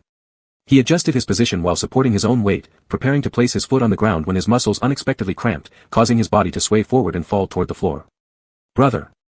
Jiang Henian abruptly jolted awake from her dream. With lightning speed, she caught Shi Yan around the waist and placed him back on the bed. Ugh. Pain distorted Shi Yan's facial expression. Just as he opened his mouth to speak, Jiang Henian suddenly hugged him tightly. "Brother, when did you wake up? Why didn't you call me?" Her voice carried a hint of hoarseness from sleeping, and their necks occasionally touched with each other's skin, making Shi Yan feel uneasy. He opened his mouth but found no words coming out. "Are you still mad?" Jiang Henian guessed, having received no reply from him. Clutching tightly onto Shi Yan, she said in a hurt tone, "I'm sorry, brother, it's all my fault. It's because I arrived too late. Please don't be sad, Henian will be good from now on and obey everything you say. Don't abandon Henian, I can't lose you." Shi Yan's throat tightened. After a long pause, he managed to rasp out hoarsely, "Let go of me, Jiang Henian. I'm dirty. I didn't tell you because I didn't want you to share my suffering." Jiang Henian's eyes welled up slightly. She stubbornly shook her head repeatedly, chest aching as she shakily refuted, "Not dirty. That's not true. How could Henian ever think poorly of you? I love you the most, brother, please don't be like this, don't always scare me." Seemingly also sensing what Shi Yan intended to do, she desperately tried to hold on to him. Shi Yan was already in tears, pushing her away, but she only held him tighter. "It's my fault, blame me, please. Don't hate yourself, don't leave me." For the first time in his life, Jiang Henian felt such unbearable anguish. He cried like a child while hugging Shi Yan. This event would forever linger in his heart, becoming a sharp thorn. In the rest of his life, guilt and remorse would drown him in his feelings for Shi Yan. He sobbed as he kissed Shi Yan, on the lips, cheeks, temples, and neck, as if behaving like a child clinging fiercely to his toy. And amidst crying, he murmured, "Look, these are Henian's kisses. They're not dirty. How could they be dirty?" Tears mingled with smiles, carrying bitter emotions. But as he spoke, Jiang Henian broke down uncontrollably in Shi Yan's arms. He couldn't bear thinking about how those people treated Shi Yan or facing the subtle words implying their breakup. He was utterly helpless. What could he possibly do to make Shi Yan believe that he loved her so deeply? Nobody in the world could love Shi Yan more than him. "Enough, Jiang Henian, I must not continue to accompany you. Brother." With a loud thud, Jiang Henian fell to her knees, looking up at him with red-rimmed eyes, never appearing so humble. "Brother, I beg you, don't abandon Amian. As long as you stay, I'll do anything. Just don't leave, you can hit me or scold me. Please don't go." Jiang Henian's beautiful peach-like eyes were filled with tears, so anxious that he was incoherent. Shi Yan felt like he was suffocating, his heart bleeding. Why did he have to numb himself by hurting Jiang Henian in a way that caused both of them pain? Shi Yan wanted to rush forward and hug him, kiss the tears off his face, but he couldn't get over the mental hurdle. Jiang Henian noticed the tear rolling down from the corner of Shi Yan's eye, and knelt forward, tightly hugging Shi Yan's legs.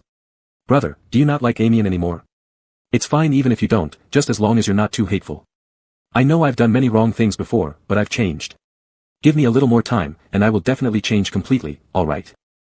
His warm tears soaked Shi Yan's pants as he clung to Shi Yan like an injured leopard, refusing to let go.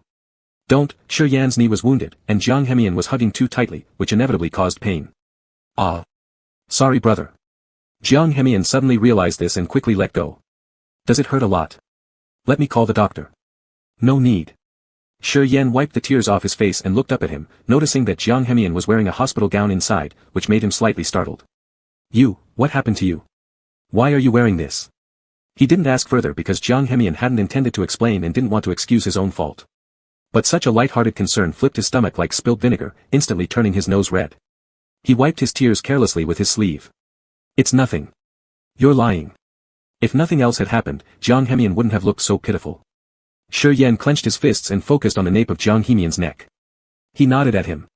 Stand up. The floor was cold. Jiang Hemian shook his head, continuing to kneel. He only moved closer, gazing at Shi Yan with watery eyes. Brother, are you going to abandon me? A dull ache spread across his neck. Jiang Hemian's pupils immediately widened as the fear in the isolation room suddenly consumed him. Shi Yan lightly pressed the needle marks on his neck that had yet to heal through his clothes. Still not telling the truth, Amian. Chapter 128, Warmth. The ward fell silent, and only the interlaced breathing of the two could be heard. Shi Yan bent down and kissed away the tears from the corner of his eyes. What happened? Who bullied you? Jiang Henian's eyelashes, damp with tears, quivered slightly as more tears rolled down. He gently hugged Shi Yan's calf, leaning all his weight on him. Brother, they bullied me, they all did. Shi Yan looked at him with compassion and pulled him closer to check if there were any other injuries on Jiang Henian's body, but was avoided. It doesn't look good, I don't want you to see. Jiang Henian knew he had lost much weight over these days, with his once graceful muscle lines almost completely diminished. He reached out and grabbed Shi Yan's wrist. Brother, please stay with me, alright? Don't leave me. Seeing Jiang Henian's tear-streaked face, Shi Yan couldn't help but know how deeply he loved him. Tell me first how the needle marks on your neck got there. Are there any other wounds? Shi Yan closed his eyes briefly, letting himself be pulled. Jiang Henian sniffled, red-eyed, and roughly recounted the story of what happened over the last few days, skipping over the parts about being injected with sedatives. That's it. Then I took advantage of the doctor not paying attention and jumped over the wall to escape. Just that. Shi Yan looked at him with pain, feeling like Jiang Henian was still hiding something from him. Yes. Before they could talk much longer, a sound of footsteps came from the door. A nurse entered with some disinfectants, and Jiang Henian let go of Shi Yan instinctively. You have abrasions on your knees and multiple places on your body. Do not move around recklessly until your bones heal properly. The nurse glanced at his sitting posture and placed the alcohol aside. Jiang Henian was in a single room, fully equipped with all basic facilities for convenience. The nurse turned her head to look at him and then at Shi Yan. Sir, would you, roll up your pants? No need, I can do it myself. Jiang Henian stood next to Shi Yan. You just tell me what to pay attention to. Sir, are you sure? The nurse was somewhat perplexed. After all, everyone yesterday saw a man hugging and kissing another man. Let him do it, thank you. Shi Yan smiled at the nurse. All right then. The nurse remained somewhat uneasy, checking on them as she walked away slowly. Click. The door closed, and Shi Yan sniffed the smell on him, tolerable but far from pleasant. Brother, what are you doing? Jiang Henian noticed his motion of getting out of bed and rushed forward to stop him. Shi Yan felt helpless. I want to take a shower, I'm dirty. Once Jiang Henian heard this, his expression changed slightly, and then very naturally he picked him up, though frowned when the wound on his forearm was pressed. What are you doing? Put me down. Shi Yan caught his previous grimace, guessing there must be other wounds on his body. I'll take you to bathe together, a romantic bath. Jiang Henian half-joked. You. Before Shi Yan could resist, he had already been set on the wash basin. Although there was a bathtub in the single ward, Jiang Henian was worried, so he didn't want Shi Yan to go inside either. Do you want to bathe? Let me undress you. As he spoke, Jiang Henian was already reaching to unbutton Shi Yan's shirt. You. No. Go out. I will do it myself. Shi Yan pushed him, but his wrists were captured instead.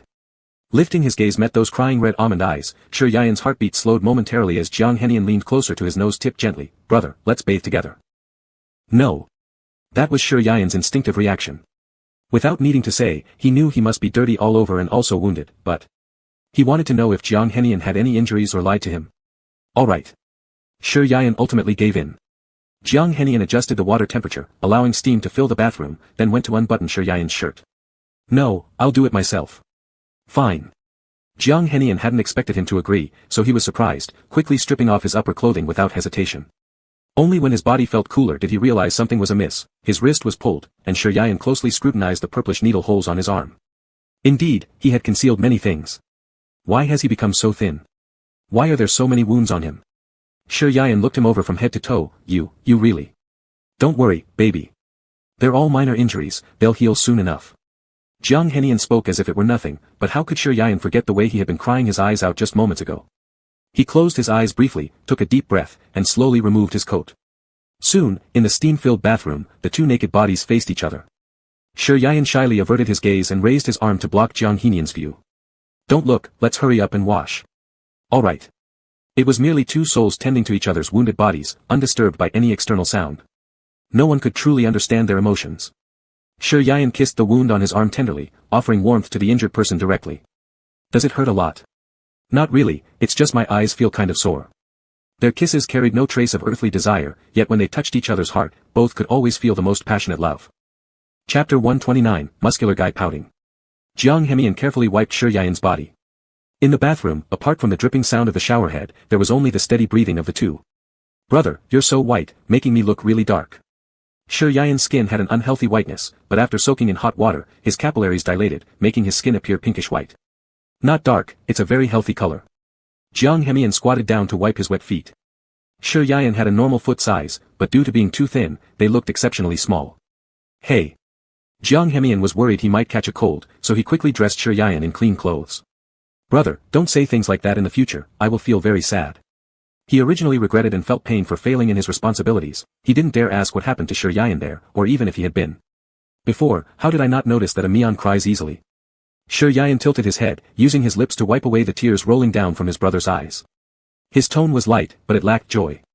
The clothes were backup items in the car, all in standard sizes, but on Shi Yian, they appeared overly large, nearly slipping off his shoulders. No, Jiang Hemian stared at his sunken collarbone with downcast eyes, wiping away his tears. Brother is too thin. When we go back, you need to eat more. I'm going to fatten you up. Humph, do you think you're raising a daughter-in-law? And talk about getting fat. Shi Yian found it amusing yet helpless, shaking his head helplessly. You are my daughter-in-law. Suddenly, Jiang Hemian hugged him tightly, burying his head in Shi Yian's neck, seeking comfort as if pouting. I will marry you. You can only be my wife. Mian, you're so domineering. Shi Yian warmly embraced him back, indulging in his warmth. After an unknown period of time, he finally spoke slowly, are you going to ask whether something happened between me and others while I was there? Before he finished, his lips were captured by a kiss. Jiang Hemian kissed him like a starving wolf claiming his food, pressing heavily. I don't care about that. No matter what has happened between you and anyone else, I won't blame you, nor do I have any right to reject you. The disgusting ones are those people, not you. Their tongues intertwined, breath mingling, Jiang Hemian gently kissed away the tears at the corner of his eyes. Brother, no matter what has happened, even if the world crumbles, I still love you. Shi Yian felt a pang in his nose, slowly placing his arms around his neck, trembling as he said, little cotton jacket, I love you. Yes, his Mian loved him so much, they loved each other so much. Why should they be separated? One thing was separate from another. Jiang Hemian shouldn't bear these burdens. Shi Yian exerted all his strength to tear through the thorns to love, fortunately, his light never ceased to favor him. Nothing. Suddenly, Shi Yian spoke up. Jiang Hemian paused slightly while helping him put on his shoes. What's nothing? Never mind, it's nothing. Shi Yian lightly coughed, turned his head away, propping his chin with his fists. Jiang Hemian misunderstood that he had relations with someone else. He wanted to explain but decided against it, planning to tell him later. What? Unwilling to marry me? Jiang Hemian picked him up, walked out of the bathroom, and placed him on the hospital bed. No, Shi Yian always felt this word, marriage, should not apply to him. Jiang Hemian pulled up his pants, took iodine tincture and cotton swabs, and carefully applied medicine while looking down. Then it means you're willing. When we go back, we'll hold the wedding, just in case you change your mind again. Hold on, have you finished your business yet? Shi Yian felt like both of them had overlooked the most important matters.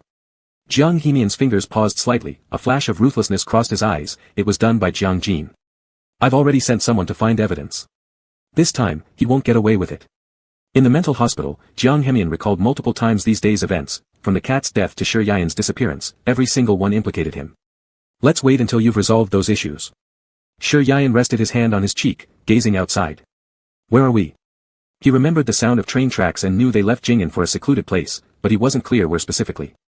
Ah. A small town near the border, I don't know its name. After applying the medicine to Shi Yian, Jiang Hemian went out to buy breakfast. There's only egg, soy milk, and toast bread. I couldn't understand their dialect here, probably because they didn't give me change. I don't even know how much it cost. How much did you pay? Shi Yian supported his forehead, took a sip of water, and looked up. 100. Jiang Hemian casually answered, placing the warm soy milk in Shi Yian's hands, then sitting beside him peeling eggs. Ah. What do you mean probably didn't give change? Never mind, it's a small matter. Jiang Hemian suddenly noticed the cup of soy milk hadn't had a straw inserted yet and hurriedly did so. Drink it while it's hot. I ordered sweet, not sure if the boss understood. It is sweet, Shi Yian lied with open eyes, then asked, so when are we going back? Tomorrow. Is big brother that eager to marry me? Jiang Hemian handed him the peeled egg, with an unhidden smile in his eyes. Yes, I've been dreaming about it. Shi Yan'an teased him back. Midway through, the orthopedic doctor came to check Shi Yan'an's knee, found no major issues, and left. In the evening, Jiang Hemian applied the last round of medicine for Shi Yan'an, and Shi Yan'an nearly cried from the pain. Here, mint-flavored, your favorite blue-green one. Jiang Hemian also disliked the disinfectant smell and Yunnan Baiyao aroma in the room, so he bought a pack of mint candies from the small shop downstairs and kept them in his pocket. He quickly unwrapped one and fed it to Shi Yan'an, then leaned down for a kiss. And thus they shared a mint-flavored kiss. Kissing was something Shi Yan'an might have done many times, but he could never master the essence of it. Each time, he got dizzy and instinctively grabbed Jiang Hemian's collar. Big brother, you're so clumsy. Jiang Hemian smiled, using his fingertips to caress Shi Yan'an's moist lips. Shi Yan'an's face flushed visibly red. Humph, who is as practiced as you? Jiang Hemian laughed silently, sent a message via the backup phone to his assistant, and learned that Jiang Jin had already been sentenced by the court to over 10 years in prison. It's hard to say how he felt. There wasn't particularly joy or surprise, as Jiang Hemian had once been a villain himself. If given another chance, he would definitely not do anything to make Shi Yan'an panic. What are you looking at so seriously? After all, it had been difficult for the two to reunite. Saying they didn't like each other was simply impossible. Present-day Shi Yan'an liked Jiang Hemian even more than his former self ever did. Jiang Hemian looked up into his eyes and smiled faintly. Everything is settled. When we go back, we'll hold the wedding, celebrate your birthday, and take you out to play. You really are. Shi Yan'an saw the urgency in his eyes, indulgently shook his head. All right. Brother, it's late. Time to sleep. Jiang Hemian stepped forward to embrace him and kissed his cheek with a smack. Shi Yan'an arched his eyebrows slightly. This is a single bed, there's no space for two people. It will be fine. Jiang Hemian buried his head in his chest, cooing like a child, tightly hugging Shi Yan'an around the waist. He then looked up with a pitiful expression. Big brother, don't make me leave. I haven't held you while sleeping for such a long time. I miss you so much. Compared to calling him Big Brother, this title might not be Jiang Hemian's absolute favorite, but it was definitely the most capable of softening Shi Yan'an's heart, just like now. So adorable. Shi Yan'an's lips moved hesitantly, unable to resist leaning down to peck him on the nose, somewhat bewitched as he nodded his agreement. All right. Thus, Jiang Hemian naturally laid beside Shi Yan'an. Due to it being a single bed, two people sleeping together was a bit narrow. Big brother. I'm falling off. Ugh, you. Shi Yan'an dodged the warm body behind him. Lies. Clearly, you're pushing me. I'm the one who's going to fall. If so, come into my arms. We'll hug each other, and it won't feel crowded. Chapter 130, if you want to hold, then hold. You really. Shi Yan'an had no choice but to loosen the bedsheet and let him hold her in his arms. Well, if you want to hold, then hold. Brother, you smell so good. Jiang Hemian was now rubbing against Shi Yan'an's neck like some kind of animal. His nose tip was a bit cool, creating an indescribable sensation when it touched Shi Yan'an's neck. Even though they both used the same shower gel, Jiang Hemian thought Shi Yan'an's scent was better. Under the covers were the body temperatures of two people, warm and comforting. Jiang Hemian's arms circled around Shi Yan'an's waist, their breaths intermingling and tickling the other person's neck. Alright, calm down, don't move around too much. Shi Yan'an's voice was hoarse. The long-suppressed excitement in his heart returned as soon as Jiang Hemian casually touched it, instantly flooding with love. Shi Yan'an also put her hand on his shoulder and leaned closer. Amian, you also smell nice. Thump thump thump. Jiang Hemian's heartbeat was fast, his chest hot, and he tightly hugged Shi Yan'an without any reservation, sincerely saying, Brother, I love you so much. I know, I love you more. Shi Yan'an leaned up and kissed him under the chin. You've grown a beard, it's a bit prickly. Once we get home, I'll shave. Jiang Hemian lowered his head to kiss Shi Yan'an's lips. Not until the person in his arms couldn't breathe did he release, hoarsely asking, Brother, did you like it yesterday in the car? At the mention of this, Shi Yan'an's cheeks turned slightly red due to the drug agent's effects that made him have strong desires yesterday. Jiang Hemian didn't dare to touch him, yet. Did you like it? If you did, I can help you next time. There was a hint of coquettishness in Jiang Hemian's tone. No need. Shi Yan'an quickly covered his lips. Didn't you suffer yesterday? Don't do that in the future. Not suffering. Actually, Jiang Hemian wasn't repulsed by it at all, adapting very quickly. Brother. Shi Yan'an responded with a nasal tone but heard nothing for a while. What's wrong? I don't have a home anymore, and my family doesn't want me. Jiang Hemian muffled these words in his embrace. I only have you left. Shi Yan'an stroked his scalp, gently patting his back like comforting a child. I'm here, always will be. I'm sorry for scaring you by mentioning breaking up earlier today. Jiang Hemian kneeling in front of the hospital bed scene would remain unforgettable for Shi Yan'an forever. He feared not apologizing would make this fool truly believe he didn't want him anymore. Indeed, I was scared. Jiang Hemian felt his nose acid, and the tears seeping out from the corner of his eyes wetted the cloth on Shi Yan'an's chest. I thought at that moment, you really didn't want me anymore. I was so afraid, so panicked, I didn't know what to do. I'm sorry, I'm sorry. Shi Yayan said, I'm sorry, several times, wiping away the tears at the corner of his eyes with his finger abdomen. It won't happen again, ever. Brother speaks truthfully, don't deceive Onion, I am so easy to deceive. Jiang Henian looked up with tearful eyes. Of course, no deception for my Onion. Shi Yayan tenderly kissed Jiang Henian's eyelids. Go to sleep, we still need to go back tomorrow, enough rest is necessary. Okay, brother, good night. Good night. The two snuggled close, indulging in the warmth of the moment. Very soon, only lingering and peaceful breathing could be heard in the room. Logically speaking, Shi Yayan's current physical condition should not have allowed for discharge. If not for the urgency of time, Jiang Henian certainly would have wanted to wait for the wound to heal before setting out. Brother, let me carry you. Going down from the 5th floor required a certain distance. Since Shi Yayan moved inconveniently, he relied on Jiang Henian, but he clearly appeared somewhat embarrassed. Is there a mask? Your looks are too striking, I don't want others' attention. Shi Yayan mainly didn't want to receive strange looks from others. Sure, here you go. Jiang Henian took out a disposable mask from his backpack. After ensuring Shi Yayan wore it properly, he bent down and lifted him up. After wearing the mask, the attention indeed decreased significantly. Shi Yayan closed his eyes the whole way, curled up in Jiang Henian's arms. When Jiang Henian opened the car door and placed him on the passenger seat, Shi Yayan finally opened his eyes. Just wait for me a little longer, I'll go upstairs to get something I left behind.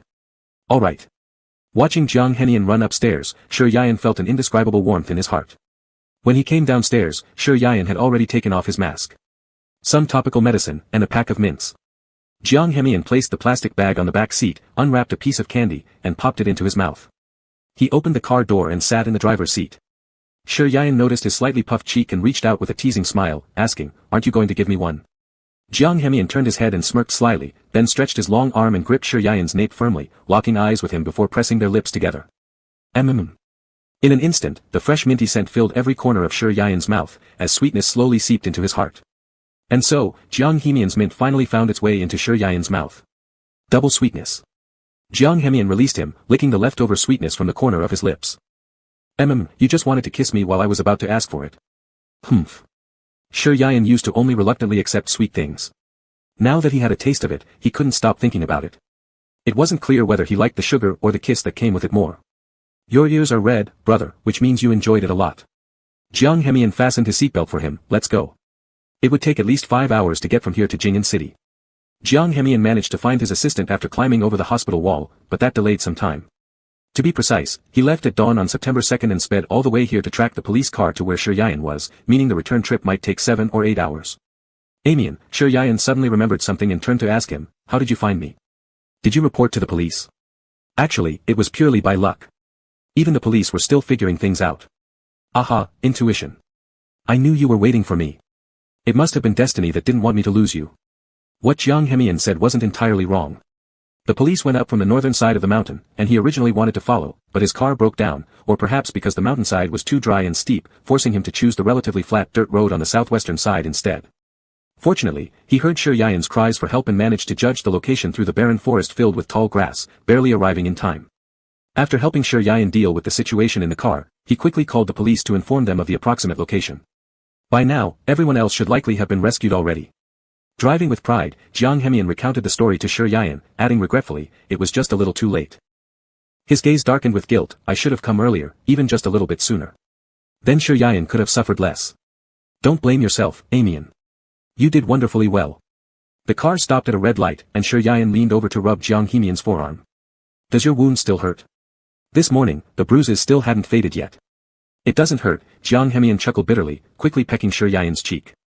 Chapter 131, Is it worth it? The journey was long, and Jiang Henian deliberately slowed down the speed. They stopped at a restaurant halfway to have dinner, and when they hit the road again, Shi Yayan obviously had difficulty holding on. When they arrived at the toll booth of the expressway entrance in Jing'an City, it was already 8 o'clock in the evening.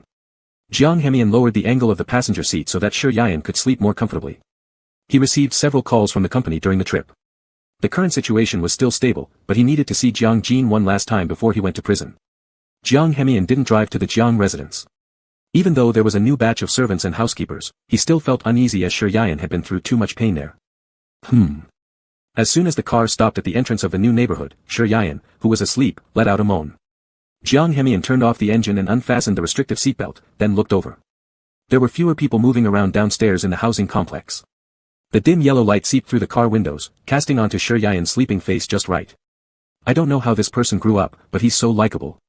In a moment of distraction, Jiang Hemian leaned closer, quietly muttering under his breath. Shi Yayan's features might not individually be considered delicate, but together they formed an unforgettable impression. His soft yet reserved eyebrows gave him less roughness compared to most men, the fan-shaped corner of his eyes slightly drooped, giving off a sense of being wronged and innocent. His lower face wasn't too short or too long, with appealing lips that felt soft. In short, everything about him struck a chord deep in Jiang Hemian's heart. Ugh. Shi Yayan woke up from a kiss. He squinted and saw the beautiful eyes of Jiang Hemian. Shi Yayan suddenly smiled. Little cotton-padded jacket. In fact, he had a nightmare that haunted him for days. I'm here, big brother. Jiang Hemian rubbed his head against Shi Yayan's chest, like marking his food, leaving behind several barely perceptible kisses. Don't move. Shi Yayan slowly inserted his hand into the soft creases of his hair and let him rest on his chest. Listen, there's a heartbeat. Jiang Hemian's Adam's apple tightened, his whole body stiffened. Shi Yayan's voice was husky and sleepy, as if it danced across his heartstrings. The fragrance from Shi Yayan lingered in his nostrils, and the steady rhythm of his heartbeat echoed in his ears, of course, including his own. Ao Mian, your heartbeat is so fast, and your face is burning hot. Shi Yayan's other hand touched Jiang Hemian's cheeks, only to have him avoid it quickly. Jiang Hemian hid his face in his embrace, revealing earlobes red as blood. Big brother, stop teasing me. Shi Yayan chuckled lightly and glanced out of the window, as if the vivid nightmare disappeared with it. When did little cotton-padded jacket become so shy? Didn't you always pin me down before? Shi Yayan teased him, but the next second his lips were sealed. The two kissed inside the quiet car, isolated from the world. Get out of the car. Let me show you our new house. Jiang Hemian wiped the moisture from the corner of Shi Yayan's mouth with his fingertips. You carry me. Since it was night, few people noticed, so Shi Yayan naturally let loose. Jiang Hemian carried him into the elevator all the way to the top floor. This place was located in the center of Jing'an City. Along the edges were small seas surrounding the west side of the city, connected to the ocean. From above, the view revealed the entire scenery of Jing'an City. Jiang Hemian entered the house after entering a password while holding Shi Yayan. Shi Yayan noticed the string of numbers he typed. It seemed familiar. 0913. My birthday. Shi Yayan asked while seated in the couch, looking up at Jiang Hemian. The house is also named after you. The room decoration style was typically Western European, with clean tones giving off a strong sense of luxury. Jiang Hemian squatted down in front of him and pulled up his pant legs to check his injuries.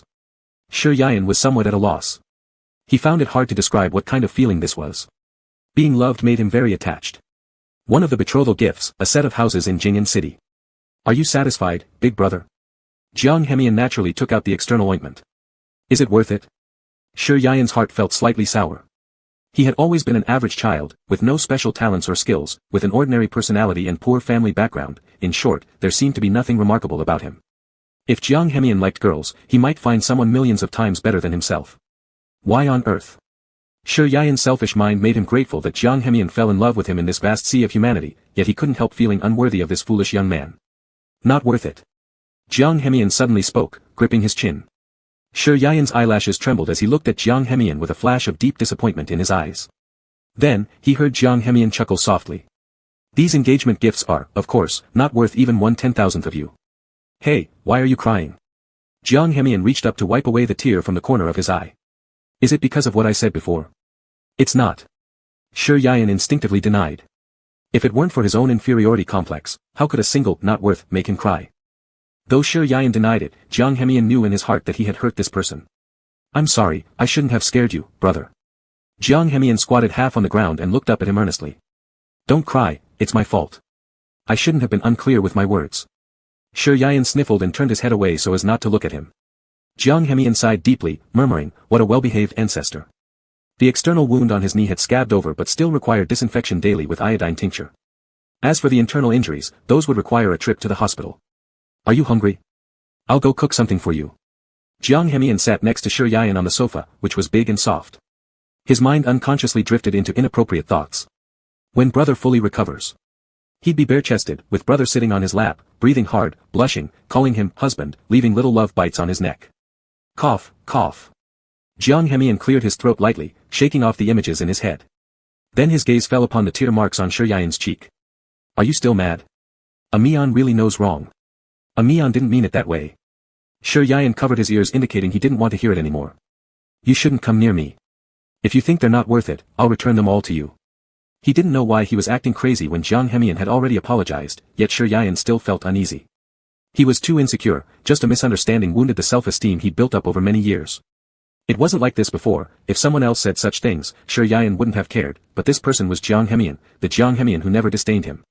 Tears kept welling up in his eyes as his back suddenly pressed against a warm chest, Jiang Hemian's low apology resonating. I'm sorry, brother. From now on, I will never joke like that again. Don't cry. Chapter 132, Truly an Ancestor. Jiang Hemian gently wiped away his tears, turned him over, and embraced him. Shi Yayan raised his hand and gave him a punch on the chest. Humph. Wrong, my dear wife, I was wrong, I'll never dare to do it again. After waiting for Shi Yayan to vent his anger, Jiang Hemian grabbed his wrist and placed it against his lips for a kiss. Shi Yayan's thin body shrank into his arms, wiping his tears onto Jiang Hemian's clothes. After a long while, when his stomach emitted 2 growls, the silence was finally broken. Hungry? Jiang Hemian's tone carried laughter as he touched his small stomach. You're so skinny, you should eat more indeed. Anyway, I'll let the assistant order something at the restaurant outside. Mainly, he wasn't sure if there was any food in this new house. He did ask the assistant to prepare some common dishes in the fridge before, but after so long, he didn't know if they had spoiled or not. No. Shi Yayan turned his head with a light hump, stubbornly saying, I'm not hungry. He didn't want to eat from an outside restaurant. If Jiang Hemian wouldn't cook for him, then he would simply not eat. How could that be? When has your husband ever left you hungry? Jiang Hemian prepared to send a message to his assistant, but suddenly his hands were empty. Looking up, he saw Shi Yayan's slightly angry eyes, and Jiang Hemian instantly became serious. Reaching out, he held his slender waist, pulling him closer. What's wrong, my darling ancestor? You don't want to cook for me, do you? I want to eat what you make. As he spoke, his stomach rumbled twice, making him somewhat embarrassed. He coughed lightly. Forget it, I'm not hungry, I won't eat. Do it, who said I wouldn't cook for you? We have to buy vegetables first, right?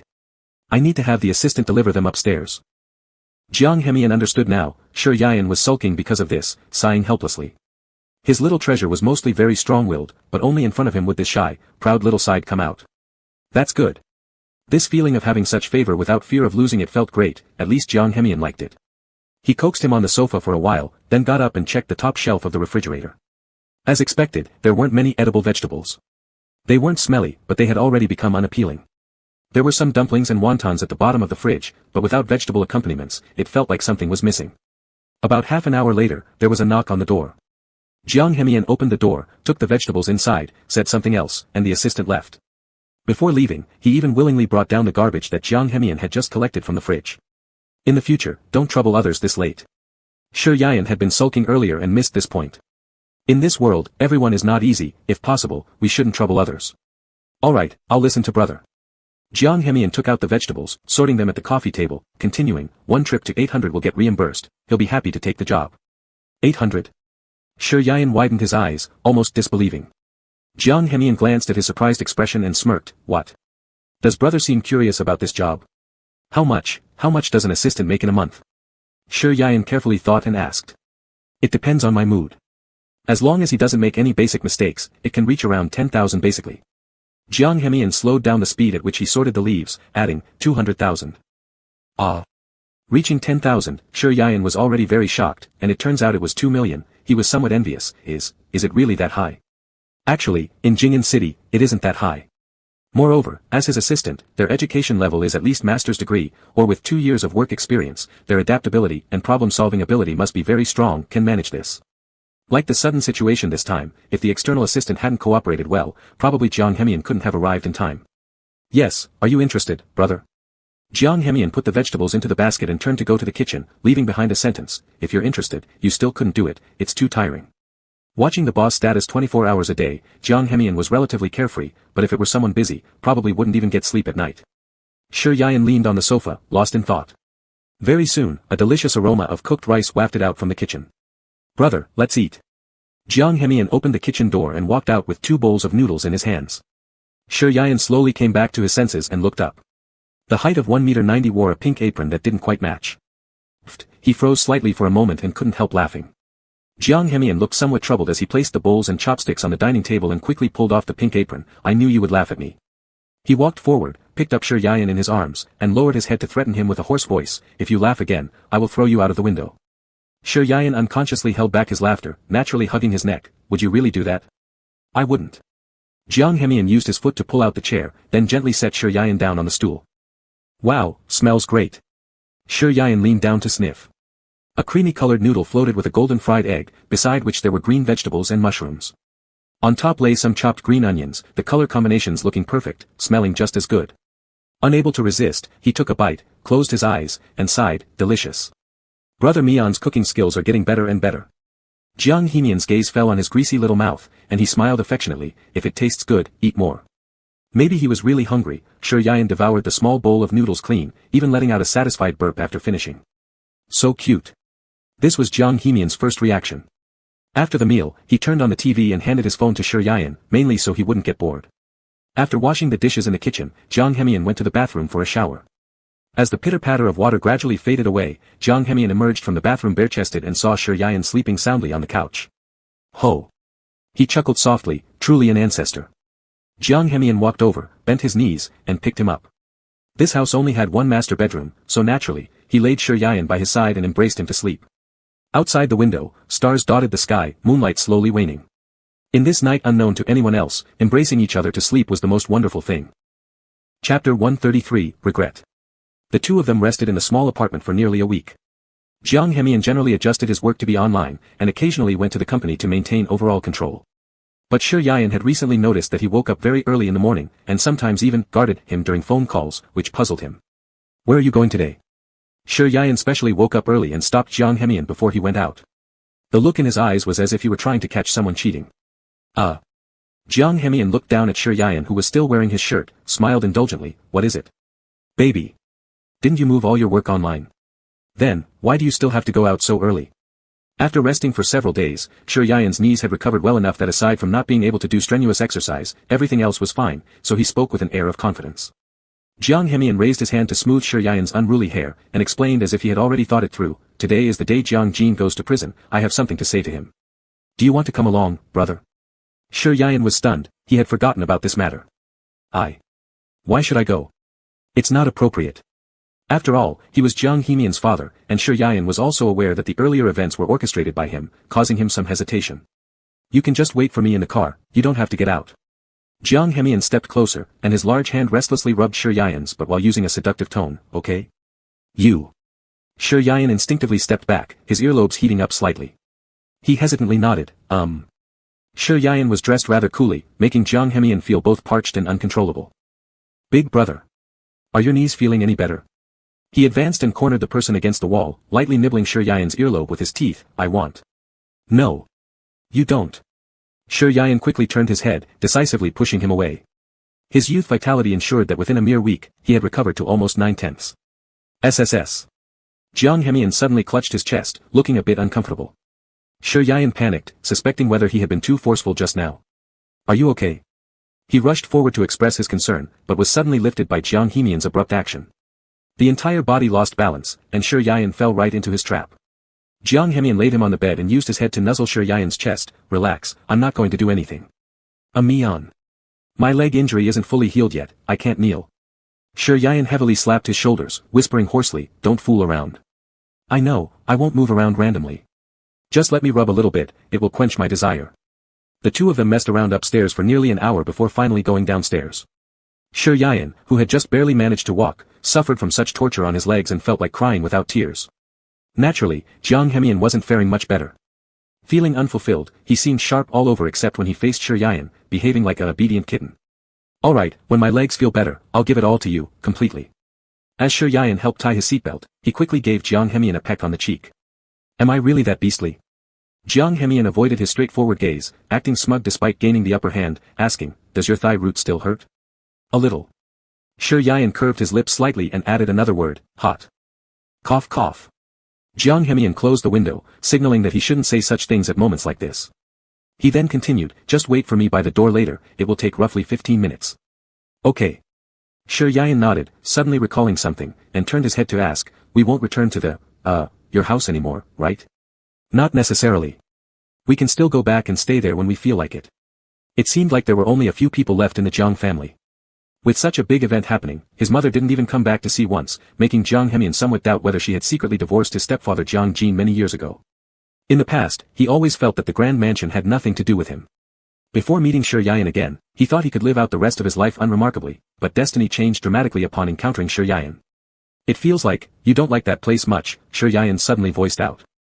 This observation was quite accurate. So I plan to sell it and find us a smaller honeymoon home. This was primarily Jiang Hemian's goal. Shi Yayan's eyelashes fluttered slightly as he gazed ahead, his heart heavy with mixed emotions. From the start, he had a faint sense that Jiang Hemian wasn't very fond of that place. By now, it was time for him to let go of the pent-up emotions that had weighed on him for years. The car stopped in front of the police station. Before Jiang Hemian got out, Shi Yayan gave him a reassuring kiss. Go ahead. In the secluded waiting room, Jiang Jin sat with disheveled hair like dried grass, heavy bags under his eyes suggesting several sleepless nights. He seemed to have aged many years overnight.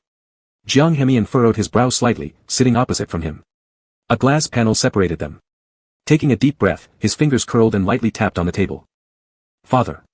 After a long pause, Jiang Jin's eyeballs finally moved slowly, focusing his gaze, then rasped, Why did you come?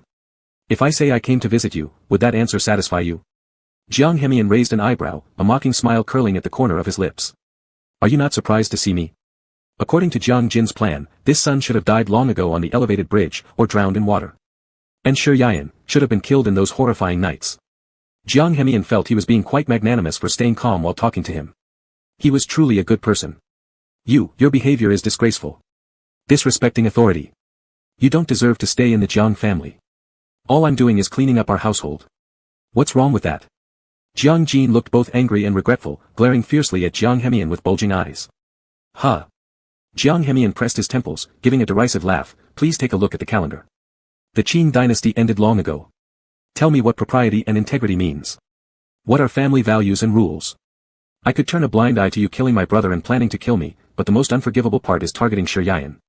Jiang Hemian exhaled, remembering Shi Yayan holding a kitten helplessly in the heavy rain. Jiang Jin fell silent. As their eyes met, there was a long moment of silence in the room. Finally, Jiang Hemian let out a sigh, This is probably our last meeting in this lifetime. I didn't come here to argue with you. Jiang Jin still said nothing, then he heard Jiang Hemian continue, We are getting married, which is good news. But it isn't for you. Nonetheless, I wanted to tell you. It's just information. There wasn't any excess expression on Jiang Hemian's face, but his eyes revealed a tinge of bitter smile. His life had seen very little affection, his bloodline carried the coldness of the Jiang family. But Shi Yayan had warmed him up, giving him love, which kept him from hating himself for who he was. He didn't hear a response from Jiang Jin, and Jiang Hemian sighed, standing up. It seemed he would never hear a single word of blessing from his biological father in his lifetime. Let's go, goodbye. Chapter 134, No Otherwise. A few days before Shi Yayan's 29th birthday, the two of them flew to M country and registered at the downtown office to get their marriage certificate. When they came out of the hall, Shi Yayan still felt a little dreamy, as if in a dream. Turns out that the marriage certificate abroad is just a piece of paper. He muttered softly, looking down at the slightly retro-colored paper in his hand. There were no photos or anything else on it, and all the text was in English, which he could roughly understand, some beautiful vows. Let's frame it later and put it by the head of our marital bed, how about that? Jiang Hemian openly embraced Shi Yayan's waist, leading him into the car. At the mention of their matrimonial home, Shi Yayan's face flickered with unease for a moment. His wounds had healed, and he feared this young one wouldn't show mercy then. I see you've been waiting for this day. Suddenly irritated, Shi Yayan struck a blow to his chest and carefully placed the marriage certificate back in his backpack. Jiang Hemian didn't get upset even as Shi Yayan was making a fuss. By the time Shi Yayan was laughing through his anger, he also started to laugh. They had lunch outside. Shi Yayan wasn't fond of Western cuisine. While cutting the steak with a knife and fork, he accidentally cut his finger. Jiang Hemian quickly used a band-aid from his kit to wrap it up. You're too careless, you should have asked for chopsticks earlier. Jiang Hemian led him upstairs to return to the hotel, but Shi Yayan shook his head, I haven't tried it before. Everything has a first time, a minor wound doesn't hurt. It's true, in the end, only I feel the pain.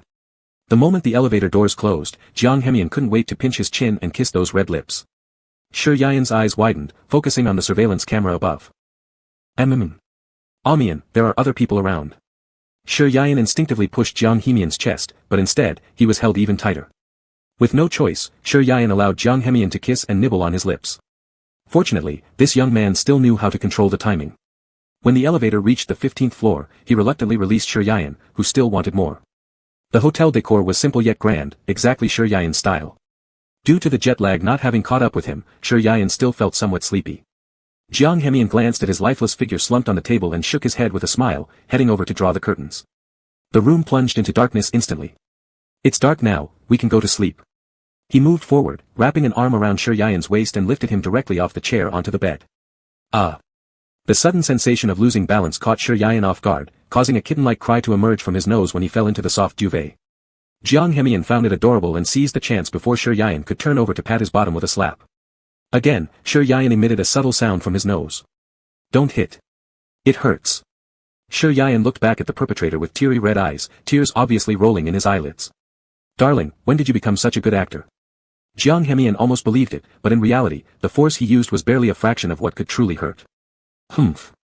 Then your domestic violence behavior is pretty bad. Like an eel, Shi Yan wriggled out of his embrace and quickly dived under the covers, only leaving a fuzzy head outside. Domestic violence? Jiang Hemian almost got confused by this term. As he gazed at Shi Yan, his expression gradually turned gloomy. He then slowly approached. Shi Yan felt his living space narrowing. Lifting his gaze, he met a pair of eyes filled with overwhelming possessiveness. His heart jolted as he realized Jiang Hemian's eyes resembled those of a famished wolf. Still, he'd left Jiang Hemian hanging for nearly 2 weeks. For a young person, it was normal to lose control, yet he himself was very sleepy. Ah Mian, this is a hotel, don't mess around. Jiang Hemian's Adam's apple rolled as he kissed from his neck to his slightly parted lips. I know you're tired, sleep now. Shi Yan was slightly surprised, he thought Jiang Hemian might lose control. Jiang Hemian skillfully lay by his side. With the familiar warmth and scent surrounding him, Shi Yan fell asleep quickly, his body unconsciously drawing closer to Jiang Hemian. Good boy. Jiang Hemian silently curved the corners of his lips. After watching Shi Yan's sleeping face for a while, he picked up his phone again, an even greater smile forming after seeing something. Shi Yan had another nightmare. The incidents at the border would always remain as an unerasable shadow in his heart. Don't. As Jiang Hemian prepared to quit the shopping app and accompany Shi Yan in sleep, he suddenly noticed that the person in his arms was trembling abnormally. During the nights these days, he always felt as if someone was crying in his arms while he slept, but when he woke up, Shi Yan's face showed no signs of abnormality. Wah! You, let her go. Let her go. Shi Yan frowned tightly, tears sliding down from the corners of his eyes, his slender body uncontrollably trembling in Jiang Hemian's embrace. Don't cry, what's wrong? I'm here, darling. Jiang Hemian's heart clenched, lowering his head to kiss away the tears from Shi Yan's eyes and holding him close, soothingly patting his back like a baby. He didn't know what was troubling Shi Yan, just a moment ago, everything seemed fine. Could it be something he did that caused Shi Yan to misunderstand? Instinctively, Jiang Hemian began searching for reasons within himself, yet after pondering for a long time, nothing came to mind. The mewling cries from Shi Yan, similar to a little kitten, echoed around his ears and refused to be consoled. After an unknown duration, Shi Yan gradually calmed down but kept instinctively snuggling closer to Jiang Hemian. I'm here, always here. Jiang Hemian recognized this as a sign of lack of security, so he embraced him even tighter. The entire afternoon, Shi Yan cried in Jiang Hemian's arms on and off, leaving Jiang Hemian feeling helpless. By evening, with the sky painted red by a late sunset, Shi Yan showed signs of waking. His eyelids, swollen from crying, slightly quivered, causing his long lashes to shiver as well. There were faint tear stains lingering at the corner of his eyes. His bewildered gaze upon awakening almost broke Jiang Hemian's heart. Mian, I had a nightmare. You've been crying non-stop, almost drowning me with your tears. Jiang Hemian checked Shi Yan's forehead for fever, it didn't seem like he had one. Shi Yan took deep breaths, taking a long time to recover, then suddenly said to Jiang Hemian, hold me tight, do you not like me anymore? Who says nonsense like that? How could I possibly not like you? In fact, love you to death. Jiang Hemian wrapped his hands around Shi Yan, their chests pressing closely against each other. Shi Yan still felt it wasn't enough, hoarsely whispering, tighter. Throughout, Jiang Hemian refrained from asking directly but complied with what Shi Yan wanted, as if trying to merge him into his own flesh and blood. I'm here, it's all right now, don't be afraid. But shortly, Shi Yan's eyes watered again, tightly returning Jiang Hemian's embrace and crying out, Mian, you have to keep loving me, liking me, or else. Before he could finish speaking, his blushing lips were sealed. There is no, or else. Chapter 135, Can I Kiss You? Jiang Hemian waited patiently beside him as he finished crying, gently wiping away the tears at the corner of his eyes with a tissue. Your eyes are all red. You always make me feel so sorry for you without any effort. Shi Yan's hand under the quilt tightly clutched the edge of Jiang Hemian's shirt, as if afraid that he would disappear from in front of him the next moment. His gaze never left him. I had a nightmare, I dreamt about you, not wanting me anymore, and there was that girl, woo. Huh? Which girl? Jiang Hemian paused momentarily before resuming patting his back to comfort him. How could that happen? You should be someone I can't help but crave from my previous life, otherwise, why would I like you so much when I first saw you? Shi Yan sniffed. He used to feel uneasy when he cried in front of Jiang Hemian, but after realizing that there was no ridicule in his response, he gradually got used to it. Of course, he knew dreams were just dreams, but the scene where Jiang Hemian was hit by the water flow didn't seem fake at all. There was also that girl. Shi Yian watched her being tortured to death, both mentally and physically abused repeatedly, blood spilling all over the ground. Idiot brother, those were all just dreams, how could I possibly not want you? Jiang Hemian lightly flicked Shi Yian's clean nose. But, it felt so real. It was so real that cold sweat broke out on Shi Yian's spine. His hands tightly held onto the arm that Jiang Hemian extended before him, wet eyes staring fixedly at him. Mian, I dreamt that no one saved you in the water. I wanted to call the police, but my phone couldn't get through, I didn't know what to do. Hearing this, Jiang Hemian's expression finally changed. He had briefly mentioned the events that happened on the way to the border and in the mental hospital, but he deliberately avoided talking about his own injuries or accidents.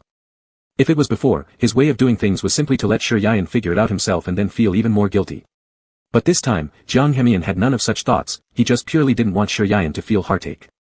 Brother, they're all just dreams. I'm fine now. We have to live well, life has only just begun.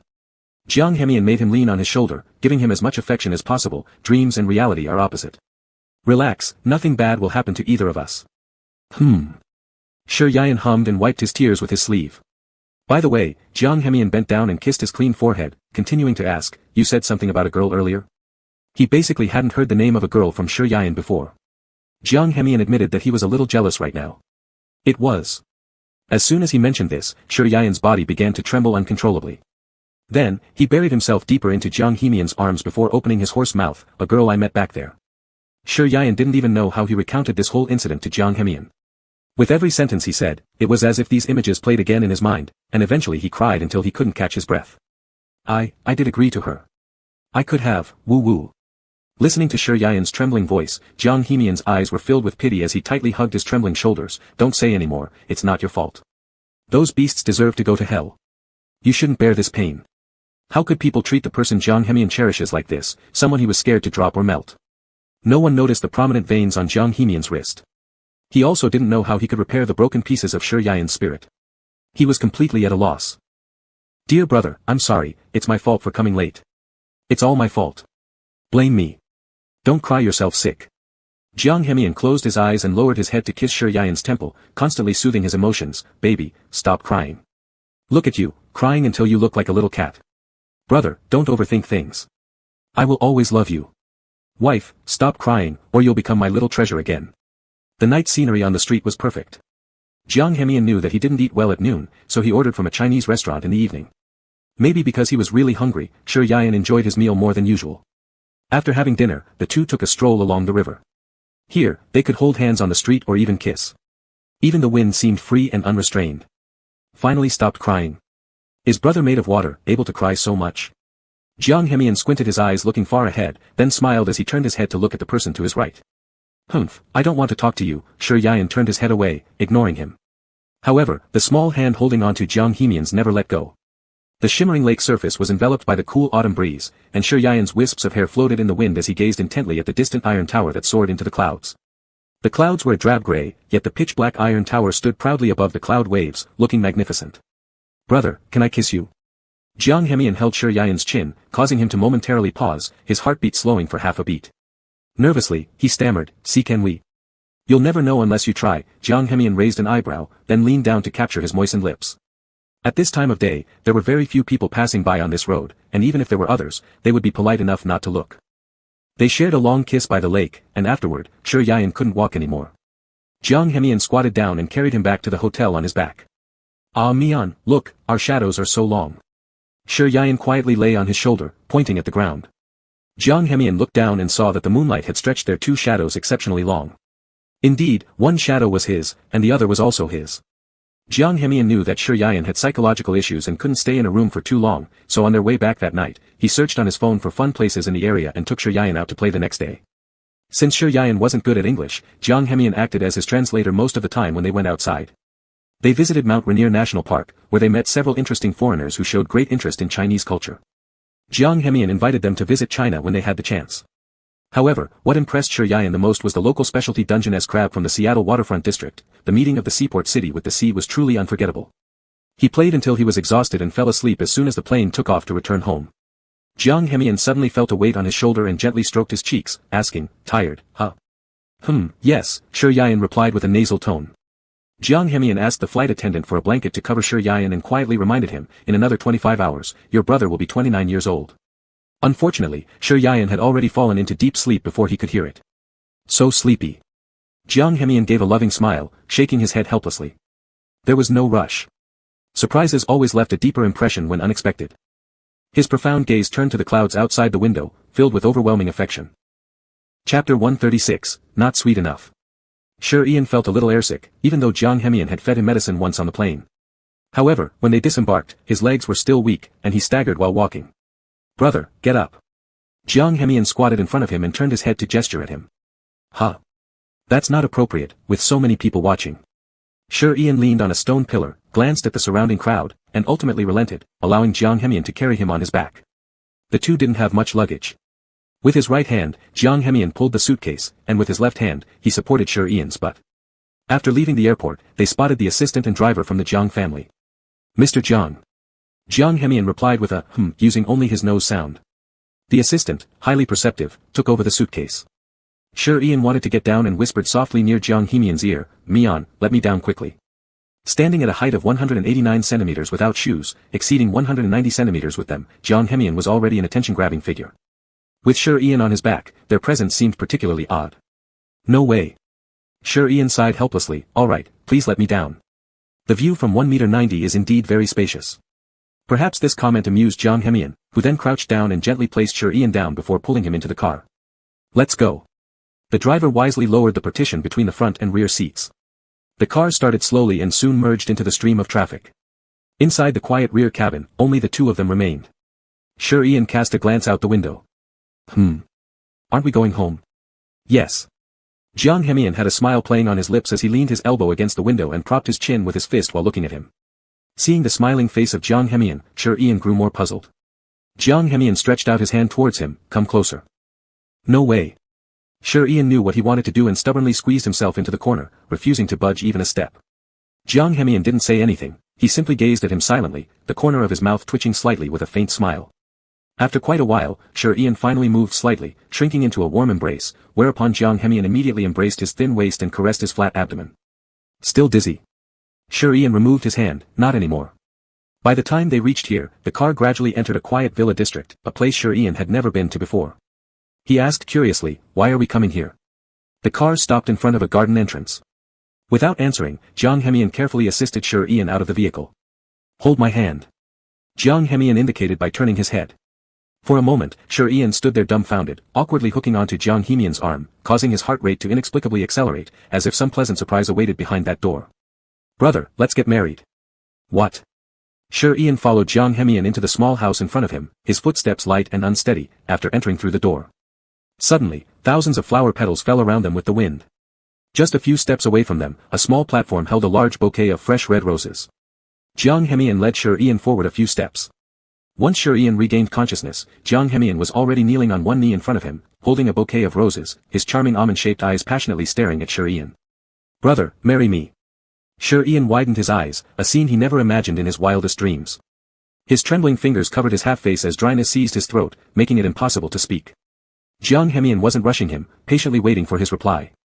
After a long while, Shi Yian finally choked out a word, yes. Unbeknownst to them, a camera far away had captured this touching moment. Shi Yian shakily accepted the flowers. Jiang Hemian gently grasped his right hand and took out a ring he prepared earlier, slipping it onto Shi Yian's finger. It looks best on your hand, as expected. Shi Yian's hands were very beautiful, long and graceful fingers, delicate joints and tips tinged pink. Every movement was utterly alluring. Jiang Hemian reverently kissed his hand. When did you prepare this ring? In Shi Yian's eyes lay concealed surprise, thinking the flowers and thoughtfulness were romantic enough. But he had also meticulously prepared a ring. A long time ago. You could call it premeditated. Slowly standing up, Jiang Hemian placed another ring into Shi Yian's palm. Wife, please put it on me. As expected, hearing this phrase made Shi Yian blush again. Feeling awkward, he struggled while helping Jiang Hemian wear the ring and gave a stiff compliment, why you look good too. Afterward, just as he was about to walk forward, he was held back by Jiang Hemian. Huh? Shi Yian looked back, puzzled. Darling, where's my kiss? Before Shi Yian could react, Jiang Hemian stepped forward and kissed him on the lips, lifting him into his arms and heading toward the house. The interior design was simple, clearly a style Sir Ian favored. On the coffee table were small red property deeds, beside which sat a giant birthday cake, surrounded by candles and hearts all over the floor. It almost looked like a wedding room. Jiang Hemian placed him on the sofa, drew the curtains, lit the candles, and sat down closely beside Sir Ian. Happy birthday, wife. Make a wish. Only upon seeing the cake did Sir Ian realize it was his birthday. You make. Sir Ian had no extravagant desires, wishing only for the happiness and health of his family, and currently he didn't have any other needs. It seemed as if all his wishes had already come true. That won't do, it's your birthday, Jiang Hemian whispered, kissing his temple. Sir Ian thought for a moment, then closed his eyes and softly murmured, I hope the nation prospers, families are happy and healthy, and that Mian always loves me. Idiot, you're telling me your wish so I'll make it come true. Jiang Hemian nibbled gently on his earlobe, exhaling warm breath onto Sir Ian's ear. Sir Ian said nothing, dodging his kisses to blow out the candles. Jiang Hemian chuckled lightly. Sweetheart, one of your wishes has already come true. I don't know. Sir Ian pretended not to understand, cutting the cake before glancing at the nearby real estate red booklets. What are these? The house, the car, the company, shares, dividends, and, Jiang Hemian grabbed his wrist, lowering his head to kiss his lips again, me. All yours. Sir Ian cleared his throat faintly. There's no need for this. No way. Jiang Hemian replied firmly. Darling, I want you to feel secure, stop worrying needlessly. I have no interest in others, no one else will stir my heart except you. He guided Sir Ian's hand to rest on his chest, letting him feel his heartbeat. I'm not worried needlessly. Sir Ian denied instinctively. Is that so? Jiang Hemian moved closer, pinning him against the corner of the couch. All right then, I'll take your word for it. It wasn't worry. Sir Ian's face flushed red as he whispered in protest, his chin gripped tightly by Jiang Hemian who forced him to look up. The brightness in his clear eyes flickered with accelerated heartbeats. What are you going to do? Jiang Hemian didn't reply. He kissed his eyelid, then ran his tongue over the dry lips, speaking in a low and raspy tone, I'm hungry. There. Sir Ian stiffened, spotting lust burning in Jiang Hemian's eyes. His fingers pinned under his palms pointed toward the cake on the coffee table, there's cake. Not sweet enough. Jiang Hemian lowered his head, burying his face in his chest, inhaling deeply. Sir Ian resisted with a bent arm against his chest. Cake. It's definitely sweet, Chapter 137, Surprise. Jiang Hemian pressed him down on the sofa and kissed him for a long time before reluctantly letting go. Sir Yian's head was already dizzy from the kisses, and suddenly felt something sticky on his nose. Jiang Hemian had smeared some cream there. You're so cute. At this moment, Sir Yian's cheeks were dyed with two distinct shades of pink, his eyes glistening as if he had been bullied, inevitably making Jiang Hemian feel sympathy. Don't smear it on my cheeks, it's hard to clean. Sir Yian took a bite of the chocolate-flavored cake, which was icy sweet upon entering the mouth. Then the flavor lingered delicately in the heart. It's pretty sweet, slightly bitter in the aftertaste, but overall, it's good. Wife, I want to eat too. You feed me. Jiang Hemian perked up at his words and shamelessly moved closer. Sir Yian had no choice but to feed him a small bite. How is it? Is it delicious? It's just okay, not as sweet as you. Jiang Hemian teased with arched eyebrows, a subtle smile flickering on the corner of his lips. Cough cough. Were you busy preparing the surprise these past few days? Recalling their recuperation in the apartment recently, Sir Yian remembered that Jiang Hemian often left without telling him. At the time, due to some matters, they avoided the topic. Reflecting now, everything made sense. Yes, I wanted to give you a surprise, so I kept it hidden. Jiang Hemian wrapped his arms around his waist and rubbed his nose against the side of Sir Yian's hairline. Wife, you are finally mine. Why don't be like that. Sir Yian twisted away, trying to dodge his wandering hands. It's broad daylight, don't make trouble. So does that mean we can do it at night? Jiang Hemian countered, holding him even tighter. Yes. The conversation had reached this point, and further resistance from Sir Yian seemed meaningless. Jiang Hemian let him go with visible satisfaction. He restrained his desires as much as possible, respecting Sir Yian's decision as far as he could. Lunch was still prepared by Jiang Hemian. After putting away the uneaten ordered cake back into the fridge, Sir Yian noticed that this room had been tidied up exceptionally neatly. There was only one double-bed room upstairs, while the remaining single rooms were arranged by Jiang Hemian as a study and an audiovisual music room. Sir Yian particularly liked the little balcony. The third floor hasn't been cleaned yet. As he was about to climb the stairs, Jiang Hemian walked out from the elevator, pulling his arm. Did you see the bridal suite? Are you satisfied, dear wife? Stop calling me that, it feels strange. Sir Yian showed a brief discomfort on his face before recalling something and asking, were you spying at the door earlier? No. Not at all, Jiang Hemian immediately denied. Then why are there pictures of us fooling around earlier on the bedside? It must have been you. Sir Yian narrowed his eyes and extended his hand. Where did you hide the camera? Hand it over. Realizing the lie wouldn't hold, Jiang Hemian chuckled helplessly. Indeed, he had set up a camera nearby, simply to capture that special moment. My wife really is smart, knowing immediately it was me. Jiang Hemian hugged him and led him towards the audiovisual room. Let's watch a movie. No. Then humor me. Humph. Jiang Hemian had finished all his work early in advance, gaining some leisure time and therefore cherishing every moment with Shi Yian, wanting nothing more than to cling to him tightly every second. By the time the movie ended, the sky outside had darkened. Shi Yian started to fall asleep halfway through the movie because of sheer boredom, and Jiang Hemian clung to him so warmly that the cozy temperature couldn't help but make him sleepy. In the dimly lit audiovisual room illuminated faintly by the projector, Jiang Hemian held a small hand, matching silver rings emitting faint glimmers. He didn't wake Shi Yian up but instead covered him with a small blanket and slipped quietly out of the door, heading to the bathroom. When the person inside woke up, it was already 2 hours later. Shi Yian rubbed his eyes and instinctively reached out beside him, only to touch empty air. He instantly became fully alert. The room was pitch black, except for a light blanket draped over him. Gradually regaining consciousness, Shi Yian pulled off the blanket and opened the door, confirming Jiang Hemian wasn't there. His heart inexplicably felt hollow. Although Shi Yian didn't want to admit it, that was the reality. Stepping out in slippers, he searched the study but found no trace of Jiang Hemian. Preparing to enter the bedroom, he unexpectedly noticed a crack in the door with a love-shaped sticky note attached. Wife, please open the door. Puff. Shi Yian gave a light laugh and didn't pay much attention at first, but upon seeing the note, he inexplicably felt a great deal of calmness in his heart. He pushed the door open and went inside. The interior decorations remained unchanged, still appearing as a bridal chamber. The only difference was that there was an additional figure on the bed. Jiang Hemian dressed in a male-made outfit. Shi Yian froze in place for several seconds before snapping back to reality after a long while, incredulously saying, "Amian? Why are you dressed like this?" The silver-blue outfit exposed large swaths of his chest muscles, its loosely hanging fabric dangling precariously from his waist as if it would fall off any second. You're not allowed to laugh. Jiang Hemian had already appeared in front of him somehow, then covered Shi Yian's mouth, pressing him into the corner. It's my first time wearing something like this, so I'm not good at it. Do you like it? Does brother like it? Shi Yian was astonished that he had actually dressed up for him, and how could he possibly not like it? Like it, I love the intense stuff. Shi Yian, with a sudden burst of energy, reversed their positions and pinned Jiang Hemian against the wall corner, lifting his head to kiss him. The unprecedented assertiveness made Jiang Hemian freeze momentarily, but just for a few seconds, during which he grasped Shi Yian's nape firmly and kissed him ferociously. Don't even think about sleeping tonight. Jiang Hemian whispered, subsequently pushing him down onto the bed, dragging Shi Yian's hand over his elaborate clothing. Take it off for me. Chapter 138, I love you so much. Shi Yian knelt for an entire night and finally passed out from exhaustion. He vaguely remembered Jiang Hemian carrying him to the bathroom for cleaning, but he couldn't remember what happened afterward. Jiang Hemian, however, was in high spirits. Last night, Shi Yian had been very proactive, and the proposal photos and marriage certificate on the bedside cabinet made him feel much more secure. He specially got up early to prepare breakfast, as the two of them had barely eaten last night and consumed a lot of energy. There was a locust tree planted downstairs, and with a gentle breeze, it looked like snow was falling everywhere. The room's curtains were only half drawn, revealing Shi Yian sound asleep in the white and soft bed.